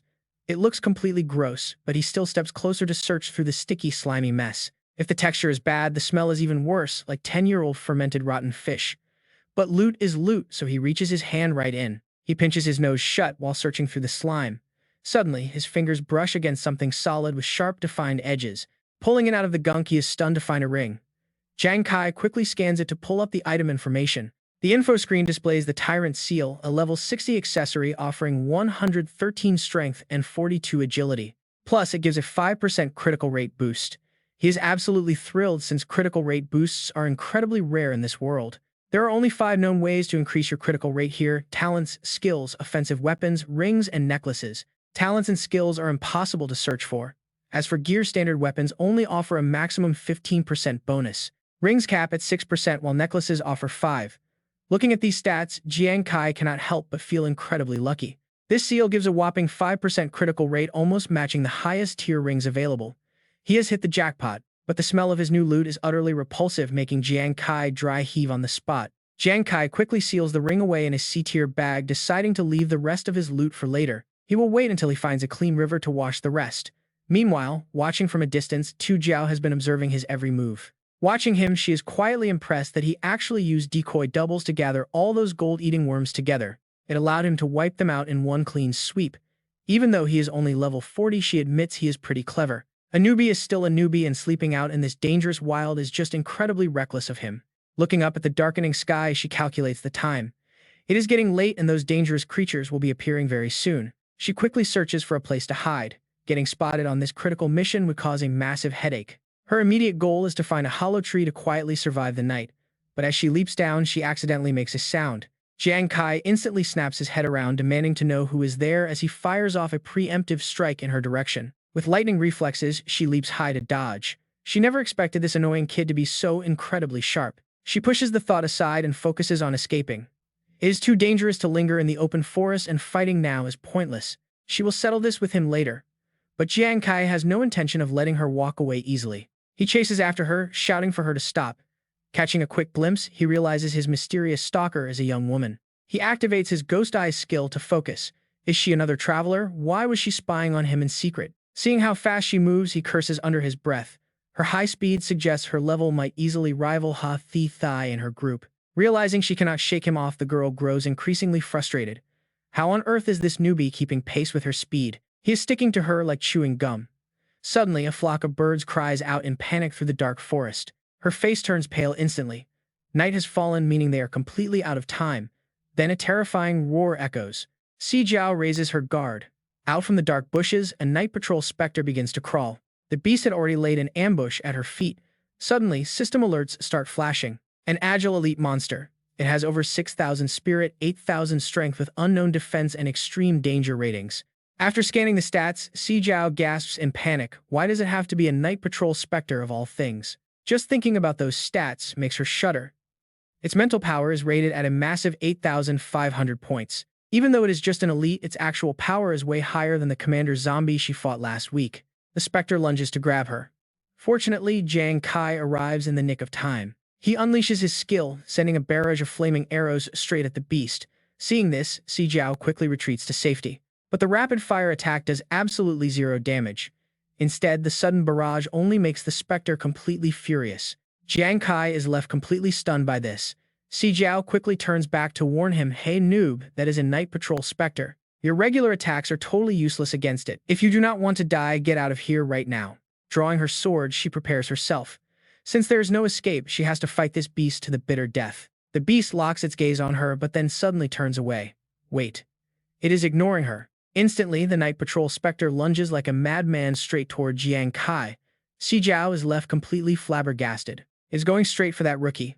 These monsters never change targets unless a previous attack was annoying enough to enrage them. The specter opens its jaw wide, charging up a massive wave of dark energy. Seeing this dangerous buildup, Si Jiao screams a warning. It is a fear-type attack, but Jiang Kai is completely frozen, unable to move or dodge the incoming blast. He got hit. Si Jiao bites her lip in worry.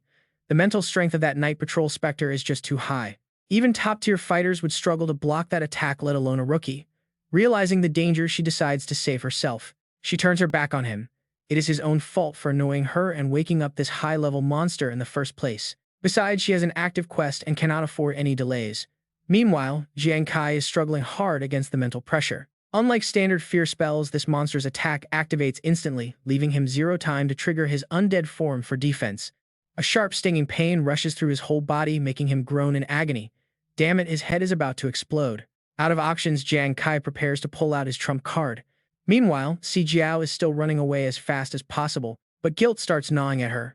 Can she really just abandon him to die? An intense mental battle begins in her head. Go back now. One voice screams that if she does not turn back, that rookie is absolutely going to die. But another voice counters, why worry? He brought this on himself by following her and dragging them into this mess. He deserves it, and she has a vital mission to complete. The two conflicting thoughts argue in her head without stopping. But she cannot just watch someone die. There are too many people to save in this world. Can she save everyone? Stop playing the hero, heartless, meddlesome. Fed up with the inner bickering, Si Jiao screams enough. She finally screeches to a halt. Pivoting back toward Jiang Kai, she curses herself under her breath. Damn it, what a joke. She refuses to owe a favor to a total rookie. With that thought, she pushes herself to run even faster back to him. She finally arrives back at the clearing. The scene before her eyes makes her freeze. What is this? The night patrol specter has already closed the distance. It drives its claws straight through Jiang Kai's chest, a brutal direct hit. The impact is so severe that Jiang Kai coughs up a pool of blood. Si Jiao rushes forward, screaming out to the rookie. As he slowly slips out of consciousness, he wonders if he is hallucinating her. Seeing its host in danger, the system triggers. Host is in a critical state. The gambler's unique artifact activates, triggering the hidden effect of the Death card and Wheel of Destiny. Instantly, Jiang Kai snaps back to consciousness. He sighs in relief. Thank goodness he has this Wheel of Destiny card ready. It is the perfect counter for a troublesome monster like this. Standing before the massive wheel, he wonders what he will pull. The giant wheel spins rapidly and comes to a halt. Instantly, two brand new skill cards materialize right in front of him. The first card is Blessing. He can choose one massive positive buff for himself and completely bypass its normal cooldown. This powerful effect can be triggered and maintained continuously, lasting for up to 72 hours of absolute buffing. The second card is Death Grip. Randomly take one of your current negative states and completely bypass its duration limit. All purification and cleansing effects are completely ignored, keeping this terrifying penalty permanently active on your character. The debuff lasts 72 hours. Current negative states: fear, sonic disturbance, and demonization. Reading this, he couldn't help but panic. He understood fear and sonic disturbance, but what kind of monster was demonization? A moment later, the system suddenly delivered exciting news. Congratulations, random draw complete. You have received the demonization state. Jiang Kai was not pleased at all. Why did it have to be this? But the system pressed on, prompting him to select an enhanced state. As the 3-second countdown began, Jiang Kai's skills flashed before him. They all suddenly materialized before him: Holy Glow, Halo, Deceitful Crossing, Indomitable Saintly Crest, and the Time Gambler. The Trickster clone and the clock also started ticking down. 3, 2, 1. After a quick thought, he finally locked in his choice. Holy Glow, Halo it is. Back in reality, a wave of terrifying demonic energy suddenly erupted from Jiang Kai's body. He felt his condition stabilize and secretly rejoiced. It actually worked. His headache was completely gone. Jiang Kai then checked on his opponent. That monstrous beast had been purified and its tail cut off, but those sharp claws immediately caught Jiang Kai's attention. Wait, what was happening? His hair suddenly unraveled, turning stark white. The very next second, a massive shockwave of energy burst from him. He let out a tired, heavy sigh. Jiang Kai stared in absolute shock at his brand new appearance. So this was demonization. A system notification suddenly popped up showing his demonization progress was currently at 30%. He couldn't help but wonder. There was even a progress bar. What would happen if it reached 100%? Si Jiao watched it all unfold. She still couldn't believe her eyes. How was this possible? He was possessed by a night patrol specter and survived. Then she tensed up. Wait, was he a human or a demon? Now Jiang Kai's ears suddenly twitched and he whipped around to face her. Seeing this, Si Jiao quickly drew her weapon. This was bad, she had been spotted. But Jiang Kai said nothing. He unleashed a burst of fire directly at her path. A sudden attack like this put her in a really tight spot. There was no way she could dodge, she had to brace herself. But the flaming arrows completely flew past her, shocking her. They were aimed straight at the night patrol specter lurking behind her. Only then did she realize what was happening. That screech belonged to the night patrol specter. Left with no strength to resist, the creature could only howl as flames engulfed it. Congratulations, you have defeated the 30-year vengeful Wraith Night Patrol Spectre. You have received 1,280 experience points. This sudden turn of events left her completely dumbfounded. How did he kill that terrifying specter in the blink of an eye? And what kind of bizarre flame was that? Jiang Kai stared right back at her, his expression unreadable. He asked her in a calm, curious tone why she had returned. The direct question made Si Jiao blush furiously. Jiang Kai realized none of this was an illusion. He stepped closer, asking if she had actually come back to save him. Si Jiao gave a cold snort, claiming she merely did not like owing people favors. Jiang Kai caught her reaction immediately. He locked his gaze onto her blushing ears, realizing she was actually incredibly embarrassed. Seeing this side of her, he smiled. She might act tough, but she was sweet deep down. This thought only made her flustered. Hey, stop laughing, she snapped. Her defensive attitude made him pull back slightly, finding it rather adorable. That was when she suddenly stepped closer. This unexpected move made Jiang Kai freeze as his own cheeks began to burn. She was way too close. His mind raced as he wondered what she was doing, his eyes completely glued to her lips at such close proximity. But instead of anything romantic, Si Jiao gave him a sharp jab. Even so, it still made his heart skip a beat. He stumbled back, asking what that was for. She simply noted that since he had a heartbeat and body heat, he was still human. She stepped up to interrogate him with a barrage of questions, asking how he had survived after that creature entered his body. How did he survive when that thing crawled inside him, and what was up with his bizarre half-human, half-demon appearance? When he remained silent, she demanded an answer. That was when Jiang Kai realized what she was truly suspicious of. He quickly realized he couldn't let her know about the life wheel since it was his absolute trump card. He made up a story telling her that things were incredibly complicated and that he was neither fully human nor fully demon. His cryptic explanation only fueled her curiosity. If he wasn't human and wasn't a demon, then what on earth was he? Before she could press further, a sudden tremor shook the ground, interrupting them. Jiang Kai immediately scanned the area. The threat level was insane. A danger warning flashed: speed 1,000, mental power 1,000, strength 8,000, and health 8,000. His stats identified the monstrous threat ahead as the mobile fortress and agile giant class. Jiang Kai quickly analyzed the beast. This beast was clearly a massive meat shield. But within seconds, a tactical plan formed in his mind. When dealing with raw absolute power like this, a direct clash was a bad idea. He turned to Si Jiao with a smile. It looked like they needed to work together. But before he could even finish, Si Jiao charged straight into battle. Swoosh, she flies through, wiping out the beasts in an instant.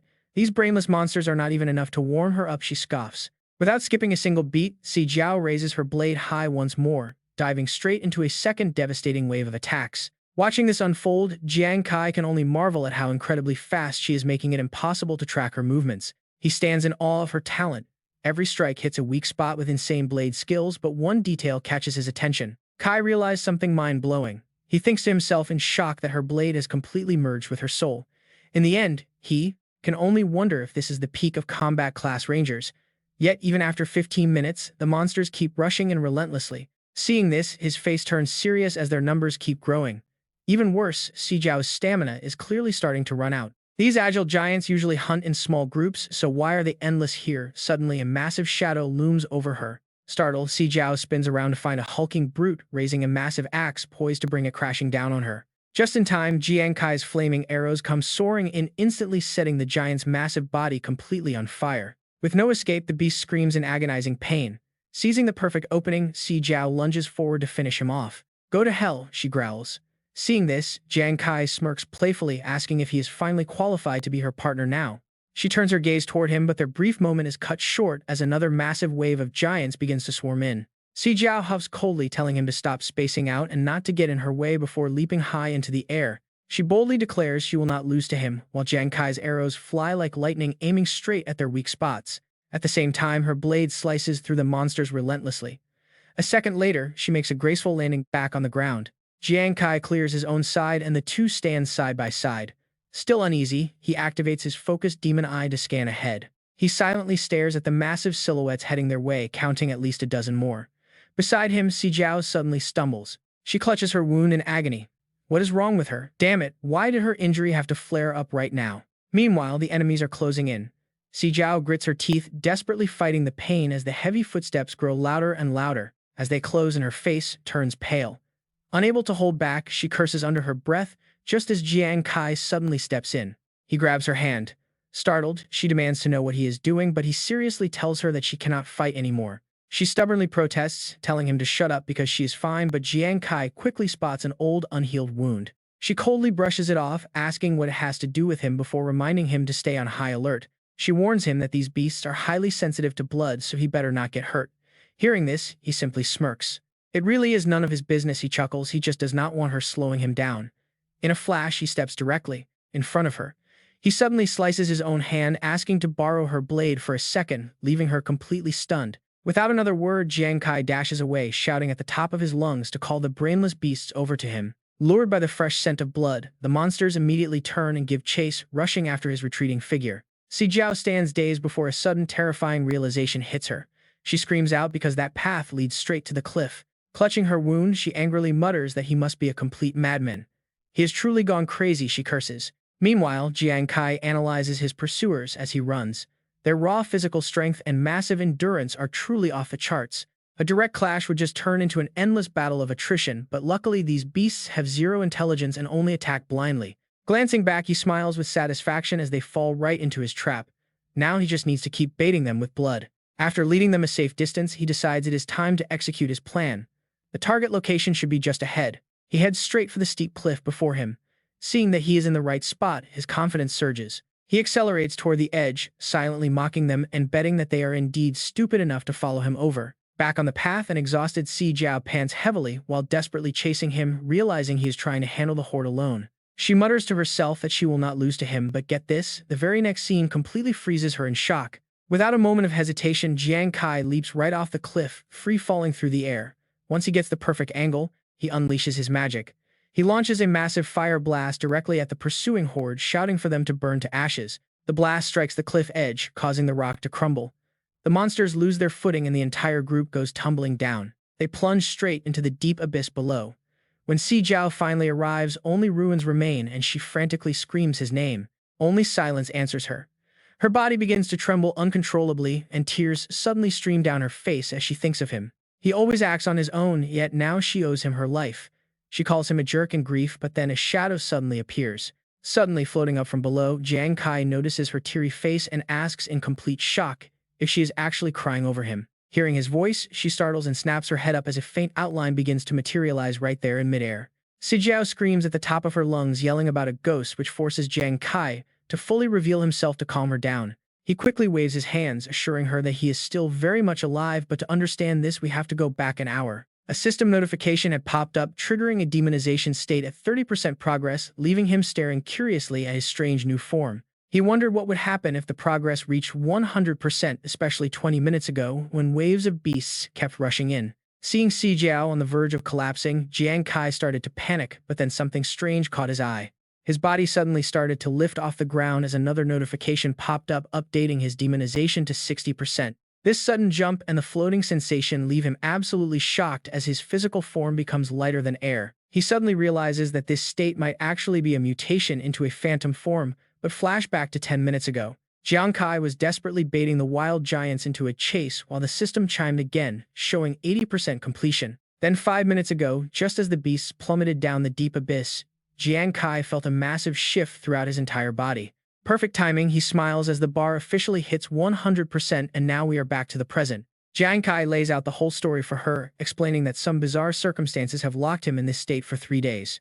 With the heavy silence hanging between them, he looks over to find her just sitting there, totally quiet and unresponsive. He gently warns Si Jiao that the ground is freezing cold, but instead of moving, she starts to tremble all over. It finally clicks. She is incredibly upset that he pulled another reckless stunt, leaving her feeling deeply indebted to him again. Worrying that she is genuinely mad because he kept her in the dark, Jiang Kai frantically rushes over to comfort her. He begs her to stop crying, prompting Sijiao to snap back that her legs are just numb, desperately hiding her embarrassment. Jiang Kai remains silent, observing her pouty face before bursting into a fit of laughter that shakes his entire phantom body.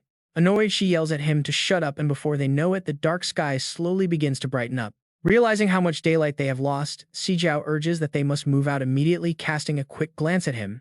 Meanwhile, Jiang Kai is completely distracted, busy testing his new phantom powers and discovering how his body can phase through solid objects. By simply focusing his mind, he can actually solidify specific parts of his body in an instant, which is incredibly useful. This means that even while fully demonized, he can still wield his weapons exactly as effectively as he did before. Suddenly, Sijiao tosses a scroll right at his chest, telling him to take a very close look at it. She casually explains that these items dropped from the giant monsters earlier, and she assumes it might be some treasure map.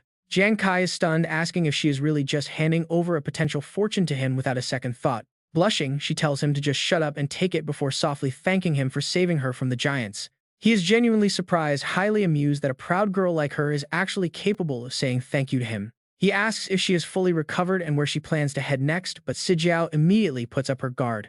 She coldly snaps back, demanding to know if they are even close enough for her to share her personal plans. As he backs off, her cheeks instantly turn bright red and she begins to stammer nervously under his gaze. She finally whispers her full name, Shang Sijiao, leaving him even more confused by her sudden mood swings. Furious at his blank reaction, she calls him a clueless idiot and stomps away, huffing that she will not repeat herself. Jiang Kai watches her leave, repeating the name Shang Sijiao with a soft chuckle, thinking she is quite a strange woman. He then bends down to pick up the discarded scroll, eager to see what this supposed treasure map is all about. Unrolling it, he completely freezes in shock before letting out a massive, joyful shout at what is written inside. The map points to a commander-tier golden insect beast that swallowed a level 60 Destiny-class advancement material. This is the 5th material, a direct clue to his class advancement, sending his excitement straight through the roof. Feeling like he just hit the jackpot, he quickly calms down to plan his next moves and prepare thoroughly. Meanwhile, back at the Xuanwu Guild headquarters, the second elder is delivering a grim report to his superior. He blames the Huang family for starting this feud with Jiang Kai, which has turned the entire Xuanwu Guild into a laughingstock. Even the Holy Temple is mocking them now, but he hopes this will finally put an end to their endless grudge. The Great Elder only scoffs at the suggestion, cold and utterly unwilling to let the matter drop just like that. The second elder raises his voice in warning. Brother, I know you are not satisfied, but Jiang Kai is only over level 40, yet his actual strength already far exceeds that of level 60 powerhouses. Even transcendent level weapons could not kill him. If he reaches the transcendent level, it will be even more terrifying. Besides, the military values him highly, and with both Shi and the Four Seasons flower in his hands. Before the second elder can even finish his sentence, the Great Elder flatly and rudely cuts him off. Shut up, he snarls with utter contempt. I said it before, what can women actually achieve? We never should have let Shi become the guild leader is a complete disgrace. These words leave the second elder stunned as the Great Elder continues. I just received word that Lu Ping made Jiang Kai a wanderer, which means right now is the absolute perfect time to strike. Hearing this, the other man stammers, asking what his brother means, but the elder simply cuts in to urge him forward. To deal with a mad dog, you naturally need another mad dog. Go secretly recall Evil Fire and the Tyrant for me. The other man clearly does not agree with this extreme move, but the second elder has no choice but to comply. Yes, sir. Meanwhile, the Great Elder flashes a sinister smirk, boldly declaring that this time he will personally handle the hit. Let us see how you survive when I send my own men. Meanwhile, deep inside a massive, desolate underground cavern, Jiang Kai is excitedly venturing deeper. This is great, just 500 more meters and we reach the location marked on the map. Little bugs, your master Jiang Kai is coming. Exactly 1 minute later, he arrives at a cave with countless gaping pits. Looking at the complex terrain, he sighs softly. Exploring all these different paths one by one would waste way too much time. After thinking for a moment, Jiang Kai comes up with a plan. Got it. He pulls out a glowing ring. He releases its energy to draw them right to him, sending a massive shockwave echoing throughout the entire cavern. Elsewhere, a military base is taking shape. Commander Lu walks in while asking about the current progress. How is it going? How much of this area map is still incomplete? Two subordinates inside quickly report back. Commander Lu, the terrain mapping is finished, but the gold-devouring bug nest is proving to be a bit troublesome. After all, the situation here is unlike anything we have ever dealt with before. He nods, fully understanding the issue. Yes, I get it. At least with other monster areas on the map, we can clearly see their territory boundaries. The others helplessly add that the gold-devouring bug nest is entirely underground, making it incredibly difficult to deal with. A girl nearby adds some more details. Exactly. Once someone invades the nest, those bugs will go absolutely wild. Plus, the nest is extremely deep. We probably would attract the entire swarm of gold-devouring bugs before even reaching it. Hearing this, Commander Lu strictly urges them that they must locate the exact coordinates of the nest no matter what. Otherwise, the consequences for any civilians wandering in here would be unthinkable. Yes, sir. Suddenly, the ground rumbles and cracks open. A panicked soldier rushes in to report that a massive ground collapse is occurring about 20 kilometers to the southwest. Everyone in the room is frozen in shock. What over where Jiang Kai is, the cavern walls are also starting to crumble, but he is actually looking forward to the arrival of the bugs. With a commotion this huge, how many will there be? Right then, a massive roar echoes as a giant larva erupts from the ground. Countless others follow right behind it. They all charge straight at Jiang Kai. Far from being scared, he is absolutely thrilled, shouting that they came at the perfect time. Jiang Kai quickly leaps high into the air to dodge them. The upgraded Sacred Emblem Halo, powered by the Divine Tears, does not just boost his ability to cleanse negative mental effects, it also adds an entirely new special feature. Without any hesitation, he activates this new effect against them: physical absorption of items he owns to retain their traits. Any absorbed item keeps its original properties and effects. Next, Jiang Kai quickly fires a barrage of flaming daggers downward. He calls out Lethal Fire Chase, watching closely as his two powerful skills seamlessly combine into one deadly attack. When the Sacred Emblem Halo spins infinitely and absorbs the daggers, watch this, it creates an ultimate custom-made giant shuriken. As the two fully integrate, Jiang Kai loudly commands the Sacred Star Ring Blade to strike without mercy. Instantly, the massive body of the giant larva is sliced clean in half, while the others are burned alive by roaring flames. A system notification congratulates him for defeating the elite gold-devouring bug level F30. 30 minutes later, the larvae are still being slaughtered. Jiang Kai continues to toy with them. His blades fly like lightning, wiping out dozens in a single strike as he calculates. Their numbers are dropping, meaning the swarm is almost finished. To wrap things up quickly, he decides to end it right now. But suddenly, another beast launches a surprise attack. Startled, Jiang Kai looks up to see a massive shadow dropping from above. The colossal larva swoops down, aiming to swallow him whole. In an instant, his figure completely vanishes right before impact. Suddenly, a bizarre light radiates from within the cocoon. Before anyone can blink, Jiang Kai detonates it from the inside to break free. Landing smoothly on the ground below his system immediately flashes a congratulatory notification, congratulating him on reaching level 48. Seeing he is completely unharmed, Jiang Kai sighs with relief. Reaching level 48 is great, but his demonization form is the real savior here. Without that physical immunity against the gold-eating insect beasts, that last blast would have definitely killed him. He steps forward to survey the area. Most of the common insect beasts seem to be wiped out by now. Looking around, Jiang Kai comes to a quick conclusion. This massive crevice has the highest concentration of beasts, meaning it must lead straight to the main nest of the Tier 8 commander. The boss is definitely lurking deep inside. With his target locked, he charges forward. Meanwhile, on the other side of the cavern, the vanguard group finally reaches the massive pit. Commander Lu immediately steps up to ask his scouting team for a status update. The exhausted scouts report that there are clear signs of a massive battle inside the nest, with multiple tunnels completely caved in. Yet, strangely, even after advancing dozens of meters deep into the tunnels, they have not encountered a single gold-eating insect beast. This leaves the commander absolutely stunned. Could they have all been wiped out? The others find this completely impossible to believe. Talk about an absolute shocker, those beasts have insane defense, making them nearly impossible to kill even on the surface. Doing it in their own territory is suicide. A blonde fighter chimes in with despair. Their sheer numbers are enough to trigger anyone. Just thinking about that swarm makes their skin crawl. Last time they accidentally stumbled and their elite squad was almost completely wiped out. A female fighter ponders the situation. Why is there not a single beast left? Could one of the 10 great war gods have arrived? Did the top warriors of the Sacred Radiance sect show up? Commander Lu immediately dismisses that theory, knowing they are nowhere near this area. He is totally bewildered, wondering which nameless hero could have pulled off such a feat. Meanwhile, 10 minutes later, Jiang Kai reaches the depths. He looks down at a massive sleeping beast. A wave of pure excitement washes over him. He has finally found his target.